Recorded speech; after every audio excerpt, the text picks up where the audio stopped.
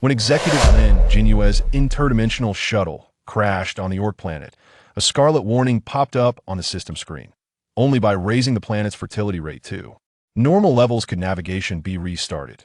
The four-state researcher had just set up the gene analyzer when the top males of various races gathered behind her. The White Lion Army chief wanted to use a blanket as a pillow. The Black Tiger Underground Emperor kept asking for the schedule. The Black Panther Tycoon bought up the entire star region for experiments. And even the Ice Wolf Assassin Alliance leader began to settle scores with the object that made her frown. Looking at the Orc overlords fighting for the research assistant position, Lin Jianyue clutched the fertility statistics sheet and wanted to cry. I'm just a research dog who wants to go home.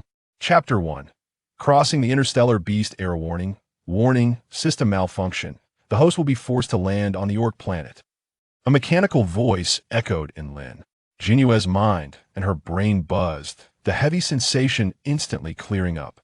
Warning, warning, landed on the Orc planet, successfully bound to the breeding system. The host needs to increase the reproduction rate of this planet and nurture high talent offspring to return to the technological planet. A segment of memories that did not belong to her slowly surged into Lin Jianyue's mind. The original host was a white cat orc. She was petite, with blue vertical pupils that shimmered softly, skin as white as snow, and an alluring curve at the waist. Her fluffy tail swayed behind her, and every move was full of lively charm. Definitely a stunning female on this planet. Lin Jianyue stepped out of the box and was immediately hit by a strong scent of pheromones in the room. Host, a level 10 male with talent has been detected. Currently in a frenzy. You may mate with him. Hearing the system's voice, Lin Jianyue looked up to see a man bound by iron chains in the room. He had broad shoulders and a lean body, with deep, handsome features that ached that moment. His face was flushed, sweat dripping down his jaw, winding down his sharply defined collarbone, exuding a hint of sexy tension. Lin Jianyue was instantly attracted by the masculine aroma. Wow, so handsome, just her type. A frenzied male, just right. The corners of Lin Jianyue's mouth tilted up as she slowly walked toward the locked male. Yueyue struggled to suppress the heat within him, glaring fiercely at Lin Jianyue, his voice cold. Who are you? Why are you here? He was currently in heat, and the room had already activated the confinement mode. How did this female get in? Lin Jianyue extended her slender hand, fingers slightly curling to lift the man's chin. The moment her fingers touched his skin, he trembled all over, his chest rising and falling violently, sweat droplets falling onto his well-defined pectorals. Seeing Yueye's reaction, Lin Jianyue noticed his golden pupils slightly unfocused, and her smile deepened. Sir, you must be feeling very uncomfortable, right? Let me help you. Lin Jianyue's voice was soft, like an aphrodisiac in Yueye's ears. Get lost. Yueyue maintained the last shred of reason, glaring at Lin Jianyue and roaring. He was about to lose control of his beast form. Don't be so fierce. I can definitely help you. If you can't get through this frenzy, you'll turn into a mindless beast, Lin Jianyue said, her snowy thigh resting on Yueye's leg, her long fingers gently caressing his lips, lightly touching the tip of his nose. Yueye's pupils contracted sharply, and the chains on his hands rattled as he trembled. Yueyue struggled to suppress his frenzy. He was on the verge of losing control. Lin Jianyue's breath carried a heated essence, lightly brushing against the side of Yueye's neck, causing his Adam's apple to roll involuntarily. Her fingertips slid slowly along his skin from his Adam's apple to his chest, finally resting on his firm abdomen. That restless hand circled around his strong waist, while her tail quietly swayed against his leg, bringing a subtle itch. As Lin Jianyue's unique scent grew stronger, Yueye's reason gradually crumbled under its influence. On the carpet, a fluffy lion's tail unconsciously thumped, and the last shred of rationality completely collapsed under her touch. With a clank, the sound of metal clashing echoed. Yueyue broke free from the binding chains and pressed her hand against the back of the chair, his voice hoarse and suppressed. This is what you brought upon yourself. His knuckles turned white from the force, trapping Lin Jianyue between the soft bed and himself.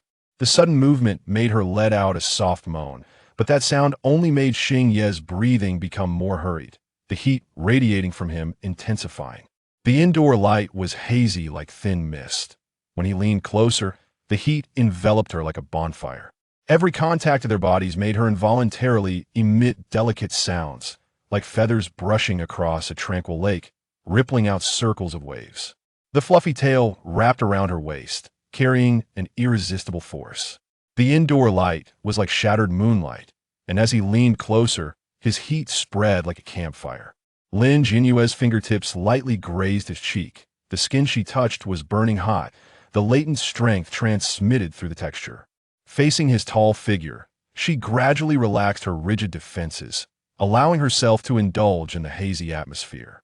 Yueye's disheveled golden hair fell over his forehead, his fluffy beast ears gently twitching with each hurried breath, his eyes filled with a surging heat, drawing her in like a magnet. An unfamiliar thrill washed over her heart like spring water breaching a dam. He instinctively responded to this pull, his body trembling slightly from the tension.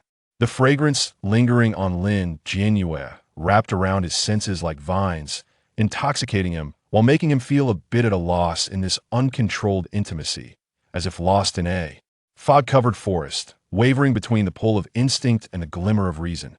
Uncertain how long it had been, time seemed to stagnate in the ambiguous air until the system's prompt echoed in her mind, waking her from this hazy state. Congratulations, host, you have successfully completed the first mating, earning 50 points. Original points, 0. Current points, 50. Lin Jianyue slowly woke from her daze. She turned to look at the man beside her, who had fallen into a deep sleep, gently pushing him away, picking up her clothes from the floor. Looking at the sleeping Yueyue on the bed, a hint of reluctance passed through her heart, and she picked up the coat on the ground, gently covering him. Just as she was about to get up and leave, her wrist was suddenly grabbed by the male beside her. Lin Jianyue turned to look at the man who had exhausted himself and fallen asleep, pushing him away from her. Turning back to see the naked Yueyue on the bed, feeling a pang of sympathy, she walked over to cover his important parts with the coat she had picked up. Just as she was about to get up and leave, she was pulled back by the male beside her. Planning to run after we're done? Lin Jianyue heard Yueye's cold voice, her small face slightly surprised. When did this man wake up? I saw you were in so much discomfort yesterday and wanted to help you. You won't hold it against me, right? Lin Jianyue looked at Yueyue with a hint of guilt. If he knew she had ulterior motives, she would be doomed. Yueyue firmly grasped Lin Jianyue's wrist, sitting up on the bed, his clothes slipping off, revealing his abs again in front of Lin Jianyue. Lin Jianyue couldn't help but take a glance. This man's figure was one she could never get enough of. Yueyue noticed Lin Jianyue sneaking a look at him, his mouth twitching. Was this little female really that unreserved? Only then did Yueyue clearly see Lin Jianyue's appearance. Her skin was snow white, and her blue vertical pupils looked at his golden eyes with a hint of grievance and fear. Her palm-sized face slightly flushed, making Yueye's heart skip a beat. Why are you here? Hoshino's golden pupils looked at Lin Jianyue, forcibly suppressing the feelings within him, his gaze carrying a hint of danger. His room had been sealed and locked last night. Why was this female here? Lin Jianyue's heart raced as she thought about the box of the time machine, and quickly said, I fell asleep in that box, and when I woke up, I was here with you. Hoshino glanced at the box in the room, which his subordinates had found during his mission yesterday. They couldn't open it from the outside, so he planned to send it to the testing center, but he got distracted when he suddenly went into heat upon returning. He never expected that this little female had actually come out from inside it. Hoshino stood up, causing his clothes to slide off, and Lin Jianyue quickly covered her eyes, feeling shy. Seeing Lin Jianyue's expression, Hoshino suddenly found her a bit cute. She hadn't acted like this last night, but now she was covering her eyes. In truth, Lin Jianyue could see clearly through her fingers. This man's physique was extraordinarily good, and she felt it would be a loss not to look. After Hoshino dressed, he returned to his original cold demeanor. Just as he was about to ask Lin Jianyue something, a voice from outside the door interrupted. Chapter 2. The Northern Organization. Commandant Hoshino's voice held no emotion. As soon as he finished speaking, the door to the room opened automatically. A bear beastman walked in, sporting a pair of brown bear ears on his head and wearing glasses. Upon seeing Lin Jianyue in the room, his face showed clear surprise. He had never seen such a beautiful female before. Was she Hoshino's partner? But he had never heard of Hoshino having a mate. Hoshino noticed his subordinate staring at the little female beside him and felt a sudden surge of displeasure. He didn't know why, but he had an urge to hide the little female. Standing in front of Lin Jianyue, he spoke to the bare beast man with an even colder tone. "Andy, what is it?" Andy snapped back to reality, quickly averting his gaze and lowering his head, afraid to look around. "General Hoshino, there's been no progress in the experiment on reproductive rates. There are issues with the experimental donors, and we don't know what to do now." Hoshino's expression changed slightly. This was currently the biggest crisis for their planet. The reproductive rate was declining, and even the offspring produced were hard to survive. If this continued, their planet would face extinction. "I'll go take a look." Hoshino pinched the bridge of his nose. Lin Jianyue felt a surge of joy upon hearing Hoshino's words. Wasn't this exactly the research she needed? After Andy left, Lin Jianyue leaned closer to Hoshino. "General Hoshino, I can go with you. I can help that. You stay here." Hoshino rejected her without a second thought. Hoshino looked at the serious expression on the little female's face. It was impossible. Females on their planet had very weak mental powers. Even top-tier females with S-class mental powers and level 9 talent couldn't conduct any research. They were all protected by males. This little female looked slim and small. Her mental power was probably not even A-class. How could she possibly assist in research? Lin Jianyue looked at Hoshino, her expression pitiful, her cheeks puffing out adorably as she gently tugged at Hoshino's clothes and pleaded, "Please, let me go with you." Seeing the little female in such a state made Hoshino's heart feel like it was being scratched by a cat. His throat involuntarily moved as a wave of tenderness washed over him, and the words he wanted to refuse were swallowed back down. He didn't know why, but he couldn't bear to see the little female looking wronged. "Fine, I'll take you with me." Hoshino reluctantly agreed. Lin Jianyue smiled. Lin Jianyue followed Hoshino to the Northern Organization, curiously observing her surroundings. The Northern Organization was the largest research organization in the Empire, controlling the entire technological system of the capital. Seeing the curious look on the little female's face, a barely noticeable smile appeared at the corner of Hoshino's mouth. When the researchers saw General Hoshino with a little female by his side, they were all shocked. Hoshino, as their highest-ranking officer, had never had a female around him. Even high-level females with great mental powers and talent had pursued Hoshino, but he had completely ignored them. What was this female's background? They had seen beautiful females in the capital, but they had never seen one as stunning as Lin Jianyue, and curiosity about her grew. Seeing that everyone was staring at Lin Jianyue, Hoshino felt an inexplicable surge of anger. He suddenly wanted to hide the little female away and was surprised by this thought. Shaking off his distracting thoughts, he led Lin Jianyue into the laboratory. Inside, he saw a female lying on the experimental table, covered in tubes. It seemed this was the experimental donor.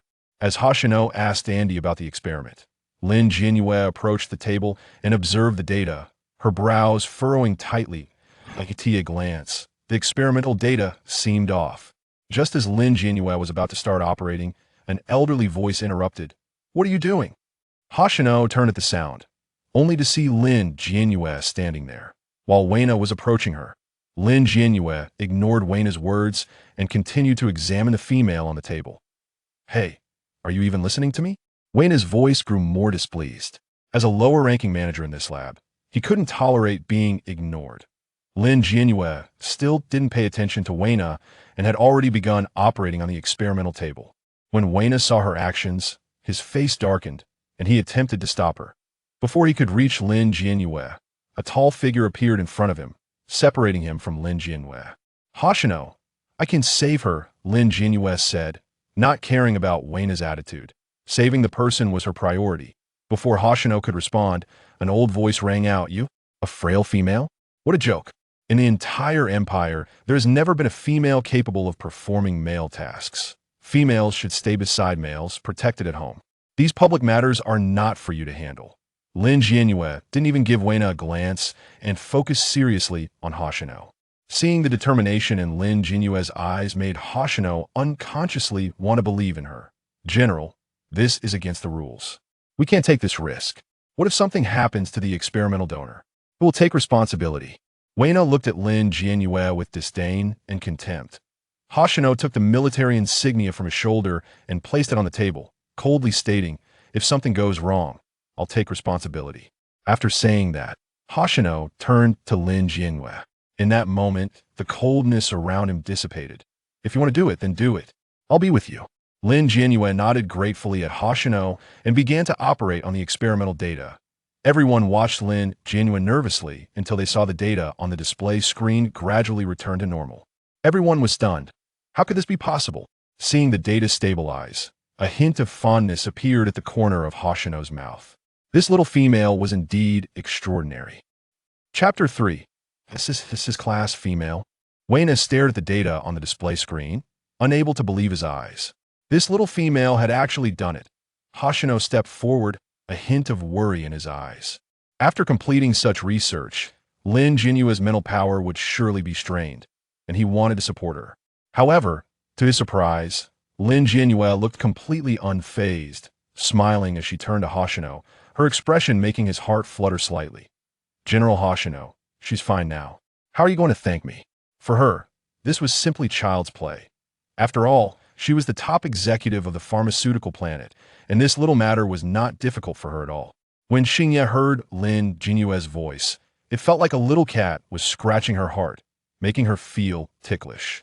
She cleared her throat lightly and turned to Yueyue, saying, I asked him to apologize to you. Lin Jianyue nodded pitifully, her little ears twitching to Xingye's gaze towards Yueyue instantly turned cold, and she spoke in a deep voice, apologized to her. Yueye's eyes were filled with reluctance, but this was Xingye's order, so he still said, I'm sorry. Lin Jianyue nodded in satisfaction. As a senior in the laboratory, Yueyue was now being slapped in the face by a little female, which made him quite unhappy. However, Lin Jianyue's abilities also piqued his curiosity, so he asked her, May I know how to address you? Lin Jianyue.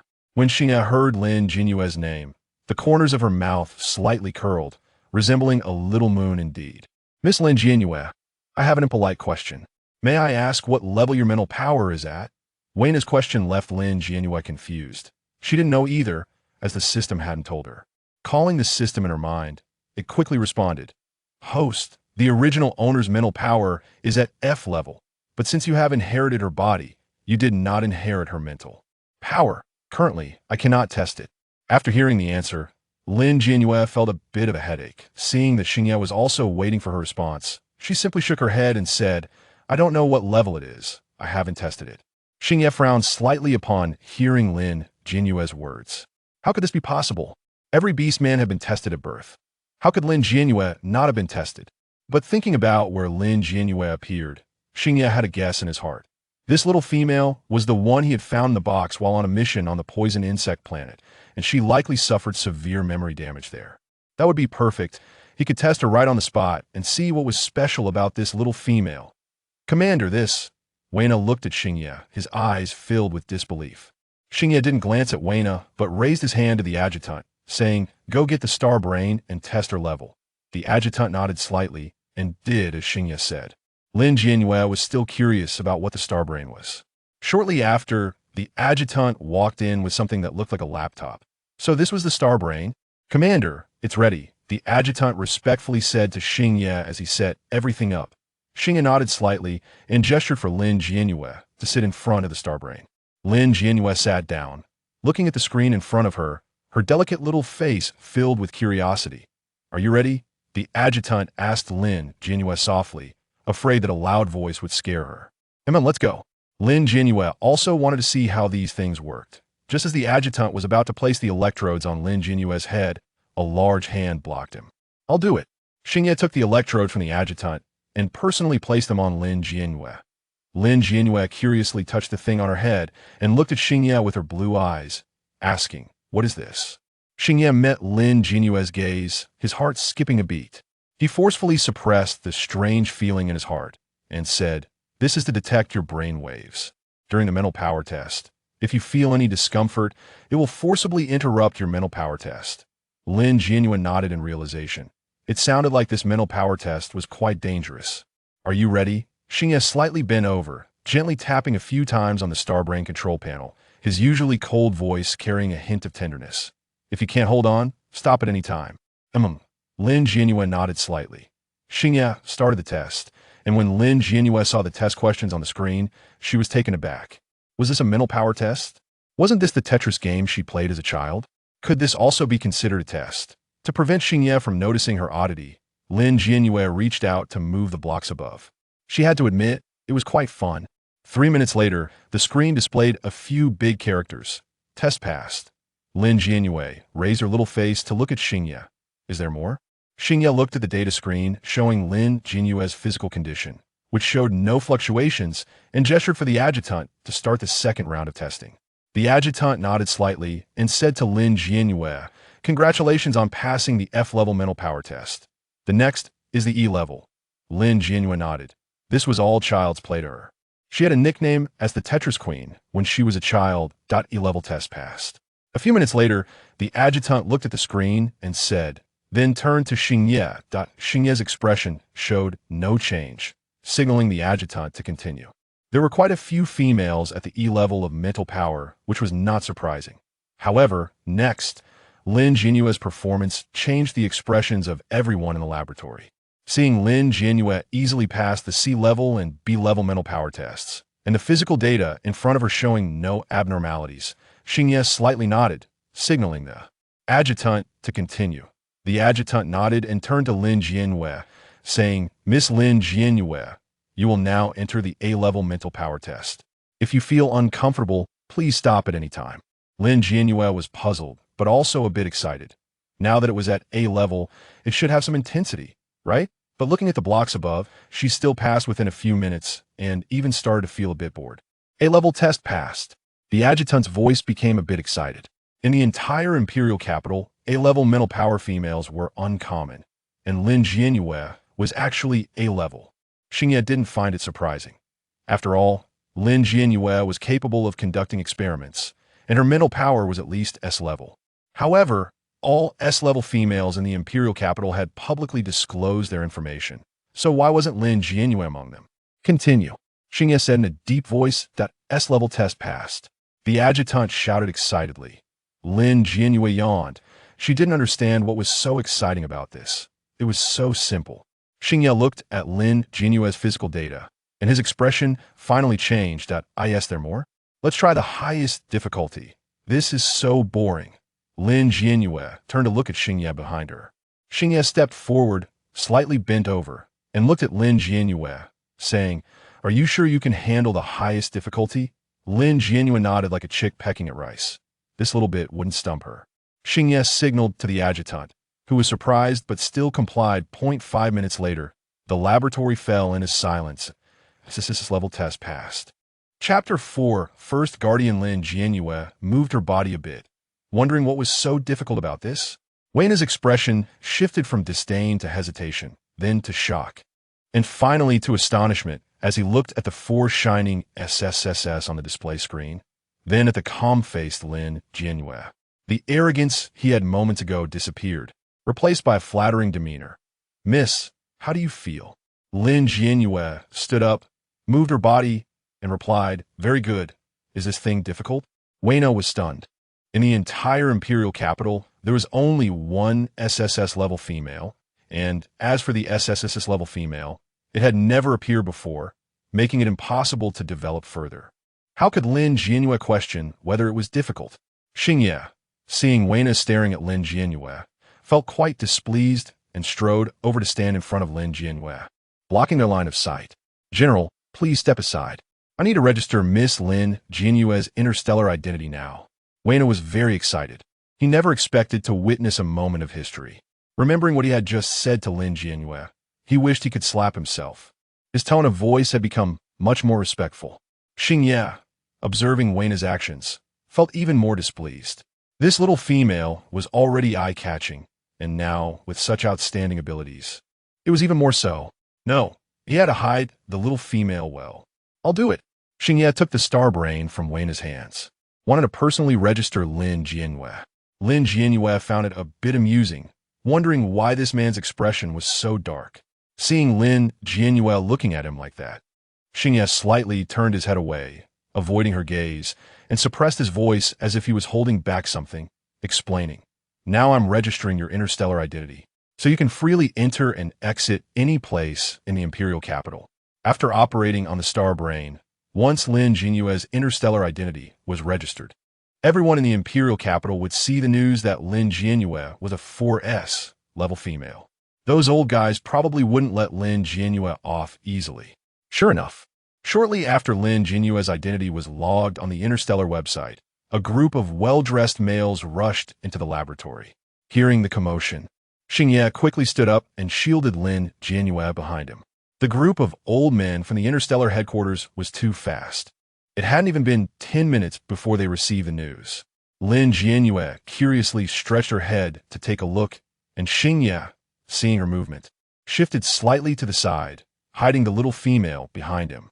General Yueyue, where is she? The star brain shows that you registered a 4S level female here. Where is she? The person leading the group speaking to Yueyue was named Ryan, the youngest commander at the Interstellar headquarters. His usual authoritative demeanor was completely gone, replaced by an anxious look as he stared at Yueyue. Hearing this, Lin Jianyue quietly poked her little head out and softly said, "Are you looking for me?" Upon seeing Lin Jianyue's stunning beauty, Ryan's tail behind him unconsciously wagged, and realizing his rudeness, he cleared his throat, adjusted his suit, and slightly bowed. "Excuse me, miss. Are you Lin Jianyue?" Lin Jianyue nodded. Yueyue felt very displeased watching the interaction between Ryan and Lin Jianyue, but he had no way to intervene, only gritting his teeth in secret, suppressing the urge to throw Ryan out. "You don't need to be afraid. I am the commander of the Interstellar headquarters. We received news that you are a 4S level female. According to Interstellar regulations, you need to have 2 accompanying guardians. Do you have candidates for them now? Accompanying guardians? What is that?" Lin Jianyue looked blankly at Yueyue, and that gaze made Yueyue's heart skip a beat. He forced himself to remain calm and said, "Accompanying guardians are to protect your safety. Any issues that arise will be the responsibility of the accompanying guardians." After saying this, Yueyue looked at Lin Jianyue, feeling nervous about whether he could become her guardian, especially since they had already had intimate contact. Lin Jianyue did not notice Yueyue's gaze, but instead looked troubled. If someone accompanied her, wouldn't it be inconvenient for her research? What to do? "Host, you can form a guardian relationship with General Yueyue. That way, you won't have to worry about research issues." The system's words made Lin Jianyue realize, right? How did she not think of that? Yueyue, seeing Lin Jianyue looking at him, suddenly felt a surge of excitement. Was Lin Jianyue going to let him be her guardian? "General Yueyue, would you like to be my guardian?" Lin Jianyue's soft voice was like a kitten's paw, each sound tugging at Yueyue's soul. Good. Yueyue's lips curled up. He was indeed interested. Ryan felt a bit disappointed upon hearing Lin Jianyue's words, but this was Lin Jianyue's choice, and they would choose to respect it. Unwillingly, Ryan said, "Miss Lin Jianyue, have you thought it through? General Yueyue usually has to go out to fight and also needs to take care of research in the Northern Territory. He might not be able to take care of you." After hearing this, Lin Jianyue felt even more certain. Wasn't this exactly what she wanted? She nodded repeatedly and said, Yes, I'm sure." Yueyue had just been worried that the little female would not choose him as her first guardian upon hearing that he was busy. But after hearing her soft yet firm voice, he could no longer suppress the smile on his face. Ryan shot a glare at Yueyue. He would not give up so quickly. There was still the second guardian. Ryan turned to Lin Jianyue, retracting his previous cold demeanor, and gently asked, "Then may I ask if you have a candidate for the second guardian?" Lin Jianyue thought for a moment, but finally shook her head. Her guardian needed to be carefully selected, someone who could assist with her tasks.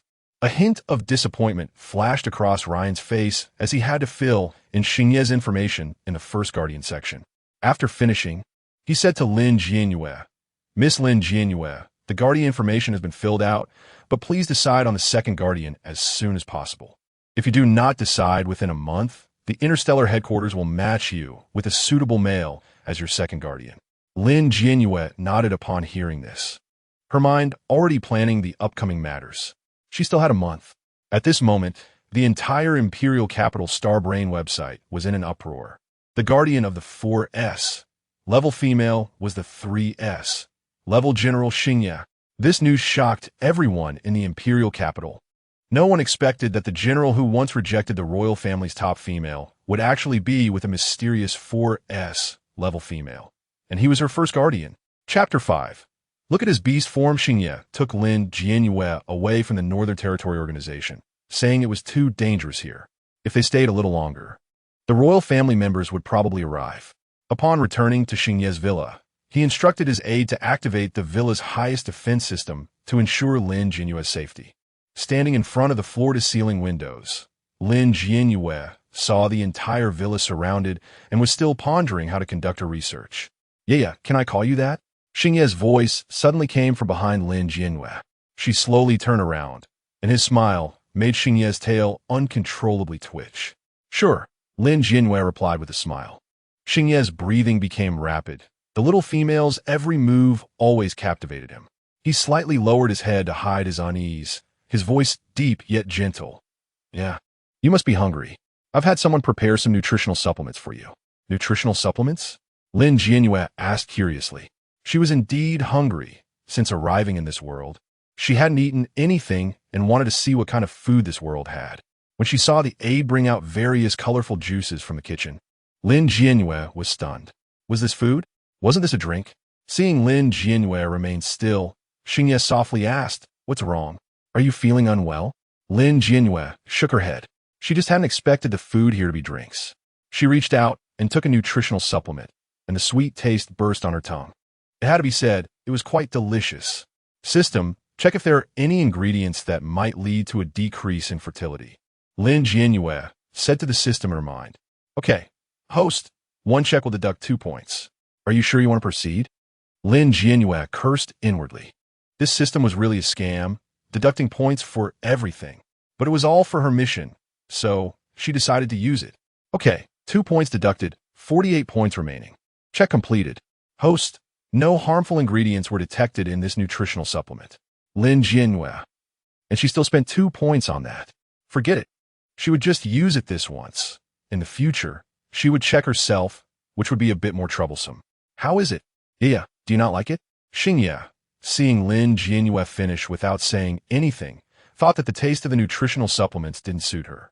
No, it's very delicious, Lin Jianyue smiled. Only then did Xingye feel relieved. The aide, observing Xingye's worried expression, was surprised. When had their cold-faced military leader ever been so anxious about someone? Xingye seemed to sense the aide's gaze, and with his golden eyes, he shot a cold glare, causing the aide to instantly retract his head and mutter, "Military leader. I'll take my leave now." Xingye nodded in satisfaction. Once they confirmed there were no outsiders in the villa, Xingye finally leaned a bit closer to Lin Jianyue. Yeah. His voice trembled, and Lin Jianyue, sitting next to him, could feel his nervousness. What's wrong? Lin Jianyue tilted her head, her blue eyes sparkling like stars, causing Xingye to feel flustered. I'm sorry about what happened last night. I lost my rationality and did something excessive to you. Hearing Xingye suddenly mention last night, Lin Jianyue recalled his appearance, her face slightly reddening. It's fine. Oh, I forgot to ask. Does being my first guardian mean you're my partner now? Xingye nodded and said, Yes, I am your first partner. Lin Jianyue nodded. On the beastman planet, it was a one-female, multiple-male system. Xingye was her first husband, and she still needed to find another guardian. Who should it be? It seems she didn't know any other high-quality males besides Xingye. Noticing Lin Jianyue's serious expression, a hint of worry suddenly surfaced in Xingye's heart. Right now, she only had him, but in a month, she would have to choose another guardian, and then she wouldn't belong to him alone anymore. The thought of Lin Jianyue not being his alone made Xingye feel uneasy. Lin Jianyue shook her head. She didn't want to think about such complicated matters now. Turning to look at Xingye, she saw his frown and suddenly wanted to tease him. With her delicate hand, she touched Xingye's strong tail and softly said, Xingye, can you transform into your beast form? Xingye was taken aback for a moment, turning to Lin Jianyue and saying in a low voice, I can. Can you show me? Upon hearing Lin Jianyue's request, a look of shock flashed across Xingye's face. This little female didn't dislike his beast form and wanted him to show it to her. After hesitating for 2 seconds, Xingye nodded in agreement. His arms slowly sprouted golden fur, and the golden hair on his head transformed into a golden mane. Lin Jianyue looked at Xingye's beast form, her face full of delight as a 2-meter-tall lion shook its fur in front of her. Lin Jianyue was overjoyed. Such animals were rarely seen on the medicinal planet. which mostly had experimental animals. She really liked small animals and reached out to rub Xingye's belly. Xingye, feeling Lin Jianyue's touch, froze as a lion. This was the first time a female had touched his beast form, and the sensation was somewhat addictive. A deep rumbling sound came from his chest, and Lin Jianyue smiled, realizing that even big cats enjoyed belly rubs. Xingye enjoyed Lin Jianyue's caresses, while she relished the soft fur until the villa's main door was suddenly pushed open. The aide entered and was stunned upon seeing the large lion on the sofa and Lin Jianyue sitting on its belly, rubbing it. This big lion was their military leader? Xingye was also momentarily taken aback, but quickly realized what had happened and let out a low growl at the aide. Only then did the aide snap back to reality, hurriedly turning to leave while saying, "I'm sorry, military leader, I didn't mean to." Lin Jianyue was oblivious to what had happened, but she sensed that Xingye seemed very angry and awkward. Xingye transformed back into human form, with Lin Jianyue still sitting in his arms, who looked up at him and asked, "What just happened?" Xingye awkwardly coughed. Our beast forms rarely appear, and there are only two situations that cause this. The first is battle, and the second is mating season. Lin Jianyue looked in the direction the aide had fled, so the aide thought Xingye was in heat just now? No wonder Xingye was embarrassed. Chapter 6 Partner Application. Yi looked at Lin Jianyue's expression of sudden realization and helplessly shook his head, a hint of indulgence in his eyes. He didn't know why he had such feelings for Lin Jianyue.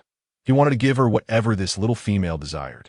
On a whim, he reached out to pat Lin Jianyue's head, but when he met her blue eyes, he awkwardly withdrew his hand and called in the aide at the door.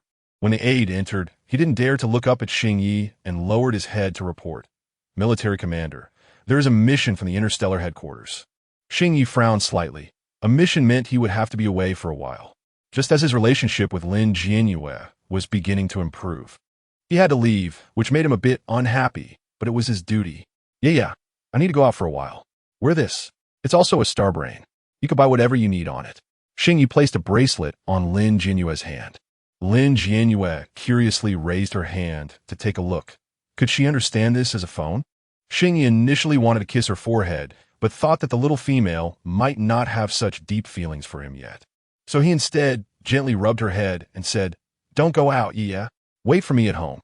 Lin Jianyue nodded and, after watching Yi leave, lay on the sofa, bored, and studied the star brain bracelet. Looking at the light screen display, it was clearly a phone. After scrolling for a while, she initially wanted to see if she could find news reports related to the planet and the declining birth rate, but instead, she found all news about herself.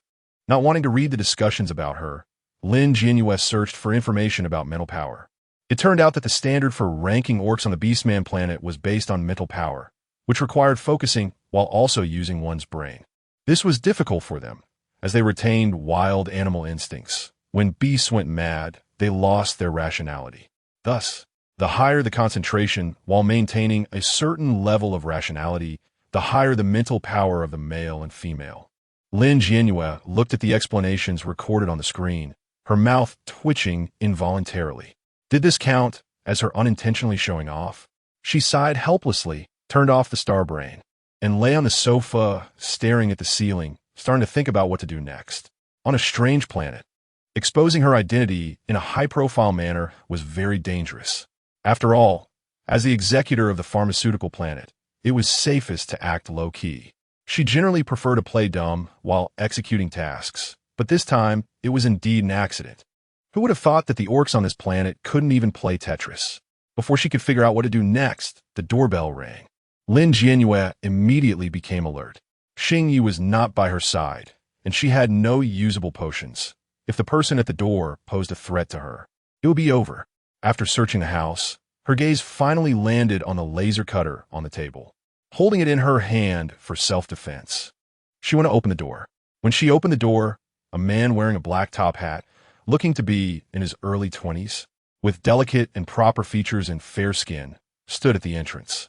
Seeing the door open, the man quickly wiped the sweat from his forehead and performed a standard gentleman's bow. "You must be the esteemed 4S level female, Miss Jianyue. My name is Suri, and I am a representative sent by the imperial government. My father and several elders are preparing to visit. But Military Commander Xing, you said you need to rest and should not be disturbed, so I was sent as a representative. I hope I haven't disturbed your rest. Suri, fearing that Lin Jianyue might not believe his identity, took out all his credentials for her to see. My beast form is a civet. I was strictly checked by the military before coming in, so you don't have to worry about safety. I will not pose any threat to you. Lin Jianyue felt a bit uncomfortable. This was too enthusiastic, but she politely responded, "It's fine. Please come in and sit." Upon hearing Lin Jianyue's soft voice, Suri's cheeks instantly flushed red, and he didn't dare to look up at her as he lowered his head and stepped inside. Lin Jianyue sat down by the sofa, and Suri sat opposite her, then placed his briefcase on the table, taking out a pile of items one by one to introduce. Miss Jianyue, this is your Interstellar rank medal, Interstellar credentials, and a government-issued Interstellar account. This account contains 60 million, and because you're a 4S level female, 60 million will be deposited into your account every year. Lin Jianyue looked at the table filled with various items, her mouth twitching slightly. She felt as if she had become a national treasure. No, even more than a national treasure, she was a planetary treasure. Host, isn't this great? This way you can go anywhere you want. The system's voice chimed in. What a load of nonsense. This is clearly a walking target. Lin Jianyue cursed in her heart, but maintained a sweet smile on her face as she said to Suri, "Thank you for running this errand." Seeing Lin Jianyue smile, Suri was stunned, his face turning red again. He had inadvertently touched her hand earlier, and that soft feeling made his heart flutter. Suppressing his feelings, he spoke again. "This is what I should do, Miss Jianyue. Also, this badge is a symbol of your identity. As long as you wear it, you can enter any place within the Empire's jurisdiction. If anyone goes against you, they're going against the entire Empire. You are the most esteemed existence in the Empire, with a supreme status, and the Empire's military will always be ready to protect you." Lin Jianyue took the red badge from Suri's hand, which had a white little cat on it, seemingly customized according to her beast form. However, she wouldn't wear it. It was too eye-catching. Seeing Lin Jianyue take the badge, Suri's face turned even redder. Just now, he inadvertently touched Lin Jianyue's hand, and that soft feeling made his heart race. He suppressed his emotions and continued. "Also, Miss Jianyue, regarding your second guardian, the government hopes you will quickly decide on a male to become your second guardian partner for your safety. If you do not decide within a month, the government will select a suitable male for you. If you wish to choose someone yourself, you can pick your desired male in the star brain." As Suri spoke, he hurriedly rummaged through the pile of items he had just taken out. Finding the star brain gifted by the government, and blushing, he handed it to Lin Jianyue while bringing up the application interface. Lin Jianyue took the star brain and looked at the application on it, raising her eyebrows in surprise. It showed that there were 70,000 applicants to become her second partner, and within just a few seconds, it had increased to 80,000. Among the top 3, one of them caught Lin Jianyue's eye. It was Suri, who had submitted over 18,000 applications. Wow, was this being auctioned off on the spot for her? Chapter 7. Stealing his partner? Lin Jianyue looked at the application numbers above, her mouth twitching slightly. Suli looked like a fine gentleman, but why was he so indiscreet? He wanted to be her partner without even meeting her. It was really too hasty. How is this any different from online dating? Suli blushed under Lin Jianyue's gaze, lowered his head, his nervous hands clasped tightly together, and said softly, "Actually, I've been voting for you before I came here. I just missed one vote, and I dropped from first place." Lin Jianyue was even more speechless, but she had actually guessed wrong about one thing. Suli had seen Lin Jianyue's photo before voting for her. The Xingnow website did not casually publish photos of 4S level females, but Suli's father was a first-class duke of the royal government and had obtained the photo privately. It was a blurry image of Lin Jianyue's back taken when she was brought out of the Northern Territory. Even though it was just a vague silhouette, Suli fell in love with the beautiful female at first sight and immediately applied to become her second guardian, which was also why his father sent him to represent. Lin Jianyue rubbed her forehead in frustration. Her guardian really couldn't be so casual. She quickly stood up and began to formally introduce herself. "Miss Jianyue, our royal duke position is hereditary. My father is a first-class duke in the royal government, and soon I will take over my father's position. I also know my status is very low compared to you, far inferior to General Xingye, but I have received a high-level education since childhood. I know how to serve females and ensure they have the best experience in life. I also know how to make females more comfortable and happy during mating. Can you give me a chance? Lin Jianyue suddenly raised her head, a big question mark appearing in her mind. Wait, what did Su Li just say about life and what? Mating? Is the world really this upside down? Does this kind of thing also require education? This completely subverted Lin Jianyue's worldview. She scrutinized Su Li in front of her. Su Li looked quite refined, with a scholarly aura, but this was not her type. She preferred someone like Xingye, with deep features and an aggressive look, with abs and a muscular chest, full of boyfriend energy and a deep, magnetic voice. She did not like this obedient boy. While she was still thinking about how to refuse Su Li, the door of the villa made a mechanical unlocking sound, and Xingye appeared at the door in military uniform. The moment Lin Jianyue saw Xingye, she felt saved, her eyes sparkling as she hurried over and smiled sweetly at him. You're back. Xingye shivered at Lin Jianyue's voice, softly responding with an his eyes full of tenderness. I rushed back as soon as I finished. If he didn't come back soon, his little female would be taken away by a marten. While on a mission, he received a message from his subordinate guarding the entrance, informing him that someone from the royal government had come. He dropped his task and rushed back immediately. That group of old geezers in the royal family. Every day, thinking about family planning and getting high-quality females into the royal family, he had to come back to protect his little female from being deceived. The moment Xingye's gaze met Su Li's, the tenderness disappeared entirely, and a cold, powerful aura enveloped the entire living room, his broad figure blocking part of the light, making his presence appear even more imposing. Su Li walked up to Xingye, slightly bowed in greeting, his movements respectful and standard. The aura completely different from the obedient boy he had been in front of Lin Jianyue, now carrying a hint of danger. General Xingye, I am the representative of the royal government and the son of Duke Su Li. We met at the royal banquet before. Xingye coldly glanced at the young man in front of him and said in a deep voice, I remember you. Your beast form is a marten. Although you are an S-level male, your ability cannot protect Yueyue. Lin Jianyue stood between the two, glancing at Xingye and then at Su Li, sensing a gunpowder-like tension in the air. Were these two going to fight? Hearing Xingye's words, and with Lin Jianyue still present, Su Li couldn't let himself be looked down upon. He enunciated clearly, General Xingye, although my beast form is a marten, our hunting speed is not inferior to that of large carnivores. Although his beast form was smaller, they would not back down when facing larger animals. Instead, they would charge forward. Being smaller could also be an advantage in combat, and they would let out a roar in battle. Even if he was 2 levels lower than Xingye, he would not back down for the partner he admired. Besides, in terms of courtship, smaller male beasts were more favored by females. All girls could not resist cute things. You're asking for death, Xingye said coldly, his eyes filled with killing intent, as if he would pounce on Su Li at any moment. Xingye never bothered to argue with younger and weaker opponents, but that did not mean this arrogant little brat could compete with him for his partner. Lin Jianyue sensed the atmosphere was becoming increasingly tense and quickly tugged on Xingye's sleeve, gently shaking it.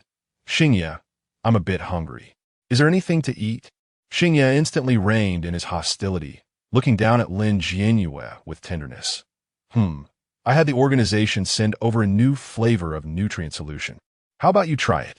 As Xingye spoke, he started to lead Lin Jianyue to the dining room.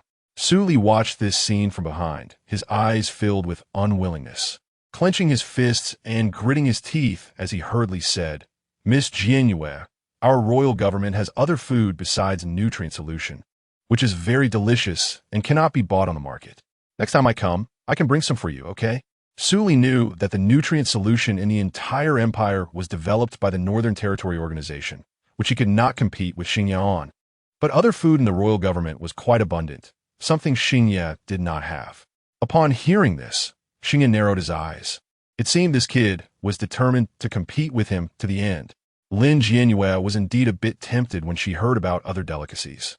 Having been here for so long, she had only eaten nutrient solution and compressed food, and she was really curious about the food Suli mentioned.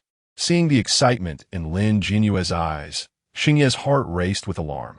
No, he couldn't let Suli have more contact with Lin Jianyue. Yeah. There's a nutritionist in the empire who is top-notch in researching gourmet food. He can make many delicacies from ingredients. I'll have someone bring some to you tomorrow. How about that? Xingye said with a smile, but his eyes provocatively glanced at Suli. Suli felt his teeth itch with anger at Xingye's gaze. Chapter 8. What kind of mail do you like? Lin Jianyue's eyes lit up when she heard what Xingye said. It turns out there are people on this planet who can cook. This makes things easier. Thank you, Commander Xingye, you're the best. Lin Jianyue excitedly pulled on his arm, smiling sweetly. Hearing Lin Jianyue's praise made Xingye's expression even more smug, and his gaze towards Suri became more brazen. Looking down at those blue eyes, Xingye's gaze was full of tenderness. From now on, call me Xingye. Yeah. Commander is just my title, an outsider's way of addressing me. But here with you, I'm just an ordinary male, here to protect your safety and serve you. Got it, Xingye. Lin Jianyue's smile was dazzling in Suri's eyes. The affectionate nicknames exchanged between Xingye and Lin Jianyue made him clench his fists tightly, lowering his head slightly to bite his lip. This round he lost. The Empire's nutritionist, the only one in the country, held a status that he, as a first-class Duke heir, could never afford. He didn't have that qualification. But just because he lost this round to Xingye didn't mean he would give up on pursuing Lin Jianyue. It seemed he needed to go back and plan again. Xingye's arm was draped over Lin Jianyue's shoulder, as if declaring his sovereignty to Suri. His mood improved significantly, and his voice was no longer so cold. Duke Suri, no need to see you out. Yueyue is going to have a meal. You may leave. Suri slightly bowed to bid farewell to Lin Jianyue, his gaze towards her sincere. Finally, he mustered the courage to say, Miss Jianyue, regarding what I said before, I hope you will seriously consider me. We will meet again. Before Suri could finish his words, Xingye waved his hand, signaling his aide to close the door. With a bang, Suri's voice was cut off outside. The males waiting outside the villa to catch a glimpse of Lin Jianyue's beauty saw Suri coming out and rushed over to ask, Suri, did you see Miss Jianyue? Is she beautiful? Is she gentle? Suri turned back to take a deep look at the direction of the villa, Lin Jianyue's enchanting face appearing in his mind. Beautiful. Miss Jianyue is very beautiful, and she speaks very gently. I can't describe it in words. To put it in 4 words, she's as beautiful as a fairy. That was a kind of beauty that made him feel inferior, yet he couldn't help wanting to get closer. Suri's words made the males even more excited and expectant. Really? Oh my beast god, is there really such a beautiful female? Yes, the female I went on a blind date with last time was beautiful. But her temper was terrible. She slapped me for the slightest thing and said I was ugly. Will Miss Jianyue be like that? Suri shook his head with a smile. Lin Jianyue definitely wouldn't be like that. Meanwhile, in the restaurant, after Suri left, Xingye's mood dropped slightly. Looking at Lin Jianyue, who was drinking the nutritional supplement, he pursed his lips and asked, Yeah, what did he say to you? He just gave me some nonsense, and I didn't pay much attention to the specifics. He also gave me a star brain, and then Lin Jianyue recalled Suri's words and wasn't sure how to continue. What else? Xingye suddenly became a bit tense. Lin Jianyue's expression turned a bit strange as she put down the nutritional supplement and said, He might want to become my guardian, saying he's good at taking care of people, and then also very good at mating. Upon hearing this, Xingye's chest heaved, his expression darkening. Wanting to drag that little brat back and beat him up, those small-bodied beastmen are truly shameless. Actually, Xingye had long guessed that Suri would express feelings for Lin Jianyue. After all, the male competition on the Beastman planet is extremely fierce, and Lin Jianyue is such an outstanding female. Naturally, there would be many males wanting to become her partner, but he never expected that Suri would actually bring up mating. He understood that to win the favor of high-quality females, many males receive various kinds of education from a young age, just to better please females later on. Even in mating, they know how to make their partners more comfortable to gain more opportunities for mating, which not only prevents the frenzy period but also helps females conceive their offspring. But Xingye is not in that category. Regarding partners, he had little interest. Since childhood, he was interested in military combat research, and other studies, excelling in them. He only barely passed the course on serving females, putting all his remaining energy into other studies. Even during his first frenzy period after adulthood, he used suppressants to control himself, so he had no skills in that area. This time, he felt an unprecedented sense of crisis. Just as Suri knew his advantages, Xingye was also very clear about his disadvantages in courting. He didn't have the cute beast form appearance, nor did he possess their delicate, pleasing nature. Instead, he was all aggression. But for Lin Jianyue, he was willing to learn how to serve in mating. He would put in all his effort to study. But he was afraid that Lin Jianyue wouldn't have the patience to wait for him. Xingye walked up to the sofa, looking at Lin Jianyue, who was curled up with her legs on the sofa eating fruit. He gently held her hand, slowly squatting down, half kneeling on the animal skin carpet, looking at her tenderly with a low posture, and softly asked, "Do you like him?" As he spoke, he gently touched his lips to the back of Lin Jianyue's hand, sincerely planting a kiss. In a deep voice, he continued, "Actually, I want to ask it. What kind of male do you like? Is it someone with skills like him? I may not be as skilled as him, but I will do my best to learn for you. Whatever you want, I will try to satisfy." Lin Jianyue was taken aback. Her pupils widened. In her eyes, Xingye was a mature, serious, and cold-blooded tough guy. For him to say such explicit words must have been very difficult. Seeing Xingye's serious expression, Lin Jianyue suddenly felt a mischievous urge to tease him. She extended her fingers slightly bent, lifted Xingye's chin, and said, "What if I said I like someone like you?" Xingye's entire body froze for a moment. Having just passed the frenzy period, he was still in a dangerous phase, especially with Lin Jianyue by his side, making him constantly endure. Hearing Lin Jianyue's words made his body tremble involuntarily. "Yeah, are you serious?" Xingye was a bit incredulous. Lin Jianyue's lips curled up slightly as she tilted her head. "Otherwise, if I liked him, wouldn't I just be giving my second guardian to him?" Xingye's heart leaped with joy. This meant Lin Jianyue liked him. Chapter 9. The Crimson Flame organization, Hoshino, always thought that Lin Jianyue chose him as her first guardian because she had no other choice at that time. However, now he feels very happy, knowing that Lin Jianyue actually likes him. "Hoshino, just now you said that you would fulfill any request I have, right?" Lin Jianyue casually touched the muscles on Hoshino's arm and traced her fingers along his arm to his Adam's apple. Hoshino nodded lightly. "Yes, yeah, I will fulfill any request." He would even pick the stars from the sky for Lin Jianyue if she wanted them. Lin Jianyue leaned slightly against the armrest of the sofa, naturally reaching out to touch Hoshino's hair. Hoshino was afraid she would fall, so he reached out to support her gently.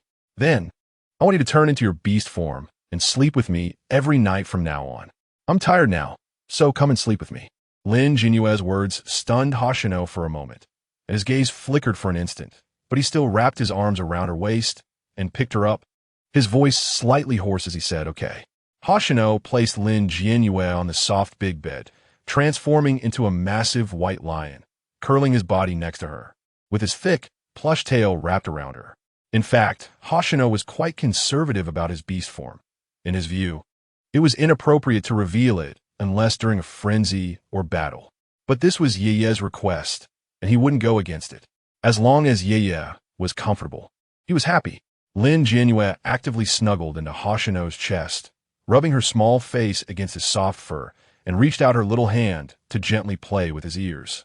She had wanted to do this for a long time, but never had the chance. Her snow-white legs rested on Hoshino's belly, and she comfortably closed her eyes. "This feels so good and warm, Hoshino. I like sleeping like this with you. So, please turn to my pillow every day from now on and sleep with me, okay?" Her soft voice was like an aphrodisiac in Hoshino's ears, making him feel both shy and soft. He unconsciously let out a purring sound typical of felines and gently replied, "Okay." The next day, when Lin Jianyue woke up, Hoshino had already left to carry out a mission. Looking at the empty big bed, Lin Jianyue did not feel disappointed. Instead, she felt a bit pleased. Today, she finally had the opportunity to sneak out. She couldn't stay in this villa all the time and let her mission make no progress, right? After getting up and eating the breakfast that Hoshino had prepared, she changed into a loose suit in Hoshino's room. Her petite figure made her look even smaller in his clothes. standing in front of the mirror and adjusting the oversized outfit. Her gaze fell on the star bracelet on her wrist. It was obvious that there was a tracker on it. System. Yes, host, please give your command. The system responded to Lin Jianyue immediately.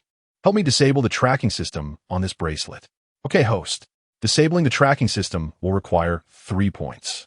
Lin Jianyue almost cursed out loud. This system was too exploitative.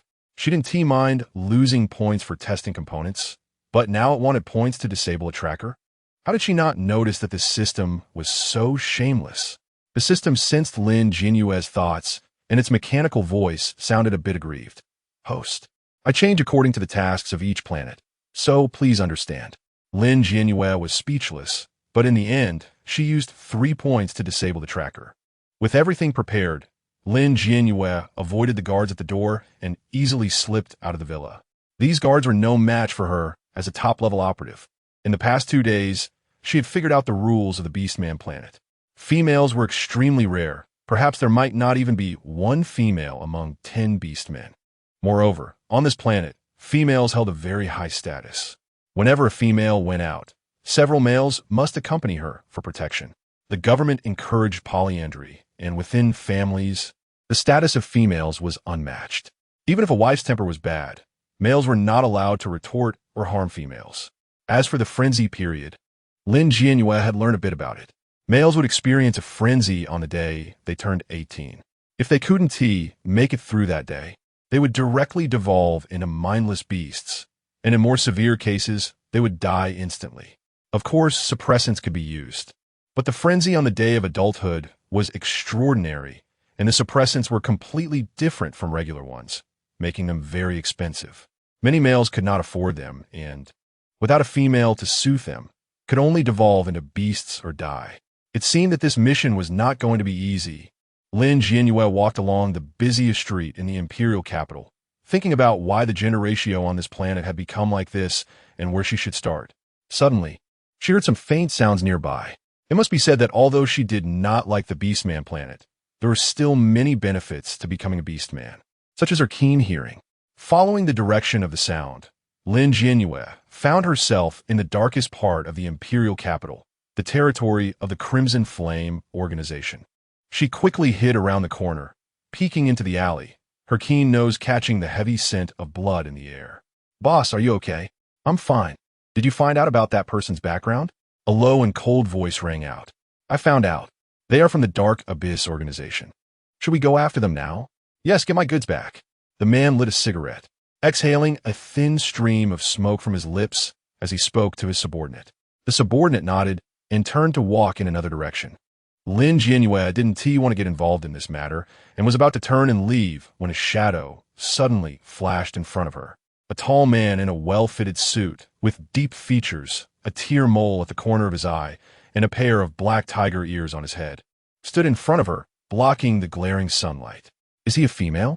The man's previously carefree expression showed a hint of surprise as he caught a whiff of the sweet scent coming from Lin Jianyue. No female had dared to appear alone in his territory before.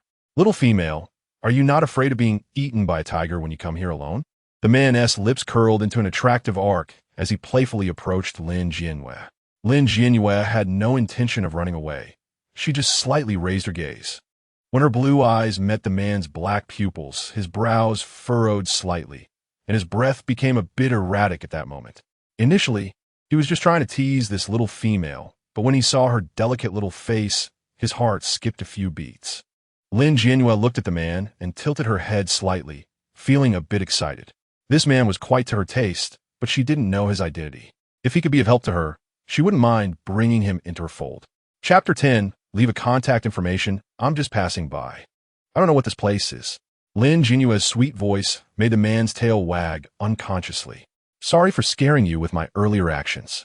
My name is Song Yin, the leader of the Red Flame organization. May I have the honor of getting to know you?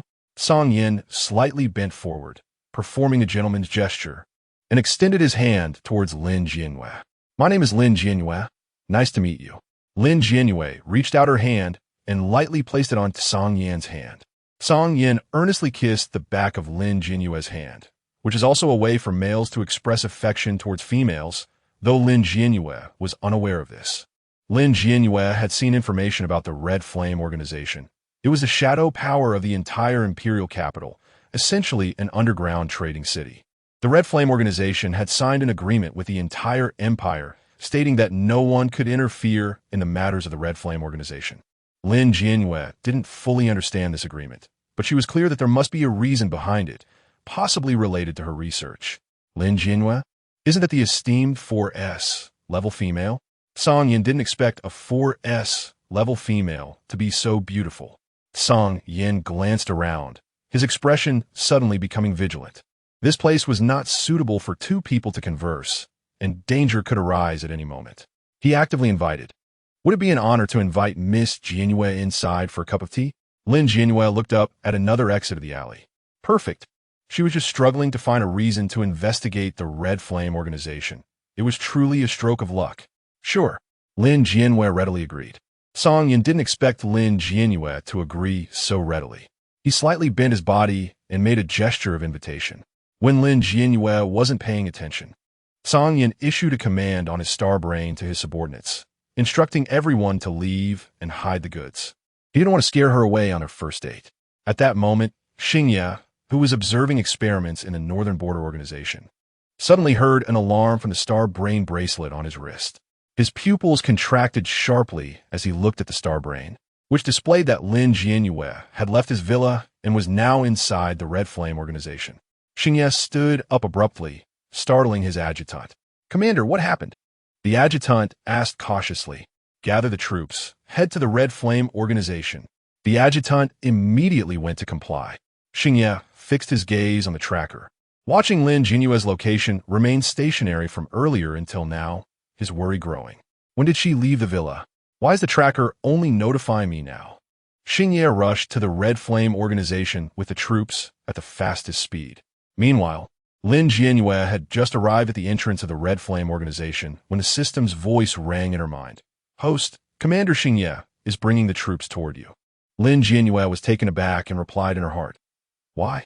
Didn't you disable the tracker?" The system stammered, sounding a bit guilty. Host, sorry. The tracker can only be disabled for a limited time. You didn't specify to reactivate it, and 5 minutes ago, the tracking was reactivated." Lin Jianyue cursed inwardly. This system was truly unreliable. Seeing Lin Jianyue stop, Song Yin asked worriedly, "What's wrong?" "Miss Jianyue, are you feeling unwell?" Lin Jianyue came to her senses and shook her head slightly. "No, I suddenly remembered there's something I haven't done. Can I come back next time?" She didn't want to miss this opportunity. It was all the fault of this lousy system for disrupting her plans. A hint of disappointment flashed into Song Yin's eyes, but he quickly adjusted his emotions and said in a slightly hoarse voice, "Of course, Miss Jianyue, you are always welcome here." After bidding farewell to Song Yin, Lin Jianyue hurriedly left. Just as she was about to turn the corner out of the alley, Song Yin called out to her, "Miss Jianyue, I would like to add a contact method. That way, you can reach me next time you have time." Since Lin Jianyue came to find him, he certainly needed to clean up those dirty things first. He couldn't let them tarnish her eyes. "Okay." Lin Jianyue extended her star brain bracelet. The moment Song Yin saw the bracelet, he frowned slightly. This bracelet was not one sold in the market. It seemed that this beautiful little female had connections with the Northern Border Organization. Song Yin quickly concealed his emotions, leaving his contact information on the star brain before Lin Jianyue hurriedly left. As soon as she ran out of the alley and turned the corner, Lin Jianyue bumped into a solid chest. Sensing a familiar scent, she looked up slightly and saw Yueye's serious face. Upon seeing her, his tense expression relaxed slightly. "Jianyue, what are you doing here?" Yueyue scanned the surroundings, ensuring there were no suspicious figures before feeling reassured. Lin Jianyue leaned against Yueye's warm chest, the unique scent belonging to him making her feel safe. "You weren't home, so I came out because I was bored." Yueyue affectionately ruffled Lin Jianyue's hair and said softly, "Next time you go out, remember to bring the troops and tell me." He had been scared to death today, thinking something had happened to Lin Jianyue. Lin Jianyue nodded like a spoiled child. Yueyue looked at the familiar suit jacket Lin Jianyue was wearing and smiled helplessly. This little female knew to disguise herself when going out. "Shall we go back?" Lin Jianyue obediently nestled in Yueye's embrace. Xingye's hand rested on Lin Jianyue's shoulder, wrapping her in his arms and providing her with the safest protection. As the adjutant led the troops to retreat, Song Yin squatted on the rooftop at the alley's entrance, holding a cigarette between his long fingers, watching Lin Jianyue and Xingye leave. The smile at the corner of his mouth deepened, and once Lin Jianyue was out of his sight, he leaped off the rooftop. He was increasingly looking forward to what would happen next.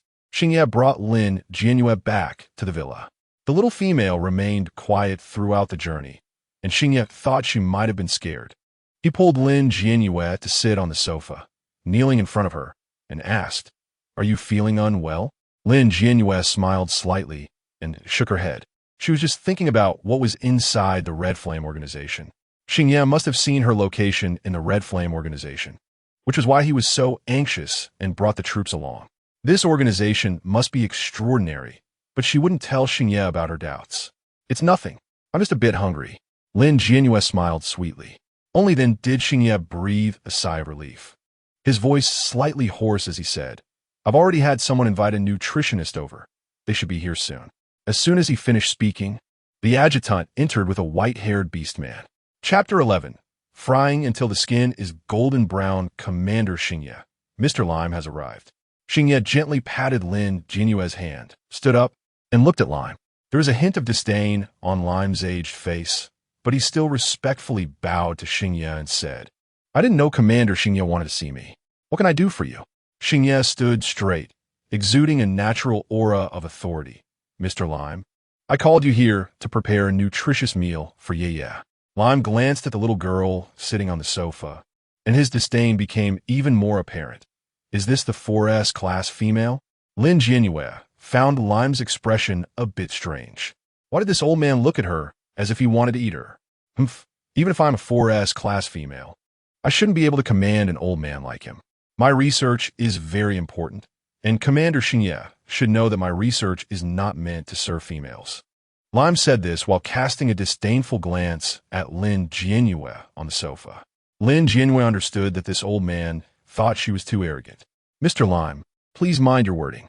This young lady is the most esteemed female of the Empire. The request for you to come here has been approved by the central government. I hope you will conduct yourself appropriately." Xingye frowned slightly, his gaze at Lime carrying a hint of warning.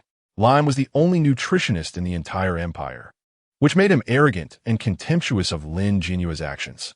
Lin Jianyue felt speechless. This old man looked quite old, but his temper was even worse than his age.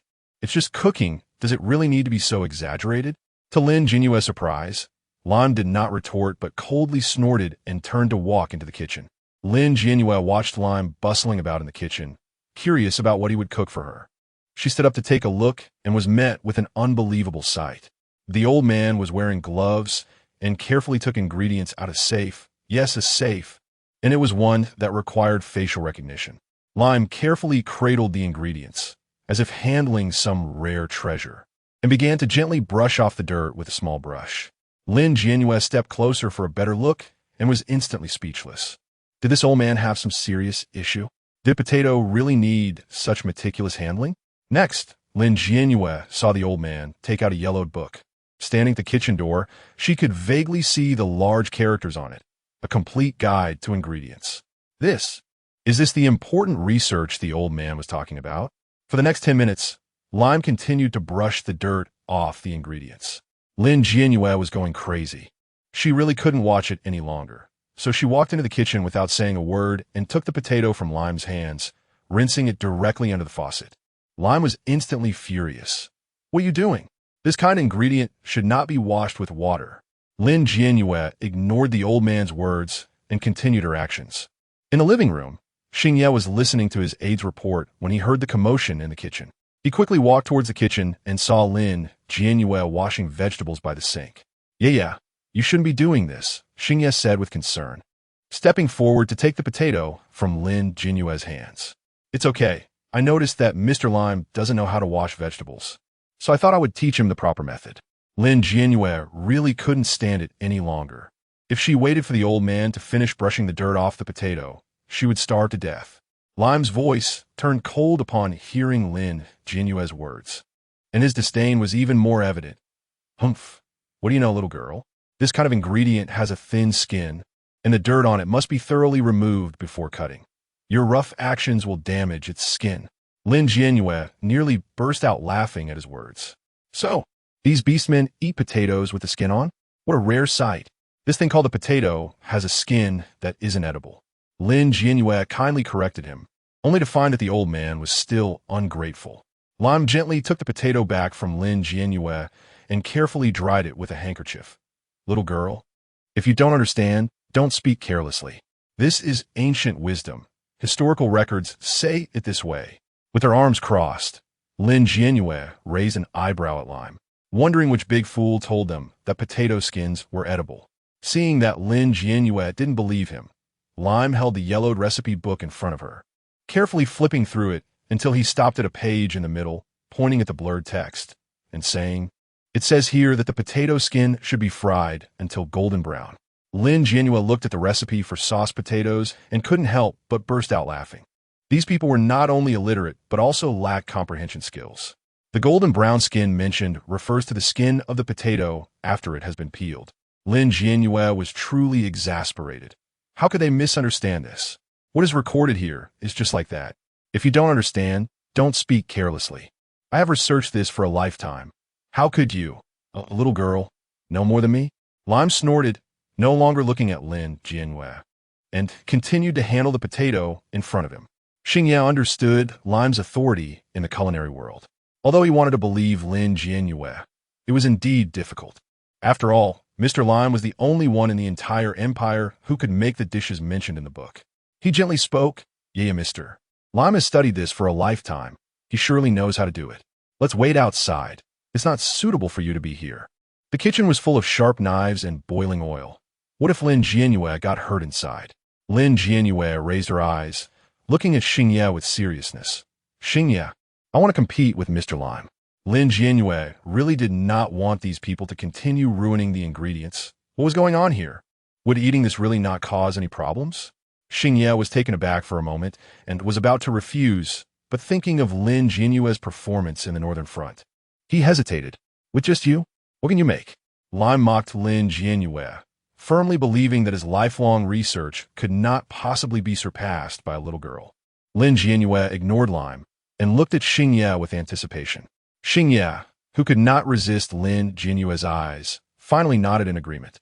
"Okay, but you must promise me not to get hurt." Lin Jianyue happily nodded. Lime, on the other hand, snorted in disdain. Chapter 12. So dazzling since Hoshino had already agreed. Lime didn't have much to say. After all, Hoshino's position was pressing. "All right, since the military leader has agreed, I won't say anything more. But I hope this young lady won't interfere with my research." Lin Jianyue confidently raised her eyebrows and said, "Don't worry, Mr. Lime. The dishes I make will definitely be delicious." Lime didn't respond, but wore a mocking expression, hoping this little girl wouldn't embarrass herself too much later. Lin Jianyue glanced at the dish Lime was preparing. Today, it was sauced potatoes and fish head soup, which seemed simple. She directly grabbed the potatoes and started washing them.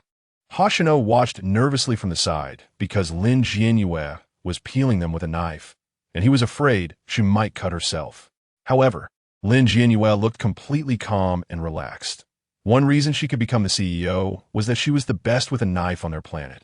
Whether it was cutting vegetables or peeling, no one could compare to her.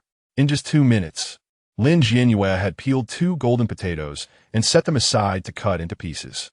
Meanwhile, Lime, not peeling the potatoes, had already started cutting but was moving slowly, measuring each piece with a ruler to ensure zero error. Lin Jianyue didn't have such trouble. She placed the potatoes on the cutting board and cut them extremely quickly. Hoshino was worried she might cut her fingers, but seeing her focused expression, he didn't dare to speak, fearing he would disturb her. He subtly signaled to his aide to have the medic on standby. When Hoshino turned back to look at Lin Jianyue, she had already cut the potatoes and arranged them on a plate, and surprisingly, each piece was nearly the same size. Hoshino was astonished, and Lime, stealing a glance at Lin Jianyue's progress, was also surprised. He never expected her to be so fast. Lin Jianyue didn't notice the shock on their faces and directly turned on the fire and poured in oil, preparing to fry once the oil was hot. Noticing Hoshino standing by the stove, Lin Jianyue softly said, "Hoshino, why don't you step aside? This might splatter oil." Hoshino didn't understand, but obediently moved aside, continuing to watch Lin Jianyue. Seeing Hoshino's actions reminded Lin Jianyue of the big cat from last night. Hoshino now resembled a well-behaved cat waiting for her to feed it, which was simply too cute. Hearing Lin Jianyue's words, Lime's disdain became even more apparent. How could this possibly splatter oil? But just as he dropped the potatoes into the pan, the oil sputtered and splashed out, hitting Lime's hand and causing him to nearly drop the spatula in pain. Lin Jianyue had long been prepared, and everything went smoothly. Once the potatoes were golden brown, she added the pre-mixed sauce and finally reduced the sauce, plating the sauce potatoes. Hoshino gazed at the dish in front of him, fragrant and beautifully colored, then looked over at Lime's dish. Although it had some aroma, its appearance was not as appealing as Lin Jianyue's, making it less tempting to eat. Lin Jianyue continued to prepare the fish head soup, first cleaning the fish head and marinating it to remove the fishy smell, then frying it before adding water. She placed the essential scallions and ginger, then added the spices and cut in 2 pieces of tofu, finishing with a pinch of pepper. Once done, Lin Jianyue served 2 bowls, placing one in front of Hoshino and keeping one for herself, without preparing one for Lime. Lime also brought out his soup, but when he saw Hoshino's soup was milky white while his was clear with a few floating chilies, looking much bleaker, he was stunned. How could this be possible? Lin Jianyue wiped her hands and was about to pull out a chair when Hoshino had already stood up to pull it out for her. After she sat down, he kindly adjusted the chair slightly to ensure she was comfortable, even tying her napkin and placing the utensils perfectly. Lin Jianyue was very satisfied with Hoshino's attentiveness. It seemed that Hoshino's claim of learning for her was not just words. Hoshino sat down beside Lin Jianyue, who propped her chin on her hand and softly asked, "Try it. Is it delicious?" Hoshino didn't make a move, but said to Lin Jianyue, "You eat first." This was the rule at the dining table. If the hostess didn't start eating, he couldn't eat first. Lin Jianyue forgot that this was a matriarchal world and picked up a piece of potato first. The familiar taste burst in her mouth. She hadn't eaten this dish in a long time, and it was so delicious. Hoshino also took a piece, and when the potato entered his mouth, he was astonished. How could it be so tasty? Lime noticed the frequency of Hoshino's ear flapping and wondered if it was really that good. "What? Mr. Lime, aren't you going to try?" Lin Jianyue smiled at Lime. Lime snorted coldly. He still didn't believe that Lin Jianyue's dish could be better than his. Lime placed a golden box on the dining table, opening it to reveal a neatly arranged set of utensils, napkins, and gloves. Lin Jianyue watched Lime's actions while enjoying her delicious potatoes. Lime first washed his hands thoroughly, even disinfecting them, then put on gloves, finally arranging the utensils meticulously, measuring the distance between the bowls and chopsticks with a ruler. Lin Jianyue was speechless. Why not bow to the potatoes 3 times before eating? After doing all this, Lime finally picked up a piece of potato and put it in his mouth. Just that one bite made his murky eyes clear up significantly. This was simply the best ingredient he had ever tasted. No matter how he cooked, this dish always had a muddy taste, but Lin Jianyue's had none. Plus, it was particularly fragrant and tender. He then tasted the fish soup, which resembled what was written in the books. It was a little numbing but not very spicy. How could this be possible?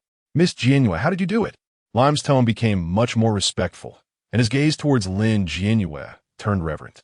Lin Jianyue, feeling bored, looked at Lime and replied softly, "It's simple. The reason your dish isn't delicious is that you didn't peel the potatoes. The skin grows in the dirt, so it naturally has a muddy taste. As for the fish head soup, it's not about adding chilies, but Sichuan pepper, which gives a numbing sensation without the spice, locking into freshness."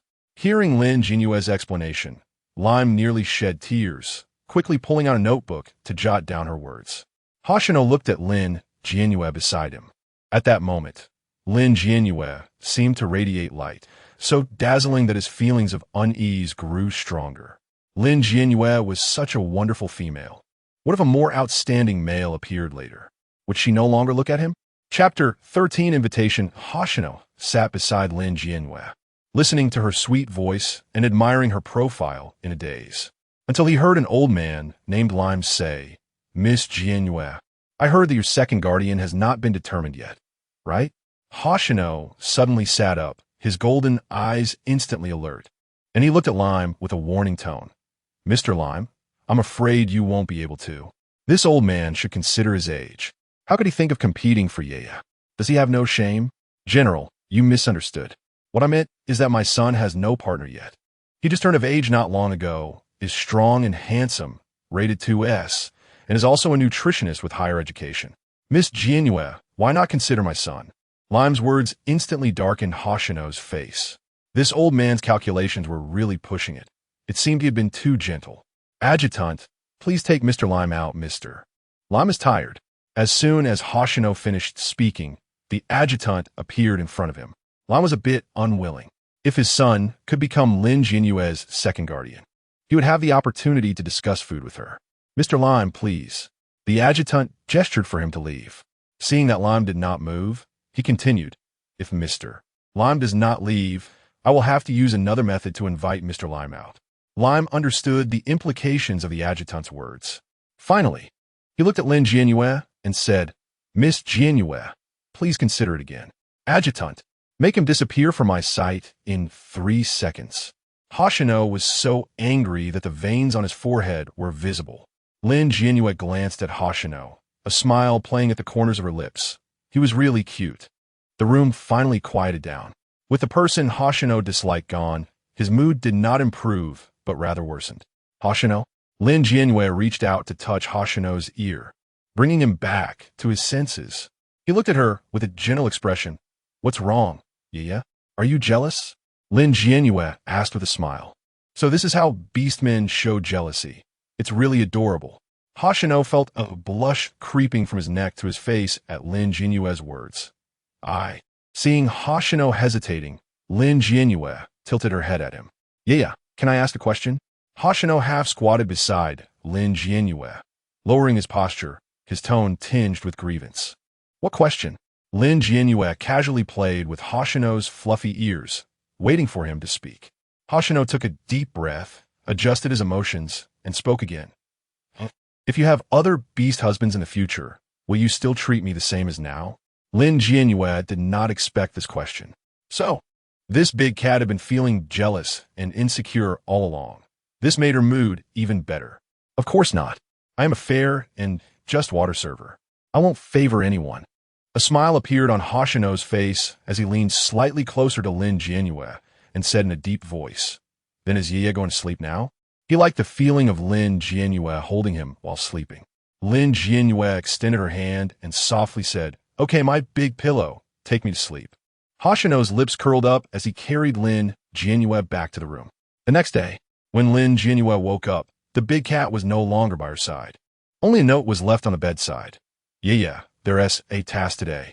If you feel bored, please take the army with you when you go out to ensure your safety. Hoshino. Lin Jianyue put the note back in its place, stretched her body, and thought that Hoshino going out every day was quite good. It gave her a lot of space to better investigate the secrets of this planet. After getting out of bed, Lin Jianyue saw a plate of breakfast in the dining room, which seemed to have a note on it. She walked over and couldn't help but laugh. On the plate were 2 cookies with a half-cooked, half-raw egg in between, and the note beside it read, Yeah, this is the first time I made breakfast for you. It's a sandwich I learned from Starbrain. I will continue to improve. Looking at the new style of sandwich before her, Lin Jianyue found it quite amusing. It looked more like a cookie that needed to be twisted and licked. But she didn't care about how it looked. It was the first time someone made breakfast for her. After sitting down and taking a bite, she found it surprisingly delicious. Nodding in satisfaction, Hoshino indeed had a talent for cooking. After finishing breakfast, she stood by the floor-to-ceiling window, looking at the heavily guarded villa, pondering which direction to investigate. Just then, her star brain wristband beeped. Could it be a message from Hoshino? Opening the email, she found an invitation from Tsang Yan, saying that there would be an interesting fight held by the Crimson Flame organization today and inviting her to participate. Lin Jianyue felt a surge of joy. This was exactly what she wanted. No matter how she thought about it, she felt there were some issues within the Crimson Flame organization. Changing into the disguise she wore when she went out yesterday, she put on a hat and easily bypassed the guards. This time, Lin Jianyue had learned to be clever. She let the system keep track of the time. If the time ran out, it would extend it for her, so Hoshino wouldn't suddenly come looking for her again. Arriving again at the entrance of the Crimson Flame organization, Song Yin, dressed in a dark red suit, stood at the door. When he saw Lin Jianyue appear alone, he raised an eyebrow slightly. He had been prepared to welcome the Imperial Army led by Hoshino, but he did not expect Lin Jianyue to come alone. As Lin Jianyue approached, Song Yin stepped forward and elegantly bowed to her. "Miss Jianyue, it is truly an honor to see you again." Lin Jianyue smiled slightly. Song Yin was also her type, the kind that was a bit rogue, yet gentlemanly. She found it completely irresistible. "Sorry to keep you waiting." Song Yin maintained a gentle smile. "Waiting for such a beautiful lady is my fortune." Lin Jianyue just smiled and didn't speak, unsure of what to say. Usually, she was the one flirting with Hoshino. Being flirted with for the first time made her a bit shy. "Let us go, Miss Jianyue. The competition is about to start." Song Yin gestured for her to enter. Lin Jianyue walked into the Crimson Flame first. Once inside, it was completely different from what she had imagined. She thought it would be a place filled with bright lights, drunken revelry, and loud people smoking and drinking, but there was none of that. It felt more like a company, just in darker shades of gray. Seeing Lin Jianyue's curious expression, Song Yin took the initiative to introduce. "Actually, the Crimson Flame organization is not as dirty as you think. This is the main hall. The second floor is the casino, and above that is the bar, etc. Today's underground fighting will be in the basement level 2. Lin Jianyue nodded slightly. It was indeed different from what she had imagined. Chapter 14, Increasing Interest. Song Yin led Lin Jianyue towards the elevator, and the male passers-by were stealing glances at Lin Jianyue. The first reason was her beauty, and the second was that it was the first time Song Yin had been so gentle with a female. Song Yin noticed the gazes of his subordinates, but did not speak. Instead, he shot them a cold glance. Everyone instantly lowered their heads, afraid to look again. In the arena, a massive iron cage stood in the center. Rather than a fighting platform, it resembled a beast fighting arena. The ground beside the iron cage was stained with many dried blood stains, and on the iron mesh hung pieces of unknown animal flesh, along with various types of animal fur. The audience was already filled with many males who were roaring. Judging by the atmosphere, this match was quite popular. Lin Jianyue looked around and, apart from the blood, did not find any useful information. Seeing Lin Jianyue's expression, Song Yin thought she might be a bit scared. After all, females often found such brutality from males repulsive. Thinking of this, a smile curled at the corners of Song Yin's mouth as he slightly leaned towards Lin Jianyue and said, "Miss Jianyue, if you're scared, please hold on to me." Lin Jianyue looked down at his outstretched arm, momentarily stunned. Did she appear very frightened? This scene was trivial to her. However, seeing Song Yin's enthusiastic demeanor, she couldn't refuse and could only reach out to lightly hook her hand around his arm. In the dim light, Song Yin felt the warmth of Lin Jianyue's palm, and the smile on his face was impossible to hide. Lin Jianyue thought Song Yin would take her to the area closest to the fighting platform, but he directly led her past it to a separate VIP box on the second floor. "Please, Miss Jianyue." Song Yin pulled out the chair in the center for her to sit. Lin Jianyue did not stand on ceremony. She nodded slightly to Song Yin and took her seat, while Song Yin sat down her left. From this angle, Lin Jianyue, you could see the entire fighting platform clearly. It turned out that beneath the fighting platform was already a river of blood. It seemed the battles here were not ordinary. Looking at the dozen or so muscular men standing at the entrance of the arena, all over 2 meters tall and massive, Lin Jianyue could tell, just by looking at their muscles and scars, that these men were not to be trifled with. Just then, Lin Jianyue's ears perked up as she overheard 2 beastmen conversing not far from the VIP box. Hey, have you heard? This time, the contestant is actually a newly adult ice wolf." Newly adult? What a joke. Isn't that just asking for death? However, I've heard this ice wolf is quite skilled and seems to have a powerful background, but who knows, it might just be a lie. I don't believe it. That newly adult kid can't be that impressive. At most, he's just a street punk. True. He's definitely dead this time. These challengers are not just playing around. Lin Jianyue was startled. Even those who had just reached adulthood could participate in this competition. She turned to Song Yin, who seemed indifferent, elegantly sitting there. Seeing Lin Jianyue glance at him, he smiled slightly and asked, "What's wrong, Miss Jianyue? What are the rules of this competition?" Lin Jianyue didn't want Song Yin to notice her unease, so she casually found a reason. The rules are simple. There are two teams, contestants and challengers. One contestant fights against one or more challengers, and the winning side receives a prize, Song Yin explained, his voice not loud. But every word was clear to Lin Jianyue. Suppressing her doubts, Lin Jianyue asked again, "So there's only one contestant, but there can be many challengers?" Song Yin smiled gently and replied, "Miss Jianyue is quite perceptive. There is only one contestant, but the challengers can choose to fight all at once or one-on-one. As long as they defeat the contestant, the challengers win." After hearing Song Yan's explanation, Lin Jianyue merely smiled slightly without saying anything further. Turning her head to look at the fighting platform, it seemed those muscular men were the challengers, and Lin Jianyue noticed that each challenger bore the same tattoo. The pattern resembled a symbol she had seen at the entrance of the Crimson Flame, which meant these men were all Song Yan's people. It seemed Song Yan had no intention of letting that contestant leave alive. Suddenly, the lights in the arena went out, and the entire venue fell silent. When the lights came back on, Lin Jianyue saw a boy with white wolf ears, blue hair, and gray eyes slowly walking into the arena. The boy's small frame looked even more diminutive in the arena, and the onlookers responded with mockery and pity, showing disdain for him. However, Lin Jianyue noticed that the boy's gray eyes held only indifference and killing intent.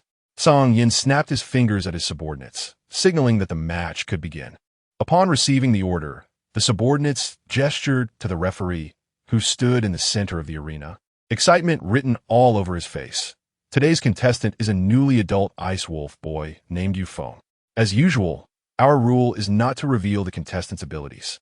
There are 10 challengers, and the match officially begins.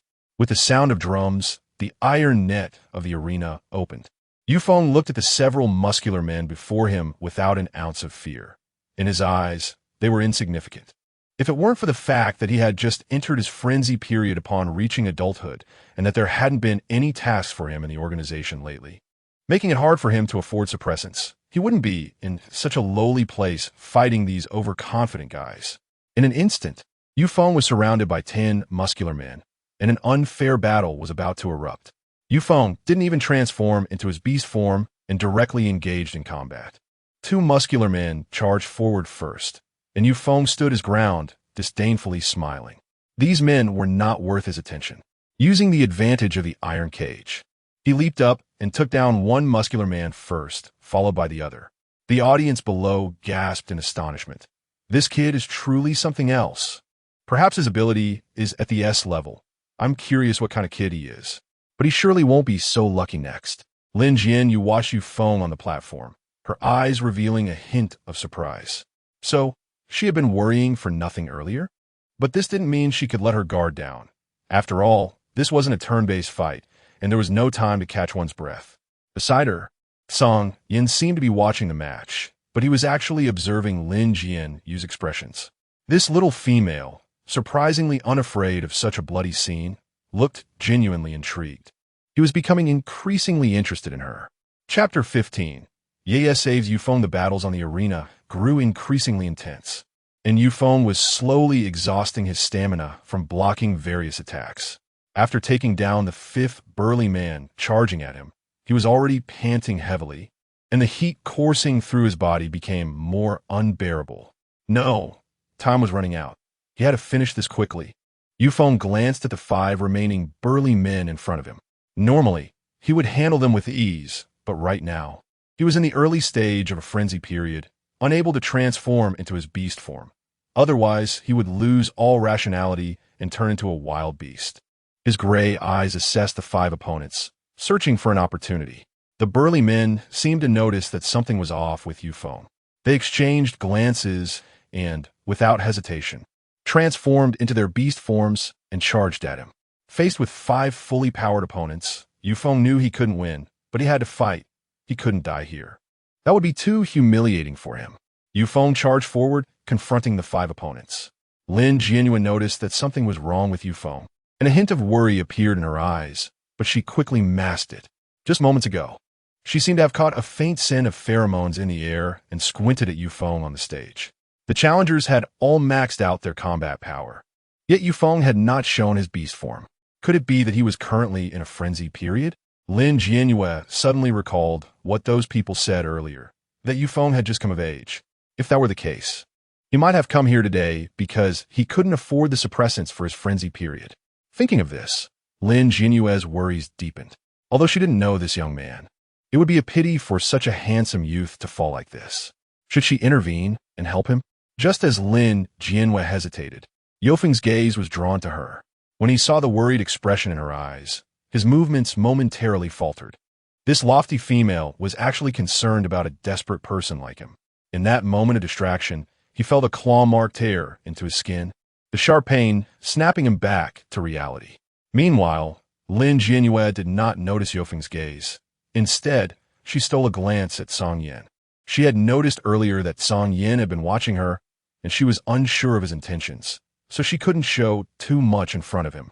Fortunately, Song Yin was also captivated by the exciting match on the stage and did not pay attention to her. Lin Jianyue quickly called out to the system in her mind. System, I need 5 vials of neurotoxin. How many points do I need? The neurotoxin was a drug she had researched on her planet that could cause instant death to the nervous system. She had none on her right now and could only exchange for them through the system. Okay, host. 1 vial of neurotoxin costs 5 points, and you currently have 39 points left. Do you want to exchange? Lin Jianyue frowned slightly, realizing she had already used so many points.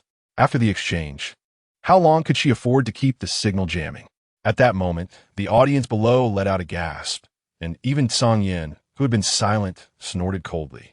Lin Jianyue quickly turned her head to look at the arena. In the brief moment of her distraction, Yufeng had already sustained multiple claw marks, blood seeping out profusely. Lin Jianyue's expression turned cold as she said to the system, change it to a microinjector. Okay, host. The neurotoxin has been changed to a microinjector and has been sent to your bag. Lin Jianyue discreetly reached for her bag and gripped the 5 microinjectors in her hand. She needed to find the right moment. Out of the corner of her eye, she glanced at Song Yin, who was intently focused on the match. What a perfect opportunity. System, turn off all the lighting facilities here, she instructed in her mind. Instantly, the entire fighting arena was filled with gasps as darkness and chaos enveloped the scene. In the darkness, Lin Jianyue could still clearly see the 6 people on the stage. Meanwhile, Yufeng, confused, realized that his vision in the dark was not as strong as when he was in beast form. He had to rely on his hearing to avoid attacks. Taking advantage of the chaos, Lin Jianyue launched the neurotoxin from her hand, accurately injecting one of the challengers. The microinjector instantly integrated into the body, and after the drug was administered, the challenger collapsed. The remaining 4 challengers could only see a glimpse of the dark surroundings. Below, the beastman with better night vision exclaimed, Yufeng has taken down another one. Before the words had left their lips, the 2nd, 3rd, 4th, and 5th challengers all fell to the ground. The arena fell silent, and at that moment, the lighting system returned to normal. When everyone saw the situation on the stage, they were all stunned. Yufeng had managed to take down all 5 challengers in such darkness. It was simply impossible. Yufeng himself was also bewildered, knowing better than anyone that he hadn't actually touched any of these challengers. Meanwhile, in the VIP section, Lin Jianyue wore a satisfied expression as she leisurely watched everything unfold on the stage, completely unaware that Yofeng's gaze on her had grown more profound. Boss, this. One of the subordinates was about to report, but Song Yin raised his hand to interrupt. Given the prize, Qi Yin can afford at least this much. After saying that, he dismissed his subordinate. He had seen Lin Jianyue's actions clearly in the darkness. This little female was not as simple as he had thought. Since she wanted Yufeng to win, why shouldn't he accommodate her? However, his interest in this little female only deepened. Yufeng understood in his heart that someone was helping him. For some reason, Lin Jianyue's face flashed through his mind, and when he turned to look at the VIP section, he coincidentally locked eyes with her gentle gaze. Song Yin also noticed Yofeng's expression. The atmosphere around him cooled several degrees as he stood up, his tall figure blocking Lin Jianyue from view, cutting off the gazes coming from below. Miss Jianyue, the match has ended. I wonder if you would like to have lunch with me? Lin Jianyue smiled slightly and replied softly, Sorry, I have strict rules at home, and sneaked out. I need to go back. Maybe next time. Upon hearing this, Song Yin recalled the scene of Xingye embracing Lin Jianyue as they left yesterday. His eyes turned cold, but he still maintained a smile as he said, All right, I'll look forward to seeing you next time. Song Yin personally escorted Lin Jianyue out of the Qi Yin organization. Watching her disappear from his sight, the smile on his face vanished in an instant. After Yufeng received his prize and left the arena, the wounds on his body had already stained his white shirt red. He could no longer endure the heat of the frenzy period and had to leave immediately. Just a few steps away, he caught a whiff of a sweet scent and abruptly stopped, instinctively turning around to see Lin Jianyue standing behind him. Chapter 16, Leo. The son of Lin Jianyue looked at the wound on Yofeng's body, a hint of worry appearing on her pretty face. Your injury, should we treat it first? Lin Jianyue's soft voice entered Yofeng's ears, stirring a slight flutter in him, who had never interacted with a female before. And no, it's fine, thank you. Yofeng's cheeks instantly flushed red, unsure of how to interact with a female. Lin Jianyue had already determined that Yufeng was currently in a frenzy phase. His pheromones were quite strong. This is for you. It can stop the bleeding quickly, but you should still see a medical facility for your injury. Yufeng looked at the small medicine bottle in Lin Jianyue's hand, slowly reaching out to accept it, treating it like a treasure. Before he could even thank Lin Jianyue, he blacked out from exhaustion. Seeing this, Lin Jianyue hurriedly checked Yofeng's wound. It was too deep, and he was losing too much blood. There was no time to waste. Lin Jianyue took Yufeng to a nearby medical facility, explaining his condition and informing the medic that Yufeng was experiencing his first frenzy phase as an adult. She felt much more at ease watching the medic inject the medicine into Yofeng's body. After settling the medical fees, Lin Jianyue left, returning to Xingye's villa. She had just changed out of her clothes and was in the bathroom taking a shower when she heard noise outside. Xingye had returned. Not seeing Lin Jianyue, Xingye went upstairs to look for her, and just as he reached the second floor, he saw Lin Jianyue emerging from the bathroom, wrapped in a pink towel, her hair still slightly dripping. You're back. Lin Jianyue smiled sweetly, not revealing anything unusual to Xingye.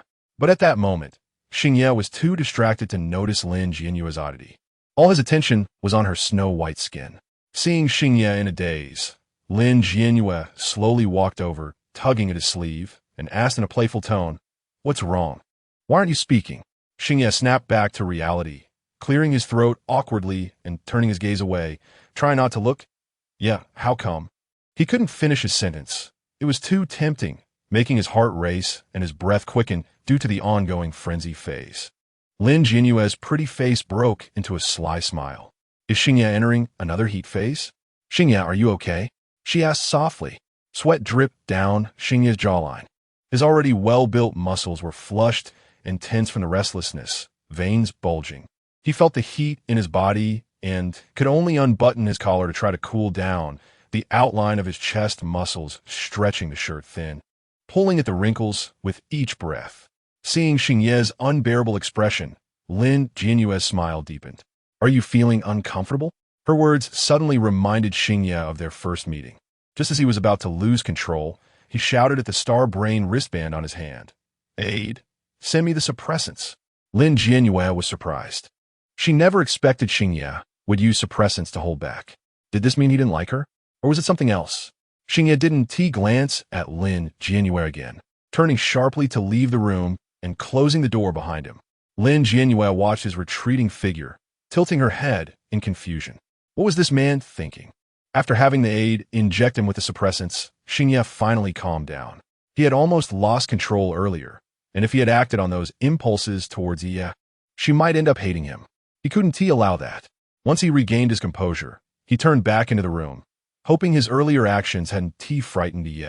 At that moment, Lin Jianyue was drying her hair with a towel and smiled sweetly when she saw Xingye return, not showing any anger. Xingye's Adam's apple bobbed as he walked over, taking Lin Jianyue's small hand in his, grabbing the towel from her and gently lifting her to sit on his lap, tenderly helping her dry her hair. Yeah, I'm really sorry earlier. I can't mate with you without your consent, so I didn't mean to be harsh with you. Hearing Xingye's words, Lin Jianyue smiled slightly, her small hands resting lightly on his neck as she swayed her feet while sitting on his strong thigh. Xingye, you are my primary guardian, my first partner. This kind of thing is normal, so you don't need to feel so much pressure. In the past, she might have resisted such things, but now it was different. Xingye truly cared for her, and these matters were part of her research that she had to engage in. So, she found it quite acceptable, even nice. Upon hearing Lin Jianyue's words, Xingye paused his movements. Was Lin Jianyue really saying that? Shouldn't he dislike such things? Noticing Xingye's dazed expression, Lin Jianyue poked him with her finger. His soft skin felt really nice. Yeah, I understand. Xingye finally came back to his senses, his voice hoarse. After Lin Jianyue finished tidying up, Xingye took her downstairs, and her little hand actively slipped into his big hand, causing him to momentarily freeze. The next second, a smile appeared on his face as he intertwined his fingers with hers, heading downstairs together. The aide, seeing their joined hands, was taken aback at first, then revealed a knowing smile. Xingye's smile never faded as he looked at the aide and said, "What are you looking at?" The aide quickly lowered his head. "Commander, there's someone named Leo claiming to be sent by Mr. Lime to prepare nutritional meals for Miss Jianyue." Xingye's heart immediately rang alarm bells. That old man really had brought his son over. Yeah, what do you think? Although Xingye was unwilling, such matters still required Lin Jianyue's consent. Forget it. I don't want to eat their dark cuisine today.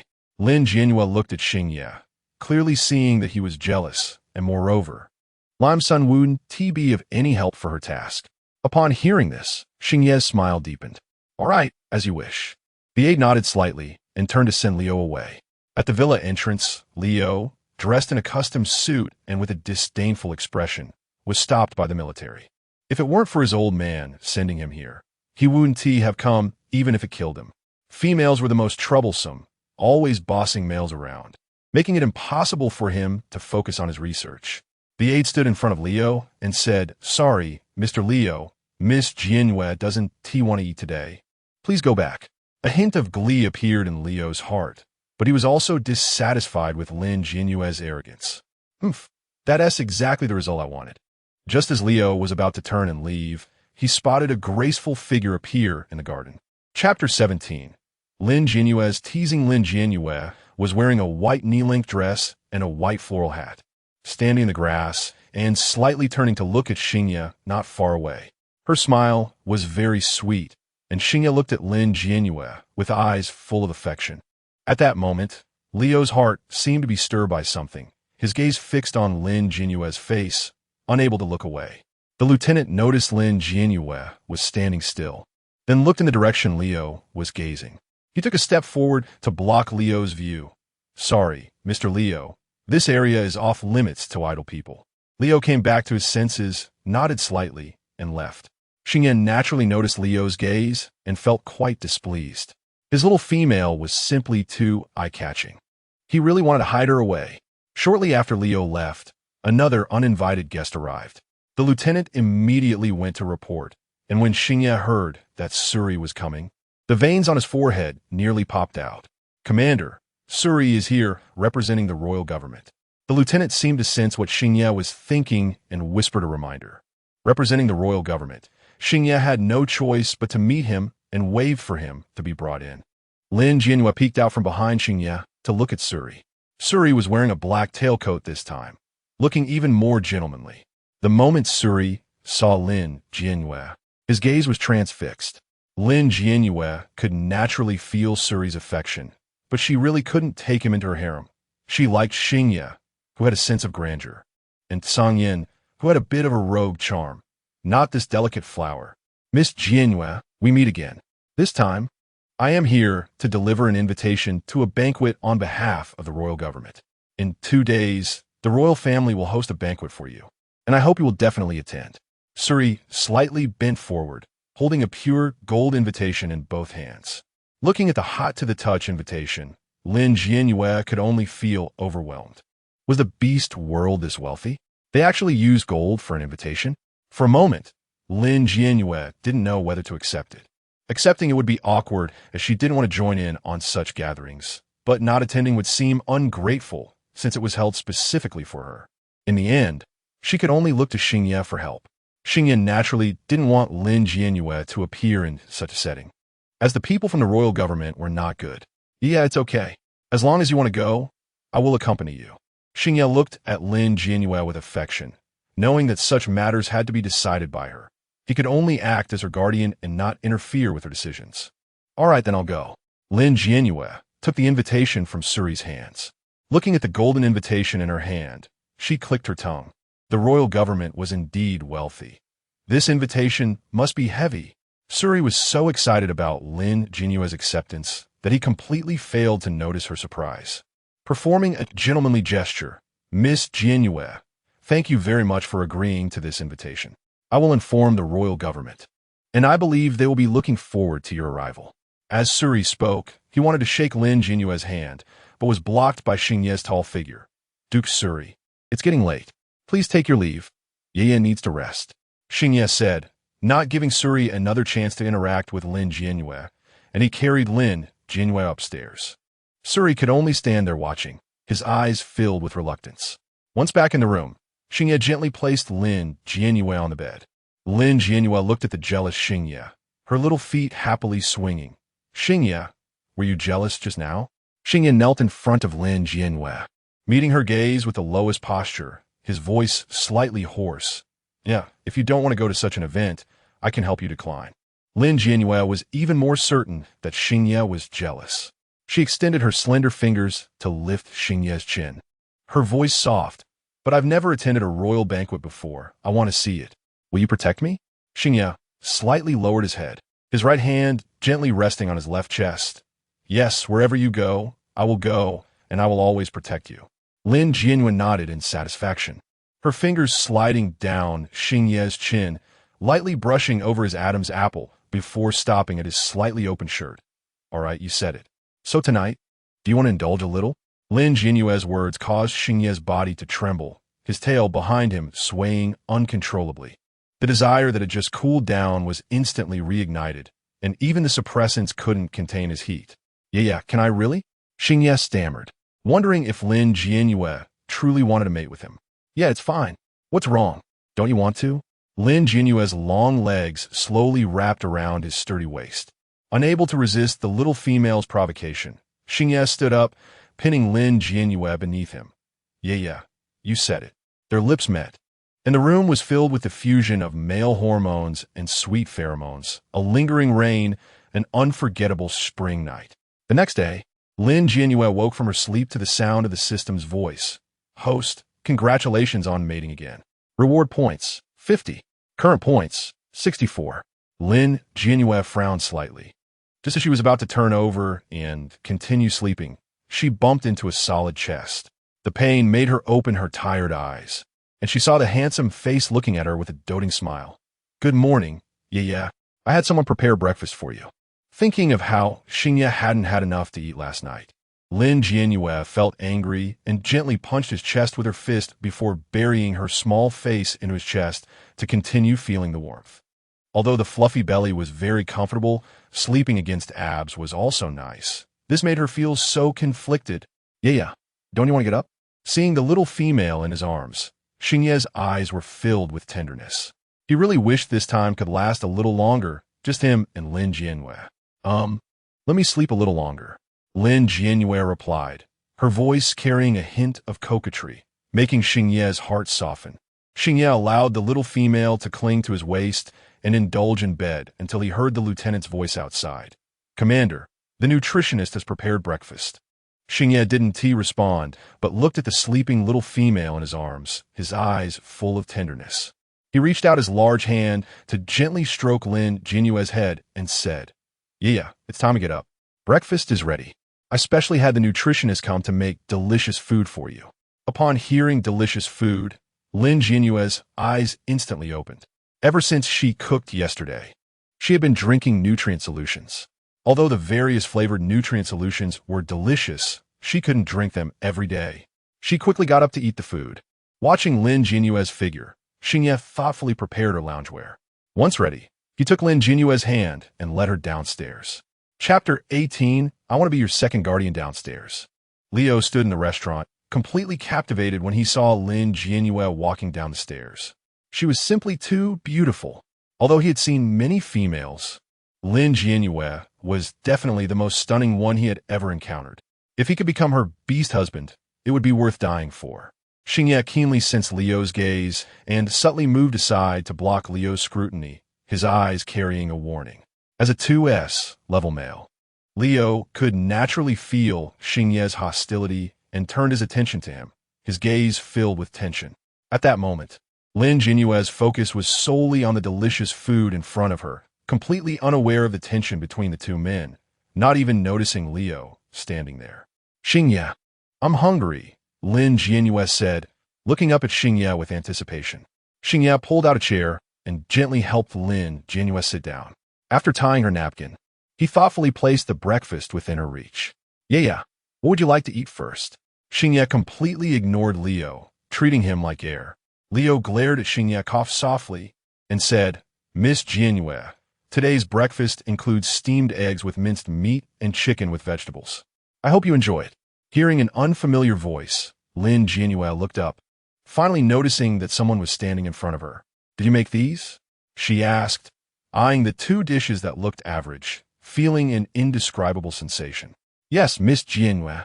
These dishes were personally taught to me by my father. Please try them, and if you don't like them, I can make them again, Liu replied. Lin Jianyue assessed Liu in front of her. He looked somewhat like a youthful athlete, with a vibe of 185 centimeters tall sports student. Although he was youthful and sunny, she didn't like younger males. She preferred the maturity of older ones, so he was out of her consideration. Your father is. Lin Jianyue had a bad feeling in her heart. Liu slightly bent forward and introduced himself. Sorry, I haven't introduced myself. My name is Liu Fred, and my father is Lime Fred, who previously came to prepare nutritional meals for you. Lin Jianyue suddenly remembered the old man who insisted on eating potatoes with the skin on. Looking at the food in front of her, she suddenly felt hesitant to eat. What if it poisoned her? After all, Liu said these dishes were taught to him by Lime, and she feared that eating them might lead her to a bad end. Xingye seemed to sense Lin Jianyue's worries. He picked up a spoon and took a bite first to ensure it was safe before serving the egg custard into Lin Jianyue's bowl. Yeah, I just tried it, and it tastes good at the right temperature, Xingye said, gently holding the spoon, ready to feed Lin Jianyue. Lin Jianyue enjoyed being fed like this and opened her mouth to take a bite. It's definitely better than what that old man Lime made. And Liu seems to have a better personality than Lime. He doesn't look like him at all. If Liu hadn't said Lime was his father, Lin Jianyue would never have guessed. Miss Jianyue, is it good? Liu asked, feeling nervous for the first time about his cooking. He clenched his hands, his palms sweating unconsciously. Yes, it's good, but it lacks a bit of fragrance, Lin Jianyue said, wiping her mouth gently. She noticed that the egg custard had the usual flavor, but it seemed to be missing a seasoning, though she couldn't pinpoint what it was. Miss Jianyue, please guide me, Liu said respectfully, bending slightly. He was determined to improve based on Lin Jianyue's feedback. His father had initially told him about Lin Jianyue's merits, but now he was completely convinced. Lin Jianyue rested her chin on her hand, thinking for a long time, finally realizing what was missing. You steamed the eggs without adding oil or water. It's too dry. Did you add oil and water when you steamed the eggs? Lin Jianyue asked earnestly, looking at Liu. Liu's gaze met Lin Jianyue's, and at that moment, he felt as if the whole world had turned surreal. Everything around him became hazy, and all he could see was Lin Jianyue's serious little face. Seeing Liu lost in thought, Lin Jianyue waved her hand. Hello? No reaction? She finally turned to look at Xingye. Xingye cleared his throat and said in a deep voice, Mr. Liu, Yueyue is talking to you. Liu instantly snapped back to reality and quickly bowed in apology. Sorry, Miss Jianyue. That was impolite of me. My father didn't tell me to add oil and water. Lin Jianyue excitedly snapped her fingers, her voice tinged with enthusiasm, right? Those two ingredients were missing. Remember to add a little water and oil next time. It'll enhance the texture and flavor. Liu's face turned slightly red as he lowered his head, not daring to let Lin Jianyue see his embarrassment. He quietly replied, Yes, Miss Jianyue, I will remember. Lin Jianyue nodded in satisfaction. This guy was much easier to teach than her stubborn old man. At least he wouldn't argue back.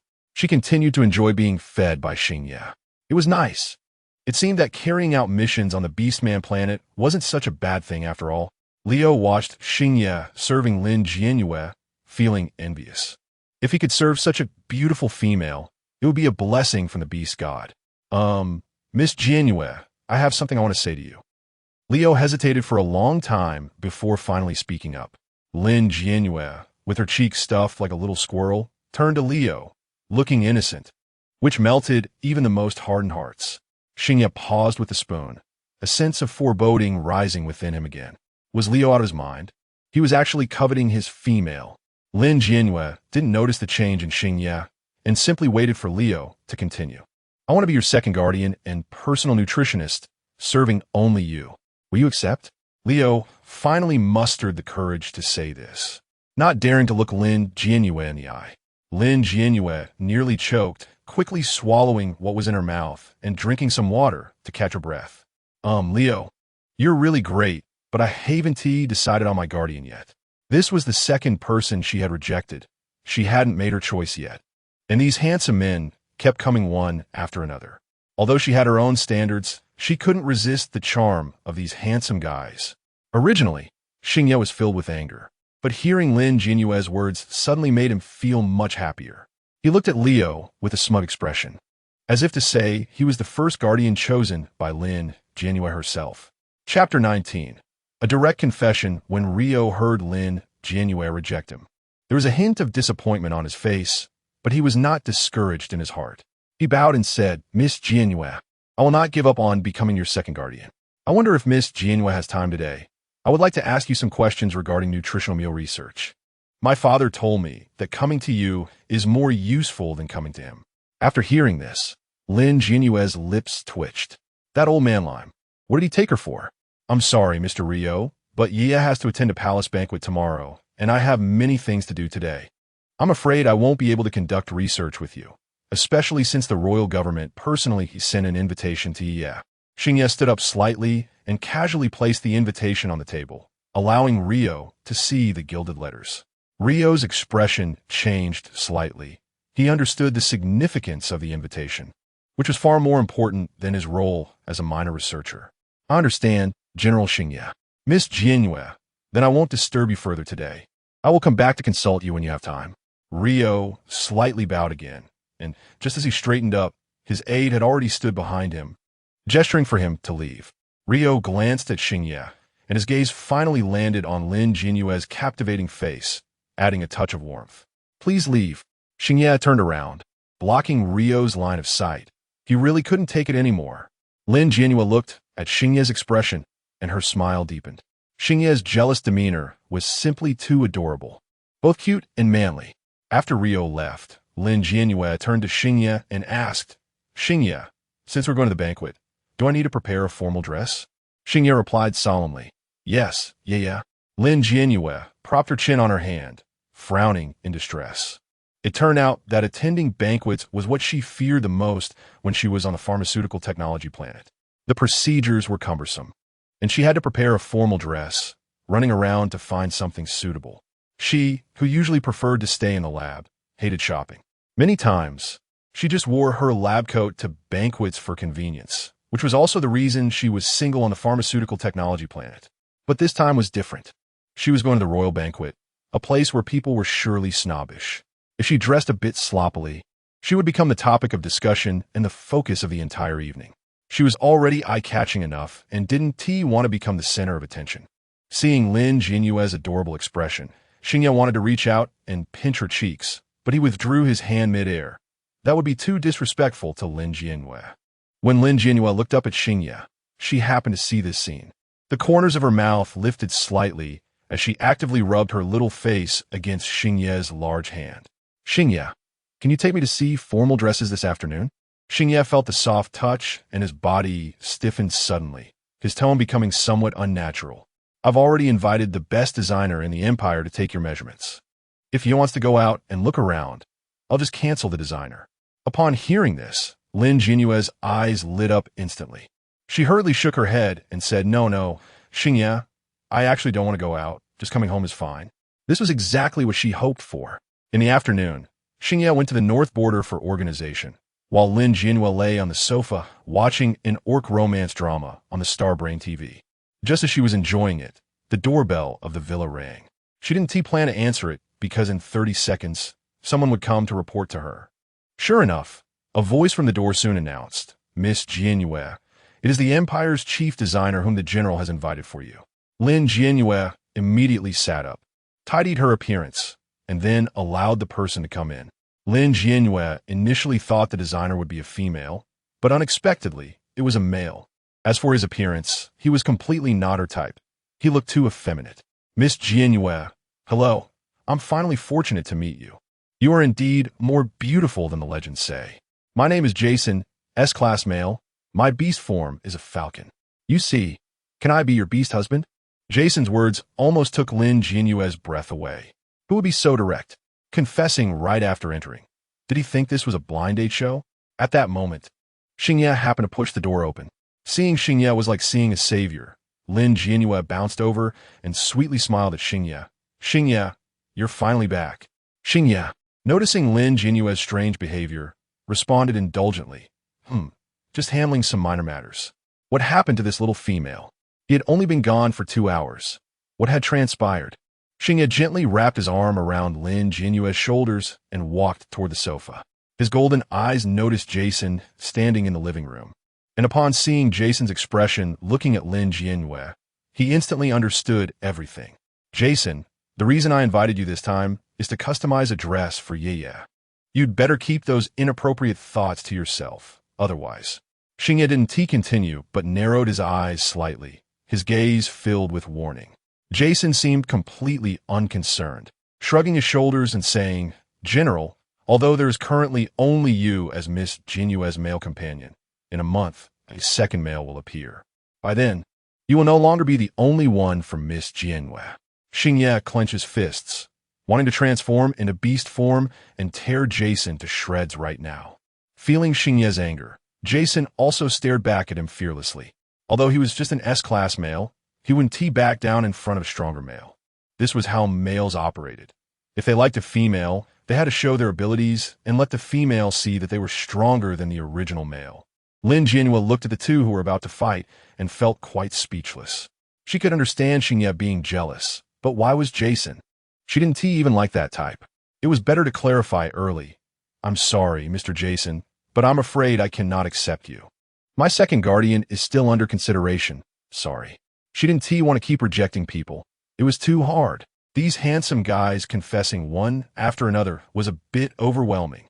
A hint of disappointment appeared on Jason's face, but he quickly regained his composure. "Miss Jianyue, although you rejected me, I will still be your most loyal follower. Now please allow me to measure your height." As Jason said this, he moved closer to Lin Jianyue. Xingye slightly blocked Lin Jianyue in front of him, protecting her from Jason. "Jason, I will take the measurements for Yueyue and let you know, so you don't need to do it," Xingye said as he began to take Lin Jianyue's measurements. Lin Jianyue sighed. Had she known it would be like this, she might as well have gone out shopping. Jason watched from the side, captivated by Lin Jianyue's slightly puffed-up face. Chapter 20. His female does not need gift from others in the villa's living room. Only Xingye and Jason stood together. Xingye remained motionless, staring upstairs, while Jason observed Xingye with a scrutinizing gaze. "Lord Commander, although Miss Jianyue has not accepted me yet, I will not give up." Upon hearing this, Xingye did not give Jason a glance and continued to look ahead. As long as Lin Jianyue did not tell him who the second guardian was, he would not heed any provocations from others. Jason received a cold response, but felt no emotion. He already had a plan to win Lin Jianyue's favor. At that moment, a sound came from upstairs, and both of them turned to look at the staircase. Lin Jianyue slowly descended the stairs wearing a purple evening gown. The warm yellow light illuminated her dress, the satin glistening like pearls. The white fur at her ears trembled with her movements. Her blue pupils sparkled like stars, and her elegant cat tail curled gracefully behind her. Her silver hair cascaded like a waterfall, and every gesture exuded an alluring mystery and gentleness. Both Xingye and Jason were captivated by Lin Jianyue's beauty. "Xingye, does it look good?" Lin Jianyue smiled slightly, making her seem even more unattainable. Yes, very beautiful. Xingye smiled gently, stepping forward and lightly supporting Lin Jianyue. She rested her hand on his arm as they descended the stairs. Jason had never seen such a beautiful female. This gown was his proudest creation, but so far, only Lin Jianyue could pull it off. It was simply stunning. It looks great, Miss Jianyue, but it feels like something is missing. Jason stepped forward with a smile. Lin Jianyue looked at Jason in confusion, waiting for him to elaborate. Xingye's eyes conveyed a warning, but Jason completely ignored it. Miss Jianyue, with your nobility, it seems like you're missing a necklace worthy of you. I happen to have one here, this unique purple crystal necklace from the imperial capital. I've been searching for its owner, and it turns out it was waiting for your appearance. As Jason spoke, he snapped his fingers, and someone promptly delivered a brocade box containing a purple crystal necklace. After taking it out, Jason personally placed it around Lin Jianyue's neck. When his fingertips accidentally brushed against her smooth skin, he felt an electrifying sensation. This feeling was truly wonderful. There was no female more beautiful than Lin Jianyue in the world. Lin Jianyue reached up to lightly touch the necklace around her neck. Its coolness felt very pleasant. Thank you, Jason. Lin Jianyue smiled at him. Jason bowed slightly. You're welcome, my esteemed lady. Xingye could no longer tolerate it. He stepped in front of Jason, gently tucking Lin Jianyue's stray hair behind her ear, looking at her with tenderness. Yeah, this is the one, right? It's beautiful and suits you perfectly. Tomorrow, you will be the most beautiful one at the banquet. Lin Jianyue only smiled, but internally, she was quite unwilling. She didn't like to stand out too much. Xingye did not notice her subtle expression and turned to Jason. Mr. Jason, I will have my adjutant pay for this gown and necklace. You may leave now. Jason felt displeased staying here for even a minute longer. He smiled slightly and replied softly, Lord Commander, I will not accept payment for this gown and necklace. It is my gift to Miss Jianyue as a greeting. Miss Jianyue, I look forward to seeing you shine at the banquet tomorrow. After saying this, Jason turned to leave. The adjutant had initially prepared to settle the bill with Jason, but upon hearing Jason's words, he was momentarily unsure of what to do. Go after him. Xingye coldly instructed the adjutant. His female was not someone who should receive gifts from others. The adjutant complied and hurried after Jason. Lin Jianyue watched the adjutant leave and was about to say something to Xingye when she was suddenly swept up into his arms and carried upstairs. Xingye, what are you doing? Lin Jianyue exclaimed in surprise, instinctively wrapping her arms around Xingye's neck. Xingye did not respond and took Lin Jianyue back to the room, sitting down on the edge of the bed and letting her sit on his lap, removing her silver high heels. Yeah, I'm sorry. I feel so selfish. I don't want you to interact with other males. I want you to belong only to me. Xingye spoke with a hoarse voice, being very careful as he addressed Lin Jianyue. He knew Lin Jianyue could not belong to him alone, but he just wanted to hide her away, not wanting her to be coveted by other males. Lin Jianyue chuckled softly, realizing that this big cat lacked security. Xingye, don't worry. You are my first partner. I won't abandon or neglect you just because I have a second partner. Lin Jianyue reassured him, lightly pecking his cheek. Xingye instantly felt a surge of heat throughout his body, his ears slowly turning a shade of red. Yeah, are you serious?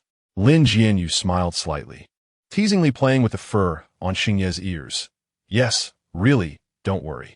From now on, she was going to be a master at balancing her partners, and each beast husband would have to pamper her. With Lin Jianyue's assurance, Xingye was like a happy child, gazing at her adorable face. He swallowed hard, his voice a bit hoarse. Yeah, can I kiss you? After asking, he felt his ears heat up even more. Seeing Xingye's cute demeanor, Lin Jianyue smiled wider. Yes. With her permission, Xingye slowly leaned in towards Lin Jianyue's red lips, feeling the jelly-like softness. The heat in his body nearly drove him to madness. And before he could deepen the kiss, he pulled back, fearing he would lose control. Yeah, will you choose a second guardian at tomorrow's banquet? Xingye's golden eyes looked at Lin Jianyue, revealing a rare hint of grievance. Seeing her big cat's insecure expression, Lin Jianyue felt a pang of sympathy in her heart. She rubbed his head and said, No, I don't like those people. I'm only going to the banquet because it was an invitation from the royal government. If I don't go, it might put you in a difficult position, but don't worry. I don't want to interact with them too much. Xingye held Lin Jianyue's delicate wrist, placing her palm against his chest, and replied seriously, "You don't have to consider my position. If you don't want to go to such an occasion, we won't go. I will shield you from everything, even with my life." Lin Jianyue felt a genuine warmth in her heart. In the beastman world, the responsibility of males was to protect females at all costs. Whatever the female said was law and could not be defied. Having grown up on a planet where men and women were equal, Lin Jianyue despised this rule. But there was no way around it. This only strengthened her resolve to uncover the secret of the scarcity of females on this planet. Chapter 21. Princess Del's favor towards Xingye. On the day of the royal banquet, Lin Jianyue arrived at the royal palace with Xingye. She had expected the palace to be as magnificent and luxurious as she imagined, but it was completely different. The prism palace floated among the star rings, refracting countless rays of light, with a dark purple glow flowing from the liquid metal dome. The metallic columns were intricately carved like wings, spiraling upwards, and the energy crystal chains hanging from the dome flickered with the interstellar storms. Beast-patterned totems faintly appeared on the quantum curtain, exuding an aura of majesty and technology. Lin Jianyue gently held Xingye's hand, curiously observing everything inside, completely unaware that she had become the focus of attention for the males around her. Xingye's attention was entirely on Lin Jianyue. Ever since she told him yesterday, he felt less jealousy. As long as it wasn't Lin Jianyue saying it to him directly, he wouldn't care about the looks from those males. But he couldn't help it. Feeling the gaze of those males peering at his female made him quite unhappy. He wanted to fight them. "General Xingye, you finally arrived." Lin Jianyue and Xingye heard a sweet female voice and looked up simultaneously. A female in a pink and white princess dress approached them, followed by two males. Upon recognizing her, Xingye's golden pupils turned cold. He glanced at her and then shifted his gaze back to Lin Jianyue. "Yeah, let's go over there and take a look," he said, wanting to lead Lin Jianyue away. However, the female seemed unwilling to let Xingye go and, along with the males, blocked their path. "What's wrong? General Xingye, have you forgotten me after just a short time? How have you considered my previous suggestion to be my partner?" The sweetness in the female's voice gave Lin Jianyue goosebumps. Xingye protected Lin Jianyue in his embrace, fearing for her safety, and said in a deep voice, "Princess Del, please conduct yourself accordingly. I am now bonded with Yueyue." Only then did Del look at Lin Jianyue in Xingye's arms, her eyes filled with disdain and jealousy. "General Xingye, who is this? Why would you choose such a background-less female as your partner instead of looking at me? What does she have that can compare to me?" Del's face lost its previous softness, replaced by ugliness and anger. As one of the few 3S-level females in the entire imperial capital, she believed she was meant to stand by Xingye's side. Lin Jianyue couldn't help but scoff at Del's change in expression. Del looked somewhat decent when not angry, but when she threw a tantrum, her face was simply unbearable to look at, too ugly. Moreover, a female like her would definitely be abusive towards her partner. Lin Jianyue could not allow an arrogant and domineering female to make a scene in front of her, so she deliberately took Xingye's hand in front of Del and said softly, "Xingye, who is she?" Xingye's gaze turned gentle as he looked at Lin Jianyue. The previous coldness gone. An unrelated female. You don't need to worry about her. Yeah. Upon hearing this, Del's jealousy peaked. No one had ever called Xingye's name. Everyone used titles like General or My Lord. How dare Lin Jianyue be the first? Who do you think you are, calling General Xingye by his name? Del's expression twisted in anger. Her gaze at Lin Jianyue filled with hatred. Lin Jianyue was undeterred and instead acted even more intimately with Xingye. "Xingye is my primary guardian and also my partner. I can call him whatever I want. Right, brother Xingye?" Xingye was taken aback by Lin Jianyue's way of addressing him, his ears turning red. He hoarsely replied, "As long as Yueyue likes it, you can call me however you want." Del saw Xingye's affection for Lin Jianyue and felt even more jealous. She pointed at Lin Jianyue, about to scold her, but when met with Xingye's angry gaze, she swallowed her words. "General Xingye, don't be fooled by her dependence on you now. Once she has other partners in the future, she'll soon abandon you." Xingye had already been concerned about this matter, and now that Del brought it up, his dislike for her deepened. "You don't need to worry about it. Xingye is my partner, and I won't neglect him. Unlike some people who want to destroy what they can't have, you're just a sour grape, Lin Jianyue retorted without holding back. Did this female have a screw loose? Why was she meddling in such matters? Who are you talking about? Del's face turned red with anger. When had she ever suffered such humiliation? Xingye, who had been silent, finally spoke up. Princess Del, Yueyue is right. No matter how she treats me in the future, I will only be loyal to her forever. Moreover, I believe Yueyue won't abandon me. After saying this, he slightly protected Lin Jianyue, his gaze fixed on Delaware. Del was still unconvinced and wanted to say something else when a cold male voice came from behind. Del, what are you causing a scene about this time? Xingye looked towards the newcomer, who was none other than the royal family's fourth prince, Lucas, Del's older brother. Fourth brother, what brings you here? Del looked at Lucas, unafraid. General Xingye. What a coincidence, Lucas said, ignoring Del's glare and looking at Xingye with a hint of scrutiny. Xingye subtly brought Lin Jianyue closer into his embrace, as if declaring his possession. Prince Lucas, it is indeed quite a coincidence. Everyone knew that the four princes of the imperial family were all charming and dashing. Generally, they wouldn't make appearances at such banquets. However, Lucas's presence today felt unusual to Xingye, and he felt a bit uneasy. This banquet was held for Lin Jianyue, and the purpose of all four princes appearing was all too clear. Lin Jianyue discreetly examined Lucas. He looked average, perhaps scoring an 8 in her eyes. A bit of a puppy type, not her type at all. Lucas's gaze had been on Lin Jianyue since earlier, seeing her looking at him as well. He felt a slight joy and wanted to approach her to greet her. However, Xingye kept Lin Jianyue tightly protected, not allowing him to get any closer. General Xingye. This should be the esteemed 4S, level female, Miss Jianyue, right? Upon hearing Lucas's words, Del's angry expression froze. How could this be possible? The only 4S level female in the imperial capital was actually her. Xingye, upon hearing this, tightened his hold on Lin Jianyue and coldly replied, Fourth Prince, do you need something? If not, I'm going to take Yueyue away. Chapter 22, Can I Kiss You? Lucas squinted slightly, looking at Xingye, his cold voice carrying a hint of warning. General Xingye, you should understand the implications behind the royal family's hosting of this banquet. If you oppose it, aren't you just going against the royal family? How long do you think you can stay in your position as a military commander? A trace of danger flickered in Xingye's golden eyes. Lucas actually dared to threaten him with this. Lin Jianyue, of course, also detected the odd tone in Lucas's voice. And how could she tolerate this? Xingye was being bullied right in front of her. This Prince Lucas, right? Lin Jianyue's melodious voice rang out. Lucas's expression softened instantly as he turned to Lin Jianyue, slightly bowing in a royal manner. Yes, beautiful miss. What can I do for you? I absolutely wouldn't attend this royal banquet if it weren't for my upbringing. Xingye is my guardian and my partner. He accompanies me to protect me, not to listen to your threats. I hope Prince Lucas will keep his distance from my partner in the future. After Lin Jianyue finished speaking, she took Xingye's hand and left without looking back, leaving Lucas with a handsome silhouette. Del, who heard Lin Jianyue's words, felt even more displeased and stepped forward to grab Lucas's arm, angrily saying, Fourth brother, look at that female. She has no manners at all. She completely disregards her status.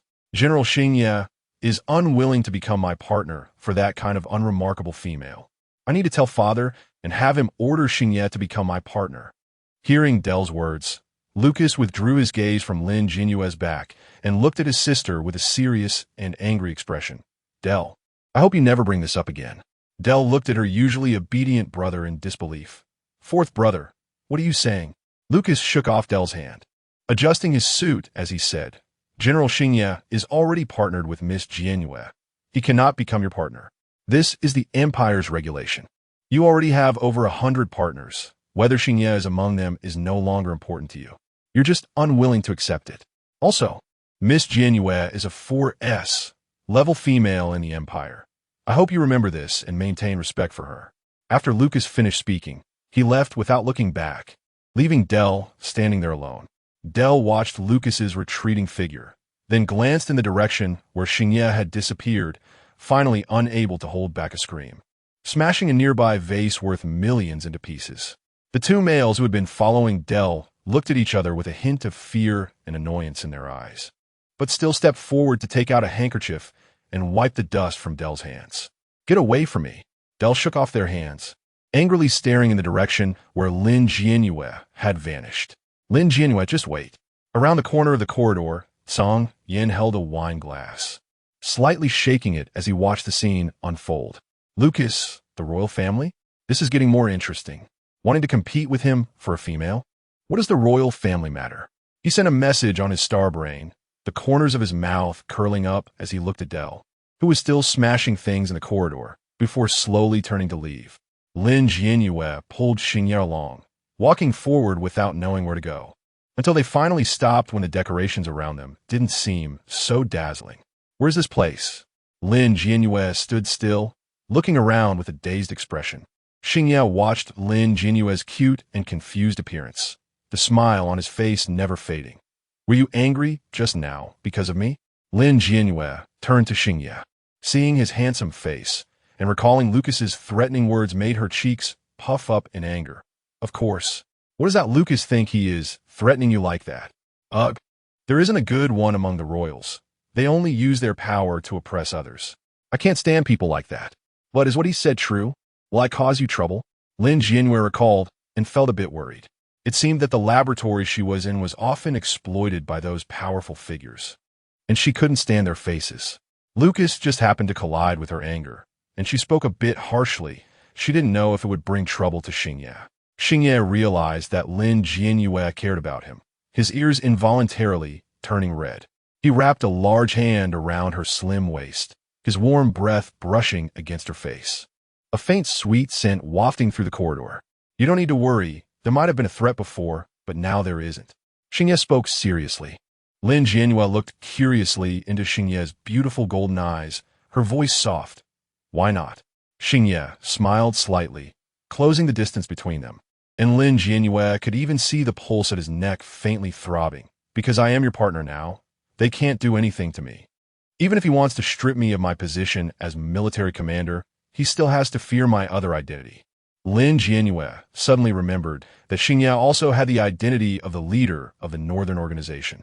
Later, she checked on the star brain and found out that the research in the North covered almost all the Empire's research, and the Empire's development relied heavily on the North. Even the royal family had to bow their heads to the North. Thinking of this, Lin Jianyue felt relieved. She had been so worried about him earlier. "Why didn't you say so earlier? You still made me worry so much." Lin Jianyue pouted at Xingye, her cheeks puffed up, making Xingye unable to help but swallow hard, suppressing his inner turmoil. "I'm sorry. Yeah, I won't do it again." Xingye suddenly apologized to Lin Jianyue seriously. This left Lin Jianyue stunned. She was just being playful. Did he really need to apologize? All right, I was just joking with you. No need to apologize so seriously." Lin Jianyue hurriedly stopped Xingye from continuing, thinking that this big cat was too honest. How cute. Xingye slightly lowered his head, the height difference forcing Lin Jianyue to look up at him, and his blue eyes seemed like whirlpools, pulling Xingye into them. Yeah, I have a request." Seeing Xingye's serious expression, Lin Jianyue replied softly. "What is it?" Can I kiss you?" Xingye felt as though his heart was about to leap out of his chest. Lin Jianyue looked at Xingye's cautious demeanor, seemingly able to hear the rapid beating of his heart. The corners of her mouth curled up, and instead of answering, she tiptoed, her delicate hand wrapping around Xingye's neck, her soft lips pressing against his. Xingye's body instantly tensed up, even forgetting how to breathe, feeling the soft sensation that made it feel almost unreal. Once he regained his senses, he held the back of Lin Jianyue's head with his large hand, deepening the kiss. Chapter 23, She became a mother. Just as the two were passionately kissing, a mechanical voice echoed in Lin Jianyue's mind. "Congratulations, Master. You have successfully conceived a cub. Reward of 50 points. Due to your body modification, you will only need 1 month to give birth to the cub." Lin Jianyue was momentarily stunned. Was it really that fast? Xingye looked at Lin Jianyue's dazed expression and asked with concern. "Yeah, what's wrong? Are you feeling unwell?" Lin Jianyue was at a loss for how to tell Xingye and simply shook her head slightly, saying, "It's nothing. Let's go inside first." Xingyi didn't press further and nodded slightly. Lin Jianyue's wrist gently rested in the crook of Xingyi's arm, their alignment feeling very natural. Xingyi deliberately slowed his pace, walking alongside her into the banquet hall. Xingyi's arrival instantly attracted everyone's attention. Everyone was actually waiting for the main character of the night, and upon seeing Lin Jianyue beside Xingyi, all the males instantly forgot what they were doing just moments ago. All their attention focused on Lin Jianyue. Xingyi naturally noticed the gazes of others, but silently led Lin Jianyue into the banquet hall. On the high platform in the banquet hall stood 4 spirited males. Their presence among the many males was striking. Lucas held a wine glass in his hand and immediately spotted Lin Jianyue entering. His smile not fading at the sight of her. Big brother, second brother, third brother, this is the 4S level female I told you about. How about it? I didn't lie to you, right? Isn't she beautiful? Lucas didn't wait for his 3 brothers' responses and turned to look at them, only to find them missing. Looking further down, he saw his 3 brothers already walking towards Lin Jianyue and Xingyi with their wine glasses. Miss Jianyue, we have been waiting for you. I'm Okays, the royal prince, a 3S level male. May I get to know you? Okays said as he offered his wine glass to Lin Jianyue. Okays was charming, and his gold-rimmed glasses added a unique allure. Unfortunately, he was not Lin Jianyue's type.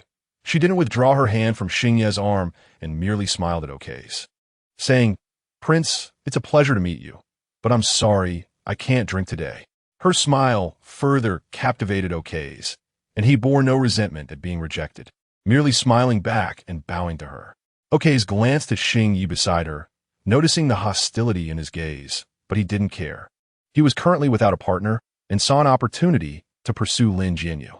Xingyi, I'm hungry. Let's go check over there, Lin Jianyue said, giving a slight nod to Okays as a farewell and pulling Xingyi toward the dessert table. Okays watched Lin Jianyue's departing figure, and at that moment, his 3 younger brothers approached, inquiring about the situation. Okays simply smiled faintly, not answering. All he could think about was Lin Jianyue. Her good nature, politeness, and beauty were truly mesmerizing. There was another reason she agreed to come to this banquet, which was the dessert. She hadn't forgotten that Suri mentioned there were some desserts in the royal palace that couldn't be bought outside, but when she saw the desserts on the table, her mouth twitched. What kind of dessert was this? Not a single cake, just bread, sugar, and cookies. Was this even dessert? Seeing this food, Lin Jianyue's temper instantly vanished. Xingyi looked at Lin Jianyue gently and asked softly, Yeah, what do you want to eat? I don't want to eat. Let's go outside for some fresh air. Lin Jianyue was a bit disappointed and planned to go outside to tell Xingyi about her current physical situation. After all, Xingyi was the father of the cub, and she couldn't keep it from him forever. Xingyi took Lin Jianyue to the rooftop, where a gentle breeze blew, bringing a slight chill. Before Lin Jianyue could feel the coolness of the wind, a suit with a faint fragrance was draped over her shoulders. Yeah, it's windy outside. Be careful not to catch a cold, Xingyi said softly. Lin Jianyue turned to look at Xingyi, whose wild features always appeared gentle in front of her, making her unable to resist pinching his face. Xingyi, I have something to tell you. Lin Jianyue gazed at the sky, where the stars on the beastman planet seemed to be much more numerous than those on her own planet. Xingyi suddenly felt a bit nervous, fearing that Lin Jianyue would tell him she had already chosen a second guardian at the banquet, although that day would come soon. He didn't want it to be now. Yeah, I'm listening, Xingyi said, his voice a bit hoarse. Lin Jianyue looked at Xingyi, seeing the nervous expression on his face, and couldn't help but laugh. What are you thinking? Do you think I've already decided on who the second guardian is? Xingyi nodded seriously, suddenly taking Lin Jianyue's hand and saying, Yeah, I know this day will come. I just worry that there won't be days when I can be alone with you. Lin Jianyue felt a pang in her heart, seeing Xingyi's insecure expression. Although he seemed very confident, inside he appeared to lack security. While she already had a candidate in mind, she wanted to explore further, since such matters weren't like grocery shopping. It wasn't enough that someone liked her. It had to be someone she liked too. Don't worry, I don't have that thought for now. What I want to tell you is, Lin Jianyue playfully beckoned Xingyi to come closer. Xingyi bent down, placing his ear near her lips, feeling her warm breath encircle his ear. Actually, I'm pregnant. Xingyi was instantly stunned. He never expected Lin Jianyue would tell him this. Really? He asked, still a bit incredulous. Yes, really. Lin Jianyue was also experiencing this for the first time, and she felt a mix of emotions. Yueyue was at a loss for words, unsure where to put the hand that had been supporting Lin Jianyue just moments ago. What? What should I do? Lin Jianyue felt a warmth in her heart at Yueye's flustered demeanor. Only someone like him, indifferent to outsiders but a warm, sunny boy to her, was her ideal type. You don't have to do anything. It's still early. It's fine. Lin Jianyue smiled lightly. Yueyue remained unconvinced and immediately contacted the military to strengthen the security system of the villa, wanting to take Lin Jianyue away from the banquet. Yeah. How about we go back first? I don't feel safe with you here. For the first time, worry and tension appeared on Yueye's face. Lin Jianyue found it adorable and gently tugged on Yueye's ear, saying, It's okay, since we're already here, we should make an appearance. Chapter 24. Who goes out with two armies for the next while? Yueyue closely followed Lin Jianyue, his golden eyes vigilantly scanning the surroundings. Whenever someone approached, Yueyue immediately went on alert, watching the newcomer. Lin Jianyue felt that Yueyue was being a bit too exaggerated when Yueyue spoke with other officials. His gaze never left Lin Jianyue. She stood by eating, even though she didn't want to eat these things, but now there were countless little ones in her belly, and she couldn't let them go hungry. During this time, many males came to curry favor with Lin Jianyue, but they were all stopped by Yueyue. Until Lin Jianyue saw a very familiar figure walking towards her, she didn't expect that Song Yin had also come. Miss Jianyue, it's truly fate to see you again, Song Yin said with an enigmatic smile on his face. The moment Yueyue saw Song Yin, his expression darkened. Ignoring the royal king he was speaking with, he strode over and placed himself protectively behind Lin Jianyue. Song Yin, what are you doing here? Yueye's eyes held a warning as he tightened his grip on Lin Jianyue's hand. Lin Jianyue was surprised to learn that Yueyue actually knew Song Yin, and her curiosity about Song Yin's identity deepened. General Yueyue, I am here with an official royal invitation. Moreover, this beautiful lady is not just yours alone, Song Yin said. His gaze towards Lin Jianyue filled with more amusement. Yueyue narrowed his eyes and warned, I advise you to keep your distance from Yueyue. Song Yin seemed unfazed, stepping forward and presenting a small silver box to Lin Jianyue. Miss Jianyue, this is a gift for you. I didn't get to give it to you last time because I left in such a hurry. Lin Jianyue had no intention of accepting it, fearing that Yueyue would get jealous. Song Yin seemed to understand what Lin Jianyue was thinking and smirked. It's all right, Miss Jianyue. This is your freedom. General, Yueyue has no say in it. After saying this, Song Yin shoved the box into Lin Jianyue's hands and gave Yueyue a smug look before leaving. Yueyue watched Song Yin's retreating figure, gritting his teeth in frustration. Why was this guy here? He withdrew his gaze and turned to Lin Jianyue, his expression softening. Yeah, let's go back. Lin Jianyue nodded. Yueyue protected Lin Jianyue as they left. As soon as they returned to the villa, a doctor came forward to check on Lin Jianyue. Yueyue, what's going on? Lin Jianyue looked at Yueyue in confusion, wondering if they were going to dissect her with so many doctors around. Yeah, you're pregnant now, and you need the best care. These medical personnel are the most authoritative in the Northern Organization, and from now on, they will observe your condition in the villa 24 hours a day, Yueyue explained, already having people bring in the examination equipment. Lin Jianyue was even more bewildered. Does this mean she had to stay in this villa until she delivered the babies? Does not going out also mean she couldn't do her research? No way. Yueyue squatted down in front of Lin Jianyue, gently holding her hand against his cheek, and said softly, Yeah, I've consulted with my superiors. I will stay by your side during this time. Lin Jianyue smiled slightly, but inside she was crying out in despair. Oh no, why did it have to be this time? What about her research? She still had so much to do. This was so delaying. Suddenly, the system's voice rang out. Host. If General Yueyue is not on a mission, it means he is always by your side. In that case, if there is any situation in the laboratory, you will have time to check it, which means you can still conduct your research. Lin Jianyue slapped her forehead. Right? Why hadn't she thought of that? Usually, Yueyue didn't go to the lab because he was on missions, but now she could go to the lab with Yueyue. However, that thought was still too naive. 5 days had passed, and there hadn't been a single message on Yueye's star brain, not even the usually diligent assistant who followed him around. At that moment, Lin Jianyue was lying on the sofa, looking bored, when Xingye came out holding a plate of fruit. Seeing the little female sitting on the sofa, looking gloomy, he gently sat beside her and asked, "Yeah, did I do something to make you unhappy?" Lin Jianyue shook her head slightly. Seeing that Lin Jianyue wasn't speaking, Xingye became more worried. He had been studying how to take care of females during their pregnancy, and the first thing was to keep them happy. Yeah, are you feeling unwell? I can call the medical staff to check on you, Xingye said as he prepared to leave. Lin Jianyue, seeing that this silly cat didn't realize her thoughts at all, quickly grabbed his hand and said in a spoiled tone, "Xingye, I'm not unwell, nor am I unhappy." Hearing Lin Jianyue speak, Xingye quickly sat down, his voice as gentle as possible, as if raising his voice would scare Lin Jianyue. "Then is Yueyue just bored? Do you want to go out for a walk?" Lin Jianyue nodded eagerly like a chick pecking at rice. Xingye was afraid that Lin Jianyue might hurt her neck. So he gently supported her little head and said softly, "Then where does Yueyue want to go?" Lin Jianyue wanted to say she wanted to check out the Northern Organization, but fearing that Xingye might discover something, she was contemplating how to avoid making him suspicious when Xingye's star brain notification rang urgently. Xingye frowned slightly, still holding Lin Jianyue's hand tightly, and opened the star brain report in front of her. "General, there's a problem with the experiment. We need you to take a look." Xingye frowned tightly, simply responding with a faint HM, and closed the notification. Yueyue, I'm sorry.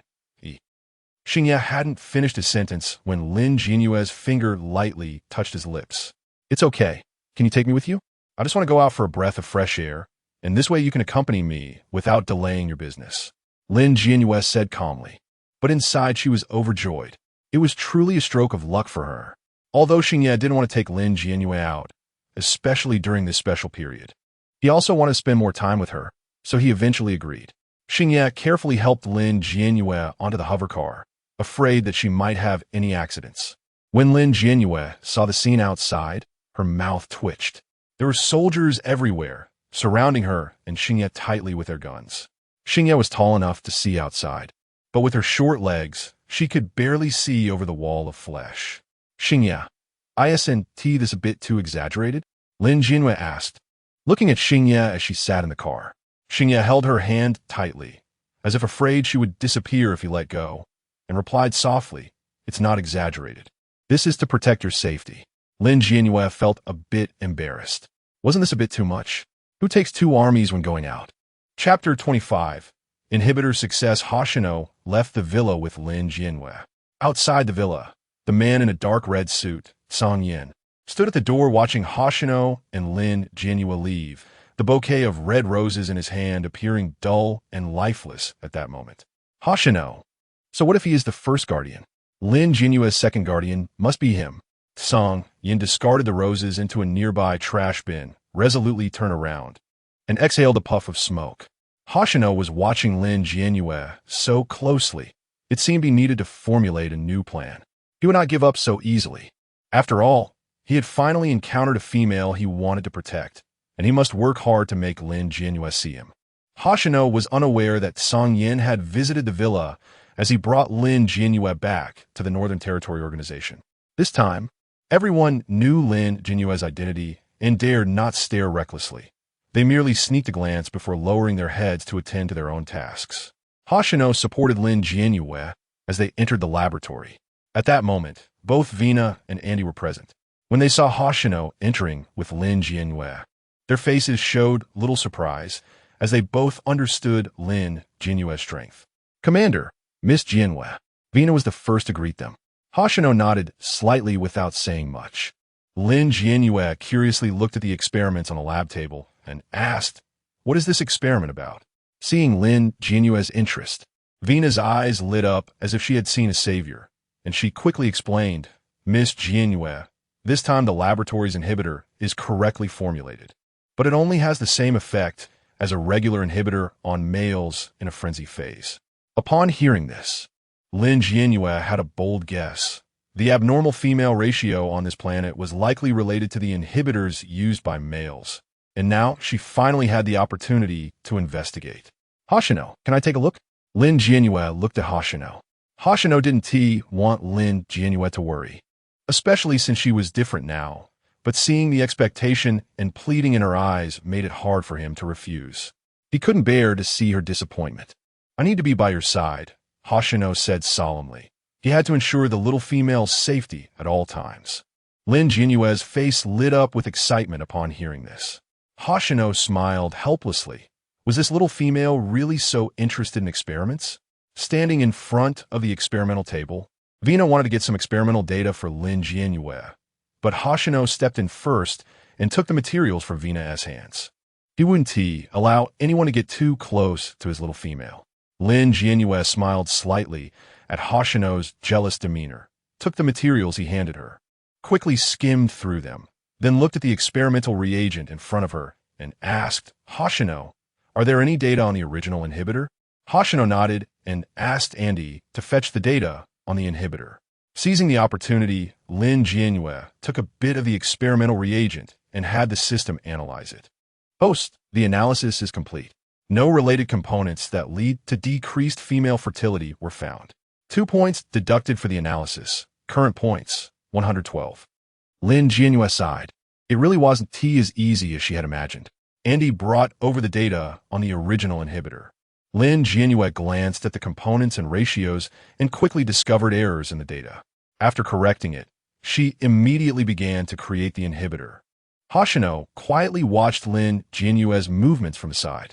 Her delicate little face now bore a serious expression, and he found himself deeply captivated. Every action of Lin Jianyue tugged at his heartstrings, and he suddenly realized that he seemed to be increasingly reliant on her, wanting to be by her side every moment. An hour later, Lin Jianyue held the improved inhibitor in her hand, happily shaking the vial to show Hoshino. "Hoshino, I made it." Hoshino smiled slightly and nodded, saying, Yeah, is amazing." Lin Jianyue looked around, seemingly searching for something. "What are you looking for, Yeah?" Hoshino gently inquired. "I'm looking to see if anyone can test its effects." Lin Jianyue was very dedicated to her experiment. Even if it had nothing to do with her current research, she wanted it to be perfect. Hoshino smiled indulgently, admiring Lin Jianyue's dedication, but also worried that her body might not withstand it. Yeah, if you want to see the experimental effects, that's fine, but I need to check your body first. We can continue only after confirming that you're okay." Hoshino gently held Lin Jianyue's hand, as if it were a treasure. Afraid of hurting her, Lin Jianyue wanted to say it was unnecessary. She knew her own condition best. However, facing Hoshino's unyielding gaze, she ultimately relented and agreed. The accompanying medical personnel quickly stepped forward, carrying a pile of instruments, and began to check Lin Jianyue's physical condition. Hoshino watched Lin Jianyue the whole time, his gaze never leaving her. It wasn't until the medical personnel confirmed that there were no issues that Hoshino let out a sigh of relief. "Don't worry, I know my own body." Lin Jianyue sweetly smiled as she shook Hoshino's hand, acting cute. Hoshino couldn't resist this tactic of Lin Jianyue's. He affectionately ruffled her hair and softly replied, "I know you're very capable, but this matter cannot be taken lightly. I need to ensure your safety." Lin Jianyue sighed helplessly. Hoshino was indeed concerned about her, and she felt very touched by his attentiveness. Hoshino truly treated her as if she were something precious that could break if held too tightly or melt if held too gently. Hoshino snapped his fingers at Andy, who then brought in a mail in a frenzy phase, restrained by chains. Lin Jianyue looked at the mail bound by iron chains, instantly reminded of the first night she met Hoshino. That day, Hoshino's condition had been worse than this. She wondered if this inhibitor would be effective. The male seemed to be on the verge of losing his sanity. Upon seeing the only female in the laboratory, his eyes turned bloodshot, and he struggled to break free from the chains and charge at Lin Jianyue. Lin Jianyue was a bit too close to the male, but fortunately, Hoshino protected her in his embrace. Otherwise, she might have been harmed. "Yeah, are you okay?" Hoshino anxiously looked at Lin Jianyue, fearing she might get hurt. Lin Jianyue shook her head slightly. "I'm fine, just inject him." She was afraid that if they waited any longer, he would turn into a beast. Hoshino nodded and instructed Andy to inject the new inhibitor into the male. The laboratory instantly fell silent as everyone awaited the male's reaction. A few seconds later, The previously restless male calmed down. His eyes gradually became clearer, and his fur slowly receded as he began to regain his reason. It worked. Everyone shouted joyfully. Chapter 26, Protecting with Life. The suppressor developed with Lin Jianyue's help can completely replace the old suppressors on the market. Currently, there are two types of suppressors available. One is for first-time adult use during the frenzy phase, and the other is a regular type, which is less potent than the first. However, the adult suppressor is relatively expensive and not affordable for the average person. Many adult males who have been using suppressors for years have developed antibodies, making the regular suppressors ineffective in fully suppressing the frenzy phase. Therefore, the government informed the Northern Territory Organization about this situation, hoping they could develop a new drug that combines the two. To ensure that there are fewer beastly transformations among the males on this planet, Yueyue agreed, but he needed to consider many factors, such as side effects and antibodies, which made it challenging. Unexpectedly, Lin Jianyue's appearance led to the swift success of this experiment. Yeah, you're amazing. It's all thanks to you that the experiment succeeded, Yueyue said, holding Lin Jianyue's hand, suppressing his excitement. Lin Jianyue smiled sweetly and said, "It's nothing much. I was actually considering the issue of antibodies just now. After all, it's a suppressive drug, and antibodies are inevitable. I want to develop a drug that can counteract the antibodies. Is that okay, Yueyue?" Yueyue was momentarily taken aback by Lin Jianyue's words. He hadn't expected her to consider this aspect. Excitedly, he pulled Lin Jianyue into his embrace and whispered, "How can I thank you?" Lin Jianyue was also happy to help Yueyue, especially since he treated her so well. Standing on her tiptoes, she leaned her lips close to Yueyue's ear, her warm breath making his ears slightly redden, and said, "Then turn to beast form and let me rub your belly every night." Yueyue hadn't expected Lin Jianyue to say it so directly. His ears, which were just slightly red before, now felt like they were on fire. He hoarsely replied, "Okay." Lin Jianyue smiled, enjoying how shy Yueyue was. It was so cute.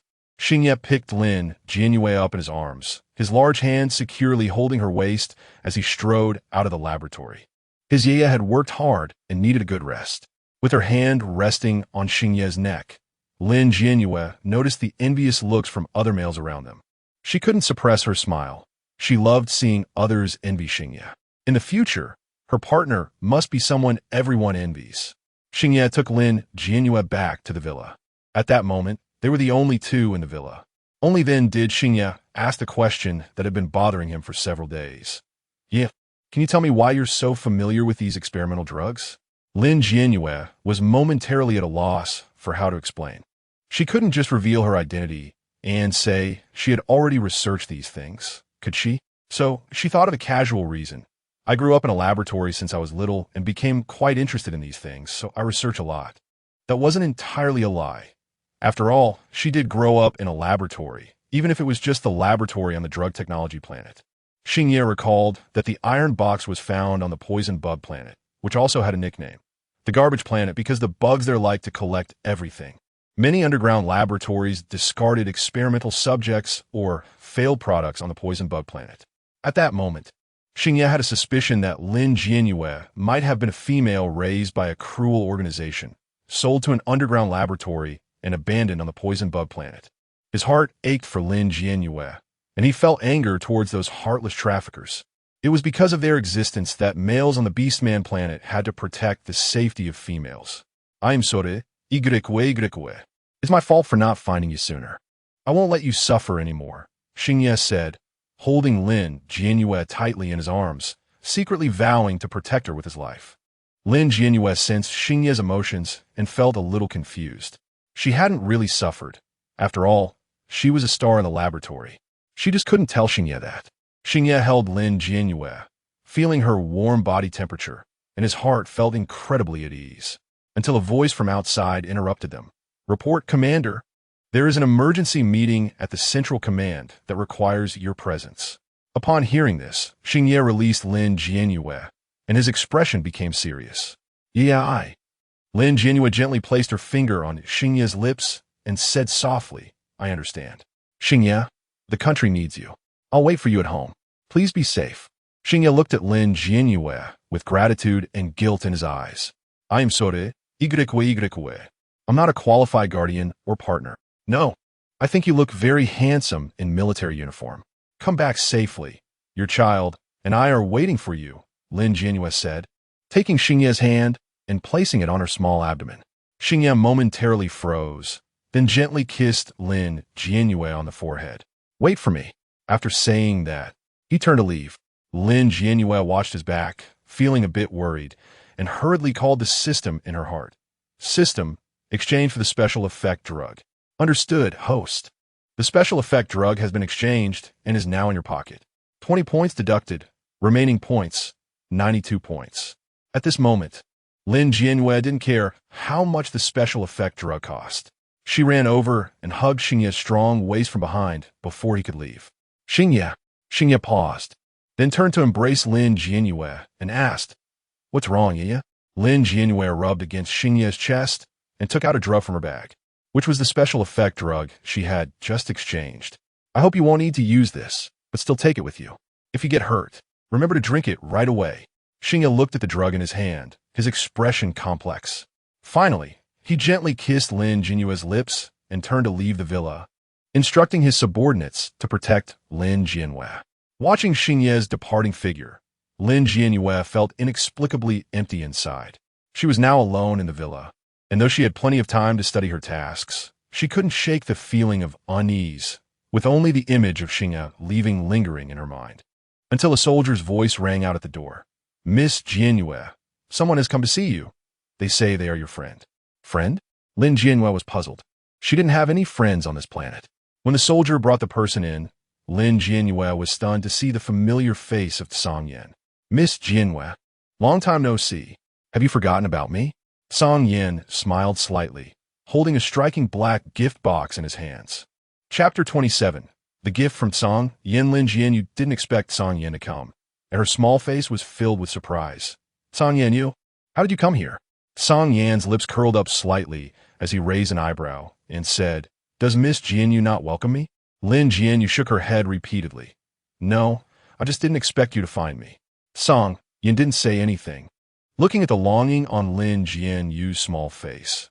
This little female was truly the one he thought about day and night. Ever since that day, whenever he closed his eyes, Lin Jianyue's face would appear in his mind, her clear blue eyes gazing at him, her sweet smile and gentle voice occupying his thoughts. "Miss Jianyue, are you unwilling to let me in for a while?"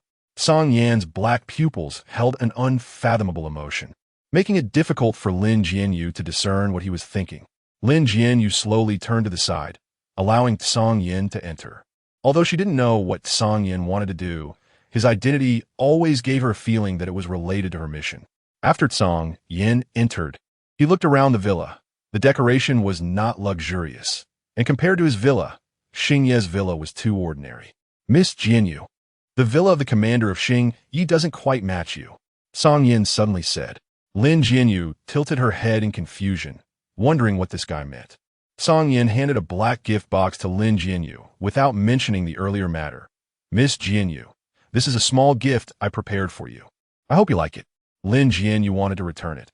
After all, she and Song Yin weren't very familiar, and it didn't feel right to accept such a gift casually. Song Yin seemed to sense Lin Jianyue's thoughts, the smile on his lips never fading but deepening instead. "Miss Jianyue, please don't refuse. This is also an apology for my previous impolite invitation." Lin Jianyue understood in her heart that it seemed impossible to return this gift, so she could only accept it. "All right, thank you." Seeing Lin Jianyue's smiling face, Song Yan's Adam's apple rolled up and down. Xingye was indeed lucky, but this would also be his in the future. "Miss Jianyue, please open it and see if you like it." Song Yan's gaze was fervent, making Lin Jianyue feel a little shy. Finally, she opened the gift box and saw a black evening gown adorned with scattered diamonds. Lin Jianyue was stunned and looked at Song Yan. "This gift is too precious. I can't accept it." The smile on Song Yan's lips clearly disappeared. "Is it because Miss Jianyue does not forgive my previous impolite behavior?" Song Yan's eyes showed a hint of hurt, and a trace of loneliness appeared in his black pupils, making Lin Jianyue even more at a loss. It seemed that refusing this gift was not an option. Finally, she could only show a sweet smile and softly say, "I haven't not forgiven you." Thank you for the gift. I really like it. Song Yan's face finally returned to a smile. Then, can Miss Jianyue wear it for me to see? Song Yan's eyes carried a trace of request. Lin Jianyue found it hard to refuse and eventually nodded in agreement. 10 minutes later, as Lin Jianyue came down from upstairs, Song Yan was completely stunned. The black satin gown wrapped around Lin Jianyue's body, perfectly outlining her proportions. The scattered diamonds spilled like a galaxy, and the silver high heels splashed tiny lights on the steps. As the hem of the dress brushed against the gilded railing, the shimmering light flowed through the quiet air like flowing starlight. Song Yan had imagined Lin Jianyue would look beautiful in this gown, but he never expected her to look this stunning, like a fairy descending to earth, capturing his soul. Mr. Song Yan, is something wrong? Lin Jianyue had walked right in front of Song Yan, but he still appeared dazed. Hearing Lin Jianyue's voice, he finally came to his senses. He quickly adjusted his suit and softly said, "It's nothing, Miss Jianyue, you really are beautiful." Lin Jianyue slightly lifted her gown and performed a small bow to Song Yan. "Thank you. This is all thanks to you, Mr. Song Yan." Looking at Lin Jianyue, the restless feeling in Song Yan's heart was about to overwhelm him, but fortunately, his frenzy phase had passed for a while. Otherwise, the inhibitors might not be able to suppress his desires today. "Miss Jianyue, actually, I came this time to ask for your help with something." Song Yan tried not to look at Lin Jianyue's face. It was too easy to get enchanted by her. Lin Jianyue tilted her head, and this action almost melted Song Yan. "What is it? As long as I can help, I will." Lin Jianyue felt a bit helpless. After all, she had received his gift, which meant she was in a position of obligation. Excitement suddenly sparkled in Song Yan's eyes, and he seemed like a different person. "Miss Jianyue, it's like this. There will be an auction at the Imperial Center tomorrow night, and I would like to invite you to be my partner. What do you think?" Song Yan had already investigated. Xingyi was called out on a mission, supposedly a very important one, and would likely be gone for 3 days. He planned to take this time to win over Lin Jianyue and surprise Xingyi when he returned. Lin Jianyue thought for a moment. Since Xingyi was not home recently, she had nothing to do alone, so it was a good opportunity to go out and investigate. Although Song Yan didn't seem very reliable, Lin Jianyue believed he wouldn't harm her. Finally, she nodded in agreement. "Okay, see you tomorrow night." Hearing Lin Jianyue agree, Song Yan felt like he was about to float. He bent slightly and said, "Thank you, Miss Jianyue. I will personally come to pick you up tomorrow afternoon." After sending Song Yan off, Lin Jianyue began her research. She first ordered some instruments she could use on the Xing brain, initially thinking they would arrive tomorrow. But unexpectedly, they appeared at her door within an hour. Looking at the experimental instruments, Lin Jianyue remembered that Xingye's villa had a basement, a place where she could temporarily store these things. She would find a reason to explain to Xingyi when he returned. After preparing everything, Lin Jianyue suddenly realized she didn't even have a research specimen, so she could only set it aside for now. That night, Lin Jianyue lay in bed. This was the first time she had to sleep alone since arriving on this planet, and without the presence of the big cat, she felt a bit unaccustomed. With this thought, Lin Jianyue was surprised to realize she had gradually become dependent on Xingyi. After tossing and turning in bed for a long time, Lin Jianyue couldn't fall asleep. Just thinking about Xingyi possibly experiencing war made her anxious and unable to sleep. In the end, she got up and opened the Xing brain wristband, hesitating whether to send a message to Xingyi to ask about the situation. Just then, a video call from Xingyi came through. Chapter 28. The Wounded Ice Wolf Xingye. Lin Jianyue saw Xingye's handsome face and instantly felt energized. All her gloomy feelings from the day vanished in that moment. Xingye was wearing a military uniform, and behind him seemed to be some planet, with the occasional roar of warships in the distance. "Yeah, are you asleep?" Lin Jianyue lay on her bed, her little feet swinging in the air, her smile never fading. "Not yet, what about you? How's it over there?" She wouldn't tell Xingye that she couldn't sleep because she missed him. Seeing the cute cheeks of the little female, all of Xingye's longing from the day disappeared in that moment. I just arrived. Things here are a bit tricky. It might take some time to resolve." Yeah, I'm sorry I can't be there with you." Xingye's apology was sincere. He felt he wasn't a qualified partner. Right now, Lin Jianyue needed him, but he couldn't be there to protect her safety. At that moment, Xingye also realized that he indeed needed a qualified second guardian who could protect Lin Jianyue in his absence. Yeah, if you're not satisfied with my position, I'm willing to resign from my military position and stay home to protect you. Xingye's sudden words stunned Lin Jianyue, stirring a touch of emotion in her heart. During this time, she had learned some rules of this planet. If a female does not agree for a male to go to work, the male must unconditionally obey the female's arrangement and resign. However, Lin Jianyue didn't want Xingye to do that because she believed everyone should have their own interests and lives, and one shouldn't impose their thoughts on others due to personal selfishness. I'm very satisfied, Xingye. I think you look extremely handsome in military uniform protecting the country. Just make sure to take care of yourself out there, and I'll wait for you to come back. Lin Jianyue's smile was like the sun in winter, warming Xingye. Xingye had actually already made up his mind to resign from his military position after this mission. Even if he resigned, he had the Northern Organization to support Lin Jianyue. This way, he could stay by her side. Although he loved the military profession, he could give it up for Lin Jianyue. Hearing Lin Jianyue's words, Xingye felt even more that his little female was the best on the entire planet. Yeah, thank you. Xingye didn't know what to say, only feeling his ears turning red.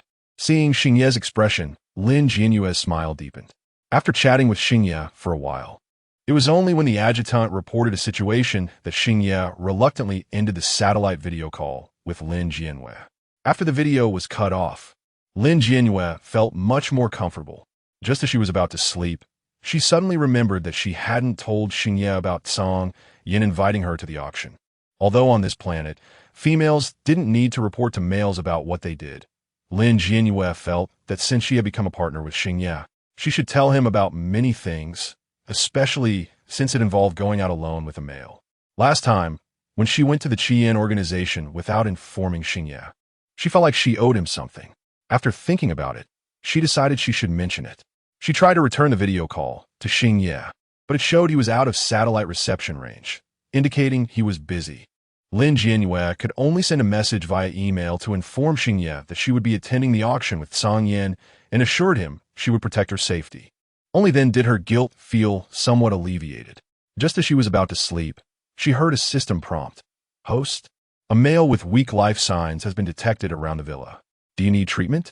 Lin Jianyue sat up abruptly in bed. A wounded male? Why is he here? There was no time to think too much. Lin Jianyue quickly put on her clothes and ran downstairs. She saw that there were still soldiers guarding outside the villa, and everything seemed normal. She even wanted to scold the system for possibly making a mistake.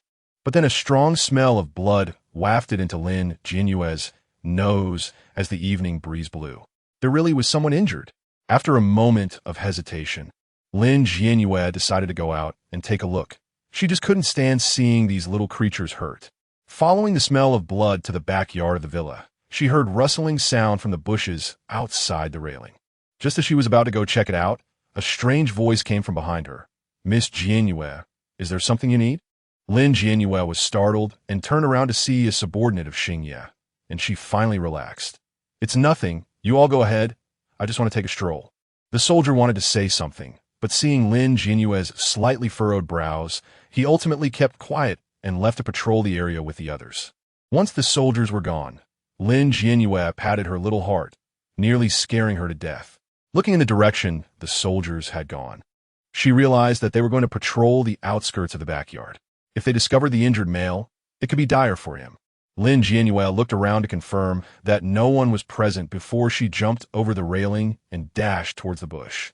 As she got closer, she caught a strong smell of blood. Parting the bushes, Lin Jianyue saw an ice wolf lying inside. Upon seeing this beast form, the image of the ice wolf, Yueyue, that she had seen in the Qian organization's arena that day flashed in her mind. The size of the beast matched perfectly with her impression of Yueyue. Before she could think further, she heard the sound of soldiers' footsteps not far away. There was no time left. Lin Jianyue bent down, effortlessly lifting the ice wolf onto her shoulder, her small frame leaping back over to the villa's backyard, running straight toward the inside of the villa while carrying the ice wolf. If someone had seen this scene, they would have been utterly shocked. For Lin Jianyue, this was child's play. Back on the Medic Star, she had carried equipment through the streets with ease, so don't underestimate her. Confirming that the soldiers had not discovered the ice wolf, Lin Jianyue finally breathed a sigh of relief. Looking down at the ice wolf lying on the sofa, barely alive, Lin Jianyue sighed softly. With such severe injuries, it seemed she couldn't do without the system exchanging for medicines. System exchange for a hemostatic agent and some medical supplies. Okay, host, I have successfully exchanged a hemostatic agent and a medical kit for you, deducting 20 points. You now have 72 points remaining. Lin Jianyue felt a pang in her heart. These points were not easy to come by. She had originally intended to use them for her own experiments, but unexpectedly, all the hard-earned points were spent on medicines. However, the heartache only lasted a moment. After obtaining the hemostatic agent, Lin Jianyue's expression turned serious as she injected the hemostatic agent into the ice wolf's body, stopping the bleeding from the torn abdominal wound and beginning to stitch and bandage it. Chapter 29, she still remembers him after Lin Jianyue had taken care of everything. It was already midnight. She wiped the sweat from her forehead and looked at the ice wolf in front of her. The vital signs slowly stabilized, and the ice wolf began to regain its human form. When she saw that the ice wolf lying on the sofa was indeed Yueyue, Lin Jianyue finally had the chance to examine the boy before her. Although Yueyue was still young, his slender frame was well-defined, with strong shoulders and a tapered waist. Every inch of muscle hiding dormant power. Looking at the old and new scars on his body, Lin Jianyue couldn't help but wonder how such a young boy could have suffered such serious injuries and ended up near the villa of Xingye, where high-ranking military officials lived. It was clear that something must have happened. Lin Jianyue yawned. Well, there was no point in thinking about it now. She could only wait for Yueyue to wake up and ask him for clarification. As she stood up, intending to return to her room for a good sleep, a slender wrist was suddenly grabbed by a cold hand. She thought Yueyue had woken up, but when she looked down, she saw the boy's handsome brows furrowed tightly, his face displaying an expression Lin Jianyue never expected to see, one of longing and fear, as if he was murmuring something. Lin Jianyue crouched down beside Yueyue, trying to hear what he was saying. Mother, don't go. Hearing Yueyue's unconscious murmurs, Lin Jianyue's heart softened suddenly, and she carefully observed the boy before her. Yueyue had a cold and aloof appearance. His neat short hair accentuated his sharp features, and his eyelashes cast shadows beneath his pale eyes. His tightly shut eyes resembled an ice-covered lake, and the red mole at the tail of his right eye looked like a bloodstain, adding a touch of life to his otherwise unapproachable face. Looking at the boy's face, Lin Jianyue thought of how reckless he had been in the arena, and her heart was filled with mixed feelings. This boy did not give her a sense of youthful vitality, but rather a heavy aura of hostility. Her small hand unconsciously touched her belly, and glancing at her wrist, which was gently held by the boy, she sighed helplessly. Finally, she sat on the luxurious fur carpet, leaned against the sofa, and closed her eyes slightly to rest. Unknowingly, Lin Jianyue fell asleep. In his hazy dream, Yueyue found himself locked in a dark room, the pain from his wounds making him want to self-destruct. Just as his consciousness faded, a sweet fragrance brought him back to a slight awareness. He struggled to lift his head to see the person approaching, but a beam of light from behind the blurred face blinded him, making it hard to open his eyes. It wasn't he until the indistinct face overlapped with the exquisite and lovely face he remembered from the VIP section of the arena that he realized it was the beautiful female he had seen that day. He didn't know how he managed to walk out of that dark room in his dream, but he could feel a warm hand holding on to him, warm enough to make him forget his fear. When he came to his senses, he was already standing under a dazzling ray of sunlight. Having lived in darkness for so long, seeing the radiant female standing in the sunlight, he felt as if holding her hand tarnished such a noble and beautiful flower. He wanted to pull back, but the slender hand held onto him tighter. A gentle voice rang in his ear. Don't make a fuss, be good. He suddenly opened his eyes, and just like in a dream, the sudden light made him squint. When his vision adjusted, he saw the face from his dream perfectly matching the small face in front of him.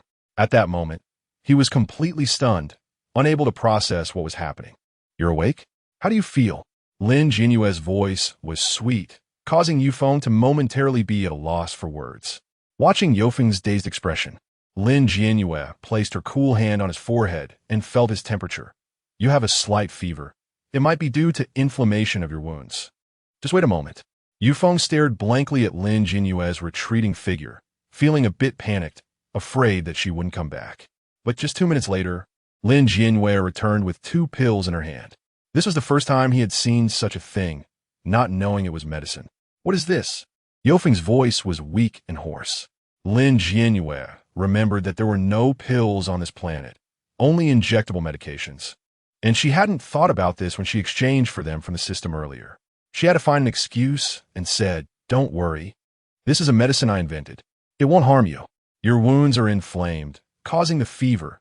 You need to take the medicine."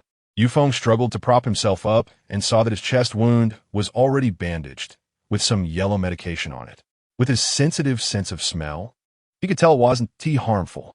His gray eyes gazed at the 2 white pills in Lin Jianyue's hand without hesitation. He opened his mouth and tossed them in, chewing them a couple of times.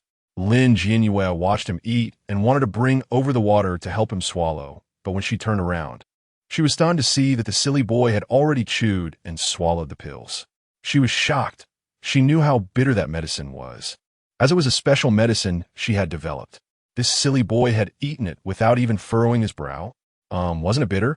Lin Jianyue couldn't help but ask. Yufeng seemed to really not feel the bitterness. All he could smell was the sweet scent from Lin Jianyue. He stared at Lin Jianyue's face, forgetting to respond to her question. Seeing Yofeng's expression, Lin Jianyue smiled helplessly and said, "This medicine needs to be taken with water. Chewing it alone can be very bitter." Only then did Yufeng come back to his senses and stammer out, "And no, it wasn't very bitter. Thank you." Lin Jianyue felt relieved that Yufeng finally responded.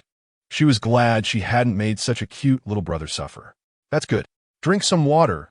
You have a fever now and need to stay hydrated," Lin Jianyue said, handing the cup of water to Yufeng. When Yufeng took it, his fingers accidentally brushed against Lin Jianyue's, sending a jolt through him, making his heart skip a beat. Lin Jianyue stood up, stretched her body, and looked at the obedient Yufeng on the sofa. It was hard to imagine that the ice wolf who had fought fiercely in the arena was the same person. Yufeng didn't know what to say. He just mechanically drank the water in his hand, not daring to meet Lin Jianyue's gaze. Seeing Yofeng's restrained demeanor, Lin Jianyue's eyes filled with a hint of pity. Although she was not very old, to her, Yufeng seemed like a child. She couldn't help but wonder what this child had been through to grow such thorns to protect himself. After a moment of silence, Lin Jianyue took the initiative to break the silence. "Your name is Yufeng, right?" Yufeng did not expect Lin Jianyue to remember him. His ears turned slightly red, and he finally managed to squeeze out a quiet Chapter 30.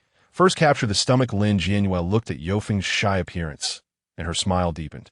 After spending a lot of time recently with the older and more imposing Xingye, she suddenly found this younger little brother quite adorable, and couldn't help but want to tease him a bit. "You were really impressive on stage that day," Lin Jianyue said sweetly to Yufeng. Yufeng looked up, and Lin Jianyue's smile unexpectedly struck his eyes. At that moment, he felt his breath stop. Does she not dislike him? A noble female like her shouldn't find all this fighting and killing very distasteful, right? She is really so different. Yufeng didn't know how to respond. He had rehearsed what to say in his mind several times, but in the end, what came out was just a simple thank you. Seeing that Yufeng still hadn't let down his guard, Lin Jianyue decided to engage him further and ask what had happened yesterday. As for how to do that, she already had a plan. As the saying goes, to win a man's heart, first capture his stomach. Lin Jianyue decided to cook a meal for Yufeng, as she really couldn't praise the food here. The dishes she made would definitely make Yufeng lower his defenses. "Let's get started." Lin Jianyue smirked, her dimples deepening in her cheeks. "You must be hungry, right? I prepared something for you. Just rest here." After saying this, Lin Jianyue thoughtfully turned on the satellite TV for Yufeng to pass the time while she went to the kitchen. Yufeng looked at her, her blue eyes seemingly filled with honey, making him feel as if he were still dreaming. Everything felt so unreal. Lin Jianyue was unaware that Yufeng was actually nervous, which was why he spoke so little to her. After entering the kitchen and checking the available ingredients, which were all prepared by Xingye, she sighed. Xingye had recently been secretly learning to cook and she had caught him several times, but she said nothing. When Xingye was home, Yueyue let her enter the kitchen, so she had no idea what was inside. Looking at the ingredients in the fridge, Lin Jianyue sighed again. There were plenty of ingredients, but that fool Xingye hadn't bought any seasonings. No wonder he could only make sandwiches for her. Whatever a sandwich would do, it would be easier. In the living room, Yueyue still hadn't recalled why he was there, but the aroma wafting from the kitchen made his stomach grumble in protest. He had never smelled anything like it before, and he couldn't help but want to take a look. He tiptoed to the kitchen door and watched Lin Jianyue busily at work. The sight left him speechless. Looking at her slender figure, the apron became a luxury on her, and her long hair cascading down her back was mesmerizing. Lin Jianyue turned around and saw Yueyue standing at the kitchen door, staring at her in a daze. If it weren't for her knowledge of Yueyu's reflexes, she would have doubted whether this kid was a bit slow on the uptake. Sorry to keep you waiting. Come on, it's ready to eat. Lin Jianyue smiled slightly and walked towards the dining table with 2 plates. Yueyue watched Lin Jianyue walk past him. The food on the plate was something he had only seen during royal assassination missions inside the castle. Lin Jianyue placed the plates on the table and waved at Yueyue with a smile. Yueyue, who was usually very agile, suddenly felt his hands and feet didn't obey him. Lin Jianyue noticed Yueyue awkwardly approaching her and couldn't help but chuckle softly. Don't be nervous. This is called a sandwich. You can give it a try. Hearing her bell-like laughter, Yueyu's face instantly flushed, and he hurriedly lowered his head to avoid letting Lin Jianyue see his embarrassment. Okay, thank you. This was the longest sentence Yueyue had spoken since waking up. Lin Jianyue felt she had made some progress. This little brother was finally not so resistant to her. Lin Jianyue sat down first, holding a knife and fork, while Yueyue, who had never eaten food like this, felt a bit lost and awkwardly sat at the table. Lin Jianyue noticed Yueyu's discomfort and didn't look down on him. Instead, she gently said, hold the fork in your left hand, like this, and use your right hand with the knife to cut a little piece off. As she spoke, Lin Jianyue demonstrated for Yueyue. Curious, Yueyue watched her. He was familiar with knives, but this was his first time using one to eat. Clumsily imitating Lin Jianyue, he cut off a corner of the sandwich. When he took his first bite, he felt as if he were standing on a cloud. This deliciousness was something he had never tasted in his life. While eating, Lin Jianyue paid attention to Yueyu's expression.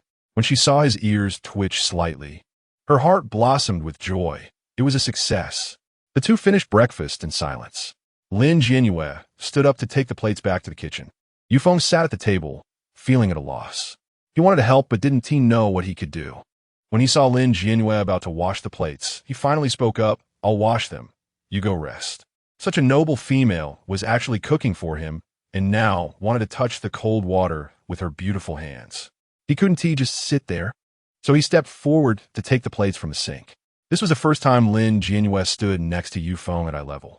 She then realized that although Yueyue was thin, he was much taller than her. While he couldn't compare to Xingye's build, he still gave a sense of security. Watching Yueyue clumsily wash the plates, Lin Jianyue smiled and led him back to the living room. The two sat on the sofa. Lin Jianyue casually leaned against the armrest while Yueyue sat upright, looking very obedient, but his eyes were always focused on her. He was worried she might fall, his muscles tense and ready to protect her at a moment's notice. Yueyue, does your wound still hurt? Lin Jianyue asked gently. Yueyue shook his head slightly in response. No, it doesn't hurt. Lin Jianyue sighed inwardly. Are today's young people all so aloof? After a moment of silence, Lin Jianyue decided not to ask about Yueyu's injury yet, wanting to assess the boy's situation first. She felt that he might not be living very well. Otherwise, he wouldn't have appeared in the underground arena of the Qi Yin organization at such a young age. Yueyue, your body hasn't fully recovered yet, and there are military personnel all around here. It's dangerous for you to go out now. You should stay here to recover and leave once you're healed. Lin Jianyue's words made Yueyu's pupils widen. She was actually willing to let him stay here. Didn't she despise him for being an identity-less male? Other females would show disdain on their faces when they saw him, a male without status, but Lin Jianyue had never shown such emotions. In his impression, Lin Jianyue had always smiled sweetly at him, being very gentle. She was really something special. Chapter 31. He is a killer. Yufeng originally wanted to refuse. But when he saw Lin Jianyue's gentle smile, he hesitated. He wanted to stay, even if just for a day, wanted to be alone with this beautiful female. Lin Jianyue noticed that Yufeng did not refuse and breathed a sigh of relief, starting to try to talk to him. You don't have to worry about safety here. This is within the military's guarded area. No one can come in without permission. Yufeng nodded, finally willing to share his situation with Lin Jianyue. Was it you who brought me in last night? Lin Jianyue smiled and nodded. Yes, I saw you were seriously injured, so I brought you back. Also, you don't have to be so formal with me. My name is Lin Jianyue. Just call me Yueyue. Upon hearing this, Yufeng's pupils widened in an instant. She is really so gentle. Can a dirty person like him really call her by her name? Yeah, Yufeng whispered, his face turning red when he spoke. Seeing Yufeng's reaction, Lin Jianyue's smile deepened. This young boy is truly easy to shy away. Yufeng, if it's convenient for you, could you tell me what happened last night? Don't worry, I won't tell anyone. Lin Jianyue tentatively asked. Yufeng was startled. If Lin Jianyue found out about his identity, would she not treat him this way anymore? Would she despise him, hate him, even fear him? He dared not think about it. Yet he did not want to deceive Lin Jianyue, feeling conflicted inside. Seeing Yufeng's troubled expression, Lin Jianyue understood something and was not angry. She just smiled slightly and said, It's okay. If you're not comfortable talking about it, that's fine. Just focus on recovering here. Treat this place like your own home and don't be polite. After Lin Jianyue finished speaking, she went upstairs to prepare for the auction that evening. Yufeng watched her go upstairs and began to examine everything in the room. Why was such a beautiful and delicate noble female like Lin Jianyue living alone in this villa without a male protector? Although there were soldiers outside for protection, it still felt unsafe until he saw a military medal in a display case in the living room, which was put there by Yueyue in the past 2 days because he wanted to leave something of himself at home, so that when he was not there, Lin Jianyue could think of him. Yufeng looked at the medal, his pupils constricting. This is Yueyue's home, so the soldiers outside are all under his command, making him even more dangerous here. Yufeng stood up, wanting to leave, but when he looked at the staircase, he thought of how good Lin Jianyue was to him. If he left without saying goodbye, would she be very sad? What are you looking at? Lin Jianyue's voice came from the staircase. Yufeng turned to the sound and saw Lin Jianyue slowly walking down in a black evening gown. His eyes seemed glued to her, as if he were looking at an angel. He had never seen such a female before. Lin Jianyue walked in front of Yufeng and, seeing the boy in a daze, gently smiled and asked, What's wrong? Is it not good looking? Yufeng finally came to his senses, shaking his head repeatedly. No. Yueyue is very beautiful. Seeing the shy look on the young boy's face, Lin Jianyue's lips curled slightly, and she performed a slight bow, saying, Thank you. Yufeng, were you looking at that? Lin Jianyue pointed to Yueyue's medal. She had seen Yufeng's every move clearly from upstairs, and although he had not been so nervous before, his expression had obviously changed to one of worry and tension when he saw the military medal. Lin Jianyue's suspicions about Yufeng deepened. Yufeng saw that Lin Jianyue was pointing at the medal and didn't he know what to say for a moment. Finally, meeting Lin Jianyue's clear eyes, he spoke up. Yeah, actually I am a killer. After Yufeng finished speaking, he lowered his head, unable to bear the thought of seeing Lin Jianyue's fearful or disgusted gaze. He could not accept that Lin Jianyue would hate him. But contrary to his expectations of disgust, Lin Jianyue's sweet voice came. You must have had a hard time, right? Yufeng raised his head in disbelief, looking into Lin Jianyue's eyes that were slightly misty. That's great. She didn't despise him. Yufeng choked up. No one had ever asked him if he was tired, nor cared for him. Lin Jianyue was the first. Seeing the tears welling up in Yufeng's gray pupils, Lin Jianyue felt a softness in her heart and gently said, It's okay. It's very safe here. Yueyue won't be back for the next few days. You can rest assured and recover. No one will hurt you. Yufeng slowly lowered his head, nervously fiddling with his fingers, and softly asked, You are not afraid of me? Lin Jianyue replied softly, I'm not afraid. I believe you won't hurt me. Don't worry. I can guarantee your safety. Even if Yueyue came back, Lin Jianyue believed she could protect Yufeng. After all, Yueyue was so fond of her. This little matter would not be difficult for him. Yufeng didn't know what to say to Lin Jianyue, just looking at her with a face full of gratitude. At that moment, a soldier's announcement came from outside the villa, saying that Song Yin had arrived and wanted to see Lin Jianyue. Lin Jianyue looked towards the door, responded to let him wait a moment, then turned to Yufeng and said, "I will go out for a bit. You stay here and rest well. Don't worry about anything else." Yufeng nodded, but he kept thinking about the name Song Yin, which felt very familiar, yet he couldn't recall who it was for a moment. Lin Jianyue brought Yufeng to stay in a guest room on the first floor, telling him not to come out, and then had someone bring Song Yin in. Song Yin was especially formal today, wearing a black suit adorned with a few diamonds, which looked very similar to Lin Jianyue's gown.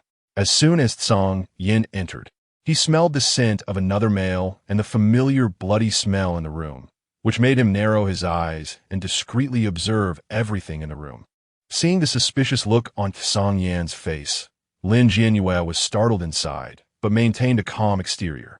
She smiled slightly and walked up to Song Yin, saying, "You came so early. Are we leaving now?" Song Yin looked at Lin Jianyue in the dress he gifted her, his smile never fading, and slightly bowed, saying yes. "Miss Jianyue, I can't wait to go to the auction with you, so I came early." Yufeng clearly heard Song Yin's voice in the room, and a sudden sense of unease surged in his heart. He knew exactly what kind of person Song Yin was. Why invite Lin Jianyue to the auction? There must be some scheme behind this. Yufeng didn't dare to act rashly. He could only press himself against the door to listen to the commotion outside. Chapter 32 Auction. Lin Jianyue was afraid that Song Yin would sense something unusual, so she deliberately blocked her body in the direction of Yufeng's room and softly said, "All right, let's go now." After hearing this, Song Yin retracted his scrutinizing gaze, made a gentlemanly gesture inviting her to proceed, and said softly, "It is my honor. Please, Miss Jianyue." Lin Jianyue followed Song Yin as they prepared to leave, glancing back at Yufeng's direction before departing. Seeing that the door was still closed, she finally breathed a sigh of relief and left the villa with Song Yin. Before they exited, a soldier stepped forward to block their way, saying, "Sorry, Miss Jianyue, you need to have military escorts when going out." Song Yin guessed that Xingye would certainly not allow Lin Jianyue to go out alone, so he was not too surprised or dissatisfied. Lin Jianyue was aware of the rules set by Xingye, and she also knew that Song Yin was not a good person. Although she believed he would not harm her, she did not want to make things difficult for the soldiers. She looked at Song Yin and asked Song Yin, "You wouldn't mind, would you?" Song Yin smiled slightly and replied, "Of course I don't mind." Lin Jianyue turned to speak with the soldiers, while Song Yin watched her back, thinking about his plan and how he could become Lin Jianyue's second guardian. Lin Jianyue did not want to draw too much attention, so she only brought 2 soldiers with her to the auction. Upon arriving at the auction venue, Lin Jianyue walked beside Song Yin and was stunned by the scene. The crystal ceiling refracted a cold halo, and the leather seats surrounded the gilded auction stage in a horseshoe shape. Participants dressed in expensive gowns sat in designated spots, discussing how amazing the auction items were. Lin Jianyue followed Song Yin to the front row, and as they passed by, people stood and bowed slightly upon seeing Song Yin, which made Lin Jianyue even more curious about his identity.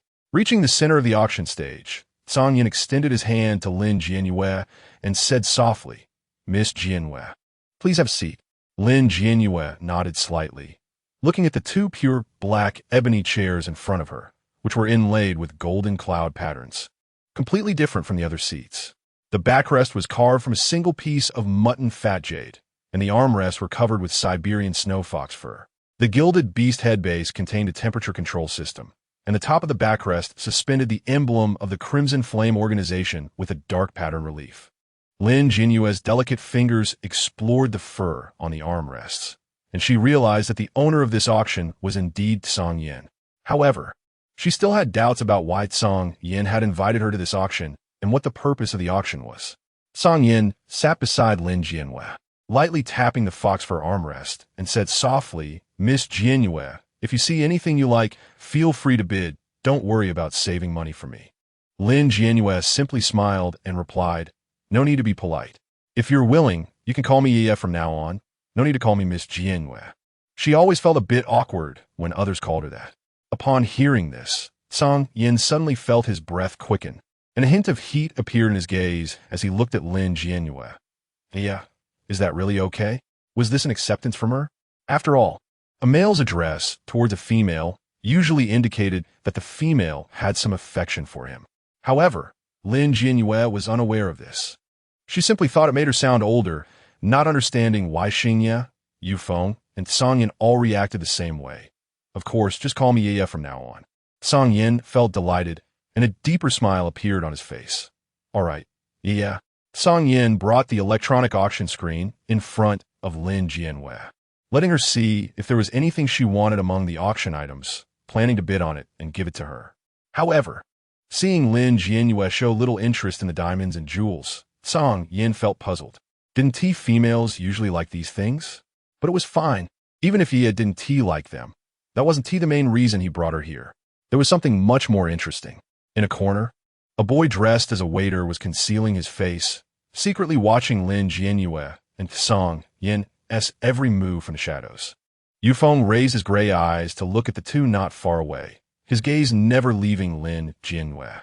The moment Song Yin and Lin Jianyue left the villa, Yufeng had escaped through the window, avoiding the soldier's watchful eyes. He watched Song Yin and Lin Jianyue board the hovercar, worried that he would lose them. He had to endure the pain and transformed into his beast form to chase after the hovercar, following them all the way here. Song Yin was a dangerous person, and he needed to protect Lin Jianyue. The lights in the auction hall gradually dimmed, and a male walked onto the stage, explaining the first auction item. Soon, someone began to bid. Lin Jianyue had never seen such a scene before and was a bit curious, watching the numbers on the electronic floating screen continuously increase. Feeling a pang in her heart. Spending so much money on such a broken vase could buy her a lot of experimental equipment. As the final 7-figure price was called for the vase, the winner's face showed no regret, but rather joy, making Lin Jianyue think that the person must have some issues and should go see a doctor. The next items were diamond necklaces and the like, and many noble females began to bid. Song Yin's attention was not on the auction stage, but on the female beside him. This little female had been calmly watching the auction since the beginning, even remaining unmoved by the diamonds that only appeared on rare mines. Song Yin was increasingly curious about Lin Jianyue. She was truly special. Hearing the gavel fall, Lin Jianyue turned to look at the winner of the 8-figure diamond necklace.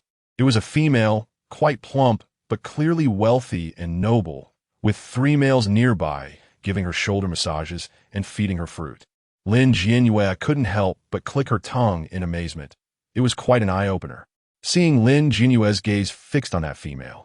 Song Yin turned to her and gently asked, "Do you like that necklace, Yueyue?" Lin Jianyue shook her head repeatedly. "No, I'm just curious." She would never be foolish enough to spend so much on such an extravagant necklace, which was impractical.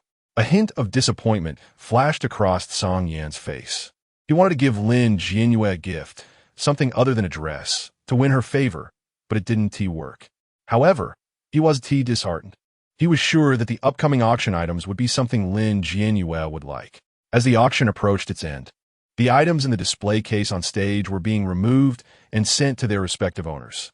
Lin Jianyue thought it was over, but as the lights dimmed again, she frowned, and the guests behind her began to discuss quietly. Chapter 33. Is auctioned. I heard that this last item is a rare female. Yes, it's said to be a royal princess. My goodness, why would a royal princess be up for auction? Isn't she a treasure in the palm of one's hand? It's said that she has lost her rank and reproductive ability, making her worthless. Buying her back would only mean having her as a servant. Lin Jianyue's eyes widened as she looked at Song Yin, her gaze filled with disbelief. Isn't the female respected on this planet? Why can they still auction off females? Song Yin, is what they said true? Lin Jianyue asked quietly, her usually gentle tone now laced with seriousness.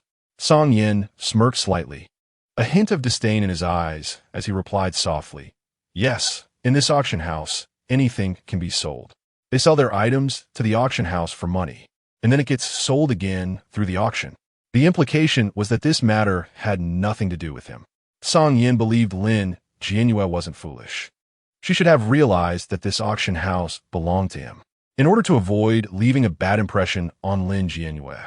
He wanted to distance himself from the situation as much as possible. Lin Jianyue understood, feeling that these items probably had no direct connection to Song Yin. After all, he was the boss. If everything had to go through him, he wouldn't have had the time to casually invite her to the auction. Lin Jianyue could only suppress her anger. This world had its own rules that she could not change. Although she despised it, there was nothing she could do. When she saw the female appear on stage, Lin Jianyue could no longer sit still. Oh my god, it's actually Princess.The. She could be considered my female beast god. How could she have fallen to this level? Once so proud and looking down on us. Now she has ended up like this, truly self-inflicted.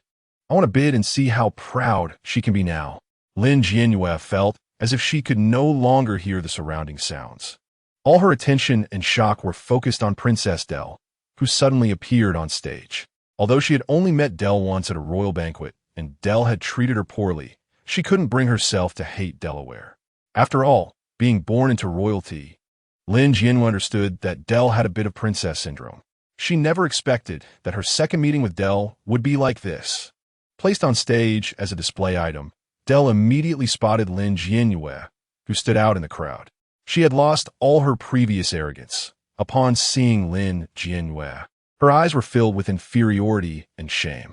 Lin Jianyue looked back at Del with a complex expression, unsure of how to express her feelings about the situation. Song Yin calmly turned his gaze to Lin Jianyue beside him. He had expected to see excitement in her eyes at the sight of the spell, but instead, he saw worry and sadness. Why? Why was Yueyue unhappy? This was a gift he had specially prepared for her. Suppressing his doubts and disappointment, he feigned ignorance and looked at the auction stage, where the bidding numbers were rising to an unimaginable figure. In the corner, Yufeng noticed Song Yan's expression clearly. Having been a killer since childhood, he sensed something was off with Song Yan immediately. This Princess.The was a top-ranking 3S level female in the Empire, and now suddenly losing her rank and reproductive ability told Yufeng that this matter must be related to Song Yan. That meant Lin Jianyue was even more in danger beside him. As the auction price approached 9 digits, the entire auction house fell silent, with no one daring to raise their bids any further. After all, this was just a female with no benefits. They wanted to buy her back only because Del was originally a princess. However, as the price neared 9 digits, many males began to withdraw, including several noble females who had been bidding earlier, now also quiet. Just as the auction was about to conclude, a deep voice rang out, 100 million. The auction house, which had been quiet, now felt even more pronounced with that voice. Everyone couldn't help but turn to see where it came from. Lin Jianyue was curious about which pervert would spend such a high price to buy a female. As she turned, she accidentally locked eyes with the male who had placed the bid, dressed in a deep gray tailored suit that fitted his lean and strong body. His tousled hair fell lazily over his forehead. In the swirling currents of the auction, he sat in a leather chair, his long fingers lightly tapping the armrest. His silver-black heterochromatic eyes, framed by gold-rimmed glasses, gazed deeply at Lin Jianyue, the curve of his lips seeming gentle, yet exuding a suffocating sense of oppression. It was as if a lurking beast was waiting for its prey to step into a carefully laid, deadly trap. Song Yan followed Lin Jianyue's gaze and recognized the bidder as a familiar face, one that was now fixated on the female beside him. His black pupils glared at the man, carrying a hint of threat. "He has come," Song Yan suddenly said casually. Lin Jianyue was brought back to her senses by Song Yan's words and turned to ask him, "Do you know him?" Song Yan offered a provocative smile at the man, then turned away, pretending to be indifferent as he explained, "Yes, he is Lin Yu, and he is not a good person. Yeah, remember to stay away from him in the future." After hearing this, Lin Jianyue looked back at Lin Yu once more. His gaze had not left her direction, leading to another moment of eye contact. Lin Yu felt pleased that the beautiful female was looking at him again, but as Lin Jianyue turned away, he squinted slightly, sensing the provocative look Song Yan had just given him. Lin Yu felt an uneasy sensation in his heart. After all, Song Yan's black tiger had never had good intentions. Earlier, he had seen Song Yan speaking with Lin Jianyue, and coupled with Lin Jianyue's earlier glances at him, He was even more certain that Song Yin had said something inappropriate to that beautiful female. Ling Yu's well-formed eyebrows slightly furrowed, a dangerous signal emanating from his heterochromatic eyes. But Song Yin seemed completely unafraid. He merely smirked, revealing two slightly cold, glinting tiger teeth, and turned back to watch the auction stage with Lin Jianyue. Ling Yu's frown deepened. In the end, he just beckoned a subordinate over, whispered a few words, and then stood up to leave.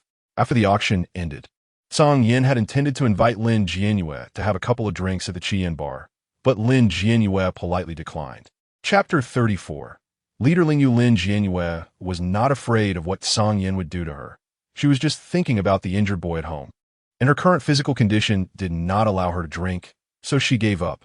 After bidding farewell to Song Yin in front of the auction venue, Song Yin, feeling uneasy, ordered his subordinates to protect Lin Jianyue in secret and then turned to enter the auction hall. Just around the corner, a dark gray figure was leaning against the wall, with a flickering spark in front of his mouth. Leader Ling Yu, do you need something from me? Song Yin had already guessed that Ling Yu would be waiting for him here, especially since he had shown clear hostility towards Ling Yu inside the venue just moments ago. Ling Yu exhaled a puff of smoke, and since he was about the same height as Song Yin, the smoke blew directly into Song Yin's face, causing anger to flare in his dark eyes. Boss Song Yin, what did your gaze in the venue mean? Ling Yu was not one to beat around the bush and asked directly. Seeing that Ling Yu had said it outright, Song Yin did not hold back either. He replied directly, just what you saw, Ling Yu. You're interested in Yueyue, aren't you? Ling Yu narrowed his eyes and looked at Song Yin, saying, what does it have to do with you? Song Yin smirked slightly, taking a cigarette from his pocket and saying calmly, it doesn't concern me now, but might later. I advise you to back off while you can. After all, her primary guardian is Xinya. Upon hearing Song Yin mention Xinya's name, Ling Yu's expression visibly changed, but he quickly returned to normal. Is that so? Boss Song Yin, I suppose you're not having an easy time with Xinya either? Ling Yu spoke with a hint of provocation in his tone. Song Yin, unfazed by Ling Yu's gaze, simply exhaled smoke. The smoke dispersed on Ling Yu's face, clearly a retaliation for Ling Yu blowing smoke in his face earlier. Ling Yu's expression remained unchanged. He just raised his hand to wave away the smoke, still smiling at Song Yin. Song Yin, with a slight smirk, was not angered by Ling Yu's earlier words. He said lightly, Leader Ling Yu, you might have forgotten one thing. The military commander Xinya and the royal government owe me some unpayable debts.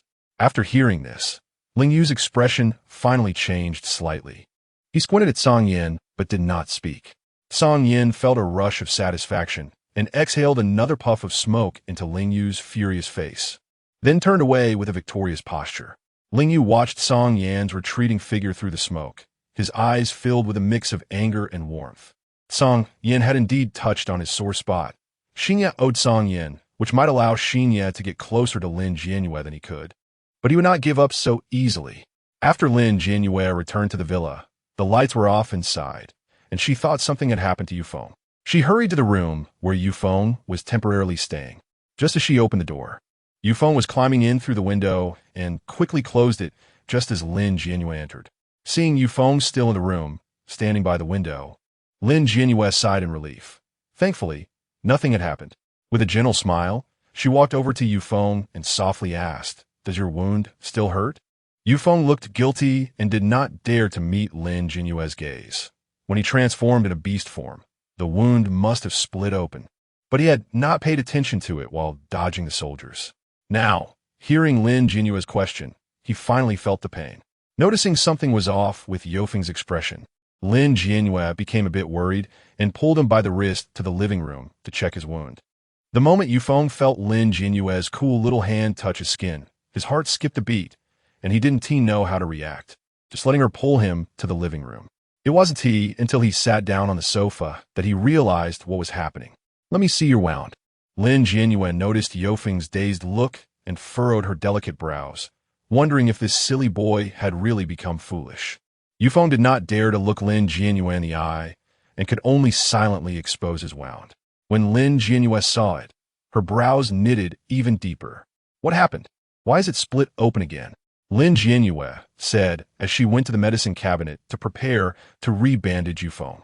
Yufeng lowered his head, knowing he could not hide this from Lin Jianyue, and stammered, I followed you outside and transformed into beast form, so it split open. A hint of surprise appeared on Lin Jianyue's face, but her hands did not stop moving. While preparing the medicine, she said, You followed me outside because you were afraid I would be in danger? Yufeng nodded unreservedly, Yeah.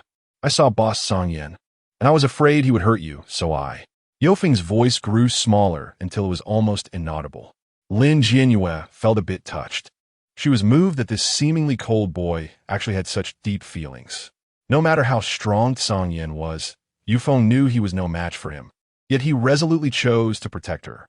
It was impossible not to feel moved, but more than that, she was angry that this boy did not prioritize his own safety.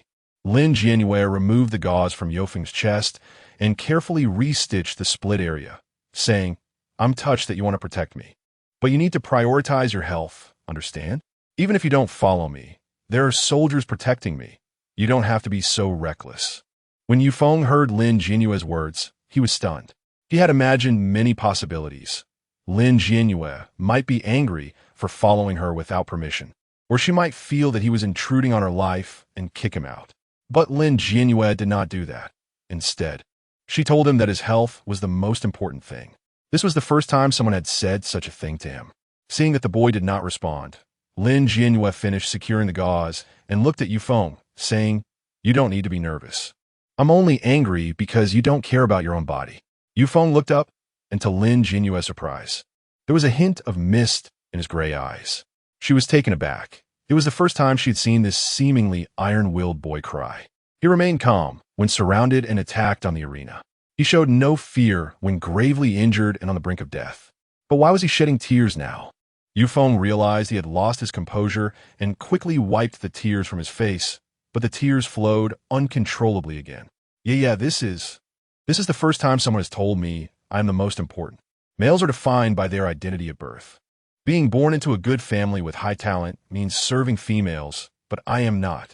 So, no one has ever told me to care about myself. Chapter 35, Temporary Bodyguard Lin Jianyue suddenly felt a pang of sympathy, not just for Yufeng, but for the countless others like him. This planet is cruel. No matter how talented Yufeng is, a poor birthright forces him to become a killer to survive. All of this is due to the skewed generatio in this world. At that moment, Lin Jianyue's determination to start her mission as soon as possible grew stronger. She didn't want to see Yufeng like this. Lin Jianyue suddenly reached out to pat Yofeng's head. The gesture felt so natural as she had done it countless times with Xingye. But it was the first time Yufeng had been treated this way. Yufeng, remember to take care of yourself in the future. Yofeng's gray eyes glistened with moisture, and he nodded slightly. After that, the two didn't exchange words. Lin Jianyue grew tired and went upstairs to rest. Yufeng, on the other hand, couldn't sleep at all. It was his first time sleeping on a soft big bed, and he wasn't used to it. His mind kept replaying Lin Jianyue's words from earlier. Whenever he closed his eyes, her gentle blue eyes and soft tone echoed in his head, making it impossible for him to fall asleep. In the end, Yufeng got up and sat on the only staircase leading to Lin Jianyue's room, leaning against the railing and sleeping there all night. When Lin Jianyue came down the next morning and saw Yufeng sleeping at the foot of the stairs, she was momentarily stunned. This silly boy really slept here all night? Yufeng, being a killer, had always slept lightly.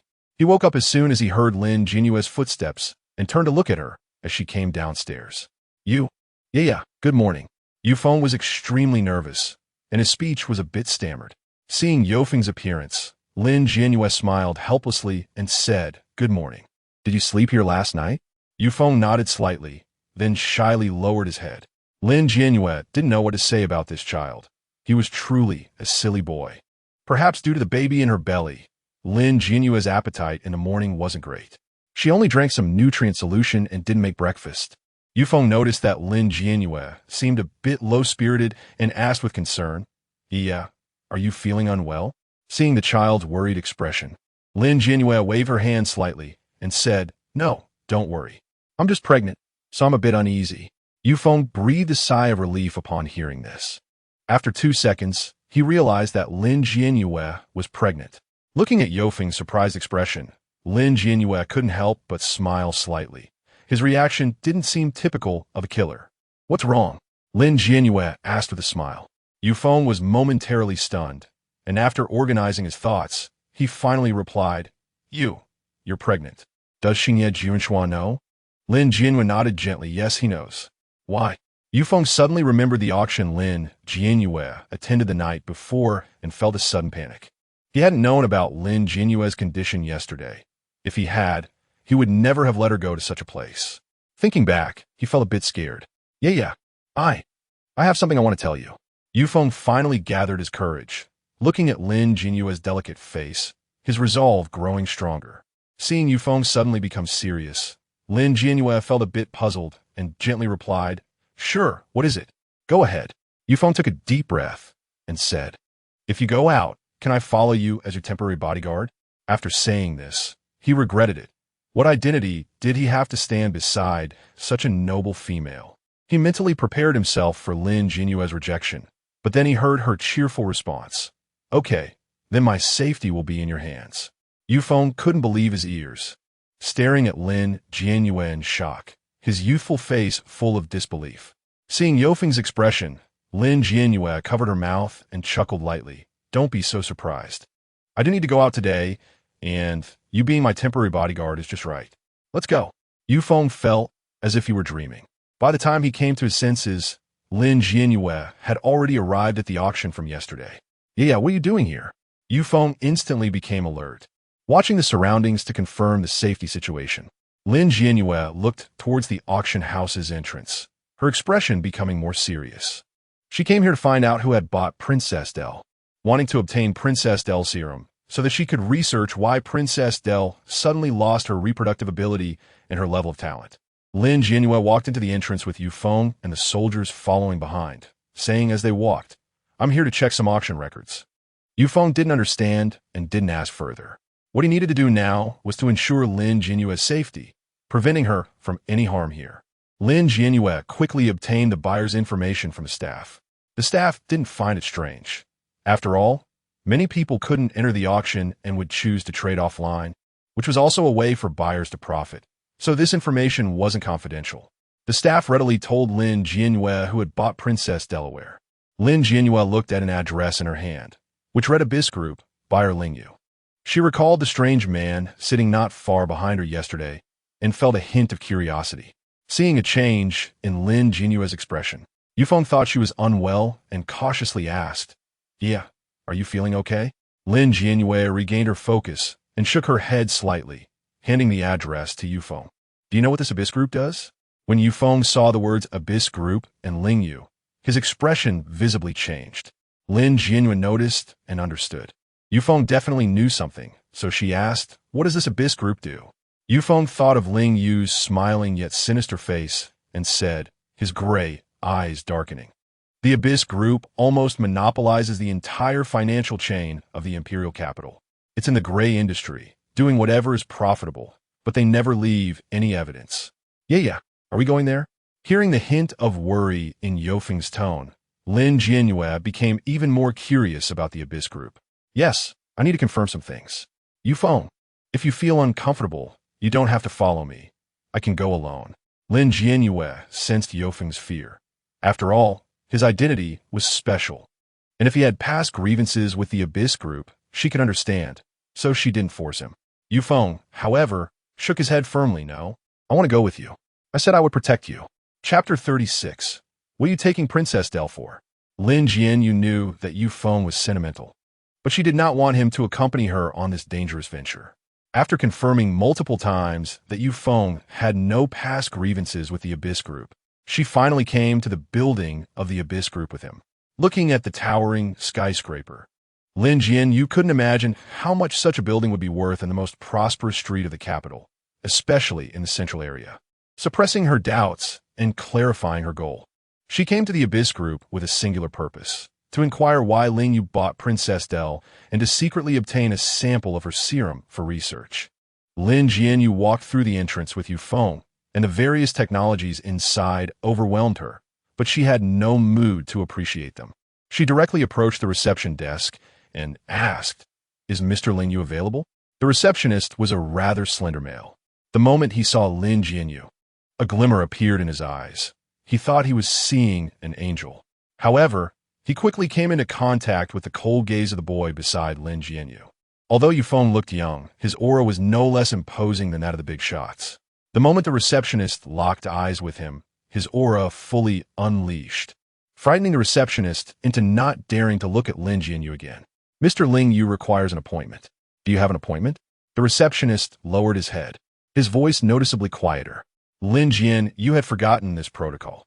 How could one meet such prominent figures in organizations without an appointment?" While she was pondering what to do, a cool voice rang out behind her. "Dear miss, are you looking for me?" Lin Jianyue's heart skipped a beat. She turned around to see Ling Yu's refined face, his eyes behind gold-rimmed glasses carrying a hint of a smile. He appeared cultured, but Lin Jianyue's first impression of him was that he was a refined scoundrel. "Mr. Lingyu, hello. I apologize for the intrusion. I have something I would like to consult with you about." Lin Jianyue's sweet voice rang out. Hearing this, Lingyu's lips curled slightly.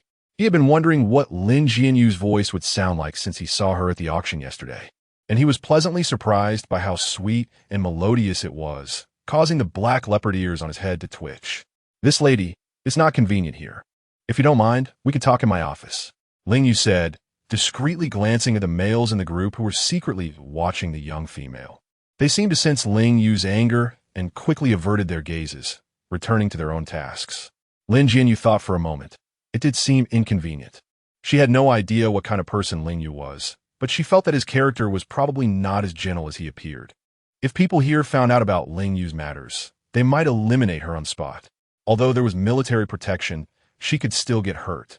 With a child in her belly, she could only comply with Lingyu's request. "All right, then I will trouble Mr. Lingyu." Lin Jianyue took a small step back to stand with Yufeng. Lingyu then noticed the young male beside Lin Jianyue. As a fellow male, he squinted slightly, sizing Yufeng up. He could sense that Yufeng's level was not low, but the boy felt somewhat familiar to him. "Okay, please." Lingyu merely glanced at Yufeng for a few seconds before withdrawing his gaze, slightly bowing to gesture for them to proceed, leading Lin Jianyue to a private elevator. When the elevator reached the top floor, it was Lingyu's private space, with no one to disturb them. Lin Jianyue instructed the soldiers to wait at the door and enter the office with Yufeng and Lingyu.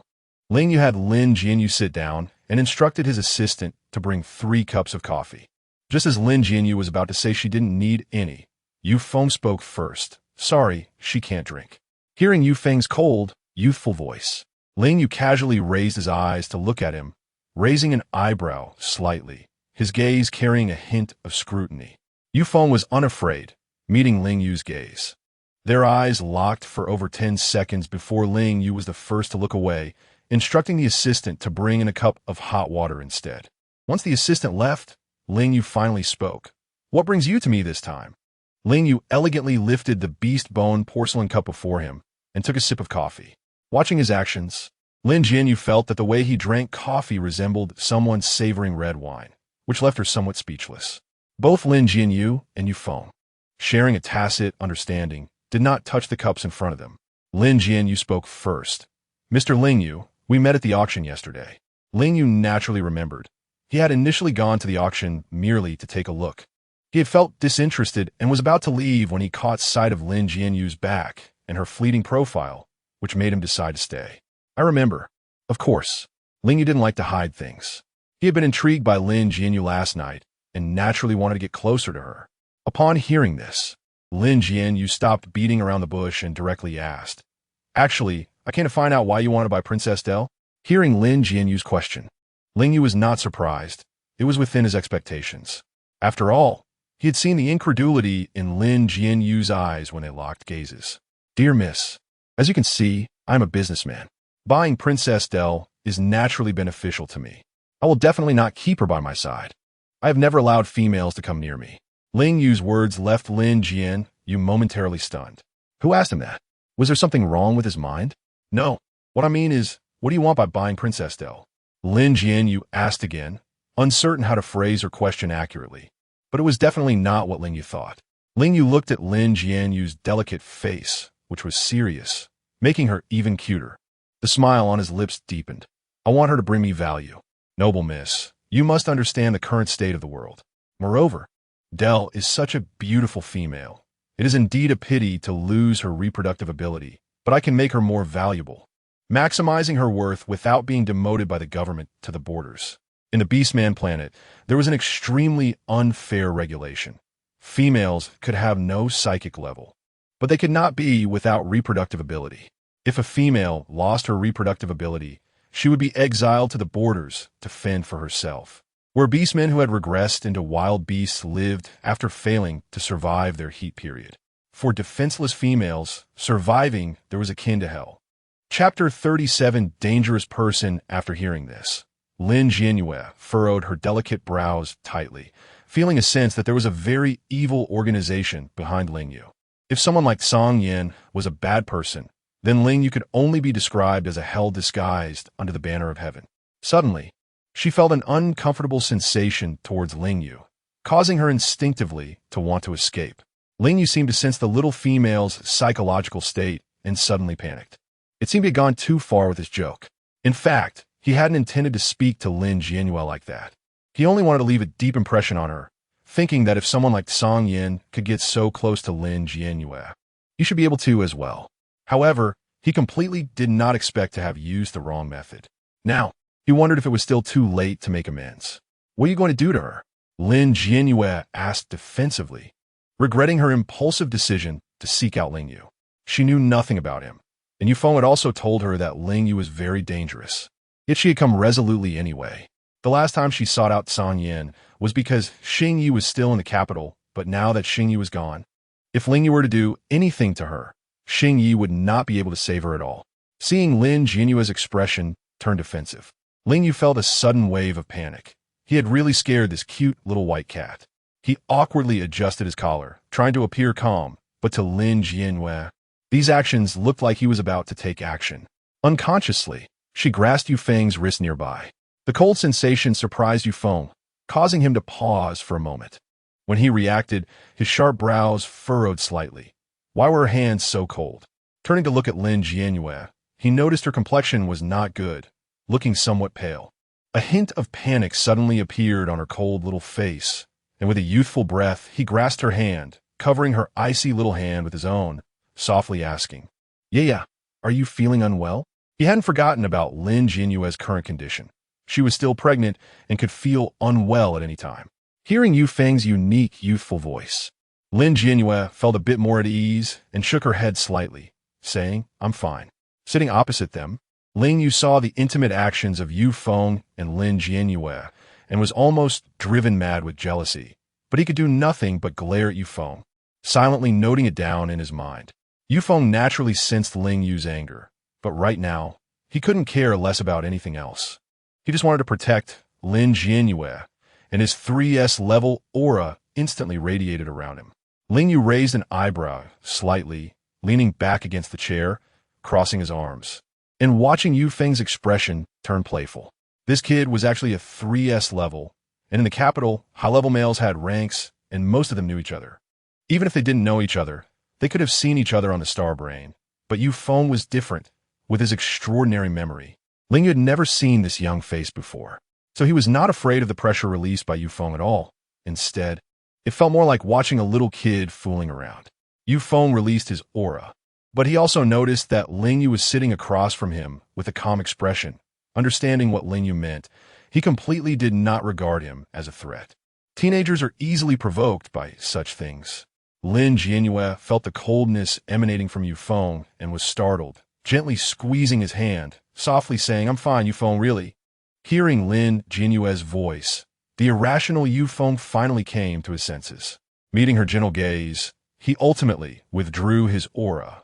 Lingyu had initially wanted to provoke Yufeng to see how long he could hold on, and also to show Lin Jianyue that the male by her side could not protect her at all. But unexpectedly, he failed, feeling a bit unwilling in his heart.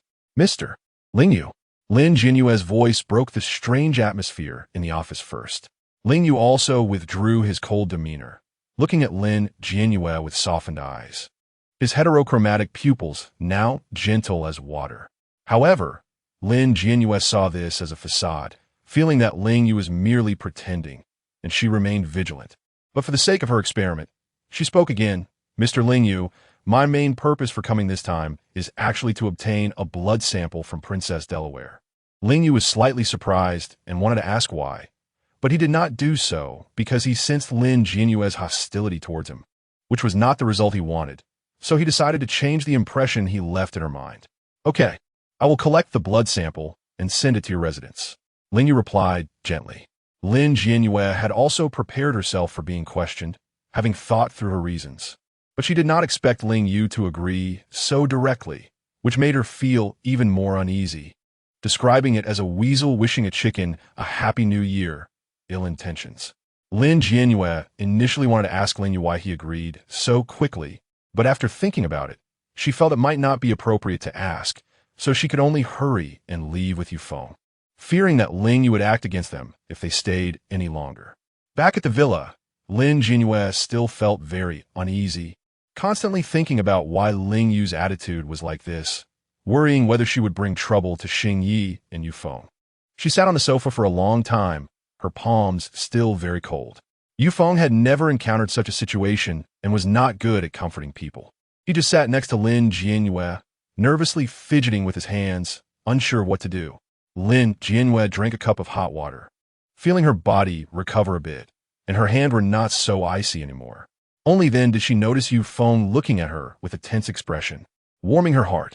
When Yufeng saw Lin Jianyue looking at him, he dared not speak, just staring at her blankly, waiting for her to speak first. Lin Jianyue smiled helplessly and softly said, "Are you hungry?"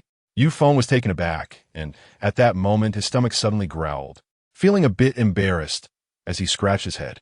Lin Jianyue chuckled lightly, temporarily putting this matter aside, preparing to make something delicious to ease herself. Wanted to eat normal food on this planet.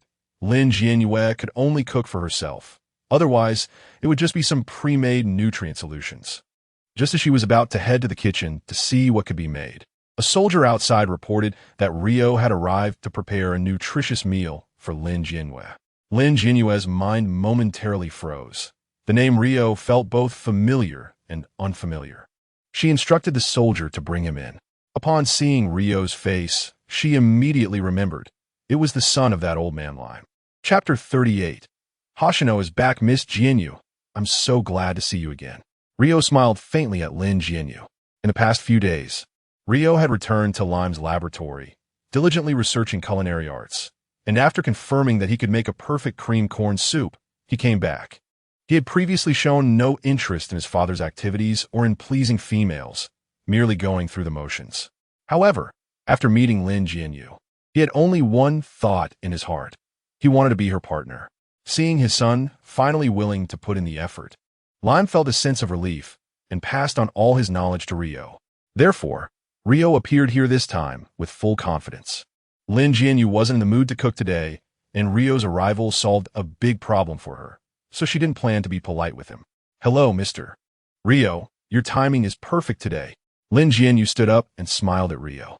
When Rio saw Lin Jianyue smile, it was as if he saw flowers blooming in spring, and his body felt light, as if he could float. He was so entranced by her smile that he momentarily forgot to respond. Lin Jianyue tilted her head, looking at Rio curiously. At this moment, Yufeng was completely ignored by the two.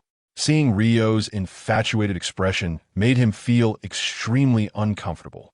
But he was well aware that he had no position to feel jealous or to stop other males from approaching Lin Jianyue. Suddenly, a bold idea crossed his mind, to become Lin Jianyue's partner. He was startled by this thought, knowing deep down that he was not the kind of person who could stand in the sunlight with Lin Jianyue. He felt like a rat in the sewer, doomed to live in the dark. The realization of his identity brought a sense of despair that made it hard for him to breathe. For the rest of the time, Yufeng kept his distance from Lin Jianyue. Rio's arrival made him feel even more unworthy of her, and that feeling made him want to escape. Rio was in the kitchen making cream corn soup for Lin Jianyue, while Yufeng could only stand at the kitchen door, unable to help at all. Watching Lin Jianyue occasionally giving Rio pointers in the kitchen made him feel miserable, but he couldn't do anything about it. Looking at Lin Jianyue and Rio in the kitchen, a sense of inferiority welled up in Yufeng. He should leave. Lin Jianyue was too focused on whether the soup Rio made was edible to notice Yuefeng's discomfort. By the time she came out, Yufeng had already left the villa, leaving behind a crooked note on the living room sofa. It read, "Thank you, yeah, these have been the happiest days for me." Only then did Lin Jianyue realize that Yufeng had left. For some reason, a sense of loss filled her heart. She had thought about Yufeng leaving, but she didn't expect it to be like this. She didn't even know how she felt about him, whether it was sympathy, novelty, or gratitude. The moment she realized Yufeng had left, she felt sad. Rio had finally made a successful cream corn soup and was eagerly waiting for Lin Jianyue's praise. However, Lin Jianyue was simply not in the mood to taste it. Yuefeng's departure felt like a stone weighing down her heart, making it hard for her to breathe. She could only give Rio a perfunctory compliment. This silly boy Rio completely failed to sense the change in Lin Jianyue's mood and felt like he was floating at her praise, oblivious to her discomfort. Lin Jianyue couldn't taste the flavor of the soup. It felt like she was drinking a bowl of water. After Rio finished tidying up the dining room and kitchen, he saw Lin Jianyue sitting on the sofa. Summoning his courage, he walked over to her. Lin Jianyue was lost in thought, still pondering where Yufeng might have gone, and did not notice Rio's actions or expressions. It wasn't until a pair of shiny black shoes appeared in her line of sight that Lin Jianyue looked up at Rio. "Mr. Rio, is there something you need?" Lin Jianyue pulled her thoughts back, smiled, and spoke softly. Seeing Lin Jianyue's smile made Rio blush instantly. He lowered his head, stammering and unable to say anything. Lin Jianyue tilted her head in confusion. Upon seeing Rio's expression, she seemed to understand something. She sighed helplessly. She really wasn't in the mood to think about these things right now. Lin Jianyue wanted to refuse before Rio could speak. But Rio was quicker, saying, "Miss Jianyue, I want to be your partner, you." Before Rio could finish his sentence, the villa door opened, and both Lin Jianyue and Rio turned to look. The moment Lin Jianyue saw Hoshino, her eyes lit up with excitement as she jumped up and ran over. "Hoshino!" Lin Jianyue dashed towards Hoshino. Hoshino instinctively opened his arms to embrace Lin Jianyue, afraid of hurting the little female in front of him. Lin Jianyue rubbed her small face against Hoshino's chest, feeling relieved that he had returned safely.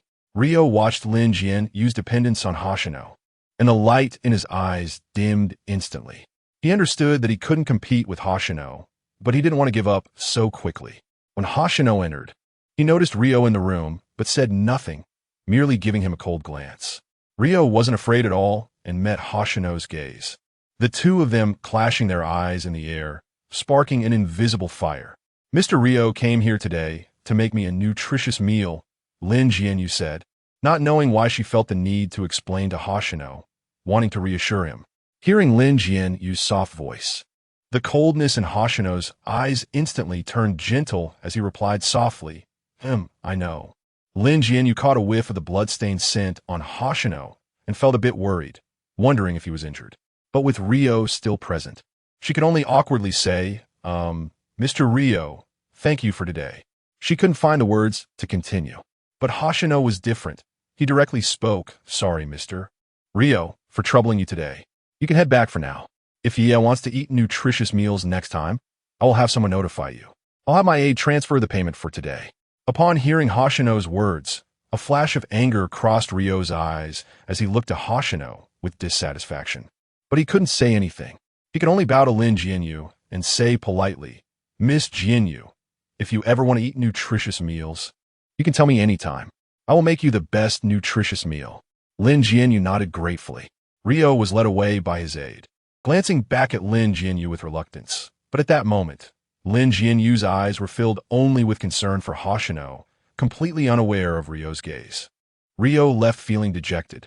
Chapter 39, Not a Good Person. Yueyue watched Leo's departing figure, feeling a sudden sense of accomplishment in his heart, more satisfying than winning a battle.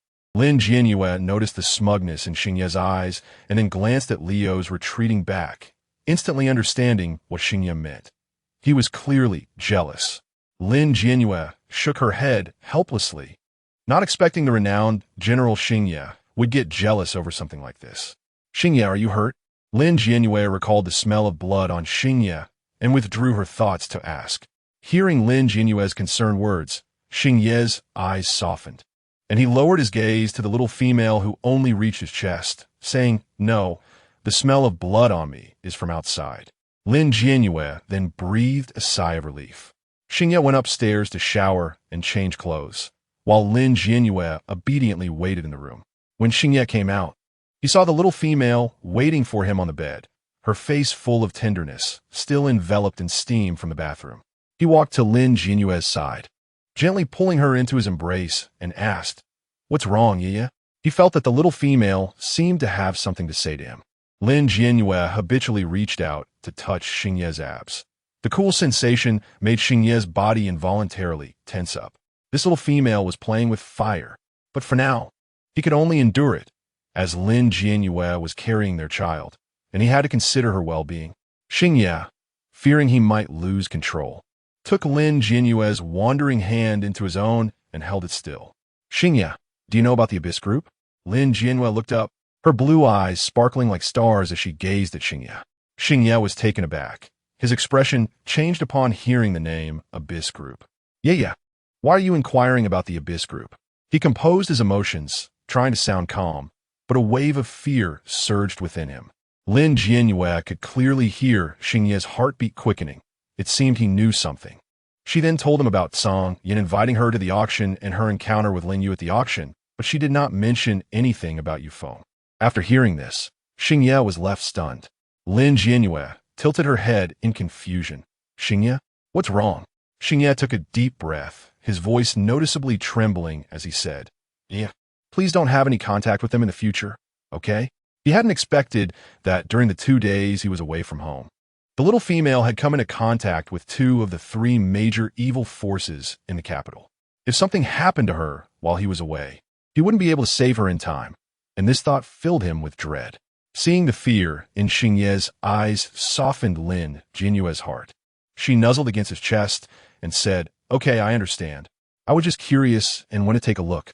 Xingye tried to reach out to touch Lin Jianyue's face, but stopped mid-air, instead wrapping his arm around her shoulder and softly saying, "I know, and it didn't mean it.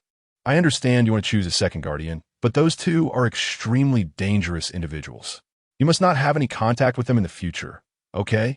Hearing Xingye's words, Lin Jianyue became even more curious about Song Yin and Ling Yu's identities, but seeing the worried expression on Xingye's face, she decided not to ask for now. She would find an opportunity to inquire later and nodded obediently in agreement. Xingye hugged the little female closer, as if afraid she would slip away the moment he let go, gently coaxing Lin Jianyue, "Yeah, sleep now. You can't be too tired. Tomorrow I will have a medical officer come to check on you." As he spoke, his hand unconsciously moved towards Lin Jianyue's abdomen. Lin Jianyue's body was very slim, and her belly had slightly rounded, indicating her pregnancy. Normally, females would give birth after 2 months, but Lin Jianyue's belly was a bit larger than that of an average female. Xingye wanted Lin Jianyue to get checked. Lin Jianyue did not refuse. It was good to have a checkup since her knowledge was limited to humans, and she wasn't very familiar with beastman's pregnancy knowledge. Feeling Xingye's body warmth, Lin Jianyue soon found her eyelids heavy and slowly closed her eyes to sleep. Xingye sensed that the little female beside him had stabilized her breathing before quietly getting up and leaving the room. Upon entering the study, Xingye's face turned very grim, and he called in the soldiers left at the villa to protect Lin Jianyue. Seeing Xingye's demeanor, the aide felt that something was wrong and quickly slipped away after bringing the soldiers into the study. The soldier was also very anxious, standing at attention and not daring to meet Xingye's eyes after saluting. "What movements have Qi Yin and Abyss made recently?" Xingye asked coldly while sitting at his desk, his tone completely different from how he spoke to Lin Jianyue. The soldier reported truthfully, "Report, General. Qi Yin hasn't made any moves in the past 2 days. And after Abyss purchased Princess Del, there hasn't been any major activity." Xingye's expression darkened, his brows furrowing tightly. He said nothing and simply waved his hand to dismiss the soldier. After the soldier left, the aide entered the room, asking, "General, do we need to investigate?" Xingye shook his head. "No, I want to know why Song Yin invited Yueyue to the auction and whether Song Yin and Ling Yu have any connections recently." The aide nodded and immediately set off to handle it. Xingye remained alone in the study for a long time, his heart filled with mixed feelings. If Zhang Yin and Ling Yu had feelings for Lin Jianyue, he wouldn't know what to do. There were very few individuals in the capital with talent levels comparable to his. If both Zhang Yin and Ling Yu became Lin Jianyue's guardians, and she agreed, there would be nothing he could do to stop it. He knew that Ling Yu and Zhang Yin were not good people. He understood this better than anyone else. For now, he could only prevent them from getting close to Lin Jianyue, while also hastening the process of finalizing the second guardian. Xingye returned to the bedroom late at night and saw the little female on the bed sleeping restlessly, as if searching for him. He quickly walked over and lay down beside Lin Jianyue, feeling her little hand touching his abdomen. Xingye was momentarily stunned before realizing that this little female thought he was in beast form. He looked at Lin Jianyue affectionately and smiled, transforming into his beast form and gently wrapping her in his embrace to sleep. The next day, when the army's medical officer examined Lin Jianyue's body, his face was filled with surprise, which frightened Xingye. What exactly is the problem? Xingye suppressed his anger, trying not to frighten the little female beside him, but his hand holding Lin Jianyue's trembled slightly. Chapter 40. I will always be by your side. Lin Jianyue was a bit nervous, looking at the medical officer and not daring to speak. This was her first time being pregnant, and she certainly didn't want anything to happen to her baby. The medical officer met Xingye's cold, murderous gaze and nervously wiped the sweat from his forehead, his speech becoming a bit stammering. Report, Commander, Miss Jianyue's health is very good, and the baby in her belly is also very healthy, but... The medical officer paused, and Xingye coldly said, but what? Say it all at once. The medical officer visibly trembled. Lin Jianyue helplessly shook her head, looking up at Xingye's profile, and said, Xingye, don't be so fierce. You're scaring this medical officer. Upon hearing Lin Jianyue's words, Xingye's gaze softened as he looked down at her, gently saying, Okay, I'll listen to you. The medical officer was a bit surprised, but dared not show it, reaching up to wipe the sweat from his forehead again before speaking. See, Commander, Miss Jianyue is indeed carrying 6 babies. Xingye was stunned after hearing this, uncertainly asking the medical officer to repeat it. After confirming several times, it was only when Lin Jianyue lightly said it again that Xingye finally reacted. Commander, Miss Jianyue's physique is indeed very special. I only conducted a preliminary examination here. It would be more appropriate for you to take Miss Jianyue to the Northern Organization for a checkup. After the medical officer finished speaking, Xingye immediately ordered his aide to prepare a vehicle for the Northern Organization. Lin Jianyue actually already knew about it. The system had checked her before. Because her physique had been modified by the system, she would carry more babies than the females of this planet. So, she wasn't very surprised. Lin Jianyue originally didn't want to go to the Northern Organization because she couldn't help but correct their research data every time she went, but she thought if she happened to encounter her research project, she could also investigate the situation, so she didn't refuse. When they arrived at the Northern Organization, Lin Jianyue had already gotten used to it, and the researchers inside were also accustomed to her presence. They only glanced at Lin Jianyue when she walked in before going back to their own tasks. After Andy checked Lin Jianyue's health condition and confirmed she was healthy, he finally breathed a sigh of relief. Looking at the number of babies in the examination report, Andy's hands trembled, and his speech was a bit disjointed. See, Commander, Miss Jianyue is indeed carrying 6 babies, and they are all very healthy. Moreover, Miss Jianyue's body is quite special. According to the timeline, the babies in her belly have not yet fully formed, but Miss Jianyue's have already taken shape. She will probably give birth in about 20 days. Xingye was supporting Lin Jianyue, and upon hearing Andy's words, he didn't know how to express his excitement and inner worries. The normal gestation period for other females was 2 months, but for Miss Jianyue, for some unknown reason, the babies were developing faster. After hearing this, Xingye was left with only worry in his heart. However, Lin Jianyue was not worried at all. Instead, she felt a bit excited. In just over 20 days, she would be able to meet her babies, and once they were born, she could better focus on her research. Xingye kept asking Andy many related precautions, while Lin Jianyue strolled around the laboratory as if nothing was wrong, wanting to see if there was any research data she could use. Has a report for that female specimen come out yet? Not yet. Team leader, her life signs are stable. A conversation suddenly caught Lin Jianyue's attention. She cautiously walked to the door of the laboratory, looking at the researchers inside. Yeah, what's wrong? Lin Jianyue hadn't entered yet when Xingye's voice sounded behind her. Lin Jianyue turned around and met Xingye's eyes filled with concern. She felt helpless. Right now, it was impossible for her to focus on her research. Xingye was treating her like a national treasure, worried even if she left for just a few minutes. I'm fine, just curious about their research, Lin Jianyue smiled and said. Xingye looked up at the laboratory, relieved, knowing that Lin Jianyue was interested in research. However, he didn't want her to take that risk. So he wrapped his arms around Lin Jianyue, comforting her as if she were a child. Yeah, it's not suitable for you to do research now. Let's wait a little longer, okay? Lin Jianyue anticipated that Xingye would say this and also knew it was indeed not the right time. So she could only nod obediently in agreement. Xingye couldn't help but drop a kiss on Lin Jianyue's forehead. Just as he was about to say something, a commotion came from behind them. The two turned to see some researchers streaming into a room. Xingye protected Lin Jianyue in his arms, frowning as he watched the commotion not far away. Lin Jianyue, however, was curious about what was happening and wanted to go take a look. Xingye, should we go check it out? Lin Jianyue looked up at Xingye and asked. Xingye instinctively wanted to refuse, but when he met Lin Jianyue's eyes, seeing the worry in them, he found it hard to say no. He didn't want to refuse her request. Okay, but you can only watch from the side. This was Xingye's final concession. Lin Jianyue nodded repeatedly. Xingye took Lin Jianyue to another laboratory.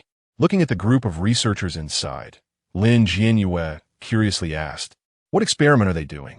Xingye glanced at the laboratory room number and immediately knew the experiment being conducted. It was a bacteria culture experiment, one that could alter the structure within the human body, but it had always been in a state of failure. After Xingye finished speaking, he looked up at the laboratory and, without needing to think, knew that this experiment had failed again. Can I go in and take a look? Lin Jianyue asked Xingye. Curious. Without a moment's thought, Xingye refused. Yeah, that's not possible because there is strong radiation inside, and it would be good for you.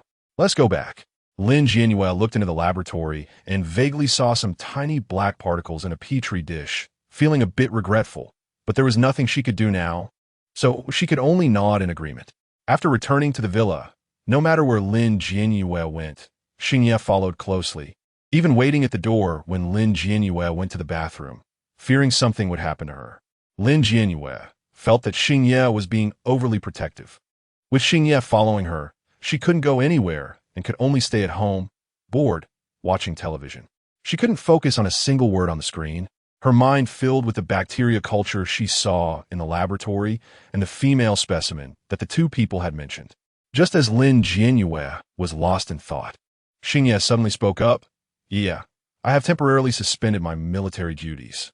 For the rest of the time, I will always be by your side. Lin Jianyue looked at Xingye in disbelief upon hearing his words. Chapter 41. Nano Listening Device. Lin Jianyue did not expect Hoshino to go this far. It took her a while to regain her composure. Wouldn't this be bad? Lin Jianyue knew how sacred Hoshino's profession was. If she delayed things because of such a small matter, wouldn't she become a sinner of the empire?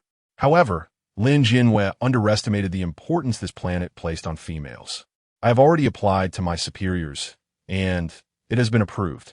Yeah, a normal female would not allow her partner to work outside the home during this time. But you not only support my career, you also encourage me. I'm very happy. Now, during this special time, I must stay by your side to protect you. It's my responsibility as your guardian. Lin Jianyue looked at Hoshino's serious expression and finally reached out to touch his fluffy ears, smiling as she said, "All right. Then I'll trouble you from now on, Hoshino Junshui." Hoshino's ears blushed slightly. Lin Jianyue smiled, even more happily. Recently, she decided not to think too much and to focus on giving birth to the cubs before continuing her research. She found a comfortable position in Hoshino's arms to lie down, suddenly thought of something, sat up, and looked to Hoshino. Hoshino was startled by Lin Jianyue's movement. By the way, there used to be many males at our door. Why haven't I seen them recently? Lin Jianyue suddenly remembered this question. In the past few days, it was either someone from the royal family or a government official who came, and she had rejected them all. The recent quietness seemed a bit too abnormal. Hoshino thought Lin Jianyue was upset about something, but upon realizing it was this matter, he breathed a sigh of relief and a rare smile appeared on his face. They all know you are pregnant now. The royal government has issued a decree that starting now, besides the guardian male, no other males are allowed to disturb your rest. Otherwise, they will be dealt with for violating royal government regulations. Lin Jianyue was stunned, looking at Hoshino in disbelief. Just because she was pregnant, did the whole world know? Seeing the dazed expression on the little female, Hoshino smiled and opened the announcement on the Starbrain for her to see. Upon seeing the announcement on the Starbrain, Lin Jianyue wished she could find a crack in the ground to hide in. The top trending topic was 4S. Level female gives birth to 6 cubs. Looking at those bold words, Lin Jianyue felt like fainting right there. She was too embarrassed to face anyone. Did such a thing have to be made public? But on the other hand, it was good. She could have a few days of peace. Before Lin Jianyue could speak, a soldieress announcement came from the door, saying that the royal prince had arrived. The two exchanged glances, both filled with confusion. Wasn't there a recent announcement prohibiting visits? Why was a royal person coming? Especially the grand prince? Lin Jianyue didn't even know him. Yeah, do you want to meet him? Hoshino did not immediately respond to the soldier, but lowered his head to ask Lin Jianyue's opinion. Although he really didn't want anyone to disturb them. These matters could only be decided by Lin Jianyue. Lin Jianyue hesitated. To be honest, she did not want to meet him, but thinking of the Princess.The, she wanted to understand more, so she nodded in agreement. Hoshino's eyes flashed with a hint of disappointment, but soon turned cold and guarded with the arrival of Prince Oaks. Oaks could naturally sense this, but after entering, he didn't show it too obviously. After performing a prince-esque greeting, he spoke gently. Miss Jianyue, I'm not here to see you in the name of the royal family, but as your admirer. As soon as Oaks finished speaking, Hoshino immediately coldly retorted, Prince Oaks, thank you for your affection for Yueyue, but now that Yueyue is pregnant, please leave. The central government has also postponed the appointment of a second guardian for 2 months. Hearing Hoshino's words, Lin Jianyue looked up at him in surprise. She had almost forgotten about this matter, her eyes filled with inquiry. Why did the central government want to postpone it? Oaks's expression darkened slightly upon hearing this, but he maintained his composure and continued. I certainly understand, General Hoshino, that the central government is very concerned about Miss Jianyue. But this doesn't seem to conflict with me visiting Miss Jianyue as an admirer, does it? Hoshino stared at Oaks, as if he wanted to bore a hole through him. Just as he was about to retort, the little female beside him slowly spoke. Prince Oaks, thank you for your affection for me, but I truly have no intention of choosing a second guardian right now. I just want to safely give birth to the cubs before anything else. I'll let you in because I wanted to ask you something. Hearing Lin Jianyue's straightforward rejection, some were happy while others were worried. However, Oaks did not get angry. He simply adjusted his clothing and said, It is indeed my honor to be asked questions by Miss Jianyue. Lin Jianyue. For a moment, she didn't know what to say and quickly changed the topic. It's about Prince Oaks' sister, Princess Delaware. When Oaks heard about his sister, the gentle expression he had just worn flashed with a hint of sadness, but he quickly masked it. This expression made Lin Jianyue feel a bit strange. Oaks and Del were siblings. Why would he hide his emotions when something so heartbreaking happened to his sister? It was normal for someone to show sadness. It was strange not to show any emotion at all. Lin Jianyue didn't dwell on this issue, but continued. Prince Oaks, what I want to know is, Princess Del was originally a 3S level. Why did she lose her abilities and fertility overnight? Oaks was already prepared and was ready to tell Lin Jianyue everything he knew. Actually, we are not very clear about this either. When we found out, Del was with a new partner. That day, she felt unwell, had a high fever. And when she went to the hospital, they couldn't find anything wrong. After staying overnight, the hospital announced her results. Oaks spoke very calmly, and there was no trace of sadness in his eyes, which made Lin Jianyue feel even stranger. Lin Jianyue had many more questions she wanted to ask, but her rationality told her not to ask Oaks these things.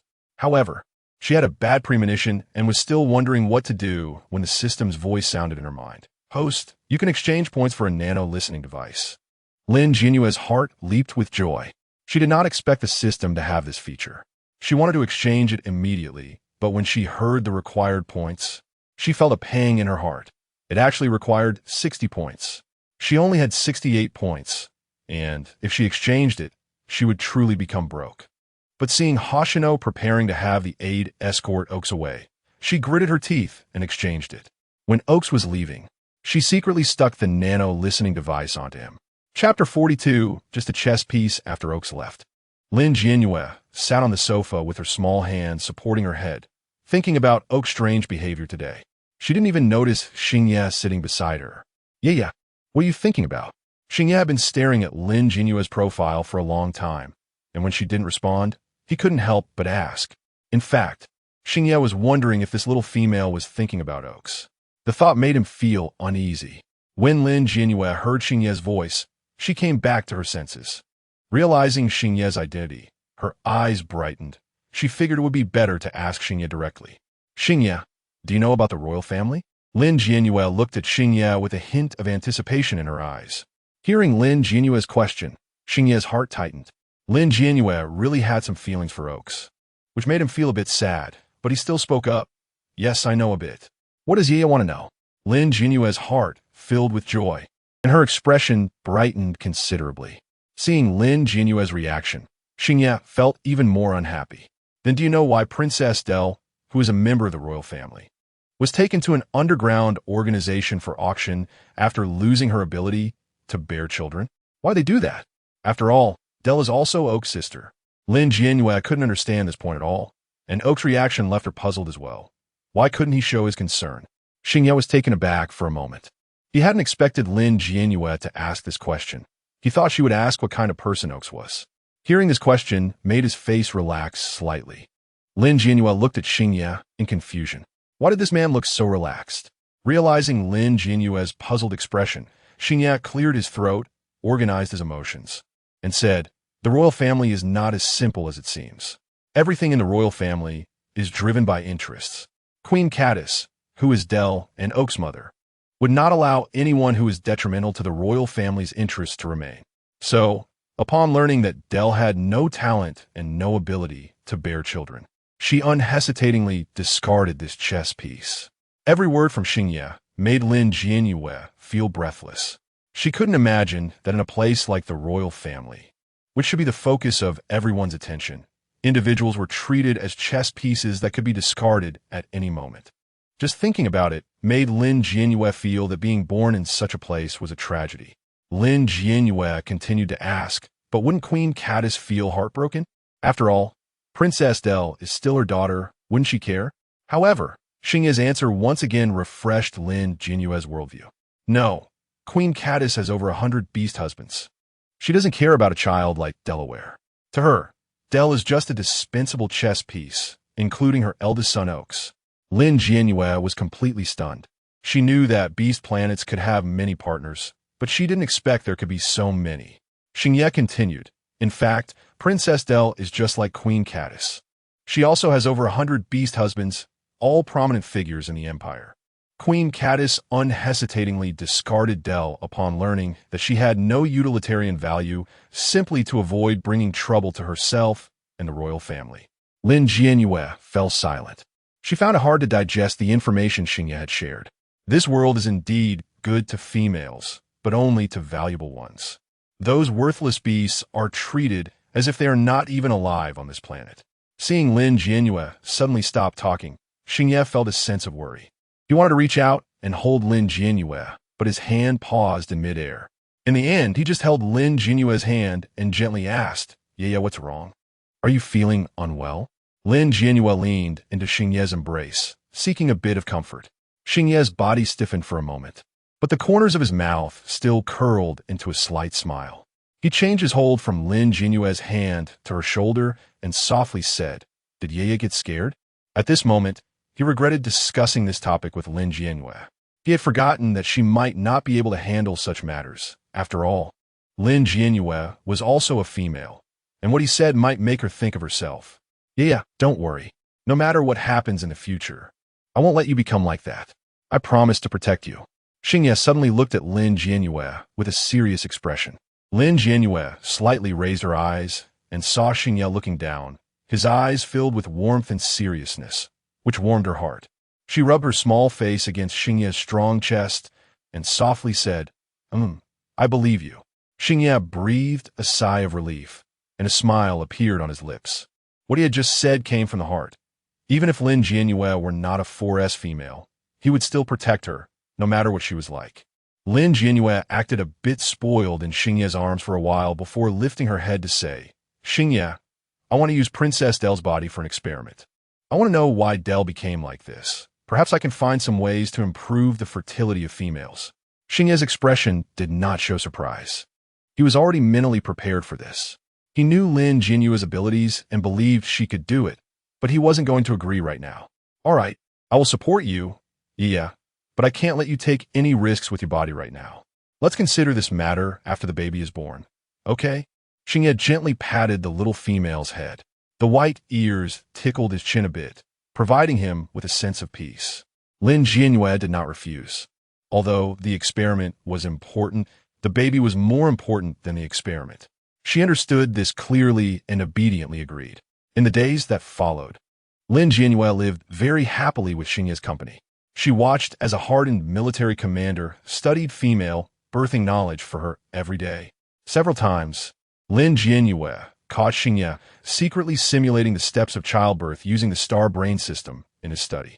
As if that wasn't enough, Xingye also went to ruin those ingredients every day, and nutritious meals he made were simple sandwiches and the like. Watching Xingye's clumsy attempts, Lin Jianyue found it a bit amusing yet touching, and as she watched, her eyes couldn't help but become moist. Xingye was too serious and didn't notice Lin Jianyue standing at the door. When he finally noticed, Lin Jianyue's eyes were already red. Each time Xingye saw Lin Jianyue cry, he felt even more flustered, while Lin Jianyue found it amusing each time. Chapter 43. The provocation of Song Yin and Ling Yu during this period. Song Yin and Ling Yu's people nearly came every day to deliver strange and unusual gifts to Lin Jianyue. But they were all stopped by the aide and sent back. Song Yin was fine since he could contact Lin Jianyue through the Starbrain. But Ling Yu was not so fortunate. He had no contact information for Lin Jianyue at all. Watching his gifts, which had been sent out numerous times, returned to him intact, made the veins on his forehead throb. He looked at the jewelry he had painstakingly brought back from Guiyuan's star, which had not even been unwrapped, and his mood sank to the bottom. After throwing a fit at his subordinates, Ling Yu suddenly fell silent, sending everyone out of the office, and sat at his desk, staring at the gift in front of him. If he expressed his feelings to Lin Jianyue now, would she dislike him? How did Song Yin manage to have contact with Lin Jianyue back then? After thinking for a long time, Ling Yu looked at the email on the Starbrain. Those two characters were something he did not want to see, but now, for the female he liked. He gritted his teeth and clicked on the name. Soon after, a teasing voice came from the Starbrain. Oh, Leader Ling Yu. Is today the day the beastman star collides with a small asteroid and is destroyed? You actually call me first? Ling Yu gritted his teeth, trying to keep his tone calm. After straightening his meticulously arranged outfit, he finally spoke. Song Yin, stop being sarcastic. I have something to discuss with you. Song Yin paused for a moment. Ling Yu only heard Song Yin take a deep breath and then let out a long sigh, clearly smoking. Thinking of Song Yan's smug expression at the auction, Ling Yu felt like he was about to explode. A few seconds later, Song Yan's mocking tone rang in Ling Yu's ear again. TSK, how rare. Go ahead, what do you want? Song Yin paused for a moment, a mischievous smile suddenly curving his lips, and his voice became even more mocking. You don't want to know how to pursue Miss Jianyue, do you? Ling Yu was not surprised that Song Yin had seen through him, but he still felt a bit embarrassed since he had sworn an oath with Song Yin, and now he was coming to him for advice in such a sorry state. Anyone would find it hard to keep their face in this situation. However, he was not someone who cared too much about face. His motto was that as long as he could get what he wanted, he would pay any price. Moreover, this was for the only female he liked. Even if he had to lose face, he wanted to become Lin Jianyue's partner. Ignoring the mockery from the Starbrain, Ling Yu coldly replied yes. Song Yin naturally understood Ling Yu's character and knew that even if he mocked him, it was like hitting a cotton ball. so he didn't intend to continue making Ling Yu uncomfortable. However, how could Song Yin easily reveal his secret to Ling Yu? He still wanted to show off a bit. Song Yin sat in the office of Qi Yin, his long legs casually resting on the desk in front of him, and hearing Ling Yu's response made him feel ecstatic, his tone becoming more casual. Sure, I can tell you, but Song Yin intentionally paused, wanting to see Ling Yu's anxious reaction. Sure enough, upon hearing Song Yan's pause, Ling Yu's face instantly fell, and he coldly spoke. But what? I will agree to any condition. Song Yan's lips curled into a smirk as he picked up a laser dagger from the desk, casually playing with it, and continued, I don't want any conditions. Ling Yu on the other end of the star brain frowned deeply. How could Song Yin be so kind? It was impossible for him to agree to this condition without wanting anything in return. In a sense, they were competitors. With Song Yan's brain, he would never make a losing deal, and Ling Yu thought to himself that something was off. Not hearing Ling Yu respond, Song Yin made the dagger emit a red light, flipping his wrist slightly and accurately inserting it into a crack in the wall. He then smiled and said, My way of pursuing Yueyue is very simple. Song Yin continued to keep him in suspense, and Ling Yu's frown could kill a fly, impatiently saying, Hurry up. Song Yin sat up straight in his chair, not knowing when he had picked up a dart, playing with it at his fingertips. Leader Ling Yu, is this how you ask for help? Ling Yu closed his eyes, took a deep breath, and when he opened them again, he had returned to his previous composed self. Song Yin, please tell me. Only then was Song Yin satisfied, his smile deepening as he said, It's simple. I contact you every day through the star brain. As for how I got her contact information, before Song Yin could finish his sentence, Ling Yu had already cut off the connection. Song Yin understood that Ling Yu was angry. This was what made it more fun. Ling Yu instantly felt like he had just asked something ridiculous, sitting at his desk with his hands crossed over his mouth, his face dark enough to write calligraphy. Ling Yu's assistant walked in, saw this scene, and quietly retreated, but as soon as he turned around, he was called back by Ling Yu. Come back. The assistant timidly walked back into the office, not daring to breathe, stammering. Leader, is there something you need to instruct? Ling Yu thought of Song Yan's words, growing more and more irritable, and finally coldly ordered, Prepare the hover car now. I want to go out. The assistant nodded repeatedly and hurriedly turned to leave. Meanwhile, in the villa, Lin Jianyue was enjoying the services of Xingyi. It had been almost a month. Xingyi had been by her side every day. Now Lin Jianyue's belly was getting bigger, but she felt completely fine thanks to the system. She could not only eat and sleep, but also jump around without feeling tired at all. It was just that Xingyi did not allow her to exercise too much. So she had to give up.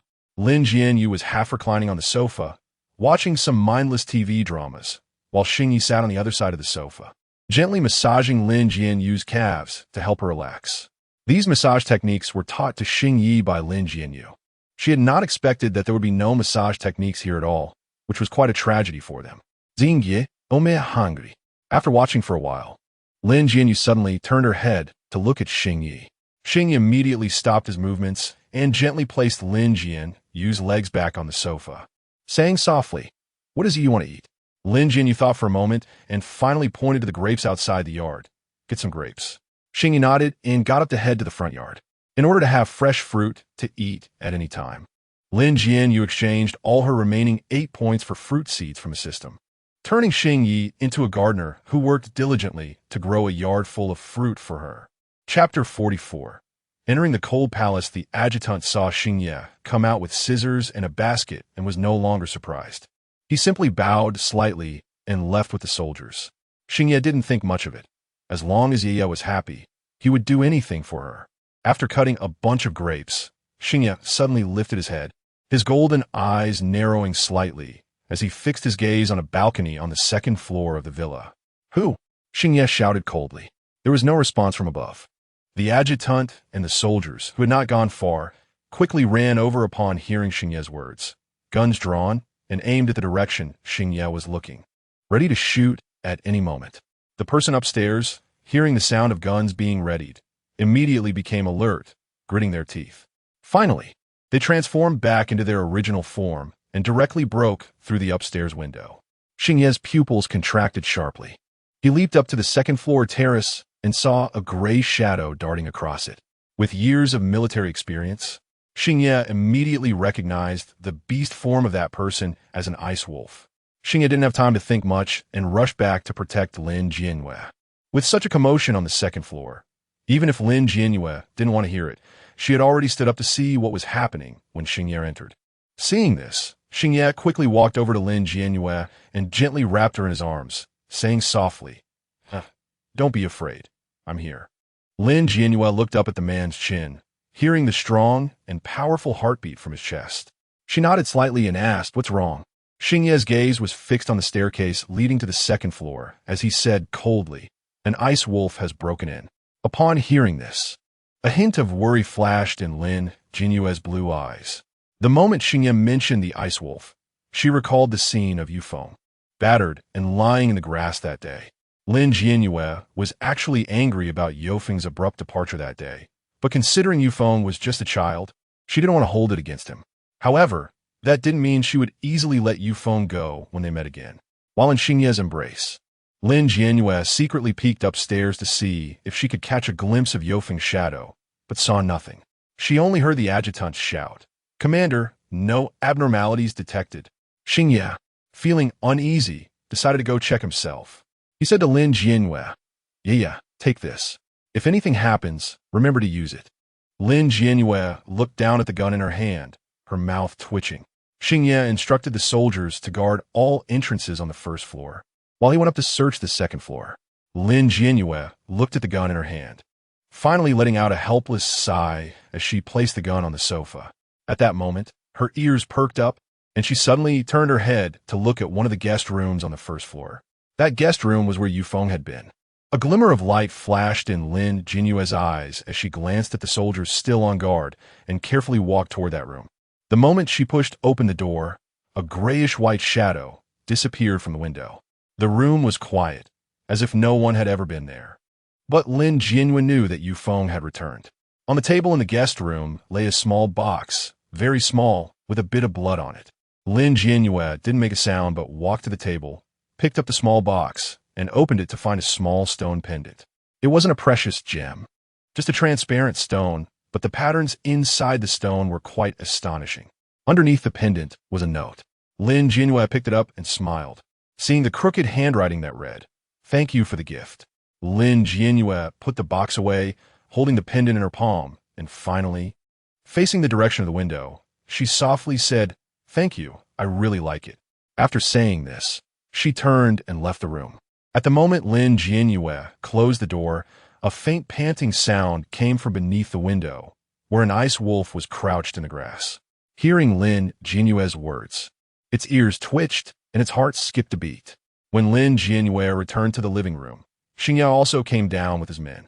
Lin Jianyue could tell that Xingye's expression was not good, indicating that he hadn't found any clues, which relieved her a bit. "Xingye, how is it? Did you find anything?" Although she already knew the answer, she felt the need to ask. After all, she had to play along. Xingye shook his head slightly, his face grim. He embraced Lin Jianyue and, while sitting on the sofa, knelt on one knee in front of her, saying softly, "I'm sorry, I didn't find that intruder. You can punish me however you want. I will accept it unconditionally." Lin Jianyue didn't expect Xingye's reaction to be so intense. She quickly shook her head and said, "Why would I punish you? It's not your fault. Silly Xingye, get up." Upon hearing this, Xingye was momentarily stunned, his gaze at Lin Jianyue becoming somewhat complicated. All females could not tolerate their partners making even the slightest mistake. Some females might punish their partners for their errors, while others, being very strong-willed, would abandon their partners altogether, effectively sending them to the cold palace, where the partner would no longer provide any food, water, or assistance during their heat, watching helplessly as the male was tortured to death. Xingye knew that Lin Jianyue would not torture him or abandon him, but he expected at least some punishment. However, Lin Jianyue didn't even impose that. She took Xingye's hand, pulled him to sit beside her, and showed a sweet smile, gently saying, "Xingye, I won't punish you for making mistakes. You have the right to make mistakes. You don't have to do everything perfectly, okay? Even if you do something wrong or fail to do something well, there's no need to be nervous. We just need to do better next time." Xingye was taken aback. his golden eyes reflecting Lin Jianyue's smiling face, his expression bewildered. Growing up, no one had ever told him it was okay to make mistakes. In his family, at school, and in the military, all he learned was that every task had to be perfect, with no room for error. Lin Jianyue's hand gently stroked Xingye's head, as if petting a large cat, saying, "Xingye, with me, you are equal." Xingye didn't know how to express his feelings, so he could only hold Lin Jianyue in his arms and stay quietly with her. He wasn't good at expressing himself, but Lin Jianyue understood that this was Xingye's way of showing his feelings. Yeah, I will have the adjutant strengthen the security around us. I won't let you fall into danger, Xingye said earnestly to Lin Jianyue. Lin Jianyue nodded slightly, but didn't want Xingye to push himself too hard. She gently touched Xingye's face and said softly, "I know you care about my safety, but maybe the person who came doesn't pose any real danger. So please don't be so tense, okay?" Chapter 45. I hate to see Lin Jianyue didn't know about Yofeng's situation. She couldn't expose Yufeng, but she also didn't want Xingye to dwell on this matter, so she could only subtly tell Xingye that Yufeng wouldn't bring her any danger. However, in Xingye's eyes, Lin Jianyue was merely comforting herself. He tightened his hold on the little female in his arms and nodded gently, but in his heart, he had already made up his mind to better protect Lin Jianyue. "Do you still want to eat grapes, Yeye?" Xingye asked softly. Lin Jianyue nodded. Despite this little incident, she still needed to eat. Xingye went out again to pick grapes for Lin Jianyue. This time, he didn't dare to leave her side for too long and stayed even closer. Lin Jianyue felt helpless but couldn't say anything, so she let Xingye do as he pleased. She knew that if she stopped him, he would definitely be unwilling, so she decided not to say much. Outside the villa, a silver hover car slowly stopped at the entrance. Lingyu got out of the car, wearing a black suit and gold-rimmed glasses, making him appear even more refined. The gaze behind the lenses looked deep as he stared at the villa, and just as he was about to step closer, his aide and some men blocked Lingyu. "Leader Ling, sorry, this area is off-limits," the aide said. As soon as the aide finished speaking, the soldiers behind him had already aimed their guns at Lingyu. Lingyu's expression darkened, but he still tried to keep his voice calm. "I need to see Miss Jianyue." The aide coldly replied, "Sorry. Miss Jianyue is not meeting anyone right now. Please leave." Lingyu gritted his teeth, unwillingly glancing in the direction of the villa. He saw the large floor-to-ceiling window and thought he could hear Lin Jianyue's pleasant laughter. When the aide noticed Lingyu's inaction, he frowned slightly, showing his dissatisfaction. "Leader Ling, if you don't leave, the military will initiate an attack on you in 3 minutes." Lingyu withdrew his gaze, looking coldly at the aide, his eyes carrying a dangerous glint. After a few seconds of staring at each other, Lingyu could only turn and leave.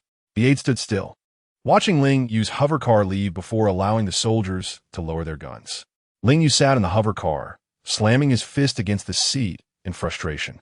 He was about to go crazy. His longing for Lin Jianyue kept him awake at night.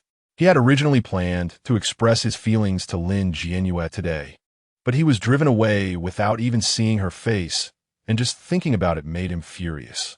The assistant, sitting in the passenger seat, didn't dare to speak. Lingyu took off his glasses, rubbed his slightly aching brow, and coldly ordered drive. The driver quickly started the car and left the villa area. Not far away, a black figure watched Lingyu's dejected appearance clearly, the corners of his mouth curling into a mocking smile in the shadows.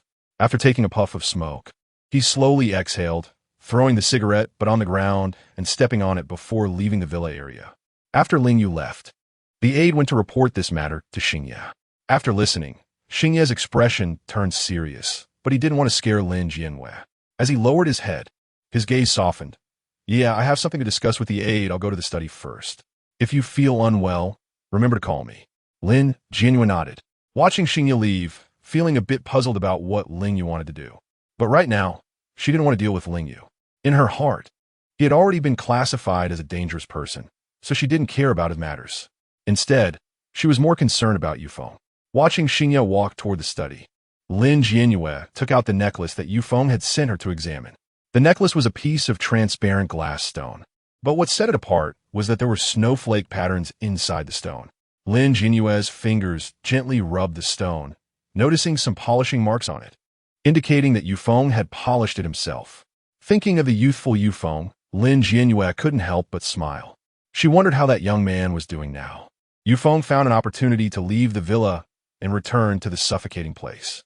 The Dark Abyss organization was the most famous assassin organization in the capital, comprised of males who sold their lives for money, and Yufeng grew up in such an environment. Entering through a hidden door, the environment changed completely when the door opened. A cold blue light flowed across the dome, and a holographic star map floated, intertwining into a blood-red spider web. In the circular corridor, red laser beams crisscrossed, and carbon nanofibers hung on the magnetic suspension racks on the walls, their blades glinting coldly, exuding murderous intent. The entire base was enveloped in a deadly silence, with the air thick with a metallic scent of death. Yufeng was used to all this, but every time he entered, he felt a suffocating sensation that made him want to escape. In the underground training ground, the sounds of roars and the clashing of bones echoed. A wave of bloodiness invading Yufeng's nostrils, making him feel nauseous. Yufeng, come here. A mechanical voice echoed in the training ground, ethereal and disembodied. The beastmen in the training ground seemed to have pressed the pause button, all eyes turning to Yufeng. He coldly glanced around before walking toward the dark red door at the far end of the training ground. Opening the door, a new bounty notice encrypted in the mid-range appeared on the holographic screen on the wall, with Yufeng's name at the top. Closing the door behind him, a strong scent of men's perfume assaulted him, masking the bloody smell from outside, causing Yufeng to frown slightly. Come here. The voice rang out again. Yufeng looked up and saw not a real beastman sitting across from him, but a mechanical beastman. 80% of him was made up of machinery, and the red mechanical eye glowed like a snake's pupil in the dim room, glinting with a sinister light. Yufeng respectfully knelt, placing his right hand on his shoulder, and replied, Master Shadow, please give your orders. The man who had become Master Shadow stood up, looking down at the kneeling Yufeng. A chilling smile appeared on his only flesh and blood face. Yufeng, where have you been during this time? Yufeng lowered his head, avoiding eye contact with Master Shadow, and replied neither humbly nor arrogantly. I was in a manic phase, looking for a solution. Master Shadow sneered, clearly not believing Yufeng's words. He slightly raised his mechanical foot, and in the next second, the kneeling Yufeng was kicked against the wall, his back hitting hard against the surface, instantly tightening his throat and causing a sweet taste to surge up, a mouthful of blood slowly flowing from his lips. Master Shadow's expression remained unchanged as he slowly walked forward, hands in his pockets, slightly lowering his gaze to look at Yufeng on the ground, and coldly said, Yufeng, you know my character. I hate deceit the most. Chapter 46. Giving birth, Yufeng spat out the congealed blood from his mouth, his gray eyes devoid of any emotion as he slowly spoke to the Shadow Master. Master, I did not deceive you, I just... Before Yufeng could finish his sentence, the Shadow Master's foot had brutally stomped down on Yufeng's throat, causing him to be instantly rendered speechless from the pain. The Shadow Master bent slightly, still pressing down on Yufeng's windpipe, a chilling smile curling at the corners of his mouth. Is that so? Yufeng, why is there a female scent on you lately? Yufeng's pupils suddenly constricted. How could he have forgotten this? The Dark Abyss organization was full of males without female partners, and they were extremely sensitive to the scent of females. After leaving Lin Jianyue's side, he hadn't returned to the organization, but was temporarily sent out on a mission. During the mission, he picked up that glass stone. So he immediately wanted to give it to Lin Jianyue as a token of gratitude, completely forgetting that he would carry her scent. Seeing that Yufeng remained silent, the Shadow Master leaned in closer to sniff him. When he caught a whiff of a faint milky scent mixed with the smell of blood, his expression instantly turned icy. Yufeng, I didn't expect you to have contact with a female of this level. Don't you think about your own identity? A noble female like that. Do you think you deserve her? Yufeng's face darkened, and he stared coldly at the Shadow Master's face, which was smiling but lacked warmth. The Shadow Master of the Dark Abyss organization was no ordinary male. Due to extensive modifications, he could detect the level of a female and her mental strength. He never expected that Yufeng, who was the most easily bullied and obedient in the assassin organization, would dare to hide this from him, which he could not accept given his strong possessiveness. With great difficulty, Yufeng raised his head to look at the Shadow Master, but at the moment their eyes met, His face was once again stomped down to the ground. Yufeng, have you grown some wings now? The Shadow Master pressed down hard again, causing Yufeng's body to shudder, and a small syringe rolled out from his tattered clothes. The Shadow Master raised an eyebrow, picked up the syringe with his gloved fingers, examined it in his hand, and his disdainful smile widened. It seems that little female isn't interested in you and left you to buy suppressants. Yufeng felt a ringing in his ears, unable to clearly hear what the Shadow Master had said. The next moment, he felt the foot on him slowly lift, and he finally gasped for breath. The Shadow Master watched Yufeng greedily breathe in, his smile deepening. He relished the feeling of control. Yufeng, this time, I'll let you go. Get yourself cleaned up. You have a very important task to do next. After speaking, the Shadow Master turned and walked toward the hidden room behind the wall, without sparing another glance at the disheveled Yufeng on the ground. Yufeng lay on the ground for a long time before finally pushing himself up. At this point, his vision was blurred by blood, and he stumbled as he made his way toward the office exit. The assassins outside heard the commotion and all stopped their actions, looking at Yufeng with mocking expressions. Looks like the Shadow Master's little star is going to be laid off. Haha, what a pity, just at the prime of life. Haha, hearing the laughter around him, Yufeng clenched his fists tighter and quickened his pace, hurrying toward the exit. After leaving the Dark Abyss organization, he arrived at a small alley, a hidden corner where a wooden board lay on 4 bricks. This was his bed. Lying on the board, Yufeng breathed heavily, painfully closing his eyes as he thought of Lin Jianyue's smiling face, his heart twisting in pain. The Shadow Master was right with his identity. How could he possibly deserve such a wonderful female? Yufeng took out the medical kit he had hidden under the board, a gift from Lin Jianyue. He was reluctant to use it, preferring to endure the pain from his wounds rather than open the kit to treat himself. In the end, he hugged the medical kit and lay down on the board, falling asleep. After receiving Yufeng's gift that day, Lin Jianyue had not heard any news from him. Although she was worried, she had no way to investigate. She couldn't let Xingyan know about Yufeng, and with her due date approaching, she couldn't go out to investigate. She thought about asking the system, but she had no points, which frustrated her to no end. Xingyan continued to give Lin Jianyue a calf massage on the sofa, as usual. Seeing the little female leaning against the other end of the sofa with a worried expression, he gently asked, "Yeah, are you feeling unwell?" Lin Jianyue came back to her senses, seemingly afraid of being seen through by Xingyan, and shook her head repeatedly. "It's nothing, just a bit tired." Xingyan felt heartbroken. Lin Jianyue was carrying more cubs than an average female, and he had seen her struggles. Hearing that she was tired made him even more distressed. Let's go rest in the bedroom." Lin Jianyue thought for a moment. Whenever she was alone in the bedroom with Xingyan, he would transform into his beast form to sleep beside her. Thinking of his fluffy touch, her mood improved significantly, and she did not refuse. Just as Xingyan helped Lin Jianyue up to go upstairs, she suddenly felt a wave of discomfort, and a warm liquid flowed out from between her legs. "Xingyan, it's time to give birth." Even though Lin Jianyue had never given birth before, she still had the basic knowledge. Hearing this, Xingyan's pupils dilated, and he quickly picked Lin Jianyue up in his arms, striding toward the door with steady steps. His deep voice commanding, "Adjutant, prepare the vehicle." If Lin Jianyue had not been leaning against Xingyan's chest, feeling his frantic heartbeat, she might have been deceived by the calm exterior of this man. When Xingyan emerged with Lin Jianyue, the adjutant had everything prepared, and all the soldiers took defensive stances, observing their surroundings. Xingyan carried Lin Jianyue into the hover car, and the adjutant personally drove. The best interstellar hospital in the Empire had cleared out all unrelated personnel just to serve Lin Jianyue. It took less than 5 minutes to get from the villa to the hospital, and by the time she realized what was happening, she was already lying on the hospital bed, with Xingyan looking tense beside her. "Yeah, it's okay. I'm right here with you."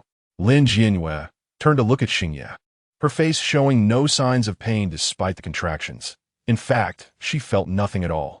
She couldn't help but marvel at how impressive the system was, providing her with no experience of pregnancy. Seeing Lin Jianyue's calm expression, the physician thought that if it weren't for the fact that Lin Jianyue's water had broken, she would have believed there were no signs of labor. "Don't worry, Xingyan, it's fine." Watching Xingyan's anxious demeanor, Lin Jianyue smiled and took his hand to comfort him.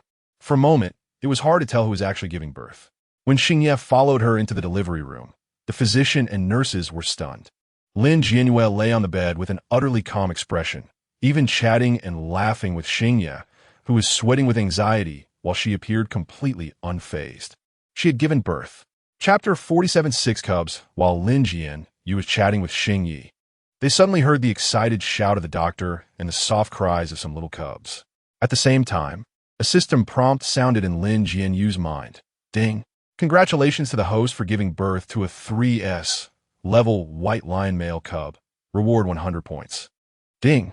Congratulations to the host for giving birth to a 3S level white cat female cub. Reward 100 points. Ding!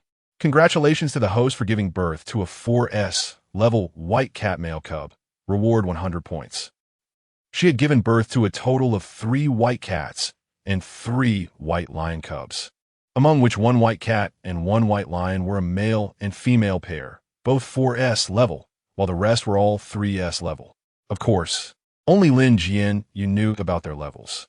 Xingye and the doctor were still unaware of the cubs' grades, and were just happy that Lin Jianyue had given birth to so many healthy cubs. Xingye, becoming a father for the first time, tightly held Lin Jianyue's hand, tears in his iron-blooded military eyes. Yueyue, you've worked hard, thank you. Lin Jianyue smiled, gently wiping away the tears on Xingye's face with her delicate fingers, and said with a smile, "It's okay. I'm not tired at all." What she said was true. In fact, it was Xingye who had been struggling ever since she got pregnant. And she wanted to tell Xingye that he had worked hard. "Xingye, I want to see the cubs." Lin Jianyue propped herself up to sit up. She had never seen what the orc cubs looked like. Xingye did not bring the cubs over, but supported Lin Jianyue as she sat up. Afraid that she might hurt herself, the doctor brought the cubs over, and when Lin Jianyue took a glance, she was instantly captivated.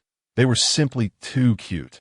The cubs had not yet taken on their adult forms, all being small white cats and small white lions, with their eyes still closed and their little noses pink. They were making soft sounds in their little blanket, melting Lin Jianyue's heart. The cubs still needed to be placed in an incubator for observation, so the doctor had the nurse take them away first.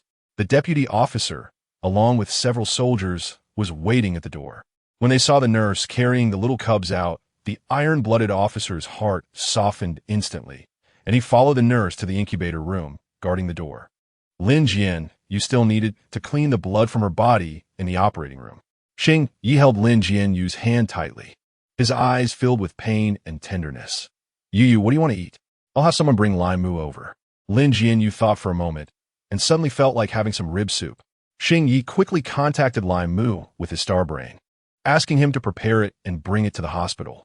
After being transferred to the VIP ward, Lin Jianyue had just laid down when the royal government personnel arrived. Xingye's tall figure blocked the door, coldly looking at the people outside. "Suri, Yueyue is weak right now and cannot see anyone. Please leave."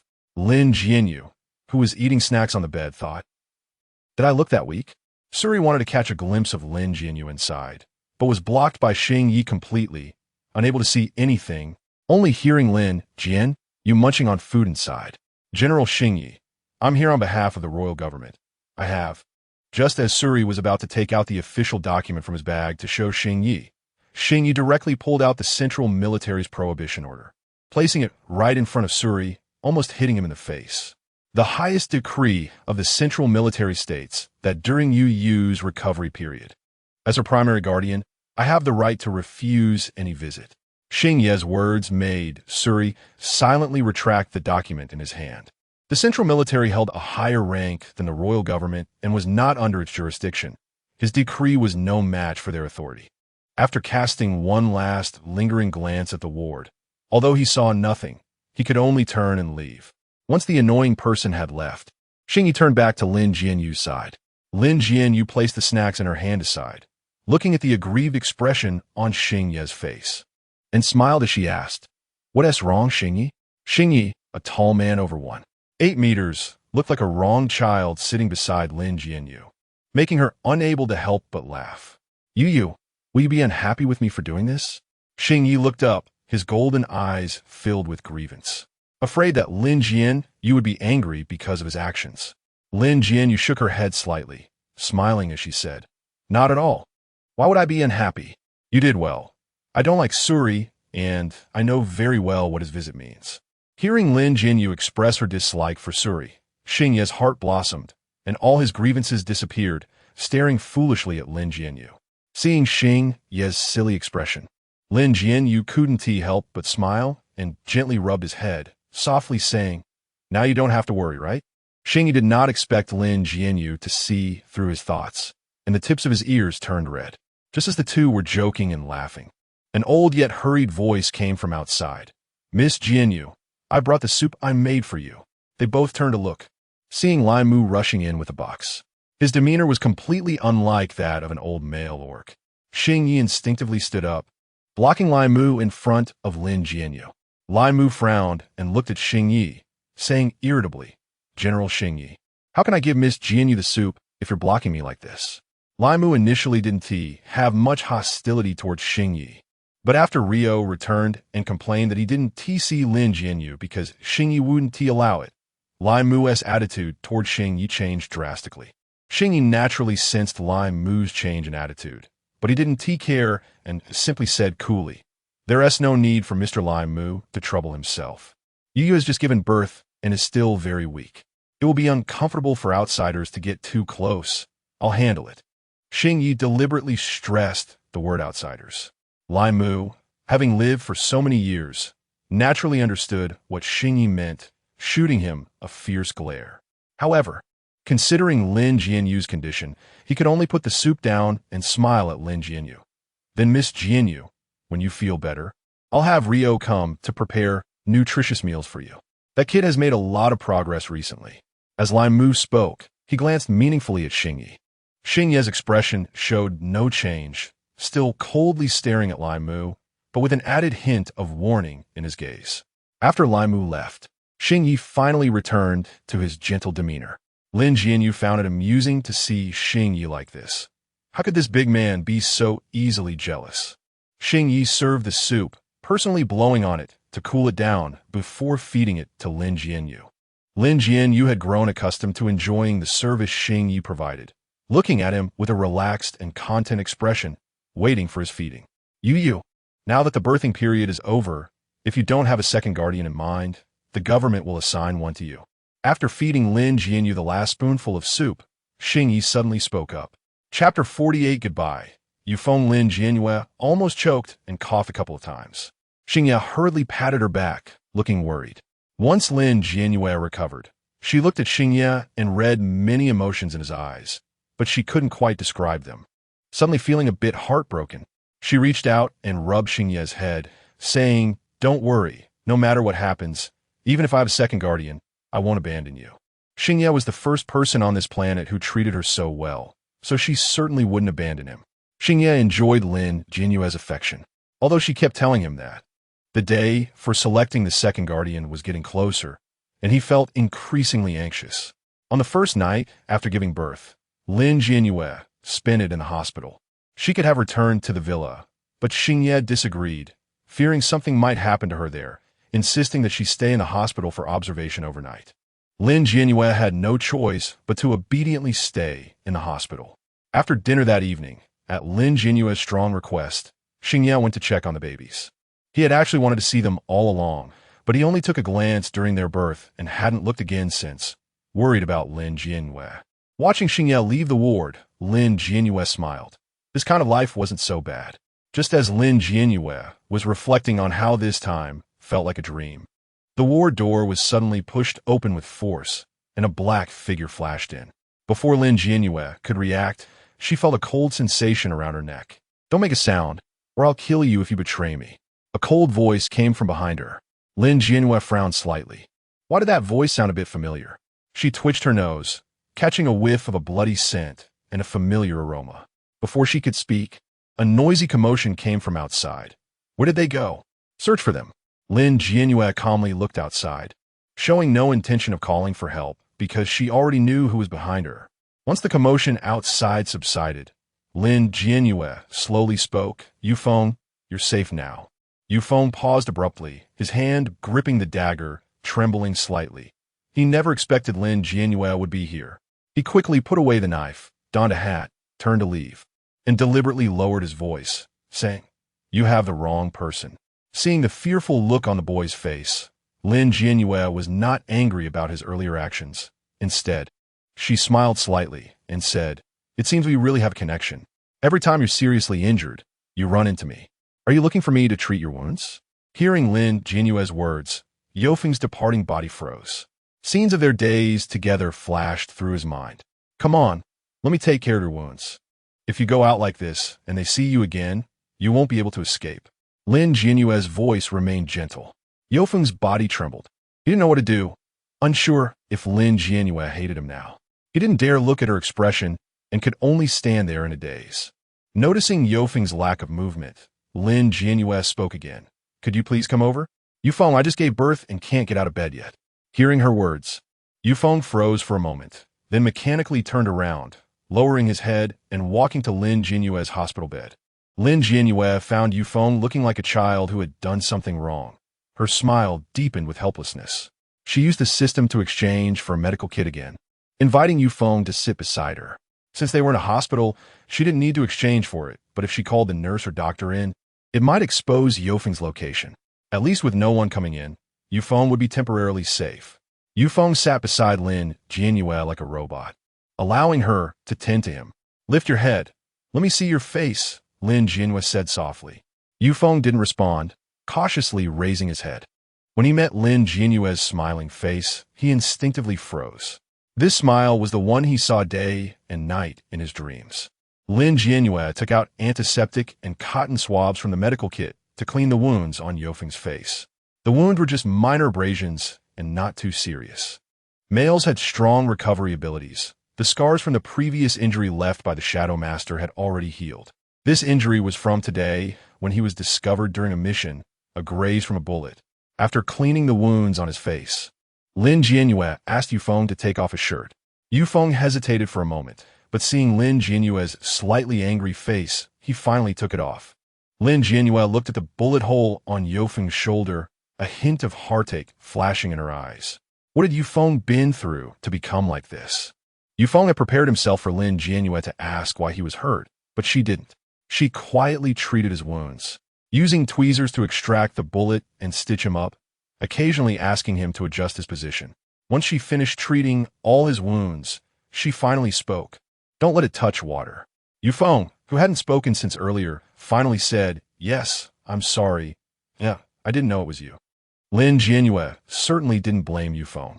She packed up the medical kit and smiled gently. "It's okay, I'm not angry." Only then could Yufeng dare to look Lin Jianyue in the eye. Her eyes seemed to speak, and every time she smiled, there was a gentle warmth in her gaze. Lin Jianyue handed the medical kit back to Yufeng. She wanted to keep these supplies on hand, but Yufeng definitely didn't have any. Yufeng looked at the medical kit in his hands, and his eyes glistened with moisture. Lin Jianyue tilted her head slightly, noticing all of Yofeng's movements. Seeing his eyes moistening, she didn't say anything but handed him a pack of instant biscuits that Xingye had left there for himself. "Are you hungry?" Yufeng stared at the pack of biscuits in front of him, stunned and delighted, before slowly reaching out to take them. "Eat up. If that's not enough, there's more." Lin Jianyue smiled slightly. Yufeng tightened his grip on the biscuits. Why was Lin Jianyue still so kind to him? Even after seeing him in such a wretched and despicable state, Yufeng lowered his head, his hands tightening slightly. Lin Jianyue wanted to ask Yufeng some questions, but considering his cautious nature, she ultimately didn't voice them. Just as the ward fell into silence, the door was pushed open. Xingye walked in and immediately entered a state of alert upon seeing Yufeng. Chapter 49 Concealment. As soon as Yufeng saw Xingye, he entered a state of readiness. Fixating on Xingye, both released their talents almost simultaneously, filling the room with a tense atmosphere. "Who are you?" Xingye asked coldly. "Let her go." Yufeng did not respond, merely keeping his gaze locked on Xingye, not daring to relax even a little.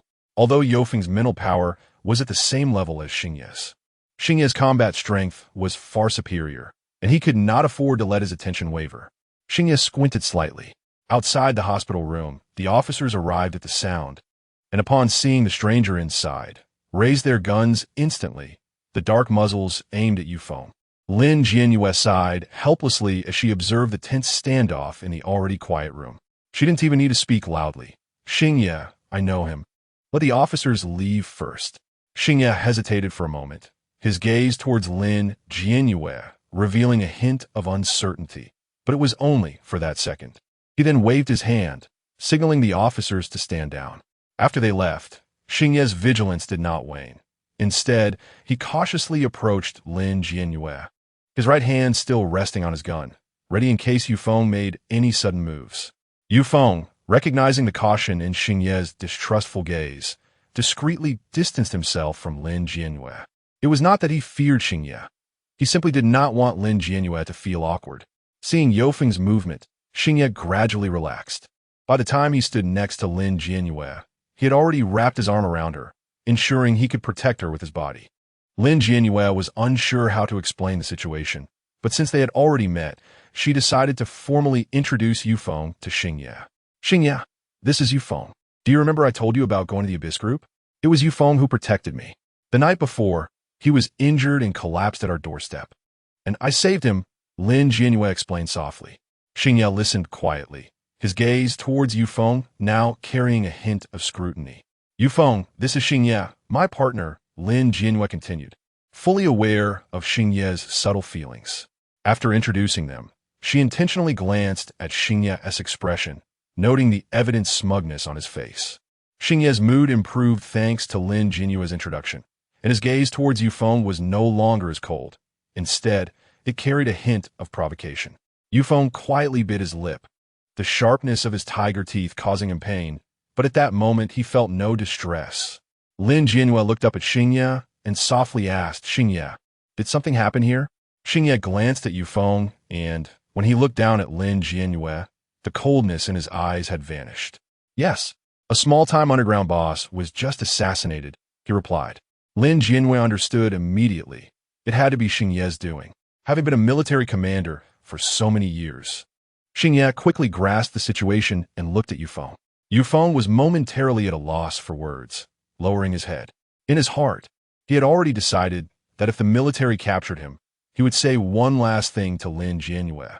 He did not expect her to remember him, but he would never forget her. That person happens to be on our international wanted list, so you've helped us solve a problem, Xingye said suddenly. Yufeng raised his head sharply, disbelief in his eyes. He never expected Xingye would say such a thing. Not only was Yufeng stunned, but Lin Jianyue was also taken aback, looking at Xingye with surprise. Xingye, will Yufeng's actions bring him trouble? Xingye nodded lightly. Yes, it definitely will, but this matter has nothing to do with our military. We are not the police and do not deal with such matters. His troubles are the police's and the underground organizations. A hint of concern surfaced in Lin Jianyue's heart as she looked at Yufeng and asked, Then Xingye, do you have any solutions? Hearing her words, Xingye felt he shouldn't have said so much earlier. It was adding to his own troubles. However, with Lin Jianyue speaking, he couldn't refuse her. There's a way, but... Xingye looked at Yufeng, pausing, but he did not want to say it. But what? Lin Jianyue pressed, increasingly worried, seeing the concern in her eyes. Xingye wished he could slap himself for saying too much. He could only rely on the military for protection. Those involved with the military did not dare to act recklessly. It's just that the military can protect you, but Xingye answered in a muffled voice. He truly regretted it. Had he known, he wouldn't have said anything. He already understood what Lin Jianyue would say next. Sure enough, the next moment Lin Jianyue said, Then Xingye, could you help Yufeng? Lin Jianyue believed that Yufeng was not a bad person at heart and genuinely wanted to help him. Xingye's face darkened, although he was unwilling in his heart. He nodded in agreement. I can only guarantee that the underground organization won't find him. As for the police, it depends on your luck. After saying this, he called the officer back in to explain the situation. The officer glanced at Yufeng, a flicker of surprise passing over him. But it quickly subsided as he turned to leave. When Xingye looked back at Yufeng, his expression had turned cold again. Go with the officer. He did not want a male to stay here with his Yueyue. Yufeng deeply bowed to Xingye and Lin Jianyue before turning to follow the officer out. The hospital room was left with only Lin Jianyue and Xingye. Lin Jianyue looked at Xingye's expression and suddenly burst into laughter. Xingye was momentarily taken aback. Unsure why Lin Jianyue was laughing. Yeah, what's so funny? Lin Jianyue took Xingye's hand and sat down, saying, "It's nothing, just that your jealous expression looks quite good." Upon hearing this, Xingye's previously dark face instantly turned red. He lowered his head, not daring to let Lin Jianyue see his current expression. Was he that obvious when he was jealous? Seeing Xingye's shy demeanor, Lin Jianyue smiled and gently rubbed his belly, saying, "All right, don't be jealous. Can you turn into your beast form and sleep with me tonight?" Xingye perked up at that. He had been turning into his beast form to sleep with Lin Jianyue for some time and had grown accustomed to it. He thought today Lin Jianyue wouldn't let him, but thankfully, his Yueyue had not given up on him. In the end, Xingye happily transformed into his beast form, snuggling on the hospital bed, enjoying Lin Jianyue's gentle strokes on his belly, and slowly fell asleep with his tail wrapped around her. Chapter 50. My true husband. Because of what happened in the hospital yesterday, Hoshino dared not let Lin Jianyue stay here any longer. Early in the morning, he took Lin Jianyue and his 6 cubs back to the villa. Just as Lin Jianyue was about to get out of the hover car, Hoshino was a step ahead, wrapping his arms around her waist and lifting her out of the car. Behind him, his aide, who was reluctantly playing the role of a babysitter, carefully carried the 6 little cubs into the villa. "Hoshino, put me down. I can walk by myself," Lin Jianyue said softly, feeling a bit shy. There were so many soldiers around watching, and although they dared not look, they must have been thinking something. After giving birth, Lin Jianyue suddenly became more self-conscious. Seeing Lin Jianyue's shy demeanor in his arms, Hoshino's smile deepened, and he spoke in a slightly hoarse voice. "Don't mind them. Yeah. You haven't fully recovered yet." He had done a lot of research and knew that females were very vulnerable after giving birth, both physically and psychologically. So he had to be especially careful. Lin Jianyue noticed that Hoshino wouldn't put her down, so she shyly buried her head in his chest, too afraid to look at the soldiers around them. It wasn't until they entered the villa that she finally lifted her head, just as she was about to breathe a sigh of relief when Yueyue suddenly appeared at the entrance. Lin Jianyue was taken aback, and by the time she reacted, it was too late. Yueyue stood at the doorway, looking at her and Hoshino. Lin Jianyue clearly saw a flash of pain on Yueyu's face, but it was quickly hidden, and he returned to his usual cold demeanor. Yeah, you're back," he said. Hoshino's hostility towards Yueyue, which was already significant, grew even more upon hearing him address Lin Jianyue. His previously gentle expression instantly turned extremely ugly. Lin Jianyue glanced at Hoshino's face, then at Yueyu's fearful expression, and helplessly shook her head. She gently patted Hoshino's shoulder, urging him to put her down, and looked at Yueyue, saying, "Yueyue, did you stay here last night?" Yueyue didn't respond verbally, just silently nodded. After hearing this, Hoshino turned to look at his aide. The aide, looking innocent, said, "Commander, there was really no other way. His identity is too special. If he goes to the army," Hoshino interrupted with a wave of his hand. It was true that Yueyue staying in the army would be a threat to the imperial forces, but he also didn't want Yueyue to stay here. It made him uncomfortable. Lin Jianyue didn't notice Hoshino's rich expressions. Instead, she smiled at Yueyue and said, "Don't feel constrained here. Hoshino is very nice. He won't do anything to you." Hoshino, who was being forcibly labeled a good person by Lin Jianyue, twitched the corner of his mouth. He wasn't good at dealing with such things. He wanted to throw his aide and Yueyue to a garbage planet. The cubs in the aide's arms protested with little grunts, forcing Hoshino to retract his thoughts and feed the cubs. At first, Lin Jianyue was worried about the issue of breastfeeding. She thought she would have to transform into beast form to feed the cubs, which made her a bit anxious since she had never transformed before. Fortunately, Hoshino said he knew she was uncomfortable breastfeeding and had the Northern Territory Organization prepare suitable milk for the cubs overnight, ensuring it was safe and nutritious. So Lin Jianyue wouldn't have a hard time. Lin Jianyue was grateful to Hoshino for being so considerate. Hoshino held 2 cubs, the aide held 2, and Lin Jianyue fed the remaining 2, while Yueyue stood by watching. It was the first time he had seen cubs, and he felt an indescribable sensation in his heart, both ticklish and somewhat envious. Lin Jianyue noticed Yueyu's gaze and smiled slightly, softly saying, "Yueyue, do you want to hold one?" Yufeng was momentarily stunned upon hearing this, his eyes filled with disbelief. Could someone like him really hold such adorable cubs? He lowered his head slightly, looking at his blood-stained hands, and finally shook his head. He wasn't worthy. Seeing Yufeng's feelings, Lin Jianyue stood up with a smile and gently placed the cub in his arms. Yufeng instinctively wrapped his arms around the cub, and at the moment their skin touched, his body stiffened. He had never held such a soft cub before, and it felt like a ray of light pierced through the darkness in his heart. Lin Jianyue noticed that Yufeng seemed frozen in place and smiled even brighter. Yufeng, don't be so nervous, it won't hurt. Yufeng mechanically nodded, glancing at Hoshino, who was awkwardly trying to soothe the cub in his arms.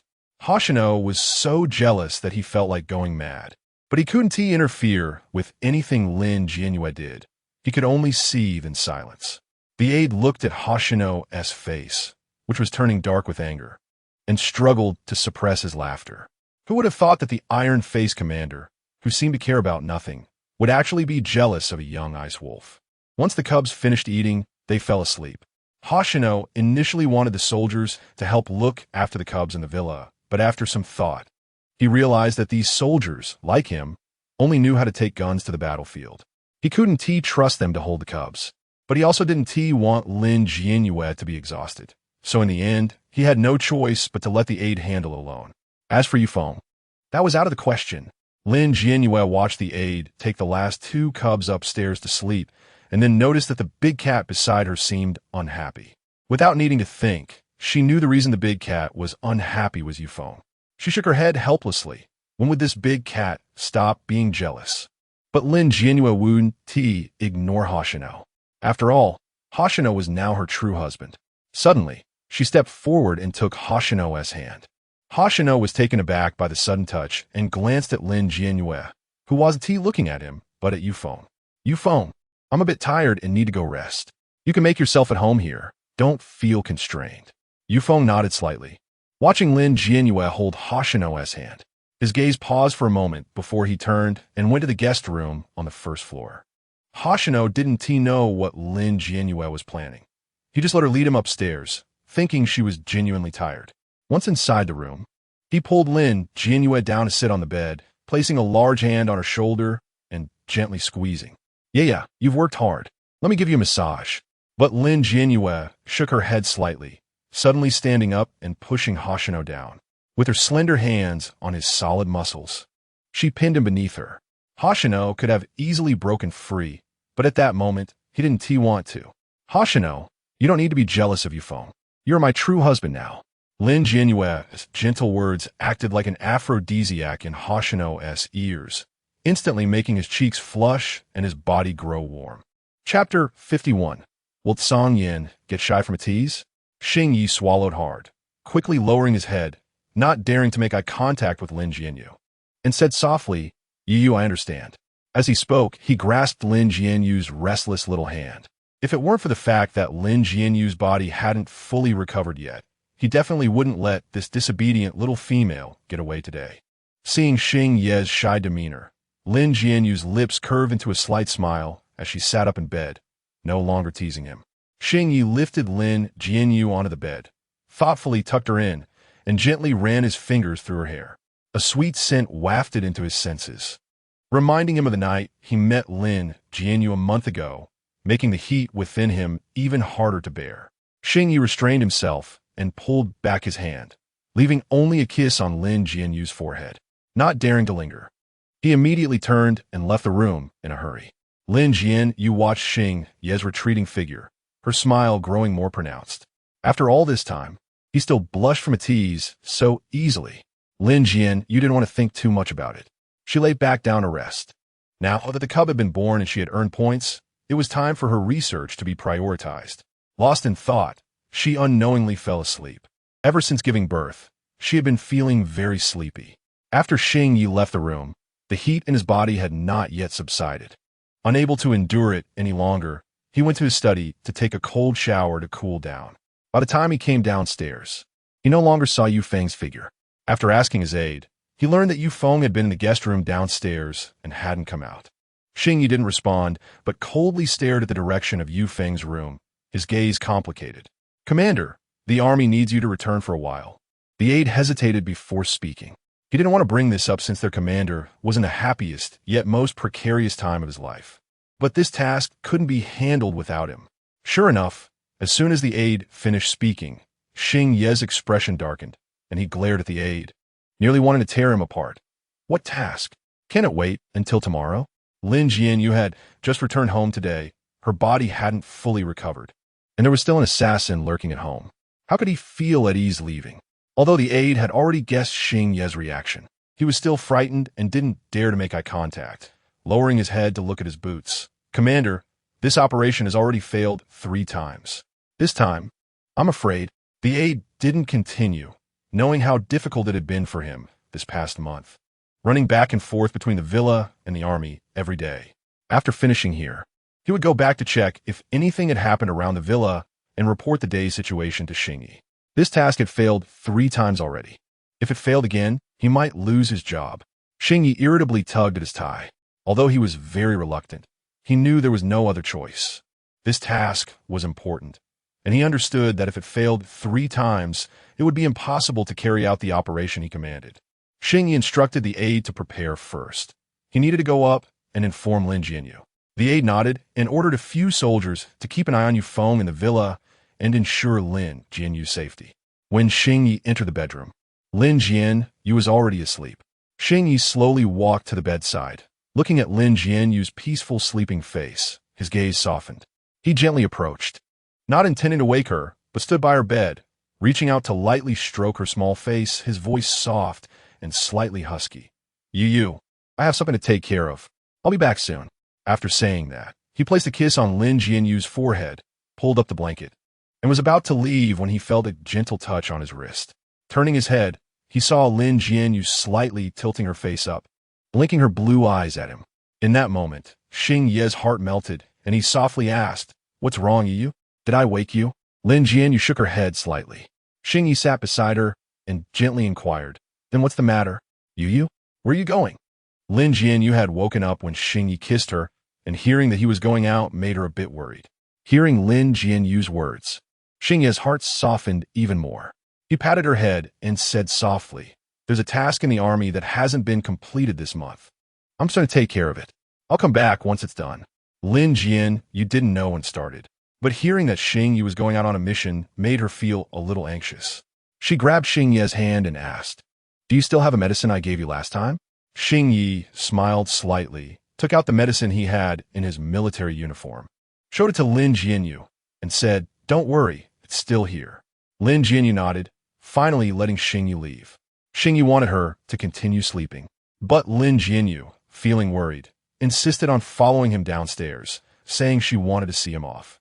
Yueye's heart warmed as he watched Lin Jianyue standing at the door looking at him, his gaze affectionate. But when he saw Yufeng's room, his expression turned cold. At that moment, it seemed Yufeng sensed something and opened the door, locking eyes with Yueyue the instant the door swung open. Their gazes met for a brief second, and Lin Jianyue felt the atmosphere shift uncomfortably. She interrupted their silent exchange, saying, "Yueyue, I'll be waiting for you to come back. Please be safe." Yueyue withdrew his gaze, looking down at Lin Jianyue with a faint smile, softly saying, "I understand." After that, he walked toward Yufeng's direction.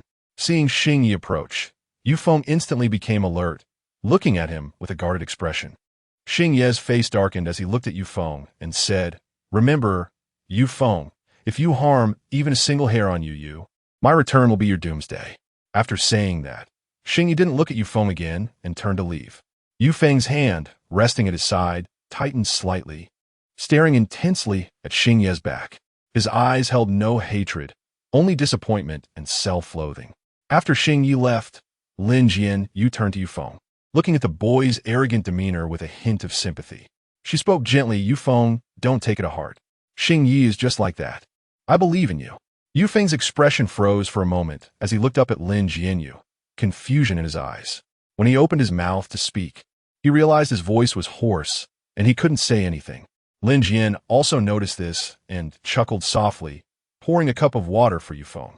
Yufeng took the cup, and when his hand accidentally brushed against Lin Jianyue's, he felt her delicate skin and instantly blushed. After gulping down the water, he didn't dare to look at Lin Jianyue again. Lin Jianyue smiled helplessly at Yufeng's shy demeanor. Her younger brother was so cute. He blushed easily from a simple tease. But it seemed Xingyu was the same way. Lin Jianyue felt a bit curious at this moment. Would a cool, charming male like Song Yin blush as easily as Xingyi and Yufeng from a simple tease? Realizing her thoughts, Lin Jianyue quickly shook her head, casting aside this terrifying idea. Chapter 52. Looking at the cubs, just as Lin Jianyue discarded this thought, a soldier outside reported that Song Yin had arrived. Lin Jianyue was taken aback. This was a classic case of speak of the devil. She realized she should be careful about mentioning Song Yin in the future. After hesitating for a moment, she looked at Yufeng, a bit worried, unsure if there was any bad blood between Yufeng and Song Yin. Especially since Yufeng had appeared in the Red Flame organization during an underground competition. Yufeng seemed to sense Lin Jianyue's concern. He lifted his head, a hint of sadness flashing in his gray eyes. But he forced a smile and said to Lin Jianyue, "It's fine. I have no grudges with him." If there were any grudges, it was true that Song Yan's subordinates had thrown him out after he lost the underground competition, shattering his only pride that day. Lin Jianyue was very perceptive and quickly caught the emotions in Yofeng's eyes. She told the soldier, "Tell Song Yin to come another time. I'm not feeling well today." After the soldier replied, he turned and left. Yufeng raised his head in disbelief, his eyes full of uncertainty. He wasn't sure why Lin Jianyue was doing this. Was she really unwell, or was it for his sake? Yufeng quickly pulled back his emotions, replaced by worry. What do you feel unwell? Should we go to the hospital? Lin Jianyue suddenly looked at Yufeng with a playful smile and sweetly said, "I'm fine. I just don't want to see him. I'm not unwell. By the way, Yufeng, do you want to come with me to see the cubs?" Lin Jianyue didn't want to see Yufeng so self-deprecating and cautious. She wanted him to relax a little. Moreover, she was sure that Yufeng wouldn't harm her. So, she wanted to take him a check on the cubs' condition herself. When Yufeng heard cubs, he recalled the feeling of holding them earlier, and his ears turned slightly red. "See, can I?" He stuttered. "Of course." Lin Jianyue smiled and led Yufeng to the room on the second floor. In order to prevent Lin Jianyue from getting tired, Xingye had already had the room modified. It had a 24-hour temperature control system and specially trained caregivers who rotated shifts around the clock. Xingye had also installed a mechanism in the room so that no one could leave without permission, except for Lin Jianyue and himself. It was evident that Xingye cared deeply for the cubs. When Lin Jianyue and Yufeng arrived at the door, the iris recognition system automatically detected Lin Jianyue's pupils, and the door opened only after recognition. Upon entering, they saw two caregivers feeding the cubs. The cubs were tiny now, especially the white kitten, which was only the size of a palm. The moment Yufeng stepped inside, he instinctively breathed more lightly, almost forgetting how to walk. Lin Jianyue noticed that the usually aloof Yufeng was now walking awkwardly, her smile deepening. "Don't be nervous, Yufeng. They're sleeping and won't wake up easily," Lin Jianyue explained softly. During her pregnancy, she had learned a lot and knew that orc cubs mainly slept except for feeding times, making them easy to care for. Lin Jianyue walked to the side of the crib, looking at the 6 cubs sleeping peacefully, her heart melting. Yufeng stood to the side, hesitant to approach, merely observing from a distance. When Lin Jianyue turned around and saw Yofeng's anxious expression, she beckoned him over, saying, "Yufeng, come look. You won't see anything from over there." Yufeng nodded slightly and took small steps toward the crib. The moment he saw the cubs inside, his dark heart softened again, and a hint of tenderness appeared in his usually cold and indifferent eyes. Lin Jianyue glanced at her cubs and then at Yufeng, softly asking, "Do you want to hold one?" Yufeng was captivated, instinctively nodding, but suddenly thought of something and shook his head repeatedly. "No, it's fine. I just want to watch." He wanted to hold the cubs, but was afraid of hurting them, so he could only watch from the side. However, Lin Jianyue had already picked up a white kitten from the crib and placed it in Yofeng's arms. Yufeng was momentarily stunned, but instinctively wrapped his arms around the little kitten, breathing in the faint smell of newborns mixed with a hint of milk. His lips curved slightly, and his gaze softened with a mix of tenderness and envy. Lin Jianyue remained silent, quietly watching from the side. Yufeng was truly heart-wrenching. Such a young age, yet having gone through so much. Lin Jianyue didn't want Yufeng to lose hope in life, so she thought of a good idea and smiled. Yufeng, would you like to feed them? Lin Jianyue glanced at the clock on the wall. It was almost time. The cubs digested quickly and needed milk roughly every 2 hours. Since she didn't have breast milk, the cubs were drinking formula that Xingye had prepared. Lin Jianyue had previously asked Xingye why they couldn't buy it, and he said that homemade was safer. This had left Lin Jianyue speechless for a while. Yufeng looked down at the cub in his arms. Was this Lin Jianyue's beast form? So cute, and it looked so noble, something a creature like him didn't deserve. Lin Jianyue noticed the sadness in Yufeng's eyes and felt a little worried, wondering if he might be depressed. With his personality, she decided to change her approach. Lin Jianyue reached out to take the bottle from the caregiver and directly handed it to Yufeng, while she picked up another cub and gently soothed it, demonstrating for Yufeng, "Look like this, hold it in front of them, and they'll smell the milk and come to you." As she spoke, Lin Jianyue showed Yufeng how to do it. Yufeng watched very attentively, clumsily learning how to feed them. Watching the little cubs with their eyes closed, but accurately finding the direction of the bottle, a different expression finally appeared on Yufeng's face. Lin Jianyue smiled at Yufeng's curious and shocked expression. This was the look she wanted to see. Each of them held one cub, while the remaining 4 were left to the 2 caregivers. The cubs had very small appetites and were full after just a few minutes of feeding. After the cubs finished, Lin Jianyue quickly returned them to the caregiver, acting as if they were something terrifying. Yufeng was still a bit confused, but it was too late when Lin Jianyue looked at him. The cub had already peed in his hands. Lin Jianyue couldn't help but laugh, saying, "Sorry, I forgot to tell you that they need to go to the bathroom after drinking milk." Yufeng froze in place, holding the cub and standing still, not daring to move. Lin Jianyue couldn't hold back her laughter at Yufeng's expression. The caregiver took the cub from Yufeng, and Lin Jianyue went to help Yufeng change clothes. In the villa, aside from her, there was only Xingye, and there were no clothes for Yufeng. Lin Jianyue could only let Yufeng wash up first, while she urgently ordered a set of suitable clothes for him to be delivered via Xingye's brain. After all, these were her cubs, and compensating for a set of clothes was only right. When the clothes arrived, Yufeng had just finished a shower and was standing in the bathroom, looking helplessly at his clothes. "Yufeng, I put the clothes outside for you." At that moment, Lin Jianyue's voice sounded from outside the bathroom, startling Yufeng, who shivered. In the steamy mist, Yufeng hurriedly grabbed a towel to wrap around his waist, his fingertips still glistening with water droplets. Lin Jianyue's gentle voice made his back tense, and the old scars on his body turned slightly red at that moment. Covering his chest, his pecs trembled slightly under his palm, while water droplets on his collarbone slid down the contours into the towel. His cheeks were flushed, whether from the shower or embarrassment, he couldn't tell. His voice became hesitant. "I know." Yufeng listened for a while at the bathroom door, confirming that Lin Jianyue had left before he finally opened the door and took his clothes inside. What both of them didn't know was that Song Yin, after being turned away, hadn't left, but had been standing at a corner not far from the villa. Although he didn't enter, he could smell not only Lin Jianyue and Xingye's scents, but also a somewhat familiar yet strange smell. His sense of smell was very good, especially when it came to scents.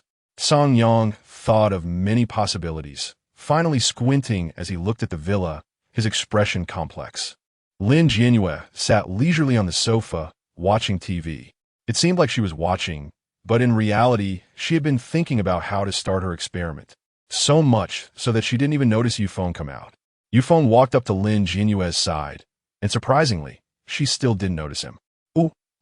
You, are you feeling unwell?" Yufeng mustered up the courage to speak, feeling very anxious, afraid that his words would annoy Lin Jianyue. Lin Jianyue came to her senses upon hearing Yufeng's words, and at that moment, it seemed she had an inspiration. She sat up and said, "By the way, Yufeng, do you know where there's a black market in the capital?" "Black market?" Yufeng was taken aback for a moment, as if he didn't quite understand what Lin Jianyue was saying. Lin Jianyue's expression was a bit excited, unsure of what the black market was called on this planet. She paused her words and described the place she wanted to go. "It's a place where you can buy anything, like some illegal items." Lin Jianyue didn't continue, as she believed Yufeng would understand without her saying more. Sure enough, Yufeng quickly realized what place Lin Jianyue was referring to and nodded, saying, I know. It's called Grey Dog. Do you want to go? Lin Jianyue instantly perked up, nodding repeatedly. She was just curious why the black market here was called Grey Dog, but didn't ask further. Yufeng frowned.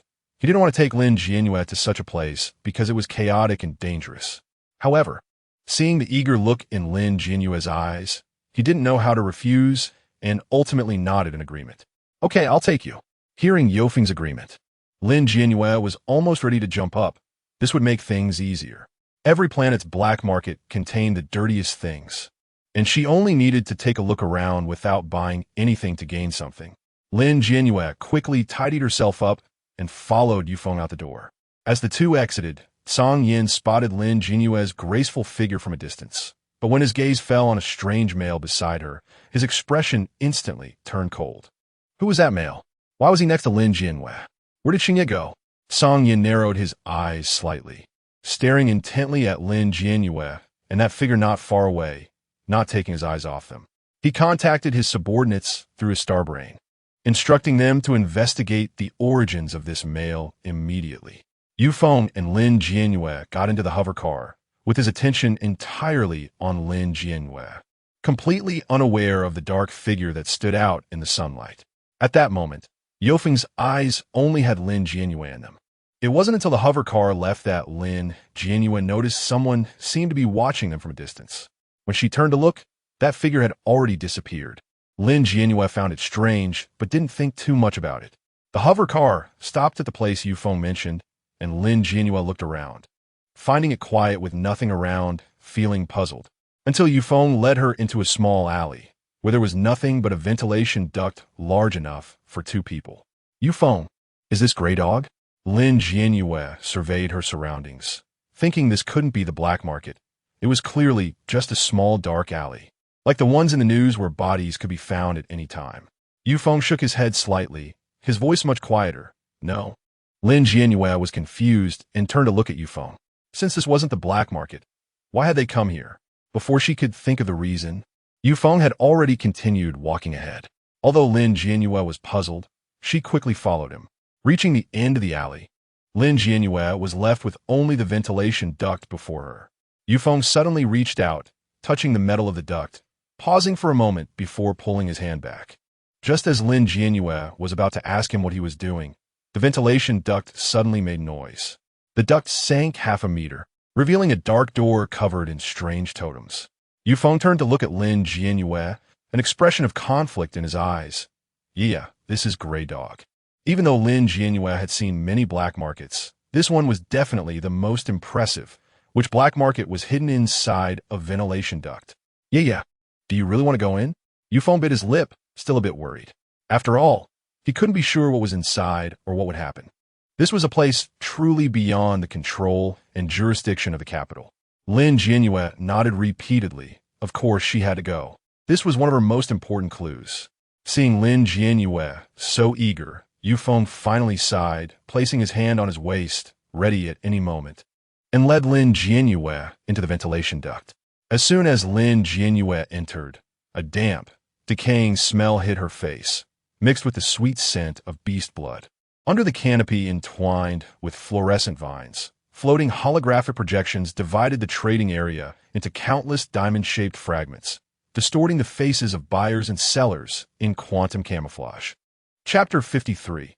Mind control chip. Lin Jianyue and Yufeng walked down a corridor wide enough for two people, where the occasional sound of metal clashing and the harsh scraping of beast claws against the ground could be heard.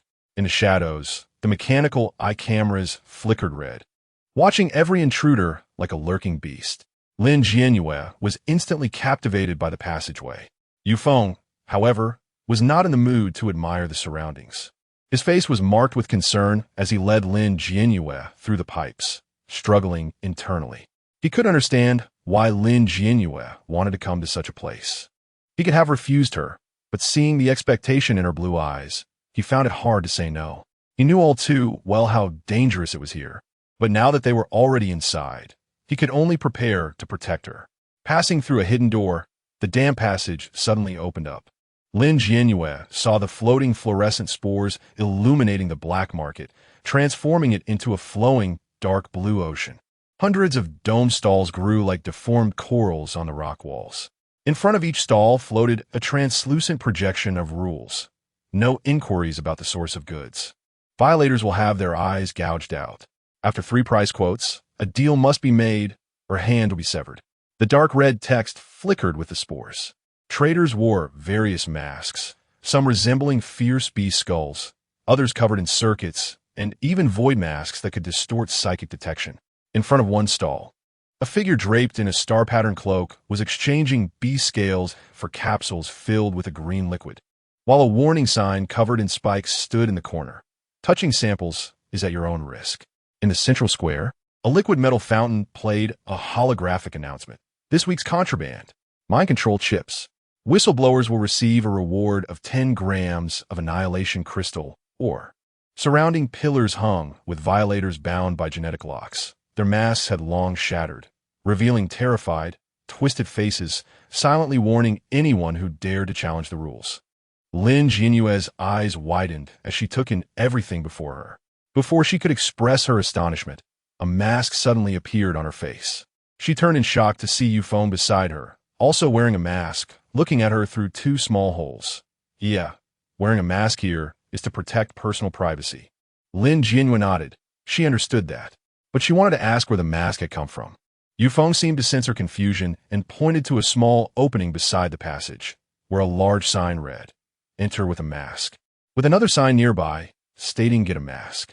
Lin Jianyue felt a bit embarrassed. She had been so astonished by the spectacle inside that she completely forgot about this little detail.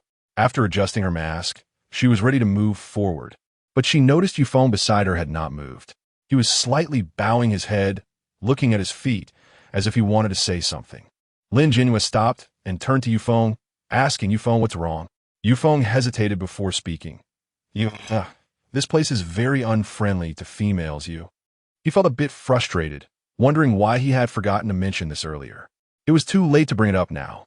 Lin Jianyue had already suspected the differences here. Even if the place was friendly to females, she did not intend to enter as one. So she deliberately wore a gender-neutral outfit when coming out. And as for her hair, it was even simpler. She exchanged 2 points for a cap and put it on her head. Yueyue looked surprised, although he could only see her eyes. The sudden contraction of his gray pupils was enough to express his astonishment. Yeah, where did you get your hat? Yueyue was so shocked he could hardly speak. Lin Jianyue had forgotten that Yueyue was still beside her. She had just taken it out after exchanging it, and now she didn't know how to explain. Yueyue did not wait for Lin Jianyue's explanation. His gray eyes behind the mask still showed confusion, but he wisely chose not to press further. The secrets Lin Jianyue held were evidently deeper than he had imagined. He could only suppress his confusion and refocus his mind on vigilance. Stay close to me? Yeah. Yueyu's voice came through the mask, sounding somewhat muffled but undeniably tense. He slightly shifted his slender yet tall frame to shield Lin Jianyue between himself and the cold metal wall, like a barrier ready to face an impact. Lin Jianyue could feel his muscles tense, his gray pupils sharply scanning every figure that approached or wore strange masks, as well as those mechanical eyes in the shadows flashing ominous red light. The air was filled with the mixed smells of rust, low-quality energy liquid, and a certain indescribable biological stench, making every breath feel dangerous.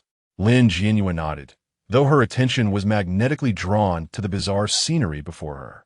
Her blue eyes sparkled with pure curiosity and awe behind the mask, as if she had entered not a lawless land, but a vast laboratory full of unknown mysteries. The floating, dark blue fluorescent spores drifted like living creatures, painting the entire underground space into a flowing deep sea. The stalls clinging to the rough rock walls were varied in shape, twisted, stacked, and extended, resembling deformed corals growing inside some mutated behemoth. The projections of rules floating in front of each stall emitted a cold glow, and the blood-red warning words about gouging eyes and severed hands appeared particularly glaring and sinister under the blue light, silently narrating the cruel laws of this place. The traders wearing various terrifying masks looked like ghosts participating in a bizarre masquerade.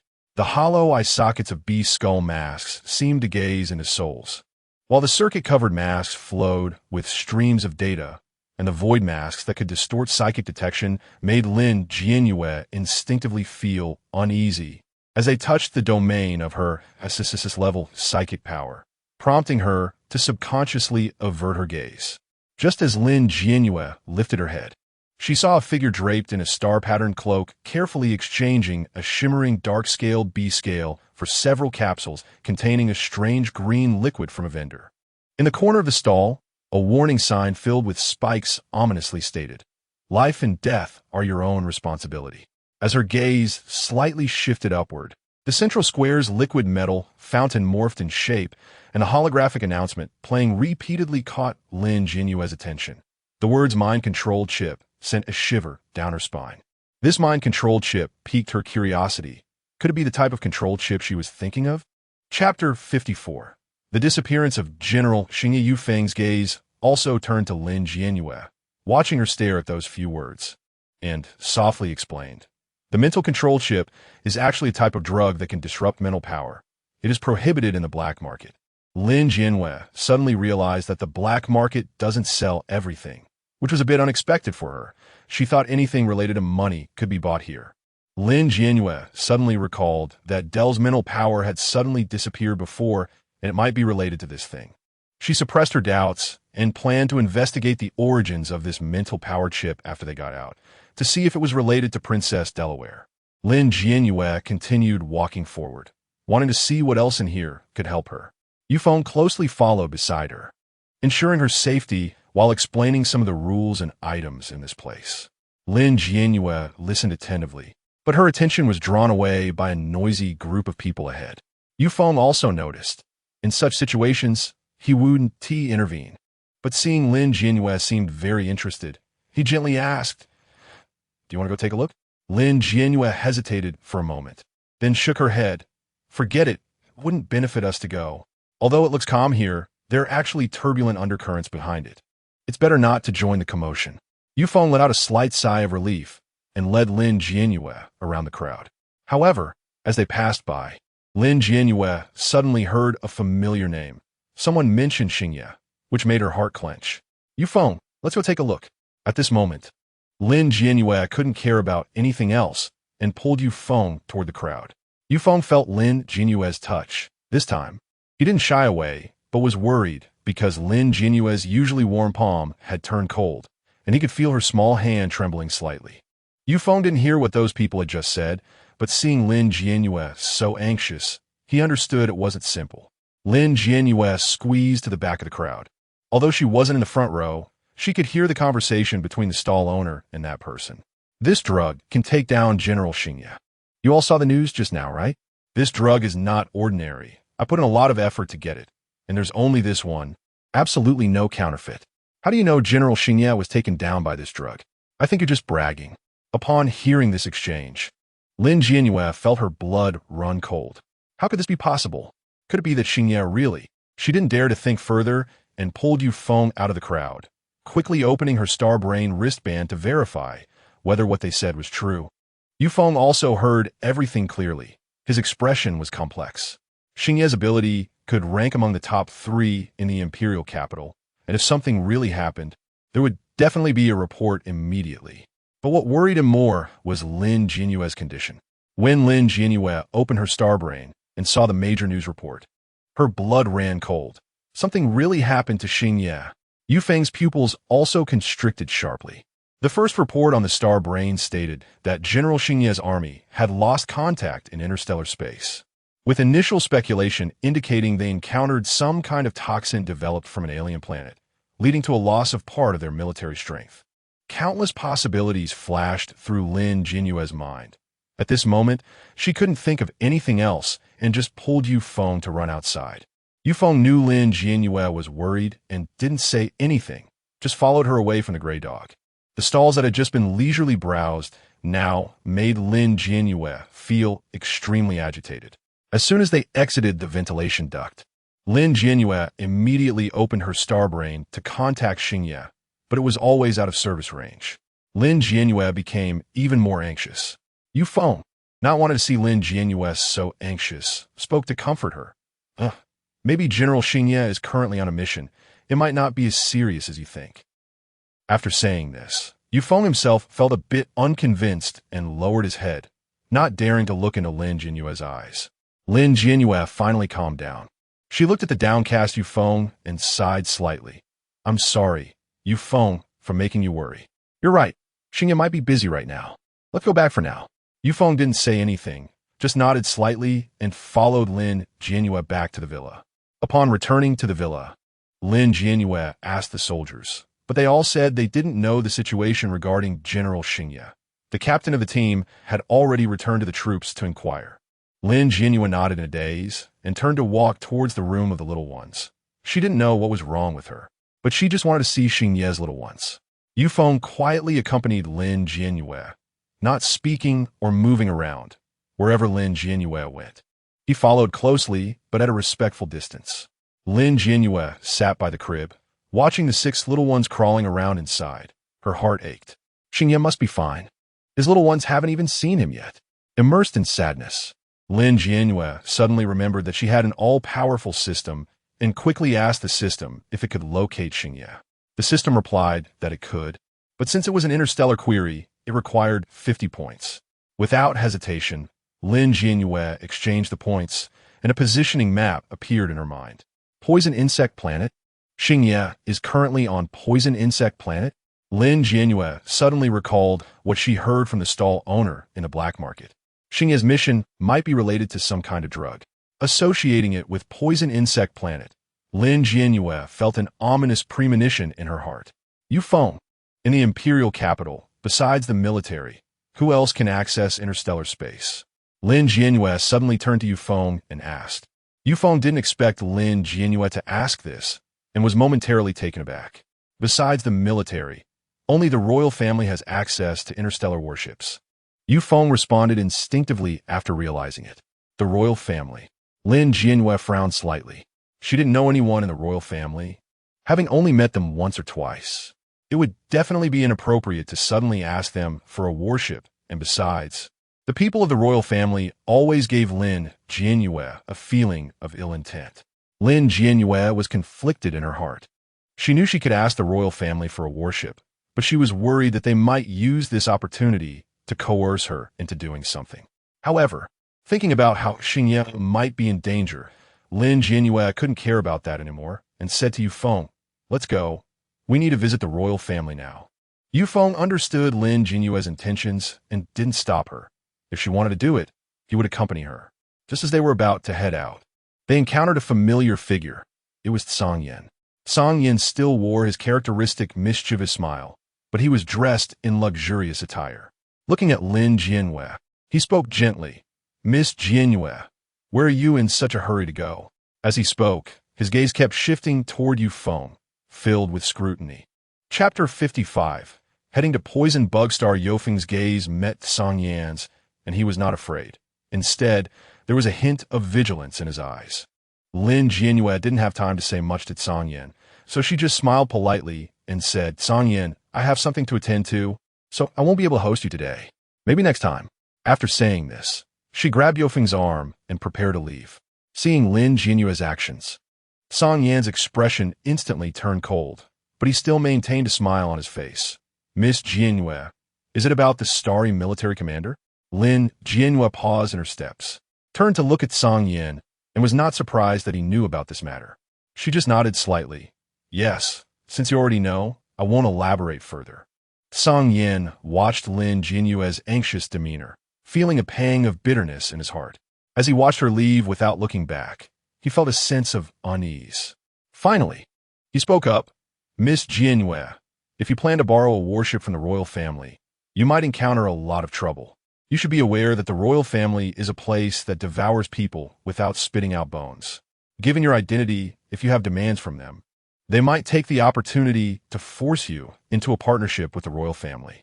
Are you sure about what you want to do?" Lin Jianyue's steps only paused, but she did not turn back because of Song-Yin's words. She just said to him with her back turned, "I'm sure. No matter what the conditions are, I will agree. This is all for Xingye." Seeing Lin Jianyue disregard everything for Xingye, Song-Yin felt even more jealous. As he watched her prepare to leave again, he spoke up once more. I can help you. I have a private warship, so you won't have to rely on the royal family. This time, Lin Jianyue turned back, looking at Song Yin with confusion, not understanding why he wanted to help her.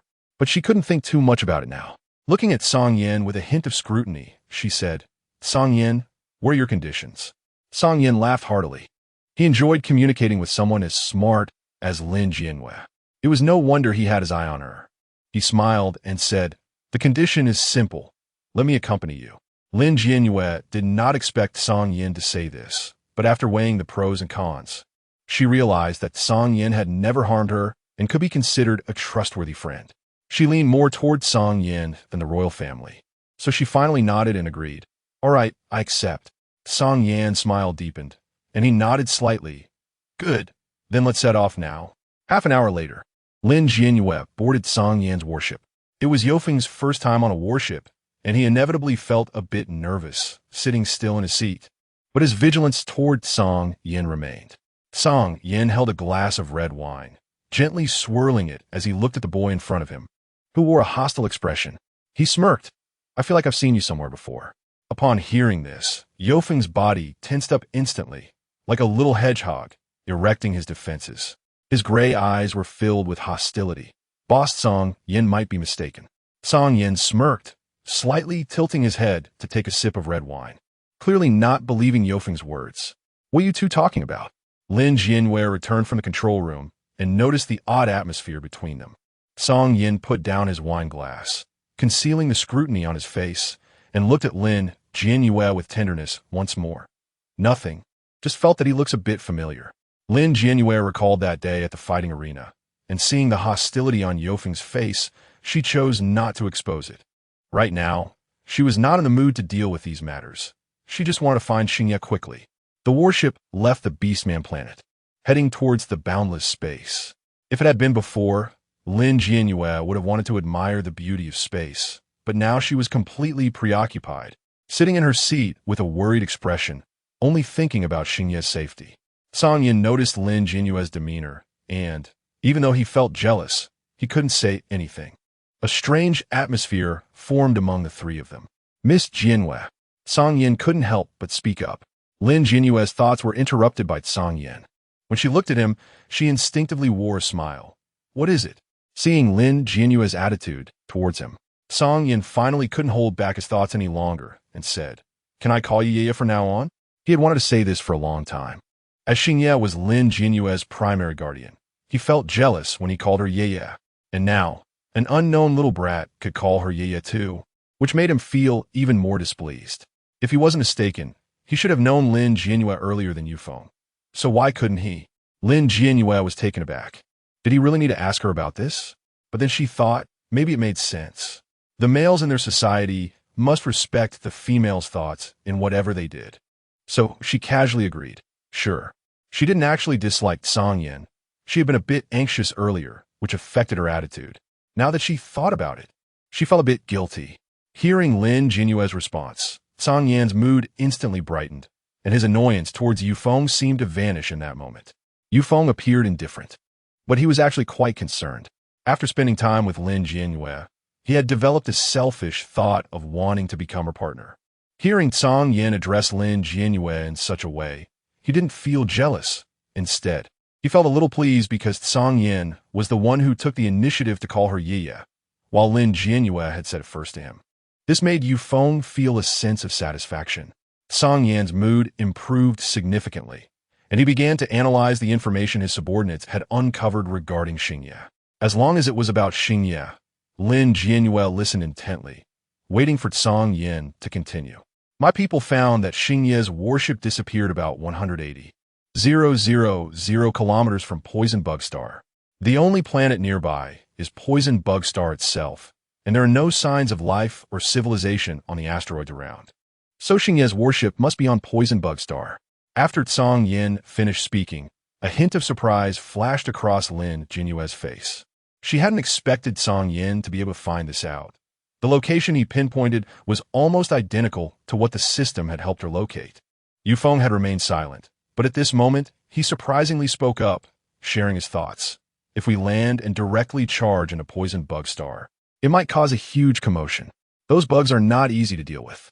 Song Yin, for once, answered Yofeng's question without any hostility, nodding. Yes, that's a problem. We left in such a hurry that we didn't have time to disguise ourselves. We'll have to come up with another strategy. Lin Jianyue looked at the two of them and said, Can you show me what the bugs on Poison Bugster look like? Song Yin opened the Starbrain computer and found some images for Lin Jianyue. Looking at the disgusting green bugs in the pictures, Lin Jianyue almost felt like throwing up. They were truly revolting. Chapter 56. Song Yin should be very angry. The inhabitants of the poison insect planet looked so repulsive that just a glance made one want to vomit. Their hunched silhouettes, with semi-transparent, gelatinous skin, were filled with writhing black veins like living creatures. These humanoid beings had their joints covered in hooked appendages, and what should have been fingers had transformed into a massive suction cup-like tendrils. Their necks twisted grotesquely, with deformed triangular heads and gaping mouths filled with hundreds of needle-like teeth, saliva dripping from the corners of their mouths, corroding the ground and leaving charred holes.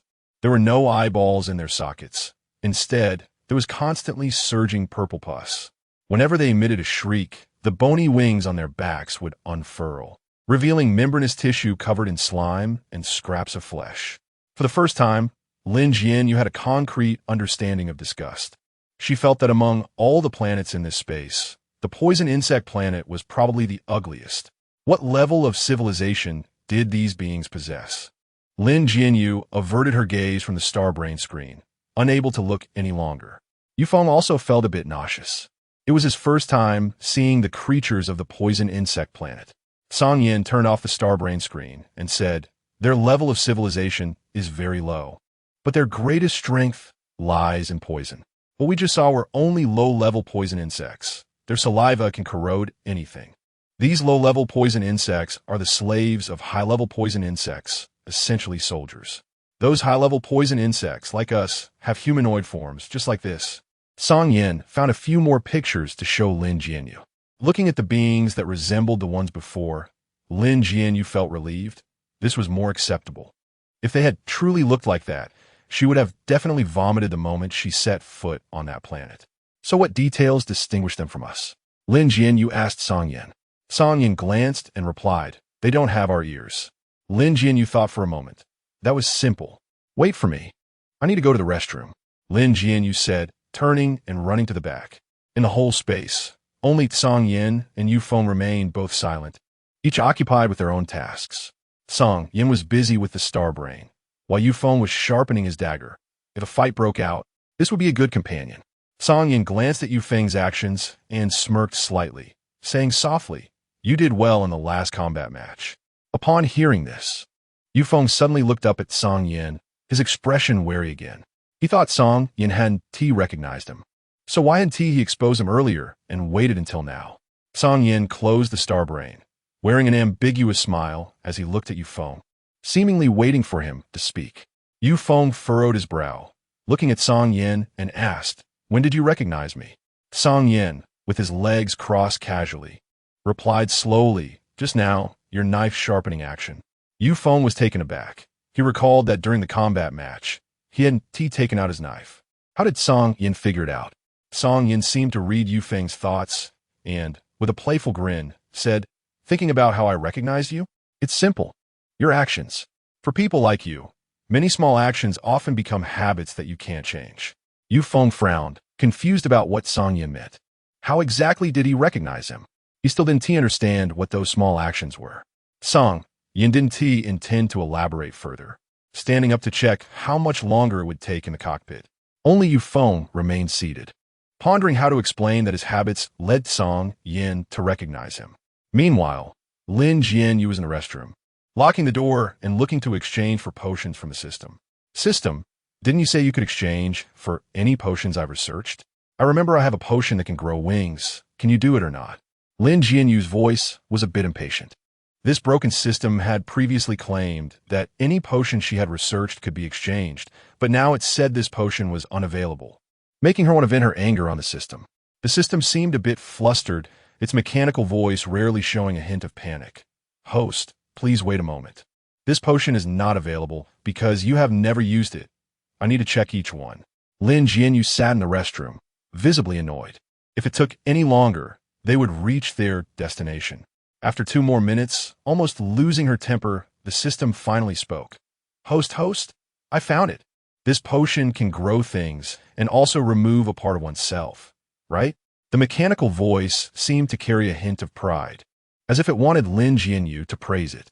Hearing the voice, Lin Jianyue's delicate face brightened, and she had the system exchange for 3 vials, then left the restroom. When Lin Jianyue returned, Song Yin was not there. Only Yufeng sat alone, looking a bit pale. Yufeng, what's wrong? Lin Jianyue casually sat beside Yufeng, hiding the potions in her hands, planning to take them out later when the battleship was in action. Yufeng didn't notice Lin Jianyue had returned. His expression was clear to her. He was about to say he was fine, but seeing Lin Jianyue's worried look, he couldn't bring himself to lie and told her what Song Yin had said to him. Seeing the worried expression in Yufeng's eyes, Lin Jianyue smiled gently and said, "Don't worry, Song Yin is not that kind of person. He won't do anything to you. In fact, I think he probably recognized you a long time ago." Yufeng looked at Lin Jianyue in confusion, tilting his head slightly in doubt. How did she know? Lin Jianyue, seeing Yufeng's expression, habitually ruffled his hair like she did with Xingyi, hoping it would comfort him just as it did for Xingyi when he was upset. Yufeng was taken aback by Lin Jianyue's touch, and his entire face turned red the next moment. Lin Jianyue felt a slight release of her worry for Xingyi at that moment and smiled, saying, "Don't worry. Song Yin won't do anything to you." Yufeng suddenly became serious, looking at Lin Jianyue, and said, "You should be very angry at the person who beat him. After all, that match had cost Song Yin a significant amount of star coins." Lin Jianyue asked Yufeng why he thought that. Yufeng explained his reasoning. After listening, Lin Jianyue chuckled softly, covering her mouth. "Don't worry. Although I haven't interacted much with Song Yin, I don't think he is that petty. The money he gave you, he probably never cared about." Yufeng still didn't believe it and was about to say something when Song Yan's voice came from behind him. "In your eyes, am I that small-minded?" Chapter 57. Landing on Poison Bug, Star Yufeng was startled and turned to look at Song Yin, who still wore a smile on his face, holding several tubes of nutrient solution. Instinctively, Yufeng wanted to move away, but when he saw Song Yin handing the nutrient solution to him, he froze. "Don't worry, I won't poison it," Song Yin said with a smile, but this smile made it seem even more like he had indeed poisoned it. Lin Jianyue took the nutrient solution from Song Yan's hand and, watching their interaction, felt a lot more at ease. Just a moment ago, the atmosphere between them felt as if they were about to fight. While that was quite normal, they were a team for the upcoming mission to find Xingyi. If the team wasn't on good terms, this operation could be very dangerous. Song Yin also sat down with his nutrient solution, took a sip, and said, "We'll be arriving in a few minutes. What follows might be a tough battle. My people will look into Xingyi's whereabouts on the battleship, and you stay on the battleship. Yufeng and I will go." Before Song Yin could finish planning, Lin Jianyue interrupted, "No way, I'm going with you." Song Yin frowned slightly, clearly disapproving of Lin Jianyue's decision. He couldn't let her take risks. "No, Yueyue." Yufeng shouted out in excitement before Song Yin could say anything. It was the first time Lin Jianyue had seen Yufeng so emotional, and she looked at him with a hint of confusion. This is too dangerous. I can't let you take risks." Yufeng realized he had been too emotional and quietly lowered his head, not daring to look at Lin Jianyue. Song Yin merely narrowed his eyes at Yufeng, saying nothing, tacitly accepting his words. What annoyed him was why Yufeng had jumped in first. Lin Jianyue understood that both of them were worried about her, but this matter didn't involve them. She couldn't ask them to help her with her own risks. "I know you both care about me, but I want to go myself. This matter doesn't concern you too, and if you both stop me from going, what if I run out alone once you leave? Isn't that even more dangerous?" Lin Jianyue threatened. Sure enough, upon hearing her words, both of them fell silent, as if they realized that if Lin Jianyue did go alone, it would indeed be more dangerous. Eventually, they reluctantly agreed. "Song Yin, we've reached the area above Poison Bug Star. Where should we land?" One of Song Yan's subordinates reported. Song Yan's expression instantly turned serious. He didn't answer, but stood up and walked towards the cockpit with his subordinate.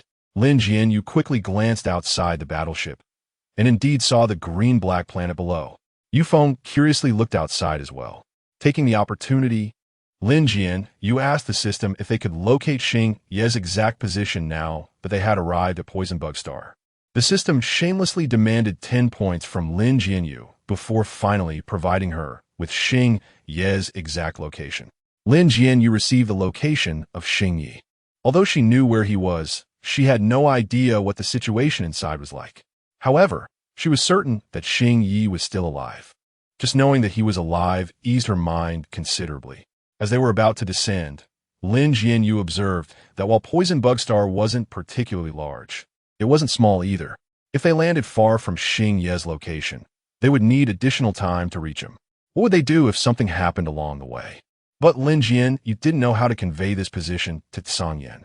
She had no tools to communicate, and suddenly telling Song Yan that she knew Xing Ye's location would definitely raise suspicions.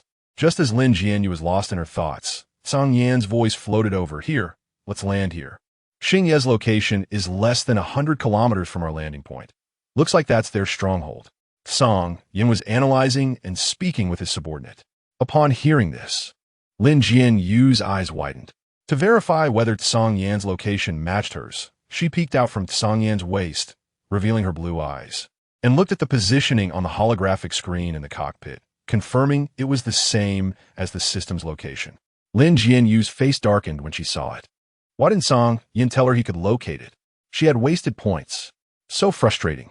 Song Yan slightly lowered his head and noticed the small, alluring face of the little female was showing signs of unhappiness, causing his ears to turn slightly red, and he couldn't help but smile.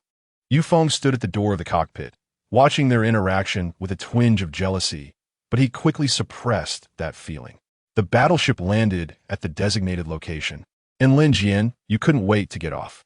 However, before she could step out, she was swiftly pulled back by Song Yan like a little chick. "Don't run around. It's dangerous here.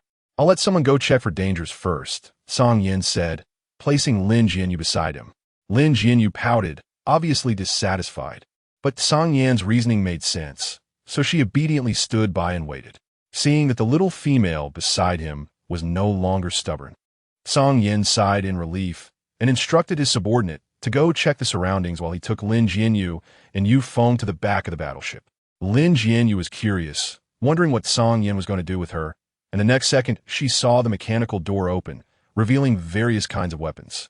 Lin Jianyue's eyes widened in surprise, gazing in disbelief at the equipment inside. "Song Yan, are all these yours?" Lin Jianyue regretted asking that question immediately, feeling it was a silly thing to say since the entire battleship belonged to him. So, of course, everything inside was his too. Song Yan found the little female's embarrassed expression somewhat cute and smiled, saying, "Yeah, you, take a look and see what you need. Feel free to go in and pick." Lin Jianyue was even more surprised, seemingly not expecting Song Yan to say that. However, she didn't hold back. The items inside were the highest level of technology from the imperial capital, and with these, dealing with those little poison bugs outside would be as easy as swatting mosquitoes. Song Yan watched Lin Jianyue's amazed and delighted expression, his smile never fading, while Yufeng stood at the door, not making a move. After taking a few steps, Song Yan turned around upon hearing no movement behind him, only to find Yufeng staring at him with a silly expression, looking cautious. Feeling a bit annoyed, Song Yan finally said, "Come in. Do I need to invite you?" Yufeng's face instantly lit up with joy. He never expected Song Yan would allow him to enter. After Song Yan spoke, he ignored Yufeng's reaction and turned to find Lin Jianyue. Yufeng cautiously walked into the armory, looking at the high-tech weapons inside, and unconsciously touched the small dagger at his waist. The items here were simply worlds apart from his own. Chapter 58, All-Terrain Mech War Vehicle. Song Yan picked out some items from the armory that he thought Lin Jianyue could use.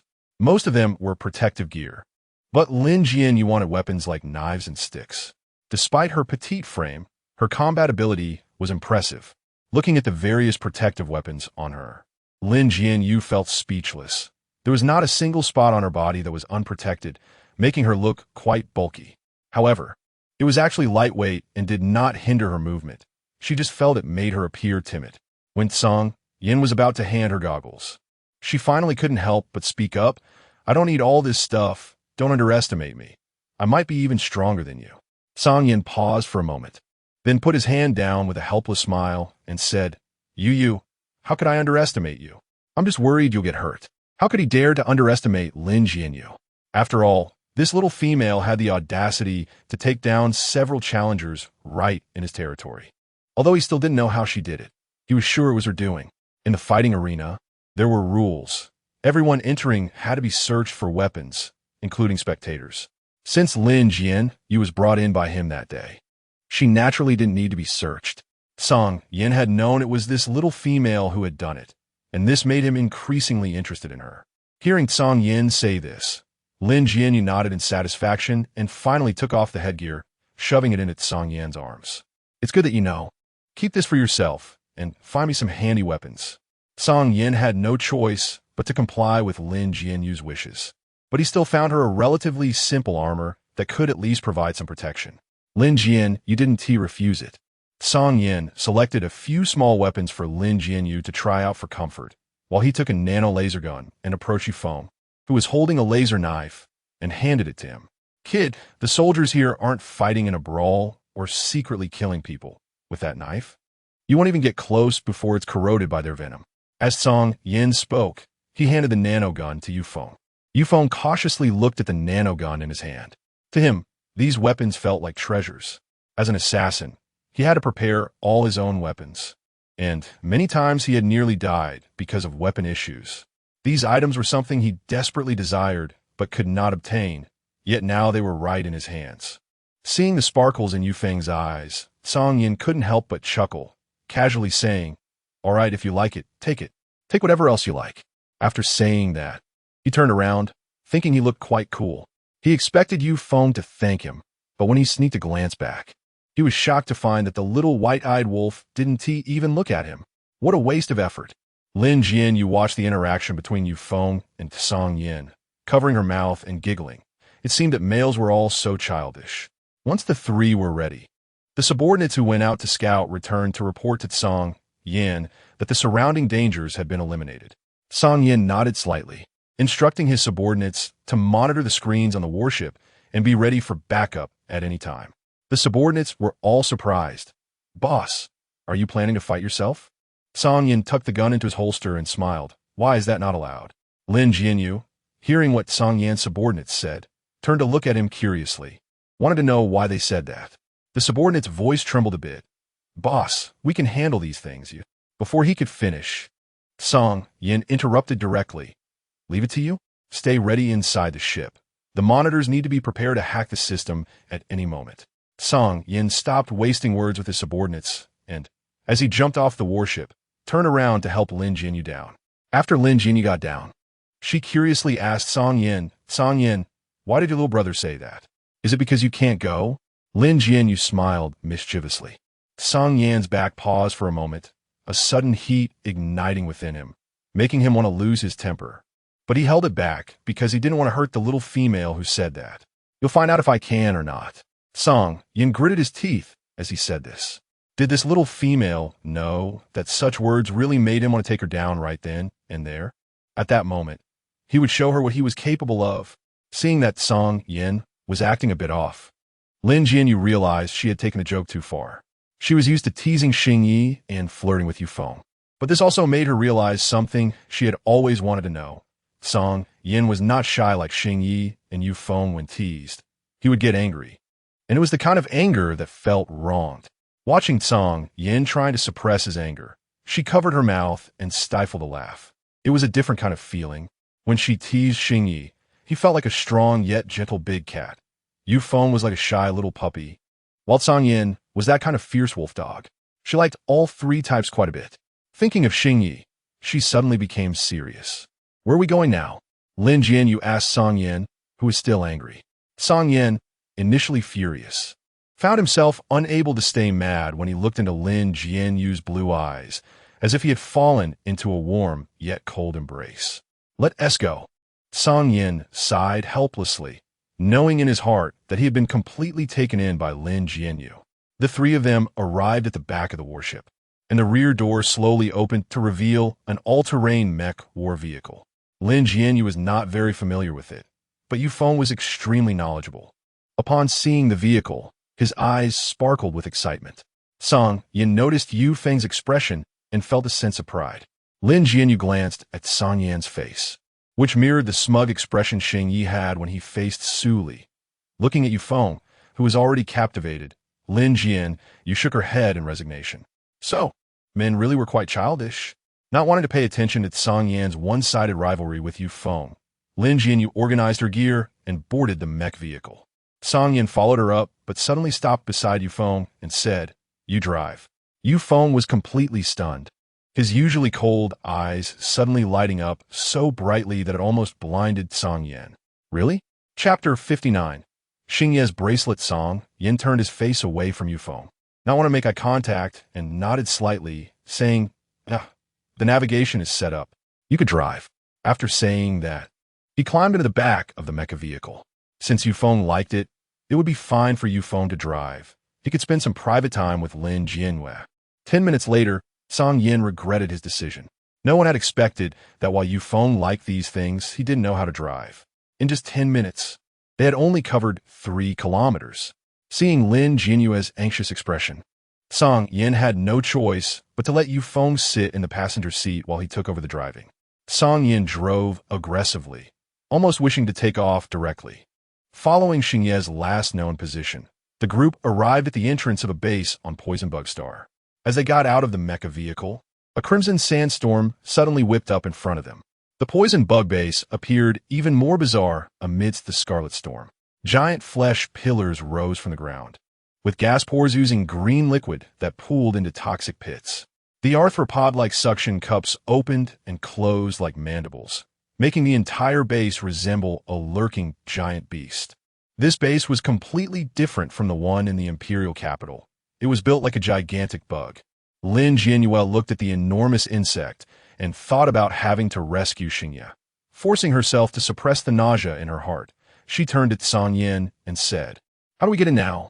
Song Yin glanced at the massive bug base, noting a few poison bug guards at the entrance. He said, "Yu Feng and I will take care of those bugs first. Yeah, you wait here for us."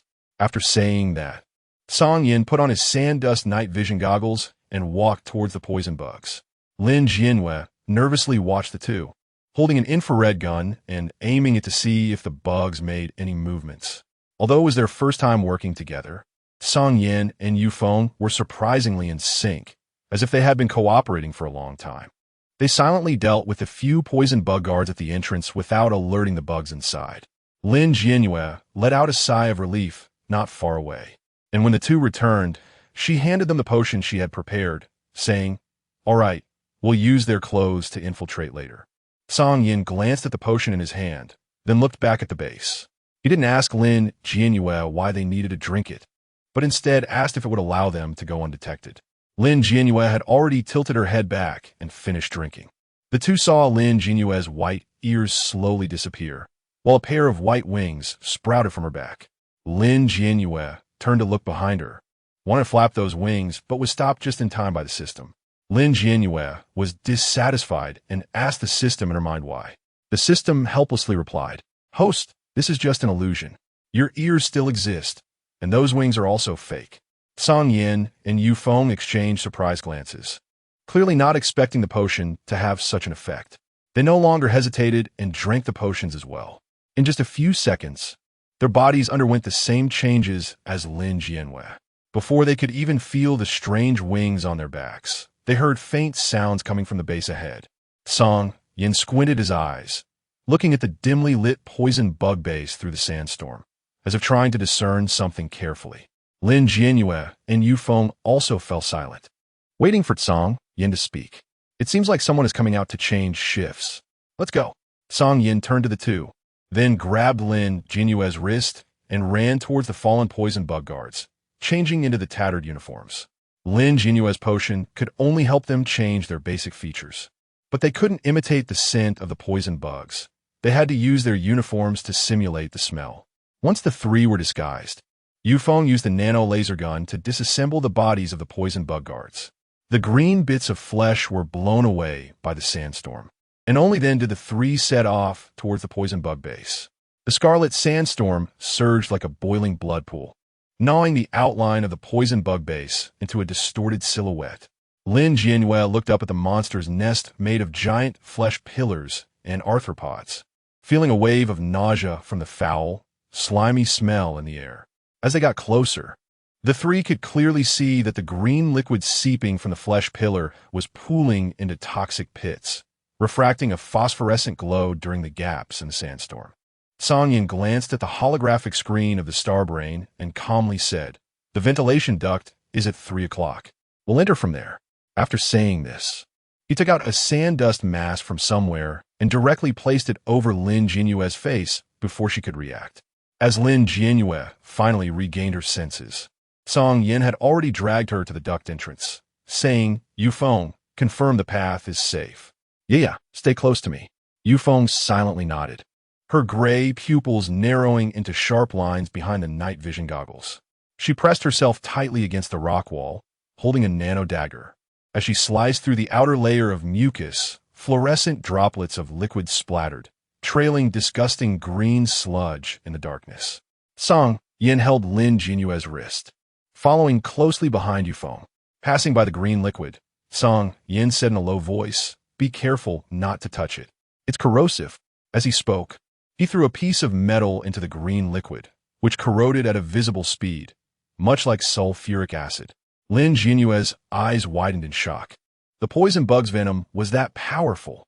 When Song Yin turned to look at Yufeng again, he saw some silver threads appear before her. Just as Yufeng's dagger was about to slice through them, Song Yin quickly shouted, "Don't." Song Yan's warning came a split second too late. Yufeng's dagger had already cut through the silver threads. In that instant, the entire duct was suddenly filled with a dense, buzzing sound. The next second, thousands of tiny poison bugs, the size of a fingernail, surged towards the three like a black tide, their compound eyes flashing with greedy red light in the darkness. "Oh no, hold your breath." Song Yin instantly held his breath, turning swiftly to pull down Lin Jianyue's mask, isolating her from the swarming poison bugs before she could even react. Yufeng also reacted quickly. At the moment Song Yin shouted, she had already braced herself, instantly switching her knife to a high-frequency vibration mode and swinging it at the approaching poison bugs. Seeing this, Lin Jianyue also took out her knife.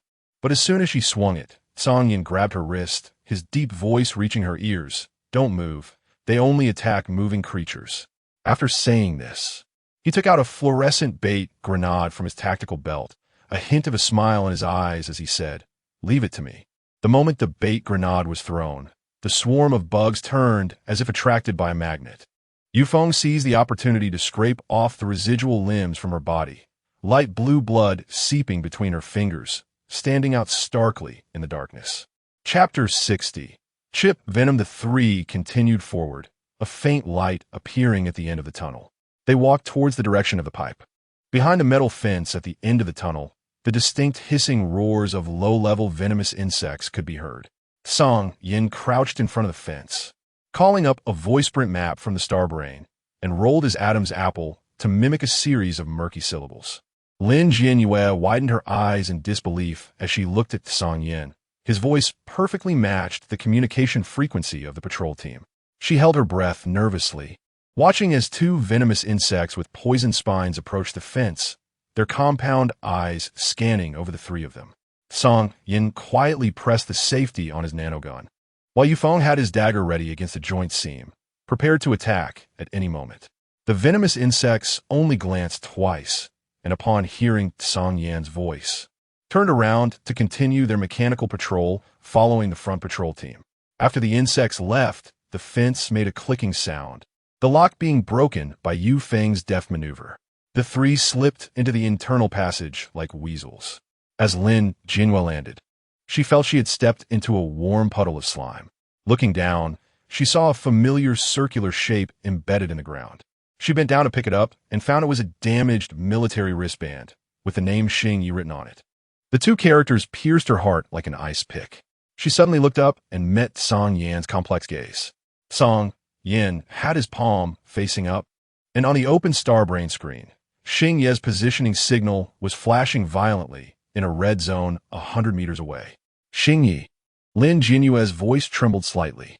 Song Yin pressed his lips together. Although he had some past grievances with Xingyi, seeing Lin Jianyue's worried expression filled him with heartache. He couldn't stand to see the little female suffer like this. It's okay, let's go take a look. The fact that Xingye's positioning is still moving means he is still alive. Song Yan's voice seemed to provide Lin Jianyue with some reassurance. Lin Jianyue nodded with difficulty, tears streaming down her face, which she didn't even notice. Seeing the strong and resilient Lin Jianyue display such an expression for the first time almost broke Song Yan's heart. Yufeng was no better off. Watching Lin Jianyue's tears filled him with a mix of anger and heartbreak, wanting to shatter everything that made her cry. Lin Jianyue forced herself to gather her spirits, putting the wristband on her wrist, while internally asking the system about Xingye's condition. After receiving a positive reply, she felt somewhat reassured. The sandstorm outside struck against the base's outer wall, muffling the sound of the three's footsteps as they paused at a fork in the road. Song Yin looked at the thermal imaging screen in his hand. The left passage was full of red dots, indicating at least 20 high-level venomous insects patrolling behind the metal fence. The right corridor, on the other hand, was relatively quiet, with only a few scattered blue lights flickering 100 meters away and a glowing totem spiraling along the wall. The detention area should be on the left. Song Yan's fingertips traced across the screen, observing the red dots on the thermal imaging, then magnifying Xingye's positioning to match the size on the screen. Lin Jianyue and Yufeng leaned in to take a look, and Song Yin pointed at a red dot, saying, "This should be Xingye's specific location. The right side seems more like a laboratory." After finishing, Song Yin looked up at Lin Jianyue and asked, "Yeah, do you have any agents that can resist the chips?" Lin Jianyue didn't quite understand what Song Yin meant at first, but Yufeng suddenly made a gesture for silence. He knelt on one knee, pressing his palm against the ground, feeling intently. The seemingly solid liquid on the ground was emitting subtle vibrations. Yufeng's gray eyes darkened. This was a bad sign. It indicated that heavy mechas were approaching. "I'll draw the guards on the left away. Song Yin, you cover Yueyue." Yufeng's voice was low, his gaze filled with killing intent. Without waiting for Song Yin to respond, Yufeng darted towards the left corridor like an arrow, his nano dagger poised and ready, slicing a silver line across the corner of the metal wall. In the next second, the sounds of metal clashing and the hissing of venomous insects erupted. Lin Jianyue wanted to chase after him, but was pulled by Song Yin into the right corridor. "Song Yin, we need to help Yufeng," Lin Jianyue exclaimed as she was dragged along, glancing back towards the corridor to gauge Yufeng's situation. Song Yin didn't dare to stop, keeping an eye on the movement ahead while replying, "He'll be fine." Yufeng's strength shouldn't be underestimated. Song Yin also didn't know why, but he sensed something in Yufeng that wasn't typical of a 3S level, which reassured him that Yufeng would be okay. After being pulled for a while, the two finally stopped, and Lin Jianyue noticed the walls around them. She realized that at some point, strange symbols had appeared on the formerly cold walls. Lin Jianyue frowned slightly, letting go of Song Yan's hand to approach and take a look. Countless tiny chips were seeping out from the center of the symbols, falling into a pool of venom in the corner. Song Yin crouched down, examining the venom, and said, "This venom should be the liquid they use to control the low-level venomous insects. These chips can receive their brainwaves. This venom should be the supply liquid for those low-level insects." Lin Jianyue also crouched down to look at the venom, her brows tightly furrowed. The sight was truly disgusting. She suddenly recalled Song Yan's earlier question about whether the agents could resist the chips. Could it be because of this? "Song Yin, were you asking about the agents in relation to this stuff?" Lin Jianyue looked at Song Yin and asked. Song Yin nodded, his gaze sharp as he stared at the venom, his voice carrying a hint of coldness. "If we have it, we might be able to destroy half of their power, making it much easier to rescue Xingye." Lin Jianyue's eyes dimmed considerably, and she shook her head slightly, saying, "I don't have that." She had never considered that the agents could resist the chips, nor had she thought in that direction. Now she felt a bit regretful, wondering why she thought she wouldn't need this stuff back then. Song Yin sensed the disappointment in Lin Jianyue's tone and tentatively reached out to ruffle her hair. Lin Jianyue was momentarily taken aback, not showing any displeasure, and looked up at Song Yin in confusion, clearly not expecting him to make such a gesture. Song Yin also realized his action was a bit abrupt and quickly withdrew his hand, awkwardly coughing, a faint blush creeping onto his ears. Lin Jianyue was not in the mood to feel this ambiguous sentiment. She was only staring at the venom in front of her, deep in thought. Song Yan's expression also darkened, but he quickly perked up and said, "Up ahead is their laboratory. Let's go in and take a look. We might find something." Chapter 61. Orcs in a laboratory. The two arrived at the laboratory door at the end of the corridor. Song Yan had already checked with a thermal imager and found that there was no one inside, making it relatively safe. Just then, the explosion-proof door of the laboratory slowly opened. Before they could react, a foul smell mixed with formaldehyde rushed out. Both frowned slightly as they looked into the laboratory. The scene before Lin Jianyue made her blood run cold instantly.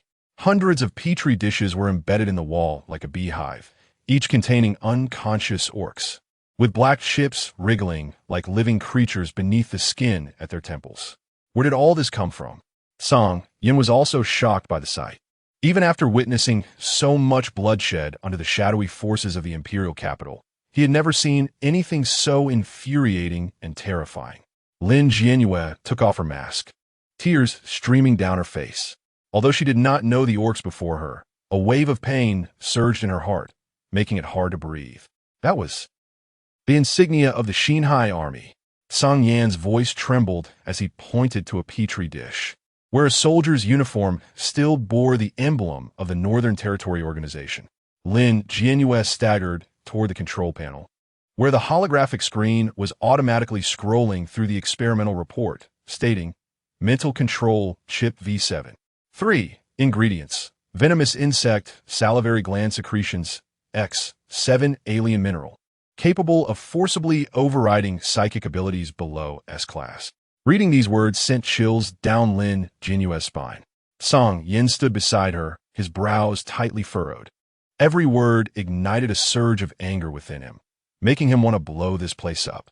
Lin Jianyue's gaze fell on the data log beside her. She trembled as she clicked it open, and when she saw a familiar string of numbers, her pupils suddenly constricted. The latest experimental subject number was unmistakably Xinhai's military ID. No, impossible. Lin Jianyue couldn't believe the data before her. Song Yan didn't recognize Xinhai's military ID, but he had a partial answer to Lin Jianyue's reaction. He wrapped his arm around her shoulder, gently patting her in comfort. "It will be fine. Our priority is to find where Xinhai is being held. Yufeng is waiting for us to meet up." Hearing Song Yan's words, Lin Jianyue nodded and wiped her face in a hurried manner. He was right. Xinhai was still waiting for her. This wasn't the time to be weak. Just as Lin Jianyue was about to operate the control panel, a sudden spark of electricity erupted. She turned to see that the emergency switch above had been turned off without her noticing. The two looked up, and the orcs in the petri dishes simultaneously opened their murky, lifeless eyes. The chips at their temples emitted a piercing buzz, and their sharp claws frantically scratched against the glass walls. Song Yan suddenly threw Lin Jianyue to the ground, shielding her in his arms, while his nanogun fired an electromagnetic pulse that struck the main circuit of the control panel. This would interrupt the awakening of any remaining unidentified entities. But it also caused all the petri dishes to shatter simultaneously, green slime gushing out along with the rampaging orcs. "Get the chip design." Song Yan used his body to block the attacking orcs while aiming his nanogun at their heads, all the while keeping an eye on Lin Jianyue to ensure she wouldn't be harmed. Lin Jianyue crawled out from under Song Yan and rushed to the data cabinet. The last layer was marked with the word chip. She pulled out the metal layer inside, just as she intended to tell Song Yan that she had obtained it. The communicator in their ears exploded with Yufeng's voice. "Withdraw. The main system has restarted." Lin Jianyue's heart skipped a beat, and she quickly turned to look at Song Yan, who had already been pierced by a claw through his shoulder armor. However, Song Yan seemed to feel no pain. As he was about to grapple with the orc, suddenly a noise came from the ventilation ducts in the ceiling, and Lin Jianyue looked up. In that instant, Yufeng leaped down from the vent. Lin Jianyue saw blood on Yufeng's body, but before she could ask about the situation, she saw Yufeng roll upon landing, quickly turning and raising his nanogun to accurately shoot the orc in the back of the head, causing Song Yan to lose his grip. Yufeng didn't have time to waste. He turned to Lin Jianyue and asked, Yeah, are you okay? Are you hurt?" Lin Jianyue shook her head slightly. and Song Yin rushed to Lin Jianyue's side. Did you get it? Lin Jianyue nodded. Song Yin glanced at the increasing number of orcs behind them and gritted his teeth. We need to leave. We can't stay here any longer. As the three bolted out of the laboratory, the insect leader behind them was flailing its bony wings in pursuit, holding a chip in its hand. Song Yin pulled Lin Jianyue along as they ran, glancing back at the insect king, and his pupils dilated in shock. The frequency of the chip matched Xinhai's positioning frequency. Yufeng, shoot the insect king. That chip in its hand is the controller. Song Yin shouted at Yufeng. Yufeng didn't respond. His hands moved quickly, and with a swift turn, he shot the insect king's head, causing green gas to spray out like poison from its skull. Get out of here. Xinhai is in the left corridor. Yufeng shouted at the two. Song Yin didn't hesitate. He directly hoisted Lin Jianyue onto his back and ran towards the exit. When they reached the end of the corridor, Song Yin saw that Yufeng had also made it out safely and let out a slight sigh of relief. The insects swarmed behind them, now without the insect king's control, became disoriented, allowing the three a moment to catch their breath. Lin Jianyue asked Song Yin to put her down and quickly check for injuries on both of them. Looking at the wounds on Song Yin and Yufeng, a deep sense of guilt welled up within her. Song Yin and Yufeng didn't have to help her, but they had gone to such lengths, even risking their own safety to protect her, intertwining feelings of gratitude and self-reproach in her heart. Song Yin took off his shirt, and Yufeng, you too. After confirming that they were temporarily safe, Lin Jianyue spoke to the two in a firm tone for the first time. Song Yin and Yufeng exchanged glances and obediently complied. Lin Jianyue looked at the various wounds on their bodies, gasping in shock.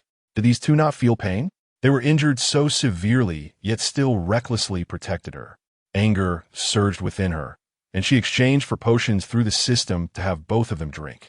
Not knowing if any toxins were in these wounds, Lin Jianyue could only exchange for 2 antidotes and ordered them to drink. Both did not hesitate, trusting Lin Jianyue, and downed the potions in one go. Lin Jianyue then exchanged for a medical kit to bandage Song Yin and Yufeng. Song Yin and Yufeng weren't fools. They had some suspicions when Lin Jianyue produced the potions. But when they saw her take out a medical kit from her small tactical backpack that was completely different from those on their planet, their doubts grew. However, both chose to remain silent and patiently waited for Lin Jianyue to dress their wounds. All done. That medication will ensure you won't be affected by the toxins in your wounds. You really didn't have to go to such a length for me. Chapter 62.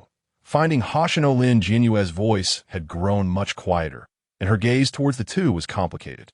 Song Yin put on his tactical suit, his face once again breaking into that playful smile as he said, Yeah, protecting you is what we should do. Yufeng didn't speak, but nodded in agreement.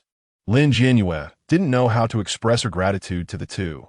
Saying anything now felt useless since they had more important tasks at hand. Let's not talk about that for now. Yufeng, have you found Hoshino's location? Song Yin, not wanting to see the guilt on Lin Jianyue's face, shifted the topic to Yufeng. Yufeng nodded. Yes, I found it. It's in the left area. That's the experimental holding zone. Song Yin nodded slightly, recalling what Yufeng had just mentioned over the earpiece about the main god system, and asked, What is this main god system you mentioned earlier? Yufeng explained. When those mechs were fighting me, they suddenly announced the activation of the main god destruction system. I didn't have time to think about it. I just ran. Song Yan's expression turned sharp as he looked towards the left corridor, his voice becoming colder. Humph. It seems these bugs have developed to a level we didn't anticipate. Since we're here, let's teach them a lesson. Yufeng didn't elaborate further, just nodded slightly. Lin Jianyue was not in the mood for anything. She was only worried about Hoshino's condition. The three of them walked towards the left corridor, where there was now complete silence, making them even more vigilant. Yufeng led the way, having already scouted this area and becoming quite familiar with the environment. Lin Jianyue followed closely behind Yufeng, while Song Yin covered the rear. This is where it happened. Yufeng stopped at the first fork in the path. Song Yin and Lin Jianyue looked inside. The scene was chaotic, with mech debris and a lot of blood.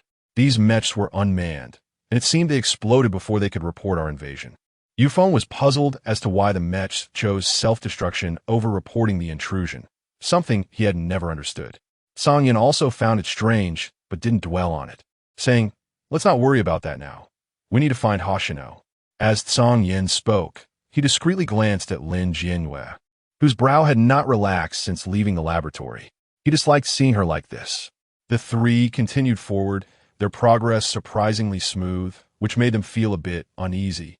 Suddenly, Yufeng stopped, signaling for the others to be quiet. Lin Jianyue instantly became alert, and Song Yin placed his hand on his gun at his waist, paying attention to their surroundings. Yufeng crouched down, drawing a metal dagger from his waist, and used the tip to lift a piece of glowing slime, pulling out silver threads in the darkness. What is that? Lin Jianyue suddenly noticed something flickering in the crack of the wall. Yufeng reached out, pressing his fingertip against the crack, for which a light blue liquid began to seep out, flickering rhythmically. This is titanium alloy interlayer? Song Yin looked at it and felt uncertain. How could these bugs possess such advanced technology? Lin Jianyue was about to ask what it meant when a sound like electric current came from the wall crack. Song Yin gestured for the others to remain silent and leaned in to listen carefully. Suddenly, his expression changed, and he opened his star brain wristband, quickly revealing a message. Beastman Planet Commander Hoshino transferred to Energy Cage. Lin Jianyue looked at the text, feeling breathless. What had happened to Hoshino? Song Yin put away the holographic screen, his gaze at Lin Jianyue filled with concern. It seemed they could no longer afford to delay. The next phase of their infiltration proceeded in silence, and Yufeng suddenly stopped, his voice cold as he said to the two behind him, "Someone has been here." The signs of battle are no more than 10 minutes old. Song Yin stepped forward, crouching to examine the bug corpses on the ground. There were others here besides them. Who could it be? Suddenly, the corridor ahead lit up with a crimson alarm light, and hundreds of bone spikes crashed down from the ceiling, smashing into the ground and creating pits that emitted green smoke. Yufeng narrowed his eyes, leaping over the obstacles, and his dagger precisely pierced the corner sensor, causing the electronic screen to erupt with a deafening electric sound. Run!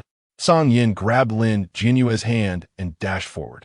The three of them ran into a circular stone chamber at the end of the corridor, and the moment they entered, they froze in shock. Tears immediately streamed down Lin Jianyue's face. Energy chains hung down from the dome, entangling a golden figure. Hoshino's military uniform was torn to shreds, his bare back covered in whip marks, and a black chip was visibly writhing beneath the skin at his temple.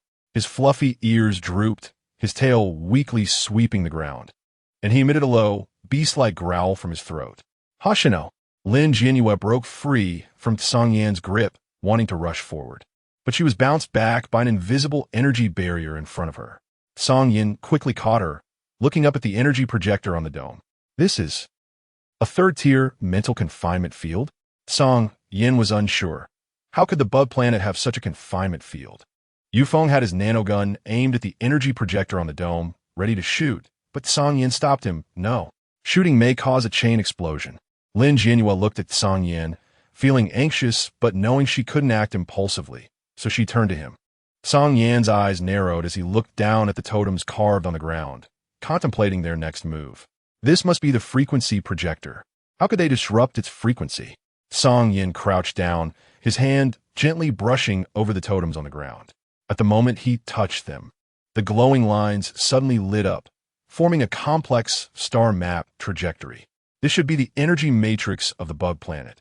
Usually, these things can be interfered with using warm liquid. No sooner had Song Yin spoken than Yufeng and Song Yin both caught a strong smell of blood. In the next second, a pool of crimson liquid appeared at Song Yin's feet. He looked up abruptly, seeing that Lin Jianyue had unknowingly cut her palm, blood welling up and dripping onto the center of the totem. Yueyue. Song Yin stood up suddenly, quickly grabbing Lin Jianyue's hand to stop her. But Lin Jianyue shook her head slightly, saying, "Don't worry about that. After we disrupt the matrix here, we need to rescue Hoshino and leave quickly." Song Yin's expression was complicated, and seeing the cut on Lin Jianyue's palm made his heart ache. Yufeng was also biting his lip, his eyes filled with guilt. If he hadn't been so focused earlier, he could have stopped Lin Jianyue's actions. Chapter 63. Return journey. Song Yin took out the medical kit to bandage Lin Jianyue's wound. His movements gentle, but his eyes showed a sense of fragmentation that made one wonder if he himself was injured. Next time, Don't be so impulsive. Leave it to me. Song Yan's voice was hoarse, a wave of emotion rising in his heart. This debt would be counted against Xingye first, and he would deal with Xingye later. Yofeng's ears twitched, his gray pupils suddenly constricting as he shouted, "Not good. It seems our position has been exposed." Just as he finished speaking, hundreds of poisonous insects with spines on their backs surged out from the cracks in the wall, spewing green acidic mist from their mandibles. "What are those?" Song Yin pulled Lin Jianyue to dodge. The bugs they encountered earlier didn't have this toxic mist. What exactly was going on? Seeing the situation was dire. Lin Jianyue could only follow Song Yin and Yufeng to evade, while quickly asking the system in her mind if there was any way to deal with it. The system quickly responded. "Host, detected a mineral toxic gas X7. Do you wish to activate the countermeasure program?" Without hesitation, Lin Jianyue replied, "Activate."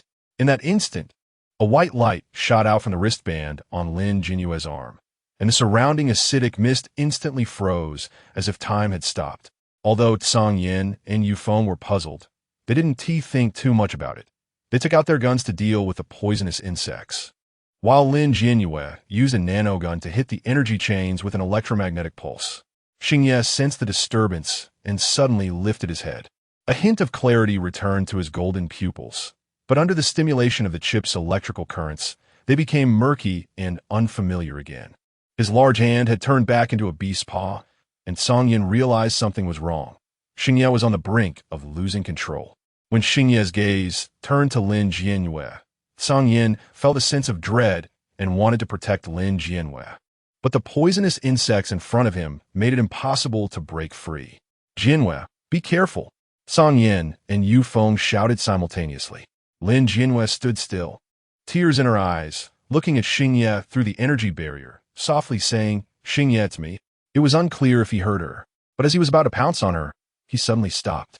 Although his gaze was still strange, Lin Jianyue could feel that Xingye was fighting back against the chip with all his might. Xingye's throat emitted a broken sound of a whimper, his tail cautiously wrapping around her wrist through the energy barrier. Yufeng suddenly growled, "The energy matrix is overloaded. We can't hold on much longer." The totem on the ceiling erupted with strong light, and countless poisonous insects fell from above. Among them, a gigantic insect king waved its bony wings, holding a small control console in its palm. "That's what controls Xingye."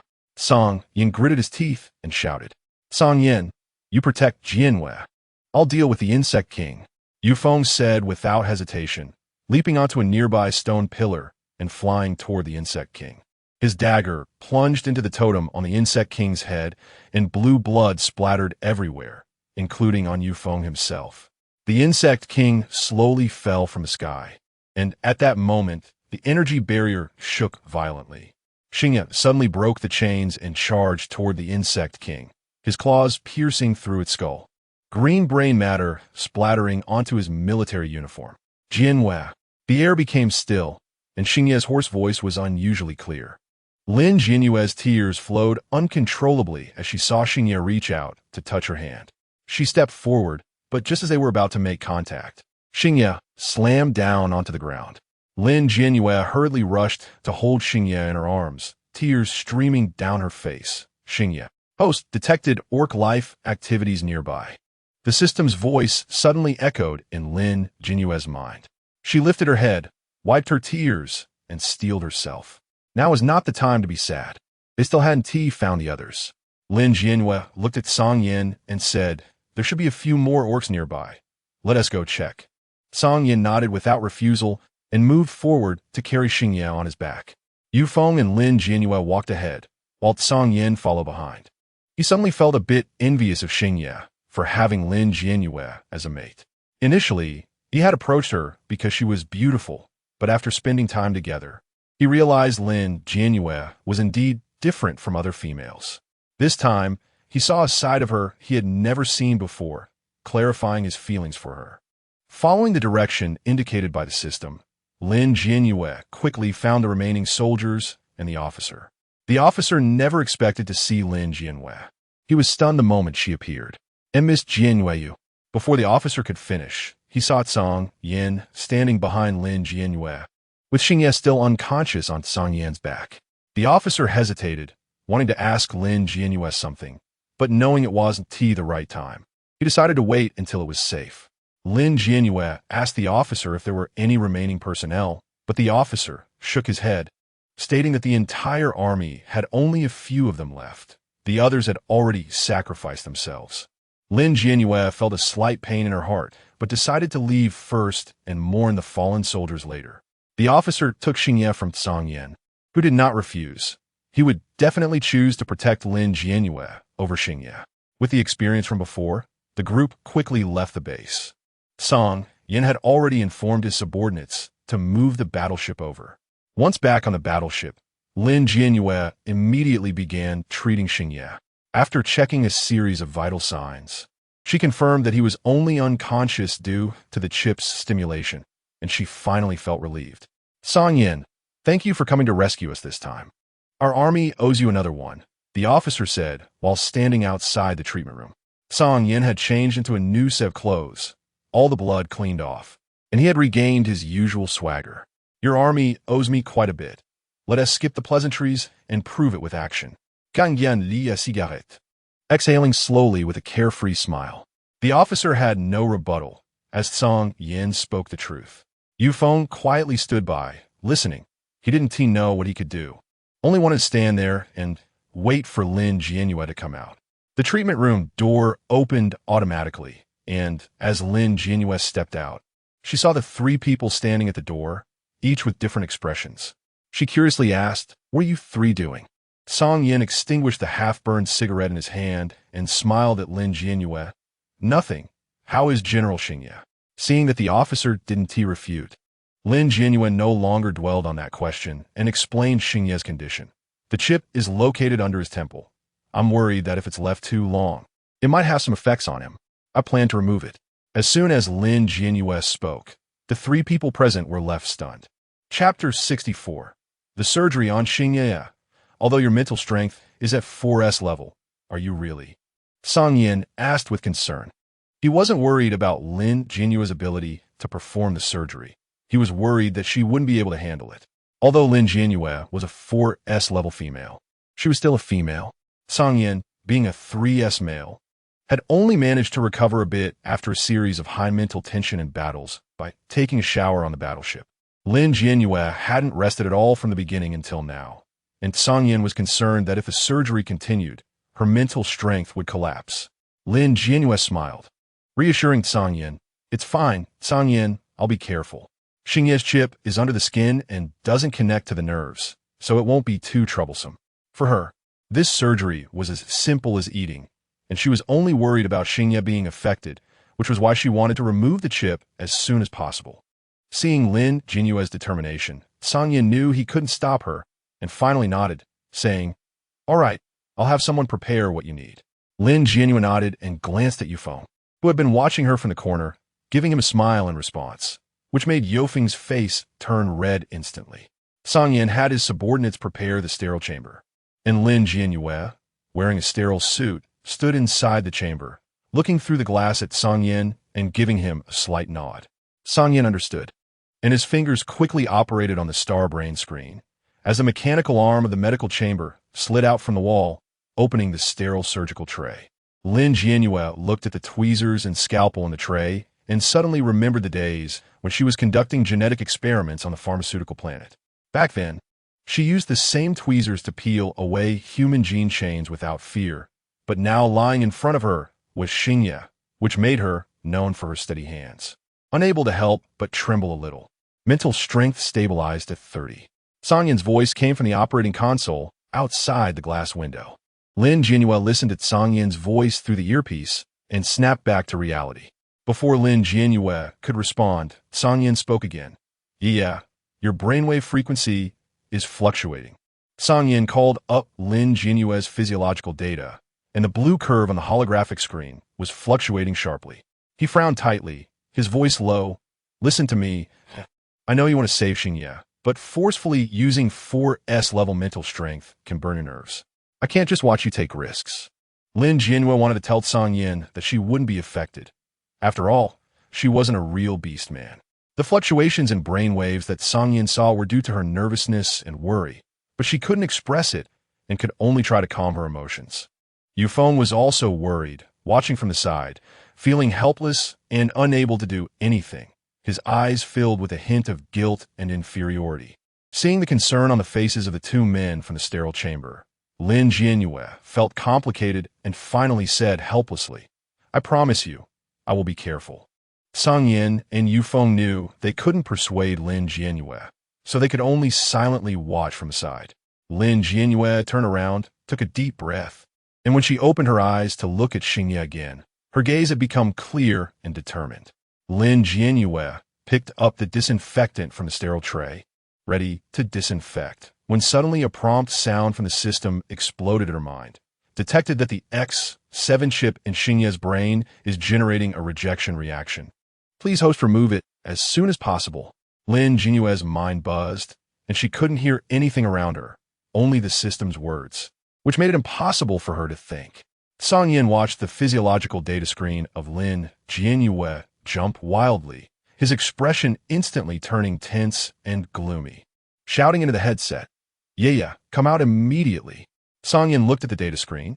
Lin Jianyue's values had already exceeded the normal range significantly. This couldn't go on. She had to stop, but as long as someone was inside the sterile chamber, no one could enter from the outside, and they could only enter from within. If Lin Jianyue didn't come out voluntarily, Song Yin couldn't get in. Hearing Song Yin's voice from the sterile chamber, Lin Jianyue closed her eyes. No, she couldn't panic. Although her mental strength didn't have much effect on her, being nervous would affect her performance in the upcoming surgery. After calming her emotions, Lin Jianyue calmly said to Song Yin, "Song Yin, I can do it." Song Yin, hearing Lin Jianyue's voice, quieted down and finally said, "All right." Lin Jianyue's expression became serious, and the knife in her hand stopped trembling. Looking at Xingye in front of her, she disinfected, marked the position, and cut, all in one go. Song Yin and Yufeng couldn't see Xingye's specific condition from the outside, but they could see Lin Jianyue's serious expression, and just watching made them unable to help but feel tense. Time passed second by second, and Lin Jianyue's forehead began to bead with sweat. Finally, the chip was peeled away from Xingye's skin membrane. At the moment she tossed the chip onto the tray, Lin Jianyue didn't relax. She still needed to know Xingye's physical condition. "Song Yin, how are Xingye's vital signs?" Lin Jianyue didn't even have time to wipe the sweat from her face, asking while stitching the wound. Song Yin focused intently on the screen. He hadn't even looked at Xingye's vital signs.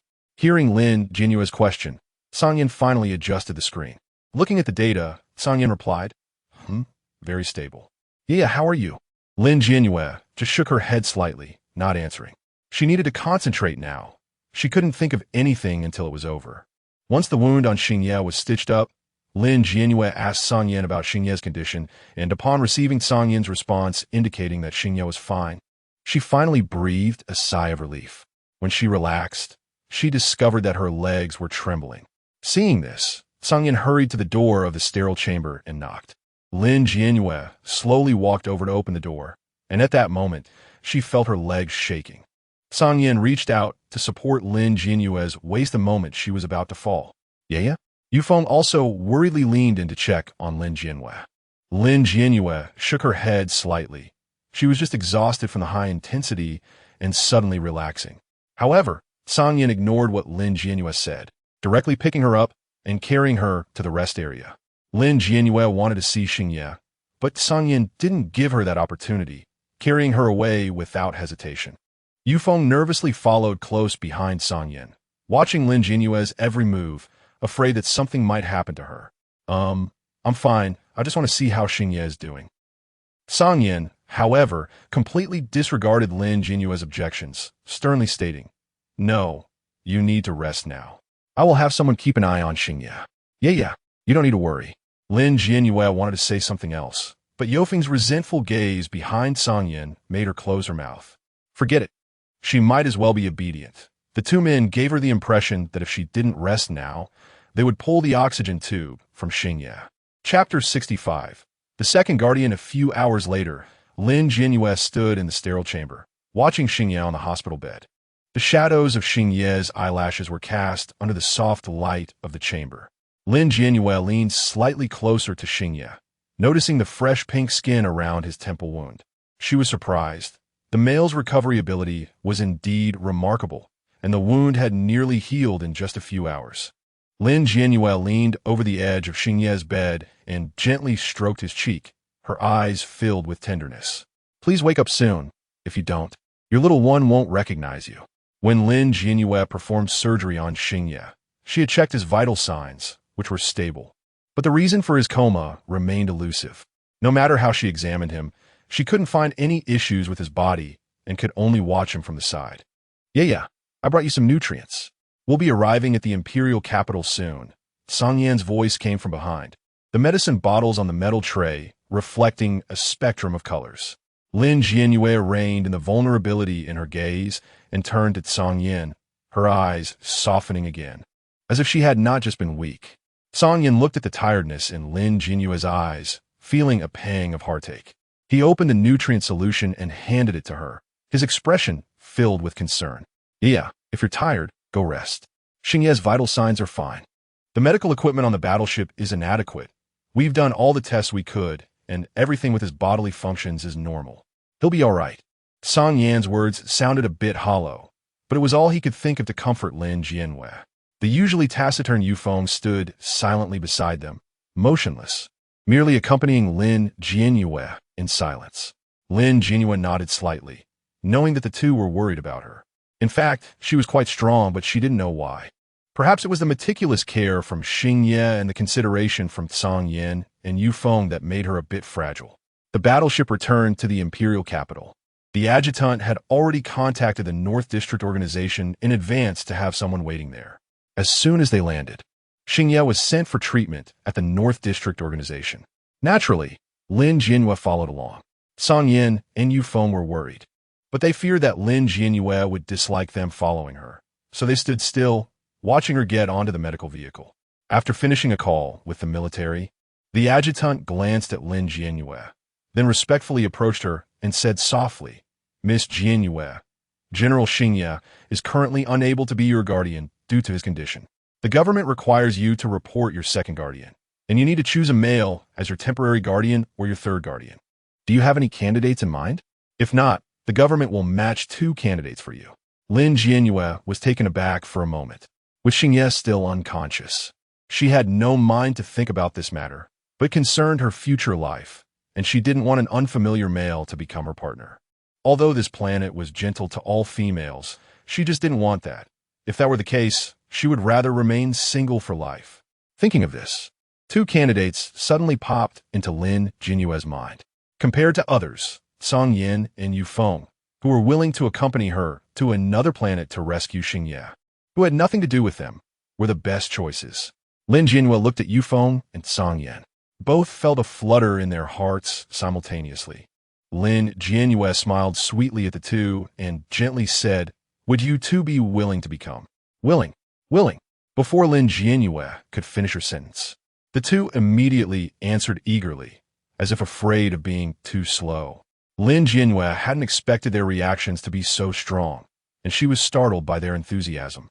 The adjutant, seeing this, said nothing. It was Lin Jianyue's choice, and he had no authority to interfere. He simply walked up to Yufeng and Song Yan, his expression serious, and said, "General Xingye is currently unable to be Miss Jianyue's guardian due to special circumstances. Miss Jianyue has designated you two as her guardians, and you need to register your information at the central headquarters." Song Yan and Yufeng nodded repeatedly. This was the moment they had been waiting for. They felt exhilarated, but Lin Jianyue was preoccupied, her mind solely on when Xingye would wake up. Seeing Lin Jianyue's expression, Song Yan and Yufeng also felt a sense of discomfort. But there was nothing they could do, so they could only stand by her side. Xingye had been transferred to the sterile chamber within the North District organization and remained in a coma. Song Yan and Yufeng stood quietly beside Lin Jianyue, like 2 guards, silently protecting her. "Miss Jianyue, General Xingye's vital signs are very stable. The reason for his coma is likely due to some medication injected into his body, which temporarily froze his bodily functions. Now, his body is digesting this medication, which is why he has fallen into a coma," Andy said, stepping forward with Xingye's medical report. Lin Jianyue was taken aback upon hearing this and turned to look at Xingye on the bed. Could it be that Xingye used the medication she gave him right before falling unconscious? She remembered that the medication shouldn't cause such a reaction. Was it because of the special constitution of the beastmen? Lin Jianyue thanked Andy and took Xingye's report, carefully examining every piece of data on it. Yeah, let's head back. You need to rest too, Song Yin said, stepping forward and naturally placing his hand on Lin Jianyue's waist. He had wanted to do this for a long time, but had never found the opportunity. Now, he could finally do it openly. Yufeng watched the interaction between Song Yin and Lin Jianyue, feeling a pang of jealousy, but he couldn't do anything, only watch. The inferiority complex ingrained in him prevented him from taking action. Lin Jianyue felt Song Yin's touch but didn't pull away. After all, they were already partners. And pulling away would seem pretentious, so she naturally accepted it. After giving Xingye one last glance, Lin Jianyue returned to the villa with Song Yin and Yufeng. To her surprise, the little ones, whom she hadn't seen for just a few days, were already awake and crawling on the ground. Lin Jianyue's tired face finally showed a hint of tenderness as she saw the 6 little ones. Miss Jianyue, the babies have been very healthy lately, especially the eldest. He can drink 300 milliliters of milk at once and still play for 2 hours afterward, the caregiver reported with a smile, standing beside Lin Jianyue. Lin Jianyue looked down at the little one in the caregiver's arms. This particular baby was a 3S level male cub and looked the most like Xingye in beast form. Chapter 66. The female in a laboratory Lin Jianyue held the baby in her arms, watching him gaze at her with half-open eyes. Memories of the time when Xingye transformed into beast form to sleep beside her flooded back, bringing tears to her eyes once again. Little one, your daddy hasn't even taken a good look at you. When he comes back, you must scold him properly, make him wet himself. Lin Jianyue said this with a smile. But both Song Yin and Yufeng could see the sadness on her face. The two remained silent, standing beside Lin Jianyue and watching the 6 little ones crawling around messily. Lin Jianyue was truly exhausted. After playing with the babies for a while, she returned to her room to sleep. Without Lin Jianyue, Song Yin and Yufeng wouldn't communicate. The 8 had already arranged rooms for them. Yufeng was still in his original room, while Song Yin was next to him. In the middle of the night, a gray-white shadow darted through the villa, finally stopping at the door of Lin Jianyue's room. The next morning, as dawn broke, Lin Jianyue looked much better. After a night of rest, she had returned to her original self. There was really nothing to worry about with Xingye. Now that she knew the reason for his coma, she felt much relieved. Xingye was currently receiving treatment in the Northern Territory Organization, and she could take this opportunity to study her mission carefully. As soon as Lin Jianyue stepped outside, she was startled by the scene at the door. A gray and white figure was squatting at the entrance, watching her. When they saw her come out, they instantly transformed back into human form. You too, didn't you sleep at all last night? Lin Jianyue widened her eyes, looking at their faces, surprisingly free of dark circles. Yeah, I heard some noise last night and came to check, Song Yin said, glancing at Yufeng as if implying he had something to hide. Yufeng, however, remained calm and did not intend to explain why, simply saying, I didn't intend to harm Yueyue. Song Yin, however, persisted, you say you didn't intend to harm Yueyue. Then why did you sneak to her room in the middle of the night? If I hadn't discovered you, would you have harmed her last night? Facing Song Yan's words, Yufeng didn't want to explain anything because he felt Lin Jianyue wouldn't believe him. He silently lowered his head. Seeing Yufeng like this made Lin Jianyue's heart ache. This boy was so sensitive, likely because in his past, he was never believed no matter what he did, leading to his current demeanor. No matter how others wronged him, he felt powerless to explain. Remembering how Yufeng had guarded her all night on his first night in the villa, she understood. Song Yin, I think Yufeng doesn't want to do anything to me. He's just used to guarding my door, wanting to ensure my safety. Upon hearing Lin Jianyue's words, Yufeng suddenly looked up at her, his eyes filled with disbelief. Yueyue believed him. Song Yin was taken aback, snorting internally, thinking Yueyue was easy to deceive. But that didn't mean he was. Song Yin had always felt that Yufeng approached Lin Jianyue with some ulterior motive. Those who crawled out from the dark underbelly wouldn't have a sense of gratitude. Lin Jianyue knew the two were silently competing against each other, and she didn't plan to intervene as it wouldn't matter which side she took. Determined to be a master of neutrality, she couldn't show favoritism. After breakfast, Lin Jianyue assigned a task to Song Yin and Yu Feng, instructing them to learn how to take care of the babies. At that moment in the room, the scene was that Yu Feng and Song Yin were each holding 3 little ones, clumsily managing their fur as they had just woken up. "Hey, Yu Feng, your baby just peed," Song Yin said, looking at the yellow liquid on his hand with disgust as he glared at Yu Feng. He couldn't understand how Yu Feng was handling the babies. They were so far apart, yet the baby in Yu Feng's arms managed to pee on him. Yu Feng immediately started to panic, grabbing tissues to wipe the baby, then adjusting the wet little tail, completely ignoring Song Yin, who had been splashed. Song Yan's face darkened. Just as he was about to scold Yu Feng, the baby in his arms began to whimper. "Oh dear, little ancestor, stop whining." The once nonchalant Song Yin was now gently coaxing the squirming baby in his arms. Though his face showed reluctance, his eyes were incredibly gentle. Lin Jianyue watched their actions from the side and found it amusing. This scene made her feel dazed. Who would have thought that just a month ago? She had coincidentally landed on the Beastman planet while executing a mission, forcibly started that mission, and now she had 3 partners and her own baby here. In just 1 month's time, she was almost forgetting her original life. Propping her chin on her hands, lying on the sofa, she watched the 2 of them, her lips curling into a slight smile, hoping that such days could continue peacefully. In the afternoon, Lin Jianyue brought Song Yin and Yu Feng to the Northern Territory Organization, first checking on Xingye's condition. The wound on Xingye's temple had completely healed, but he still hadn't woken up. Lin Jianyue gently stroked Xingye's face, softly saying, "Xingye, when you wake up, your baby will recognize Song Yin and Yu Feng as daddies, so please don't sleep anymore." Song Yin stood behind Lin Jianyue, hearing her words. A mischievous smile returned to his face. Yes, if you don't wake up soon, I'll train your baby to be the heir of the Qian organization. A 4S level leader of the Qian organization. TSK, that would be impressive. Lin Jianyue turned to look at Song Yin, understanding that he was using reverse psychology. She shook her head helplessly. Song Yin was just like that, so whimsical. Yu Feng remained silent, quietly standing beside them, watching Xingye's face without moving. Suddenly, his pupils constricted, a hint of surprise appearing in his eyes. He thought he had seen Xingye's eyes move, but he wasn't sure, so he continued to watch quietly. He didn't dare tell Lin Jianyue about his suspicion. After accompanying Xingye for a while, Lin Jianyue stood up and walked towards the laboratory next door. Song Yin and Yu Feng followed her as bodyguards, going wherever she went. "Andy, have there been any female experimental donors in the laboratory recently?" Lin Jianyue asked Andy, who was busy with research. Upon hearing Lin Jianyue's voice, Andy immediately put down his experiment, stood up, and respectfully replied, "Yes, Miss Jianyue, I'll take you to see." Lin Jianyue nodded, and Song Yin and Yu Feng, curious about her experiments, followed closely behind her.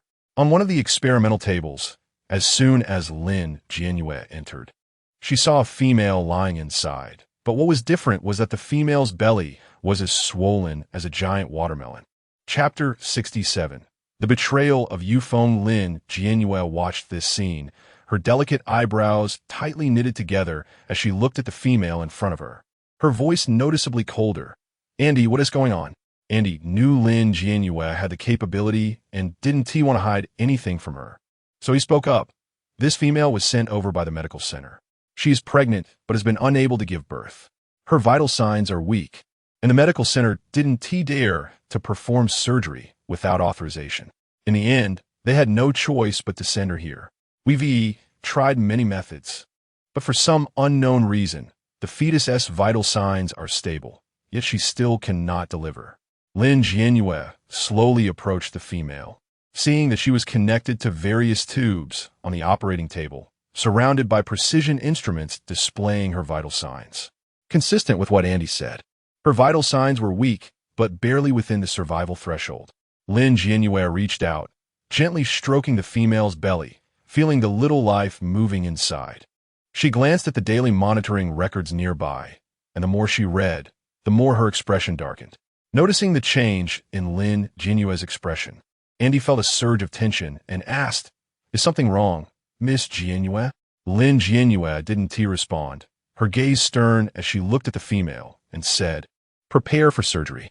Andy instinctively wanted to agree, but when he realized the implications, his face turned pale. "Miss Jianyue, isn't this a bit risky? Her vital signs are too weak.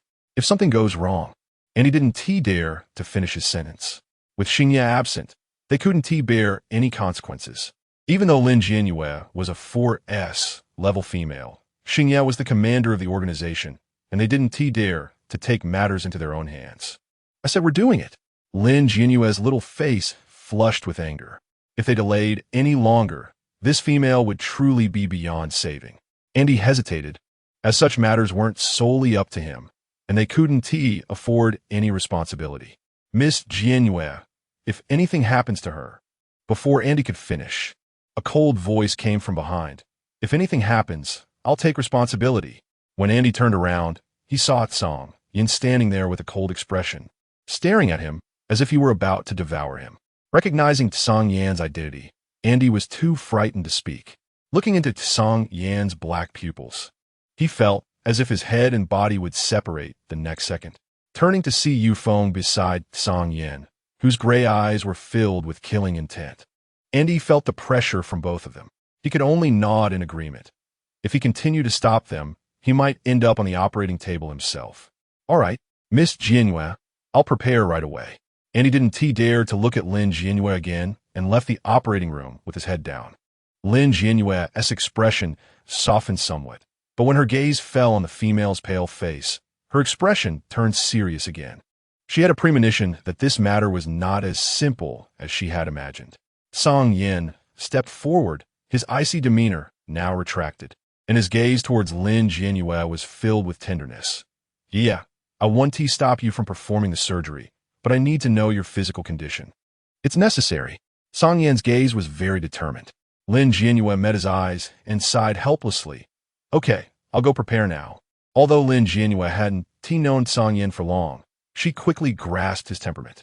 If she didn't agree, he might do something unexpected. Song Yan's lips curved slightly as he turned to find someone in the laboratory to adjust the equipment.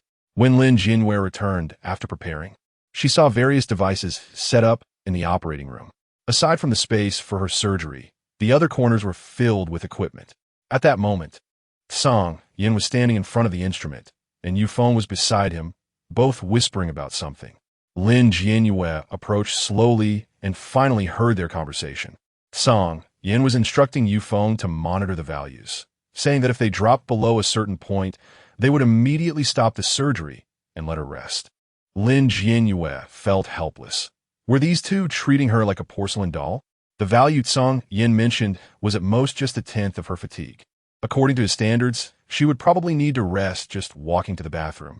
"Song Yin, that value is exaggerated. It's too high. Lower it a bit." Lin Jianyue smiled helplessly at the two. Song Yin and Yueyue were so serious that they didn't notice Lin Jianyue standing behind them. When they heard her voice, they both visibly startled. Turning around, they showed a hint of surprise, not at Lin Jianyue's appearance, but because they hadn't sensed someone behind them. This was a significant oversight for them, and shouldn't have happened. The main reason was that this matter concerned Lin Jianyue's health, and both were overly focused on the instruments, neglecting their vigilance. Song Yin stepped forward, taking the surgical tools from Lin Jianyue's hand, and said softly, "No, it has to be this value. If it drops below that, we stop immediately." Lin Jianyue, feeling exasperated, directly placed the monitor on herself, and the holographic display began to show fluctuating values. "See, just in this short time talking to you, it has already increased this much. It's just over 1 point until it reaches the value. Does that mean I don't even need the surgery?" Lin Jianyue smiled helplessly. Song Yan's face had a stiff outline, as if it really was the case. After a moment of silence, he finally spoke. "Then let us rest now." "Lin Jianyue, that's not what I meant." In the end, she had to adjust the value herself. Song Yin wanted to stop her, but Lin Jianyue shot him a look that silenced him. "I agree to both of you watching in the operating room, but if you disturb me, I won't hesitate to kick you both out. Song Yin and Yufeng looked at Lin Jianyue's face, sensing she wasn't joking. However, Song Yin was still worried about her, caught in a dilemma. Before Song Yin could respond, Yufeng lowered his head, looking apologetic, and said with a hint of grievance, "Okay, I'll listen to Yueyue, as long as she doesn't kick me out." Song Yin abruptly turned to Yufeng, realizing this kid was a traitor. They had clearly agreed before. Now he was betraying them. Seeing Yufeng's attitude, Lin Jianyue nodded in satisfaction and then looked at Song Yin, raising an eyebrow slightly. "What about you, Song Yin?" Song Yin was still worried, but he thought about how if he got kicked out, he wouldn't be able to protect Lin Jianyue and would let the traitor Yufeng take the lead. It was too disadvantageous. He decided to stay beside Lin Jianyue. At least he could handle any sudden situations. Eventually, he relented. Lin Jianyue nodded in satisfaction and turned to prepare for the surgery. Chapter 68. 4S level mental-powered Song Yin turned and glared at Yufeng with resentment. And as he passed by Yufeng, he coldly said, "Yufeng, traitor, just wait." Yufeng merely glanced at Song Yin with indifference and turned to chase after Lin Jianyue. Seeing his demeanor, Song Yin quickly grabbed him and smiled, saying, "Yufeng, if you dare to tell on me, I guarantee you will die a miserable death." Yufeng remained silent, his gaze still coolly fixed on Song Yin. Song Yin was immediately enraged, but in that fleeting moment, deflated. Forget it. It would be bad if this kid went to report him later. He would just have to endure for now and deal with him when Lin Jianyue wasn't around. While the two were subtly competing, Lin Jianyue had already prepared everything and was wearing her protective suit. Turning around, she saw the two standing there as if conspiring about something. Lin Jianyue said softly, "Song Yin, Yufeng, if you two have any evil ideas, please go outside. The surgery is about to begin, and you both better behave." Lin Jianyue's warning indeed made Song Yin let go of his little schemes and nod in agreement. However, he didn't understand why Lin Jianyue cared so much about the lives of those females. It was true that females were scarce, but Song Yin had never cared about their safety since they weren't his partners. Why did Lin Jianyue value their lives so much? On their planet, ensuring one's own survival was the most important thing. He couldn't comprehend Lin Jianyue's actions. Yufeng stood not far away, watching Lin Jianyue's busy figure, feeling an indescribable emotion. Lin Jianyue was indeed completely different from other females. Other females would have definitely let their attendants or partners kill him when they saw him injured that day, or turn him over to the authorities. But Lin Jianyue did not. She took him in, and at that moment, he was certain that Lin Jianyue was not like other females. Now, he could understand the things Lin Jianyue was doing, and he had already brought several researchers to assist Lin Jianyue. Just as they were about to enter, they were stopped by Song Yin and Yufeng, scaring the group so much that they almost knelt on the ground. "I need to check before you can enter. Please cooperate," Song Yin said politely, but his eyes were sharp, as if anyone who didn't cooperate would lose their head immediately. Andy quickly nodded and complied with Song Yin's inspection. After ensuring there were no issues, the surgery finally began. Lin Jianyue stood beside the operating table, her gentle expression completely gone, replaced by seriousness and focus. Song Yin and Yufeng stood silently by, one not taking his eyes off Lin Jianyue's back for a second, while the other was fixated on the data on the holographic screen, as if trying to bore a hole through it. Lin Jianyue held a nano scalpel, looking at the female's abdomen, slightly frowning. XT imaging. Check the position of the pups inside. Andy did not expect Lin Jianyue to be so meticulous under such circumstances and quickly instructed his team to follow her orders. Lin Jianyue looked at the image on the XT holographic display, her face showing no signs of relaxation. The position was not ideal. They had to be careful. The imaging was active, constantly monitoring the pups' positions, and they also needed to prepare a second plan. As she spoke, the knife in her hand was already poised above the female's belly. The moment Lin Jianyue's knife sliced open the female's abdomen, the monitor on the operating table suddenly emitted a piercing alarm. On the holographic image, the female's uterine wall was covered with dense black threads, entangling the fetus like a spider's web, and the fetus's temple faintly shimmered with a metallic sheen. Lin Jianyue's pupils suddenly constricted. That looked like the characteristic of a mind control chip. Post. X, 7 mineral derivatives detected. Please handle with caution.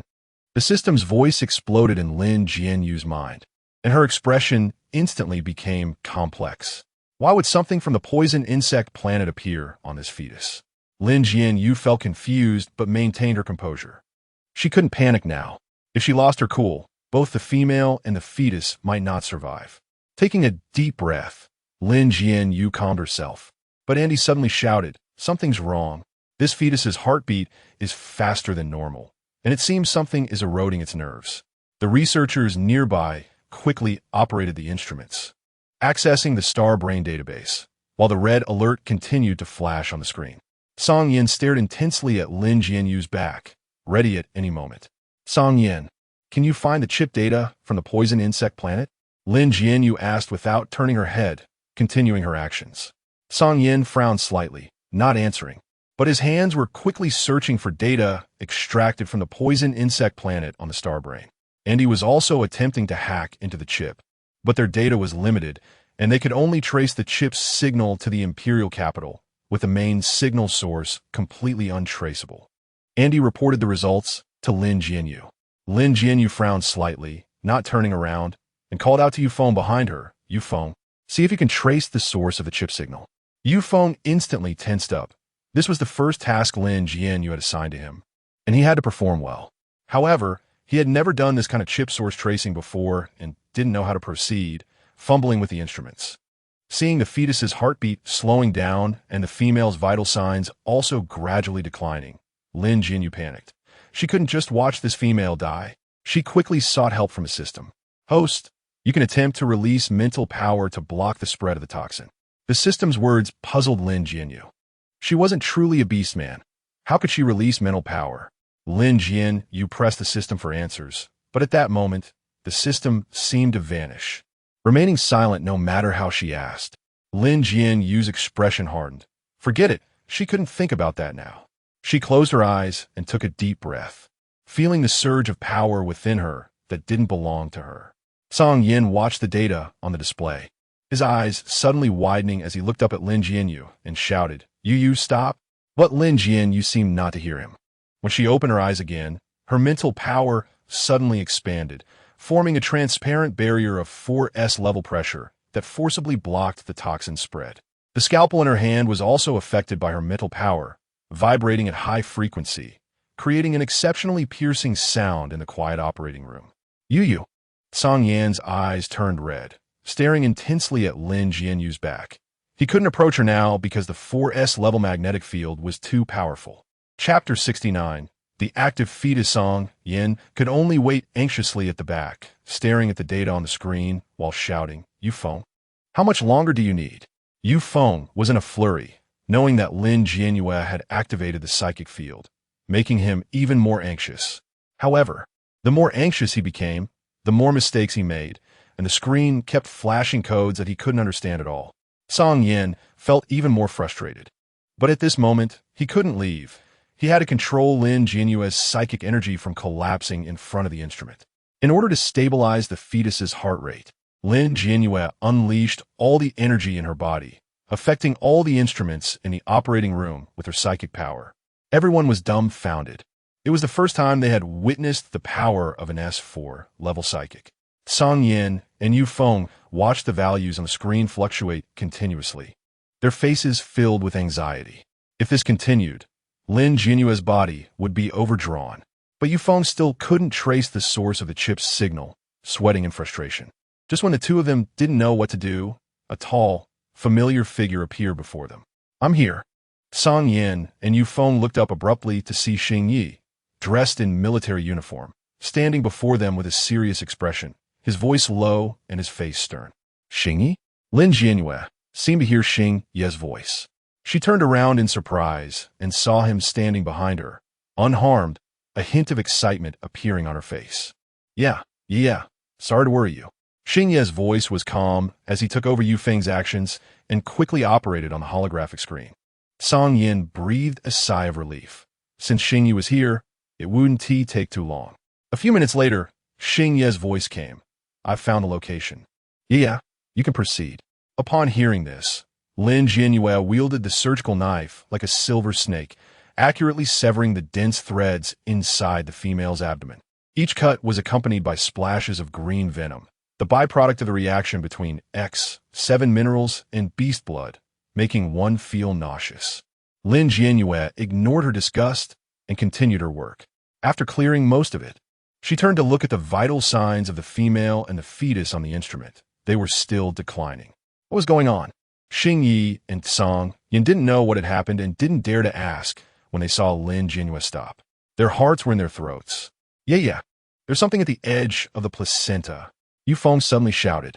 He had just seen something the size of a grain of rice on a holographic screen that everyone had overlooked, and he remembered that it hadn't been there before. Lin Jianyue glanced at the holographic screen that Yufeng mentioned, identified the location, and looked at the placenta inside the female's abdomen. Sure enough, there was something connected to the maternal nervous system, and it seemed to be continuously releasing toxins, affecting both the fetus and the mother. Lin Jianyue's eyes narrowed sharply. She couldn't think too much and directly attempted to remove the chip. However, since it was connected to the central nervous system, removing it could leave the female in an uncertain state. But she couldn't care about that anymore. She directed Andy and the others to help her separate the chip from the central nervous system. One of them grabbed a nearby nanogun, aimed at the chip's location, and said, "I'll use an electromagnetic pulse to shatter it, but that might not save the central nervous system." Lin Jianyue sternly stopped him. "No, the pulse will damage the fetal brain cells." Suddenly, Lin Jianyue stopped her actions, closed her eyes, took a deep breath, and said, "Andy, prepare the nerve blocker. I'll draw out the toxins." After saying that, her psychic power transformed into tangible tendrils, wrapping around the exterior of the chip. Xingyi and the others wanted to stop her, but it was too late. They could only stand there with red eyes, watching Lin Jianyue.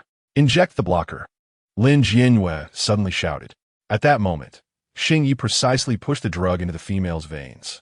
The next second, the chip in Lin Jianyue's hand suddenly exploded, and the toxic mist released was completely isolated by the psychic barrier.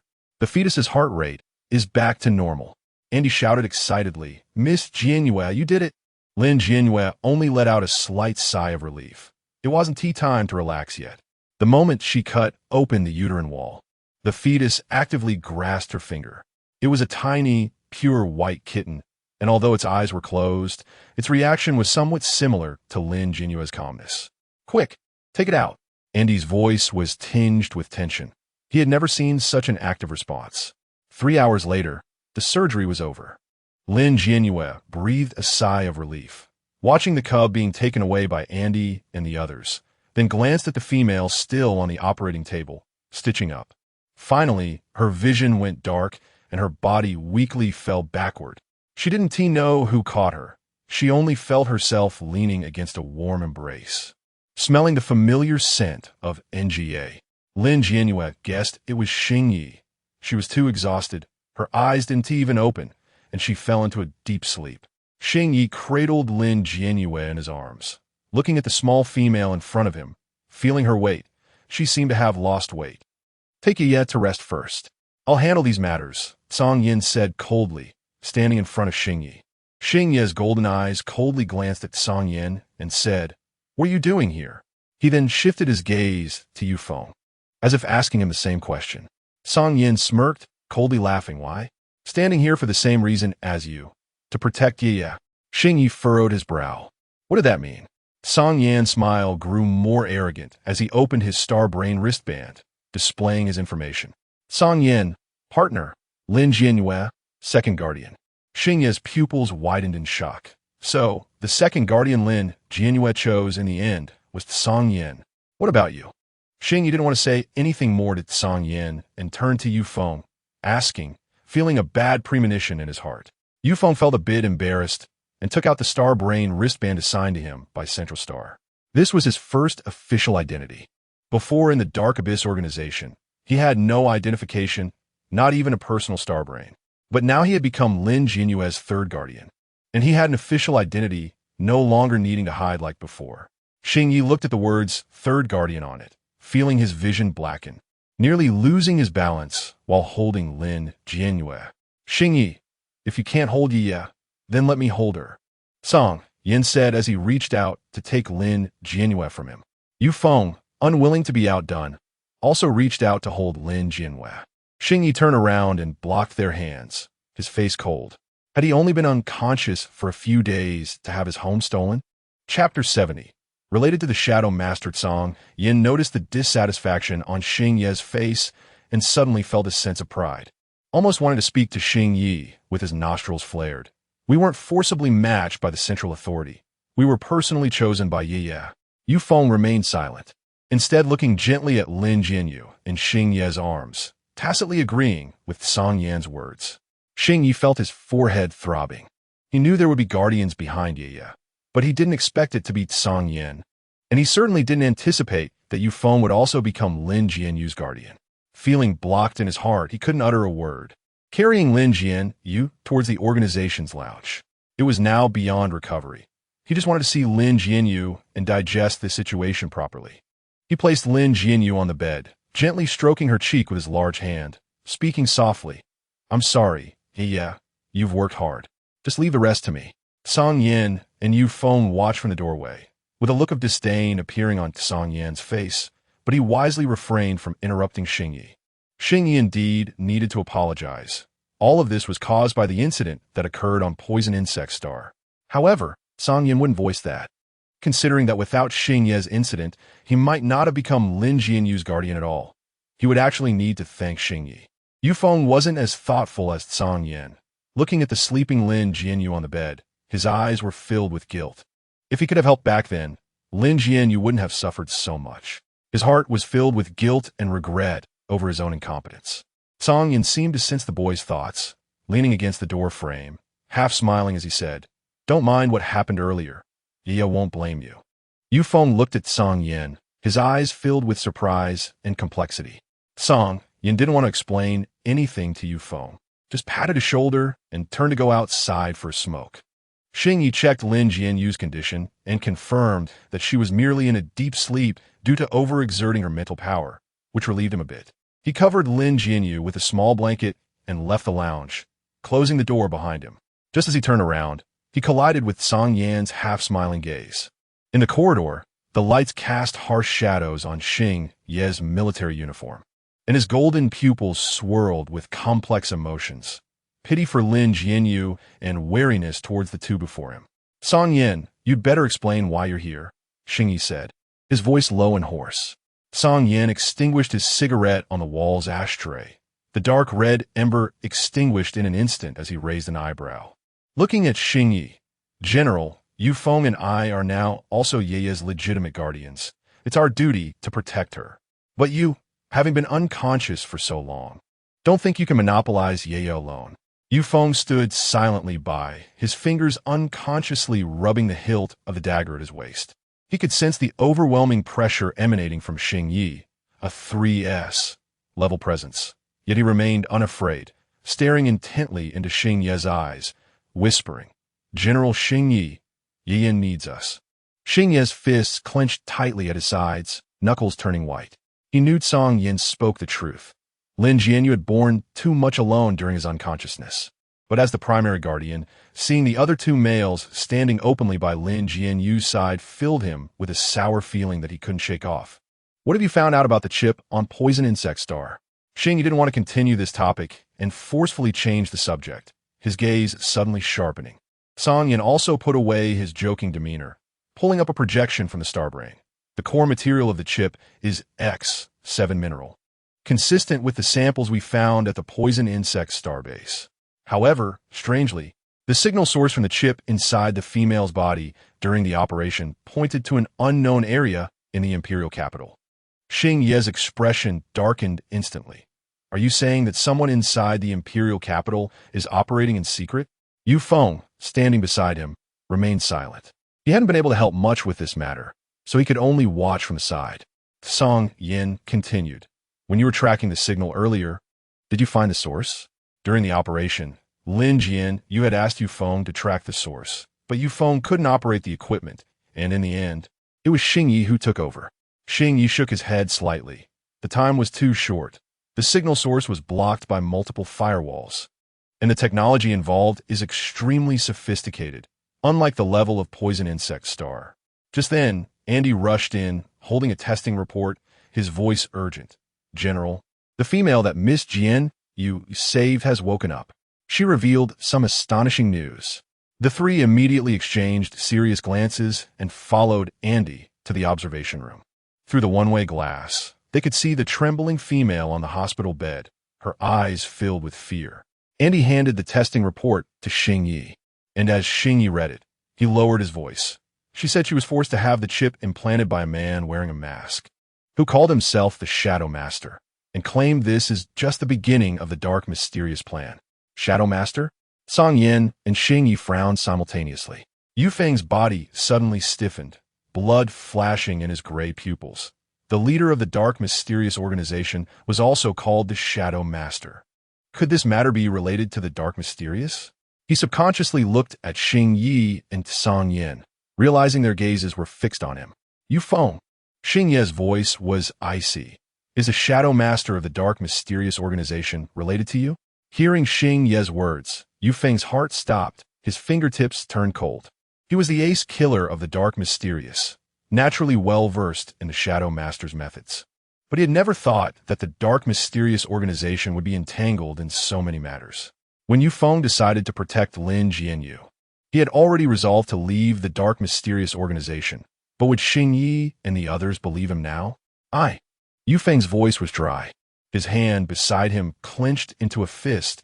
I've left the dark, mysterious, but the Shadow Master is indeed skilled in mental control techniques. He may be colluding with the Abyss Group. After Yu Feng finished speaking, he anxiously awaited a response, fearing that Yueyue and Song Yin would kick him out. He didn't want to go back to his old life. He just wanted to be with Yueyue. However, the situation Yu Feng feared did not occur. Song Yin merely stroked his chin, seemingly in thought, then looked up and said, The Abyss Group. That guy Ling who's been quite active lately. He might indeed be involved. Yueyue took a deep breath, suppressing the doubts in his heart. Right now, the priority is to protect Yueyue. As for that female, I believe the Shadow Master won't let this go easily. Yueyue has worked too hard to save her, and we can't let her efforts go to waste. Andy, strengthen the defenses of the Northern Organization. I'll mobilize the troops to assist in protection. No one is allowed to enter or leave freely. Yes, General, Andy replied, and immediately turned to carry out the orders. Chapter 71, It's Not That Simple. Commander Yueyue and Yu Feng suddenly spoke up. After Yueyue wakes up, I think we need to hold a meeting to discuss our next steps. After all, we are all her guardians now, and I believe Yueyue won't give up so easily. Song Yin and Yueyue both looked at Yu Feng in surprise. It was the first time Yu Feng had expressed his opinion. Usually, Yu Feng was silent, either not speaking or bowing his head to work, which caught them both off guard. Yueyue, noticing Yu Feng's worried expression, glanced at Song Yin, who was frowning. Song Yin's expression clearly indicated his disapproval of the proposal. Yueyue sighed. He had known Lin Jianyue the longest, and while he shared Song Yin's concerns for her, he also understood her best. Yu Feng was right. Yueyue would not give up so easily. Ultimately, he nodded in agreement. Meanwhile, in the lounge, Lin Jianyue slowly opened her eyes, images from the surgery still lingering in her mind. She struggled to sit up and found a familiar army green blanket covering her, with Yueyue's scent lingering in the air. Awake? Yeah. Yueyue's voice came from the doorway as he entered with a bowl of special nutritional supplement. How do you feel? Lin Jianyue looked at the dark circles under Yueyue's eyes. Her heart softened. I'm fine. How about you? How was your recovery? Yueyue sat by the bed and handed her the nutritional supplement, his tone carrying a barely noticeable guilt. Yeah, I'm sorry for making you worry and feel hungry. Also, Yueyue paused for a moment, struggling to speak. I'm glad you chose Song Yin and Yu Feng as your guardians. Lin Jianyue was taken aback. She hadn't expected Yueyue to bring this up. She put down a nutritional supplement and looked at him seriously. Yueyue, they were the ones who stood up when I needed help the most. At the time, I only knew those two, but you will always be my primary guardian and the most important person to me. I've said before that I won't abandon you. Yueyue's heart warmed suddenly, and the golden light in his eyes reignited. He reached out to hold Lin Jianyue's hand, feeling her warmth at his fingertips, which gave him immense reassurance. Yeah. Yueyue's voice was gentle, his gaze filled with tenderness. Regarding the chip issue, Sang Yin and I have reached a conclusion while you were resting. We would like to ask for your opinion and discuss it in a meeting. What do you think? Lin Jianyue felt a ripple of emotion. Xingye truly cared about her feelings. She slightly nodded in agreement. She also sensed that things wouldn't end here. The clues starting from the poison insect star were densely woven like a massive net, enveloping them all. In the conference room, Sang Yin and Yufeng were already waiting inside, the screen displaying various data about the chip. When Lin Jianyue walked in, both stood up simultaneously. Yeah, Sang Yin spoke first, his eyes filled with concern. How are you? Yufeng remained silent, but his expression also showed his care. Lin Jianyue smiled her usual smile, reassuring both of them. I'm fine. What have you found? Sang Yin brought up the results on the holographic screen for Lin Jianyue to see. That female said this chip was forcibly implanted by the Shadow Master of the Dark Abyss organization. This is the information we found. The data above shows the recent activities of the Dark Abyss organization. We suspect the Shadow Master is colluding with the Abyss group and is plotting something in the Imperial capital. Lin Jianyue's expression changed instantly. She suddenly remembered that Princess Del was auctioned off by Yueyue from the Abyss group, which might be related to this incident. Yeah. I was previously with the Dark Abyss organization. The Shadow Master is skilled in using mental control techniques, and this chip is likely related to him, Yufeng added. Since he is now following you, there are things from his past that you need to know. Although it seemed easy for him to say, he was actually feeling panicked inside, fearing that Lin Jianyue would abandon him. After speaking, he nervously lowered his head, not daring to look at Lin Jianyue's expression, as if waiting for her judgment. Lin Jianyue was not surprised. She had already guessed this in her heart, and now it was just confirmed. She felt quite happy that Yufeng could honestly tell her. However, she didn't have much mood to think about other matters right now. Looking at the X7 mineral analysis chart on the screen, she recalled that the system once mentioned this mineral seemed to be related to fertility. A bold guess suddenly formed in her mind. Could this mineral be related to the fertility rate of the beastman planet? But this was just an unverified hypothesis, and she wouldn't speak of it until it was confirmed. Lin Jianyue sat in her seat, quietly listening to the heated discussion among the three, while she organized the clues from this period in her mind. Princess Del's sudden loss of mental power and fertility, the strange actions of the Abyss group, the chip from the poison insect planet, the Shadow Master's mental control, and the undercurrents in the Imperial capital. All these connections seemed to make sense, but she feared that the conspiracy behind this was not so simple. Lin Jianyue looked at the three of them, watching them discuss for a long time, only skimming the surface issues. She felt an indescribable emotion in her heart. These three people in front of her were the partners she had chosen herself. The road ahead would surely be walked together with them. But now Lin Jianyue felt a bit regretful. She didn't want to lead the three into this risk because this was her mission unrelated to them. Yeah? Xingye frowned slightly and called out. Lin Jianyue came back to her senses with a smile. What is wrong? Sang Yin found it strange. Lin Jianyue clearly cared about this matter. So why did she not express any opinions during their discussion? It was only when Yufeng reminded them that Lin Jianyue seemed not to be listening that he and Xingye noticed she indeed appeared to be distracted. Yeah. Are you feeling unwell? Xingye asked with concern. Lin Jianyue shook her head slightly. No, I was just thinking that this matter seems more complicated than we imagined. There might be a bigger conspiracy behind this, perhaps orchestrated by the Dark Abyss organization or the Abyss group, or possibly a force we are completely unaware of pushing things from behind. I feel there aren't so many coincidences. After hearing Lin Jianyue's analysis, the three found it very reasonable. Xingye suddenly stood up, his fist striking the table. As the military commander of this nation, his duty was to protect the country. But these people had dared to act under his very eyes. It was a challenge to his profession. Chapter 72. Split up if that's the case. I won't let them off, Hoshino said coldly. Sang Yin appeared indifferent, as if these matters had nothing to do with him. But when his gaze fell on Lin Jianyue and saw the sorrow on her face, he changed his mind, his eyes sharpening. I'll investigate Ling Yu's side, and leave the Inxian organization matters to Yufeng. Hoshino was surprised by Sang Yan's words. He hadn't expected Sang Yin to get involved in this. Yufeng nodded silently, but his gray eyes revealed determination. I will find the Shadow Master's weakness. Song Yin nodded in satisfaction and raised an eyebrow when he caught Hoshino's gaze, saying, "What's with that look?" "I'm doing this for Yueyue." Hoshino didn't respond and shifted his gaze. Lin Jianyue looked at the three men before her, feeling a warm current surge in her heart. She hadn't made the wrong choice with these three. Although they didn't know it was her mission, they still helped her unreservedly. Thinking of this, a smile involuntarily appeared on her face. From now on, no matter what challenges lay ahead, she knew she was no longer alone. "So where do we start?" Song Yin stood up, adjusted his clothes, and looked at Hoshino. Hoshino paused for a moment. He truly had no idea where to begin. "I want to check the gene bank first," Lin Jianyue said, looking at Hoshino. The gene bank wasn't a place one could easily enter. Even Hoshino couldn't just go in at will.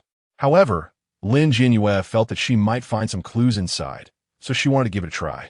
Song Yin looked at Hoshino, waiting for his response. After a moment of silence, as if he had made a decision, Hoshino slowly spoke. "Okay, but it will take some preparation time." "Yeah, once I'm ready here, I'll take you in." Lin Jianyue's heart leapt with joy, and she nodded repeatedly. "All right, Hoshino." But then she thought, if Hoshino said he needed to prepare, wouldn't he be doing something dangerous without her? The image of Hoshino being locked up on Poison Insect Star flashed through her mind, and her heart tightened. Unconsciously, she grabbed Hoshino's military uniform, her eyes full of worry. "Hoshino, the preparations you need to make, do they involve entering the gene bank by yourself?" Song Yin noticed Lin Jianyue's actions, a hint of jealousy flashing in his eyes, while Yufeng silently lowered his head, tightly gripping his own clothing. Hoshino's hand covered Lin Jianyue's small hand gripping his uniform, his fingers gently stroking her hands back, complex emotions swirling in his golden eyes. "Yeah." The firewall of the gene bank was set up by the Empire's highest psychic power user. "I need to work with the technical department in the Northern Territory to crack the access." He paused, his throat moving as he added, "I won't let you worry." Song Yin leaned against the metallic pillar in the conference room, the cigarette between his fingers flickering. Did the military chief mean to mobilize the dark web resources of the Red Flame? He raised an eyebrow at Hoshino, a smirk on his lips. "Don't forget, you blew up 3 of my intelligence stations last time." Hoshino frowned slightly and turned at Song Yin, not understanding what he was trying to express. The previously silent Yufeng suddenly spoke up, his gray eyes fixed on the gene bank defense map on Hoshino's device. The Inxian organization's database should have incomplete data about the original designers of the gene bank. "Perhaps we can find a loophole." His voice was as light as a feather, yet made both Hoshino and Song Yin turn their heads in surprise. Lin Jianyue observed the subtle atmosphere between the three and suddenly walked to Hoshino's side, gently patting his shoulder. "Yufeng and I will go to the Inxian database. Song Yin will contact Ling Yu's informants, and Hoshino, you stay in the Northern Territory to crack the firewall." How does that division of labor sound? Hoshino and Song Yin spoke in unison. "No way. The Inxian organization is too dangerous." Lin Jianyue was taken aback by the two's tacit understanding, her blue eyes looking at them in confusion. Seeing their determined expressions, Lin Jianyue sighed helplessly. "Hoshino, Song Yin, I know you both worry about me. With Yufeng around, nothing will happen. Besides, Yufeng isn't very good at system intrusion. If we let Yufeng go alone, we might get discovered. If I go along, I can ensure our plan. You two can't just lock me in a safe and not let me do anything, right?" After Lin Jianyue finished speaking, she looked at Song Yin and Hoshino with a pitiful expression. That look instantly brought a flush to both their faces. Lin Jianyue's adorable antics were their weakness. In the end, under Lin Jianyue's charm, Hoshino and Song Yin agreed. Song Yin walked over to Yufeng, who was secretly excited, and patted his shoulder, leaning in close to whisper with a cold smile, "Kid, protect Yueyue well. If she loses even a hair, I'll use your dagger on you." Yufeng didn't respond, but his gray eyes held determination as he met Song Yin's black eyes. 3 days later, Lin Jianyue placed something that looked like headphones on Yufeng's ear, where he wasn't wearing a communicator. Yufeng was a bit curious but didn't ask, thinking it would make Lin Jianyue feel he knew nothing, causing her to dislike him. Whatever Yueyue gave him, he would trust unconditionally. Seeing Yufeng's puzzled yet silent expression, Lin Jianyue sighed helplessly. This kid was always like this. If she didn't explain actively, he would just hold it in. This is a psychic interference device. You said before that the Shadow Master is skilled in psychic control. I'm afraid he might exert control over us, and this can interfere with him. A hint of surprise flashed in Yufeng's eyes. He hadn't expected Lin Jianyue to discern his thoughts, and the tips of his ears couldn't help but turn red. Lin Jianyue smiled gently, her small hand stroking his fluffy wolf ears, softly saying, "You can always come to me, or Tsang Yin and Hoshino, if you encounter something you don't know. They'll teach you. You don't need to feel inferior because of this. The you now is different from the you before." Yufeng looked at Lin Jianyue with complex emotions and finally nodded vigorously. Lin Jianyue glanced at the star brain in her hand, which had received 2 messages. Tsang Yin and Hoshino had each taken action. She turned to Yufeng and said, "All right, we should act now. Let's go." Yufeng nodded slightly, leading Lin Jianyue into the underground passage of the Inxian organization. Having grown up here, he was more familiar with this place than anyone else. Meanwhile, within the Northern Territory organization, Hoshino stared at the 3-dimensional model of the gene bank firewall, his fingers tracing blue light trails on the control panel, but his frown deepened.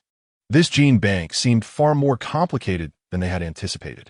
Chapter 73. Yufeng injured as Xingye stared at the holographic screen in front of him. Contemplating how to break through, Tsang Yan's teasing voice came through the communicator. "Xingye, the coordinates of the Anshuan underground passage have been sent to you. By the way, I've dispatched the shadow team from Qiyin to stand by on the outskirts. They're much more reliable than your clumsy soldiers."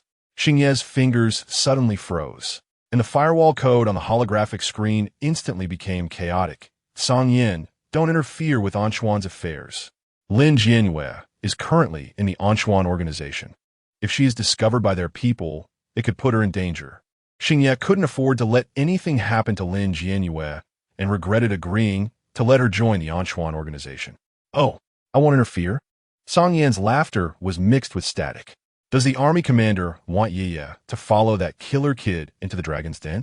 Don't forget, the Shadow Master of Anshuan loves to use beautiful females for experiments." Xingye's expression darkened, but he ultimately chose not to argue further and said solemnly, "Protect Yueyue." Tsang Yin disdainfully replied, "I would do that even without you telling me." The 2 ended the call. Meanwhile, Lin Jianyue and Yufeng were crouched at the abandoned vent of the Anshuan organization. Yufeng had spent so many years inside. This was the safest passage. Lin Jianyue squatted beside Yufeng, watching him cut through the alloy net with a titanium alloy nanodagger. The boy's profile glowed cold white under the fluorescent moss. Lin Jianyue slowly leaned closer, noticing the tips of his ears turning slightly red from her proximity. "Yeah, the nerve toxin here will affect your mental strength. Put this on," he said, taking out a silver mask that he had used during his time in the Anshuan organization and gently placing it on Lin Jianyue's face. The coolness of his fingertips accidentally brushed her cheek, making the heat in his ears more pronounced. He forced down his excitement and adjusted the mask properly. Lin Jianyue felt the boy's clumsy movements and a warmth spread through her heart. When Yufeng's palm touched her skin, she noticed a thin layer of callus on his palm. Such marks wouldn't appear on someone who didn't wield a knife for years. A pang of heartache crossed Lin Jianyue's mind, but fortunately, Yufeng wouldn't have to live that kind of life anymore. Feeling Lin Jianyue's gaze, Yufeng's face reddened even more. She watched his shy expression, her smile hidden by the mask. If it weren't for the current situation, she would have loved to tease this cute boy. As Yufeng cut through the alloy net, just as they were about to enter, a sudden metallic scraping sound echoed from deep within the passage. Yufeng turned sharply, shielding her behind him, his dagger held defensively, his throat tightening with vigilance. "They're coming. It's the patrolling mechanical guards. Stay close to me." As he spoke, Yufeng tightly grasped Lin Jianyue's wrist with one hand while putting on tactical goggles with the other. Noticing the extinguished red dot above, his expression changed instantly, and he inhaled sharply, forcing himself to calm down before speaking in a low voice. "The signals of Army Commander Xingye and Boss Tsang Yin have been disrupted. We'll have to rely on ourselves from now on." Lin Jianyue's expression turned serious, and she became alert as she looked at the dark passage ahead. The metallic scraping sounds grew louder, and countless red lights approached like ghostly flames. Yufeng quickly pulled Lin Jianyue behind him, sparks flying as his titanium alloy nano dagger scraped against the sticky walls. The next second, the dagger accurately pierced the optical sensor of the first mechanical guard, green hydraulic oil gushing out and splattering onto his exposed forearm, immediately producing hissing white smoke. Yufeng, Lin Jianyue exclaimed, her mental strength field instantly unfolding, forming a transparent barrier that pushed back the subsequent guards by several meters. Lin Jianyue didn't even have time to exchange for a medical kit from the system. She directly tore off her sleeve to press against Yufeng's wound. Unexpectedly, Yufeng pushed her away. Don't touch. The toxin will corrode the mental strength field. Lin Jianyue locked eyes with Yufeng, his gray pupils particularly bright against the red light. She disregarded everything else, forcibly pulling Yufeng's arm over to bandage it, in exchange for a vial of medicine for him to drink. Yufeng didn't want Lin Jianyue to treat him so well. He feared he would harm her, but facing those serious eyes, he ultimately obeyed and drank it. Lin Jianyue still wanted to check on Yufeng's wound, but suddenly, he held her hand down. Confused, she looked up at Yufeng, only to see his face fill with vigilance. The next second, he directly threw Lin Jianyue over his shoulder, saying in a deep voice, "Hold on to me." In an instant, Yufeng transformed into his ice wolf beast form, dashing through the pipeline with Lin Jianyue on his back. The sound of the mechanical guard's gunfire exploded behind them as Yufeng moved through the passage like a cheetah, each leap accompanied by the sharp sound of the dagger cutting through metal. Lin Jianyue lay on his back, clearly feeling the tension in his back muscles and the coldness of the dagger sheath brushing against her abdomen. When a shell exploded against the wall of the pipe, Yufeng suddenly flipped over, pinning Lin Jianyue beneath him, shielding her from all the debris with his back, a muffled grunt escaping his throat. "You're hurt." Lin Jianyue's voice cracked for the first time, reaching out to touch his blood-soaked back, but he gently pushed her away with his elbow. "Don't touch, you'll get dirty." "I'm fine." Yufeng's voice was hoarse. The injury combined with the shockwave made it impossible for him to maintain his beast form, and in his human form, the wounds looked even more gruesome. Lin Jianyue glanced back. Their pursuers had temporarily been thrown off due to the complexity of the passage. She immediately propped Yufeng's arm over her shoulder, continuing to move forward with him. They needed to find a safe place first. Treating Yufeng's injury was the priority. As Lin Jianyue supported Yufeng at a junction in the pipeline, he, who had been gasping heavily, suddenly stopped in a semi-conscious state, his tactical goggles flashing with garbled text. Weakly, he said, "Communication has been restored. Army Commander Xingye and Boss Song Yin are arguing." Lin Jianyue frowned slightly. Xingye's nano-gun slammed onto the control panel, the holographic screen showing Yufeng's life signs declining. "Song Yin, where's your shadow team?" Song Yin's nonchalant laughter came through the communicator, cold with a metallic tone. "Why the rush?" "Army Commander, I've already cracked Anshuan's defense system. What you should be worried about is..." He deliberately paused, watching Xingye's fists tighten, concerned whether Yueyue had been taken advantage of by that killer kid. "Song Yin." Xingye's golden pupils turned bloodshot. "If you keep talking nonsense, I'll dismantle the warp engine of Qi Yin." Chapter 74. Neurotoxin. Lin Jian, you couldn't hear the conversation between Song Yin and Xingye, so she looked towards Yufeng, wanting to ask what they were arguing about.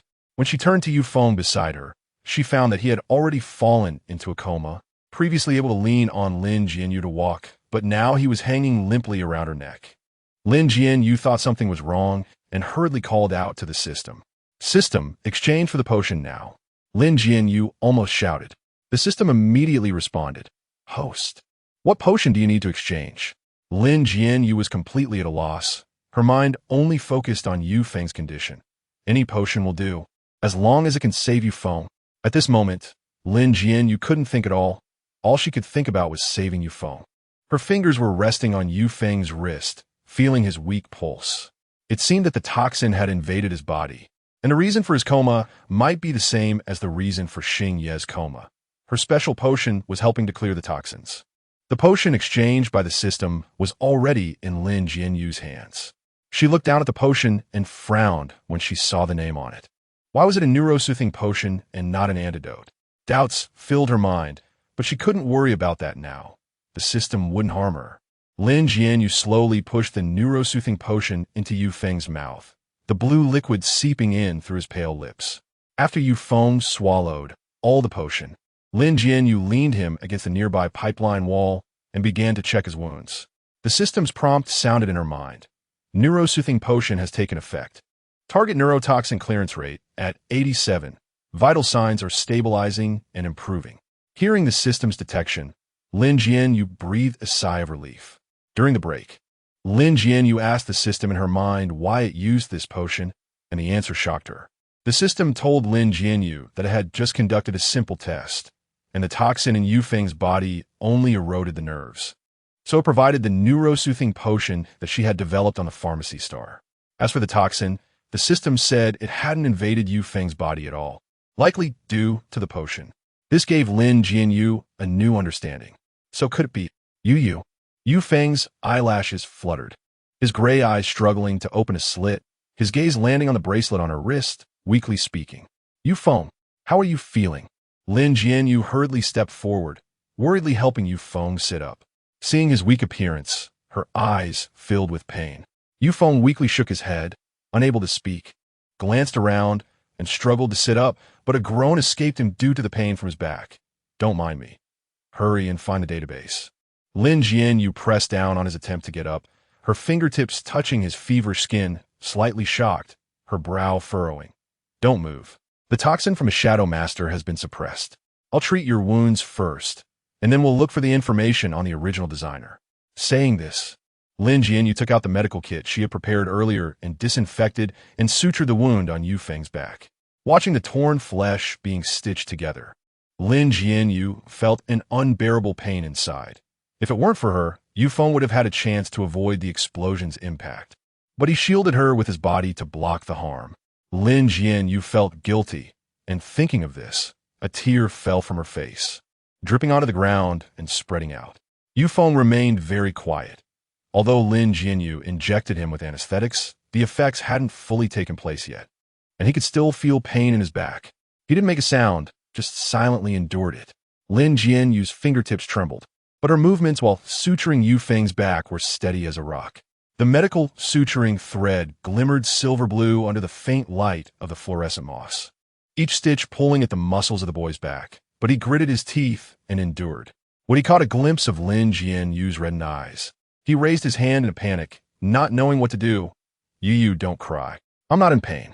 You idiot, Lin Jianyue sniffed, gently pressing the edges of the wound with a disinfectant cotton pad. The toxin eroding the nerves would cause excruciating pain. Don't force yourself. Saying this, Lin Jianyue pushed the last analgesic into Yu Feng's vein, watching as his tense body gradually relaxed, a layer of mist forming again in his blue eyes. You mustn't use your body to block harm anymore.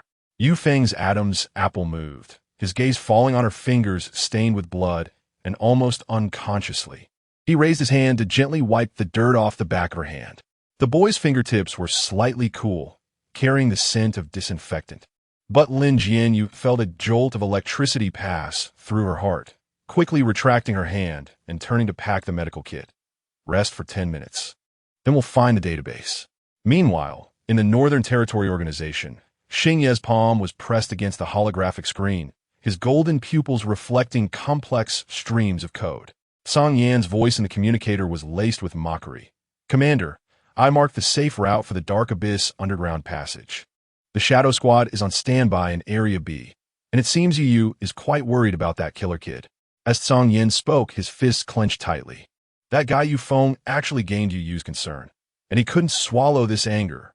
Hearing Song Yan's words, Xingye's body stiffened for a moment, the code at his fingertips suddenly becoming chaotic. He coldly replied, Song Yan, mind your own people. As he spoke, his gaze unconsciously drifted to the star brain on his wrist. Lin Jianyue's positioning signal flickering steadily deep within the Dark Abyss organization.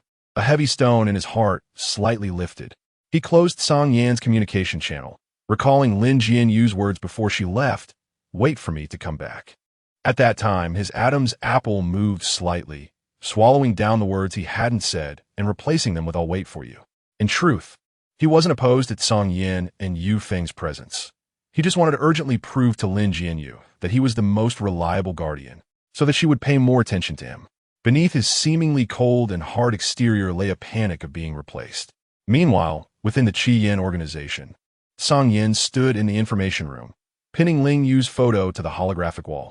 With the financial flows between the Abyss Group and the Dark Abyss organization appearing around the photo, he held a cigarette in his mouth, squinting slightly, his fingertips moving across the star brain, suddenly chuckling. Ling Yu, that old fox, actually used old data from the gene bank for trading. Truly unexpected. Just then, a report came in from his subordinate through the communicator. He raised an eyebrow, listening, and gradually his expression turned grim.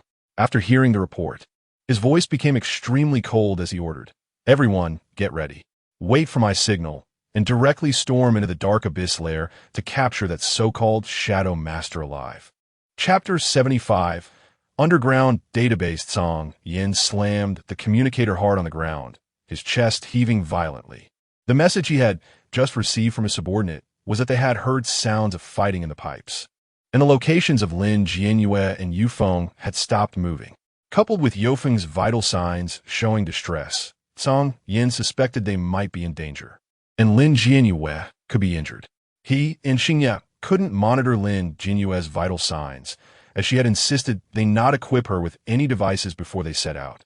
So they only provided one for Yufeng. Although Yofeng's vital signs had been declining, the location showed that both Lin Jianyue and Yufeng had been moving deeper inside. Now, seeing the location had stopped, Song Yin was worried that Lin Jianyue might also be hurt. His fist slammed down on the titanium alloy table in front of him, creating a loud noise, and the sharp sound pulled Song Yin back to reality. He turned to look at the source of the sound, and his gaze was instantly drawn to a dagger lying on the ground. He bent slightly to pick up the tactical dagger, gently rubbing it in his hand. This was a gift from Lin Jianyue, a trophy brought back from Poison Bug Star, the hilt engraved with delicate crescent patterns, reminding him of Yueyue. His expression gradually turned serious. In fact, he was also eager to demonstrate the intelligence capabilities of the Scarlet Flame organization in front of Lin Jianyue. That seemingly nonchalant competition was, in reality, a way to show Lin Jianyue that he possessed the same courage and wisdom as Xingye, hoping to capture her attention. However, all of this hinged on Lin Jianyue's safety. Thinking of Lin Jianyue's current situation, Song Yan's gaze grew cold as he wiped the tactical dagger on his waist sheath and strode out of the Scarlet Flame organization. In the underground pipes of the Dark Abyss organization, Yufeng leaned against the wall and slowly stood up. Although his back injury had been properly treated by Lin Jianyue, there was still a stinging sensation, but it did not hinder his movement. Lin Jianyue glanced at his back injury. The green liquid was no longer visible, indicating that the toxin had mostly been cleared, but caution was still necessary. Lin Jianyue reached out and held Yofeng's arm, the sudden touch causing Yufeng to freeze momentarily. Noticing his trembling, Lin Jianyue looked at him with concern and asked, "Yufeng, how are you? Can you walk?" Yufeng quickly turned his head away, not wanting Lin Jianyue to see his flushed face, and replied stoutly, "I'm fine, let's move on. The entrance to the underground data should be just ahead." Relying on his understanding of the Dark Abyss organization's internal structure, Yufeng had mentally constructed a layout of the ventilation system. The path they had just taken was already mapped in his mind, and this should be close to the entrance of the underground data now. Following Yofeng's directions, Lin Jianyue supported him as they turned a few corners, and Yufeng suddenly stopped. "It's right here." Lin Jianyue looked down at the ventilation opening. Sure enough, directly below the opening was a reinforced alloy security door with no guards around. "Let's go down." Lin Jianyue turned to Yufeng and said. Yufeng nodded, preparing to go down first, but Lin Jianyue pulled him back. "Wait a moment. I'll go down and check. You can come down after I confirm it's safe." Yufeng had already been injured because of her, and she could not let him take any more risks. Yufeng wanted to protest, but Lin Jianyue had already jumped down the ventilation pipe as fast as she could. Yufeng was startled and quickly followed her down. Being injured, his movements were naturally less agile, and he almost lost his balance upon landing. Fortunately, Lin Jianyue was prepared and reached out to steady Yufeng, preventing him from getting hurt again. "I'm sorry." Yeah. Yufeng caught a whiff of Lin Jianyue's sweet scent and instantly turned red. He struggled to get up from Lin Jianyue's embrace, but he had underestimated the injury on his back. Although it didn't reopen, the sharp pain slowed his movements. Lin Jianyue, helpless, flicked Yufeng on the head, causing him to freeze in surprise. Don't move around. If your wound opens up, you'll regret it. Just stay still. Lin Jianyue said with a hint of exasperation on her face. This child, when would he stop being so stubborn? She helped Yufeng sit down against the wall to rest while she turned to examine the structure of the alloy door, trying to figure out how to open it. Yufeng watched Lin Jianyue's back, lost in thought. The last time he had stood in front of this door, he had been injured and was there to help the Shadow Master retrieve data. At that time, he felt that his life was shrouded in darkness. But this time was different. He had found meaning in his life. Watching Lin Jianyue crouched in front of the alloy door, his gaze softened. Yufeng, talk to me. How's Yueyue? Song Yan's voice suddenly came from the communicator, pulling Yufeng back to reality. Yes, Yueyue is fine. We have successfully arrived at the entrance of the underground database and are about to break in. Yufeng pushed himself up against the wall while responding, observing his surroundings. Song Yan let out a sigh of relief. When Yufeng and Lin Jianyue were in the pipes, the communicator signal was not as reliable as the locator, and he couldn't reach Yufeng, causing both him and Xingye to worry about Lin Jianyue possibly being injured. Okay, once you go in, let me know. I'll bring people to meet you at the entrance. As soon as Song Yan finished speaking, Xingye's voice came through the communicator. Song Yan and I will wait for you at the exit. Just as Yufeng was about to respond, he heard Lin Jianyue's voice from the other side. Got it, Yufeng. Lin Jianyue's voice was not loud, but it was filled with excitement. Both Xingye and Song Yan heard Lin Jianyue's voice, and their previously anxious hearts finally settled. Yufeng and Lin Jianyue stood at the entrance of the underground database, watching the alloy door slowly open, revealing data that left both of them in shock. The most shocked was Yufeng. The amount of data inside was even more than what he had seen last time. At this rate, it might take them some time to find the information about the gene designer. What's it like inside? Xingye's voice came through the communicator. After hearing Lin Jianyue's words, Yufeng and Lin Jianyue fell silent again, causing concern for Xingye and Song Yan. There is too much data here. We might need some time. Yufeng frowned slightly as he looked at the information in front of him. When did the Shadow Master collect all of this? How come he had no idea at all? Song Yan and Xingye exchanged glances, their worry still evident in their eyes. Yufeng, give the communicator to Yueyue. Song Yan took the communicator from Xingye's hand. Yueyue, Song Yan wants to talk to you. Yufeng handed the communicator to Lin Jianyue, who was still looking at the data. Lin Jianyue took it, but did not take her eyes off the information in front of her. What is wrong? Chapter 76. Song Yan is jealous of Yufeng Yueyue. We have already recorded the location of the database. Can you take Yufeng back with you first? We'll handle the rest, Song Yan said anxiously, not wanting Lin Jianyue to stay in the Dark Xian organization for even a minute longer. Every extra minute meant more danger. Lin Jianyue sighed silently in her heart. She knew that both Song Yan and Xingye were worried about her, but this was her mission, and she didn't want to drag them into it unnecessarily. Song Yan, if we go out now, it might raise the Shadow Master's alertness. It will be much harder for us to come back next time. Don't worry, it's safe here for now, and we'll find the information on the original designer of the gene bank as soon as possible, she reassured him. Hearing Lin Jianyue's refusal, Song Yan became even more worried. He wanted to say something else, but the communicator in his hand was snatched away by Xingye. Yeah, as long as we ensure safety, we'll meet you at the exit, Xingye said, his voice rich with a hint of gentleness. Song Yan glared at Xingye, his dark eyes seemingly ready to erupt with fire. Without waiting for Xingye to finish speaking, he forcefully turned off the communicator. Lin Jianyue, on the other side, stared blankly at the suddenly beeping communicator, confused about what these two were doing. She handed the communicator to Yufeng. The most important thing now was to quickly find the designer's information. Yufeng had naturally heard Song Yan and Xingye's conversation. He silently took the communicator, put it back to his ear, and began searching for information with Lin Jianyue. At the entrance of the Dark Xian organization, Xingye frowned slightly as he looked at Song Yan and asked, "What are you doing?" Song Yan's eyes were bloodshot as he stared at Xingye, almost shouting, "Xingye, what kind of guardian are you? You let Yueyue go on such a dangerous mission. What are you thinking?" Xingye looked at Song Yan with a complicated expression. How could he not be worried about Lin Jianyue? He definitely felt just as much concern as Song Yin. But he understood Lin Jianyue's nature. Since she was the one who wanted to go to the databank, Xingyi guessed that she likely had her own reasons, which she didn't want to share with them. If they stopped Lin Jianyue, she might very well attempt to infiltrate the Dark Xian organization alone next time, which would be even more dangerous. Thus, Xingyi thought that since Lin Jianyue was determined to go in, it would be better to let her search for the information on her own. When Lin Jianyue proposed going to the Central Gene Bank, he had already realized that his little female was not an ordinary female. With that in mind, he would support and protect her. Seeing that Xingyi was silent, Song Yan's anger intensified. He clenched his fists and swung them out, stopping just a centimeter away from Xingyi's cheek. Yingye, what do you want to do? Song Yan glared at Xingyi. With Xingyi's abilities, he could easily dodge this punch, yet he stood still, seemingly indifferent. This only fueled Song Yan's anger, as if Xingyi were deliberately provoking him.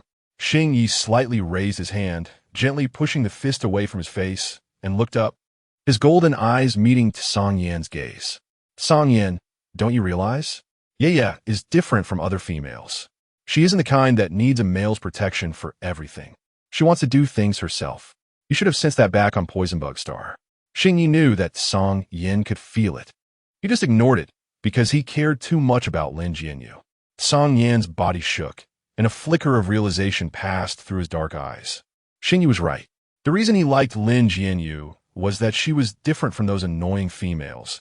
She was brave, resourceful, and could devise the best plans while remaining calm under pressure. Song Yan's clenched fists loosened slightly, but his voice remained cold. I know, but I can't just watch Yueyue take risks. Xingyi sighed. He also wanted Lin Jianyue to stay safely by his side, but he understood that this was impossible since she had saved him from Poison Bug Star. Song Yan, you know very well that Yueyue isn't just trying to get the information on the original designer of the gene bank this time. Since she has something she wants to do, why can't we support her? Upon hearing this, Song Yan looked at Xingyi with a complicated gaze. His expression was neutral, but inside, he was at war with himself. After a long pause, as if he had convinced himself, Song Yan sighed helplessly. I'll have someone infiltrate and create another protective plan. Xingyi knew Song Yan had relented and nodded in agreement. Yes, Yufeng will keep an eye on Yueye's safety, and we'll prepare another plan.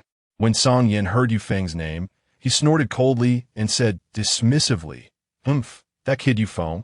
He won't even be able to keep up with Yueyue. His abilities are nothing special. I doubt the Dark Xian organization's capabilities. Although Song Yan said this, he was already issuing protective plans to his subordinates in his mind and wasn't as extreme as before, wanting to rush in to rescue her. Xingyi watched quietly, knowing that Song Yan was simply jealous that Yufeng could accompany Lin Jianyue on the mission. Suddenly, he recalled how he had also felt jealous of Yufeng and Song Yan before, which he found somewhat amusing. In the underground database, Lin Jianyue was focused on searching through the materials, with Yufeng helping her, having already put Song Yan's strange behavior out of his mind. Lin Jianyue looked at the dense materials in front of her and asked the system if there was a way to find what she needed. But the system was a loss. She had to rely on herself. Yufeng found many of the data incomprehensible, making it harder for him to search compared to Lin Jianyue. He eventually discovered a copper box that stood out from the others, unlike the rest. This box had an iris lock. He quickly informed Lin Jianyue about it. Lin Jianyue immediately set aside her current materials and approached Yufeng. Looking at the iris lock, she had a strong premonition. Yufeng, leave this box to me. You go check over there for any other findings. Lin Jianyue's expression was serious as she stared at the box, as if she could see through it.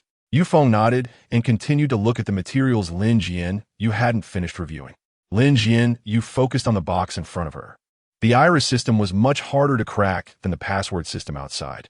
If she forced it open, it could easily trigger an alarm. Chapter 77, Why There Is Her Information System. Can you exchange for a small cutter?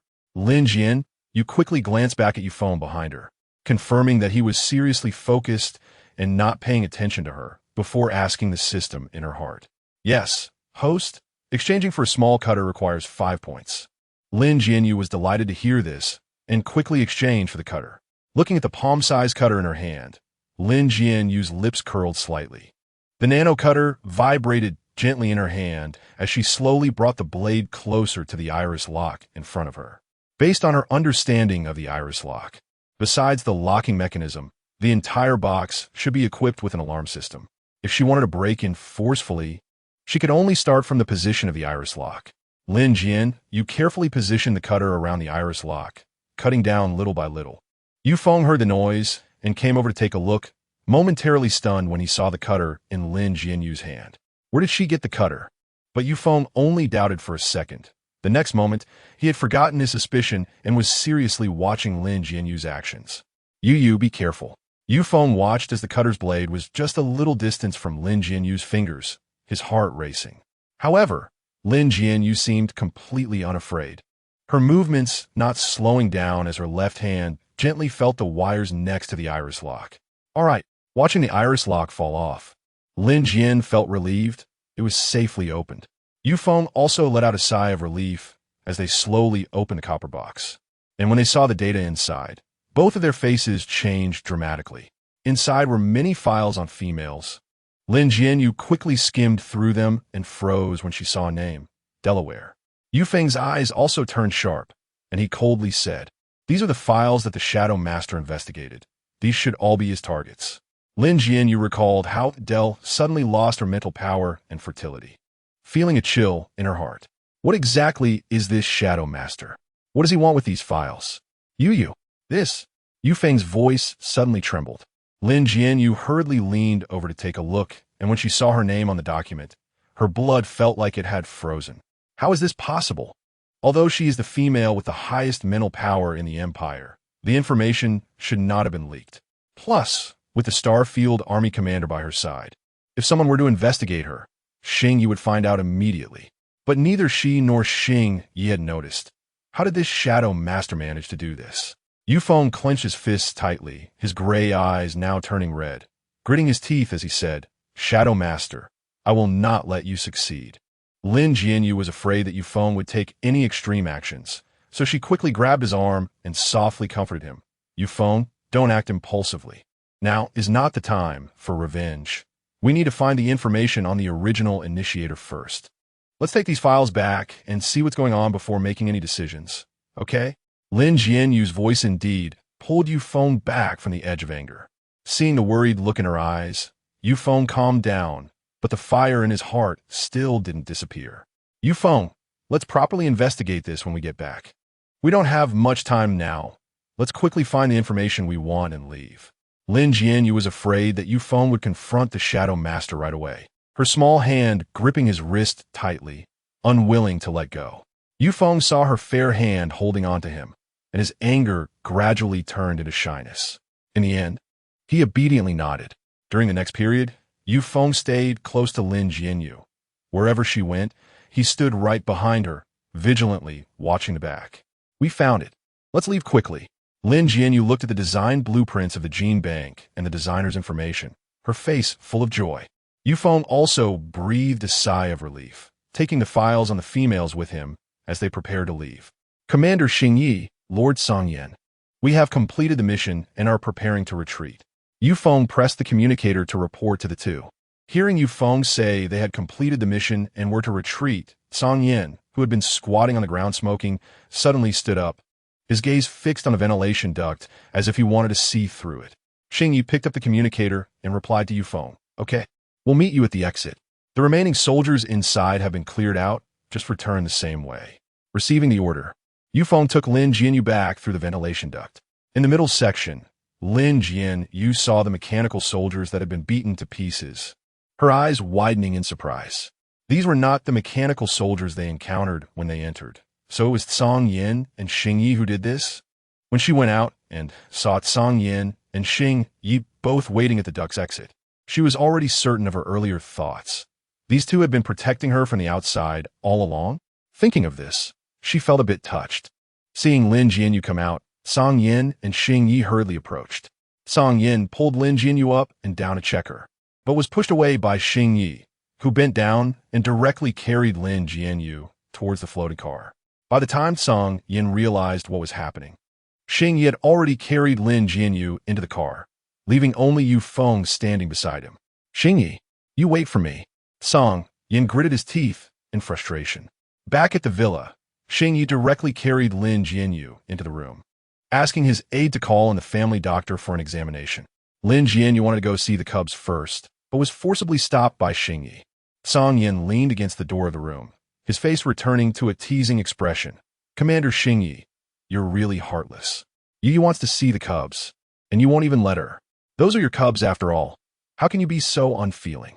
Xingyi shot a cold glance at Song Yin. But Song Yin was not afraid. Instead, he looked at Xingyi calmly, raising an eyebrow. Xingyi, I'm really fine. Yufeng helped protect me well. You should let the family doctor check on Yufeng. His injuries are more severe. Xingyi frowned tightly. Lin Jianyue was always like this, always thinking of others. He glanced at the silent Yufeng standing at the door and finally sighed, saying, All right, I'll go get the doctor to check on him. Yueyue, are you sure you're not feeling unwell anywhere? Lin Jianyue nodded repeatedly. Seeing her affirmation, Xingyi finally relented. The aide brought in the family doctor, and just as they were about to go upstairs, Song Yin pulled them into Yufeng's room. They was a bit confused, but seeing Lin Jianyue and Xingyi coming down from upstairs, he said nothing and did not question it. The doctor asked Yufeng to take off his clothes, and when everyone saw the wounds on his back, they all gasped in shock. Chapter 78. Dark Mysteries Experiment logged the wound on Yofeng's back had changed from black to green. The originally red blood had now turned black, leaving the medical practitioner feeling somewhat helpless. He had never seen such a wound before, and it was quite unbelievable. Lin Jianyue did not expect things to develop this way and anxiously asked the medical practitioner, How is his wound? Xingyi and Song Yin, for once, did not feel jealous of Lin Jianyue's concern for Yufeng. Both of their faces bore a hint of seriousness. After examining the wound for a while, the medical practitioner finally shook his head and said, This is the first time I've encountered such a wound. I need to go back and test it to know for sure. General Xingyi, I will have someone begin testing immediately, but first, I will clean his wound. Lin Jianyue stepped forward, her fingertips lightly touching the skin at the nape of Yofeng's neck. That strange green color was visibly spreading, and the black blood seeped out through the gaps in the bandages, creating eerie patterns on the white bedsheet. The medical practitioner collected the blood in a test tube, but his hand trembled slightly as he held the sample. He had heard a faint sizzling sound coming from the black blood in the tube. This toxin is continuing to mutate. The medical practitioner's voice was filled with disbelief. Miss Jianyue, General Xingyi, this may not be an ordinary neurotoxin. Upon hearing this, Xingyi's golden pupils locked onto Yofeng's wound, and he gently grasped Lin Jianyue's slightly trembling, cold fingertips. Looking at the medical practitioner, he coldly commanded, Send the sample to the highest laboratory in the Northern Territory, immediately. The aide quickly responded, placing the test tube sample into a safe before swiftly leaving. Xingyi's gaze was icy, his expression dark as he watched the aide and medical practitioner depart.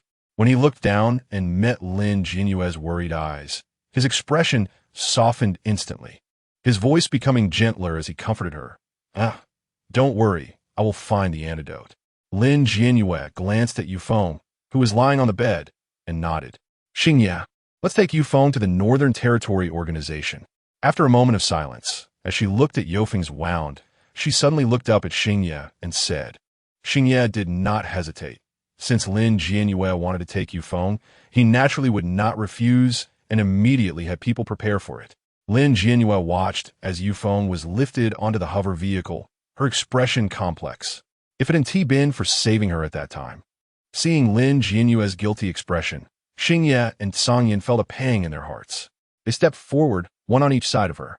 Yeah, don't blame yourself. It is Yufeng's duty to protect you. Xingyi gently wrapped his arm around Lin Jianyue's shoulder to comfort her. Song Yin glanced at Xingyi's hand and immediately felt displeased. He reached out and pulled Lin Jianyue directly into his embrace.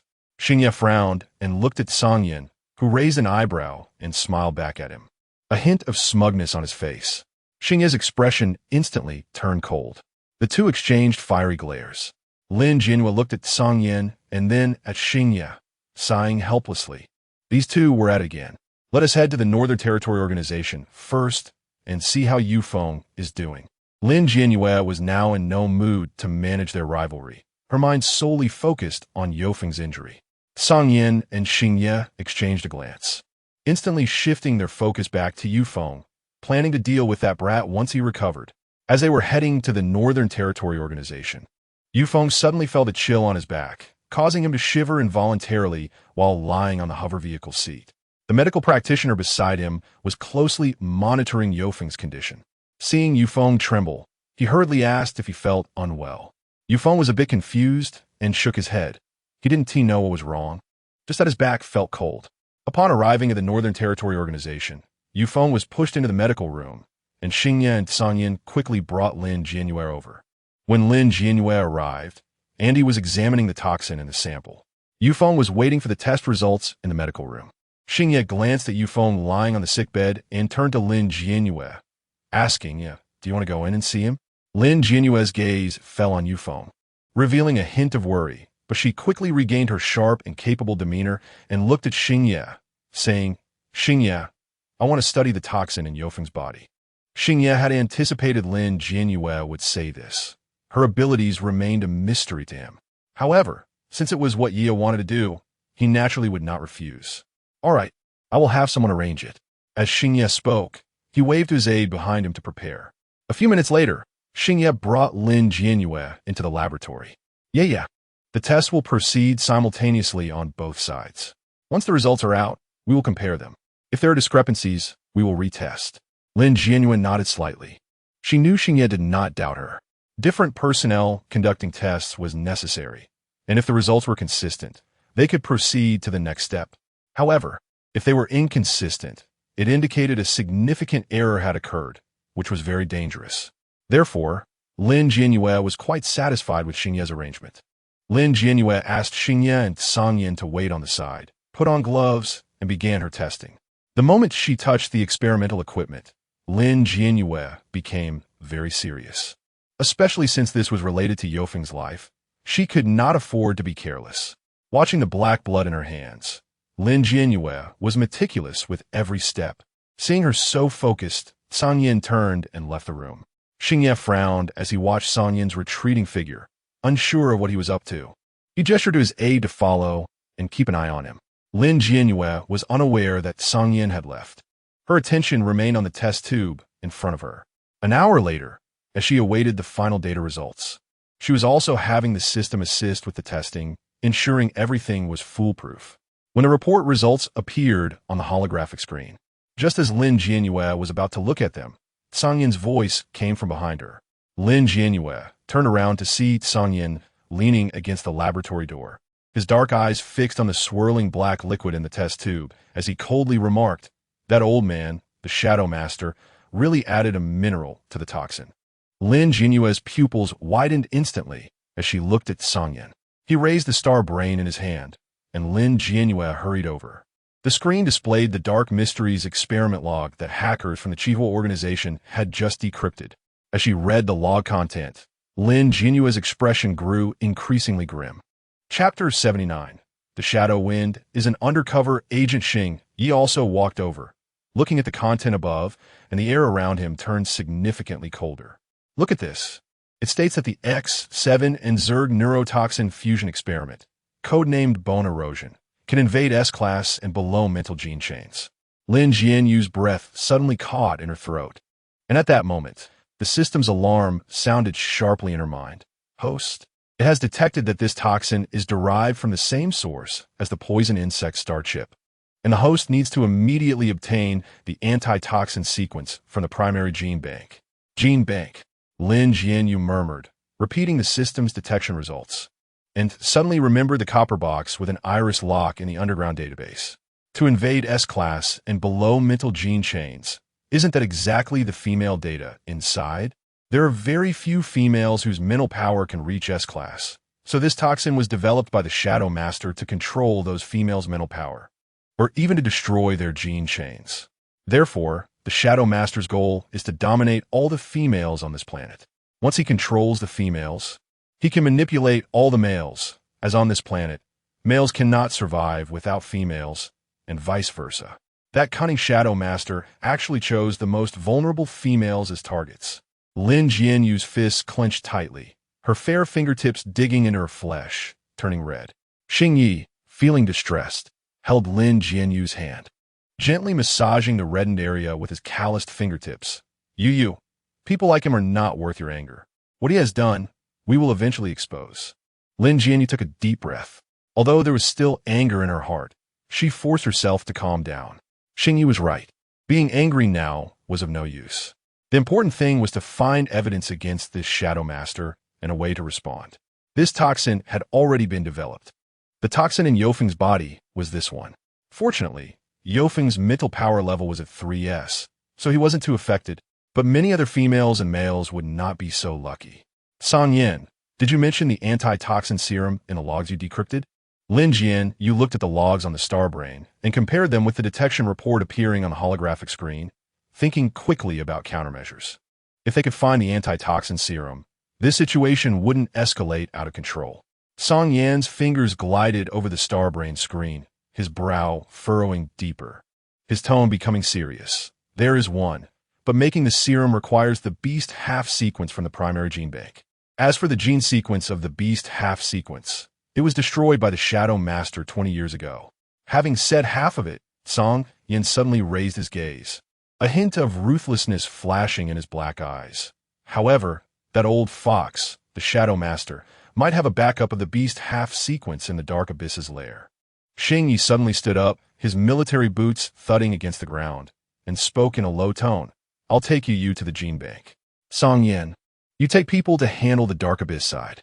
Prepare for both possibilities and see if we can find this beast half sequence. Song Yin closed the star brain in his hand, slightly frowning as he looked at Xingyi. Are you sure you can get into the gene bank? Xingyi nodded. Based on the information Lin Jianyue and Yufeng retrieved from the Dark Abyss underground database about the primary designer of the gene bank, Xingyi's army had cracked the gene bank's password, and he could directly take Lin Jianyue inside. Seeing Xingyi's confident expression, Song Yin said nothing more, slightly nodding as a form of agreement to the arrangement.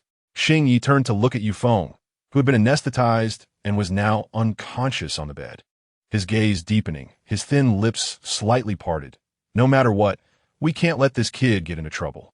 Song Yin raised an eyebrow, glancing at Yufeng, but unusually did not refute this, instead handing Lin Jianyue a vial of blue liquid. Yueyue, this is a temporary stabilizer from the Qian organization. It can temporarily stabilize during a mental power crisis. Remember, the firewall of the gene bank was set by the Empire's highest mental power user, and anyone below 4S cannot forcibly break through. If your mental power goes out of control, use this. And this.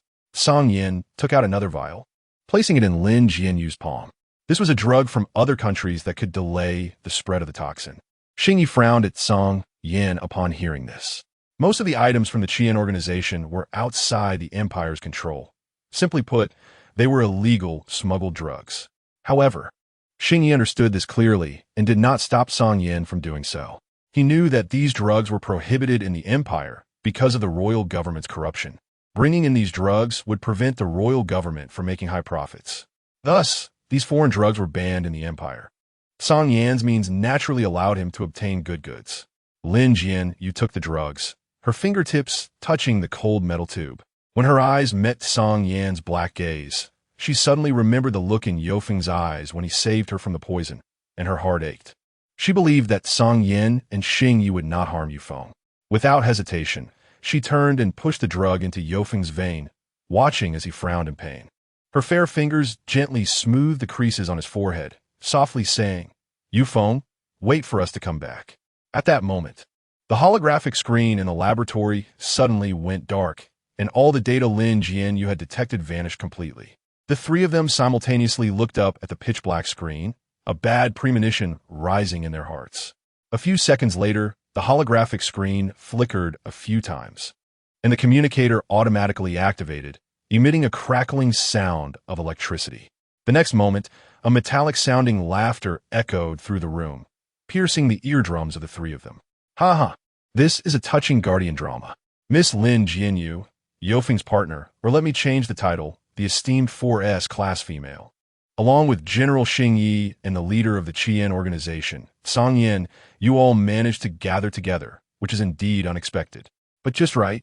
Would you like to see the true identity of your little killer? Shadow Master, what do you want to do? Song Yan's hand had already moved to the tactical dagger at his waist, his gaze fixed tightly on the surroundings. The vice officer immediately led soldiers to investigate near the Northern Territory Organization. Xingyi frowned tightly. The Shadow Master, who could hack into the Northern Territory Organization's system, should not be underestimated. What do I want to do? I want to see the entire empire fall into panic. I want to see the once high and mighty General Xing you reduced to my slave. Ha ha. Are you not curious? Why has Yueyue, as the head of the Dark Abyss Organization, disappeared for so long without me looking for him? The Shadow Master's words made the hearts of the three sink. Could it be Yueyue was an undercover agent sent by the Shadow Master, lurking beside them? Chapter 80: The Invasion of the Shadow Master. Without giving the three of them a chance to guess, the originally dark holographic screen suddenly lit up, revealing a familiar figure. Yueyue was kneeling on one knee in front of the fully mechanical Shadow Master, dressed in the dark uniform of the Dark Mysterious Organization, with a dagger pressed against the throat of female. The expression in his gray eyes was utterly unfamiliar. Lin Jianyue's pupils constricted at the sight. Just then, Yueyue, who had been lying unconscious on the bed, suddenly twitched. The system alert in Lin Jianyue's mind exploded again. Warning. Host. Detected deep binding between Yueyue and the Dark Mysterious Organization. Preliminary sensing indicates that Yuefeng's genetic sequence contains a control chip implanted by the Shadow Master. Impossible. Lin Jianyue's voice trembled as she instinctively took a step back, nearly losing her balance. But fortunately, Xingye steadied her from behind. Xingye's eyes turned cold as a knife. Fixating on Yueyue on the holographic screen, his voice almost squeezed out between his teeth. Shadow Master, what exactly do you want? The increasingly arrogant laughter of the Shadow Master came from the communicator again. What do I want? Naturally, I want you to see that the so-called guardian next to the esteemed 4S level female is merely a dog I raised. Oh, by the way, I forgot to tell you. The antidote to the bone erosion toxin. Don't you want to know what it is? It's right next to Yuefeng's heart in the control chip. If you want it, you don't need to go through so much trouble to infiltrate the Dark Mysterious Organization. Just dig out Yuefeng's heart, and you can see it. Ha. The communicator suddenly cut off, and the holographic screen flickered a few times before completely extinguishing, with the Shadow Master's laughter fading from the communicator. The holographic screen's image returned to the data results detected by Lin Jianyue. The expressions of the three were not good, and the room fell into a deathly silence, with only Yuefeng's painful gasps clearly audible. Lin Jianyue looked at the pale face of the boy on the bed, and a scene suddenly flashed in her mind. Data she had briefly seen in the underground database of the Dark Mysterious Organization, marked with the label Experimental Subject 001. Since the data did not provide detailed information about the experimental subject, Lin Jianyue had the system remember it, planning to check back later to see if it would help with the current situation. Remembering the Shadow Master's words earlier in Yuefeng's unfamiliar gaze, Lin Jianyue felt a chill run down her spine. Xingye, Zhangyan, Lin Jianyue lowered her head, her voice unusually firm. We can't do both things at once. We need to find a half-beast sequence and extract the chip from Yuefeng's body. Xingye and Zhangyan both nodded simultaneously. Zhangyan put the star brain away into his tactical belt, a hint of determination flashing in his dark eyes. I'll take down the Dark Mysterious Slayer, and the gene bank will be handled by you and Xingye. Remember, the Shadow Master's target has never been Yueyue, but the 4S level gene inside you. After Zhangyan finished speaking, he looked at Xingye, his eyes carrying a hint of warning. Xingye, this time it's up to you to take care of Yueyue. Don't come back like that kid, injured and needing me to bring people to rescue you. Xingye looked at Zhangyan with a complex expression, knowing that Zhangyan was worried about him, a rare smile gracing his lips. Xingye then turned to Lin Jianyue, gripping her hand tightly, his golden eyes reflecting her small face. Yeah, no matter what Yuefeng's past is, he is our person now. We will not give up on him, and I will not let anyone hurt you, including the Shadow Master. Lin Jianyue looked at the determination in Xingye's eyes, then glanced at Zhangyan, standing beside her. Catching a glimpse of the trophy she had given him hidden in his sleeve, the moon-shaped pattern on the hilt glinting in the light. She closed her eyes, took a deep breath, and forced herself to calm down. When she opened her eyes again, her blue irises reignited with light. Let's go to the gene bank. The door of the room slowly closed, leaving only Yofeng's unconscious figure lying on the bed. At the end of the corridor, the Shadow Squad was already geared up and ready to go. Song Yin lit a cigarette, and amidst the swirling smoke, his dark eyes flashed with the same fierce determination as Xingye's. He took a deep drag, threw the cigarette but on the ground, and a chilling smile crept onto his lips. Go and pull out that Shadow Master's mechanical spine for me. I want to use it as a golf club. Yes. Song Yin sneered and led the Shadow Squad towards the dark, mysterious organization. Meanwhile, Xingye's hovercar had broken through the Northern Territory's defense network, carrying Lin Jianyue towards the direction of the gene bank. As the hovercar broke through the atmosphere, Lin Jianyue looked out the porthole at the rapidly retreating nebula, her fingertips unconsciously rubbing the glass stone pendant Yufeng had given her. The coordinates of the gene bank flashed on the star brain in the hovercar's control panel, and the white building complex surrounded by auroras looked like a slumbering giant beast waiting for their arrival. Yeah. Xingye's voice interrupted her thoughts. The gene bank's initial firewall is woven from mental power. I need you to cover my mental waves with a 4S level field. Lin Jianyue turned sharply to look at Xingye. Her delicate brows furrowed tightly. No. Xingye, your mental power can't reach that level. If anyone is to break through, it has to be me. Xingye's mental power was already among the strongest in the entire empire at the 3S level, but the designer of this gene bank had a 4S level mental power. How could Xingye possibly break through? She couldn't allow Xingye to do that. Even if she had 4S level mental power, it wouldn't guarantee a 100 breakthrough, given that the builder was a 4S level male, and there was a significant difference between the mental fields of males and females. Xingye, being only at the 3S level, would surely be unable to forcibly break through the firewall. Xingye pressed his palm against the back of her hand, his golden eyes reflecting her image, his voice steady and firm. Yeah, trust me. Lin Jianyue looked deeply at Xingye, her eyes filled with complexity. She didn't want to see Xingye, Song Yin, or Yufeng get hurt while trying to protect her. Xingye, I will let you try once, but if it doesn't work, then leave it to me. This was Lin Jianyue's final concession. She understood Xingye's temperament well. He would absolutely not let her take risks. Xingye looked at Lin Jianyue, finally letting out a helpless sigh, and nodded slightly. All right, I promise you. Xingye looked at the coordinates displayed on the central star brain and nodded at Lin Jianyue. The first firewall of the gene bank had already been set up in the air. If they wanted to get in, they could only open the mental field inside the hovercar. Otherwise, they would be discovered by the gene bank personnel, and the firewall would automatically activate its defenses. Lin Jianyue also nodded in response to Xingye. The blue mental field surged out like a tide, merging with Xingye's golden mental field. A few seconds later, Xingye's eyes widened in shock, looking at Lin Jianyue with incredulity and concern. Chapter 81. Lin Jianyue faints. Xingye never expected that Lin Jianyue would directly reject his mental force field, leaving only Lin Jianyue's blue mental force field surrounding the hovercar. Xingye wanted to stop, but they were about to rush into the first firewall, and if he stopped now, they would likely be discovered. Xingye's gaze darkened, gritting his teeth, his voice almost a roar. Yeah, hold on, we're almost there. Xingye never anticipated that Lin Jianyue could repel his mental force. He had underestimated her mental strength. Lin Jianyue did not respond, only stared at the porthole in front of her, watching her blue mental force field slowly merge with the firewall ahead. She thought it would be painful, but unexpectedly, she only felt a slight vibration within her body, nothing more. Yeah, we've passed the first layer. The second layer firewall is coming up with neural interference waves. If you can't hold on, just withdraw. Xingye looked worriedly at the silent Lin Jianyue beside him. He had observed Lin Jianyue's condition while passing through the firewall. Even though Lin Jianyue was at 4S level mental strength, there would still be some fluctuations after passing through such a firewall. Yet, Lin Jianyue didn't even furrow her brows, which shocked him. Lin Jianyue did not respond, only gave a faint nod. As the hovercar broke through the last layer of light membrane, the central control system suddenly emitted a piercing alarm, and hundreds of energy beams shot down from the sky.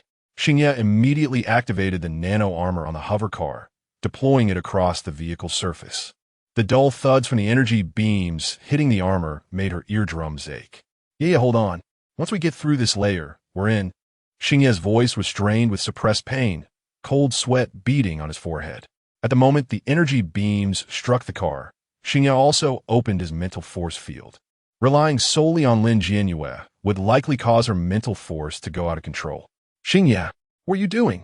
Lin Jianyue felt a familiar mental force emerge within her, and her eyes instantly turned red. Xingye's mental force wouldn't hold out. Don't worry, yeah, we'll be through soon. Xingye gritted his teeth tightly, and seconds later, the hover car burst through the last firewall. The nano armor was severely damaged by the energy beams. And as the two emerged from the vehicle, they saw the gene bank door ahead. Just as they were about to approach, Lin Jianyue suddenly noticed several invisible energy waves emanating from the gene bank door. Seeing that Xingye was unprepared, Lin Jianyue's frail voice suddenly lunged towards his sturdy body. Be careful. Before Xingye could react, Lin Jianyue had already covered the two of them with her mental force field. Forming a shield, energy waves struck the shield, and Lin Jianyue's small body trembled continuously. Xingye tried to break free, but he was taken aback by Lin Jianyue's unexpected strength. Even after struggling for a while, he couldn't escape her grasp.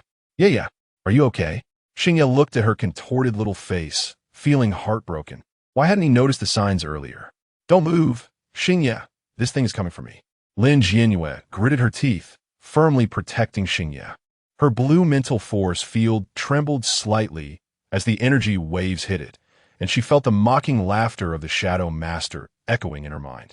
She realized that when those energy waves appeared, Xingye should have noticed them, but he clearly hadn't seen the waves approaching. Coupled with the current tremors affecting the mental shield, Lin Jianyue speculated that these waves were specifically designed to target mental systems at 4S level and above. Because it was absolutely impossible for anything below 4S to directly breach the first two layers of firewall. They would likely be eliminated at the first layer. If they were lucky enough to break through the first layer, the neural interference from the energy beams of the second layer would be impossible to withstand. Therefore, only those above 4S could break through the first two layers of firewall and enter here. If these energy waves harmed Xingye, the consequences would be unimaginable. Yeah. Xingye clenched his fist, watching Lin Jianyue's pained expression, feeling an overwhelming sense of guilt. If he had thought of this earlier, Lin Jianyue wouldn't be suffering so much. It was unclear how long these energy waves persisted, but just as Lin Jianyue felt she could no longer hold on, the waves dissipated. In that instant, her mental force field suddenly closed. Xingye quickly cradled the limp Lin Jianyue in his arms, watching her small face drenched in sweat. Warning: the system has detected the Shadow Master's bone-corroding toxin simulation program embedded in the gene bank firewall. The host's mental force is being eroded. The system's voice suddenly exploded in Lin Jianyue's mind, but she no longer had the strength to respond. Yeah, wake up. Meanwhile, in the underground lair of the dark, mysterious organization, Song Yan's dagger sliced through the last energy barrier, and he saw the Shadow Master leisurely seated on the throne, playing with the tactical goggles of Yueyue. Song Yan's eyes turned cold, and the members of the Shadow Team and the Shadow Master's mechanical guards raised their guns almost simultaneously, facing each other. At that moment, the Shadow Master stood up, and Yueyu's goggles suddenly transformed into a mechanical pistol, the dark muzzle aimed directly at Song Yan's heart. Song Yan, long time no see. The Shadow Master's mechanical eye flickered with red light. Your little female is currently in the gene bank, helping me complete the final step of the experiment. Do you want to see what it looks like when a 4S level mental force collapses and turns into a monster? Song Yan's black eyes suddenly constricted, the safety on his gun already off, as if he was about to shoot the Shadow Master in the head at any moment. What have you done to Yueyue? Song Yan shouted, suppressing his anger. He couldn't panic now. This could just be the Shadow Master's scheme. Yueyue was with Xingye, and she wouldn't be in danger. Song Yan continuously comforted himself in his mind. The Shadow Master, seeing his expression, seemed to see through everything and coldly laughed.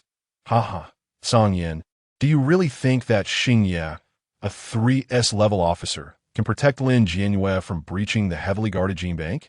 You are too naive. The gun in Song Yan's hand trembled, but he hit it well, staring intently at the Shadow Master. Refusing to let the muzzle stray from the Shadow Master's direction. Stop the nonsense. Today is your day of death. The Shadow Master slowly stood up from the throne, sneering. Oh, you still don't believe it? It seems I need to provide some evidence. As he spoke, the Shadow Master clapped his hands, and suddenly, Xingye's voice echoed in the room. Yeah, hold on. We'll soon get the half-B sequence. You mustn't get hurt. Xingye's voice came through the communicator, and Song Yan's pupils dilated sharply, nearly losing his grip on the gun in his hand. Chapter 82. Lin Jianyue appears. Xingye's voice was flustered. This was the first time the once aloof military commander had lost his usual cold demeanor. At this moment, he was simply a male trying to protect a female. His rough hand gently stroked Lin Jianyue's small face, revealing anxiety and panic on a face that had always been calm and composed. The cold-faced military commander from before had completely vanished. Lin Jianyue seemed to hear Song Yan's worry, slightly furrowing her brows. She forced her eyes open and saw the worried expression in Xingye's beautiful golden eyes. Yueyue, seeing Lin Jianyue awake. Xingye's voice seemed to carry a hint of tears. I'm fine. Lin Jianyue weakly smiled, her delicate hand gently tugging at Xingye's ear. Hurry inside. We're just one step away. Xingye looked at Lin Jianyue's weak appearance and wanted to refuse. But then he remembered that she had exhausted all her mental energy to break in. Leaving like this would betray her efforts. He nodded in a panic, holding Lin Jianyue and standing up. Okay, once we get it, we'll go home. He had to find a half-beast sequence gene. Lin Jianyue had worked so hard to save Yueyue, and he could not let her down. Xingye gently held Lin Jianyue in his arms and steadily walked toward the large door in front of them. The gene bank's password had been cracked, and Xingye entered the code, causing the door to open automatically. The interior was different from what he had imagined. After the door opened, there was a titanium alloy wall with only a display screen on it. He just needed to input the name or number of the gene sequence he was looking for, and it would appear automatically. With trembling hands, Xingye typed half-beast sequence on screen. There was a beep, and the holographic input screen retracted. When it reappeared, a thick stack of documents was placed where the holographic screen had been. Xingye quickly collected the documents and hurried back to the hover car while holding Lin Jianyue. Inside the dark, profound organization, Song Yan only heard Xingye say one sentence before there was no more sound. How is it, Lord Song Yan? Now what do you believe?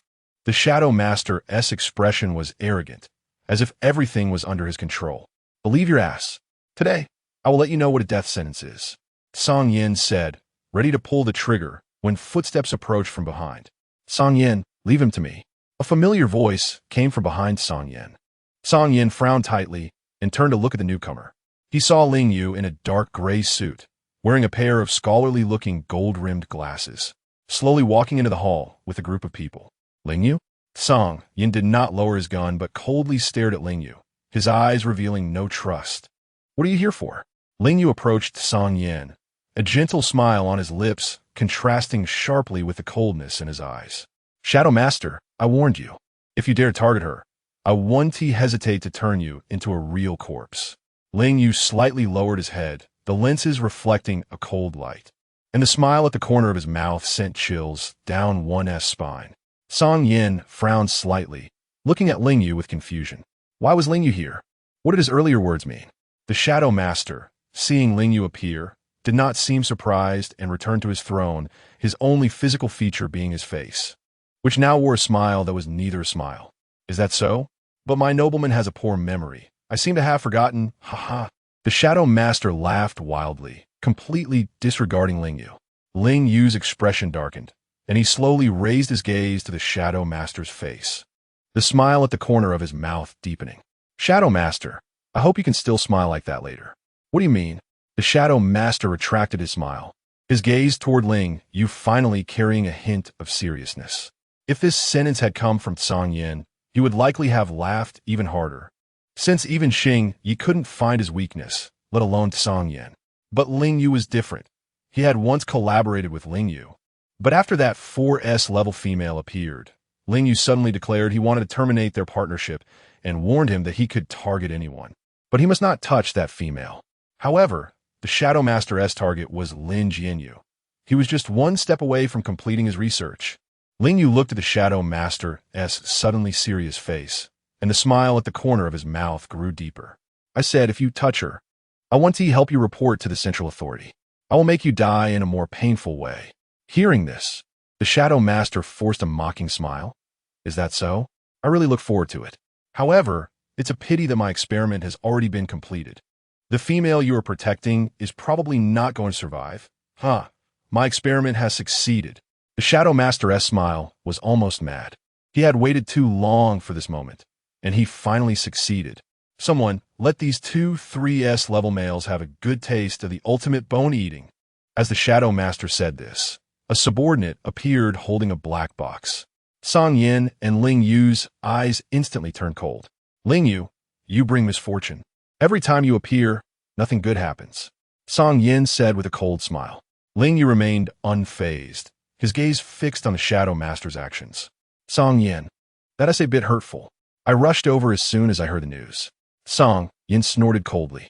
Someone like Ling Yu, who only saw benefits, would never easily do anything that brought him no profit. Didn't he believe he came over just to save him? What good ideas do you have now? Song Yin whispered, his gaze still on the Shadow Master on the throne. The Shadow Master watched as the two still had the leisure to whisper to each other, and his smile grew deeper. Go ahead, talk. Once your mental power collapses, you will turn into soulless beasts, and then there won't be so much to say. Song Yin secretly gritted his teeth and whispered, So, you really just came to watch the fun? Ling Yu replied coldly, No, I didn't come to watch the fun. I came to deal with the Shadow Master. Song Yin really didn't want to roll his eyes in such an environment. But Ling Yu's words made him unable to help but roll his eyes. I don't know if it's him dealing with you, or you dealing with him. Ling Yu's black leopard ears twitched, seemingly sensing something, and suddenly raised his head to look at the ventilation duct behind the Shadow Master, as if a glimmer of silver light flashed above. Song Yin noticed this as well, raising his eyebrows slightly. The Shadow Master, seeing that the two were no longer afraid, felt very displeased and directly instructed his subordinates behind him. Open it. Let these two organization leaders experience what it's like to fall from grace. Chapter 83. Song Yin strikes Xing White. Song Yin had his gun ready, but Ling Yu pressed down on the muzzle. What are you doing? Song Yan's eyes burned with anger as he stared at Ling Yu, suspecting that Ling Yu was in league with the Shadow Master. If he didn't shoot now, they would die here. Don't rush. Wait until he takes out the item, Ling Yu said in a low voice, glancing at the box in the Shadow Master's hand. A slight smile on his lips. The Shadow Master opened the box held by his subordinate with his mechanical arm and took out a green vial. Ling Yu's eyes flickered, and he suddenly beckoned with his finger. In that instant, Song Yin saw a small cold light shoot out from the ventilation duct, heading straight for the Shadow Master's subordinate. Song Yin, go! Ling Yu shouted as he charged forward. Song Yin realized that the object was a small anesthetic bullet. Ling Yu had indeed come prepared. The Shadow Master did not expect such a turn of events. As he watched his subordinate fall, his expression turned cold. Just as Ling Yu reached him, a strange red light suddenly emitted from the Shadow Master's mechanical arm. Song Yin sensed danger. The Shadow Master's entire body, except for his head, was mechanical, and there must be some weapon inside his arm. He regretted calling Ling Yu prepared. He felt like a fool. Without thinking too much, Song Yin instinctively fired at the Shadow Master's arm. Nano-laser beams erupted at that moment, shooting directly toward the Shadow Master and Ling Yu. Ling Yu dodge! Song Yin shouted. Ling Yu instinctively sidestepped, and the nano-laser hit the Shadow Master's mechanical arm, making a metallic clashing sound. The Shadow Master only paused momentarily, not suffering any real damage, but during that brief moment, Ling Yu knocked the Shadow Master to the ground. Ling Yu's subordinates rushed in with plasma stun guns, firing at the Shadow Master's energy core. Under the electric current's penetration, the Shadow Master instantly lost his ability to move. Ling Yu stood up, coldly looking at the Shadow Master, who had turned into a puddle of mud on the ground. He took out a handkerchief, disgustedly wiped off the non-existent dust from his hands, and said coldly, Shadow Master, your scheme ends here. He threw the handkerchief onto the Shadow Master's face without looking back and turned to leave. As he passed by Song Yin spoke up, the Shadow Master is mine. Ling Yu stopped, looking at Song Yin with a smile in his eyes. Song Yin, even if the Shadow Master is handed over to Xingyi, he will only be exiled. He can still come back. But giving him to me is different. I have many buyers waiting for him. Song Yin narrowed his eyes. He didn't know what Lin Jianyue was planning, and he couldn't trust him. Just as Song Yin was about to forcibly take the Shadow Master away, members of the Shadow team hurriedly approached and whispered something into Song Yan's ear. Song Yan's expression changed instantly. He didn't bother saying much to Lin Jianyue and shouted to his subordinates, "Regroup, return to the Northern Territory Organization." Lin Jianyue stood in place, squinting slightly, as if guessing Song Yan's thoughts. A few seconds later, he suddenly remembered something, instructed someone to take the Shadow Master away, and quickly followed Song Yin out of the dark abyss space. Inside the Northern Territory Organization, Xingyi stood by the bedside, looking at Lin Jianyue's pale little face. His composure gone. Andy, with a detector, observed Lin Jianyue's vital signs, his hands trembling slightly. Xingyi's aura was chilling, as if his head would fall if he couldn't find a reason for Lin Jianyue's coma. "General Xingyi, Miss Jianyue's vital signs are stable. We haven't found the cause of her coma yet." Andy stammered as he set down the detector, his speech faltering. This was the third time he had checked, and the result was the same as the previous two. Xingyi's golden eyes flashed crimson, and he roughly grabbed Andy by the collar, veins bulging on his forehead. "What did you say? Say it again." "Vital signs stable. Why is she still unconscious?" Andy's legs began to tremble. He didn't know why either. He wanted to know. The vice officer, fearing Xingyi would lose control, hurriedly stepped forward to intervene. "General, calm down. Miss Jianyue might have fainted due to excessive use of her mental power." Before the vice officer could finish, Xingyi abruptly turned to him, his gaze as if it could slice the vice officer into pieces, making the vice officer, who had been by Xingyi's side for many years, involuntarily shrink his neck. "Xingyi, what's going on? Didn't I tell you to protect her?" Song Yan's furious voice came from behind Xingyi. As Xingyi turned around, a fist came flying towards his face. Completely unprepared, he took Song Yan's punch squarely.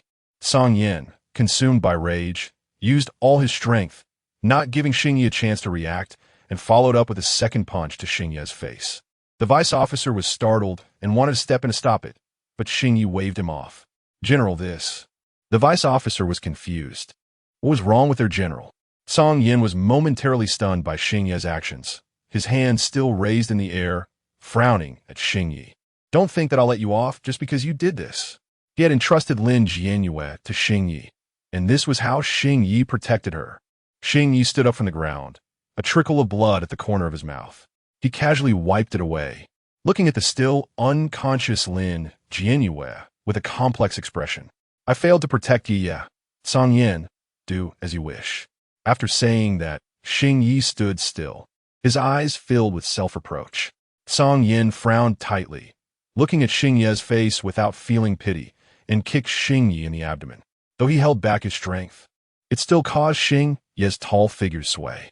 "Xingyi, I misjudged you." Song Yin snorted coldly. At that moment, Lin Jianyue hurried in, standing at the door of the room. Seeing Lin Jianyue in a coma, a different expression finally appeared on his face. "What on earth is going on?" Lin Jianyue spoke. Song Yin and Xingyi turned simultaneously, their faces showing caution upon seeing Lin Jianyue at the door. "Who let him in?" "Vice officer," Xingyi shouted angrily. The vice officer finally dared to speak up. "General, I'll have someone escort him out right away." "Leader Lin Jianyue, please." Lin Jianyue coldly stared at the vice officer. The expression that had appeared earlier, now completely gone. "General Xingyi, as a friend of Miss Jianyue, can't I just come see her?" Before Xingyi could respond, Song Yin coldly snorted, "Humph. Lin Jianyue, Miss Iya has no friends like you. If you don't leave now, I can't guarantee which part of you this gun will be aimed at." Chapter 84. The motive of the Shadow Master. Lin Jianyue slightly lowered his head, the reflection of his glasses glinting coldly, his heterochromatic pupils revealing no emotion as he calmly spoke. "I know the Shadow Master's experiments better than anyone. Are you sure you want to do this?" Lin Jianyue's words caused Song Yan's hand to tremble slightly. He wasn't sure if he should trust Lin Jianyue. Lin Jianyue's credibility was low, but this was related to Lin Jianyue's body, and Song Yin dared not be careless. Xingyi had dried blood at the corners of his mouth as he stood beside Song Yin, staring intently into Lin Yu's eyes, as if trying to see through him. The room fell silent for a moment. Just as Xingyi was about to respond, the unconscious Lin Jianyue let out a soft moan. Song Yin and Xing Ye's faces instantly lit up with joy as they hurried to Lin Jianyue's side, looking at her with excitement. Yueyue, can you hear us? Yueyue, you're awake, right? The two of them dared not take their eyes off Lin Jianyue's face, afraid to miss the moment she woke up. Lin Jianyue felt the noise around her and frowned slightly, slowly opening her eyes, squinting against the harsh light. Once she adjusted to the light, Lin Jianyue saw two big faces beside her looking at her with concern. Her mind momentarily blanked as memories of before her unconsciousness gradually surfaced. Remembering Yu Feng's condition, she propped her tired body up. Song Yin and Xing Yi both reached out their hands to support Lin Jianyue, their fingers accidentally brushing against each other. They looked up to meet each other's gaze, sparks flying in the air. Lin Jianyue rubbed her slightly aching forehead, wondering why these two were getting jealous of each other at this moment. What happened to you, Feng? Lin Jianyue reached out her small hands, placing one on each of their hands. Feeling the soft touch, the two snapped back to reality, their gazes softening as they looked at her. Yu Feng's vital signs are stable. Don't worry about him for now. Yueyue, how do you feel? Lin Jianyue shook her head slightly. The Shadow Master's bone-eroding poison didn't seem to affect her much. At that time, she only felt a bit overwhelmed since she had never maintained her mental power for such a long time, which is why she slept longer than usual. I'm fine. I feel pretty good. Lin Jianyue tried to move her body a bit and found nothing unusual. Only then did Xing Yi and Song Yin breathe a sigh of relief. Impossible. Impossible. How could you possibly be fine? Suddenly, an angry roar broke the silence in the room. Lin Jianyue then realized that there were others in the room. Xing Yi and Song Yin turned to see that Ling Yu's subordinates had somehow brought the already awake Shadow Master to the doorway. Lin Jianyue naturally noticed Ling Yu's figure, her eyes flashing with a hint of shock, but she said nothing more. Xing Yi, still confused, looked at Song Yin, wanting him to explain what the Shadow Master's words meant. Song Yan's eyes were filled with coldness, his mind only focused on killing the Shadow Master, completely oblivious to Xing Ye's questioning gaze. Seal his mouth, Ling Yu shouted at his subordinates. He didn't want to hear the Shadow Master's voice anymore. Wait! Lin Jianyue's sweet voice interrupted Ling Yu. Ling Yu quickly raised his hand, signaling his subordinates to hold off, then turned to look at Lin Jianyue with a gentle gaze. Miss Jianyue, we've met before. I am Ling Yu. Ling Yu stepped forward and slightly bowed to Lin Jianyue. Xing Yi and Song Yin immediately positioned themselves in front of Lin Jianyue, preventing Ling Yu from getting closer. Lin Jianyue was momentarily stunned, her mind not fully processing what was happening. She was curious as to why Ling Yu was here. Her fair little hand gently grasped the wrists of the two, shaking them slightly as she said, It's okay, Xing Yi, Song Yin. I have something I want to ask Leader Ling Yu. Upon hearing Lin Jianyue's distant address, Ling Yu's eyes darkened momentarily, but he quickly suppressed that emotion. He had indeed done some unforgivable things before meeting Lin Jianyue, but after seeing her at the last auction, he resolved to become her partner. Although Lin Jianyue didn't have a good impression of him, he wasn't going to give up so easily. Xing Yi and Song Yin shot Ling Yu a disapproving glance, but did not stop Lin Jianyue. They slightly turned aside, allowing her to see Ling Yu, but their eyes remained fixed on him. Leader Ling Yu, do you know about the experiments the Shadow Master mentioned? Lin Jianyue raised her face, her blue eyes clear as glass, filled with inquiry. Her sweet voice gently asked. Ling Yu was taken aback, his heart seemingly brushed by a feather, rippling with emotions. However, having navigated the Empire for many years, he quickly concealed his feelings. He didn't want Lin Jianyue to see through his emotions. He wanted her to see the best version of him, not the messy version he used to be. Yes, Miss Jianyue, I know the Shadow Master's plan. May I explain it to you? The once high and mighty leader of the Abyss Group was now in a submissive posture before Lin Jianyue, shocking his subordinates. A man who dominated the business world and held the financial chains of the gray area was now bowing down to a female. This was an unexpected shock for them. Lin Jianyue glanced at Ling Yu, then at the Shadow Master behind him, her gaze sharp as she said, All right, I need you to speak honestly. Tell me everything you know. Right now, Lin Jianyue wanted to know how to remove the chip in Yu Feng's body and the bone-eroding toxin from him. Ling Yu slightly bowed, performed a gentlemanly gesture, then straightened up to look at the restrained Shadow Master, a hint of coldness appearing in his eyes. The Shadow Master's bone-eroding toxin was made using the X7 mineral toxin from the poison bug star. He had been poisoned there many years ago, losing his talent level and nurturing deep resentment. For years, he had been experimenting on both females and males to destroy their talent levels. But he could only reach a maximum of 3S level for females, like Princess Del, and he could not completely ruin males. Thus, he included them in the half-beast sequence, seeking an entry point from there, with Yufeng being the first test subject whom he considered a semi-finished product. As Ling Yu spoke halfway, his gaze suddenly turned icy as he looked at the Shadow Master, his tone growing colder. Until you, Miss Jianyue, appeared, he shifted his target to you. Xing Yi and Song Yin instantly looked at the Shadow Master, their faces filled with anger. They hadn't expected the Shadow Master to set his sights on Lin Jianyue. Lin Jianyue looked at the Shadow Master with no trace of pity in her eyes. A person like this deserved to die. So, you know about the chip in Yufeng's body? Chapter 85. Vital Signs Fluctuation. Lin Jianyue looked at Ling Yu. Her gaze no longer soft like before when they made eye contact, but instead became unfamiliar and cold. Ling Yu felt a tightness in his heart. The words he wanted to say stuck in his throat, unable to be spoken. Since he had decided to change, he did not intend to hide anything from Lin Jianyue. If she found out later that he had lied, she might hate him even more than she did now. Yes, I know. Ling Yu felt for the first time that what he had done was wrong. He lowered his head and gritted his teeth in response, like a child who had done something wrong. Upon hearing this, Lin Jianyue felt darkness clouding her vision. She slightly lowered her head, the tenderness in her eyes gone, replaced only by anger. Seeing that Lin Jianyue was silent, Ling Yu's heart was in a state of panic, but he still pretended to be calm on the surface. His mind was in turmoil, going through all possible strategies. He could not let Lin Jianyue hate him like this. He must do something to make amends. Xingyi, take the leader Ling Yu out. After a moment of silence in the room, Lin Jianyue suddenly spoke, her voice light yet cold and distant. Yeah, Ling Yu panicked in his heart, stepping forward to explain to Lin Jianyue, but was firmly blocked by Song Yin and Xing Yi. Song Yin had already pressed his nano-pistol against Ling Yu's chest, as if he would shoot if Ling Yu took another step. Is that what you call her to? Xing Yi, let your people take leader Ling Yu out. Xing Yi's expression also turned cold as he said to his deputy in a flat tone, Deputy, clear the area and see our guest out. Leave the Shadow Master. The deputy nodded and complied. Ling Yu knew that Lin Jianyue was definitely very angry now. But he could not give up like this. If he really left today, it might be difficult to meet Lin Jianyue again in the future. Miss Jianyue, I was wrong before, and I am willing to make up for my previous mistakes.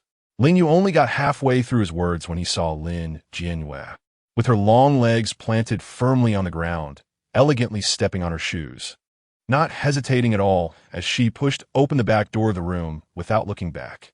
Ling Yu watched as that thin and resolute figure quickly disappeared into the shadow of the corridor, leaving only the empty door creaking as it swung. Song Yin and Xing Yi exchanged glances, instructing the deputy to handle the situation properly, and hurriedly turned to chase after Lin Jianyue. Ling Yu looked in the direction Lin Jianyue had left, his expression complicated, until he heard the deputy's voice ringing in his ear, pulling back his gaze. Leader Ling Yu, please. The deputy gestured for him to leave, his gaze leaving no room for argument. Ling Yu took one last look at the corridor, no longer seeing Lin Jianyue's figure. It could only turn and leave. The deputy had assumed there would be some conflict with Ling Yu, or that Ling Yu would forcibly take the Shadow Master away. But to his surprise, it went very smoothly. However, before Ling Yu left, he said something that was hard to decipher. If this is what she wants, then I won't forcibly take her away. After saying this, Ling Yu left with his subordinates. The deputy relayed Ling Yu's words to Xing Yi, while Song Yin and Lin Jianyue stood nearby listening.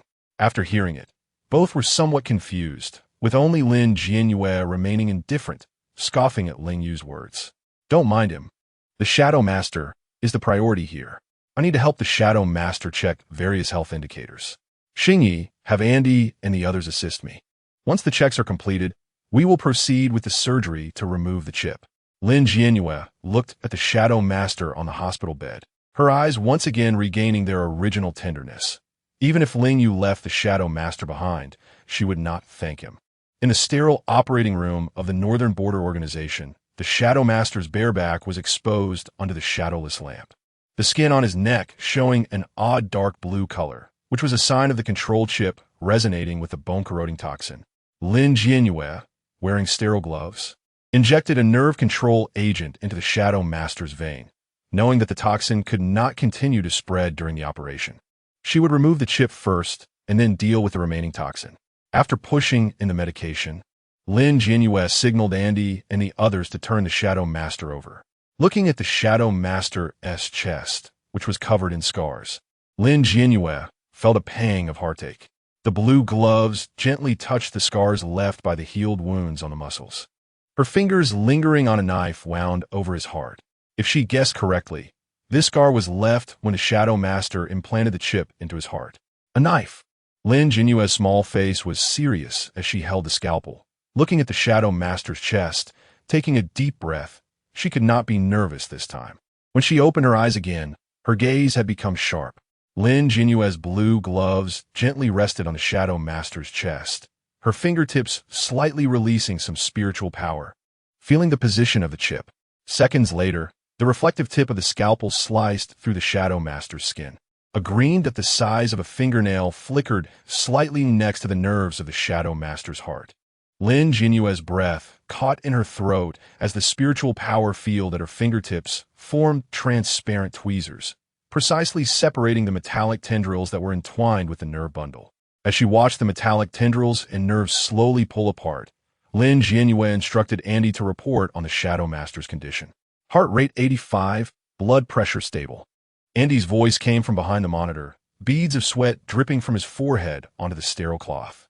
Miss Jianyue, the chip's tendrils have already penetrated the nerve bundle of the third cervical vertebra. Lin Jianyue did not respond, the surgical forceps in her fingers gleaming coldly. When the last connection between the tendrils and the nerve bundle was cut, the Shadow Master's body convulsed violently. The ECG monitor emitted a piercing alarm, and the core of the chip suddenly burst forth with red arcs of electricity, causing the bone-corroding toxin to spread wildly through the severed nerve gaps. Not good. The toxin has vaporized. Song Yan's shout came from the observation window, his palms slamming heavily against the glass, anxiously watching Lin Jianyue inside. Xingyi, quickly have her stop. Xingye's golden pupils were fixed on Lin Jianyue's pale knuckles, wanting to enter the sterile operating room, but blocked by the heavy door. Her spiritual power field was suppressing the spread of the toxin. Yeah, use the nerve blocker. But unfortunately, Lin Jianyue could not hear Xingye's urgent shouts. She bit her lip, pressing her left hand on the Shadow Master's nape, blue spiritual power wrapping around the boiling toxin particles like a spider web, while her right hand steadily held the surgical forceps, slowly extracting the chip core from the nerves. Suddenly, a system alert sounded in her mind. Warning: the chip is equipped with a self-destruct program. Self-destruct program activated. Countdown 3 minutes. Please detach immediately. Upon hearing the system's detection prompt, Lin Jianyue's hand trembled suddenly, her voice shaking. Shadow Master. Hold on. Lin Jianyue took a deep breath, forcing herself to calm down. But thinking of the system's prompt in her mind made her hand tremble uncontrollably. Miss Jianyue, vital signs are fluctuating. Andy's voice came through. Chapter 86. Exchange my gene sequence with Yueyue. Lin Jianyue suddenly opened her eyes. Just a moment ago, her trembling hands became calm the instant they touched the chip. She looked at Yueyue, who was unconsciously gripping the bedsheet, and suddenly remembered the glass stone pendant he had given her. The boy had been so shy at that time. The pendant was now placed in a sterile box next to the operating table, reflecting fragments of blue light under the layers of illumination. System, I want to use my genetic neural sequence to simulate a pulse. Right now, Lin Jianyue shouted in her heart. This simulation would use the system's waves to transmit her vital signs and brain waves into Yueyue's body, minimizing his suffering. In turn, the pain Yueyue felt would transfer to Lin Jianyue. The system responded immediately. Host, are you sure you want to proceed? This will cause significant damage to your nerves. Yes. Lin Jianyue answered firmly in her heart. Yueyue had done too much for her. She couldn't keep letting him and Xingye take the forefront. They needed protection too. The system fell silent and did not respond further, directly initiating the genetic neural sequence simulation. Lin Jianyue abruptly injected her mental energy into the chip interface, pulling the surgical pliers with force. The moment the chip detached from the nerve, a red arc sparked on her glove, while Yofeng's heart rate plummeted to 40. Cardiac arrest. Prepare for defibrillation. Andy instructed the surrounding researchers, grabbing the electrode pads, but then froze, staring blankly at the heart rate monitor as the data slowly returned to normal. At this moment, Lin Jianyue's face turned pale. All the pain from Yofeng's body had transferred to her. The sudden drop in heart rate was also due to the exchange of their gene sequences, meaning the previous heart rate drop was Lin Jianyue's rate. Her face was pale. Beads of sweat rolled down from her forehead, and her rosy lips had turned slightly white, but she persisted. Looking at Yufeng on the operating table, she closed her eyes, suppressing the intense dizziness, and tremblingly extended her fingers, wrapping the last of her mental energy into a cocoon of light around Yofeng's body. The black patterns visibly receded, revealing the new pink skin underneath. The chip has been removed. Lin Jianyue's voice was heavy with exhaustion as she tossed the blinking red chip into a lead box and proceeded with the final suturing work. Yeah. Outside the sterile operating room, Xingye and Sangyan had reddened eyes, their fists pounding heavily against the bulletproof glass, creating a loud noise. Lin Jianyue heard the commotion and slowly raised her gaze, a hint of reassurance appearing in her tired eyes before she lowered her head to continue her work. Although she was already dizzy, she still pressed on. She couldn't trust anyone else with Yofeng's body. Xingye and Sangyan watched Lin Jianyue's situation inside clearly, realizing that she was using her mental energy to forcibly restore Yofeng's physical state. If this continued, Lin Jianyue's mental strength would eventually collapse. Yeah, stop. Sangyan pounded on the bulletproof window, but Lin Jianyue seemed not to hear. Xingye, what are you waiting for?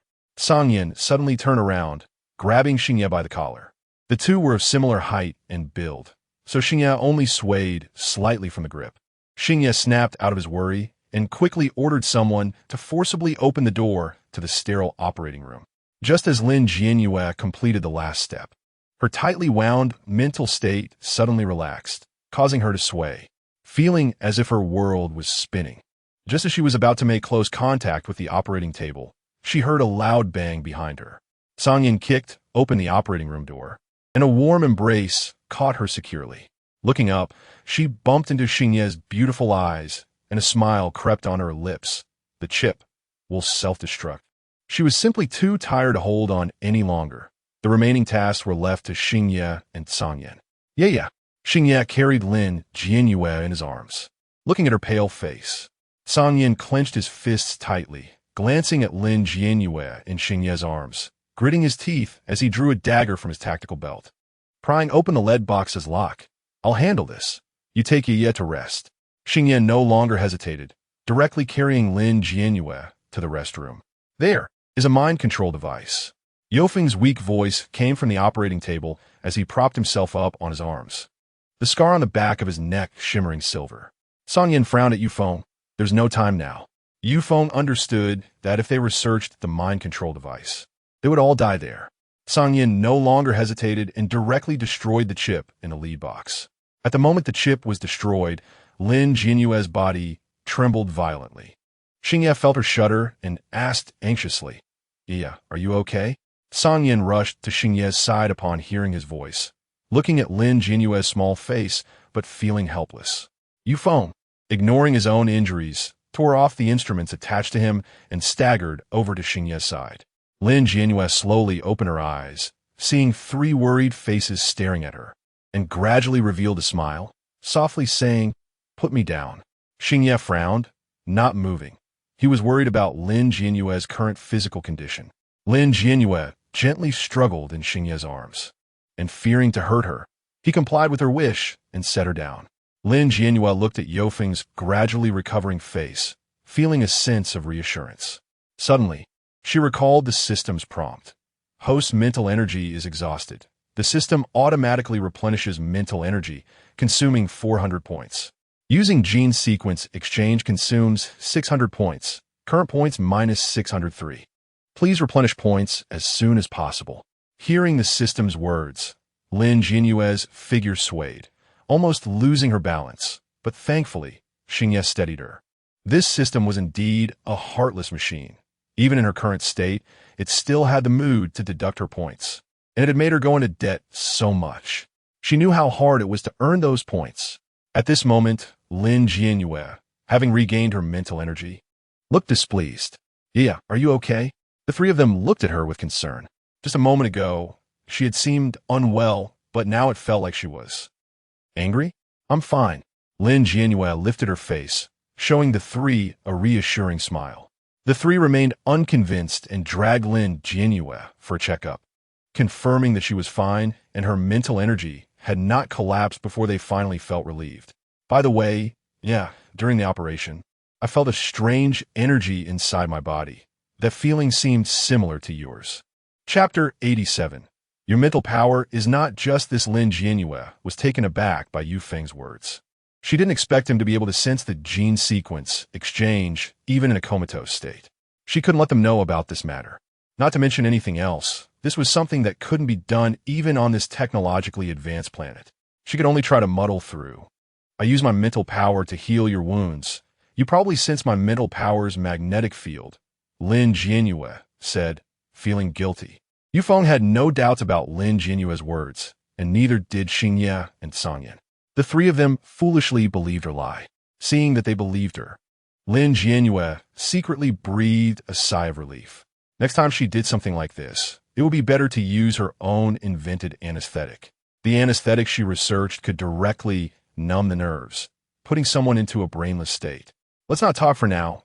Xingye, let Andy check Yufeng's nerve recovery condition," Lin Jianyue said, turning to look at Xingye, not wanting the three of them to delve deeper into Yufeng's words. Xingye nodded slightly.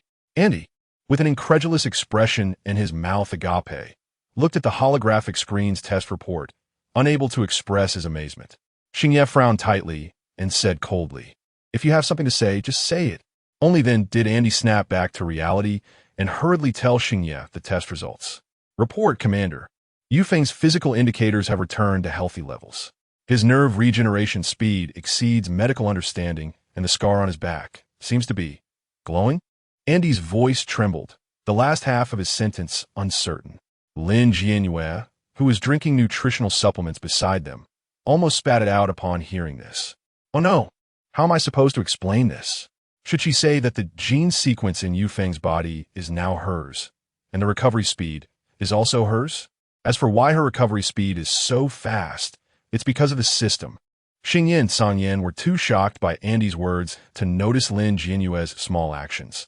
Both were focused on the test results above. Lin Jianyue quickly wiped her mouth of the nutritional supplement, casually approached the two, and seriously examined Yufeng's test report, saying with a grave expression, "This is indeed a bit strange. Could it be related to the chip from the Shadow Master, or the bone-eating toxin?" She pushed the suspicion away from herself and would think of a way to explain later. If she had known it would turn out like this, she shouldn't have woken up earlier. She should have just fainted and avoided all this trouble. Yufeng put on his clothes and sat obediently nearby, his gray eyes looking like a curious child, waiting for the result.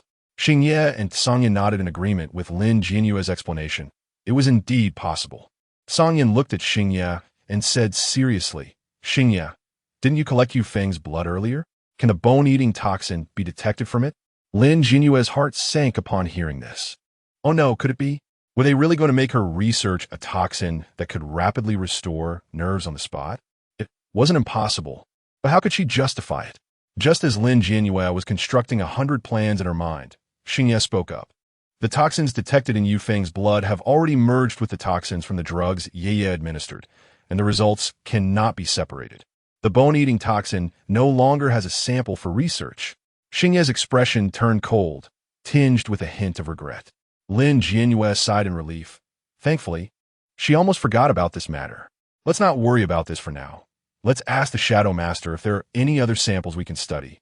Lin Jianyue interrupted Xingye and Sangyan's speculation. Xingye nodded, recalling the words Ling Yu left behind before he left, still somewhat unclear about their meaning. Hey, Xingye, what are you thinking about? Song Yin snapped his fingers in front of Xingye, bringing him back to reality. What? Xingye replied blandly. Song Yin leaned against the wall, a cigarette in his mouth, but unlit, just biting the corner. I'm asking you, did your soul leave home? Where's that old dog of the Shadow Master locked up? Xingye called and the officer outside the door to lead the way. Song Yin smirked playfully, broke the cigarette in his hand, and tossed it into the nearby incinerator. Old Shadow Master, are you ready to welcome your end? Seeing Yufeng return to his usual carefree demeanor, Lin Jianyue breathed a slight sigh of relief. At least the three of them didn't suspect her yet.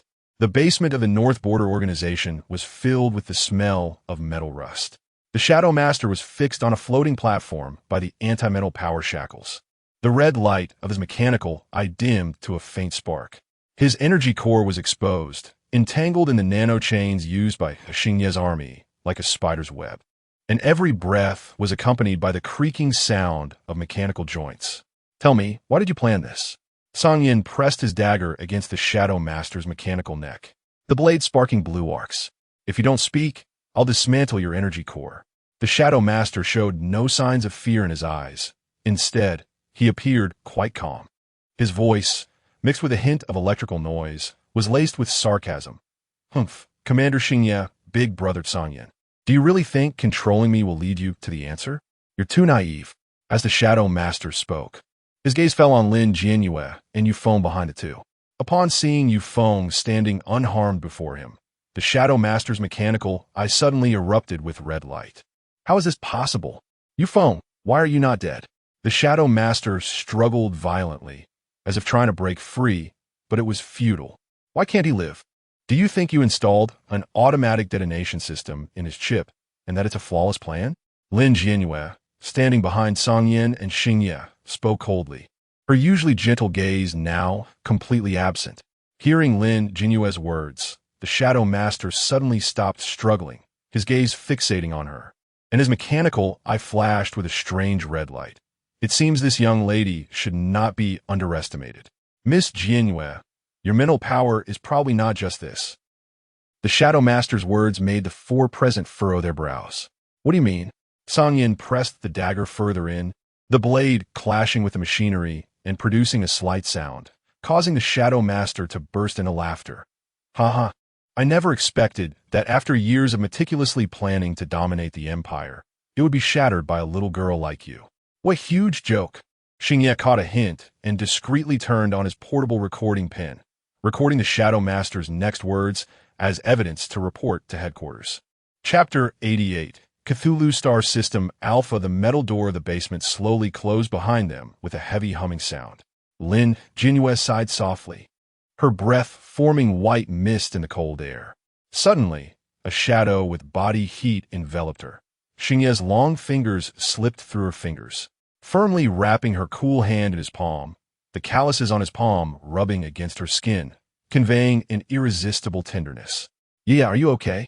Xingye's hot breath brushed past Lin Jianyue's ear, the scent of cedar mixed with his unique smell of gunpowder completely surrounding her.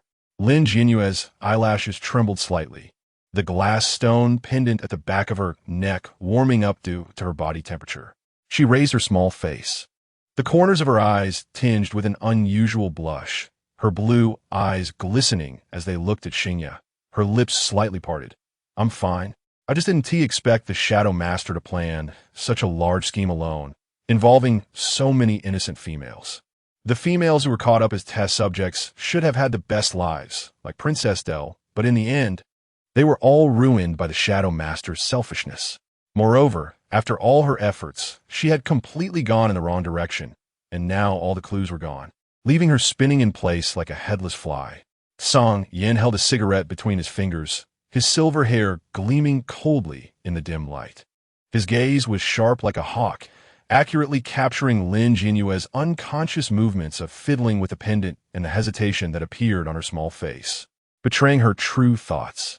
While Lin Jianyue was lost in her thoughts, the man had already stepped closer, his distinctly knuckled fingers gripping her falling hair, gently tugging to force her to look up into his black eyes.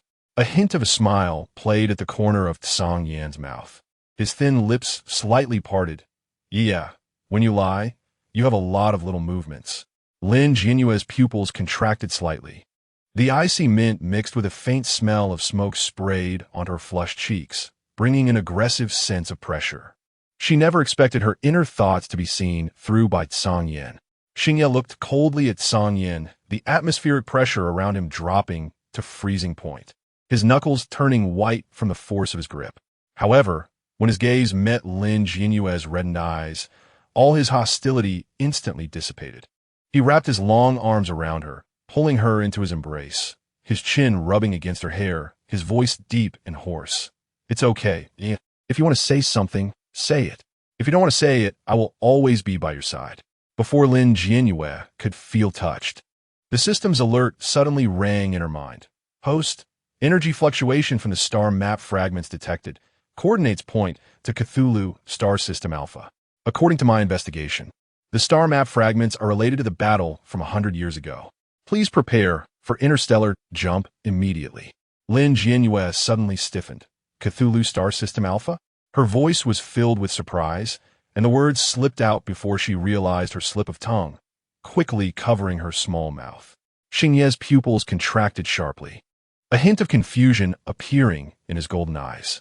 The fingers resting on her shoulder tightened slightly, trembling imperceptibly as he tried to suppress his surprise. "How do you know about that place?" Lin Jianyue bit her lower lip, her blue eyes misty with tears, looking up at him pitifully. At this moment, a shadow flashed by. Song Yan's long fingers pinched her chin, forcing her to turn her face. The man's mouth curled into a dangerous arc, but a dark tide surged in his eyes. "Little liar, where are you hiding from us?" He rubbed his thumb against her lips, the heat from his fingertip almost burning her skin. Yufeng stood silently beside them, already pulling up the holographic star map, the silver-blue light enveloping the four of them. Lin Jianyue pretended to casually lean closer, the tips of her hair brushing against Xingye's wrist, sending a shiver through him.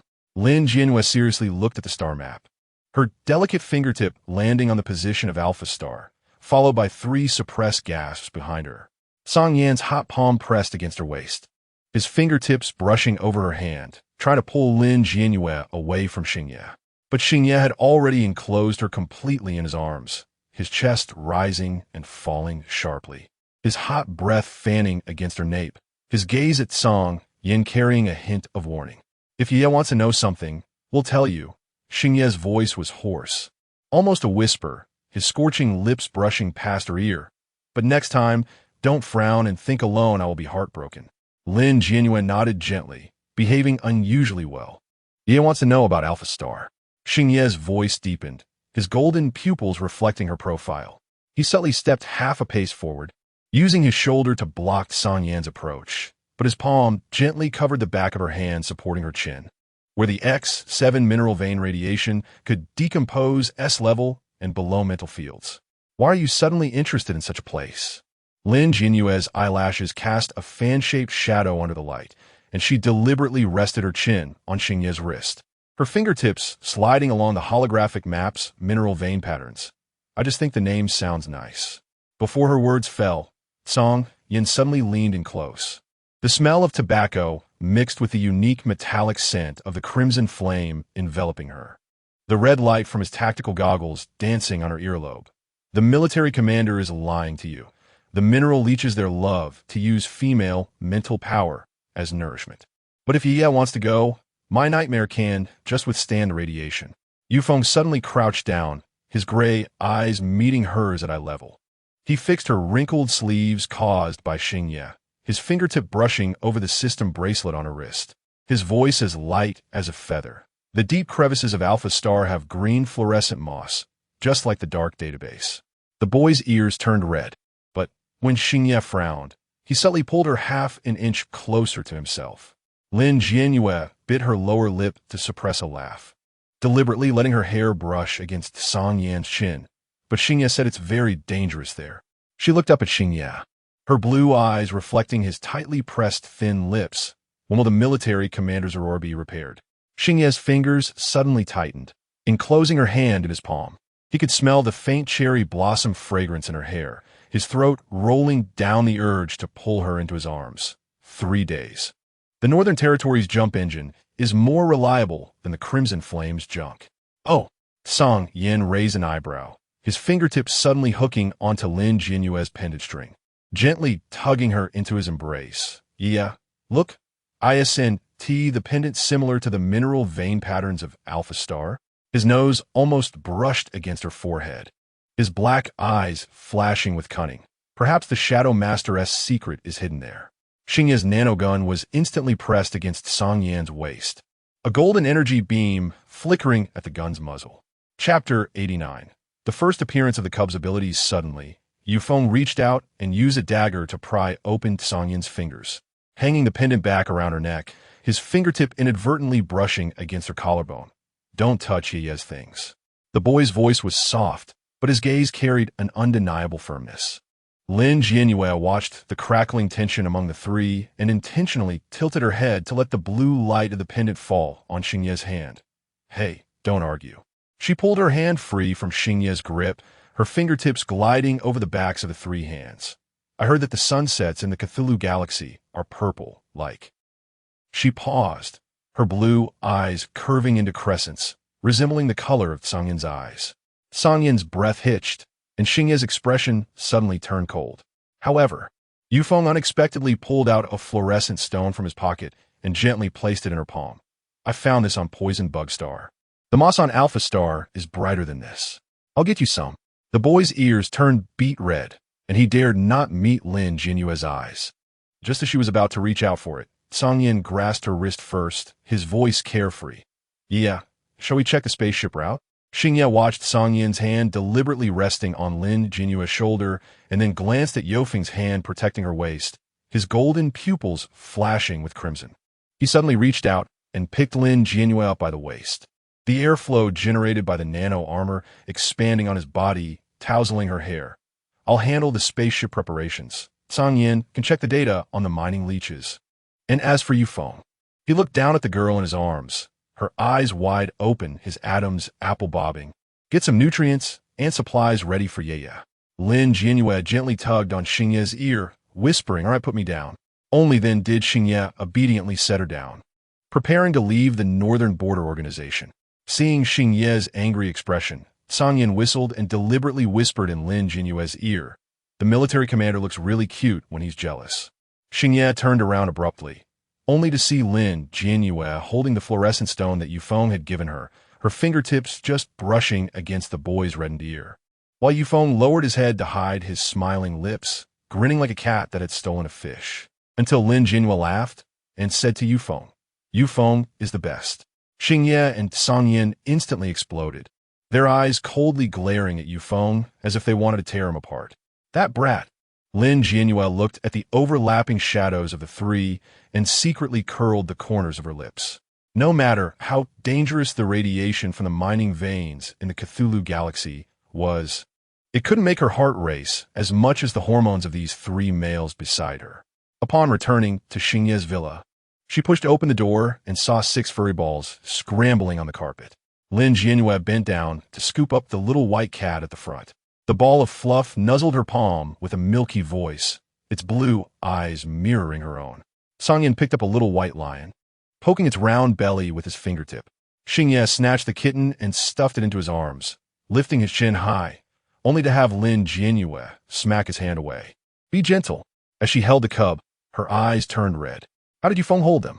In the corner, Yufeng was cradling 2 cubs, one hand supporting their bottom and the other protecting their neck, moving as if he had done this for years. Xingye and Song Yin exchanged glances, their faces dark as they watched the 2 fluff balls napping in Yofeng's arms, their tails wrapped around his wrist. Next time, be more careful. Lin Jianyue poked Xingye's chest. The cubs are sleeping in the guest room with me. Song Yin suddenly leaned his face close to her neck. Yeah, teach me how to hold them. I learned quickly. Xingye wrapped his arms around her from behind, rubbing his chin against her hair. I've memorized the parenting manual from the northern border. Yufeng shifted slightly, still holding the cubs, his ears flushed but remaining silent. The 6 furry balls suddenly all looked up, mewing adorably as they pounced towards Lin Jianyue, their claws snagging her skirt. All right. She squatted down and gathered the cubs into her arms, If you keep making noise, there won't be any nutrients to eat. Xingye and Sangyan both squatted down, but were pushed away by her knee. Go to the kitchen and make formula. Yufeng, stay and help. Watching the two of them walk away with clenched jaws, Yufeng quietly leaned his head against her shoulder. Lin Jianyue stroked the soft fur on the back of his neck. Hearing the sound of milk powder cans crashing in the living room, unable to help but smile. Life was about to get lively. Just as Lin Jianyue finished preparing the formula for the cubs, all 6 furry balls suddenly perked up. The little white cat jumped onto the dining table, its paws pressing on Xingye's starbrain, and the screen instantly lit up with the star map of the Cthulhu Galaxy, the mining map of Alpha Star rotating in simulation. Little rascal. Sangyan reached out to grab it, but was bitten by the nearby little white lion, refusing to let go. That cub spat out a small flame, burning a hole in his tactical belt. Xingye, look at your cub. Sangyan shouted angrily, glaring at Xingye. Xingye, with a dark expression, lifted the kitten but saw it snag his military cap and knock it to the ground, revealing the parenting manual hidden inside. Xingye's face instantly turned red. Watching the chaotic scene of adults and cubs, Lin Jianyue felt her head buzzing. Everyone be good. Lin Jianyue placed her hands on her hips, glaring at the furry balls running around. Yufeng slowly crouched down, his palm opening to reveal a fluorescent stone, and 3 cubs immediately surrounded him, rubbing against his hand. Their tails intertwined, making soft noises. Xingye and Sangyan exchanged glances and simultaneously snatched the remaining fluorescent stones, only to be swatted away by the cubs in disdain. See, Lin Jianyue picked up the little kitten that was rubbing against her ankle, rubbing her face against its soft fur. Yufeng knows how to coax children. Learn from him. Sangyan suddenly leaned his face close to her neck. Yeah, teach me too. I'll catch mining leeches for the cubs to play with. Xingye wrapped his arms around her again, rubbing his chin against her hair, as if being affectionate. The parenting pod in the northern border can simulate gravity.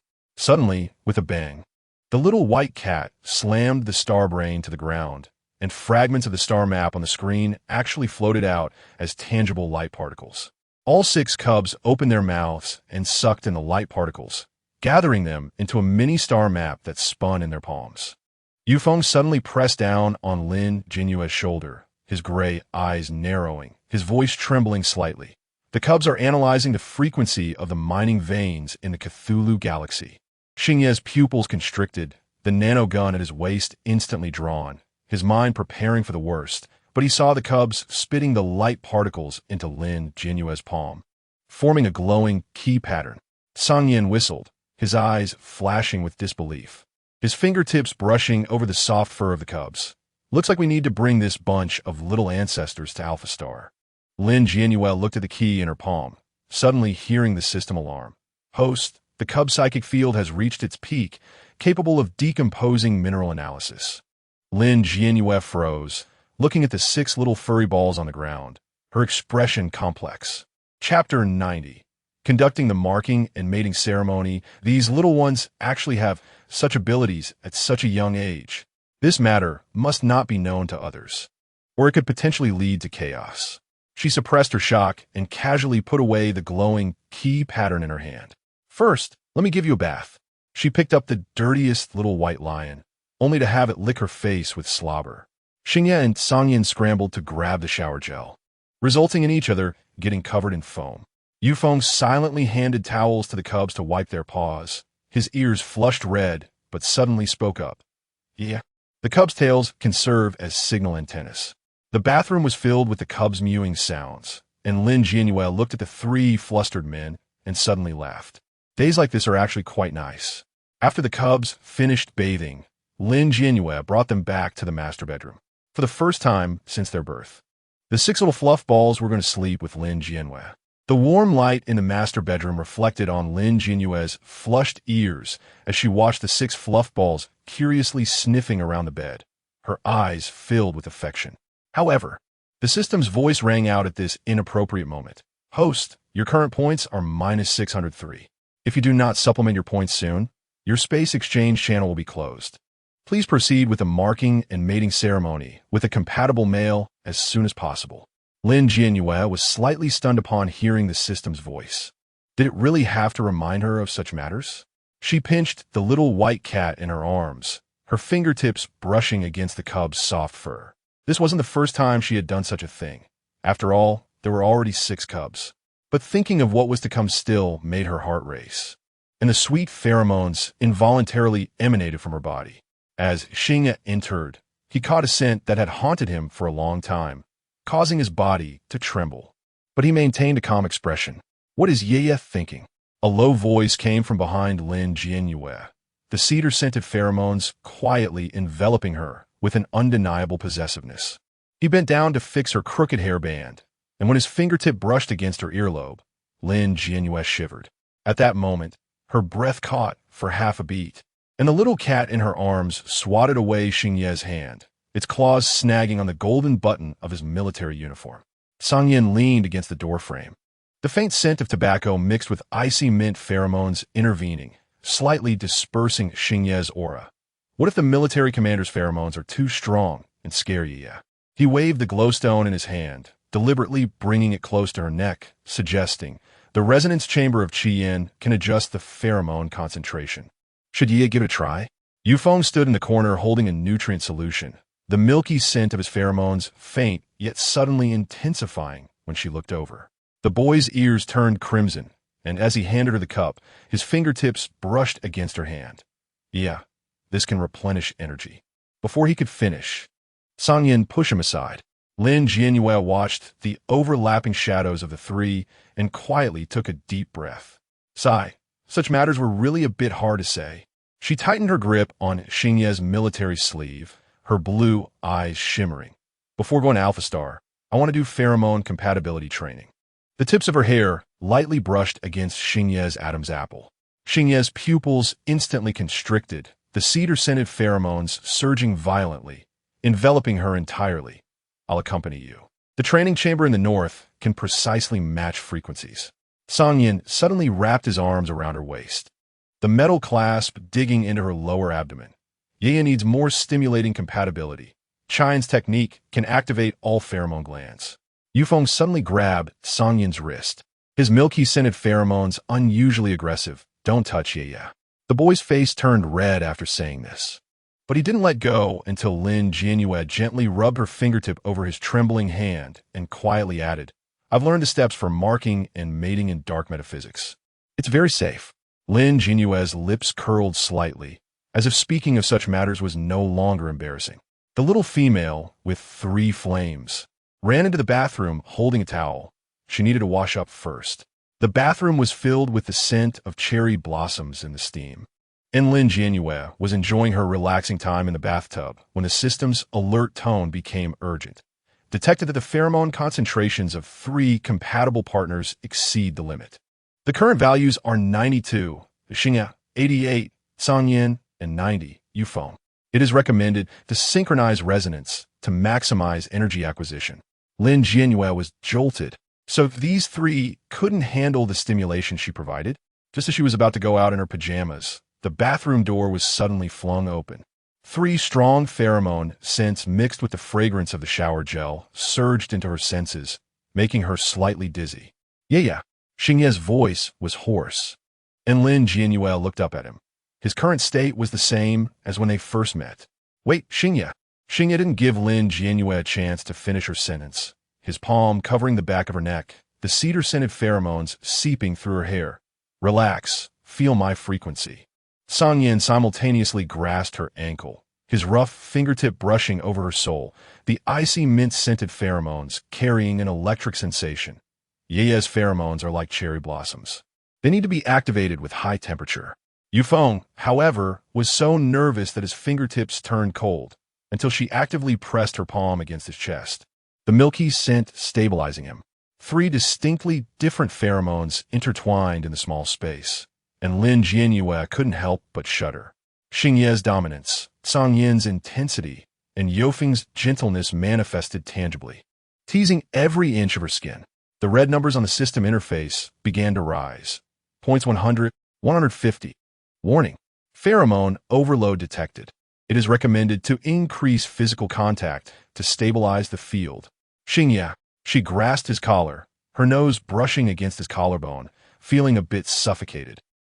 Sangyin immediately leaned down, his fingertips untying the strings of her pajamas, the icy mint-scented pheromones wrapping around her with warmth. "I'll help Yueyue breathe." Yufeng suddenly kissed her forehead, the milky-scented pheromones carrying a soothing tremor. "Don't be afraid. I'm here." Outside the bathtub, the 6 cubs clung to the glass, peering inside. The little white cat's paws pressed against the mist, leaving little plum blossom prints. Lin Jianyue saw the points above her head finally rising from negative, and suddenly heard the system breathe a sigh of relief. Energy stabilized, host temporarily gains, safety can interrupt. She didn't hear the rest of the words because Xingye's lips landed on her shoulder and neck. Sangyin's hand was unbuttoning her pajama top, and Yofeng's tail quietly wrapped around her calf. The moonlight in the master bedroom filtered through the sheer curtains, casting mottled silver rays on the carpet. The 6 cubs curled up as fluffy balls at the foot of the bed, the tip of the little white cat's tail still gently swaying. While in the air above the bed, the cherry blossom scent mingled with the 3 males' pheromones, swirling into a tangible vortex. Lin Jianyue's pajamas were pulled down to her elbows by Xingye's fingertips, the cedar-scented pheromones wrapping around the warmth of his palm, leaving a cool shiver on her shoulder and neck. Chapter 91 Entwined. The breath of the azure flame brushed past her ear with a refreshing coolness, mingling with a faint scent of sandalwood, gently shattering the sweet fragrance of cherry blossoms lingering around her neck in the air. His fingertips paused at her collar, lightly grazing the skin below her collarbone, his voice hoarse. "Listen, it feels like there's a hummingbird fluttering in my chest. Do you feel it?" The tail of the gentle breeze curled lightly around her calf, the sweet scent enveloping her, slightly trembling due to nervousness. The young man knelt beside her, his gray eyes reflecting the moonlight outside the window. When her fingertips brushed against his reddened ear, he suddenly lowered his head, pressing his lips gently against her wrist. The refreshing scent suddenly becoming intense. "Yeah, don't be afraid. I'll be careful." The kiss from Xingye was forceful and irresistible, the deep wood-like scent permeating with each breath, causing her tongue to tingle slightly. The palm of the azure flame rested on her lower back, the coolness of the metal accessory penetrating through the fabric, the refreshing scent like fireflies darting up her spine, making her instinctively grip Xingye's fallen hair. "Xingye." She turned her head slightly away, her nose brushing against his cool skin. "Look over there. The little ones are still." Before she could finish her sentence, her earlobe was gently bitten, and the warm, wood-like scent of Xingye enveloped her with a low chuckle. "Don't worry. They're sleeping very soundly." The system's prompt sound flickered on her retina. Points 200, 250. Lin Jianyue's breath was blocked by the white lion, his kiss carrying an irresistible dominance, the scent of cedar pheromones seeping into her slightly parted lips, making her tremble all over. The palm of the azure flame covered her lower back, the metal buckle pressing against her skin, the icy mint pheromones coursing up her spine like electricity, causing her to grip Xingye's short hair tightly. Lin Jianyue did not struggle, only allowing them to take the lead. The gentle breeze's trembling fingertips probed into her hair, the sweet scent suddenly becoming viscous, as he buried his cheek in her shoulder, the tail tip tracing delicate arcs between her knees. 3 different scents intertwined in the small space. Lin Jianyue's vision gradually blurred by this hazy warmth, gradually loosening the reins of control. Xingye's palm pressed against her waist, his fingertips gently kneading the stiff muscles. The azure flame's thumb brushed against her lower lip, the refreshing scent carrying a hint of aggression lingering between her lips and teeth. The gentle breeze's nose rubbed against her neck, the sweet scent wrapped in the boy's unique clean fragrance, making her unconsciously curl her fingertips. The moonlight on the window screen cast delicate ripples. Lin Jianyue found herself surrounded by 3 warm bodies, suddenly realizing that she had long since loosened the taut string. Merging into this gentle atmosphere, Xingye's kiss fell on the hollow of her collarbone. The azure flame tucked her fallen hair behind her ear, and the gentle breeze's forehead gently rested against her neck, the 3 scents intertwining into a translucent cocoon, while she resembled a cherry blossom wrapped in the cocoon, gently trembling in the hazy warm mist. The system prompt was drowned in the gradually warming scent, leaving only the last line of small text. Gene chain resonance completed. Interstellar jump energy reserve sufficient. But Lin Jianyue no longer knew what the remaining system prompts were. She was too tired and gradually lost consciousness, immersed in this beauty. The three men looked at Lin Jianyue, who was too exhausted to continue. Their hearts ached, and they carefully got up. The six fur balls at the foot of the bed simultaneously wagged their tails, as if chasing the light butterflies formed by pheromones in their dreams. The moment Lin Jianyue closed her eyes, she felt Xingye pick her up horizontally, the azure flame casually pulling over the thin blanket at the end of the bed, while the gentle breeze carefully avoided the little one's paws. Lin Jianyue was already too tired and fell asleep, and when she opened her eyes, she saw three men sitting around her bed. When Lin Jianyue opened her eyes, the morning light filtered through the sheer curtains, casting golden threads on the bed's edge. The three men were gathered around the bed. Xingye paused in his action of cleaning the nanogun. The corner of the azure flame's mouth curled into a smile with a cigarette in his mouth, and the gentle breeze quickly handed over the warm nutrient solution, as if the vortex of intertwined pheromones last night was just a dream. Awake? Xingye's voice was calm, but the cedar scent pheromone quietly enveloped her. Does your body still hurt? Lin Jianyue suddenly remembered the warmth of his shoulder and neck when he picked her up horizontally last night. Her cheeks instantly flushed. She pulled the blanket over her head, and a muffled voice came from under the sheets. Don't touch me. The azure flame chuckled softly, the icy mint pheromone mixed with the scent of tobacco wafting over. Yueyue is shy? He reached out to tug at the blanket, his fingertip brushing over her wrist gland. But you were the one who... Before he could finish, he was kicked by Xingye. The gentle breeze, with red ears, shoved the nutrient solution into her hands. The milky scent pheromone carrying a soothing tone. Yeah, drink something first. Washing up was done on the bed.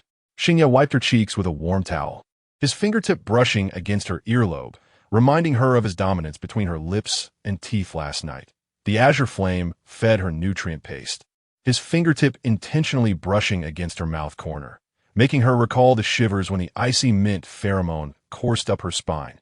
The gentle breeze combed her hair, the tail tip accidentally getting tangled around her wrist, reminding her of the boy's trembling when he buried himself in her shoulder. General Xingye, the North District Legal Department has sent a message. The aide's voice came from the communicator. Xingye tucked the blanket around her, the cedar scent pheromone suddenly retracting. I'll handle the Shadow Lord's trial. He glanced deeply at her before leaving, that gaze reminding her of the kiss mark on her collarbone from last night. The azure flame extinguished his cigarette, the icy mint pheromone carrying a metallic quality. His voice low. I'll check the jump coordinates for the Cthulhu star system. What souvenir does Yueyue want? He shook the glowstone, intentionally sweeping his tail tip across her ankle as he turned away. Stop messing around. Hurry up and handle your business. Lin Jianyue glared reproachfully at the azure flame.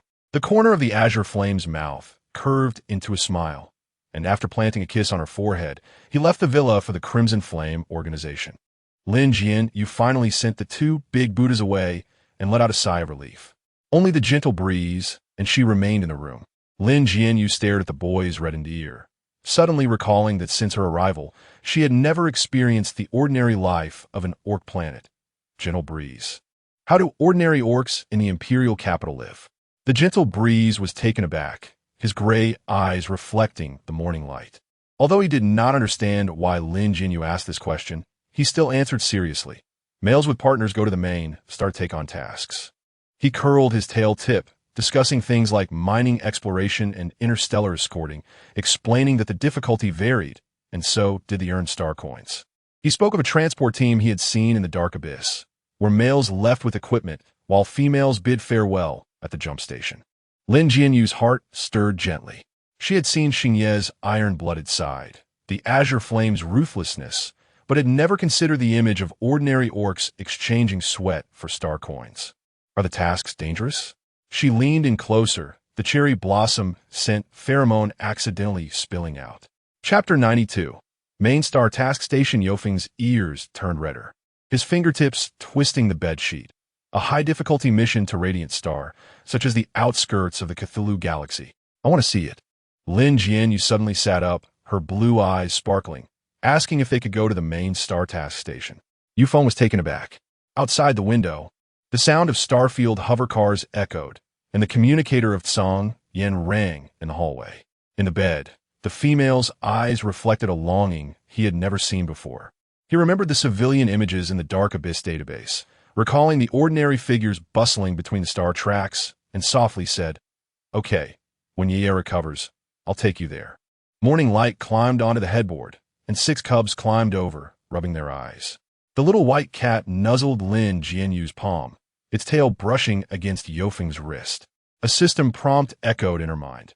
Point stable, suggest host explore the main star's social structure to unlock hidden tasks. She looked at Yofeng's serious profile and suddenly felt that while the mineral veins of the Cthulhu galaxy were indeed mysterious, the unexplored daily life on this planet might be even more worth anticipating. When Yofeng's gaze suddenly dimmed, Lin Jianyue was playfully teasing the little white cat's tail with her fingertips. Sensing Yofeng's unusual mood, Lin Jianyue tilted her head back to look at him, her blue eyes reflecting the morning light. "What's wrong?" The boy remained silent for a long time before suddenly gripping her hand tightly. His palm had thin calluses, marks left from wielding a knife, but at this moment it trembled slightly. Thank you." "Thank me for what?" She held his hand back, the scent of cherry blossom pheromones quietly wafting out. Yufeng lowered his gaze to their clasped hands, complex emotions swirling in his gray eyes. "When I was a killer in the Dark Abyss, my mother sold me in." My voice was very soft, as if afraid of disturbing the cubs on the bed. "They broke my bones and reattached them, taught me how to use poison. Later, I became a top assassin, but all the star coins I earned were taken by the Shadow Lord, and I had to go to the underground arena of Qiyin just to get suppressants." Lin Jianyue's heart tightened gently. She recalled how he had looked covered in wounds during their first meeting in the arena, and how she had used her means to help him win that match. At that time, she felt that this boy was not as simple as he appeared. Beneath those bruises hid such a past. "I know it hasn't been easy for you." She brushed her fingertips over the old scars on the back of his hand. The Shadow Lord had already been taken down, and the Dark Abyss was now under Tsang Yan's control. Mentioning Tsang Yan, Yofeng's ears perked up. "Don't worry," Lin Jianyue smiled, her blue eyes crescent-shaped. "Tsang Yan may seem irreverent, but he has principles more than anyone else. After Qiyin took over, he won't do anything to harm the beastmen." She squeezed his fingers. "From now on, this place is your home, so you don't have to be afraid anymore." Yufeng suddenly looked up, his gray eyes shimmering with tears. The cubs in his arms were restlessly nudging their clasped hands, and Lin Jianyue helplessly patted their little heads. Yufeng suddenly recalled the nights in the Dark Abyss when he hid in corners to lick his wounds after missions. He had never thought there would be such morning light, or that someone would use the warmth of their palm to tell him this was home. "Yeah." His voice was hoarse but filled with unprecedented determination. "From now on, I will protect you." Lin Jianyue looked at his reddening ears, a gentle smile on her face. She thought of his former life. He must also long for the ordinary life of beastmen, right? Suddenly, Lin Jianyue remembered he had mentioned that ordinary beastmen went to the main star for missions, and an idea formed in her mind. Since Yufeng hadn't experienced it, they should go and experience it once. She gently tapped his hand with her delicate fingers. "Yufeng, I want to go to the main star task station right now." Yufeng was stunned, the tip of his tail freezing on the bedsheet. "Now? But yeah, you just..." He glanced at the faint kiss mark on her neck, his ears quickly turning red. "Aren't you still recovering?" "I'm fine." Lin Jianyue shook his hand, her blue eyes shining with an irresistible light. "I just want to see how ordinary beastmen live, okay?" The boy looked at her sparkling eyes, recalling her stubbornness in the pheromone whirlpool last night. The words of advice that had almost escaped his lips suddenly got swallowed back. He glanced down at the system bracelet on her wrist and touched her forehead to confirm she wasn't feverish before softly saying, "Then, let us check if you can walk steadily after you finish the nutrient supplement." "All right." Lin Jianyue immediately sat up, her eyes crescent-shaped. The little white lion at the end of the bed was startled awake by her movement, grumbling as it nudged her ankle, but she scooped it up into her arms, gently rubbing its head. A system prompt echoed in her mind, detected that Yofeng's psychic energy field is stabilizing and improving. Unlocking hidden plot. Initial exploration of the main star task station. Sunlight poured through the sheer curtain onto their clasped hands, as if even the air had turned warm. When Lin Jianyue finished the last spoonful of nutrient paste, Yofeng's fingertips were still resting on her wrist's pulse. The boy frowned as he tucked her back into the blanket, the milky scented pheromones enveloping his worry. Your body temperature just returned to normal. You can't catch a cold. Lin Jianyue insisted she was fine, but Yufeng still didn't feel reassured. He pulled out a military thermal cloak from Starfield, wrapping her up in 3 layers inside and 3 layers outside, until she looked like a walking cherry blossom-flavored sticky rice ball. Only then did he nod in satisfaction.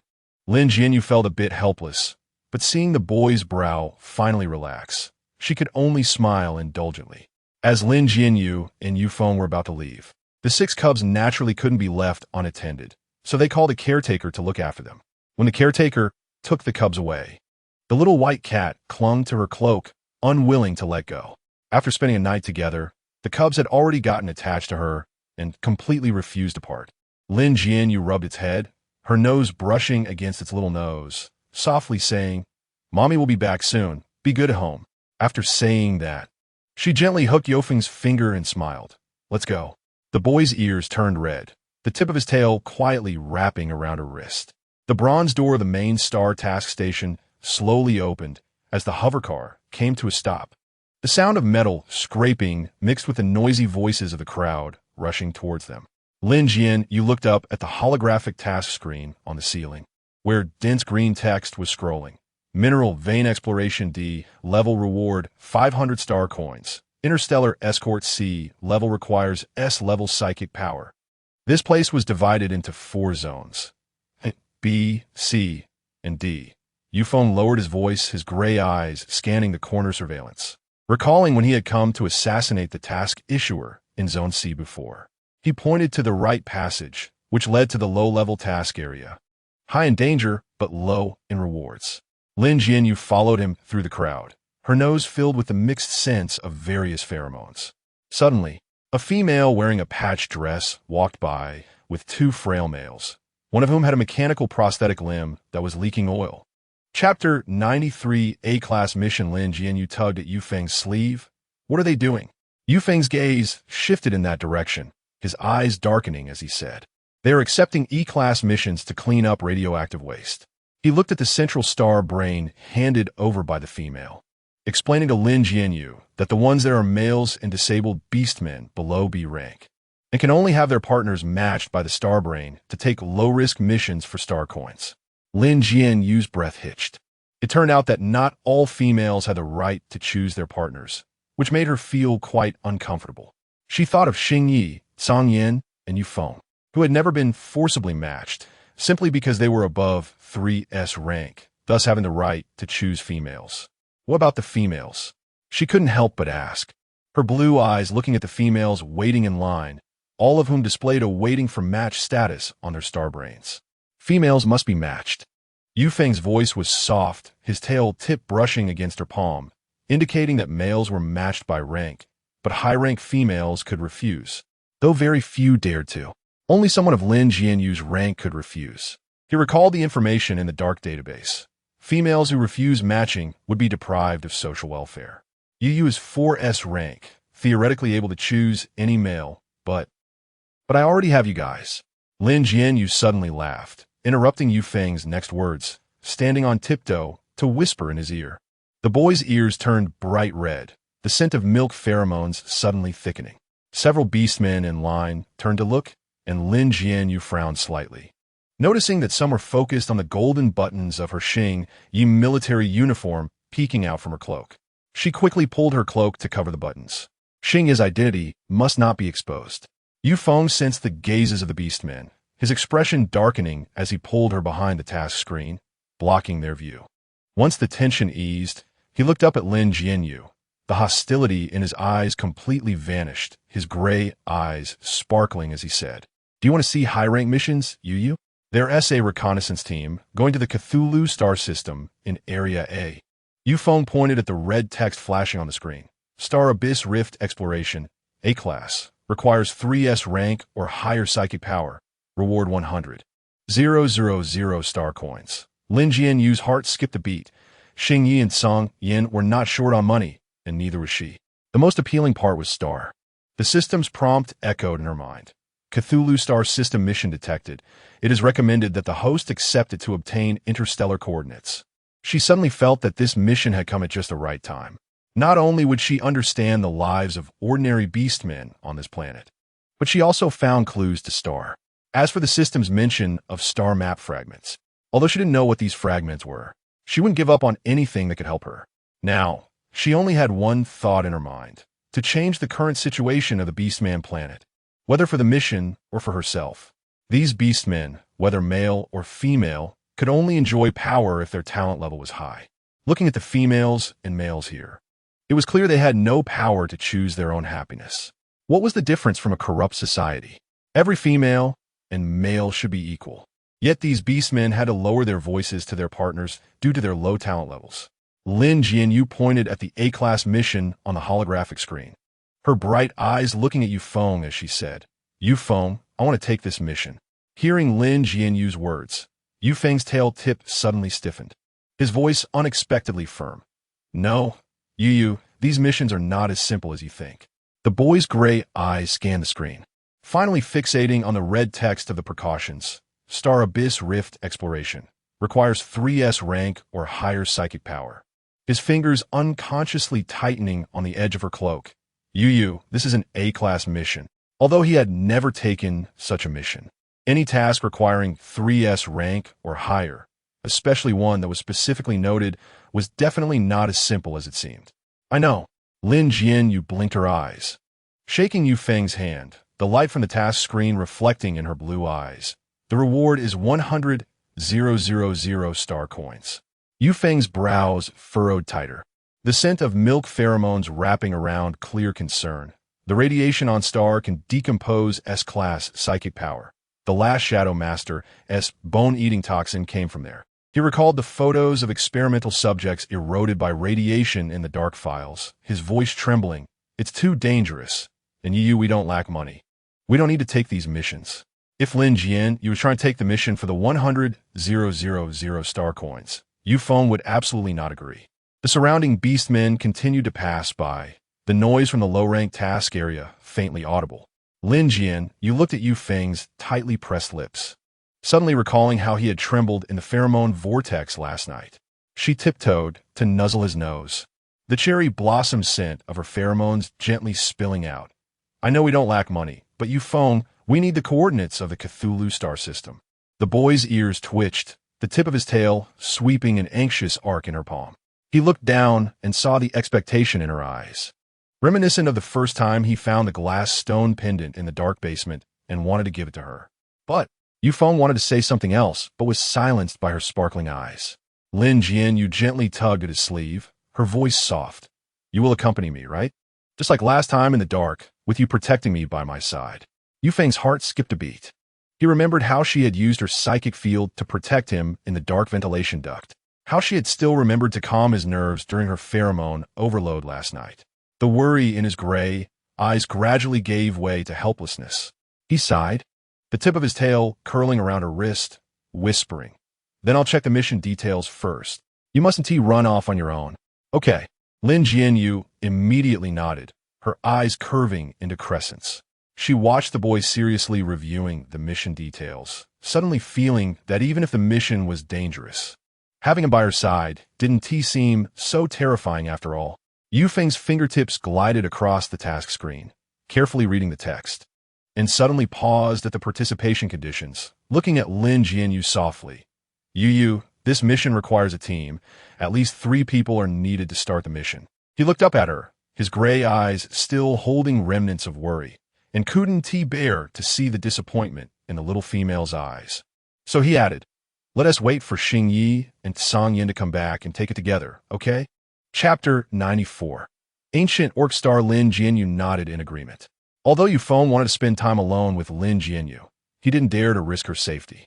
Yufeng had not yet contacted Songyin and Xingyi when 2 strong pheromones burst through the bronze door of the mission station. Xingyi's cedar scent was wrapped in a thunderous pressure, while Songyan's icy mint scent mixed with tobacco aroma instantly overwhelmed all the orc auras around them. Lin Jianyue stared wide-eyed in surprise at the 2 who walked in from outside. Yufeng was also stunned. How did Song Yin and Xingyi know they were here? Yueyue. Xingye's voice was cold and metallic as he quickly walked to Lin Jianyue's side, a hint of anxiety appearing on his face. He immediately spotted the A-level mission on the holographic screen, and his golden pupils suddenly constricted. Will you look at this? Lin Jianyue was taken aback. This was the first time she had seen Xingyi angry. Song Yin walked up to Lin Jianyue, his black eyes glancing at the words on the mission screen. He whistled and playfully pinched the button of Lin Jianyue's military cloak. His icy mint pheromone laced with mockery. Yueyue, are you short on money? If you're short on cash, we don't need to take on missions. Xingyi and I aren't poor enough to compete with these people for missions. As Song Yin spoke, a hint of danger flickered in his black eyes as he glanced at the orcs around who were looking over out of curiosity. Lin Jianyue looked at the two men who were fuming and softly spoke. Xingyi, Song Yin, I'm not short on money. I just want to try this mission, and the location happens to be in the Alpha Star. Before Lin Jianyue could finish her sentence, Xingyi interrupted. No. Yueyue, do you know how dangerous this mission is? Yufeng instinctively hid Lin Jianyue behind him, his creamy pheromone rising with a protective instinct. I checked the mission details. It requires a team of 3. Teamwork is not allowed. Xingyi interrupted him, his cedar pheromone surging violently, wrapping Lin Jianyue in a vortex. The death rate for A-level missions is as high as 47. Do you want you to go die? Lin Jianyue looked at Xingye's tightly pressed lips and suddenly recalled his hoarse breaths in the pheromone vortex last night. She grabbed the cuff of Xingye's military uniform, her blue eyes glistening with tears. But we need the coordinates for the Cthulhu star system.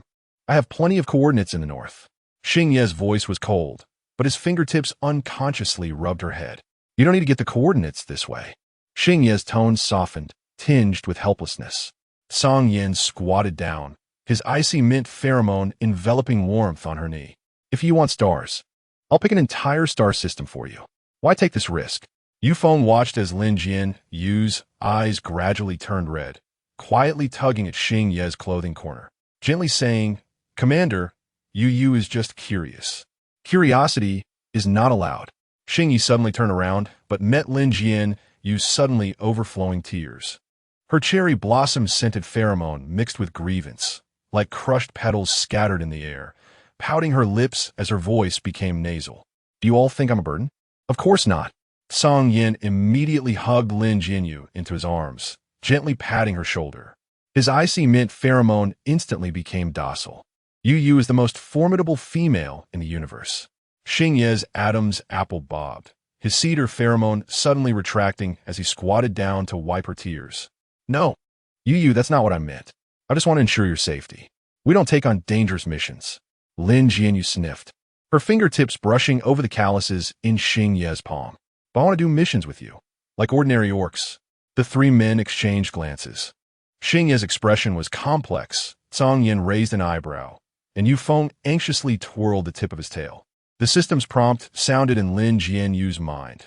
Detected an increase in male compromise probability. Recommend releasing high-concentration cherry blossom pheromone.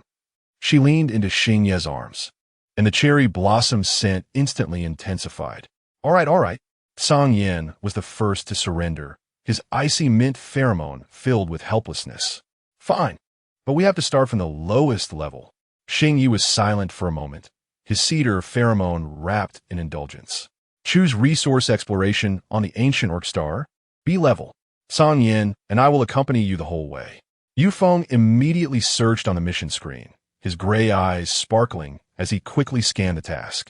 This mission only requires finding 3-leaf ferns, with no aggressive creatures. Lin Jianyue broke into a smile, standing on tiptoe to kiss Xingyi and Song Yin on the cheeks, her cherry blossom pheromones sweet enough to be overwhelming. Outside the bronze door of the mission station, the purple aurora of the ancient orc star flickered in the sky, as if calling to them. Lin Jianyue watched the 3 men huddled around the mission screen, discussing equipment. Xingye's finger traced over her name. Song Yin's tail swayed around her wrist, while Yufeng carefully checked the mission details, his creamy pheromone occasionally wafting into her nose. Now that the mission was decided, Xingyi and Song Yin had to start preparing. In fact, if it were just the 3 of them doing the mission, Yueyue would be completely untroubled. Although it was their first time undertaking such a mission, what they usually dealt with was far more challenging than these tasks. But this time, they were bringing Lin Jianyue along, and Yueyue would not allow any slip-ups with her. Today is a bit rushed. I'll have the Northern Organization prepare protective suits. Yueyue's suit needs an additional 3 layers of nano-armor. Yueyue's voice carried an undeniable authority, reverting to his usual cold-faced military commander. Song Yin nodded in agreement. Yueyue's suggestion was indeed good. Although the ancient orc star wasn't particularly dangerous, it was still wise to be cautious. Yueyue put away the star brain in his hand, having already sent a message to the Northern Organization to prepare as quickly as possible. Turning around, he saw Song Yin pulling out a glowing butterfly hairpin from his pocket, which he was gently placing on Lin Jianyue's head.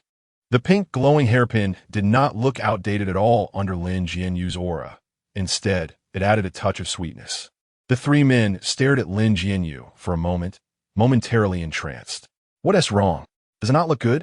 Lin Jianyue blinked her blue eyes, looking at the expressions of the 3 men and then at her reflection in the glass. Although she was no longer at the age to wear a pink hairpin, it did look pretty good on her. And no, Yueyue looks good in anything. Yueyue was the first to react. He lowered his gaze, hiding the blush on his face. Song Yin felt a bit jealous, taking a small step forward to tuck the loose strands of hair behind Lin Jianyue's ear, deliberately pausing as his fingertips brushed against her ear. Yueyue, this is very pretty. This is the latest environmental detector from the Qian organization. I had someone hide it in the hairpin, so you won't get lost wearing it. Chapter 95. Mission begins. Ancient Beastman, Star 1 Yueyue's expression suddenly drooped. His golden eyes narrowed into thin slits, clearly indicating how angry he was. Before Yueyue could finish feeling jealous of Song Yin, Yueyue stuffed a tube of blue potion into Lin Jianyue's pocket, his gray eyes shining as he softly said, "Yeah, this is a radiation protection spray. Spray it every 2 hours." The tip of the boy's tail quietly wrapped around her belt, and amidst the milky scent of pheromones, Lin Jianyue sensed a hint of worry. I just checked the data. The 3-leaf ferns on ancient beast star grow at the edge of the radiation zone. Lin Jianyue looked at the 3 big men, suddenly becoming fussy for the first time, her face showing helplessness. I know, I'm not going to war," she said, shaking the equipment pocket stuffed by the 3, and flashed a sweet smile, causing their hearts to skip a beat. "Can we set off now?" Lin Jianyue was eager to execute this mission. Although it had nothing to do with Alpha Star, she still felt excited. Yueyue withdrew his glare at Yueyue and raised his wrist to check the message from the Northern Territory Organization on his starbrain, saying, "The protective suits will arrive soon. Let's go pick up the mission card first." Everything was ready. Lin Jianyue stood in front of the mission teleportation pod, her small hand gently gripping the pennant on her chest, feeling a bit nervous for some reason. Yueyue immediately noticed Lin Jianyue's emotions, gently taking her small hand and saying in a deep voice, "Don't be afraid. I'm here." As Lin Jianyue looked up at Yueyue, her body was suddenly pulled away by a moderate force, and when she raised her eyes again, she found herself facing Song Yin's cheeky smile. "Yeah, don't worry. This teleportation pod is actually just a portal. Once you go in, you'll be directly teleported to that planet," Song Yin said, raising an eyebrow at Yueyue, seemingly provoking him. Yueyue felt the veins on his forehead pulsating, and his aide rushed over from behind, holding 4 bags. "Commander, the protective suits are ready, made as requested." The aide stopped in front of Yueyue, saluted, and reported, his eyes filled with confusion. He couldn't understand why Commander Yueyue would take on such a mission. These tasks were trivial for him, and the meager star coins weren't even enough for Yueyue's bullet expenses, but he was just curious and didn't dare to ask more. Yueyue naturally saw the confusion on the aide's face, and he was too lazy to explain. He casually tossed the protective suits in the aide's hands to Song Yin and Yueyue, while he took Lin Jianyue's protective suit, saying in a flat tone, "Put it on, or you'll end up dead." Song Yin raised an eyebrow. The Red Flame organization had these things too, and he was prepared, but seeing Yueyue toss them over, he reluctantly donned the Northern Territory organization's protective suit to see if it was as impressive as rumored. Yueyue lowered his head, clutching the protective suit in his hands, biting his lips slightly. It was his first time wearing this, but he felt too shy to admit he didn't know how to put it on. Song Yin zipped up the protective suit and turned to see the boy's helpless expression. Yufeng was focused on watching how Xingye helped Lin Jianyue put on her suit and didn't notice Song Yin's gaze. When he was about to try putting it on himself, Song Yin's teasing voice came from behind him. "What's wrong? Little Yufeng can't do it? Let me teach you." Yufeng suddenly stepped back in surprise, his tail standing straight up, and he turned to look at Song Yin with wide eyes, slowly lowering his head. "I don't need." He didn't want to appear useless in front of Lin Jianyue. Biting his lip slightly and not daring to look into Song Yin's eyes, Song Yin's smile remained, silently taking the protective suit from the boy's hands, unfolding it and saying, "Put your hand here." Yufeng hesitated for a moment, but obediently complied. With Song Yin's help, Yufeng managed to put on the protective suit, his head lowered, feeling his face burning and not daring to meet Song Yin's dark eyes. Thank you." His voice was barely above a whisper. Song Yin's ears twitched slightly, but he didn't respond, merely raising an eyebrow and smirking as he turned to the teleportation pod. Lin Jianyue watched their interaction with a smile that never faded. Although Song Yin often spoke without thinking and his actions could be infuriating, he was reliable in many situations. Standing in front of the mission teleportation pod, Lin Jianyue took a deep breath, holding the mission card and gently tapping it against the task panel at the pod's entrance. A mechanical female voice announced, "Lin Jianyue, 4S level female, first mission, mission content, resource exploration on ancient beastman star, locate 3-leaf ferns, confirmation complete, preparing to depart." Lin Jianyue pressed the confirm button on the screen, and the spatial teleportation portal opened. Xingye glanced at the portal and said to the two behind him, "We're ready to set off." Song Yin and Yufeng exchanged glances and nodded slightly. Xingye stood next to Lin Jianyue, his voice low. "The gravity on ancient beast star is 1.5 times out of beastman star, so be careful." I know. Lin Jianyue smiled slightly, standing on her tiptoes to kiss Xingye's chin, her fingers gently brushing against Song Yin's nose and finally holding Yufeng's hand with a sweet smile. "Let's go." As the black vortex of the spatial teleportation portal closed behind Xingye, a cold wind of -30 degrees lifted Lin Jianyue's cloak. Song Yin quickly grabbed the edge of the cloak, wrapping her in his embrace. The minty scent of his pheromones mixed with tobacco enveloping her tightly. "The commander's warming plan is too slow. My detector shows geothermal activity in the southern rainforest." "Shut up." Xingye's cedar-scented pheromones suddenly surged, and as his nano-armor unfolded on his body, it released ice crystals. "Yueye's protective suit has radiation-resistant coating. Don't let that broken hairpin leak electricity." After saying that, Xingye bent down and picked Lin Jianyue up horizontally, the metal waist buckle pressing against her small abdomen. Yufeng suddenly transformed into his beast form, his gray-white fur shimmering with light, his milky scented pheromones wrapping around him with undeniable determination. "Put her down. I can keep you warm." Song Yin glared fiercely at Yufeng, while Xingye's nano gun simultaneously aimed at Song Yin's hand that was trying to wrap around Lin Jianyue's waist. Enough arguing. Lin Jianyue's cherry blossom-scented pheromones overflowed, her blue eyes carrying a hint of anger. "If you three keep arguing, I'll send you all back." The three instantly became obedient, not daring to act up anymore, fearing Lin Jianyue might get upset and send them back. "All right, everyone behave well.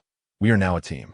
Lin Jianyue looked at the three tall men before her, who were now bowing their heads like children who had done something wrong, and couldn't help but find it amusing. Xingye, Song Yin, and Yufeng nodded obediently, following Lin Jianyue like a row of little chicks. Chapter 96. Ancient Beastman Star. The door of the teleportation pod opened again, and Lin Jianyue found herself in a completely transformed environment. Gone were the hovering cars and towering skyscrapers. Instead, there were towering ancient trees standing tall. The moment Lin Jianyue stepped into the southern rainforest, the sweet and musty smell of humus mixed with moisture hit her face. She took a deep breath. The fresh air of the ancient beast star was indeed pleasant, much better than the industrial smell she encountered daily on the Beastman planet. The three companions behind Lin Jianyue watched her with smiles on their faces, their eyes filled with affection as they looked at her slender figure. Lin Jianyue gazed at the various bizarre plants before her, and it was indeed fitting for the ancient beast star, truly ancient. Her warm cloak got caught on a 3-meter-high, glowing fern, and she slowly crouched down, curiously tilting her head as she looked at the glowing plant. She turned to the 3 tall figures standing behind her. What is this? It looks so beautiful. This spore resembles a shattered star core, sparkling. Xingye bent slightly, his scent wafting into Lin Jianyue's nostrils. He grabbed her small hand that was reaching for the spore, and his 3S level mental power burst forth at her fingertips. Be careful. The stuff on this plant carries some neurotoxins. As he spoke, Xingye's nanoknife precisely cut through the fern's vines, carefully lifting it to examine. This should be a glowing fern. It doesn't have neurotoxins. Lin Jianyue nodded, learning something new. Sangyan, seeing that Lin Jianyue's attention was fully on Xingye, felt a bit displeased and looked around, his dark eyes suddenly brightening. Just as Xingye was about to show Lin Jianyue the plucked, glowing fern spore, a blood-red orchid appeared in front of his hand, emitting a faint fragrance. Yeah, this suits you very well. It matches your eyes. Lin Jianyue looked down at the flower in her hand, gently sniffing it. The faint fragrance was indeed pleasant. Xingye frowned slightly, looking at Sangyan, who happened to raise his head and met Xingye's gaze, their eyes filled with provocation. Xingye clenched his fist, and invisible sparks flew between the two. Lin Jianyue, caught between the two men, glanced at Sangyan on her left and Xingye on her right, deciding not to interfere in their conflict. Just as she took a step forward with the flower Sangyan had given her, Yufeng quietly took out a bottle of radiation protection spray from his tactical backpack and sprayed it all over her, meticulously covering every corner. The fight between Sangyan and Xingye abruptly paused as they simultaneously turned to look at Yufeng, who was helping Lin Jianyue adjust her clothing. The two exchanged glances and nodded slightly, deciding to first deal with this boy who liked to pick up scraps. Yufeng was just arranging the hairpin that Sangyan had given Lin Jianyue when he sensed 2 intense gazes on him. Without turning back, he managed a rare, smug smile. Lin Jianyue sighed helplessly, not wanting to get involved in the war between the 3 men, quietly retreating from the battlefield. In this situation, it was inappropriate for her to help anyone. It was better to let them resolve it themselves. While the 3 men were engaged in a battle of gazes, Lin Jianyue wandered nearby and noticed a fern over 2 meters tall. Curious, she walked up to it, parted the fronds, and suddenly gasped. The 3 heard Lin Jianyue's exclamation and rushed to her side as quickly as possible, each holding a weapon and protecting her in the middle. This seamless action was completely unplanned, yet they moved in perfect harmony, as if they had done it hundreds of times. Yeah, what happened? What's wrong? Are you hurt? The 3 looked at Lin Jianyue anxiously, confirming she was unharmed before they breathed a sigh of relief. You guys look, that. Lin Jianyue's voice trembled as her fingers shook slightly, pointing ahead. Xingye and the others turned to look, their eyes showing a hint of shock. This is a beastman skeleton? Among the pile of ferns lay a heap of white bones. Because they were slightly distant, it was hard to discern what kind of beast bones they were. Xingye drew his dagger from his waist, lightly stepping on the fern spores as he slowly approached the pile of beast bones. Lin Jianyue was curious and wanted to follow, but was immediately encircled in Sangyan's arms. Sangyan, what are you doing? Lin Jianyue frowned slightly, looking at Sangyan with a reproachful gaze. Sangyan gently rubbed her head. Be good. Yeah, there might be danger. Let's have Yufeng check first. As soon as Sangyan finished speaking, Yufeng suddenly appeared in front of them, startling Lin Jianyue. There's no danger around, nor any fresh bloodstains. Lin Jianyue opened her mouth slightly. When did Yufeng check the surroundings? She had no idea. At this moment, Xingye had already reached the pile of beast bones, and after a slight movement of his nose, he relaxed and sheathed his knife. It's fine. Yeah, come take a look. Only then did Sangyan let go of Lin Jianyue. Lin Jianyue eagerly ran to the beast bones, her eyes filled with a thirst for research. This is an ancient saber-toothed tiger? Lin Jianyue blurted out as she saw the skull next to the pile of bones. Looking at the skull that had turned to white bone, but still had very sharp fangs. Upon hearing this, Xingye paused for a moment, ready to scan the information of this skeleton with his star brain wristband, But Lin Jianyue had already recognized it. Sangyin squatted down, gently touching the surface of the saber-toothed tiger bones, his fingertips brushing over the chipped fangs, judging by the degree of desiccation.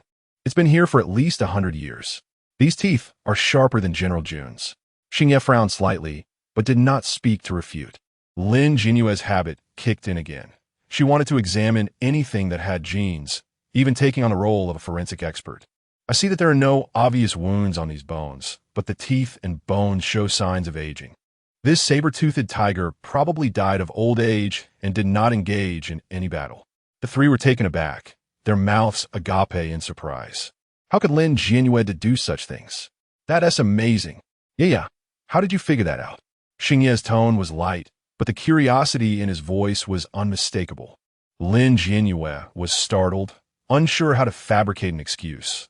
In fact, she had given the system 2 points to analyze, and if she had that ability, she wouldn't be standing there. Well, I read some books related to this, so I have a bit of understanding. Xingye did not suspect her and nodded slightly. Yes, the ancient beast star is a bit like the exile of the beastman planet. There are many beastmen here who have not been successfully purified. Sangyin took out a pair of pliers and pulled out a saber-toothed tiger's tooth. Xingye frowned as he watched Sangyin's actions, not understanding. Chapter 97, Ancient Beastman Star. 3 Kanjia placed the saber-toothed tiger's tooth he had pulled out into Lin Jianyue's palm. His deep voice resonating. Yeah, hold on to this. You can sell it for a lot of money in the black market. It's very sought after. You could also turn it into a pendant bracelet. Lin Jianyue carefully examined the tooth in her hand. It was indeed valuable. Xingye didn't understand these things from the black market. He only knew of its existence and did not inquire further. So he genuinely had no idea what Sangyin was talking about. With a smile, Lin Jianyue tucked the tooth into her waist pouch and beamed. All right, I'll make a bracelet when I get back. I can also polish the rest into a ring. Sangyin thought it was a good idea and promised to help Lin Jianyue find the best craftsman for the polishing when they returned. The group continued on their way. Along the journey, Lin Jianyue saw many peculiar things, each one captivating for any female who loved studying nature. Not far away, she heard the sound of a stream. As she parted the bushes, she saw crystal-clear water flowing, and it was the first time she had seen transparent water that was almost like glass. If it weren't for the splashes moving on the surface, she would have thought the stream had dried up. Her gaze was instantly drawn to a glowing mushroom by the stream. Wow, this thing moves? As Lin Jianyue's fingertip brushed the cap of the mushroom, the illusion mushroom suddenly released pink spores, creating ripples like fireworks on the barrier. Don't touch. Yufeng instantly flashed in front of Lin Jianyue, protecting her in his embrace. A milky scent pheromone forming a translucent barrier. Xingye's expression darkened as he pulled her back into his embrace. The scent of cedar pheromones wrapped around him with obvious helplessness. As the nano armor unfolded on his body, it emitted icy crystals. If you run around again, I'll tie you to my back with nano rope. His fingertip brushed against the spores stuck in her hair, the metallic glove glinting under the fluorescence. Sangyin, however, chuckled softly, the scent of peppermint mixed with tobacco brushing against her earlobe as his fingers tousled her dew-dampened hair. The military commander is too fierce. Come here, yeah. My pheromones can neutralize the spore toxins. His tactical goggles flickered with red light, analyzing the molecular structure of the spores to ensure they wouldn't harm Lin Jianyue's body. Lin Jianyue felt that Xingye and the others seemed a bit too tense, leaving her feeling somewhat helpless. She had already had the system check it earlier. There was no danger. Look over there. Lin Jianyue suddenly pointed at a particularly conspicuous color in the green grass ahead, drawing everyone's attention. She pointed towards a waterfall 100 meters away. The three followed her gaze. Amidst the roar of the water crashing against the rocks, a corner of a beast skin tent was faintly visible between the vines, with dried 3-leaf ferns hanging on the support, their edges shimmering with a strange metallic sheen. That looks like a tent. Lin Jianyue, with her excellent eyesight, deduced that it was indeed a tent made of beast skin, meaning that there should be a tribe of beastmen nearby.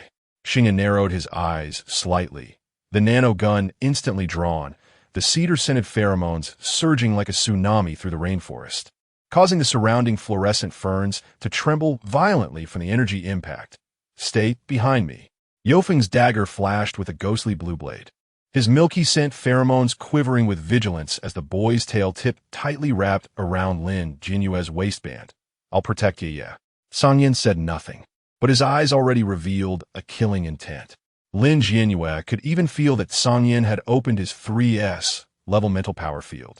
The mixed scent of peppermint and mental power could easily overwhelm lower-level beastmen. As they approached the tent, Lin Jianyue's breath suddenly stopped. A star map, painted in ochre on the beast skin, was glaringly visible. Although it was drawn chaotically, it was still clear that it depicted the star system of the ancient beast star. Before Lin Jianyue could study it, a voice came from behind. Who is spying on my territory? The unfamiliar voice echoed from a cave, the scent of sandalwood mixed with damp earth wafting towards them. Like a handful of sandalwood suddenly immersed in ice water. Lin Jianyue peeked out slightly, casting her gaze from beside Xingye's nano-armor, and saw a beastman draped in tiger-striped beast skin emerge, a crescent-shaped scar on his forehead glimmering with a ghostly blue hue under the fluorescent moss, giving a very uncomfortable feeling. Upon seeing Xingye, the beastman immediately assumed a combat stance, but when he noticed the adorable little face beside Xingye, he suddenly froze. His golden pupils locking onto the glowing butterfly hairpin in Lin Jianyue's hair, the sandalwood-scented pheromones suddenly intensifying. It smells so good, like cherry blossoms.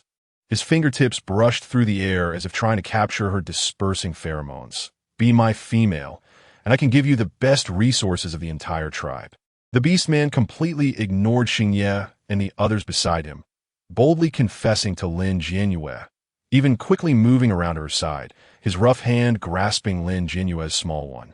Gazing deeply into her eyes. You're asking for death. Xingye's pupils constricted sharply, the nano-gun aimed at the beastman's forehead. The cedar-scented pheromones coalescing into ice spikes piercing into the rock crevice, the energy beam of the nano-armor flashing at the gun barrel. Song Yin's nano-bomb activated, the peppermint-scented pheromones intertwining with the explosive flames, the tactical belt shooting out metal chains that wrapped around the beastman's wrist. Ugly. Go back to your tribe. You have 3 seconds, and I can take your tribe down. Yufeng positioned his dagger against the beastman's neck, the milky scent pheromones surging with anger, the boy's fingertips glimmering with faint light. Let her go. But the beastman merely laughed softly, his fingertips precisely brushing against the inner wrist of Lin Jianyue, where the skin was thin enough to see the blood vessels pulsing. 4S level females' partners are indeed just as volatile as the data suggested. After saying that, he slowly retreated, maintaining a distance from a group. Seeing this, Xingye quickly pulled Lin Jianyue behind him, his gaze never leaving the beastman, vigilant of any of his movements. The beastman smiled slightly, a grin that was unsettling to behold. The 4 of them watched as he slowly opened his palm, a walnut-sized crystal hovering in the air, emitting a ghostly blue light that radiated an energy that was hard to resist, making one inexplicably uncomfortable. This is a good thing, something your beastman planet has never possessed. Song Yin's pupils constricted sharply. How is this possible? The beastmen of the ancient beast star did not have high technology. It was impossible for them to possess these items that did not belong here, let alone know of the existence of the beastman star. Who exactly is this male? Xingye suddenly shielded Lin Jianyue behind him, the cedar-scented pheromones resonating violently with the crystal, the shoulder module of the nano-armor emitting an energy shield. Who are you? Yufeng tightened his grip on the dagger, keeping a close watch on the beastman's actions. But the beastman had already transformed into a shadow of sandalwood scent, disappearing into the rock crevice, leaving behind a drifting whisper. Remember my name, Yueyue. We will meet again. Chapter 98. Ancient Beastman Star 4. Lin Jianyue looked in the direction where Mo Yuan had disappeared, a look of confusion on her face. Turning her head, she saw the same expression on the faces of the 3 men. Song Yan's black eyes were fixed on the direction the beastman had left, his gaze filled with killing intent. Who was that person? Lin Jianyue spoke softly, feeling that the beastman just now was not one of the ancient beast heart people. Xingye put away the nano-gun at his waist, his golden eyes glancing one last time at the direction the beastman had vanished, and he said lightly, That person is probably a beastman from Beastman Star, who must have lost his mission card due to some task and got trapped here. Yufeng looked at Xingye. This guess was not very reliable, but it was the only explanation that made sense. Let's move on. This place is not suitable for staying long. Song Yin reached out and wrapped his arm around Lin Jianyue's shoulder, his gaze still fixed on the direction the beastman had left. Xingye withdrew his gaze, and the group continued walking forward. Three-leaf ferns were not easy to find on the ancient beast star. The four of them walked for a long time without finding any trace. Lin Jianyue was getting a bit tired, squatting on the ground and unwilling to continue walking. This task was completely different from what she had imagined. Xingye, how much longer do we have to walk? Lin Jianyue's voice carried a hint of sulkiness, clearly showing her unhappiness. Xingye looked at the detector in his hand, his brows tightly furrowed. We haven't found any trace of it yet. If Yueyue can't continue, we could take a break. Xingye looked at Lin Jianyue with concern, his eyes filled with tenderness. Lin Jianyue sat on a nearby large rock, supporting her chin with her small hand, her face full of gloom. If she had known, she wouldn't have taken this task. Not only could she not earn much money, but there was also nothing fun to do. Just as she was feeling frustrated, a broad back appeared in front of her. Yeah, I'll carry you. Song Yan's voice was deep, calm, and soothing. Lin Jianyue was about to speak when a wind mixed with the scent of milk gently brushed her cheek. Out of the corner of her eye, she seemed to see a gray figure. When she turned to look, she found that the originally Yufeng had transformed into beast form. The fur of the ice wolf shining silver in the sunlight, somewhat dazzling. Yeah, you can ride on my back. It'll keep you warm. Song Yin turned sharply to look at Yufeng, his eyes carrying a hint of danger. This guy was at it again, seeing that the two had already made their moves. Xingye could no longer wait. The beast form of the white lion also materialized, its soft mane shaking slightly as he said in a deep voice, "Come to me." Lin Jianyue looked at the three males who were about to start arguing again, feeling a headache coming on. Her voice took on a hint of irritation. All right, you three. What did I say before? We are a team. If you keep causing trouble like this, I want to take on tasks in the future. I'll only take ones that two people can complete. You can figure it out yourselves. Seeing that Lin Jianyue was genuinely angry, the three men stopped arguing and obediently lowered their heads to respond. We were wrong. Watching the sincere attitude of the three men admitting their mistakes, Lin Jianyue finally breathed a sigh of relief. All right, let's continue moving forward. It seems like night is approaching. Lin Jianyue looked up at the sky. It was indeed getting late. When they arrived at the ancient beast star, the sun was directly overhead, but unknowingly, it had already set behind the mountains. The weather on the ancient beast star varied greatly, and if they did not find a place to rest tonight, they could very likely freeze to death here. Xingye and Yufeng transformed back into human form, but Song Yin, taking advantage of the two's inattention, directly pulled Lin Jianyue onto his back. His muscular arms securely held her legs. Feeling suddenly weightless, Lin Jianyue let out a slight gasp, instinctively wrapping her arms around Song Yan's neck, burying her small face in his broad back. Song Yan, what are you doing? Xingye and Yufeng heard the commotion and turned back sharply, only to see Song Yan carrying Lin Jianyue on his back. The eyes of both instantly turned crimson. Yeah, if I carry you like this, you won't be tired anymore. All right, let us keep going, Song Yin said as he adjusted Lin Jianyue on his back to prevent her from falling off. This action made Lin Jianyue hold on even tighter, fearing that Song Yan's strength was too much and he might throw her off. Song Yin, Xingye gritted his teeth. His back molars almost ground down. Yofeng's expression darkened. He was a step too late. But even though both felt a sense of imbalance in their hearts, recalling Lin Jianyue's earlier reminder, they merely shot Song in a fierce glare without expressing their dissatisfaction, swallowing their grievances. They would definitely seek revenge when the opportunity arose. Song Yin looked at the two men's dissatisfied, yet helpless expressions, feeling immensely pleased. He continued on his way with Lin Jianyue on his back. Lin Jianyue thought the two would argue with Song Yin over this, or even possibly fight, but seeing that they only felt unbalanced without taking any action, she breathed a sigh of relief. She was indeed tired and really didn't want to walk anymore. Moreover, there were many mosquitoes here, and she had several bites on her neck from unknown insects. She couldn't spray insect repellent carelessly, as it might attract even more bugs. Song Yin carrying her made things much easier. She watched the earrings hanging from his left ear sway slightly with his movements, and suddenly felt her eyelids growing heavy. When she woke up again, she felt warmth around her and heard the crackling sound of burning firewood.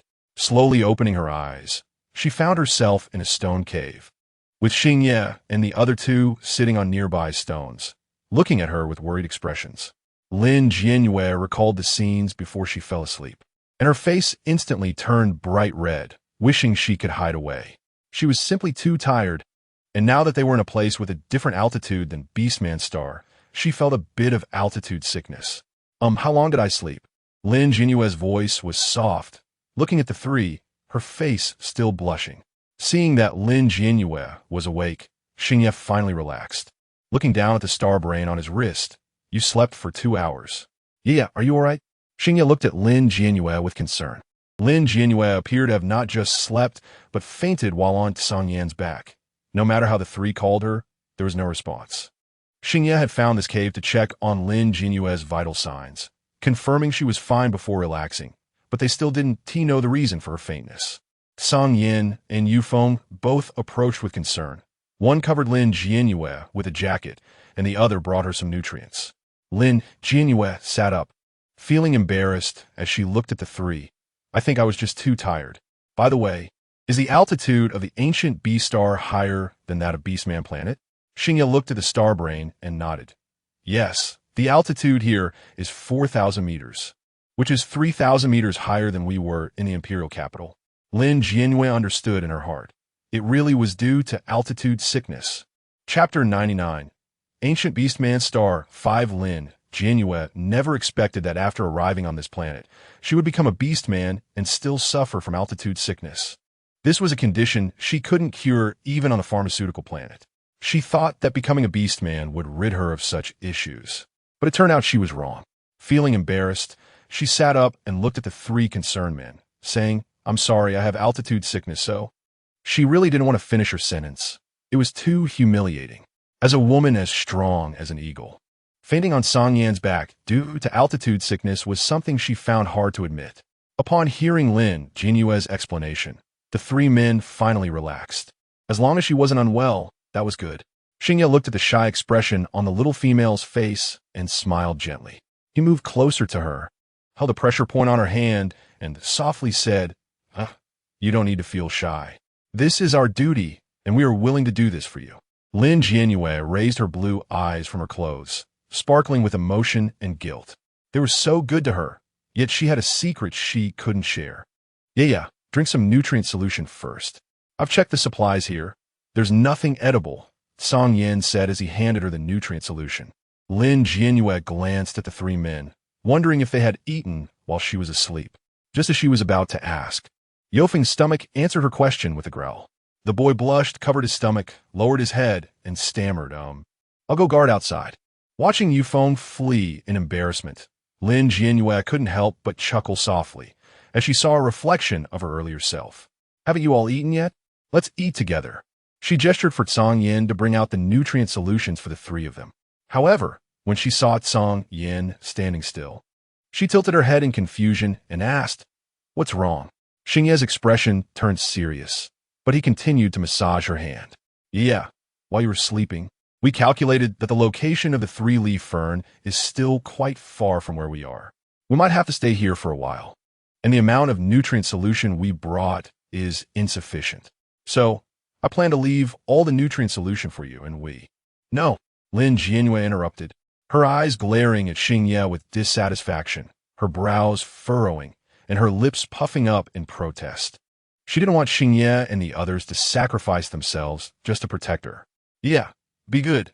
We will find a way, Song Yin said, softening his expression as he rubbed Lin Jianyue's little ears, which felt fluffy and pleasant to the touch. Lin Jianyue turned her head slightly, feeling heartbroken. If you all don't eat, then I won't eat either. Let us all starve together. Song Yin and Xingye exchanged glances, their faces showing a hint of worry and helplessness. Xingye knelt on one knee, looking directly into Lin Jianyue's eyes, and said softly, Yeah, Song Yin and I can find food. You don't need to worry about us. Lin Jianyue became even angrier. She looked seriously at Xingye and said, Xingye, I know you're doing this for my sake, but I've said before, we are a team. We share hardships and successes together. No one will be left behind. So, we will share the food, and once it's gone, we will figure out what to do together. She couldn't believe that on such a vast, ancient planet, there were no wild animals. It was impossible for the four of them to starve here. Moreover, even if there was no food, she had a system. As long as the system was there, everything would be fine. She wouldn't let Xingye and the others go hungry. Upon hearing Lin Jianyue's words, Xingye and Song Yin felt warmth in their hearts. In their understanding, females were usually selfish, and, as males, in difficult situations, all resources should prioritize the females. That was why they were reluctant to serve any female. However, Lin Jianyue's presence shattered their lifelong beliefs, overturning their impressions of females. Lin Jianyue was always so unique. Seeing the three men in a daze, Lin Jianyue sighed helplessly. It seemed she needed to give these three love-struck men a lesson. She called Yufeng, who was guarding outside, into the cave. After Yufeng entered, Lin Jianyue pulled him to sit by the fire and gestured for Song Yin to join them. The three tall men sat obediently in a row, resembling three elementary school students waiting for their teacher's reprimand. Lin Jianyue stood up, finally looking down at the three men from a higher position. Yufeng lowered his head, afraid to meet Lin Jianyue's eyes, worried that she was angry because he was hungry earlier. Xingye and Song Yin looked up at Lin Jianyue, their expressions filled with confusion. Lin Jianyue sighed softly and began, I want to formally tell you all. Yufeng raised his face, his gray eyes flickering with anxiety as he looked at Lin Jianyue. His fingers unconsciously fidgeted with the strings on his clothes, as if that would give him some comfort. Xingye and Song Yin straightened their backs. This was the first time they saw Lin Jianyue so serious, and they couldn't help but feel nervous. I know you're trying to protect me and make me comfortable, but I want to formally tell you that regardless of the rules the imperial capital gave you, here with me, you also have your own rights. We are a team, not just me.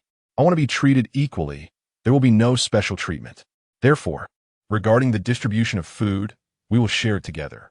Once it's gone, we will figure out what to do together. No, yeah. Before Lin Jianyue could finish, Song Yin interrupted, but he only got halfway through before being silenced by Lin Jianyue's glare. Song Yin quietly closed his mouth, while Xingye slightly turned his head. Seeing Song Yin's expression, he couldn't help but smirk, his tail swaying unconsciously behind him. Seeing Lin Jianyue angry at Song Yin brought a sense of satisfaction to Xingye. After all, Song Yin had been carrying Lin Jianyue alone for so long today. He had the chance. Yufeng, oblivious to the jealousy around him, stared blankly at Lin Jianyue, as if his brain was digesting what she had just said. Could someone like him also have his own rights? Lin Jianyue noticed the different expressions on the three men's faces and guessed what they were thinking. She sighed and shook her head. These three big men seemed clever most of the time, but why were they so stubborn about this? Xingye, Song Yin, Yufeng. Isn't there a rule in the Empire's partner regulations that says you must obey the arrangements of the female? The three nodded. All right, then I want to establish a rule between us now. Chapter 100 Ancient Beastman, Star 6 First. All resources among us must be distributed equally. Second, the three of you must get along amicably. You cannot argue or fight over my matters. If I find out that you have conflicts privately, you will not be allowed to speak to me for a week. As the three listened to Lin Jianyue's words, their expressions varied. The most shocked was Yufeng. Among the three, he had the least say, and he wasn't as wealthy as Xingye and Song Yin, although all three shared the same level of mental strength. His background and identity were much lower than those of Xingye and Song Yin. Yufeng kept his head down, not daring to respond to Lin Jianyue. Lin Jianyue glanced at him, seeing through the boy's thoughts, and sighed helplessly, especially regarding Yufeng. Being called out, Yufeng's body jolted, slowly raising his head. Xingye and Song Yin also turned their attention to Yufeng. Yufeng, you will soon abandon your identity. Don't feel inferior because of it. Although you were once an assassin, your heart is kind. You are not a person who does evil without remorse, so there is no need to feel that you are very bad.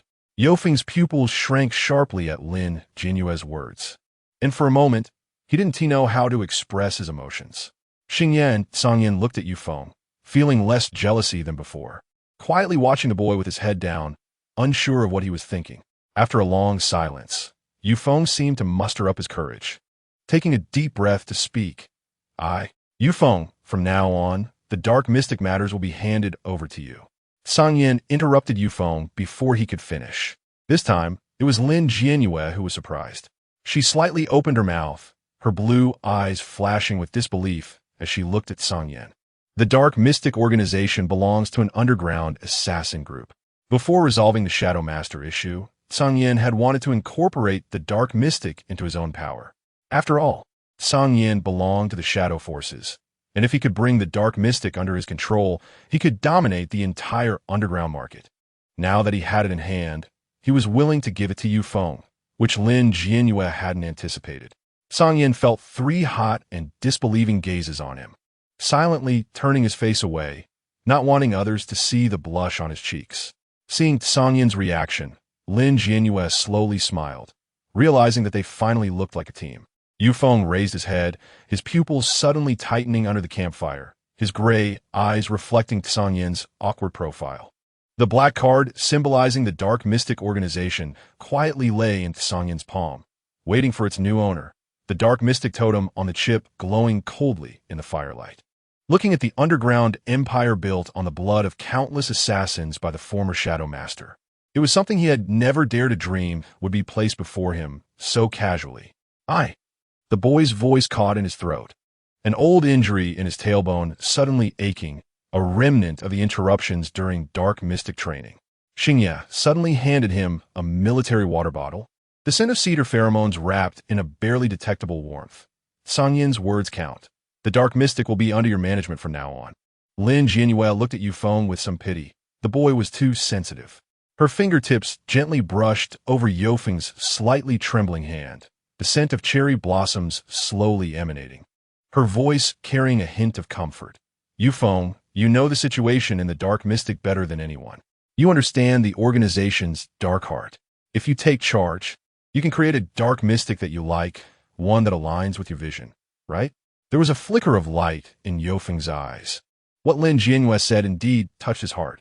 He had grown up in the Dark Mystic, and he knew what it was like better than anyone else. Okay, thank you. Sang Yin, big brother. Yufeng looked at Sang Yin with gratitude in his eyes. He looked down at the black card, his fingertips brushing over the cold chip, suddenly recalling the female test subjects imprisoned in the Dark Mystic basement. He clenched the black card tightly, his nails digging into his palm. I will make sure the Dark Mystic no longer harms beastmen. Sang Yin was being looked at with such eyes for the first time, feeling a bit unaccustomed. He suddenly stood up, awkwardly looking to the side, trying to avoid eye contact with Yufeng. His usually carefree voice tinged with a hint of panic. Stop being so mushy. I'm going to see if there are any traces of the ferns. As he spoke, he quickly walked to the cave entrance. Soon after, a wave of minty freshness mixed with a faint tobacco scent slowly wafted in. Lin Jianyue couldn't help but smile, knowing that Sang Yin was embarrassed. It was the first time she had seen Sang Yin shy. It was kind of cute. After a long night, Lin Jianyue was indeed tired, and as she relaxed, she felt a bit sleepy. Xingye took out a sleeping bag from his backpack. He had anticipated spending the night here, so he was well prepared. Lin Jianyue just needed to rest, and the task of keeping her safe was left to the 3 males. Lin Jianyue lay in the sleeping bag, wrapping herself up. With the warmth of the fire nearby, she quickly fell asleep. Xingye kept watch for the first half of the night, and after 4 hours, Sang Yin took over from him. Sang Yin merely draped the sleeping bag over himself as a blanket, not bothering to get inside, nor did Yufeng. Lin Jianyue was too lazy to care about the 3 of them, and quickly fell asleep with her eyes closed. When she regained consciousness, she heard some noisy sounds. She opened her heavy eyes, and as soon as she did, she saw a gray figure standing in front of her. Her sleepiness vanished instantly, and she struggled to sit up from the sleeping bag. When she saw the figure clearly, her heart nearly stopped. Yufeng had transformed into his beast form at some point, and was now protecting her behind, taking a defensive stance. In front of Yufeng was a white figure. Lin Jianyue recognized it by its tail. It was Xingye in beast form. What on earth happened to make both of them reveal their beast forms? Before she could ask, a roar came from the cave entrance, causing Lin Jianyue's heart to skip a beat. It was Sangyin. What was happening? Yufeng, what is going on? Lin Jianyue stood up from the sleeping bag, looking anxiously toward the cave entrance, her tone urgent. The ice-field wolf suddenly turned around, and seeing Lin Jianyue awake, a hint of worry flashed in his eyes. Don't go out. Stay here. As soon as Yufeng finished speaking, Lin Jianyue saw Xingye's white lion beast form rush out of the cave at lightning speed, so fast that she barely had time to react. Yufeng stared intently at the sounds coming from the entrance, while Lin Jianyue was even more anxious than Yufeng, as she also didn't know what was happening. With Yufeng not allowing her to go out, she could only stand in place, feeling restless. A few minutes later, the two familiar figures finally returned. Xingye had transformed back to his human form, but Sangyin seemed to be in a bad state, being supported back by Xingye. Chapter 101. Ancient Beastman Star 7 Sangyin. How are you? Lin Jianyue felt a tightness in her heart, her face filled with worry as she rushed forward to check on Sangyin's injuries. However, she was stopped by Xingye, whose golden eyes flashed with a hint of severity. Yueyue, Sangyin might have toxins in his body. Don't get too close. Lin Jianyue's hand froze in midair. This was the first time Xingye had been so fierce with her. Yufeng, seeing this, transformed back into human form and placed Lin Jianyue's hand in his palm. Feeling the coldness of her hand, his heart ached. Sangyin slowly raised his head. His gaze towards Lin Jianyue still carried that usual carefree attitude, his pale lips slightly curling into a smile as he said, "Don't worry, Yueyue, I'm fine." Xingye supported Sangyin and, upon hearing his words, turned to glance at him, revealing a hint of concern in his eyes. Sangyin was still putting on a brave front, and the viruses from those purely wild ancient creatures outside might be more potent than the radiation out there. Yet he still managed to smile. Lin Jianyue looked at Sangyin, who remained so carefree and unconcerned at this moment, feeling a bit angry. But seeing Sangyin already drowsy yet still trying to put on a brave face for her, her heart softened again. Xingye, put Sangyin down here. I need to check him. Lin Jianyue walked over to the campfire, signaling Xingye to let Sangyin lie down there. Xingye hesitated, but seeing that Sangyin's consciousness was already muddled, he dared not delay further and helped Sangyin lie down. Lin Jianyue, you couldn't afford to be too cautious. She didn't even take precautions and directly began to check Sangyin's wounds. When Xingye wanted to stop her, Lin Jianyue, you had already squeezed the toxins out of Sangyin's wound. At first, it was blood, but then it slowly turned black. Xingye and Yufeng's brows remained furrowed, their eyes fixed on Sangyin's condition. Lin Jianyue, you couldn't grasp Sangyin's current physical state either, so she silently called for the system to help. Host, Sangyin's vital signs are low, but no life-threatening danger has been detected. Hearing the system's check, Lin Jianyue breathed a sigh of relief, the worry in her blue eyes lessening significantly.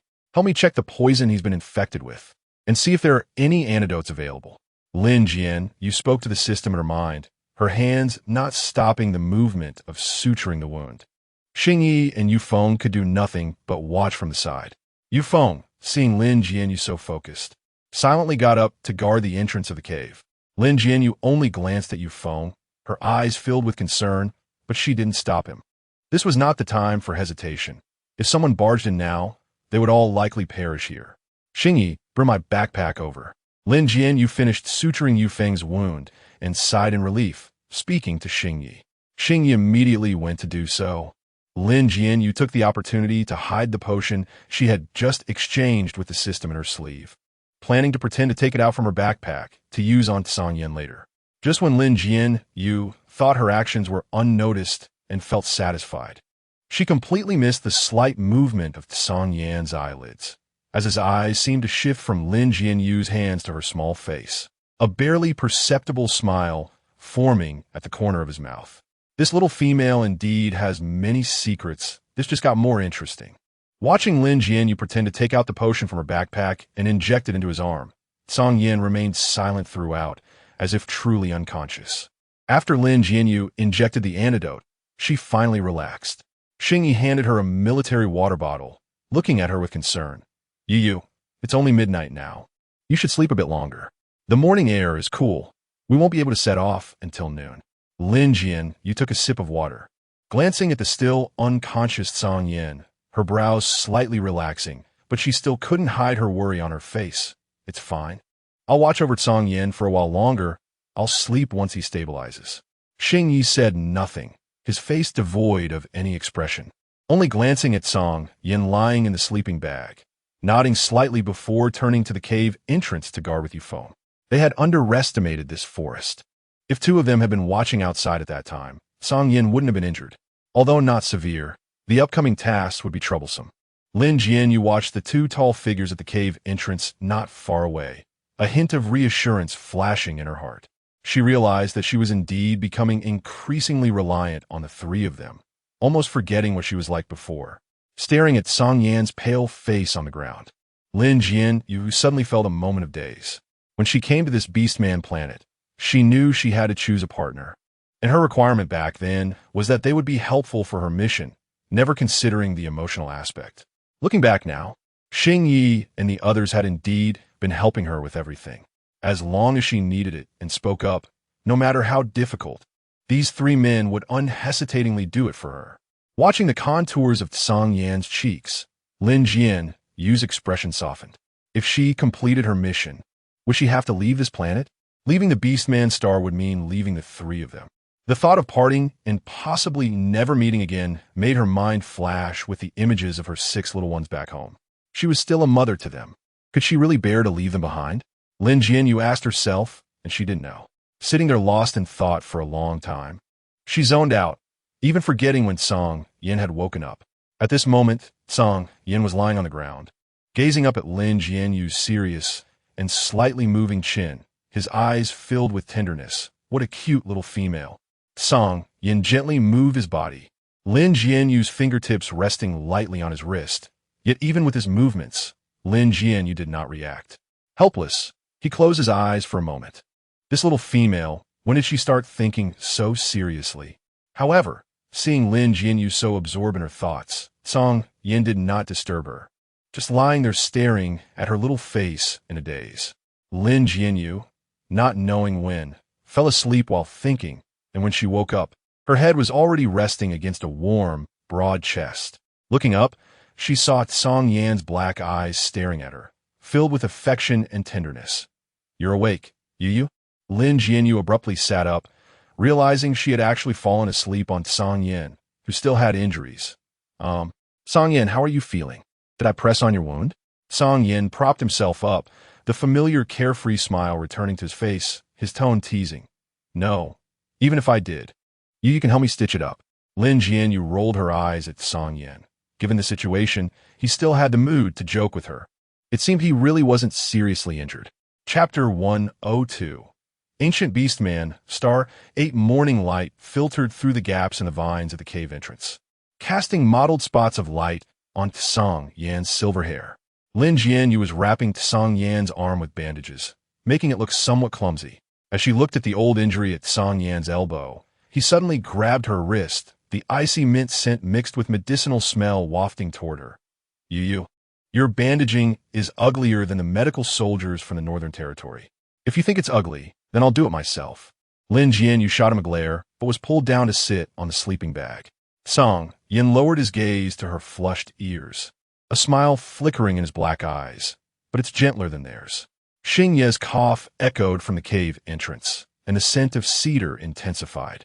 He was holding several dew-covered plants, their leaf edges shimmering with a metallic sheen. Lin Jianyue's eyes instantly brightened, and she slipped out of Song Yan's embrace. Song Yin glared at Xing Yi, annoyed that he was ruining his moment. Lin Jianyue excitedly grabbed Xing Ye's arm, her eyes filled with delight. "Xing Yi, where did you find this? This is exactly the 3-leaf fern we were looking for. When did you go to find it?" Xing Yi wore a victorious smile, looking at Song Yin with a smirk. "I found it in the crevice downstream of the waterfall." He tossed the plants to Yueyue, his gaze landing on Song Yan's bandaged arm. "If you can walk, let's get going." Song Yin huffed in dissatisfaction. This was something he wanted to do. Lin Jianyue completely disregarded Song Yin, squatting on the ground with Yueyue as they examined the 3-leaf fern. Yueyue carefully peeled away the root of the fern with a dagger, his gray eyes suddenly lighting up. "Yueyue, look, it glows with a crystal."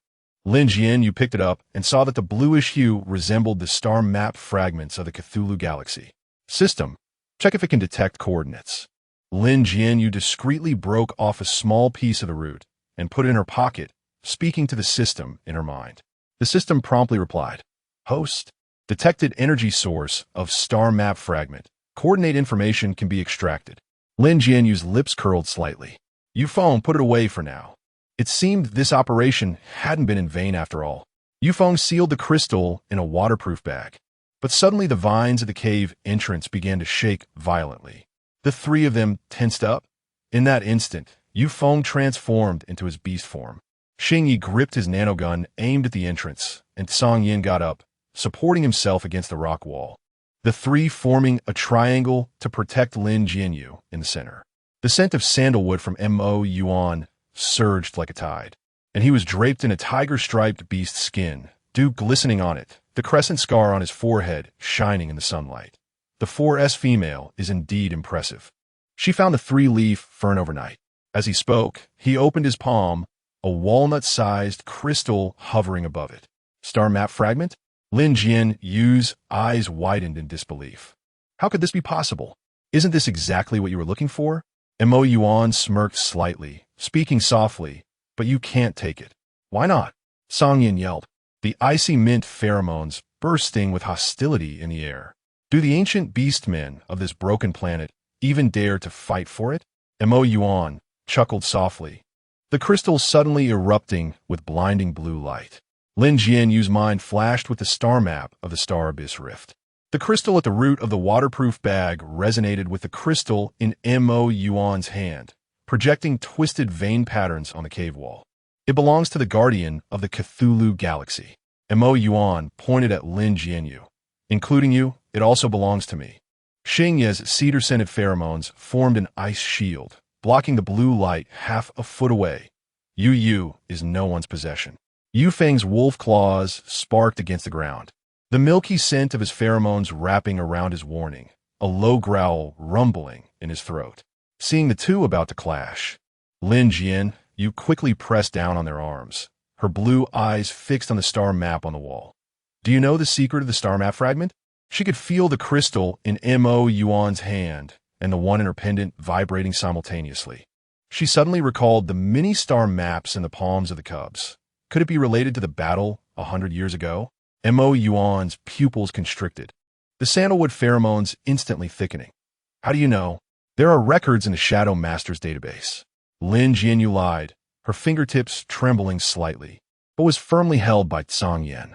His palm was warm, carrying a reassuring strength. "Who exactly are you? You'll naturally know when you leave here alive." Mo Yuan's figure gradually became transparent, the crystal transforming into a beam of blue light shooting toward the three-leaf fern. "This will guide you to where you need to go." When the vines calmed down, the crystal at the root of the three-leaf fern had transformed into a complete projection of the star map, with an ancient inscription beside the Star Abyss Rift. Yufeng leaned in to decipher it for a moment, his gray eyes shining. "It's the antidote to bone-corroding poison." Lin Jianyue's heart skipped a beat, and the system's prompt sounded sharply. "Detected star coordinates unlocked. Immediate departure recommended." She tucked the crystal away and looked up at the three. "Let's leave here first and head to the Cthulhu galaxy." Song Yin suddenly pressed down on her shoulder. The playfulness in his black eyes vanished. "Yueyue, you can't fully trust Mo Yuan's words." Xingyi nodded, his golden pupils filled with seriousness. There are remnants of the Shadow Master's bone-corroding poison in his pheromones. Yufeng silently stuffed a radiation-proof spray into her pocket, his milky scented pheromones wrapped in concern. "I've checked the dark arcane records. All participants disappeared after the battle 100 years ago." Lin Jianyue gazed at the swirling mist outside the cave, suddenly recalling the look in Mo Yuan's eyes before he vanished. It wasn't greed, it was a warning. She tightened her grip on the waterproof bag, feeling the warmth of the crystal. "No matter who he is, we have to go to the star." Xingyi packed the three-leaf fern specimen into the tactical box and suddenly bent down to carry her horizontally. Lin Jianyue gasped and wrapped her arms around his neck, only to see him lean down and whisper in her ear, "Song Yin is injured. Yufeng needs to clear the way. So, I have to carry you. Song Yan's glare and Yu Feng's reddened ears collided in her vision, and Lin Jianyue suddenly laughed. The morning light streamed through the vines, stretching the shadows of the four of them long, while the star map crystal in the waterproof bag quietly resonated with her pendant, emitting a faint blue glow in her pocket. They all failed to notice that beneath the moss at the cave entrance, a scale with a sandalwood scent was glowing faintly. That was intentionally left behind by Mo Yuan. Let's go. We'll talk about this later.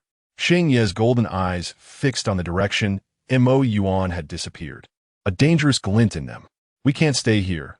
That Mo Yuan is definitely from the Beastman planet, and he is not simple. We need to leave quickly. Song Yin stood up.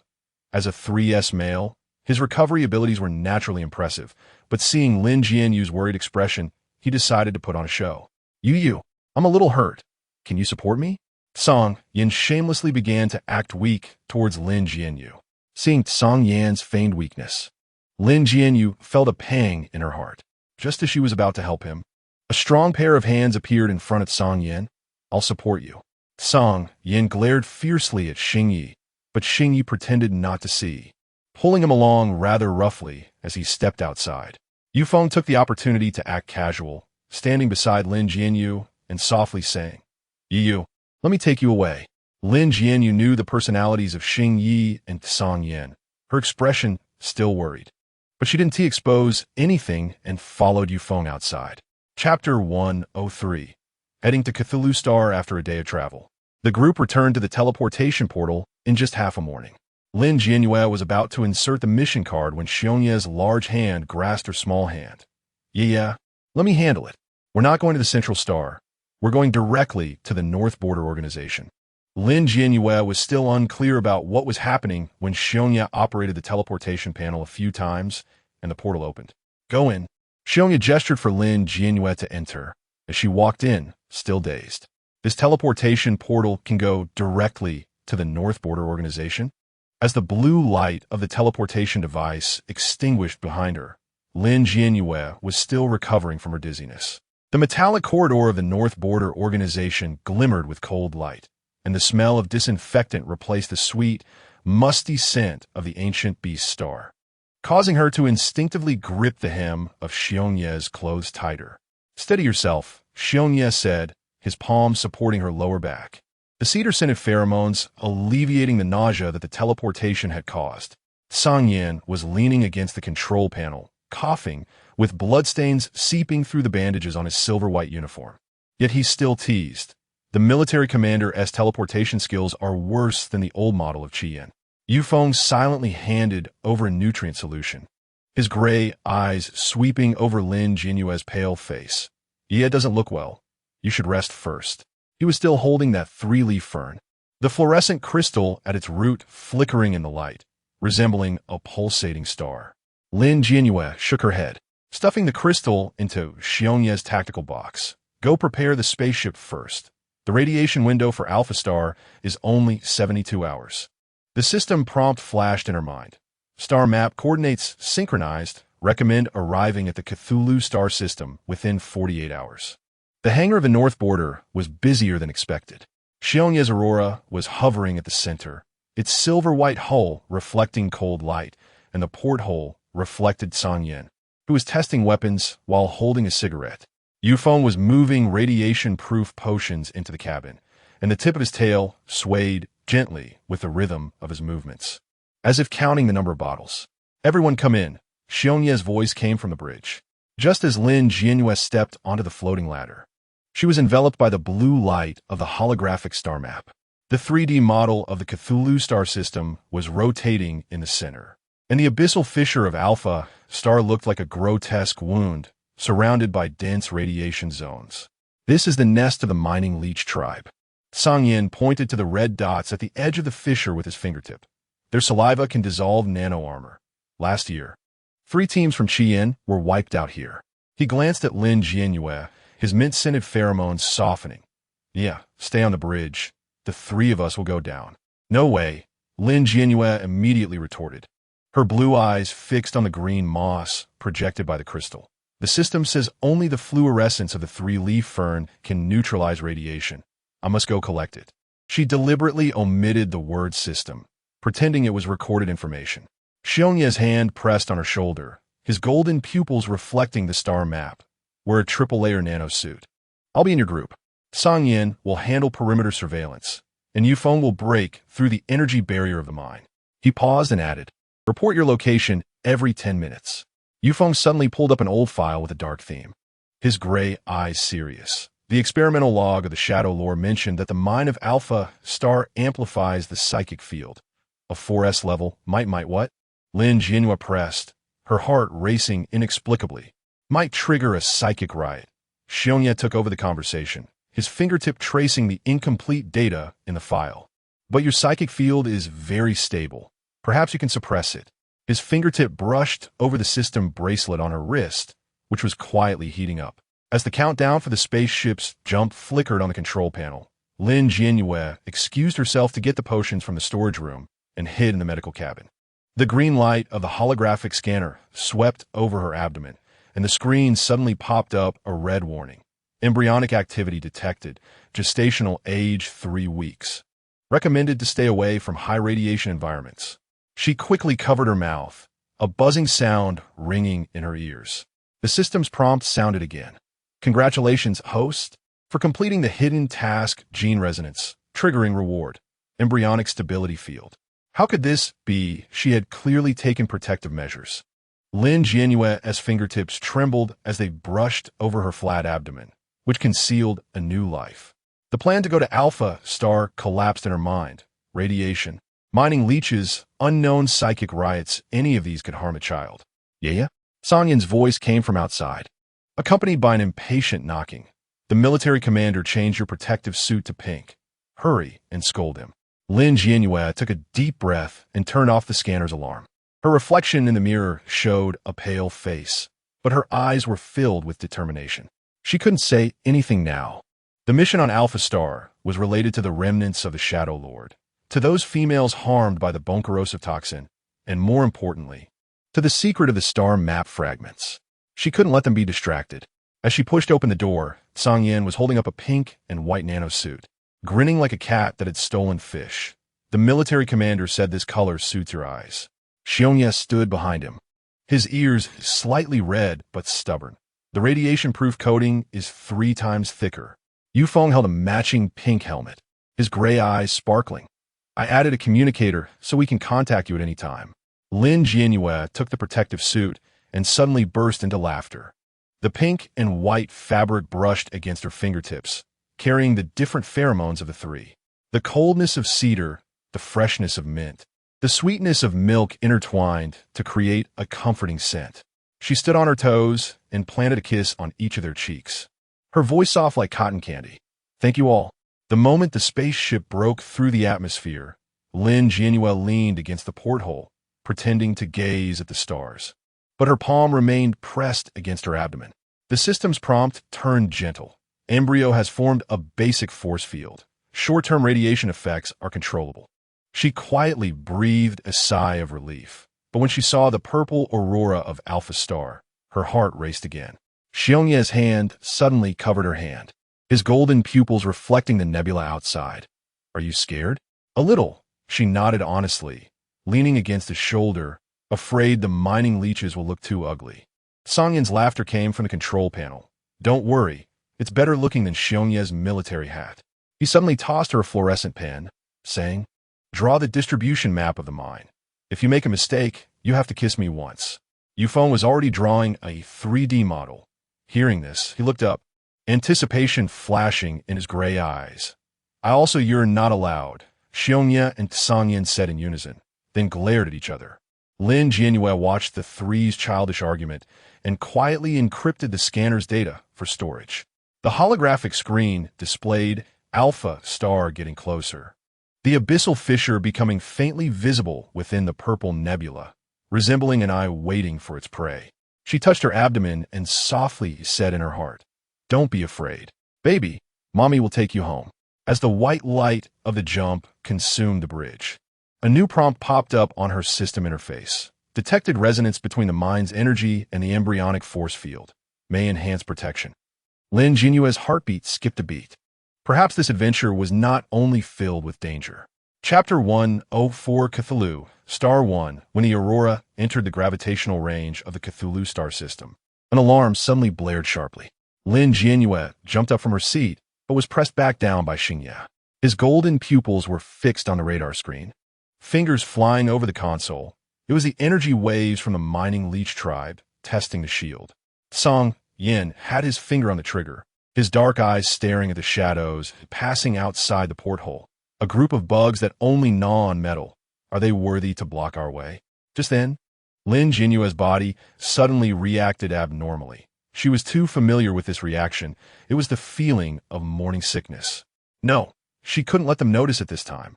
Lin Jianyue tried hard to conceal her discomfort, not wanting the three of them to find anything unusual.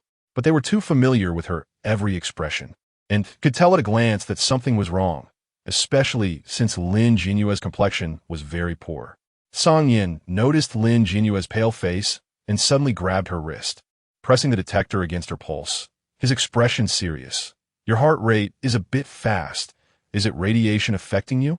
I'm fine. Lin Jianyue pulled her hand back, pretending to adjust the zipper of her protective suit, but her palm was already sweating cold. Xingye and Yufeng looked at Lin Jianyue with worried frowns. Just as they were about to speak, a loud noise came from outside. The system's prompt flashed in Lin Jianyue's mind. Embryonic force field slight fluctuation detected.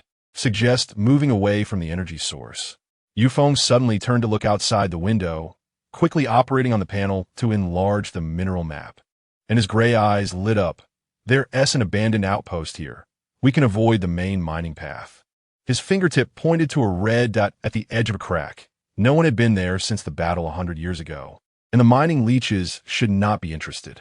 Xingye tapped on the screen to bring up the structure diagram of the outpost and nodded. The ventilation system is still operational, but someone needs to crack the door lock. He looked at Yufeng. Do you have the code in your dark database? Only fragments. We might need Yueye's psychic assistance. Yufeng's dark eyes darkened. The three of them probably couldn't unlock that password with their psychic powers alone. The Shadow Lord's log said that the door lock was driven by a psychic field. Lin Jianyue's heartbeat suddenly accelerated. Crack it with psychic power? Would the embryonic force field be affected? She bit her lip. Just as she was about to refuse, the system suddenly prompted. The outpost contains star map fragments. Resonating with the embryonic force field can enhance protection. I could try. She raised her head, trying to make her tone sound relaxed. But I need you all to be on guard outside. Song Yin was about to refute, but Xingye pressed down on his shoulder. Do as Yueyue says. His golden pupils swept over her trembling fingertips, adding, I'll guard the ventilation opening and can go in at any time. When the spaceship docked in the asteroid belt, Lin Jianyue put on a pink nano suit, the visor of her helmet reflecting the worried faces of the three. Song Yin suddenly grabbed her belt and shoved a fluorescent stone into her pocket. A tracking device from Qi Yin. Crush it, and I'll be there. Xingye pinned his military badge to her chest. An emergency signal from the north can mobilize nearby fleets. Yufeng checked her gloves one last time. The milky scent pheromone wrapping around his reminder. Don't use too much psychic power. I'll be waiting for you at the console. The metal door of the outpost was covered in rust. When Lin Jianyue pressed her palm against the sensing area, the system's prompt sounded again. Psychic field adaptation detected. Beginning to crack. Embryonic force field resonates with the door lock. Warmth traveled through her fingertips, and the sound of gears turning suddenly came from inside. There's movement inside. Xingye's voice came through the communicator, accompanied by electrical noise. Lin Jianyue was about to respond when she was pulled into darkness by a force. The corrosive sound of mining leech saliva exploded in her ears, and her nanosuit's back felt a sharp pain. Yeah. The shout from the communicator nearly shattered her eardrum. Lin Jianyue struggled to press the tracker that Song Yin had given her, but when she saw the attacker, she froze. It was not a mining leech, but an orc dressed in dark uniform, with the Shadow Lord's mark on his neck. The Shadow Lord said, Thank you for bringing us to the star map. The orc smiled as he pressed the controller in his hand, and Lin Jianyue's nanosuit suddenly lost power, crashing heavily to the ground. Her palm brushed against the rough ground, touching something cold. It was the star map fragment, resonating with her pendant, glowing blue in the darkness. You thought Mo Yuan was helping you? The orc kicked her hand away. He is a subject of the Shadow Lord, and so are we. As pain suddenly shot from her abdomen, Lin Jianyue recalled the system's warning. She curled her body, but in her peripheral vision, she saw the shadow at the ventilation opening. Xingye's nanogun was aimed at the orc's back of the head. Song Yan's flying knife grazed her cheek, and Yofeng's wolf claw had already torn the opponent's throat. Yeah. When Xingye held her in his arms, his voice trembled. Lin Jianyue clutched his collar, her fingertips stained with blood, yet she laughed. I found the fragment. On the way back to the spaceship, no one spoke. Song Yin pried opened the shell of the fragment with a dagger, revealing a complete projection of the Cthulhu star system. Beside the abyss crack of star, the words antidote were marked. When Yufeng injected her with painkillers, his hand kept shaking. It's all my fault for not checking the remnants of the dark faction. Lin Jianyue shook her head, suddenly feeling nauseous. She rushed into the medical cabin, immediately took the scanner to check herself. Watching as the embryonic heart rate on the scanner gradually stabilized, tears finally fell. System prompt. Embryo stabilized. Force field absorbs fragment energy and enhances by 30. This operation was truly too risky. She had to protect the child in her belly. Meanwhile, the three men outside the door looked inside with worried expressions. Yeah, what is wrong? Xingye's voice rang from outside the door. Lin Jianyue hurriedly wiped away her tears. When she opened the door, she bumped into the three holding nutritional agents at the door, looking like three children who had done something wrong, staring at her eagerly. It's nothing. She took the strawberry-flavored nutritional agent that Song Yin handed over, deliberately changing the subject. Are we going to the crack tomorrow? Xingye stared at her reddened eyes, but ultimately didn't pursue it, only pulling the zipper of her protective suit to the top. Dress warmly. In the middle of the night, only Lin Jianyue remained on the bridge. She touched her belly, looking at star on the star map, suddenly feeling that this adventure might have been destined from the very beginning, not only for the antidote for the star map, but also to protect this unexpected little life. What she didn't know was that outside the cabin door, Xingye was watching the monitoring records of the medical cabin, his golden pupils tightening as he scanned the embryonic data.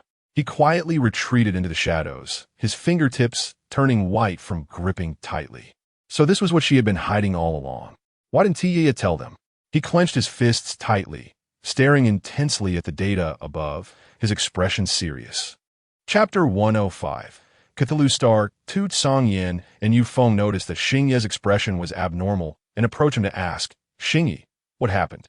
Song Yan's dark eyes swept over the monitoring records in front of him, and his pupils suddenly constricted. Yueyue's body data. It was obvious that she was pregnant. So now, Xingye's face darkened as he looked at the medical pod's data, unsure of what to do. Yueyue's pregnant? Why didn't she tell us? Song Yan's black eyes turned red, wishing he could find Lin Jianyue right now. This mission couldn't proceed. Yueyue not telling us means she doesn't want to end this mission. Xingye's voice was low, filled with worry and conflict. No, this mission is too dangerous. We must bring Yueyue back. The usually silent Yufeng could no longer sit still and said anxiously. Xingye grabbed Yufeng, who was about to go find Lin Jianyue, and said seriously, you know Yueyue's temperament. She probably won't give up so easily this time. He couldn't understand why the little female was so obsessed with the Cthulhu star system. What did she really want to do? What do we do then? Just watch Yueyue go to her death? Song Yin lost control in an instant, almost shouting. He couldn't let Yueyue die like this. After all, there was his child in her womb. Xingye's expression grew even darker. He certainly didn't want Lin Jianyue to take this risk, but if they went back now, Lin Jianyue probably wouldn't compromise easily and might come to Cthulhu Star on her own, which would be even more dangerous. Seeing that Xingye was silent again, Song Yan's expression worsened, and he turned to leave, but was stopped by Xingye. Song Yan, there might be a reason for Yueyue this time. Song Yan abruptly turned around, his eyes red. What reason could there be to risk her body? Xingye, you know better than us how many times more dangerous the Cthulhu star system is compared to the ancient beastman star. Do you really want to watch Yueyue take this risk? If it weren't for the fact that this warship belonged to Xingye, he would have ordered a return to the beastman planet long ago. Song Yin, I understand, but you also know Yueyue's temperament. If we really forcefully take her back, she is very likely to go to Cthulhu Star alone behind our backs, and then things will be even more dangerous. Song Yan's chest heaved violently. Hearing Xing Ye's words gradually calmed him down. What Xing Yi said was indeed reasonable, but what do you want to do? Song Yan closed his eyes, and when he opened them again, the redness had faded. Let's pretend we don't know about this matter for now. Once we get there, we will fully protect Yueyue. If the situation seems wrong, we will take her back. Song Yan and Yufeng calmed down and nodded after looking at Xing Yi. For now, this was all they could do. The three of them looked worriedly at Lin Jianyue, who was standing alone at the cabin door on the bridge. That frail figure appeared very thin in the vast universe, but the three of them knew better than anyone that this little female was far stronger than they could see. Lin Jianyue touched her flat abdomen and looked at the boundless universe, softly saying, "Baby, once Mommy resolves this matter, we can live well. Your three daddies are all looking forward to your arrival. You also have 6 older brothers and sisters, so you need to get along well in the future. Mommy promises to bring you home safely." The sound of the cabin door opening came from behind her. Lin Jianyue turned around to see 3 handsome men striding toward her. "Yueyue, it's late. We should go back," Xing Yi said. And Song Yan had already taken off his combat suit and wrapped it around Lin Jianyue. Yufeng handed her a cup of warm milk. Drinking milk before bed is good for your health. Lin Jianyue lightly tapped her fingers on the edge of the glass and smiled slightly. "What brought you guys here?"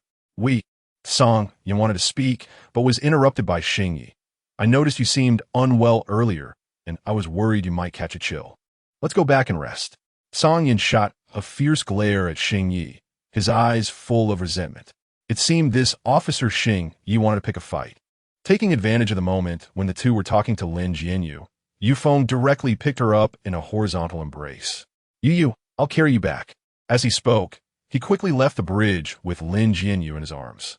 By the time Song Yan and Xing Yi reacted, Yufeng had already entered the cabin door, disappearing into the corridor. Yufeng, you're finished." Xing Yi and Song Yan gritted their teeth, wishing they could tear Yufeng apart. Yufeng didn't need to think. The two were definitely furious right now, but he didn't care. Although he couldn't match them materially, he never worried about his fighting ability. "Hey, Yufeng, can you sleep with me tonight?" Lin Jianyue nestled under the covers, looking at him with her blue eyes in a pitiful manner. At that moment, their eyes met, and the milky scent of her pheromones suddenly intensified. He forcibly suppressed his desires and nodded stiffly. He would sleep with Lin Jianyue, just the two of them. Lin Jianyue's face broke into a happy smile as she patted the edge of her bed and softly said, "Come here."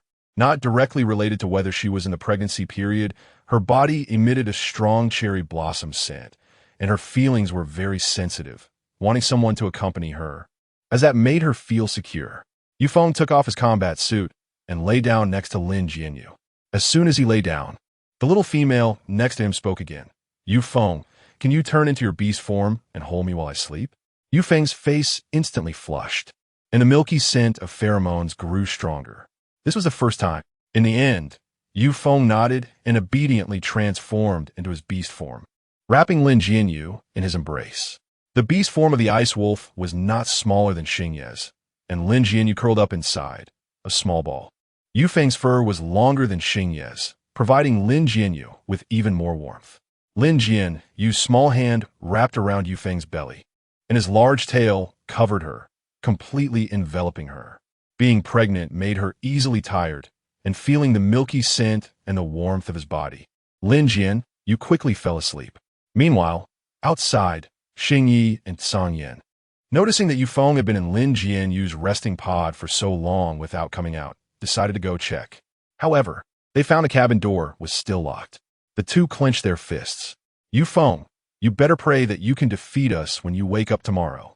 Xing Yi and Song Yan exchanged glances, the minty scent of their pheromones and the cedar scent mingling in the air, creating a thick smell of gunpowder. Meanwhile, Yufeng was completely unaware of the anger from the two, sleeping soundly with the little female in his arms.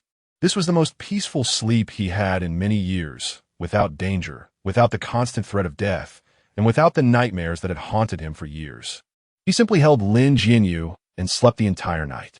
Chapter 106. Cthulhu Star 3. As the Aurora's anti-gravity engine emitted its last hum outside the atmosphere of Cthulhu Star, Lin Jianyue was leaning against Xing Ye's shoulder, catching up on sleep. Outside the porthole, The purple-black clouds resembled spilled ink, interspersed with silver star points falling. Those were the trails of meteors burning in the atmosphere. Yufeng looked at the star points outside and softly said, "These stars are called tears of the star spirits by the indigenous people of Cthulhu Star."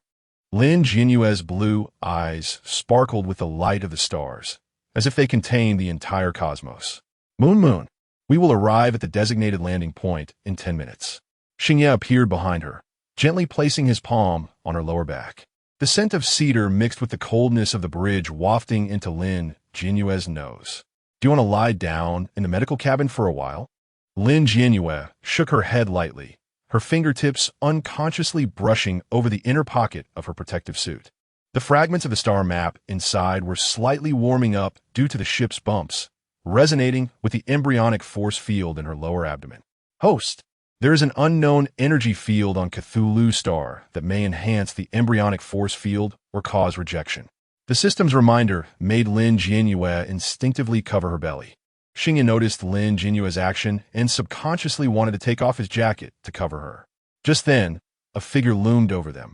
Song Yin handed her a cup of hot cocoa, the scent of peppermint pheromones wrapping around it. The military commander missed the data by 3 days. This planet's gravity is 0, 8 times that of Beastman star. Moon will definitely walk like a wobbly little kitten. As he spoke, he intentionally mimicked a cat's meow. Yet his eyes unconsciously darted to Lin Jianyue's flat abdomen, filled with concern.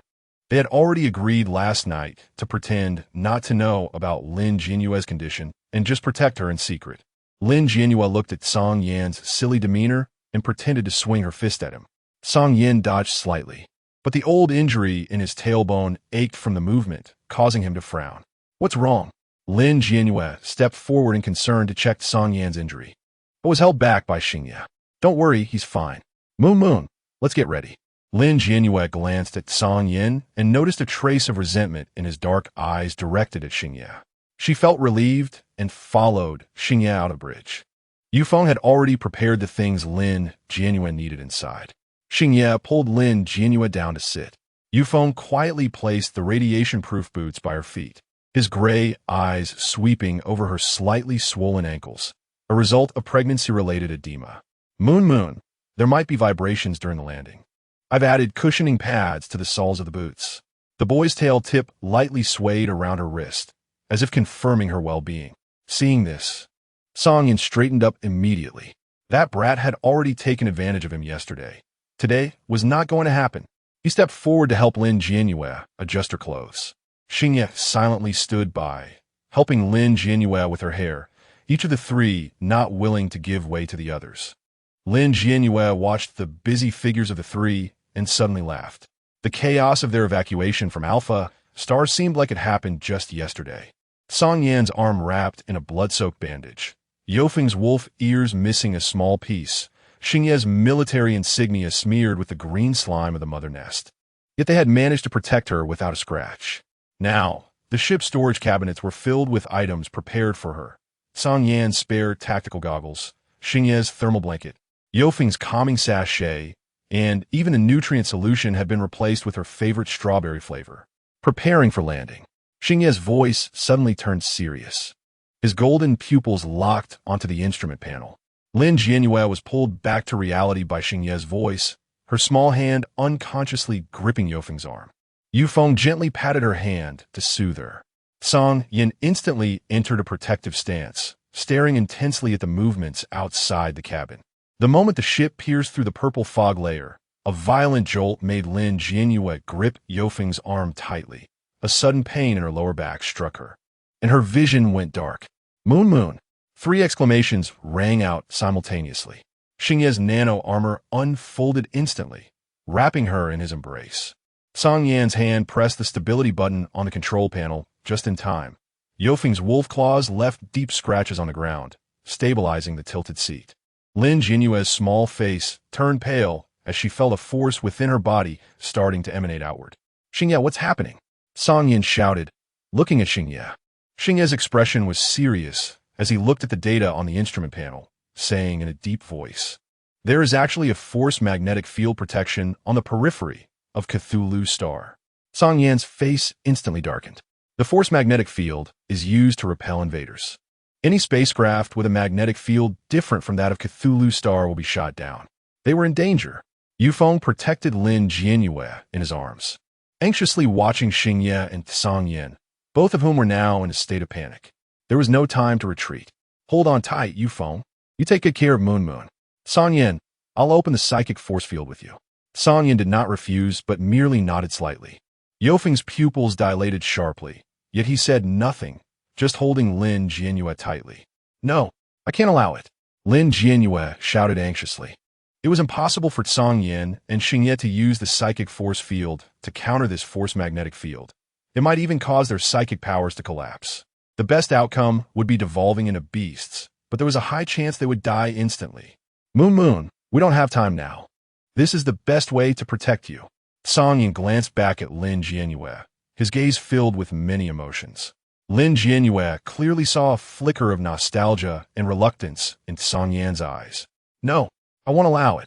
We promised to go back together. Lin Jianyue's anxious little face turned red, tears streaming uncontrollably from her blue eyes.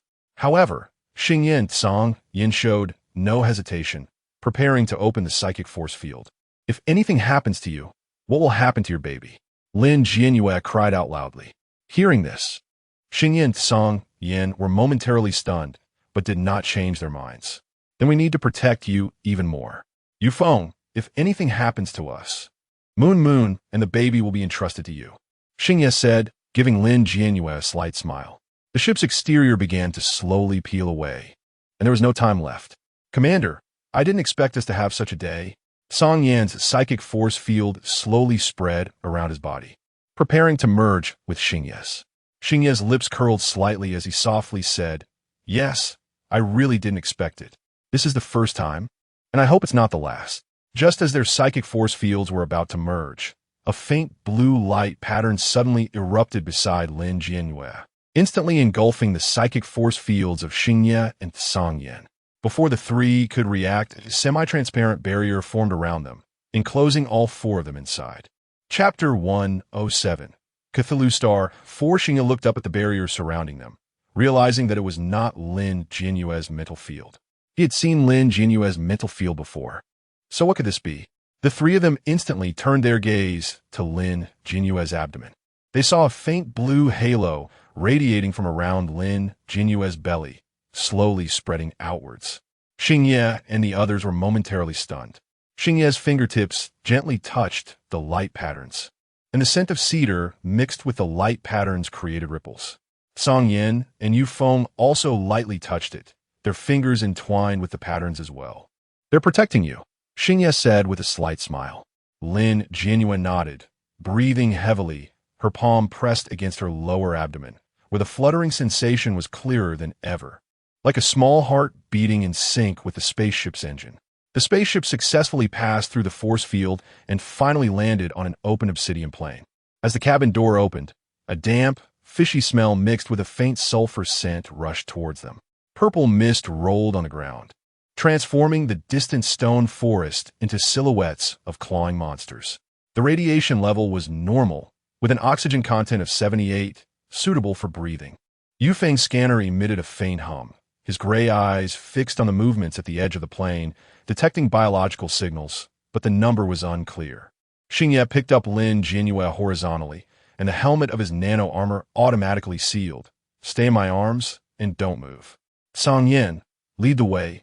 Yufeng, bring up the rear. His boots stepped on the obsidian, making a crisp sound that echoed starkly in the silent plain. Lin Jianyue wrapped her arms around his neck, her blue eyes curiously surveying the surroundings. The surface of the obsidian was embedded with tiny crystals, refracting a strange red light in the purple mist, like countless eyes peering from the shadows. Occasionally, silver shadows flashed between the stone forests, moving as fast as lightning. It's the mist shadow beasts, Song Yan said, his dagger suddenly unsheathing, the icy mint scent of his pheromones radiating caution. The data says they prefer to live in groups, and their teeth can bite through level 3 nanosuits. He pointed towards the depths of the stone forest, where there was an energy response, possibly the outpost we were looking for. After walking for about half an hour, The purple mist gradually thinned, revealing a metal structure half buried beneath the obsidian. The broken dome was covered in purple vines, and the star emblem on the doorframe had rusted, but could still be recognized as the mark of the Guardian Squad from 100 years ago. This is it. Xingye pressed his palm against the metal door, and the energy beam from his nano-armor injected into the lock. The database inside should have a detailed map of Cthulhu's star. As the door slowly opened, a wave of decayed breath rushed out. Lin Jianyue instinctively held her breath, but caught a familiar sandalwood scent that was identical to the pheromones on Mo Yuan, only fainter, as if diluted by time. Mo Yuan's people may have been here, she whispered. Suddenly, the embryo force field trembled violently, and fragments of the star map flew out of her inner pocket, projecting a holographic map in midair. The central control room of the outpost was marked with a prominent red dot, labeled with ancient text, Heart of the Star Spirit. Blood of Yueyue. Xingye's golden pupils suddenly constricted. The Heart of the Star Spirit should be the energy source you're looking for, which can stabilize the embryo force field. He suddenly hugged her tightly, the cedar scent of his pheromones thickening, but there was an unknown energy barrier inside. I need to go in and investigate. No. Lin Jianyue tugged at his collar, her blue eyes flashing with stubbornness. My mental field can resonate with the fragments. Perhaps I can bypass the barrier. She touched her lower abdomen, where the fluttering sensation was becoming clearer, and it seemed to be guiding her forward. Song Yin suddenly kicked open a side door, his black eyes glinting with cunning. Stop arguing. I found a ventilation duct that is big enough for Yueyue to crawl through. His dagger traced a circle at the duct's entrance, which had a diameter of 50 centimeters, just enough for her to pass. Yufeng immediately transformed into an ice wolf, nudging her palm with his head. I'll go with Yueyue. My size can fit through. The boy's wolf ears drooped as if he was being adorable. In the end, Lin Jianyue crawled into the ventilation duct, with Yufeng following closely behind. His wolf tail occasionally brushed against her ankles, the milky scent of his pheromones filling the narrow space and dispersing the decayed odor. Outside the duct, they could hear Xingye and Song Yin dealing with the mist-shadow beasts, the humming of energy beams intertwined with the roars of beasts, creating a savage symphony. We're almost there. Yufeng's wolf claws suddenly stopped, his gray eyes focused on the grating ahead, where a faint blue light was visible, resonating in sync with the light patterns of the embryo force field. The moment Lin Jianyue pushed open the grating, she was stunned. The floor of the central control room was covered with light patterns originating from the embryo force field, forming a massive star map. In the center of the star map, a crystal the size of a fist floated in midair, emitting a soft blue light, which was the heart of the star spirit marked on the map. Even more shocking was that beside the crystal knelt a skeleton, tightly clutching a crescent scale identical to Mo Yuan's, with a dagger embedded in its chest. The hilt engraved with the totem of the Shadow Lord's family. It's an ancestor of the Shadow Lord.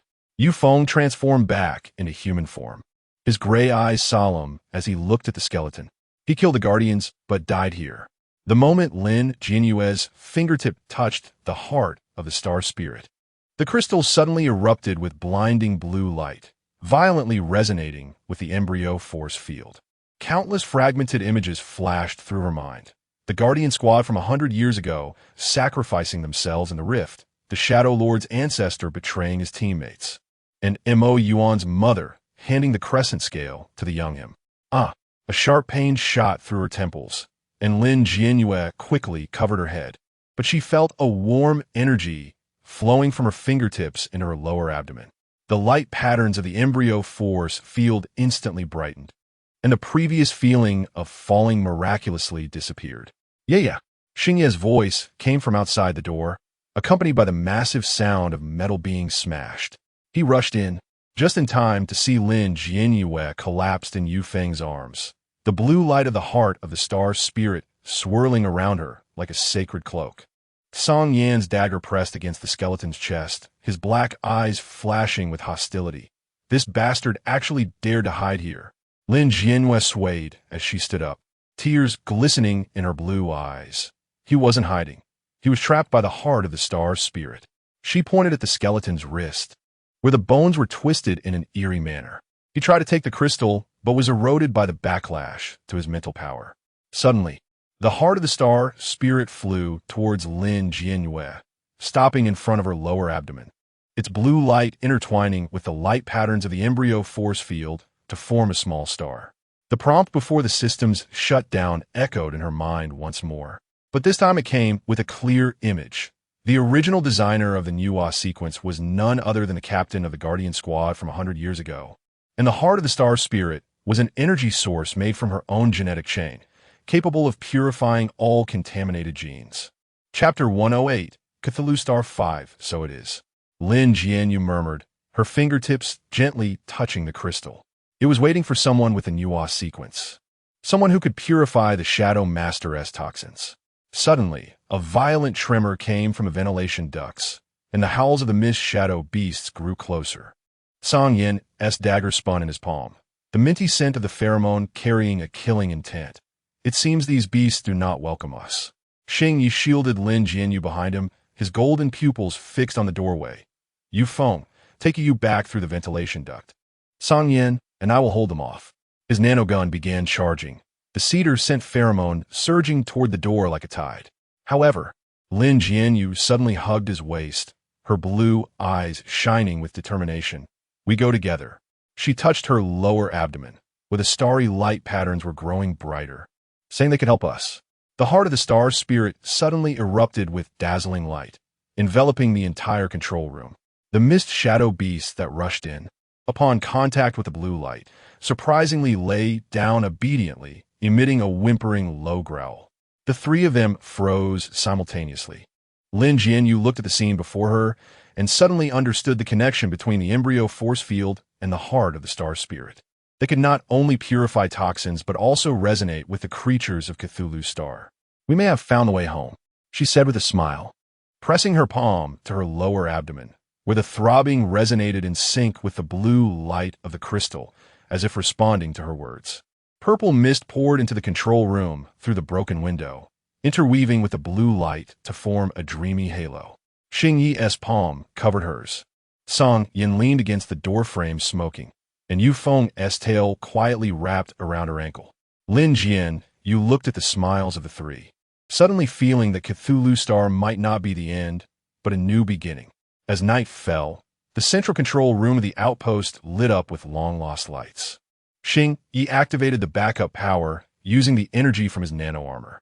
Under the pale white light, the dust-covered control panels gradually revealed their original appearance, still bearing the handwritten notes of the Guardians, their elegant handwriting suggesting a feminine touch. Look at this.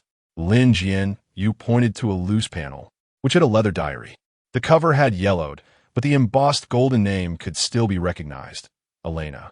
Xing Yi carefully opened the diary. The cedar sent pheromone mingling with the musty smell of the paper. The handwriting on the first page radiated the excitement of a girl. Today, I joined a Guardian Squad. The captain said my mental field can resonate with the heart of the star spirit, and from now on, I will be a guardian of Cthulhu Star. Flipping further, the handwriting gradually became scrawled, revealing anxiety between the lines. The Shadow Master's army is getting closer. They want the heart of the star spirit, saying they will use it to modify orc genes, making all females lose the right to choose. They have captured Mo Yuan's mother. Song Yin suddenly read aloud, a fierce glint in his black eyes.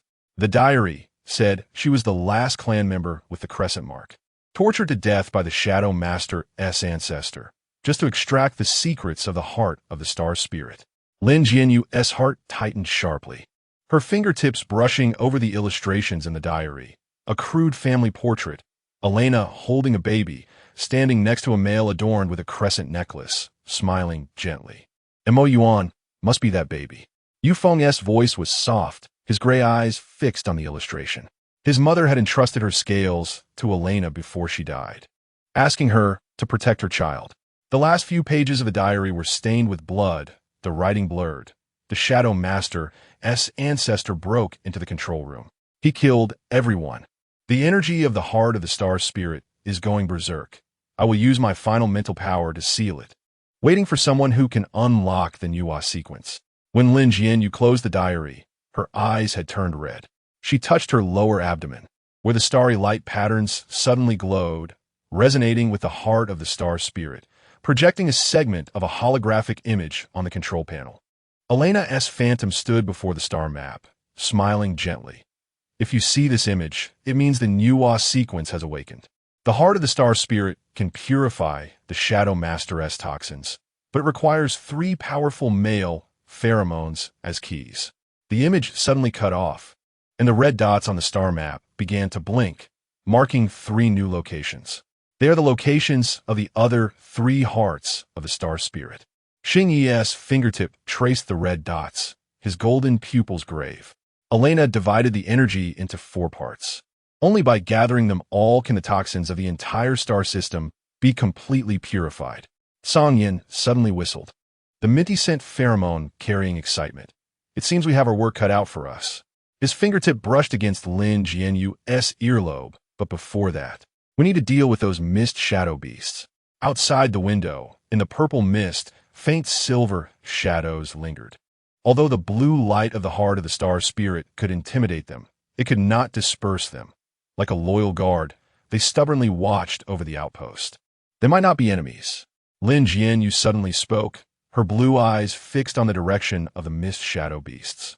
The diary said the mist shadow beasts are companions of the guardians, capable of sensing evil auras. She touched her lower abdomen, where the throbbing grew clearer. They were warning us that something bad was approaching. Just as her voice fell, the alarm at the outpost suddenly blared, the shrill buzzing echoing in the control room. Yufeng's scanner instantly popped up a red warning. High-intensity energy reaction detected, rapidly approaching, source unknown. Xingyi's nanogun immediately charged. The cedar sent pheromone surging toward the door. Song-yin, take Yueyue into the ventilation duct.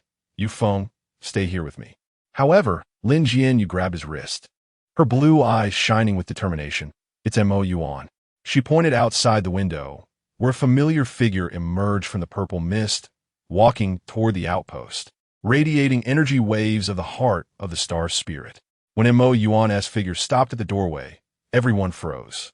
His tiger-striped beast skin was stained with blood, the crescent scar on his forehead glowing blue, tightly clutching a fragment of the heart of the star spirit, resonating in sync with the crystal in the control room. You're here.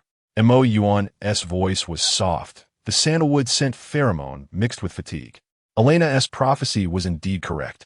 The heir of the Yueyue sequence would arrive here. Xingyi's nanogun still pointed at his forehead, his golden pupils filled with vigilance. Who exactly are you? What is your purpose in approaching Yueyue? Yueyue suddenly laughed, a sound of relief. I'm the last descendant of the Guardians, here to give this to her. He threw the broken crystal fragment to Lin Jianyue. This was a piece of the heart of the star spirit of Cthulhu Star, and only by gathering 4 pieces could the purification program be activated. The moment Lin Jianyue caught the fragment, the embryo force field suddenly erupted with dazzling light, merging the 2 pieces of crystal together. Chapter 109 Cthulhu Star 6 One of the red dots on the star map suddenly disappeared, replaced by a new image. Elena stood before the altar, dividing the heart of the star spirit into 4 parts and handing them to the 4 guardians. If I do not survive, you must find the successor of the Yueyue sequence and let her purify this polluted galaxy. Yueye's eyes suddenly turned red. My mother is one of the guardians. After she was killed by the ancestors of the Shadow Lord, I have been searching for the other fragments. He looked at Lin Jianyue, the sandalwood-scented pheromone becoming gentle, and now I can finally fulfill her last wish. Song-yin suddenly kicked him, but his dark eyes were no longer filled with hostility. Then why did you act all mysterious before? You almost made us fight. Yueyue rubbed the place he was kicked, smiling helplessly. The remnants of the Shadow Lord are still hunting me. I cannot expose Yueyue's identity. His fingertip pointed outside the window. They were nearby, about 50 people, all modified orcs, not afraid of ordinary energy weapons. Xingyi's golden pupils suddenly constricted. They want the heart of the star spirit? No, they want Yueyue. Yueye's voice became serious. The Shadow Lord's database has records that the successor of the Yueyue sequence can bear offspring with pure genes. They want to capture Yueyue and conduct genetic experiments. Lin Jianyue's heart tightened suddenly, instinctively holding her abdomen. Yufeng suddenly blocked her in front, his gray eyes flashing with killing intent. No one is allowed to harm Yueyue. Xingye's nanogun began to charge, the cedar-scented pheromone surging towards the door like a tsunami. Song Yin, take Yueyue and Yufeng to activate the defense system of the heart of the star spirit. I will hold them off with Mo Yuan. I will stay. Lin Jianyue suddenly spoke, her blue eyes shining with stubbornness. My mental field can resonate with the heart of the star spirit, which might enhance the defense. She touched her abdomen, where the starry patterns were getting brighter, and it wanted help too. And Mo Yuan suddenly pressed down on her shoulder, the sandalwood-scented pheromone carrying a soothing tone. Trust me, the most important thing for you now is to protect yourself and the child. The defense system requires the mental energy of 3 people to activate, just right for you. Yufeng and Song Yin. His fingertip pointed to the groove on the console. Just put the heart of the star spirit in and concentrate your mental energy. Xingyi suddenly kissed her forehead, the cedar-scented pheromone carrying undeniable tenderness. Wait for us to come back.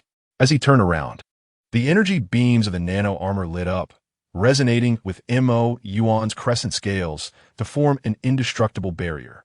When Lin Jianyue followed Song Yin and Yufeng into the defense room, a violent explosion sounded outside. Yufeng shielded her in front of the console, his gray eyes flashing with determination. You, concentrate, think about protecting us, protecting the child. Song Yan's palm covered hers, the icy mint-scented pheromone bringing warmth. Don't worry. The military commander and Mo Yuan won't die. His fingertips moved quickly over the console. The defense system would take 3 minutes to activate. We have to hold on.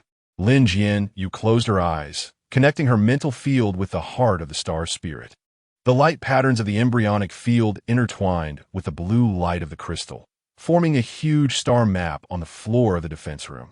She could feel Xingyi and Mo Yuan fighting fiercely outside, could feel the pheromones of Song Yin and Yufeng swirling around her, and could feel the little life in her abdomen stirring, as if cheering for them. Activation successful. Yufeng's voice was filled with excitement. The metal walls of the defense room suddenly rose to form an energy barrier, enveloping the entire outpost. Outside, the screams of the Shadow Lord's remnants could be heard, likely hit by the barrier's energy. When Lin Jianyue opened her eyes, she saw Xingyi and Mo Yuan rushing in. Xingye's nano armor was covered in blood, but his golden pupils were flashing with a smile. Mo Yuan's arm was injured, but the light of the crescent scales was getting brighter. We did it. Xingyi held her in his arms, the cedar-scented pheromone carrying a bloody scent, but it made her feel incredibly safe. Mo Yuan suddenly handed her the last locator for the heart of the star spirit. The remaining 2 pieces are at the north and south poles of Cthulhu Star, where stronger descendants of the Guardians are protecting them. His figure gradually became transparent, just like Mo Yuan's before. My mission is complete. It's time to meet my mother. Wait. Lin Jianyue suddenly called out to him, her blue eyes shining with gratitude. Thank you. Mo Yuan smiled, the sandalwood-scented pheromone spreading in the air. Protecting the successor of the Yueyue sequence is our mission as Guardians. His figure completely disappeared into the purple mist, leaving behind a crescent-shaped scale in Lin Jianyue's palm. The lights of the outpost flickered in the night, like a lonely star. Lin Jianyue looked at the scale in her palm, suddenly realizing that although the first day on Cthulhu Star was thrilling, it made her understand many things. The sacrifice of the Guardians, Mo Yuan's perseverance, and the love of the 3 men beside her were all her courage to move forward. Tomorrow we go to the North Pole. Xingye's voice sounded in her ear, filled with undeniable tenderness. We will find the remaining heart of the star spirit together. Lin Jianyue nodded, leaning against his shoulder, watching the purple mist outside gradually dissipate, revealing a brilliant starry sky. She touched her abdomen and softly said in her heart, Baby, Dad, Mom, and the uncles will protect you and all the lives in this galaxy. The night wind blew through the broken window of the outpost, bringing the distant low moans of the mist beasts, like a gentle lullaby. Their journey on Cthulhu Star was just beginning. When a hover car stopped on the Arctic ice field, the roar of the engine was swallowed by the wind and snow. As Lin Jianyue pushed open the car door, the biting cold wind rushed into her collar, making her instinctively shrink her neck. Xingye's military coat instantly wrapped around her. The cedar-scented pheromone mixed with the warmth of wool, keeping the wind and snow out. The temperature was minus 53 degrees. His fingertip brushed against her reddened nose, his golden eyes filled with undeniable insistence. Stay by my side. Song Yin suddenly wrapped a furry scarf around her neck. The icy mint-scented pheromone carrying a teasing tone. The military commander's coat lets in wind. My snow fox scarf is more reliable. His fingertip intentionally brushed against her chin, causing a slight tingling sensation. Yufeng silently placed a pair of thick, non-slip snow boots at her feet. His gray eyes fixed on her half-covered face. I added anti-slip nails to the soles. The ice field is very slippery. The tip of the boy's tail gently hooked her wrist, as if reminding her not to forget herself. Lin Jianyue looked at the snow boots at her feet, the scarf around her neck, and the coat on her body, suddenly laughing out loud. She bent down to put on the snow boots, her fingertips brushing against Xingye's hand, the fringe of Song Yan's scarf, and the tip of Yufeng's tail. They're all great. Xingye's Adam's apple moved slightly, unconsciously leaning half a step closer to her, creating a little distance from Song Yan. Chapter 1, 10 Cthulhu, Star 7 Song. Yin raised an eyebrow and suddenly pulled out a hot cocoa from his backpack, holding it to her lips. Want to try? It has honey from a specialty of Qi Yin. Yufeng immediately took out a compressed biscuit from his pocket. The packaging marked with Northeast Army rations. The cocoa is too sweet. This will fill you up. Lin Jianyue took a small sip of the hot cocoa, but her gaze was drawn to the crevice in the ice field in the distance. A faint blue light was emanating from the depths of the crevice, resonating with the energy fluctuations of the heart of the star spirit. Over there, she pointed at the crevice, her blue eyes shining brightly. Xingyi stepped forward first, his military boots making a crisp sound on the ice, the cedar-scented pheromones scouting ahead, sweeping over possible ice cracks. Song Yin walked on her right side, his palm hovering protectively over her waist, the icy mint-scented pheromones forming a thin barrier against the wind and snow. Yufeng walked on her left side, holding a glowing crystal lamp, the milky-scented pheromones swaying with the light, illuminating the path beneath her feet. Suddenly, the ice layer at the edge of the crevice shifted, and Lin Jianyue's ankle twisted sharply. Xingye's arm instinctively wrapped around her waist, half holding her in his embrace. Song Yin simultaneously grabbed her wrist, a flash of fear crossing his dark eyes. Yufeng quickly transformed into an ice-field wolf, cushioning her feet with his body to prevent her from slipping. Are you okay? The three asked in unison. Lin Jianyue shook her head, looking at Xingye's tense jaw, Song Yan's reddening ears, and Yufeng's drooping wolf ears. Suddenly feeling that the ice field wasn't so cold anymore. She broke free from their hands, steadied herself, and gently patted their arms. Let's keep going. Xingye's hand froze in midair. Then he casually put it in his pants pocket, but the cedar-scented pheromones were even stronger than before. Song Yin chuckled softly and deliberately bumped into Xingye's shoulder, the icy mint-scented pheromones carrying a hint of provocation. Yufeng transformed back into human form and silently followed behind her, the light from the crystal lamp always illuminating her steps. The ice cave beneath the crevice was deeper than expected, with frost flowers forming on stalactite-like ice columns, refracting colorful light. Fragments of the heart of the star spirit were embedded in the deepest ice wall, the blue light responding to the patterns glowing on her lower abdomen. It needs mental energy to guide it, Lin Jianyue said. Just as she was about to step forward, she was pulled back by Xingyi. I'll assist you. His palm pressed against her back, the cedar-scented pheromones spreading along her spine. Song Yin suddenly moved in front of her, his fingertip touching her forehead. My mental energy can neutralize the coldness in the ice cave. Yufeng then placed the crystal lamp in her hand, his gray eyes sparkling. I'll keep watch. You two focus. Lin Jianyue felt Xingye's steadiness behind her, Song Yan's warmth in front of her, and Yufeng's protection beside her. Suddenly, she closed her eyes and expanded her mental energy field. The scents of cherry blossom, cedar, icy mint, and milk intertwined in the ice cave, forming a transparent cocoon of light that gently lifted the fragments of the heart of the star spirit. The moment the fragments fell into her palm, the ice cave suddenly trembled violently, and the ice layer above began to peel away. Be careful. Xingyi sheltered her in his arms, using his body to block the falling ice shards. Song Yan's dagger sliced through the air, breaking apart large chunks of ice. Yufeng quickly found a narrow passage, his gray eyes fixed on her. This way we can get out. Lin Jianyue, held by Xingyi, watched Song Yan clear the path ahead and Yufeng protect her beside her. She suddenly felt that the competition on this ice field might also be a form of warm protection.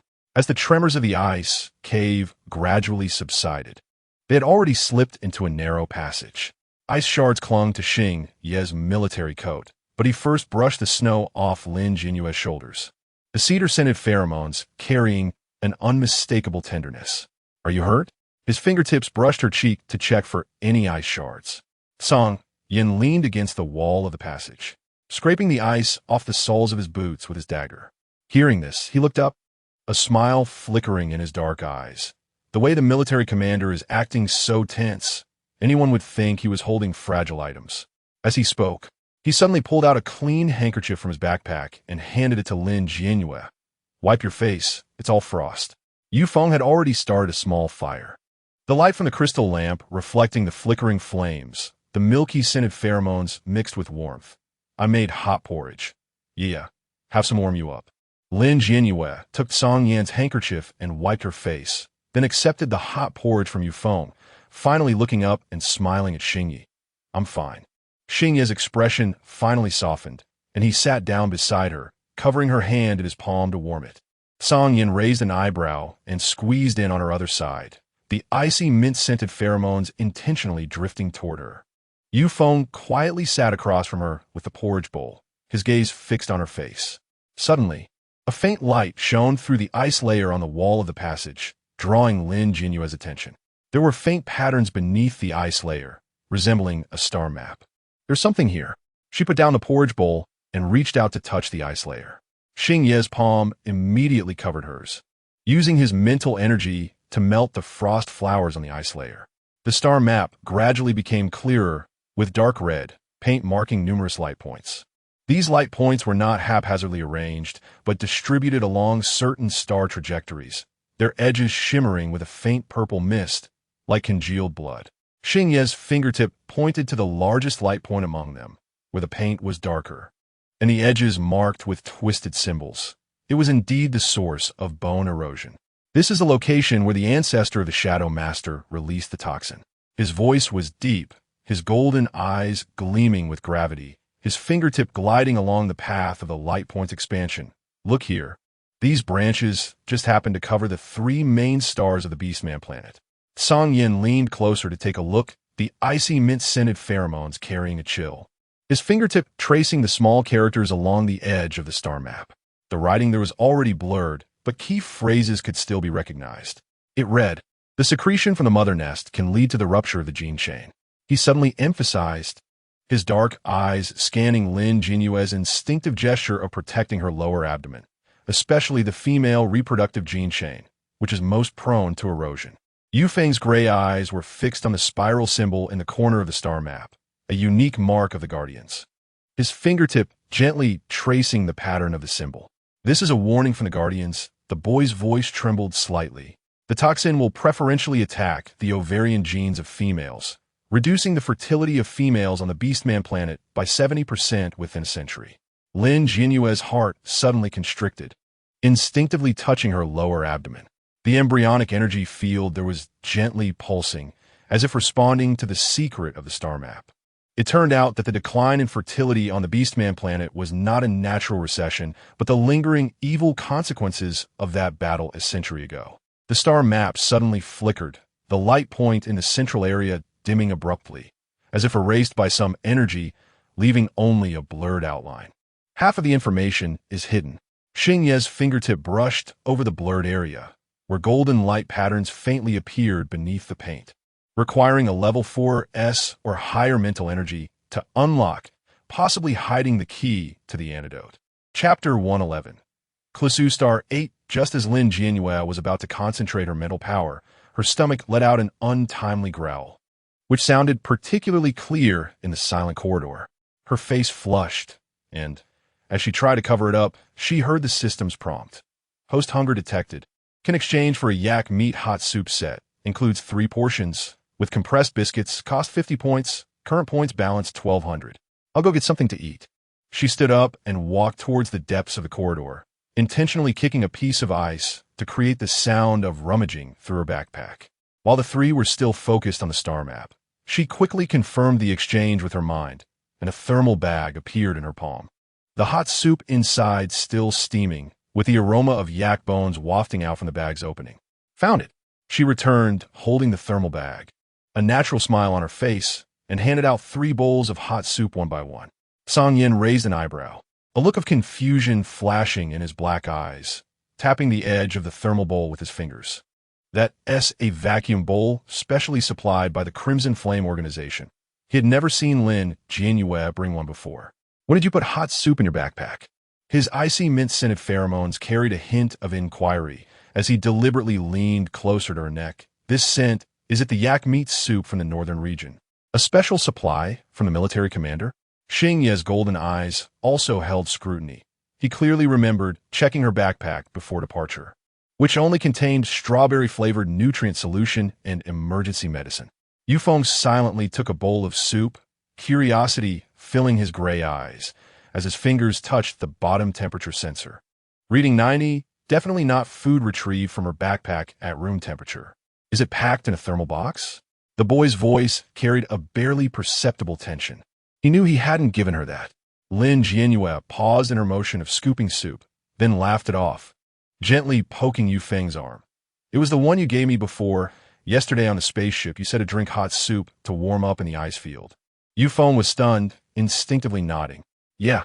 When he realized he had lied, his ears turned bright red, and he hurriedly lowered his head to drink the soup, though the tips of his ears subtly turned towards Lin Jianyue, carrying a hint of protective softness.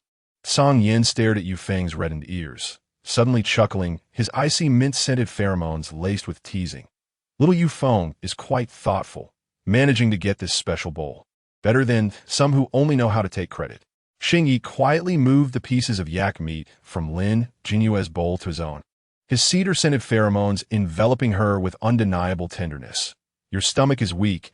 Eat less greasy food. Just drink the soup.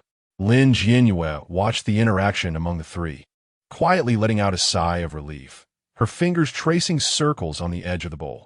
The aroma of hot soup spread through the corridor, and the soft glow of the star map reflected on 3 faces, each holding their own thoughts. Xingye's golden eyes constantly protected her side. Song Yin's black eyes occasionally glanced at her bowl, while Yufeng's gray eyes secretly counted how many sips she had taken.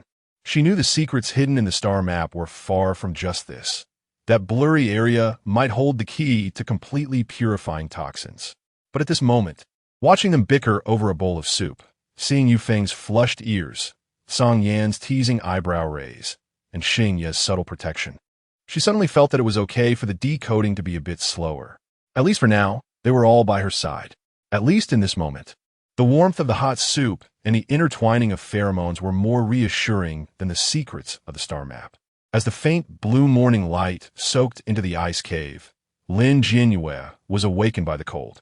She opened her eyes to find herself curled up in Xingye's military coat, while Xingye leaned against the stone wall, his golden eyes half closed, his fingers resting on her waist in a protective manner.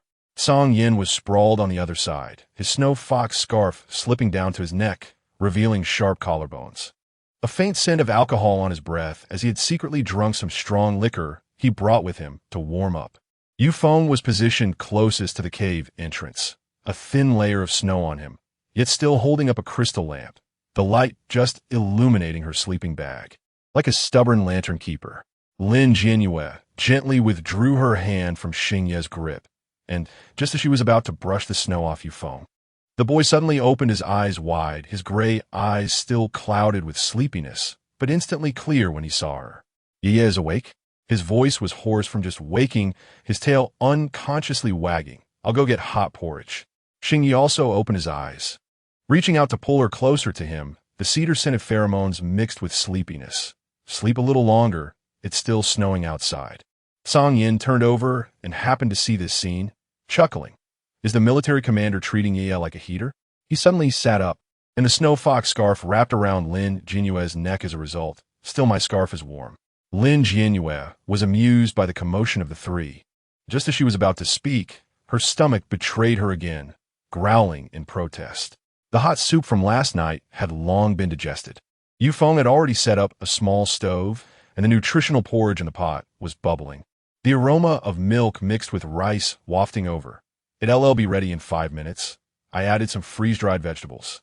As Xingyi stood up, his military coat brushed against Lin Jianyue's cheek, and he casually draped the coat over her shoulders, his fingers grazing her earlobe. I'll go see if there are any new changes in the star map. But Song Yin stepped in front of the star map first, mischief glinting in his black eyes. What is the rush? Let you eat breakfast first. What if we starve our future little ancestor? Lin Jianyue held the porridge bowl, watching Xingyi and Song Yin begin to contest with their eyes again, while Yufeng blushed and added a piece of compressed biscuit to her bowl, suddenly feeling that this ice cave wasn't tea so cold anymore. Just as she had drunk half a bowl of porridge, Xingyi suddenly pointed to the edge of the star map. There are some small words here, blocked by ice shards. The three leaned in closely to take a look, and Yufeng carefully scraped away the ice shards with his dagger, revealing a new line of text. The method of purification, when the heart of the star spirit gathers. A female must sacrifice half of her mental power. Lin Jianyue's spoon abruptly halted, shock flashing in her blue eyes. Song Yan's expression darkened instantly, his icy mint-scented pheromones carrying a hint of hostility. Nonsense purification method. This is clearly asking Yueyue to sacrifice herself. Xingye's golden eyes were tightly locked on that line of text, his fingertips turning pale. It might be fake. The Shadow Master's people might have tampered with it. Yufeng suddenly pulled out Elena's diary from his backpack, his gray eyes quickly flipping through. The diary says purification requires Yue's blood. It didn't mention sacrificing mental power. Lin Jianyue looked at the three of them anxiously pacing back and forth, and suddenly felt warmth in her chest.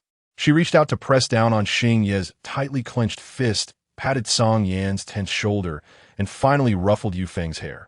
Don't worry. Maybe we misunderstood. The wind and snow outside had stopped at some point. An ray of sunlight streamed through the ice cave's crevice, falling on the star map, causing those dark red light spots to begin to fade slowly. Look, Yufeng's voice was filled with excitement. The path of the light spot's disappearance was exactly in line with the order they collected the heart of the star spirit. Xingye's golden eyes lit up. The heart of the star spirit itself is a purification device. No sacrifice is needed. Song Yin suddenly wrapped his arms around Lin Jianyue's waist, his icy mint-scented pheromones carrying a sense of relief after the disaster. I told you. Our Yueyue is lucky and blessed. Chapter 112.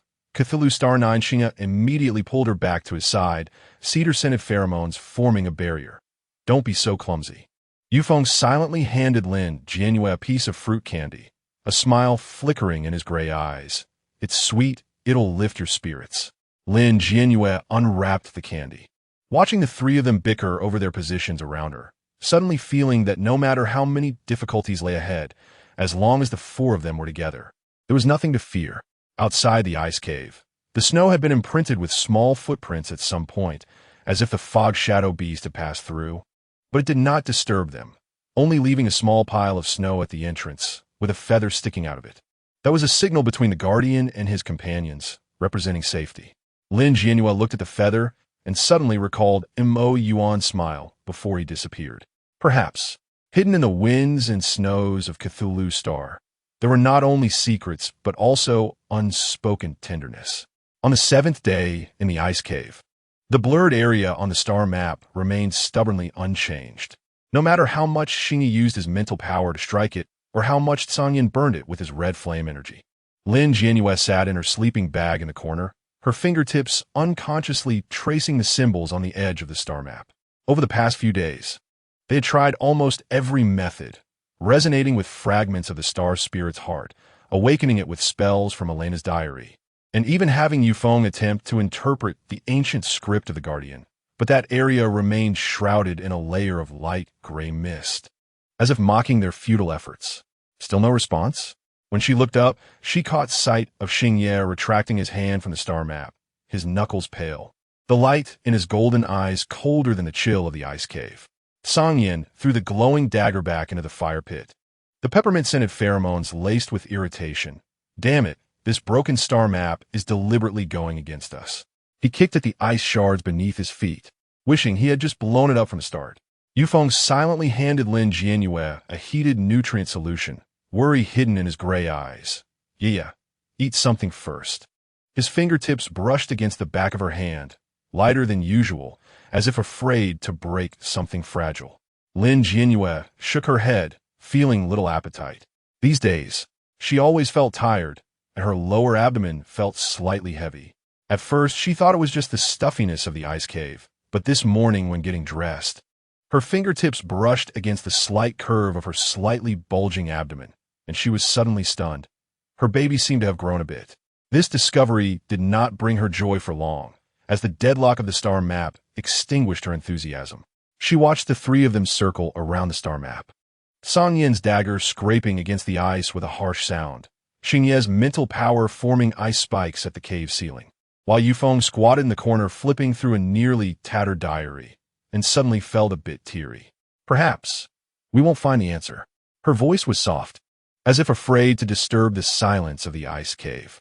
Xingye abruptly stopped, turning around with a gust of cold wind. Don't say that. He walked in front of her, his palm covering her forehead, cedar-scented pheromones carrying an undeniable firmness. We just haven't found the method yet. Song Yin suddenly leaned over, using his dagger to pick up a crispy, roasted snow hare leg, the peppermint-scented pheromones wrapped in a hint of smoke. Our Yueyue is a 4S level female. How can we be stumped by a broken star map?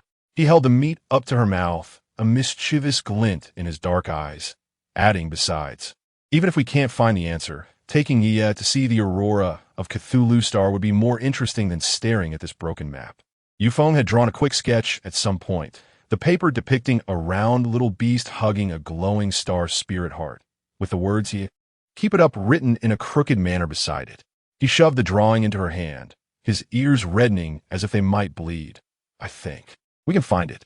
Lin Jianyue held the drawing, observing the three different ways they offered comfort. Xingye's steadiness, Song Yin's exuberance, and Yufeng's delicacy, and suddenly felt her eyes grow warm. Just as she was about to speak, a slight flutter in her lower abdomen caught her attention, as if a tiny fist was gently tapping. What's wrong? Xingye immediately supported her shoulder, his golden eyes filled with tension. Lin Jianyue pressed her hand against her lower abdomen, her face flushing with disbelief, moved. The three of them froze simultaneously, their gazes landing on her abdomen, the air seeming to solidify. Song Yin's dagger clattered to the ground, his dark eyes wide. It moved. It really moved? He reached out as if to touch it, but abruptly pulled back, as if afraid to break something precious. Xingye's fingertips hovered above her abdomen, hesitating to land, his golden pupils swirling with astonishment, joy, and a hint of barely perceptible panic. Can I touch it? Yufeng had already crouched down.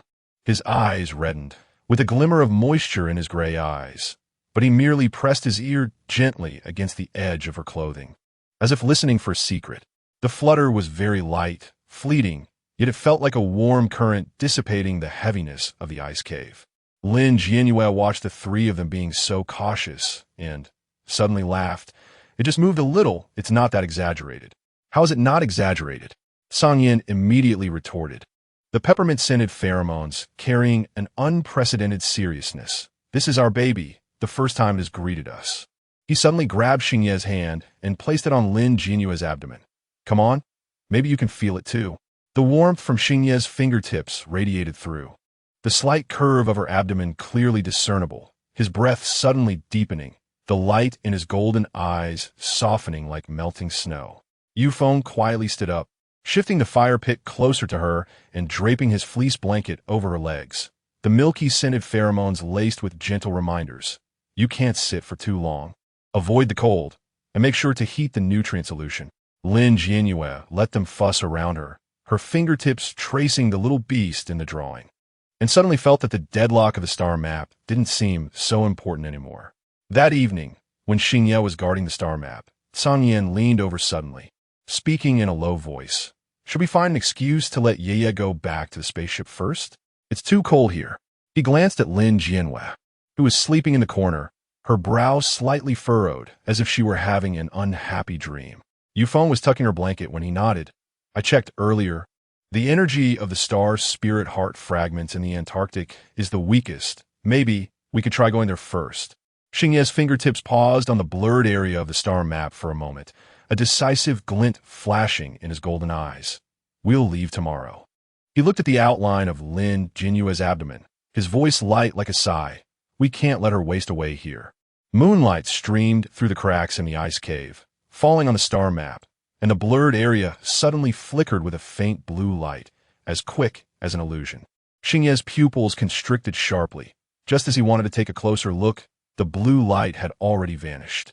He stared at that area, suddenly clenching his fist. No matter what was hidden inside, he would not allow anyone to harm Yueyue and their baby. In the corner, Lin Jianyue turned over, unconsciously shifting towards the fire pit, but the corners of her mouth secretly curled up in a smile. She had not fallen asleep. She had heard the three of them talking clearly. Perhaps the answer really wasn't in this ice cave. Perhaps the best answer was the three who were carefully guarding her by her side. Chapter 113. Heading to Antarctica, as the Aurora's jump engine let out its final hum. Lin Jianyue was dozing off against the observation cabin's porthole. Outside the window, the Cthulhu galaxy was retreating, the purple mist torn apart by the battleship's energy waves, revealing a dark backdrop studded with stars. Are you cold? Suddenly, Xingshan's military coat was draped over her, the scent of cedar mixed with a metallic chill, wrapping her up like a tightly bound dumpling. Lin Jianyue snuggled closer to him. A wave of drowsiness hit her during her pregnancy. Her eyelids feeling heavy as if glued, a bit sleepy. Song Yin suddenly emerged from behind, waving a fluffy foxtail in his hand. It was his beast form's tail, now fluffily brushing against her cheek, the icy mint-scented pheromones teasing. If you're sleepy, just sleep. My tail can be your pillow. Yufeng arrived, clutching a furry blanket, his gray eyes flashing with nervousness, but his tail tip involuntarily curling around her wrist. I can also change in a beast form. My fur is softer than Song Yan's. Lin Jianyue chuckled at the commotion of the three, yawning. No one needs to change. I just need to lie down in the lounge for a bit. But as she got up, a familiar flutter in her lower abdomen caught her attention. Her baby seemed to protest.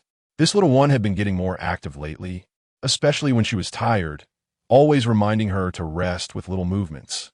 Better sleep then. Xingshan unceremoniously picked her up horizontally.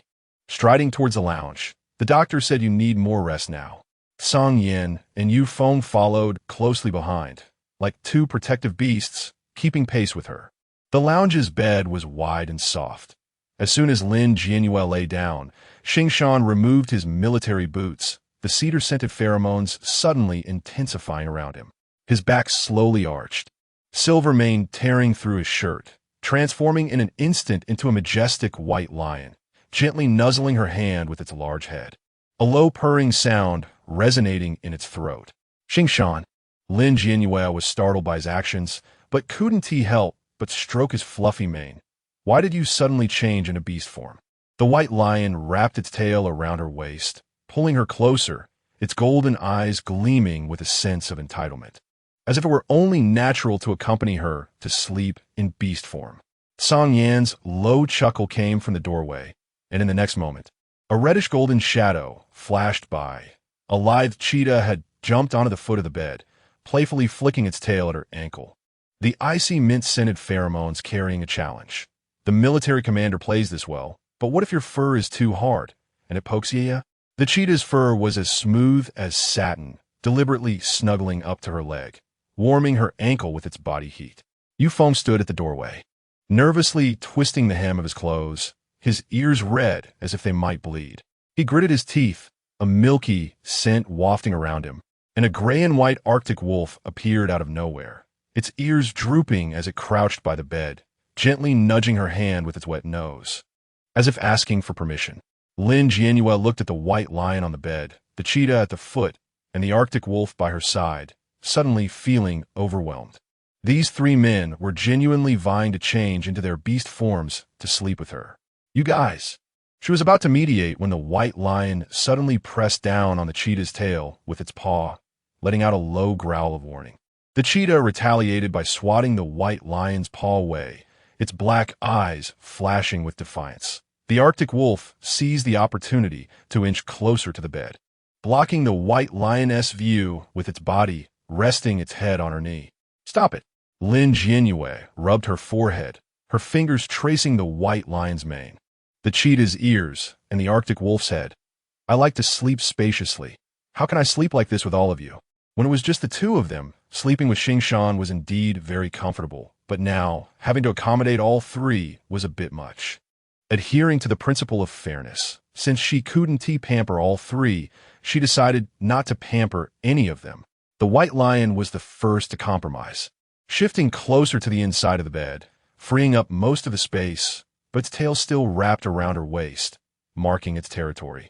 The cheetah scoffed but obediently curled up at the foot of the bed, draping its tail over her feet like a fluffy blanket. The Arctic wolf hesitated for a moment, then gently jumped onto the bed, carefully lying beside her, trying not to touch her belly, only daring to nuzzle its ears against her arm. The Arctic wolf's ears were soft, and, as they brushed against her arm, they sent a ticklish sensation through her. Lin Jianyue couldn't help but laugh, her fingertips sinking into its fluffy fur. "All right, all of you be good." The white lion suddenly nudged her cheek with its head, its mane brushing against her nose, carrying a faint cedar scent. Its golden eyes half closed, but its tail tightened around her, pulling her closer as if warning the other two not to overstep. The cheetah chuckled, but the tip of its tail intentionally flicked at her soul, the icy mint-scented pheromones carrying a teasing itch. Lin Jianyue pulled her foot back, but it was firmly encircled by the cheetah's tail, the warm body heat seeping through its fur, dispelling the chill from the battleship's air conditioning. The Arctic wolf took this chance to nuzzle closer to her neck, the milky scent mixed with the cedar aroma, likely having brushed against Xingshan's mane, gently licking her wrist as if being affectionate. Surrounded by three large beasts, Lin Jianyue felt an unprecedented sense of security. The white lion's body heat felt like a warm stove, the cheetah's tail like a blanket, and the Arctic wolf's fur like a pillow. Even the baby in her belly settled down, moving gently as if responding to this warm embrace. She yawned, her eyelids growing heavier, finally drifting off to sleep to the rhythm of the three beast breaths. When she woke up again, the star trails outside the window had changed. The white lion had transformed back into human form, sitting at the edge of the bed peeling an apple, his military coat covering her. The cheetah curled at the foot of the bed, its tail still draped over her ankle, now in Song Yan's form, but maintaining its curled position. The Arctic wolf lay by the bedside, having turned back into a boy, holding Elena's diary, evidently having fallen asleep while reading, with some fluff stuck to his eyelashes. Lin Jianyue's heart softened. Just as she was about to get up, Song Yin suddenly opened his eyes, a mischievous glint in his black eyes. "Awake?" "The apple peeled by the military commander is sour enough to make your teeth fall out. I brought you dried strawberries." Xingshan handed the apple over, his golden eyes carrying a barely perceptible tension. "Try it. I picked the sweet ones." Yufeng also woke up, rubbing his eyes and offering her a cup of warm water, his gray eyes sparkling. "I just read in the diary that the Guardian of Antarctica is skilled in divination using the heart of the star spirit. Perhaps it can unravel the secret of the star map."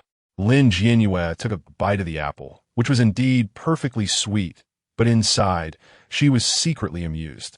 These three men even had such a tacit understanding when it came to vying for her affection. Suddenly, the battleship let out a slight tremor, and the broadcast came on with the alert set by Yufeng, approaching the Antarctic ice cap, expected to land in 10 minutes. Xingshan stood up to adjust his military uniform, the cedar-scented pheromones exuding calmness. "Prepare your protective gear. The storms in Antarctica are fiercer than in the Arctic." Song Yin suddenly wrapped his arms around her waist from behind, resting his chin on her shoulder. "Are you afraid?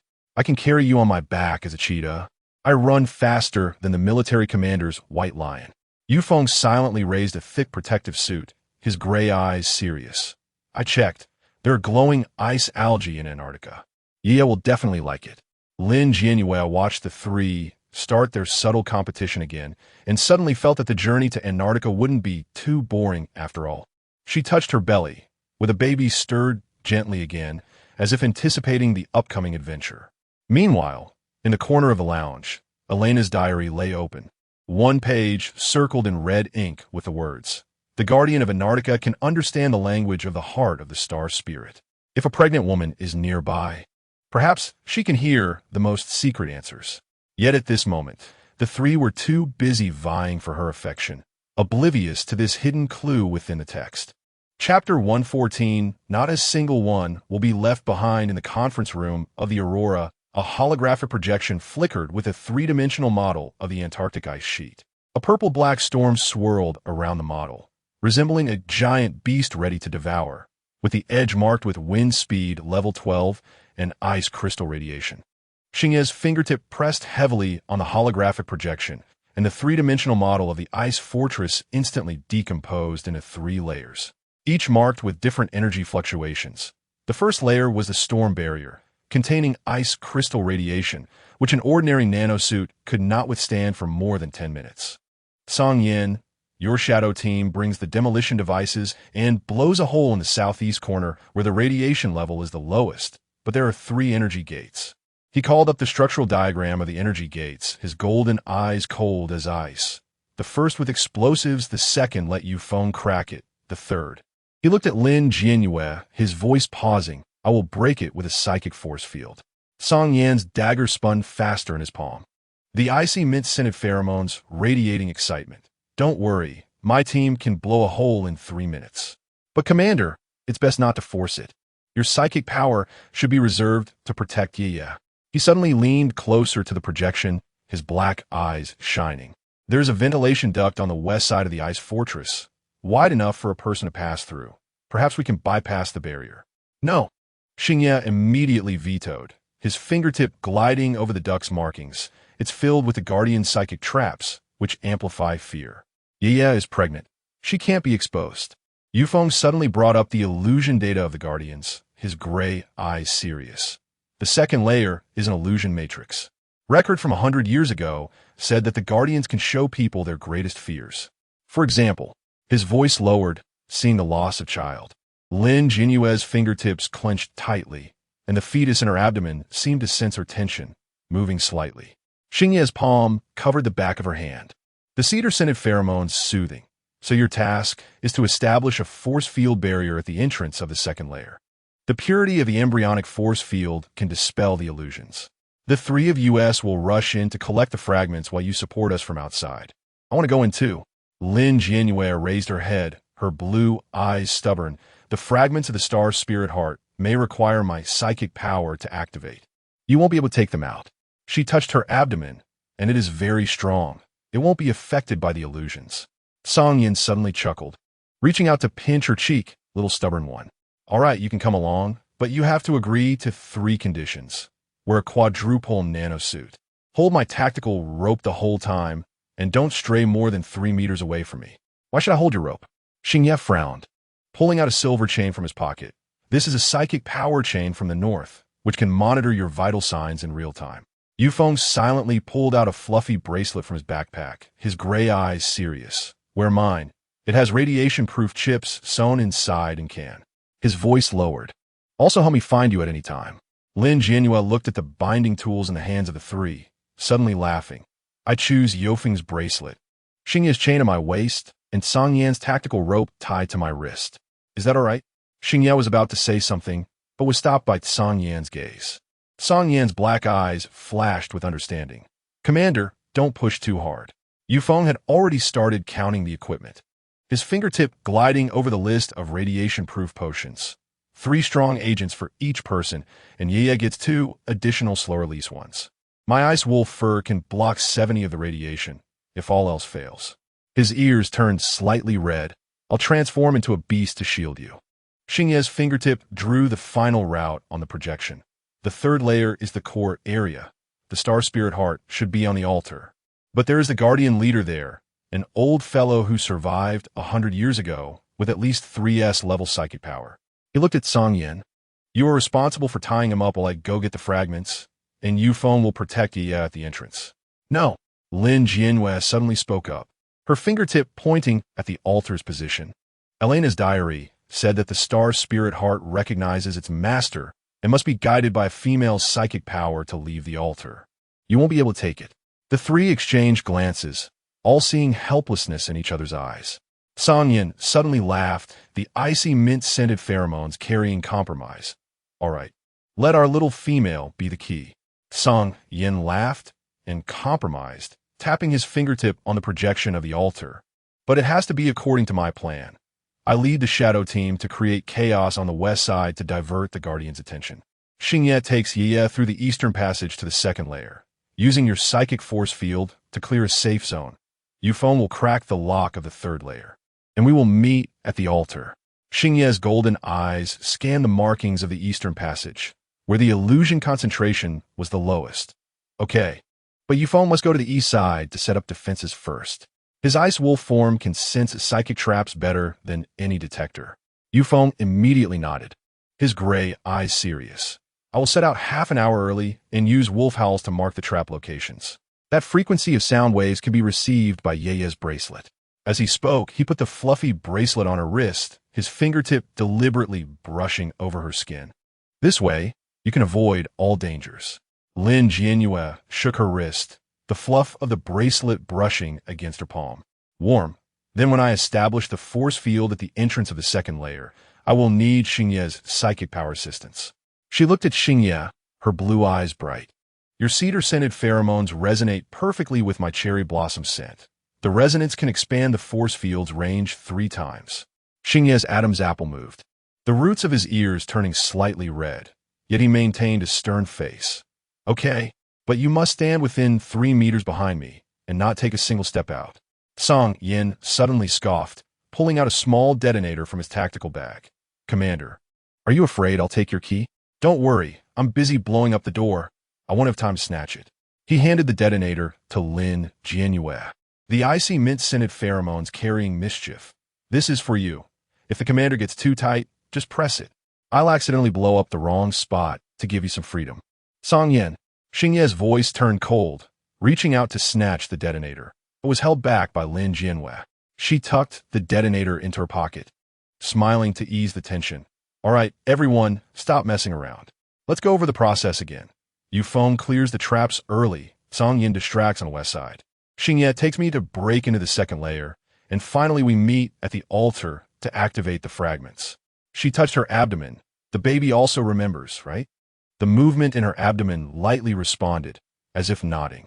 Yufeng suddenly pulled out a small cloak from his backpack, gray and worn, with the Guardian's markings embroidered on the edges. I found this in the dark abyss. It was worn by female Guardians 100 years ago and is said to amplify psychic power. If Yueyue wears it, the force field will be more stable. Lin Jianyue took the cloak, her fingertip brushing over the old stitches, suddenly feeling a heavy weight in her heart. This was not just equipment. It was the trust of the Guardian's legacy. Xingye's fingertip made the final point on the projection, and the 3-dimensional model slowly retracted. Check the equipment one more time before departure. We will land in half an hour. He looked at Lin Jianyue, a hint of subtle tenderness flashing in his golden eyes. If you feel uncomfortable, speak up immediately. No holding back. Song Yin had already shouldered the demolition box, and as he passed by Lin Jianyue, he deliberately bumped her arm with his shoulder. Don't be afraid. Follow me, and I'll make sure you see the power of the crimson flame. Yufeng silently followed behind her, holding the thermos he prepared for her, filled with warm yak meat soup. He remembered that she liked this. Lin Jianyue watched the busy figures of the three, suddenly feeling that the storm in Antarctica didn't seem so terrifying anymore. She tightened her grip on the fluffy bracelet on her wrist, touched the psychic power chain at her waist, shook the tactical rope on her wrist, and finally lowered her head to softly say to her abdomen, "Baby, we are about to set off. Follow Mommy and your 3 silly daddies to accomplish something very important." The battleship's engine roared as it began its landing procedure. The Antarctic ice cap outside the window drew closer, and a purple-black storm raged across the ice field, resembling a grotesque painting. Yet, Lin Jianyue felt warm inside, because she knew that no matter how fierce the storm or how strong the illusions, These 3 men beside her would always compete to protect her, accompanying her through all challenges. Their team would not be missing a single one. Chapter 115. Antarctica 1. The Aurora's landing pod landed on the Antarctic ice sheet, and the entire ship felt as if it were being tightly gripped by an invisible hand, violently shaking in the purple-black storm. The thermometer on the wall was jumping wildly, finally stopping at -67 degrees.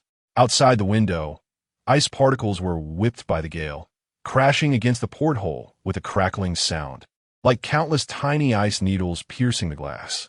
Lin Jianyue was just about to get up to grab her radiation mask when a strong wave of dizziness suddenly hit her. As the world spun around her, she clutched the edge of the table, her knuckles turning white from the pressure. A familiar, aching pain surged in her lower abdomen, clearer than any time before. The baby was protesting, the small movements frantic and chaotic, as if pounding against her uterine wall. Yeah? Xingye's hand instantly pressed down on her shoulder, the cedar-scented pheromones tinged with rare panic. His fingertip brushed against her forehead, coming into contact with a patch of feverish heat that felt particularly glaring in the Antarctic cold. The radiation levels are too high. His golden eyes fixed intently on the pod's detection instrument. The red numbers on the screen were climbing rapidly.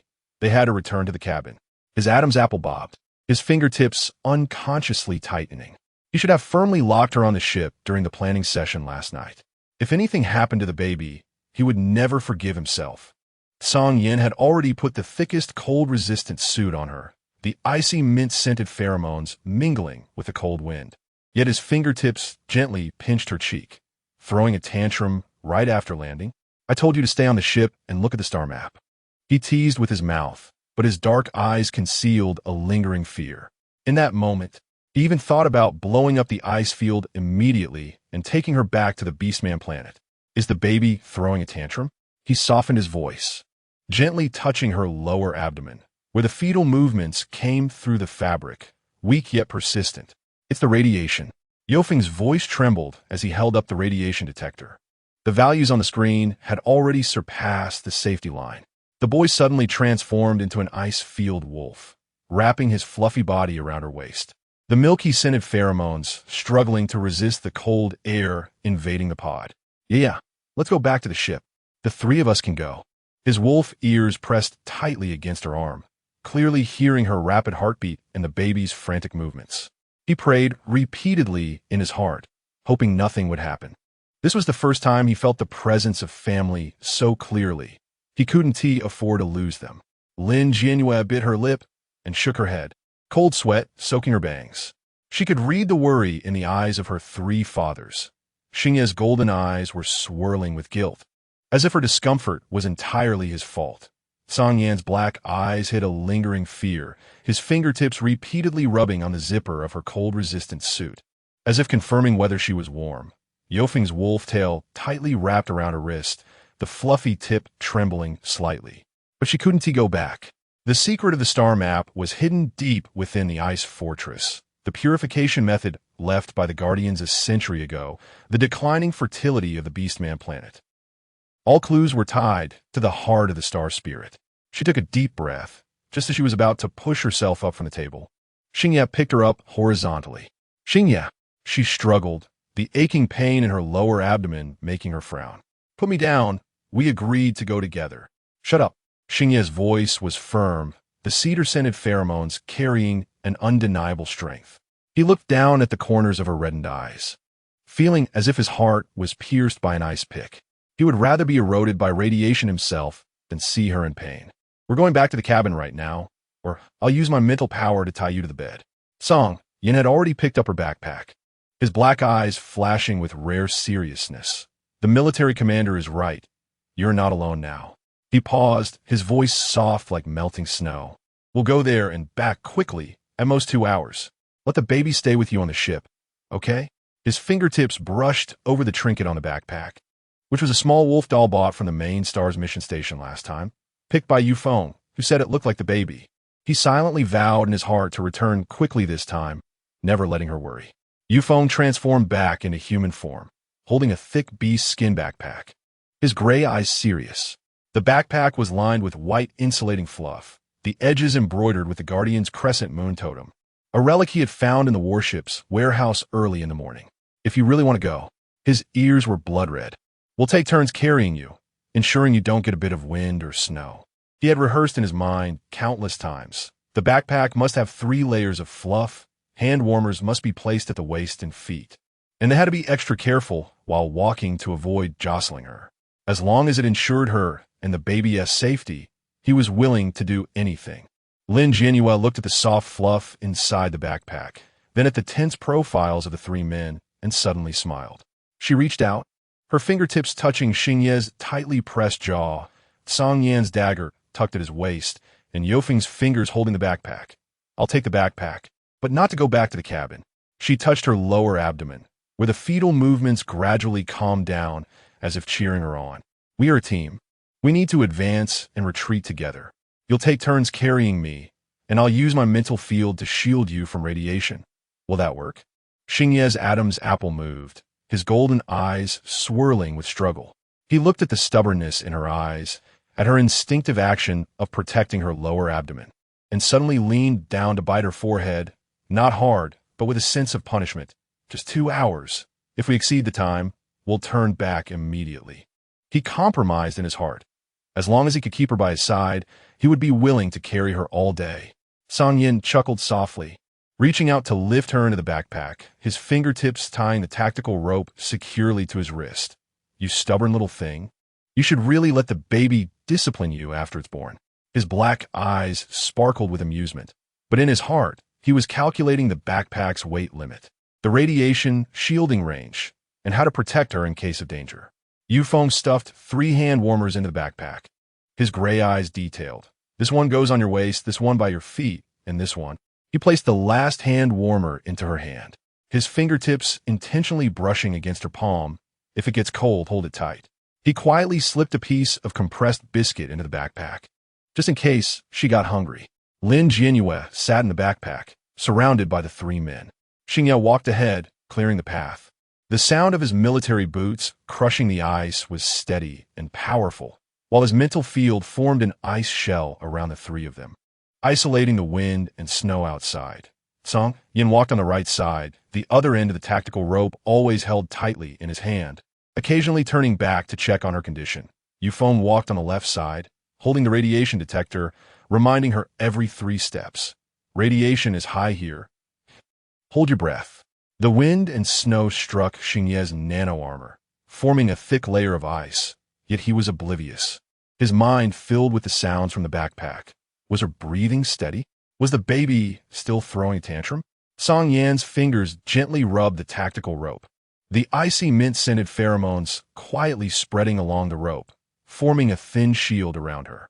He hummed a tune out of tune, trying to cover the howling of the wind and snow, but in his heart, he thought, when we get back, I must cook the most nourishing soup for her.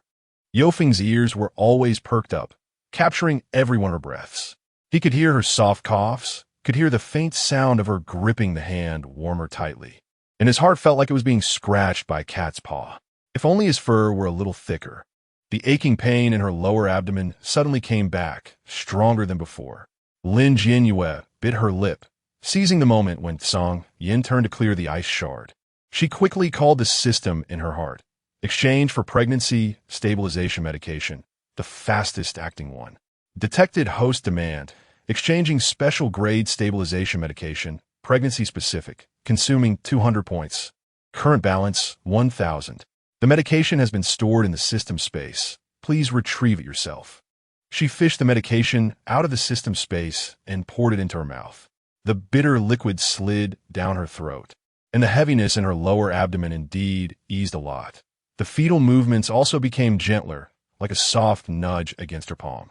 Feeling better? Hoshino's voice came from the front. He had obviously noticed her tension, and a hint of relief flashed in his golden eyes. If it's not okay, just say so. Don't force yourself. Lin Jianyue nodded with a smile, lightly tapping the backpack. It's fine. The little one said his 3 daddies are protecting him well. Song Yan's laughter mingled with the wind and snow. Did you hear that? The little one praised me. Yofeng's ears twitched, suddenly quickening his pace, his gray eyes shining. We're almost at the ice fortress's barrier. Yeah, Get ready with your mental field. Lin Jianyue took a deep breath, placing her palm on her lower abdomen, feeling the warmth there. The wind and snow were still howling, and the outline of the ice fortress loomed in the storm, like a lurking giant beast. But she wasn't afraid, because in her backpack there was a hand warmer, soft fur, the body heat of 3 daddies, and a little life quietly cheering her on. Chapter 116. Antarctica. The wind and snow felt like countless small knives scraping against Xingye's nano-armor, producing a harsh grinding sound. He walked at the front. The ice shell formed by his mental power had already thickened, and with each step, he had to crush the knee-deep snow. The sound of his military boots sinking into the ice shards was particularly muffled in the storm. There was a crevice ahead. Xingye suddenly stopped, his golden eyes fixed on a dark line on the snow-covered ground. The gap was hidden under fresh snow, revealing only a faint black line, enough to swallow a whole backpack. Sang Yin's tactical rope suddenly tightened. He was carrying Lin Jianyue on his right side and immediately adjusted his direction. The minty scent of his pheromones carried a warning. Go left, the ice is thicker there. His fingertips brushed against the edge of the backpack, confirming that Lin Jianyue was not being exposed to the wind and snow, but his fingertips suddenly touched a patch of warmth that wasn't her body temperature. What's wrong? Lin Jianyue's voice came from the backpack, filled with concern. She could sense Sang Yin's pace falter, the vibration of the tactical rope becoming unusual. Sang Yin chuckled softly, lifting the backpack slightly, tried to hide the blood seeping from his wrist. It's nothing, just a scratch from the ice shards. His black eyes swept over the wound on his wrist, where the nanosuit was covering. Dark red blood was seeping out, instantly crystallizing in the freezing cold. Just now, when he avoided the ice crevice, a sharp ice edge had cut his forearm. Xingye's mental power suddenly swept over Sang Yin's arm, his golden eyes narrowing. Stop. He walked to Sang Yin's side, pressing his fingertips against the bleeding spot. The cedar scent of his pheromones carried anger. Why didn't you say it earlier? It's just a small wound. Sang Yin tried to pull away but was firmly held by Xingye. Don't waste time. Ye is still waiting for shelter in the backpack. Yufeng had already transformed into an ice-field wolf, sniffing the snow with his nose. His gray eyes suddenly brightened, growling twice towards the snow slope ahead. There were signs of human activity there. Lin Jianyue's heart tightened. She could hear Sang Yin's suppressed breathing, which was not the noise a small wound should make. Through the gap in the backpack, she vaguely saw his wrist bleeding, the red stark against the white snow.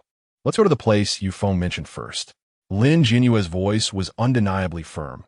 We'll treat the wound when we get there. Xingye's throat rolled, and he finally released his grip, but while walking beside Sang Yin, his mental power quietly leaned towards him, blocking most of the wind and snow. Behind the snow slope was a metal structure half buried in ice. The inscription on the sign had been eroded by the wind and snow, barely recognizable as observation station. Yufeng used his wolf paw to clear the snow at the entrance, revealing a rusty iron door, which bore a strange symbol identical to the mark of the source of bone corrosion on the star map. It was a scientific research station from a century ago. Xingye blasted open the door lock with his mental power, the cedar scent of his pheromones carrying a serious tone. There might be radiation residue inside. Yeah, stay in the backpack and don't come out. Sang Yin was the first to step inside, his tactical boots kicking away the broken ice on the ground. His black eyes suddenly darkened. In the center of the observation station was a metal platform, engraved with spiral patterns that matched the totem on the edge of the bee-skin backpack Yufeng found. First, let's find something to start fire. He placed the backpack in a relatively clean corner, but as he turned, a sharp pain shot through the wound on his forearm, causing him to stagger. Lin Jianyue immediately crawled out of the backpack, disregarding Xingye's obstruction, and quickly walked to his side. Let me see. Her fingertips lifted the edge of his bleeding nanosuit, and she gasped sharply.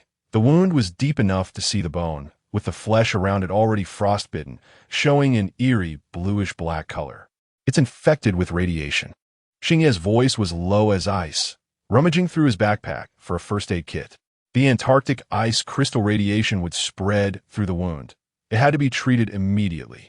Sang Yin tried to pull his hand back, but Lin Jianyue held it firmly. Don't move. Her fingertips rummaged through the first aid kit, but in her heart, She was frantically calling the system to exchange for an anti-radiation infection medication that would take effect the fastest. Detected host demand, exchanging for special-grade anti-radiation medication, consuming 300 points. Current balance, 700. Medication has been stored in system space. Taking advantage of the gap, while Xingye and Yueyue were clearing the observation station, Lin Jianyue quickly took out the medication from the system space and poured it on its Songyan's wound. The transparent liquid made a sizzling sound upon contact with the wound, and the bluish-black color visibly faded at a rapid pace. What is this? Songyan raised an eyebrow, confusion flashing in his black eyes. There was no such medication in the first aid kit from the north. It's the secret recipe mentioned in Elena's diary. I prepared it in advance. Lin Jianyue's heart raced, but her fingertips steadily bandaged him. Don't ask, just lie still. Songyan chuckled softly, not pressing further, just allowing her to wrap the bandage around him. But a hint of understanding flashed in his black eyes. This little female had quite a few secrets hidden away. Xingye lit the kerosene lamp he found, and under the dim yellow light, the walls of the observation station suddenly revealed dense engravings. Yuefeng's gray eyes brightened suddenly, pointing at one line of symbols. It's the language of the Guardians. This place is a temporary storage point for the heart of the star's spirit. Lin Jianyue's heart skipped a beat, and her gaze towards the metal platform became fervent. Meanwhile, Songyan leaned against the wall, watching her sparkling eyes, suddenly feeling that the wound on his forearm didn't hurt as much anymore. His fingertip gently touched the bandage, where the coolness of the medication remained. Like the concern she secretly hid, the wind and snow continued to howl outside the observation station, but at this moment, under the dim light, the shadows of the four people intertwined, creating a strange sense of stability. However, no one noticed that in the drawer of the metal platform, a faint blue light was emanating, resonating with the star map fragment around Lin Jianyue's neck. That was the aura of the heart of the star spirit. Lin Jianyue looked at the blue light, suddenly feeling that they had found more than just a temporary shelter. The halo of the kerosene lamp swayed against the metal walls of the observation station, stretching the shadows of the four people long. Lin Jianyue was kneeling beside Songyan, changing his dressing, and when her fingertips gently peeled back the bandage, she couldn't help but gasp. Although the wound no longer bled, the skin around it still showed a faint bluish-black remnants of radiation. Does it hurt? Her voice was soft, and as the cotton ball soaked in medication just touched the wound, Songyan's muscles tensed sharply. Songyan chuckled softly, reaching out to pinch her cheek. The minty scent of his pheromones carried an exaggerated ease. Little female, be gentler. Otherwise, when I'm healed, I'll have the cub bother you every day. His black eyes glinted with mischief, but his wrist subtly pulled back, afraid she would see the expression he was holding in. Chapter 117. Antarctica. 3. Xingye sat on the metal box opposite, his fingertips gliding over the old map found by Yueyue. His golden eyes fixed on the markings of the ice fortress, while his ears remained alert to any movements from Songyan. Hearing him take a sharp breath, Xingye's psychic field quietly reached out to check on him, confirming that the wound had not worsened before continuing. The illusion zone of the ice fortress is on the east side of the second floor, where the radiation levels are highest. Songyan, your injury. I'm fine. Songyan interrupted him, pulling out a small detonator from his tactical pack and twirling it between his fingers. My people are already on standby outside the ice fortress. We'll blow up the illusion generator first thing tomorrow morning, and you all can take Yueyue directly to the altar. His fingers suddenly paused, his dark eyes scanning Lin Jianyue's tense profile, his voice softening. Don't worry, the explosives are of a low radiation type. They won't harm the cub. Yueyue walked out from the inner room, hugging a pile of compressed biscuits and canned food, his gray eyes shining with surprise. There are emergency supplies here, enough to last 3 days. He handed a can of strawberry jam to Lin Jianyue, his ears turning slightly red. This is for you, to replenish your vitamins. Lin Jianyue took the can, her fingertips brushing against the back of his hand, and suddenly noticed a small wound on his fingertip, as if it had been cut by glass. What happened to your hand? Yueyue quickly hid his hand behind his back, his milk-scented pheromones tinged with panic. It's nothing. Just accidentally scraped it while looking for something. He turned to grab a first aid kit, but was stopped by Lin Jianyue, grabbing his wrist. She rummaged through the medical box and carefully applied a Band-Aid on him, her fingertip deliberately scratching his hand. "Be careful next time, or else." She paused deliberately, her blue eyes sparkling with mischief. "Otherwise, I won't let you hold the cub." Yofeng's face instantly turned bright red. Even the roots of his ears flushed pink. Obediently nodding. Xingye watched the interaction between the two and suddenly pushed the map toward Lin Jianyue, a subtle tenderness in his golden eyes. "Look here. The entrance to the altar has 3 stone doors. The first one requires psychic power to unlock. Your embryonic field should be able to open it." His fingertip traced the marking for the stone door. "The second one is a password lock. Yufeng can crack that. The third one, I'll blow it up." Song Yin immediately interjected, his dark eyes flashing with certainty.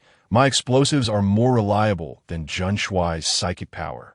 Lin Jianyue watched the 3 of them silently divide the tasks again. Feeling a warmth in her heart, she opened the can of strawberries, scooped a spoonful, and offered it to Song Yin. "Eat something sweet first to replenish your energy." She also divided some for Xingye and Yufeng, and only after that did she take a bite herself, the sweet and rich flavor spreading on her tongue, dispelling the cold of the observation station. Song Yin's dark eyes were fixed on her feeding him from the can, and he suddenly chuckled. "Are you bribing me, little female? Want me to be gentler when I blow up the door tomorrow?" "Not all." Lin Jianyue shot him a reproachful glance, but her fingertip gently touched his wound, confirming the medication was taking effect before she sighed in relief. "I'm just worried you won't have enough strength and slow us down." Xingye's Adam's apple moved as he pulled her closer, the scent of cedar and his pheromones soothing. "Get some rest. We need to get up early tomorrow." He took out a military blanket from his backpack, spreading it on the hay in the corner. "You and the cub sleep here. It's the warmest."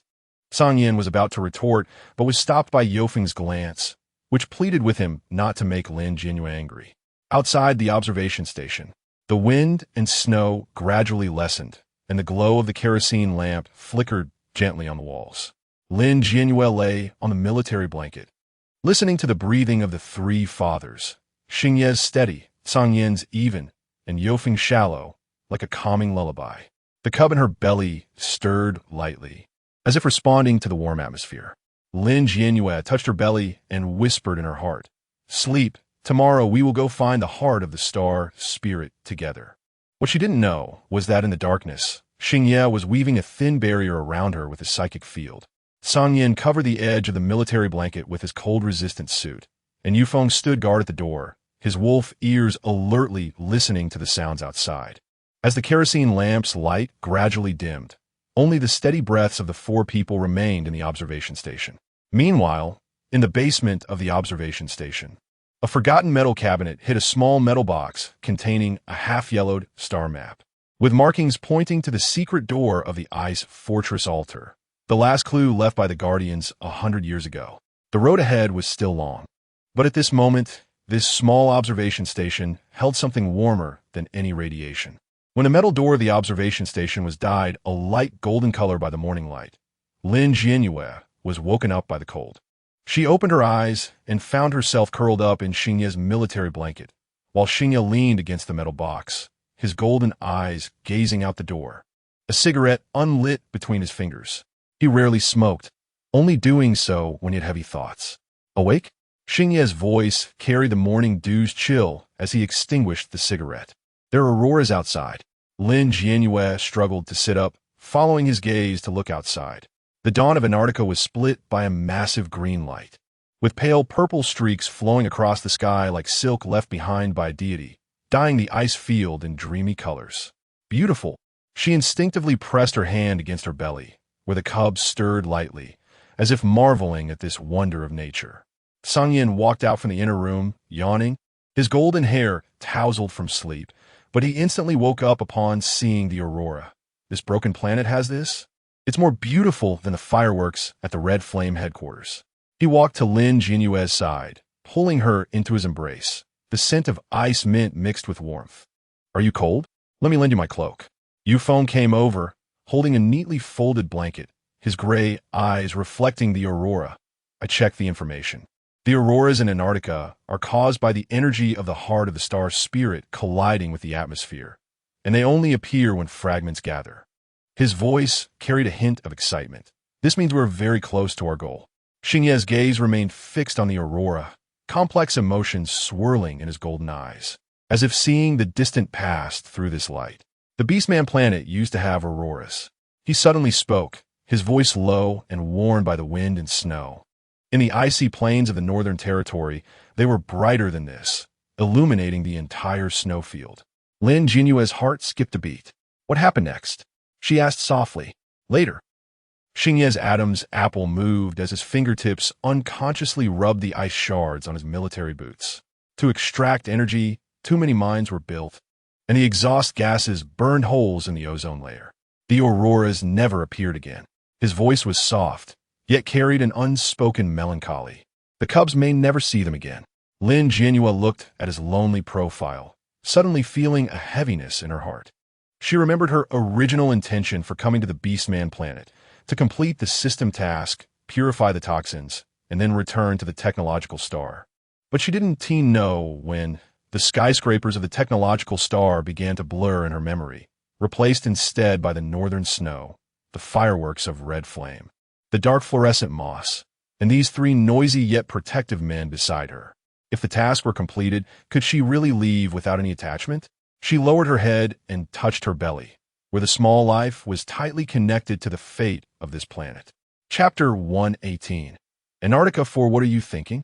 Hoshino's palms suddenly covered her hand, the cedar-scented pheromones bringing comfort, but his expression was not good. Song Yin also leaned in, worry flashing in his black eyes. Are you feeling unwell? Should we take a day off? He deliberately poked her cheek with his fingertip. Or, are you thinking about the Beastman planet? Yufeng's gray eyes also held a cautious inquiry, the tip of his tail gently hooking her clothing, as if afraid she would suddenly disappear. Lin Jianyue's heart contracted sharply, and she quickly raised a smile, pinching the arms of the three in turn. It's nothing. I'm just mesmerized by the aurora. She shook the can in her hand, saying, let's eat breakfast quickly so we can set off after finishing. Her smile was bright, but it didn't reach her eyes. The three of them exchanged glances, seeing understanding in each other's eyes, but no one pursued the matter further. They knew that some thoughts would be shared when she was ready to express them. Song Yin suddenly whistled, directing his black eyes towards the eastern ice field. Look over there. Everyone followed his gaze and saw a faint green light flickering in the direction of the ice fortress. Like a star buried in the snow, distinctly different in color from the aurora, exuding a strange allure. It was the energy fluctuation of the heart of the star's spirit. Yufeng's gray eyes instantly brightened, 3 times stronger than yesterday. It should be in the altar of the ice fortress. Hoshino's golden eyes locked onto that green light, his fingertip heavily tapping on the tactical map. Finished breakfast and set off immediately, aiming to get the fragment before noon. He looked at Lin Jianyue, his voice softening. Can you still sit in the backpack? Lin Jianyue nodded with a smile, her fingertip lightly touching his hand. Yes, as long as you don't jolt me out. The aurora gradually faded, and the ice field was dyed a dazzling white by the morning light. In the observation station, the 4 of them sat around the kerosene lamp, sharing the last bits of compressed biscuits and strawberry canned food. No one spoke, but a strange tacit understanding flowed among them. Lin Jianyue looked at Hoshino's tense jaw, Song Yan's bandaged wrist, and Yufeng's reddened ears, and suddenly felt that no matter what the future held, at least at this moment, they were together. And that flickering green light seemed like a mysterious guide, waiting for them to unveil the final secret deep within the ice fortress. After the aurora faded, the ice field shone with a pale light, each step sinking deeper into the snow.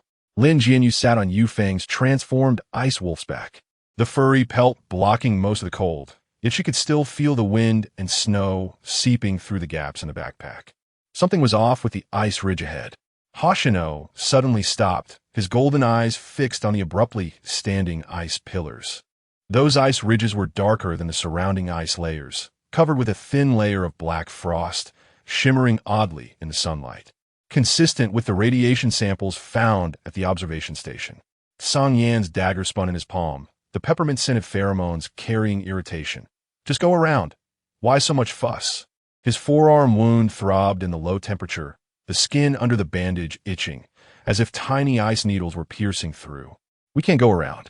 Hoshino's psychic field probed the ice ridge group, his golden eyes suddenly narrowing. There were cavities beneath the ice layers, and taking a detour would trigger an avalanche. He pointed to the narrowest gap between the ice ridges. We'll pass through here. It's the shortest and safest route. Safe? Song Yin scoffed, his black eyes scanning the gap barely wide enough for one person. You want you to get stuck in there? He suddenly pulled the tactical rope of the backpack towards himself. I'll take you over the top of the ice ridge. I'm faster than you. Yu Feng's wolf ears pressed tightly against Lin Jianyue's knees, a low whine emanating from his throat, as if opposing it. The radiation value at the top of the ice ridge was higher.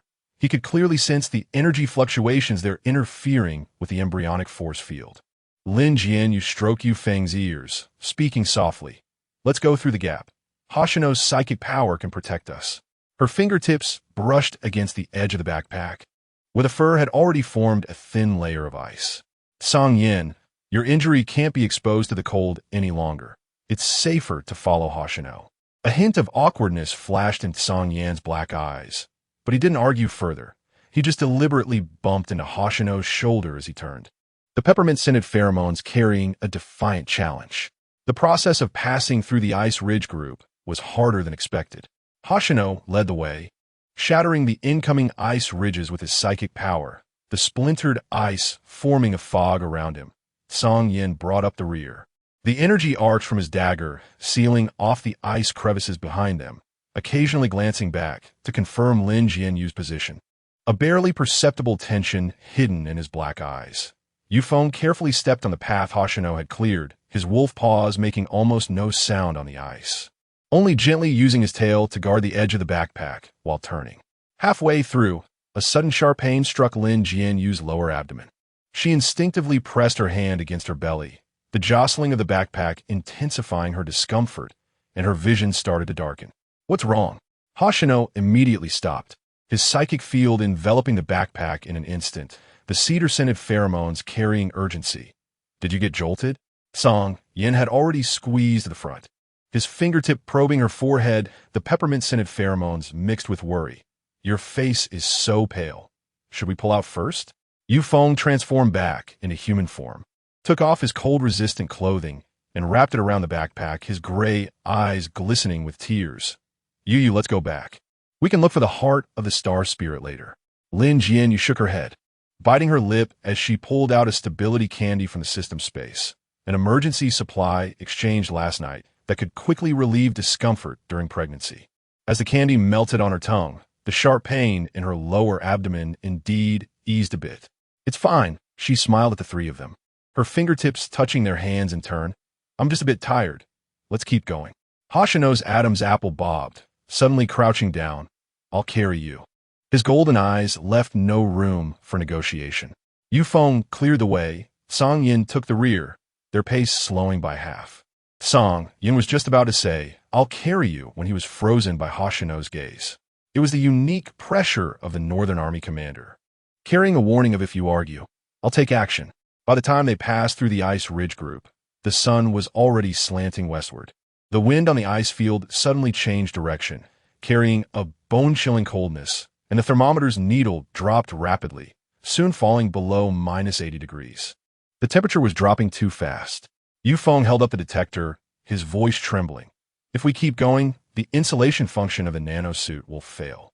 Lin Jianyue followed his gaze and saw a massive opening at the end of the ice valley in the distance, a faint white mist emanating from the entrance, suggesting a heat source.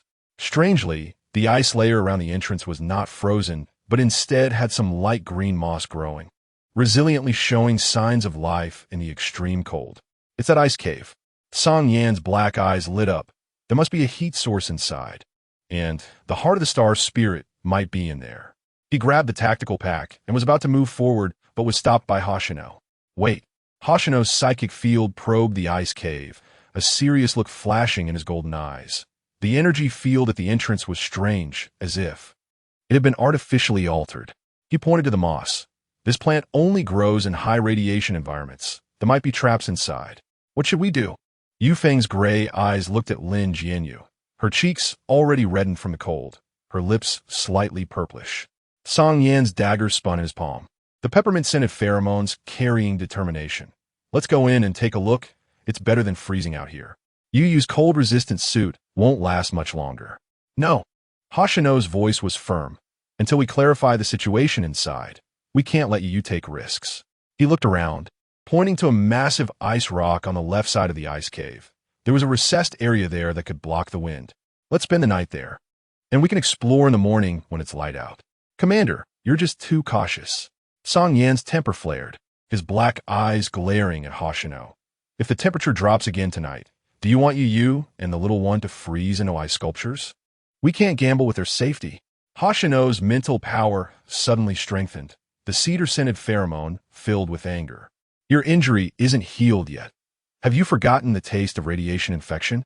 The pheromones of the two clashed on the ice field, stirring up a whirlwind and lifting the snow on the ground. Yufeng quickly stood in front of Lin Jianyue, his gray eyes flashing with helplessness, but he still said firmly, "Let's listen to Hoshino. Safety comes first." Lin Jianyue looked at the two arguing and suddenly smiled. She crawled out of the backpack, walked over to Hoshino, and grabbed Song Yan's wrist, pressing their hands together. "Stop arguing. Let's listen to Hoshino." Her fingertips brushed over Song Yan's bandage. Her voice softened. "Your injury needs a warm place to recover. The ice rock can at least block the wind. Tomorrow, we'll go to the ice cave together, okay?" Song Yan's black eyes looked at her red nose, suddenly deflating. He shot Hoshino a fierce glare, but didn't argue further. Hoshino then held her hand, using the warmth of his palm to warm her fingertips, the anger in his golden eyes gradually fading away, leaving only concern. The last rays of the setting sun fell on the ice field, casting long shadows of the four. Chapter 119. Antarctica. 5 Xingye and Song Yan were clearing the snow under the ice rock, while Yufeng set up a small fire, using some collected metal pieces to make a simple windbreak. Lin Jianyue leaned by the fire, watching the three men busily working, and suddenly felt that the extreme cold of Antarctica wasn't so unbearable after all. The firelight illuminated the ice rock, casting strange patterns. Lin Jianyue's fingertips gently traced those patterns, suddenly realizing they resembled the light patterns of the star Spirit Heart, like some kind of energy guiding trajectories.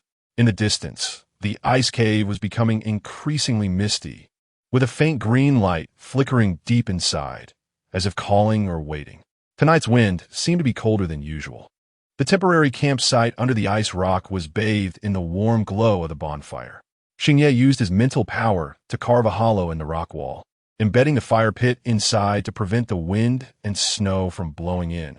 Song Yan combined 3 metal plates to create a simple windbreak. Yufeng was stuffing thermal fluff into the hay pile beside Lin Jianyue, his gray eyes flashing with seriousness, as if arranging some precious treasure. The temperature continued to drop. Xingye looked at the numbers on the detector, frowning tightly. -87 degrees. The insulation layer of ordinary nanosuits wouldn't last through the night. His gaze fell on Lin Jianyue, who was wrapped in 3 layers of cold-resistant clothing, her nose still red from the cold, instinctively inching closer to the fire. Song Yan suddenly unbuttoned his jacket, his golden fur piercing through the skin, transforming instantly into the agile form of a cheetah. He rubbed his head against Lin Jianyue's knee. Emitting a low purring sound, the icy mint-scented pheromones mixed with the warmth of his fur. "My fur is definitely warmer than the military commander's. I'll guard you tonight." As soon as he finished speaking, he shivered. The cold of Antarctica was far more intense than expected, and the cheetah's sleek short fur couldn't withstand the biting cold wind. His ear tips instantly frosting over. Xingye let out a snicker, a silver-white light bursting forth from his body, with a majestic white lion replacing his figure. He wrapped Lin Jianyue in his tail, his golden eyes gleaming with pride, but he couldn't help but shiver when the cold wind rushed in. The thick fur of the white lion was suitable for the snowy plains of the northern region, but couldn't withstand the low temperatures of Antarctica that could freeze metal, and the tip of his nose quickly turned white. Lin Jianyue looked at the curled-up cheetah and the white lion trying to appear calm, and suddenly laughed out loud.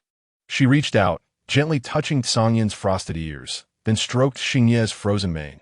"You guys, what are you showing off for?" Yufeng stood aside, watching his two brothers' awkwardness. Quietly shedding his human form, the gray-white ice-field wolf shook its fluffy fur, its pair of glowing gray eyes looking at Lin Jianyue, emitting a gentle whine from its throat, as if making a request. His fur still had ice crystals on it, but the moment it touched the air, it turned into white vapor. The ice-field wolf's body temperature was naturally higher than other beast forms, making it the most suitable form for warmth in the extreme cold. Yufeng was indeed the most reliable. Lin Jianyue smiled and burrowed into the warm embrace of the ice-field wolf, the fluffy fur wrapping her into a little dumpling, instantly dissipating the chill in her fingertips. She could clearly hear Yufeng's steady heartbeat, the milky scent pheromones mixed with the warmth of his fur, gradually relaxing her tense nerves. The little one in her belly gently moved, as if responding to the comfortable temperature. Lin Jianyue lowered her head and gently kissed Yufeng's ear. "Thank you for your hard work, Mr. Heater." Yofeng's wolf ears perked up instantly, his tail wagging joyfully behind him. But he carefully controlled the movement, afraid of brushing against her belly. On the other side of the fire, the white lion and cheetah transformed back into human form, both looking somewhat unwell. Sangyin rubbed his frozen ears, glaring at Xingye with his black eyes. "It's all your fault for showing off by transforming into beast form. Now look. You've been outdone by little Yufeng, right? At least it's better than some people who are shivering from the cold." Xingye organized his frozen military uniform, but there was no anger in his golden eyes. His gaze occasionally drifted towards Lin Jianyue, who had already fallen asleep in Yofeng's embrace. Her brows relaxed, as if she were having a pleasant dream. Sangyin rummaged through his backpack for a map and threw it in front of Xingye. "Stop staring. Think about that ice cave tomorrow." His fingertip pointed at the location of the ice cave. "What do you think is inside? The Guardian's lair? Or the energy source of the star's spirit heart?"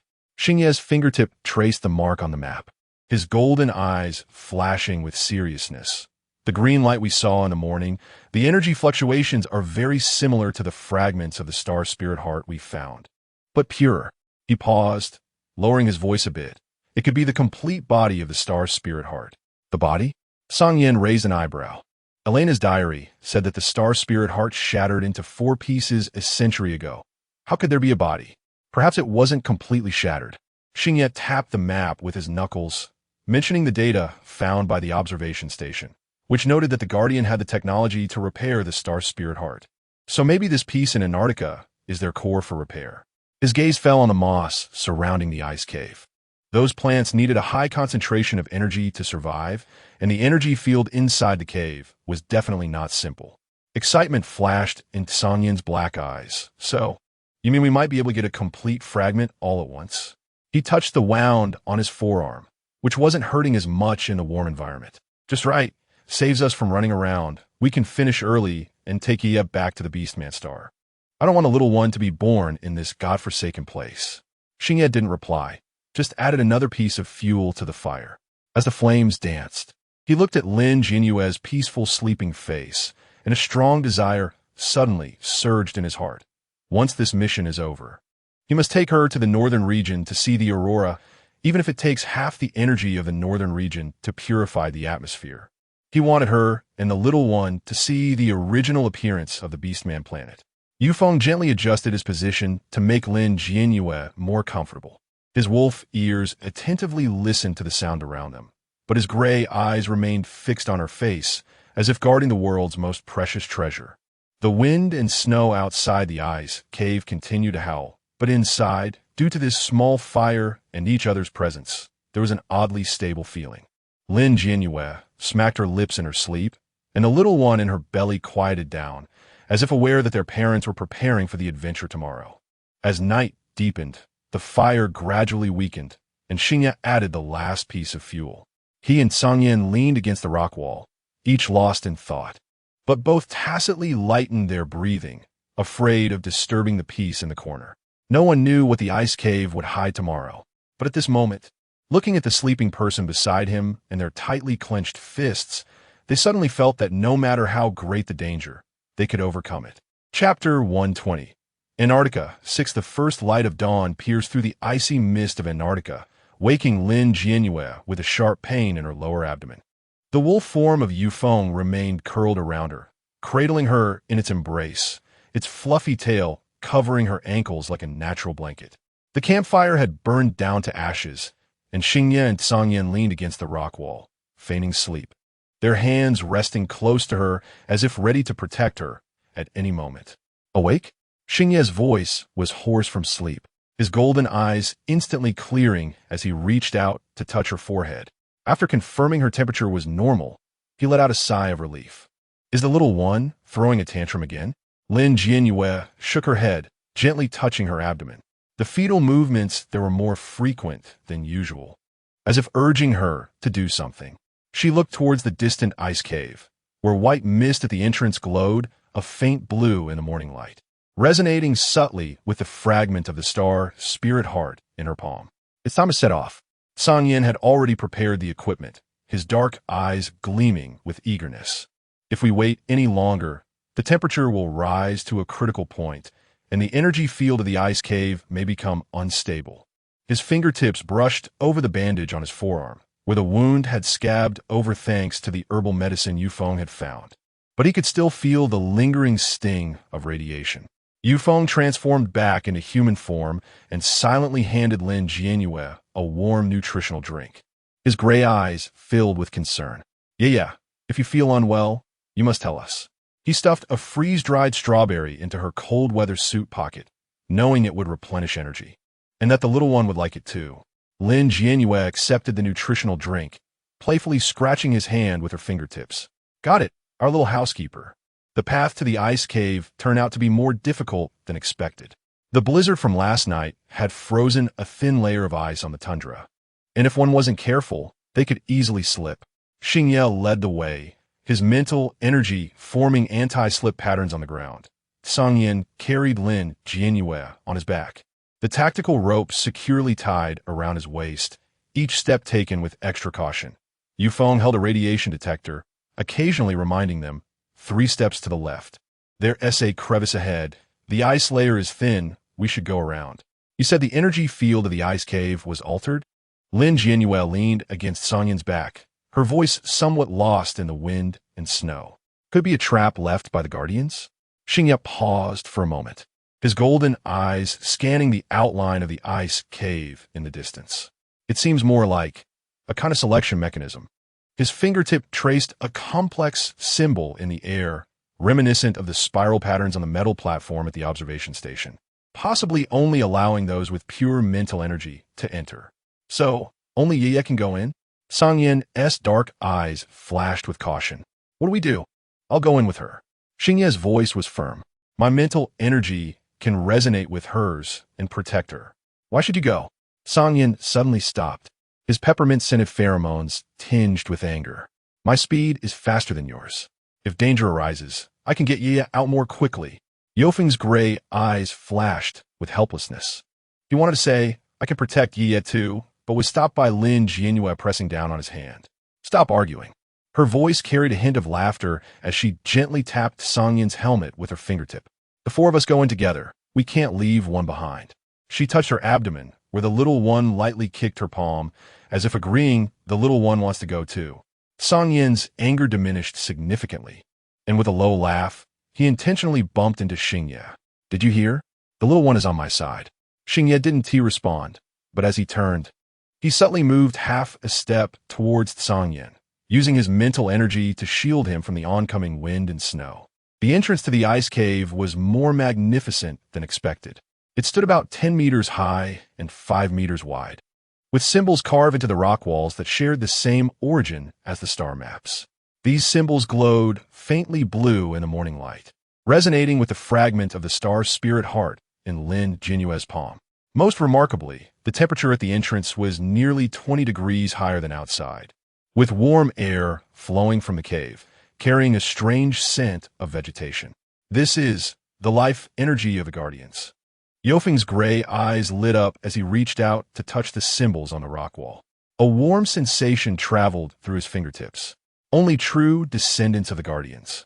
Or, his voice trailed off as he looked at Lin Jianyue's abdomen. Only those nurturing pure life can trigger this kind of energy. Lin Jianyue gently pressed her fingertip against the symbol, and suddenly, the blue light climbed up her finger to her arm, coalescing into a spiral mark on her wrist, perfectly matching the luminous patterns of the star spirit heart fragment. Looks like we found the right place. Xingye's golden eyes sparkled with relief. Let us go in, but stay vigilant. The interior of the ice cave was even more spacious than it appeared from the outside. Countless glowing ice algae embedded in the rock walls illuminated the cave as if it were daytime.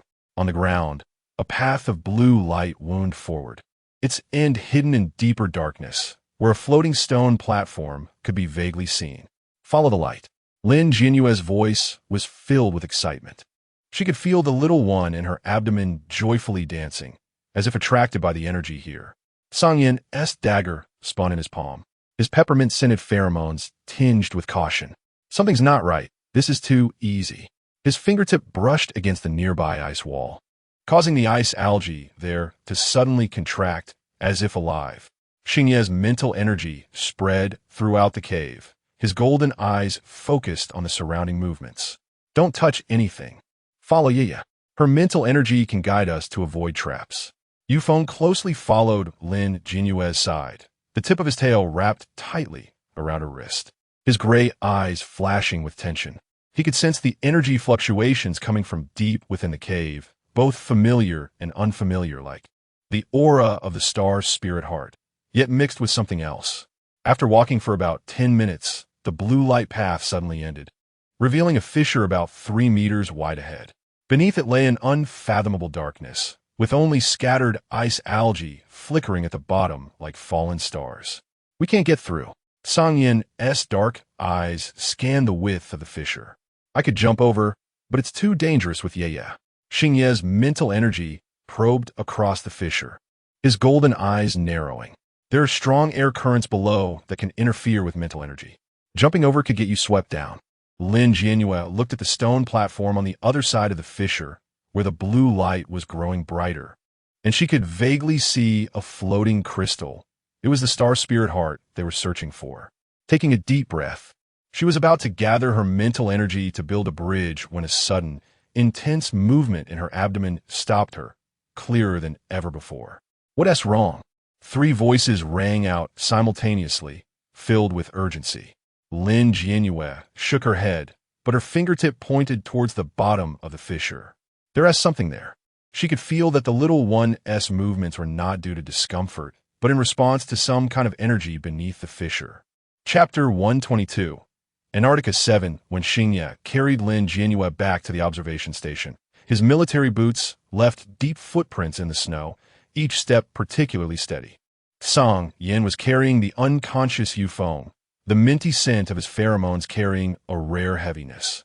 Although the wound on the boy's back had been purified by blue light, it was still oozing blood, and the wool fur was tangled together, making one's heart ache. Build a fire.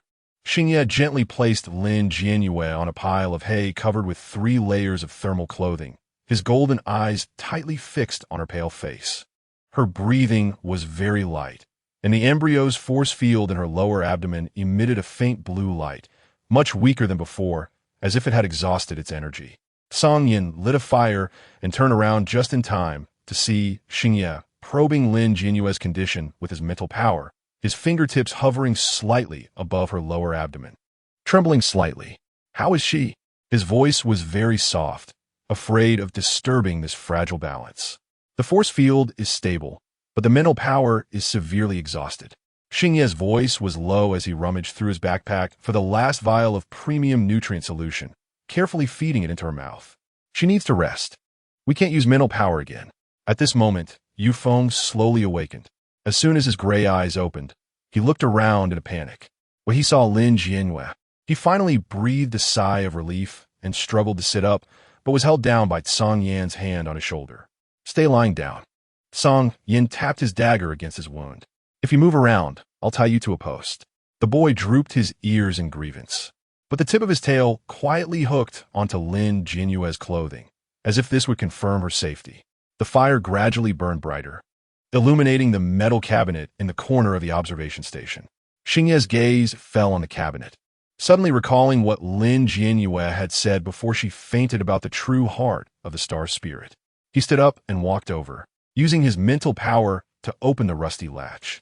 Inside the cabinet, there was no heart of the star spirit, only a roll of yellowed parchment.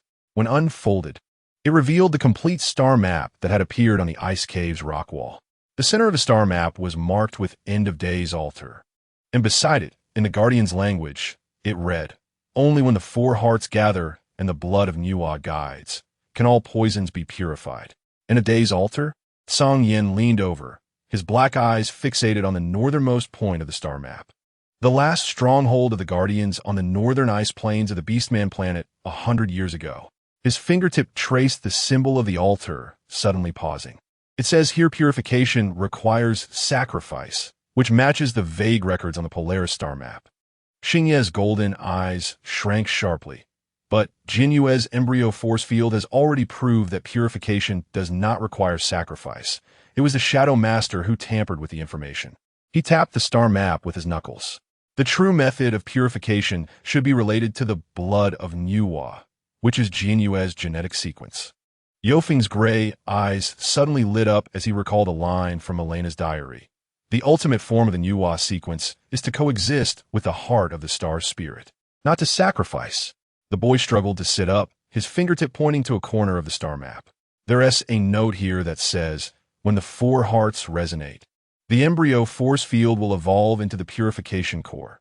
The three exchanged glances, seeing relief in each other's eyes. It turned out that Lin Jianyue's power was the key to unlocking the century-old predicament. The last piece was at the End of Days altar. Xingye carefully stored the parchment, a decisive look flashing in his golden eyes. "When Jianyue wakes up, we will return to the northern region." Song Yan's black eyes flashed with concern. Since the Shadow Master was able to set a trap in Antarctica, he must have guessed that we would go to the End of Days altar. He touched the wound on his forearm. The residual radiation there seemed to resonate with something. Although his mental power clone had been purified, his main body might be waiting in the northern region. Then let him wait. Xingye's voice carried a cold edge. The scent of cedar pheromones sharp as ice blades. This time, we will not give him any opportunity. The howling wind and snow outside the observation station began again, and the crackling of the fire cast the shadows of the three onto the rock wall, intertwining into a solid barrier. After an unknown amount of time, Lin Jianyue's eyelashes fluttered gently, and she slowly opened her eyes. "Jianyue!" Three voices exclaimed simultaneously, filled with uncontainable joy. Lin Jianyue blinked, looking at the three faces surrounding her. Xingye's golden eyes were filled with red bloodshot veins. Song Yan's black eyes hid a trace of fear, and Yofeng's gray eyes sparkled, as if holding back tears. She wanted to speak, but Xingye pressed his finger to her lips. "Don't talk, drink some water first." He offered her warm water, his fingertip gently brushing against the corner of her lips, the action tenderer than usual. Taking the opportunity, Song Yin shoved a piece of strawberry dried fruit into her mouth. The minty scent of his pheromones teasingly saying, "Want to try? Little Yufeng specially saved this for you to replenish your mental power." Yofeng's face instantly turned red, and he hurriedly waved his hands. "No, it was bought by brother Song Yin." Lin Jianyue held the strawberry dried fruit in her mouth, watching the awkward expressions of the three, and suddenly burst into laughter. The little one in her lower abdomen gently moved, as if responding to her smile, and the blue light of the embryo force field brightened a little, forming a faint halo around her. "Heart of the star spirit. Do we get it?" Her voice was still a bit weak, but filled with anticipation. Xingye took out the true heart of the star spirit from his backpack. The crystal, the size of a pigeon egg, emitted a soft blue light in the firelight.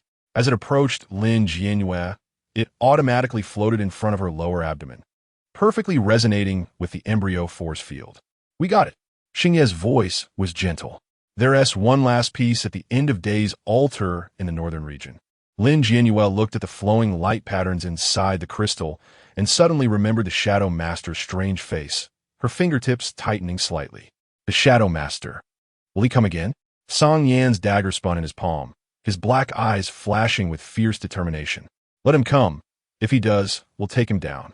Next time, we'll directly cripple his mental power, so he can't even produce clones." Yofeng's wolf ears perked up, his milky scent of pheromones carrying determination. "I will get stronger. so I can protect Jianyue and the little one. Xingye held Lin Jianyue's hand, pressing her fingertip against the heart of the star's spirit, the cedar scent of his pheromones intertwining with the blue light. Don't worry, we will go to the northern region together, the four of us. His golden eyes reflected her face. No matter what lies ahead, we will face it together.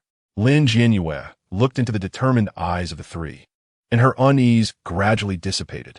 She lowered her head and gently kissed the heart of the star's spirit, as if making a promise.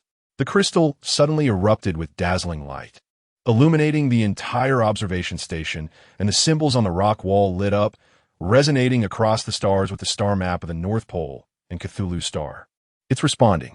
Yofeng's voice was filled with awe. The four hearts are connected. The last piece has sensed us.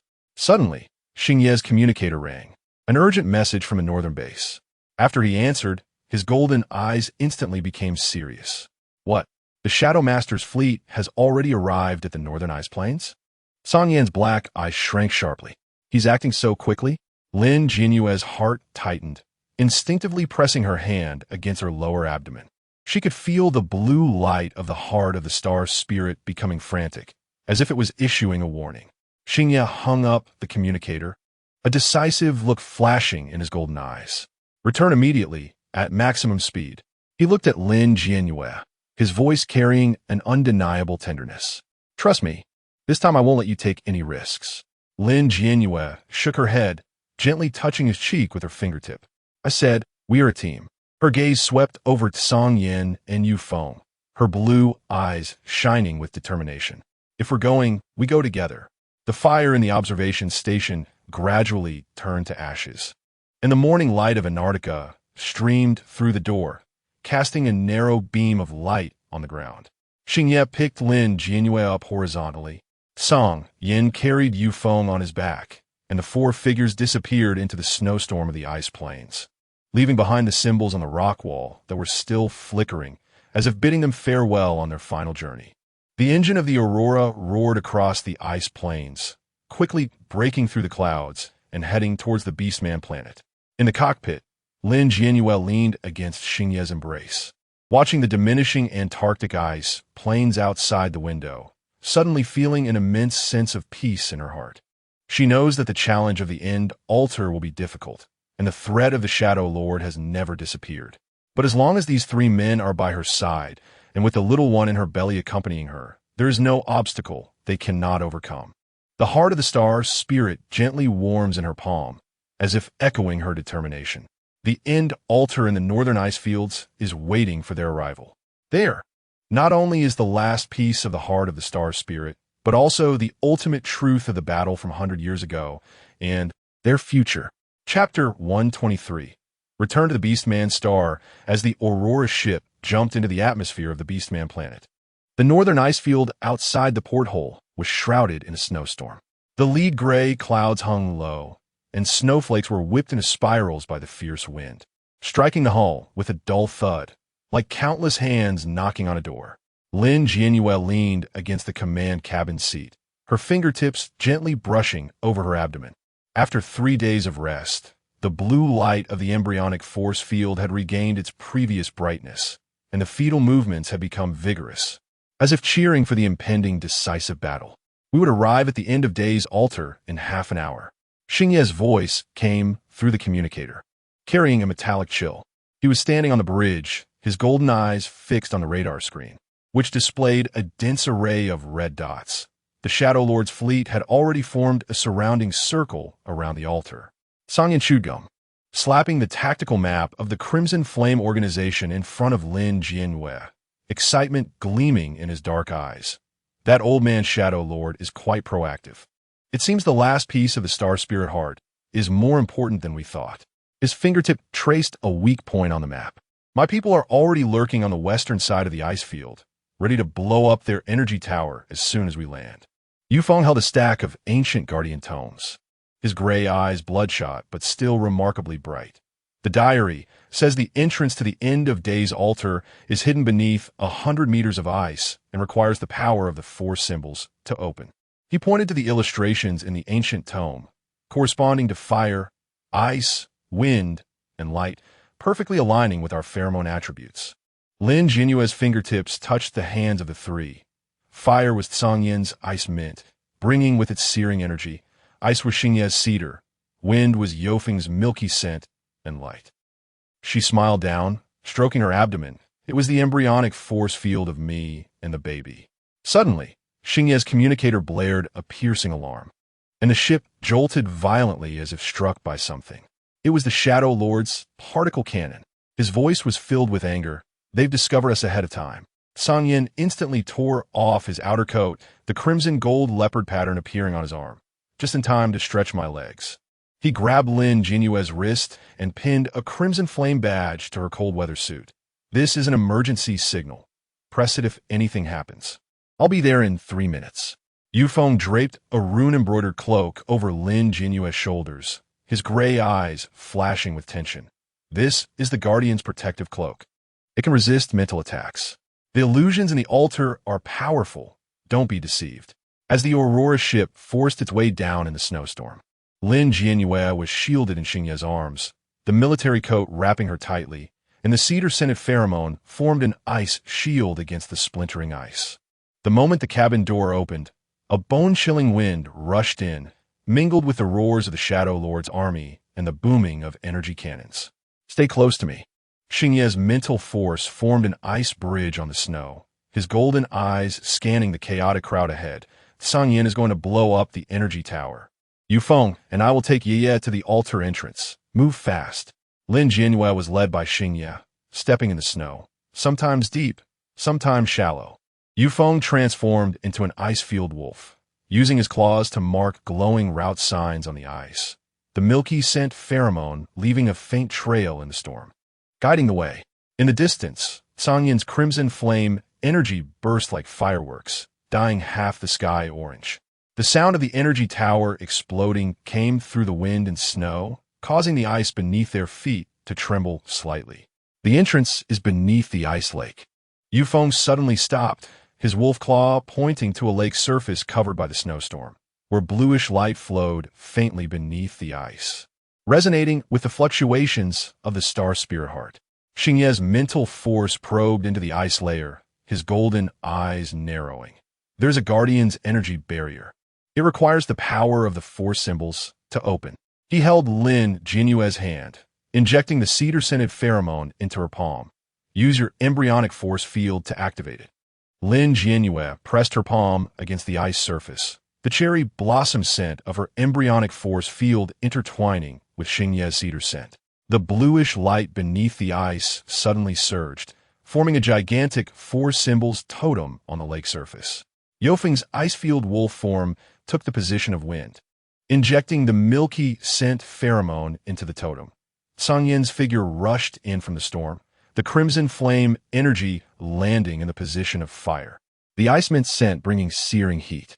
The four forces collided at the center of the totem, the ice layer emitting a piercing, cracking sound, revealing a staircase leading down into the ice, the bluish light flowing down the staircase, illuminating the bottomless passage.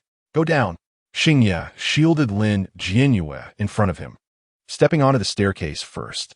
The ice walls on both sides of the passage were covered in Guardian murals, depicting the war with the Shadow Lord from 100 years ago. In the last painting, a female figure holding the star spirit heart stood at the center of the altar, surrounded by a bluish light similar to Lin Jianyue's. She is the ancestor of the Nuwa sequence.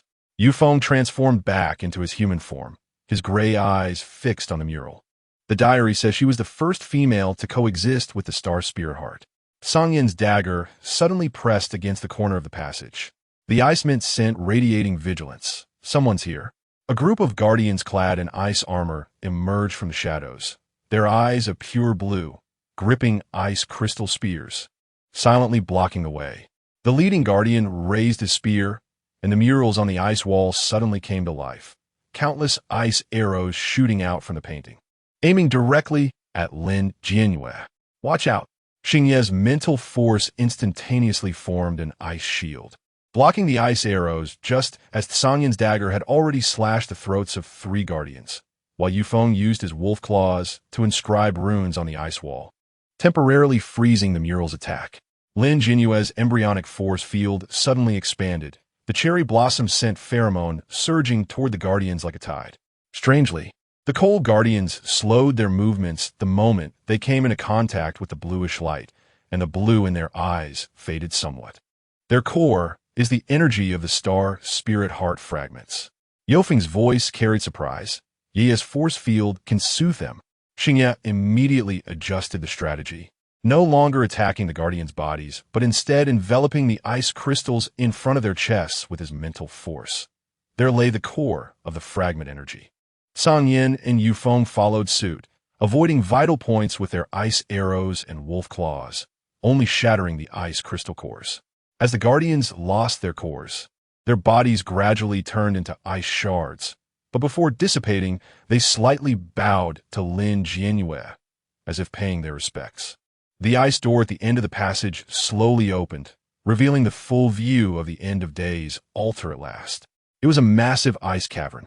The central altar was carved from a solid ice crystal, with the last piece of the star spirit heart fragment floating above it. The bluish light more brilliant than any they had found before. The altar was etched with spiral runes, perfectly matching the mark on Lin Jianyue's wrist. However, in front of the altar, the Shadow Lord stood with his back to them, his black cloak rustling in the airflow. Finally here, the Shadow Lord slowly turned around. Half of his face human, the other half covered in black scales. I have waited for this day for 100 years. Xingye shielded Lin Jianyue behind him. The cedar-scented pheromone sharp as an ice blade. Your era has long since ended, Shadow Lord. Chapter 124. Re-encountering an old friend. End? The Shadow Master chuckled softly. Black energy surging from his body and coalescing into dark mist around the altar.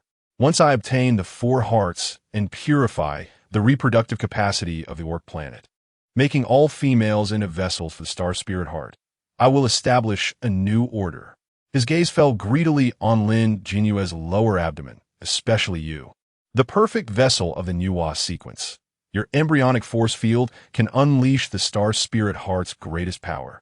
Lin Jianyue's embryonic force field suddenly fluctuated violently, the movements of her child becoming urgent and furious. She took a step forward, breaking free from Xingye's protection, her blue eyes locking onto the Shadow Master. You're wrong. The Star Spirit Heart is neither a weapon nor a vessel. She raised the 3 shards in her hand, resonating with the last piece on the altar. It is a gift of life, meant to protect, not to plunder. Stubborn, the Shadow Master's dark mist suddenly erupted, transforming into countless tentacles reaching for Lin Jianyue. Xingye's psychic force field intertwined with Song Yan's red flame energy, forming an ice and fire barrier. Yufeng dashed to the front of the altar, shielding the shards with his body, his gray eyes flashing with determination. Yeah, quickly activate the altar. The resonance of the 4 hearts requires your blood. Lin Jianyue watched as the 3 fought desperately against the dark mist. Xingye's arm was slashed by a tentacle, blood blooming on the icy surface. Song Yan's back was corroded by the dark mist, yet he still smiled as he plunged a dagger into the Shadow Master's shoulder. Yufeng's wolf claws were bloodied and mangled, yet he fiercely protected the shards from being tainted by the dark mist. She bit her fingertip, letting her blood drip onto the runes of the altar. The moment her blood touched the runes, the entire cavern suddenly shook violently. The 4 shards of the Star Spirit Heart rose into the air simultaneously, merging in the center of the altar into a complete crystal, blue light exploding like the sun, instantly dispersing the dark mist. The Shadow Master let out a painful howl in the bright light, his scales peeling away to reveal the pale skin beneath. No! Lin Jianyue's embryonic force field resonated with the complete Star Spirit Heart, cherry blossom-scented pheromones spreading along the runes. And suddenly countless pale blue flowers bloomed on the icy walls of the cavern. These were ice-field blue Ji, which only grow in pure energy environments. They had gone extinct on the Orc planet a century ago, yet now bloomed again within her force field. Xingye, Song Yin, and Yufeng were enveloped in blue light, their wounds healing at a visible speed upon contact with the energy. They looked at Lin Jianyue, standing in the center of the altar, surrounded by the light of the 4 merged Star Spirit Hearts. The force field at her lower abdomen resonated perfectly with the crystal, and the mark on her wrist fused with the runes, as if it were meant to be. After losing the protection of the dark mist, the Shadow Master was kicked down to the ground by Xingye, golden psychic locks instantly wrapping around his limbs. "You lost." Xingye's voice was as cold as ice. The Shadow Master looked at the blooming blue Ji and suddenly laughed, his laughter tinged with madness and despair. Purification. What of it? The reproductive capacity of the Orc planet has already declined to an irreversible extent. Do you think a star spirit heart can change everything? Lin Jianyue walked down from the altar, cradling the complete star spirit heart in her palm, blue light flowing from her fingertips into the Shadow Master's body. The moment he came into contact with the energy, his pupils constricted, his face showing disbelief. This is purified energy? How is that possible? It is not the star spirit heart that changes everything. Lin Jianyue's voice was calm, yet powerful, her fingertip gently touching his forehead. It is life itself. Her embryonic force field and the energy of the star spirit heart spread through the Shadow Master's body, penetrating the ice layers of the cavern and surging to every corner of the Orc planet.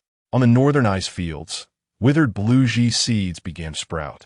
Within the territory of the Red Flame organization, the fertility values on the health reports of females were slowly rising.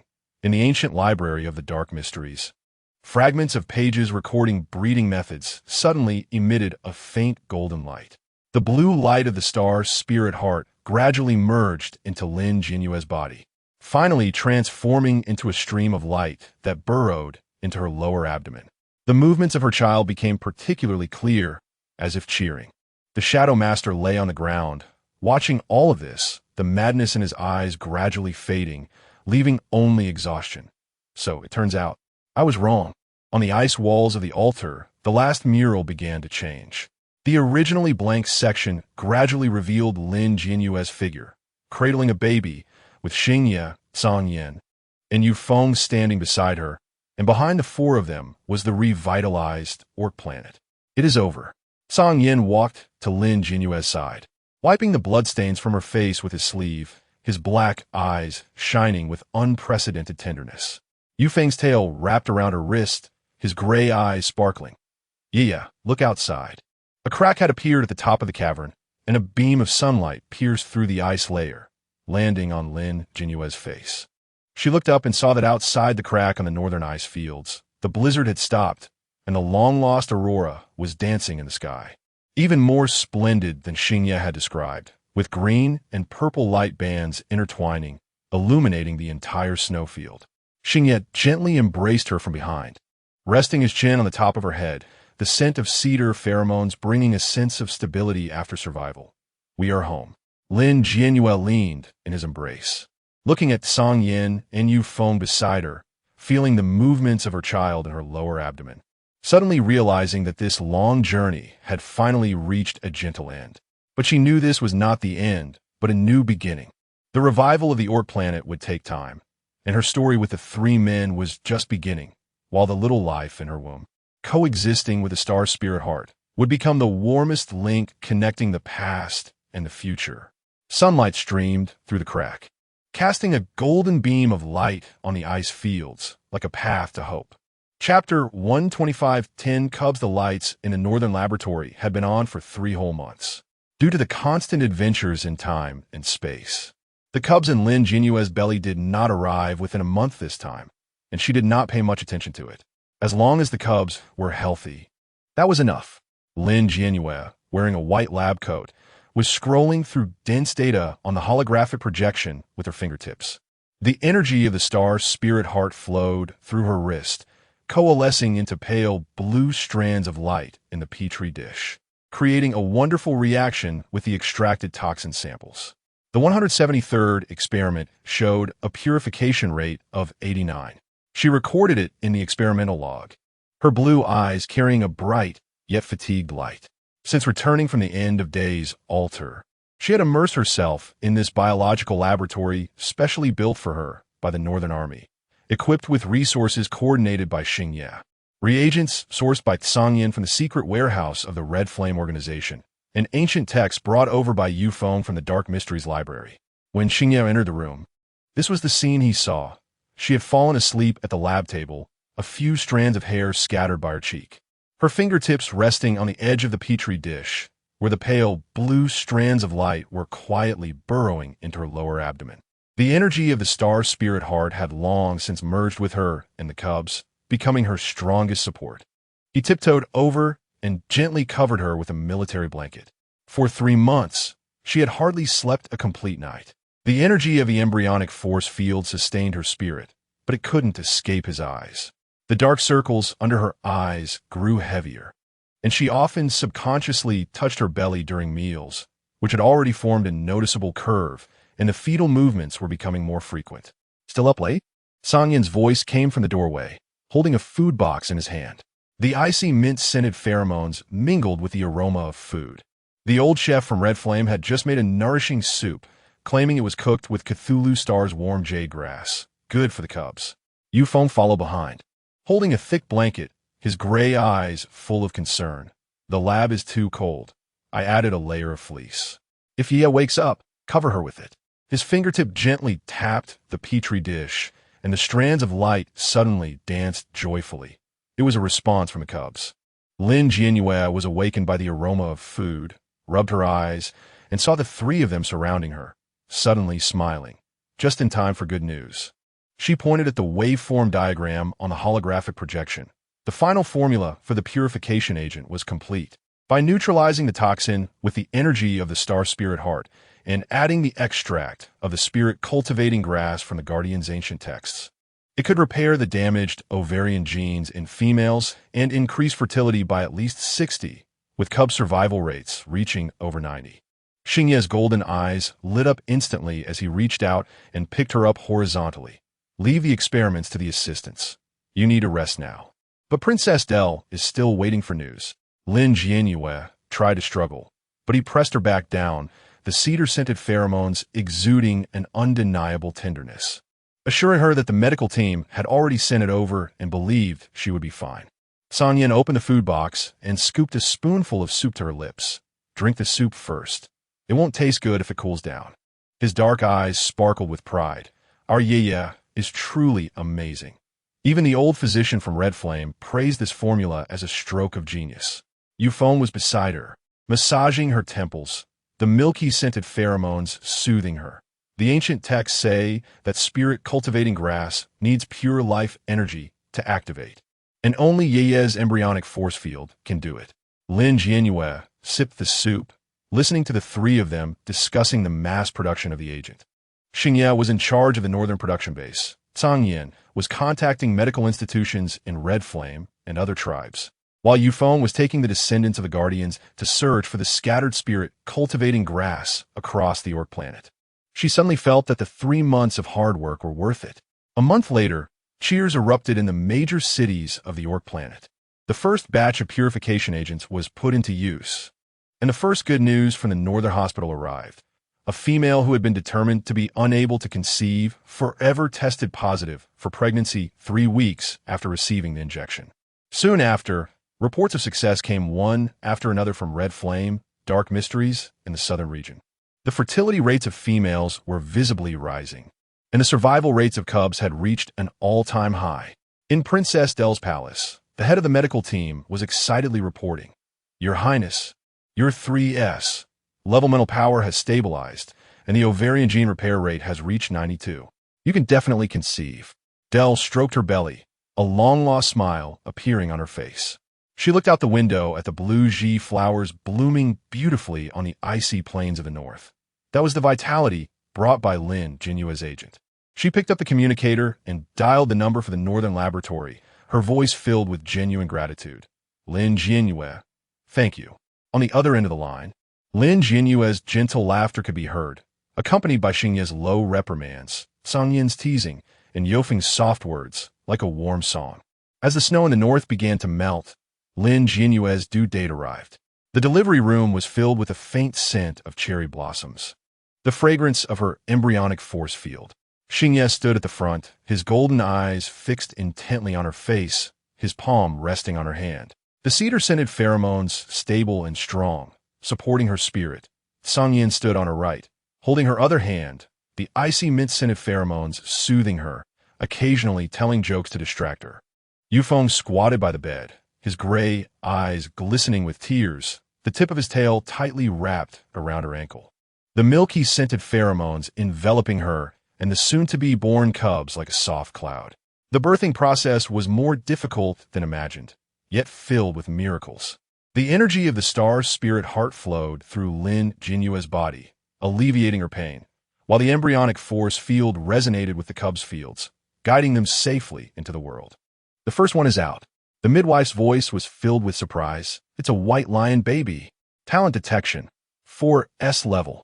Xingye's body trembled violently. His golden eyes instantly filled with tears as he leaned down and kissed Lin Jianyue's forehead. His voice choked with emotion. Thank you, yeah. Then came the second, the third. The delivery room was filled with exclamations. It's an ice wolf baby. 3S level. Another white lion. 3S level. A black panther baby. 3S level. Ice wolf. 3S level. Black panther. 3S level. White lion. 3S level. Black panther. 3S level.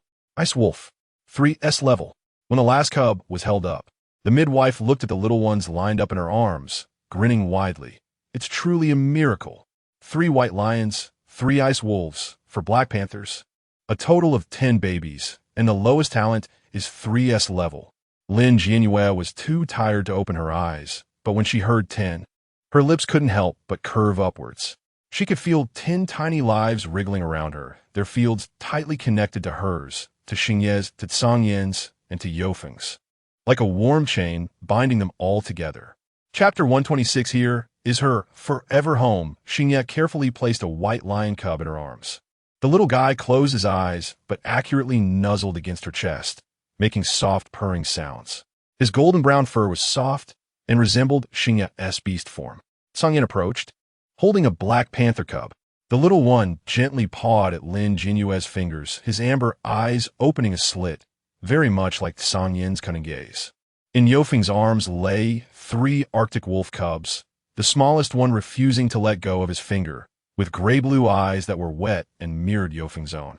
Lin Jianyue looked at the little one in her arms, then at the tenderness and joy in the eyes of the 3 men beside her, and suddenly felt that all her hardships had vanished. It seemed like she hadn't heard the system's voice for a long time. This thought flashed through her mind, but she didn't pay it any mind. Whether she would return to her original planet seemed no longer important.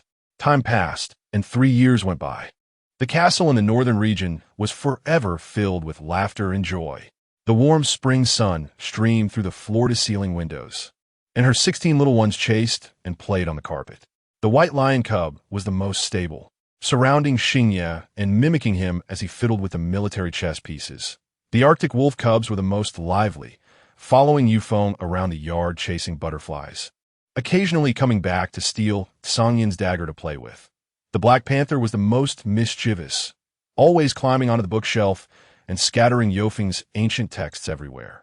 When caught by Sangyin, he would pitifully rub against Lin Jianyue's leg to act cute, while the white kitten resembled Lin Jianyue the most, enjoying to fiddle with various jars and bottles. Lin Jianyue sat on the sofa, knitting a little sweater, her gaze following the children's figures, her face radiating an unending tenderness. Xingye hugged her from behind, resting his chin on the top of her head. The scent of cedar mixed with sunshine was warm and stable.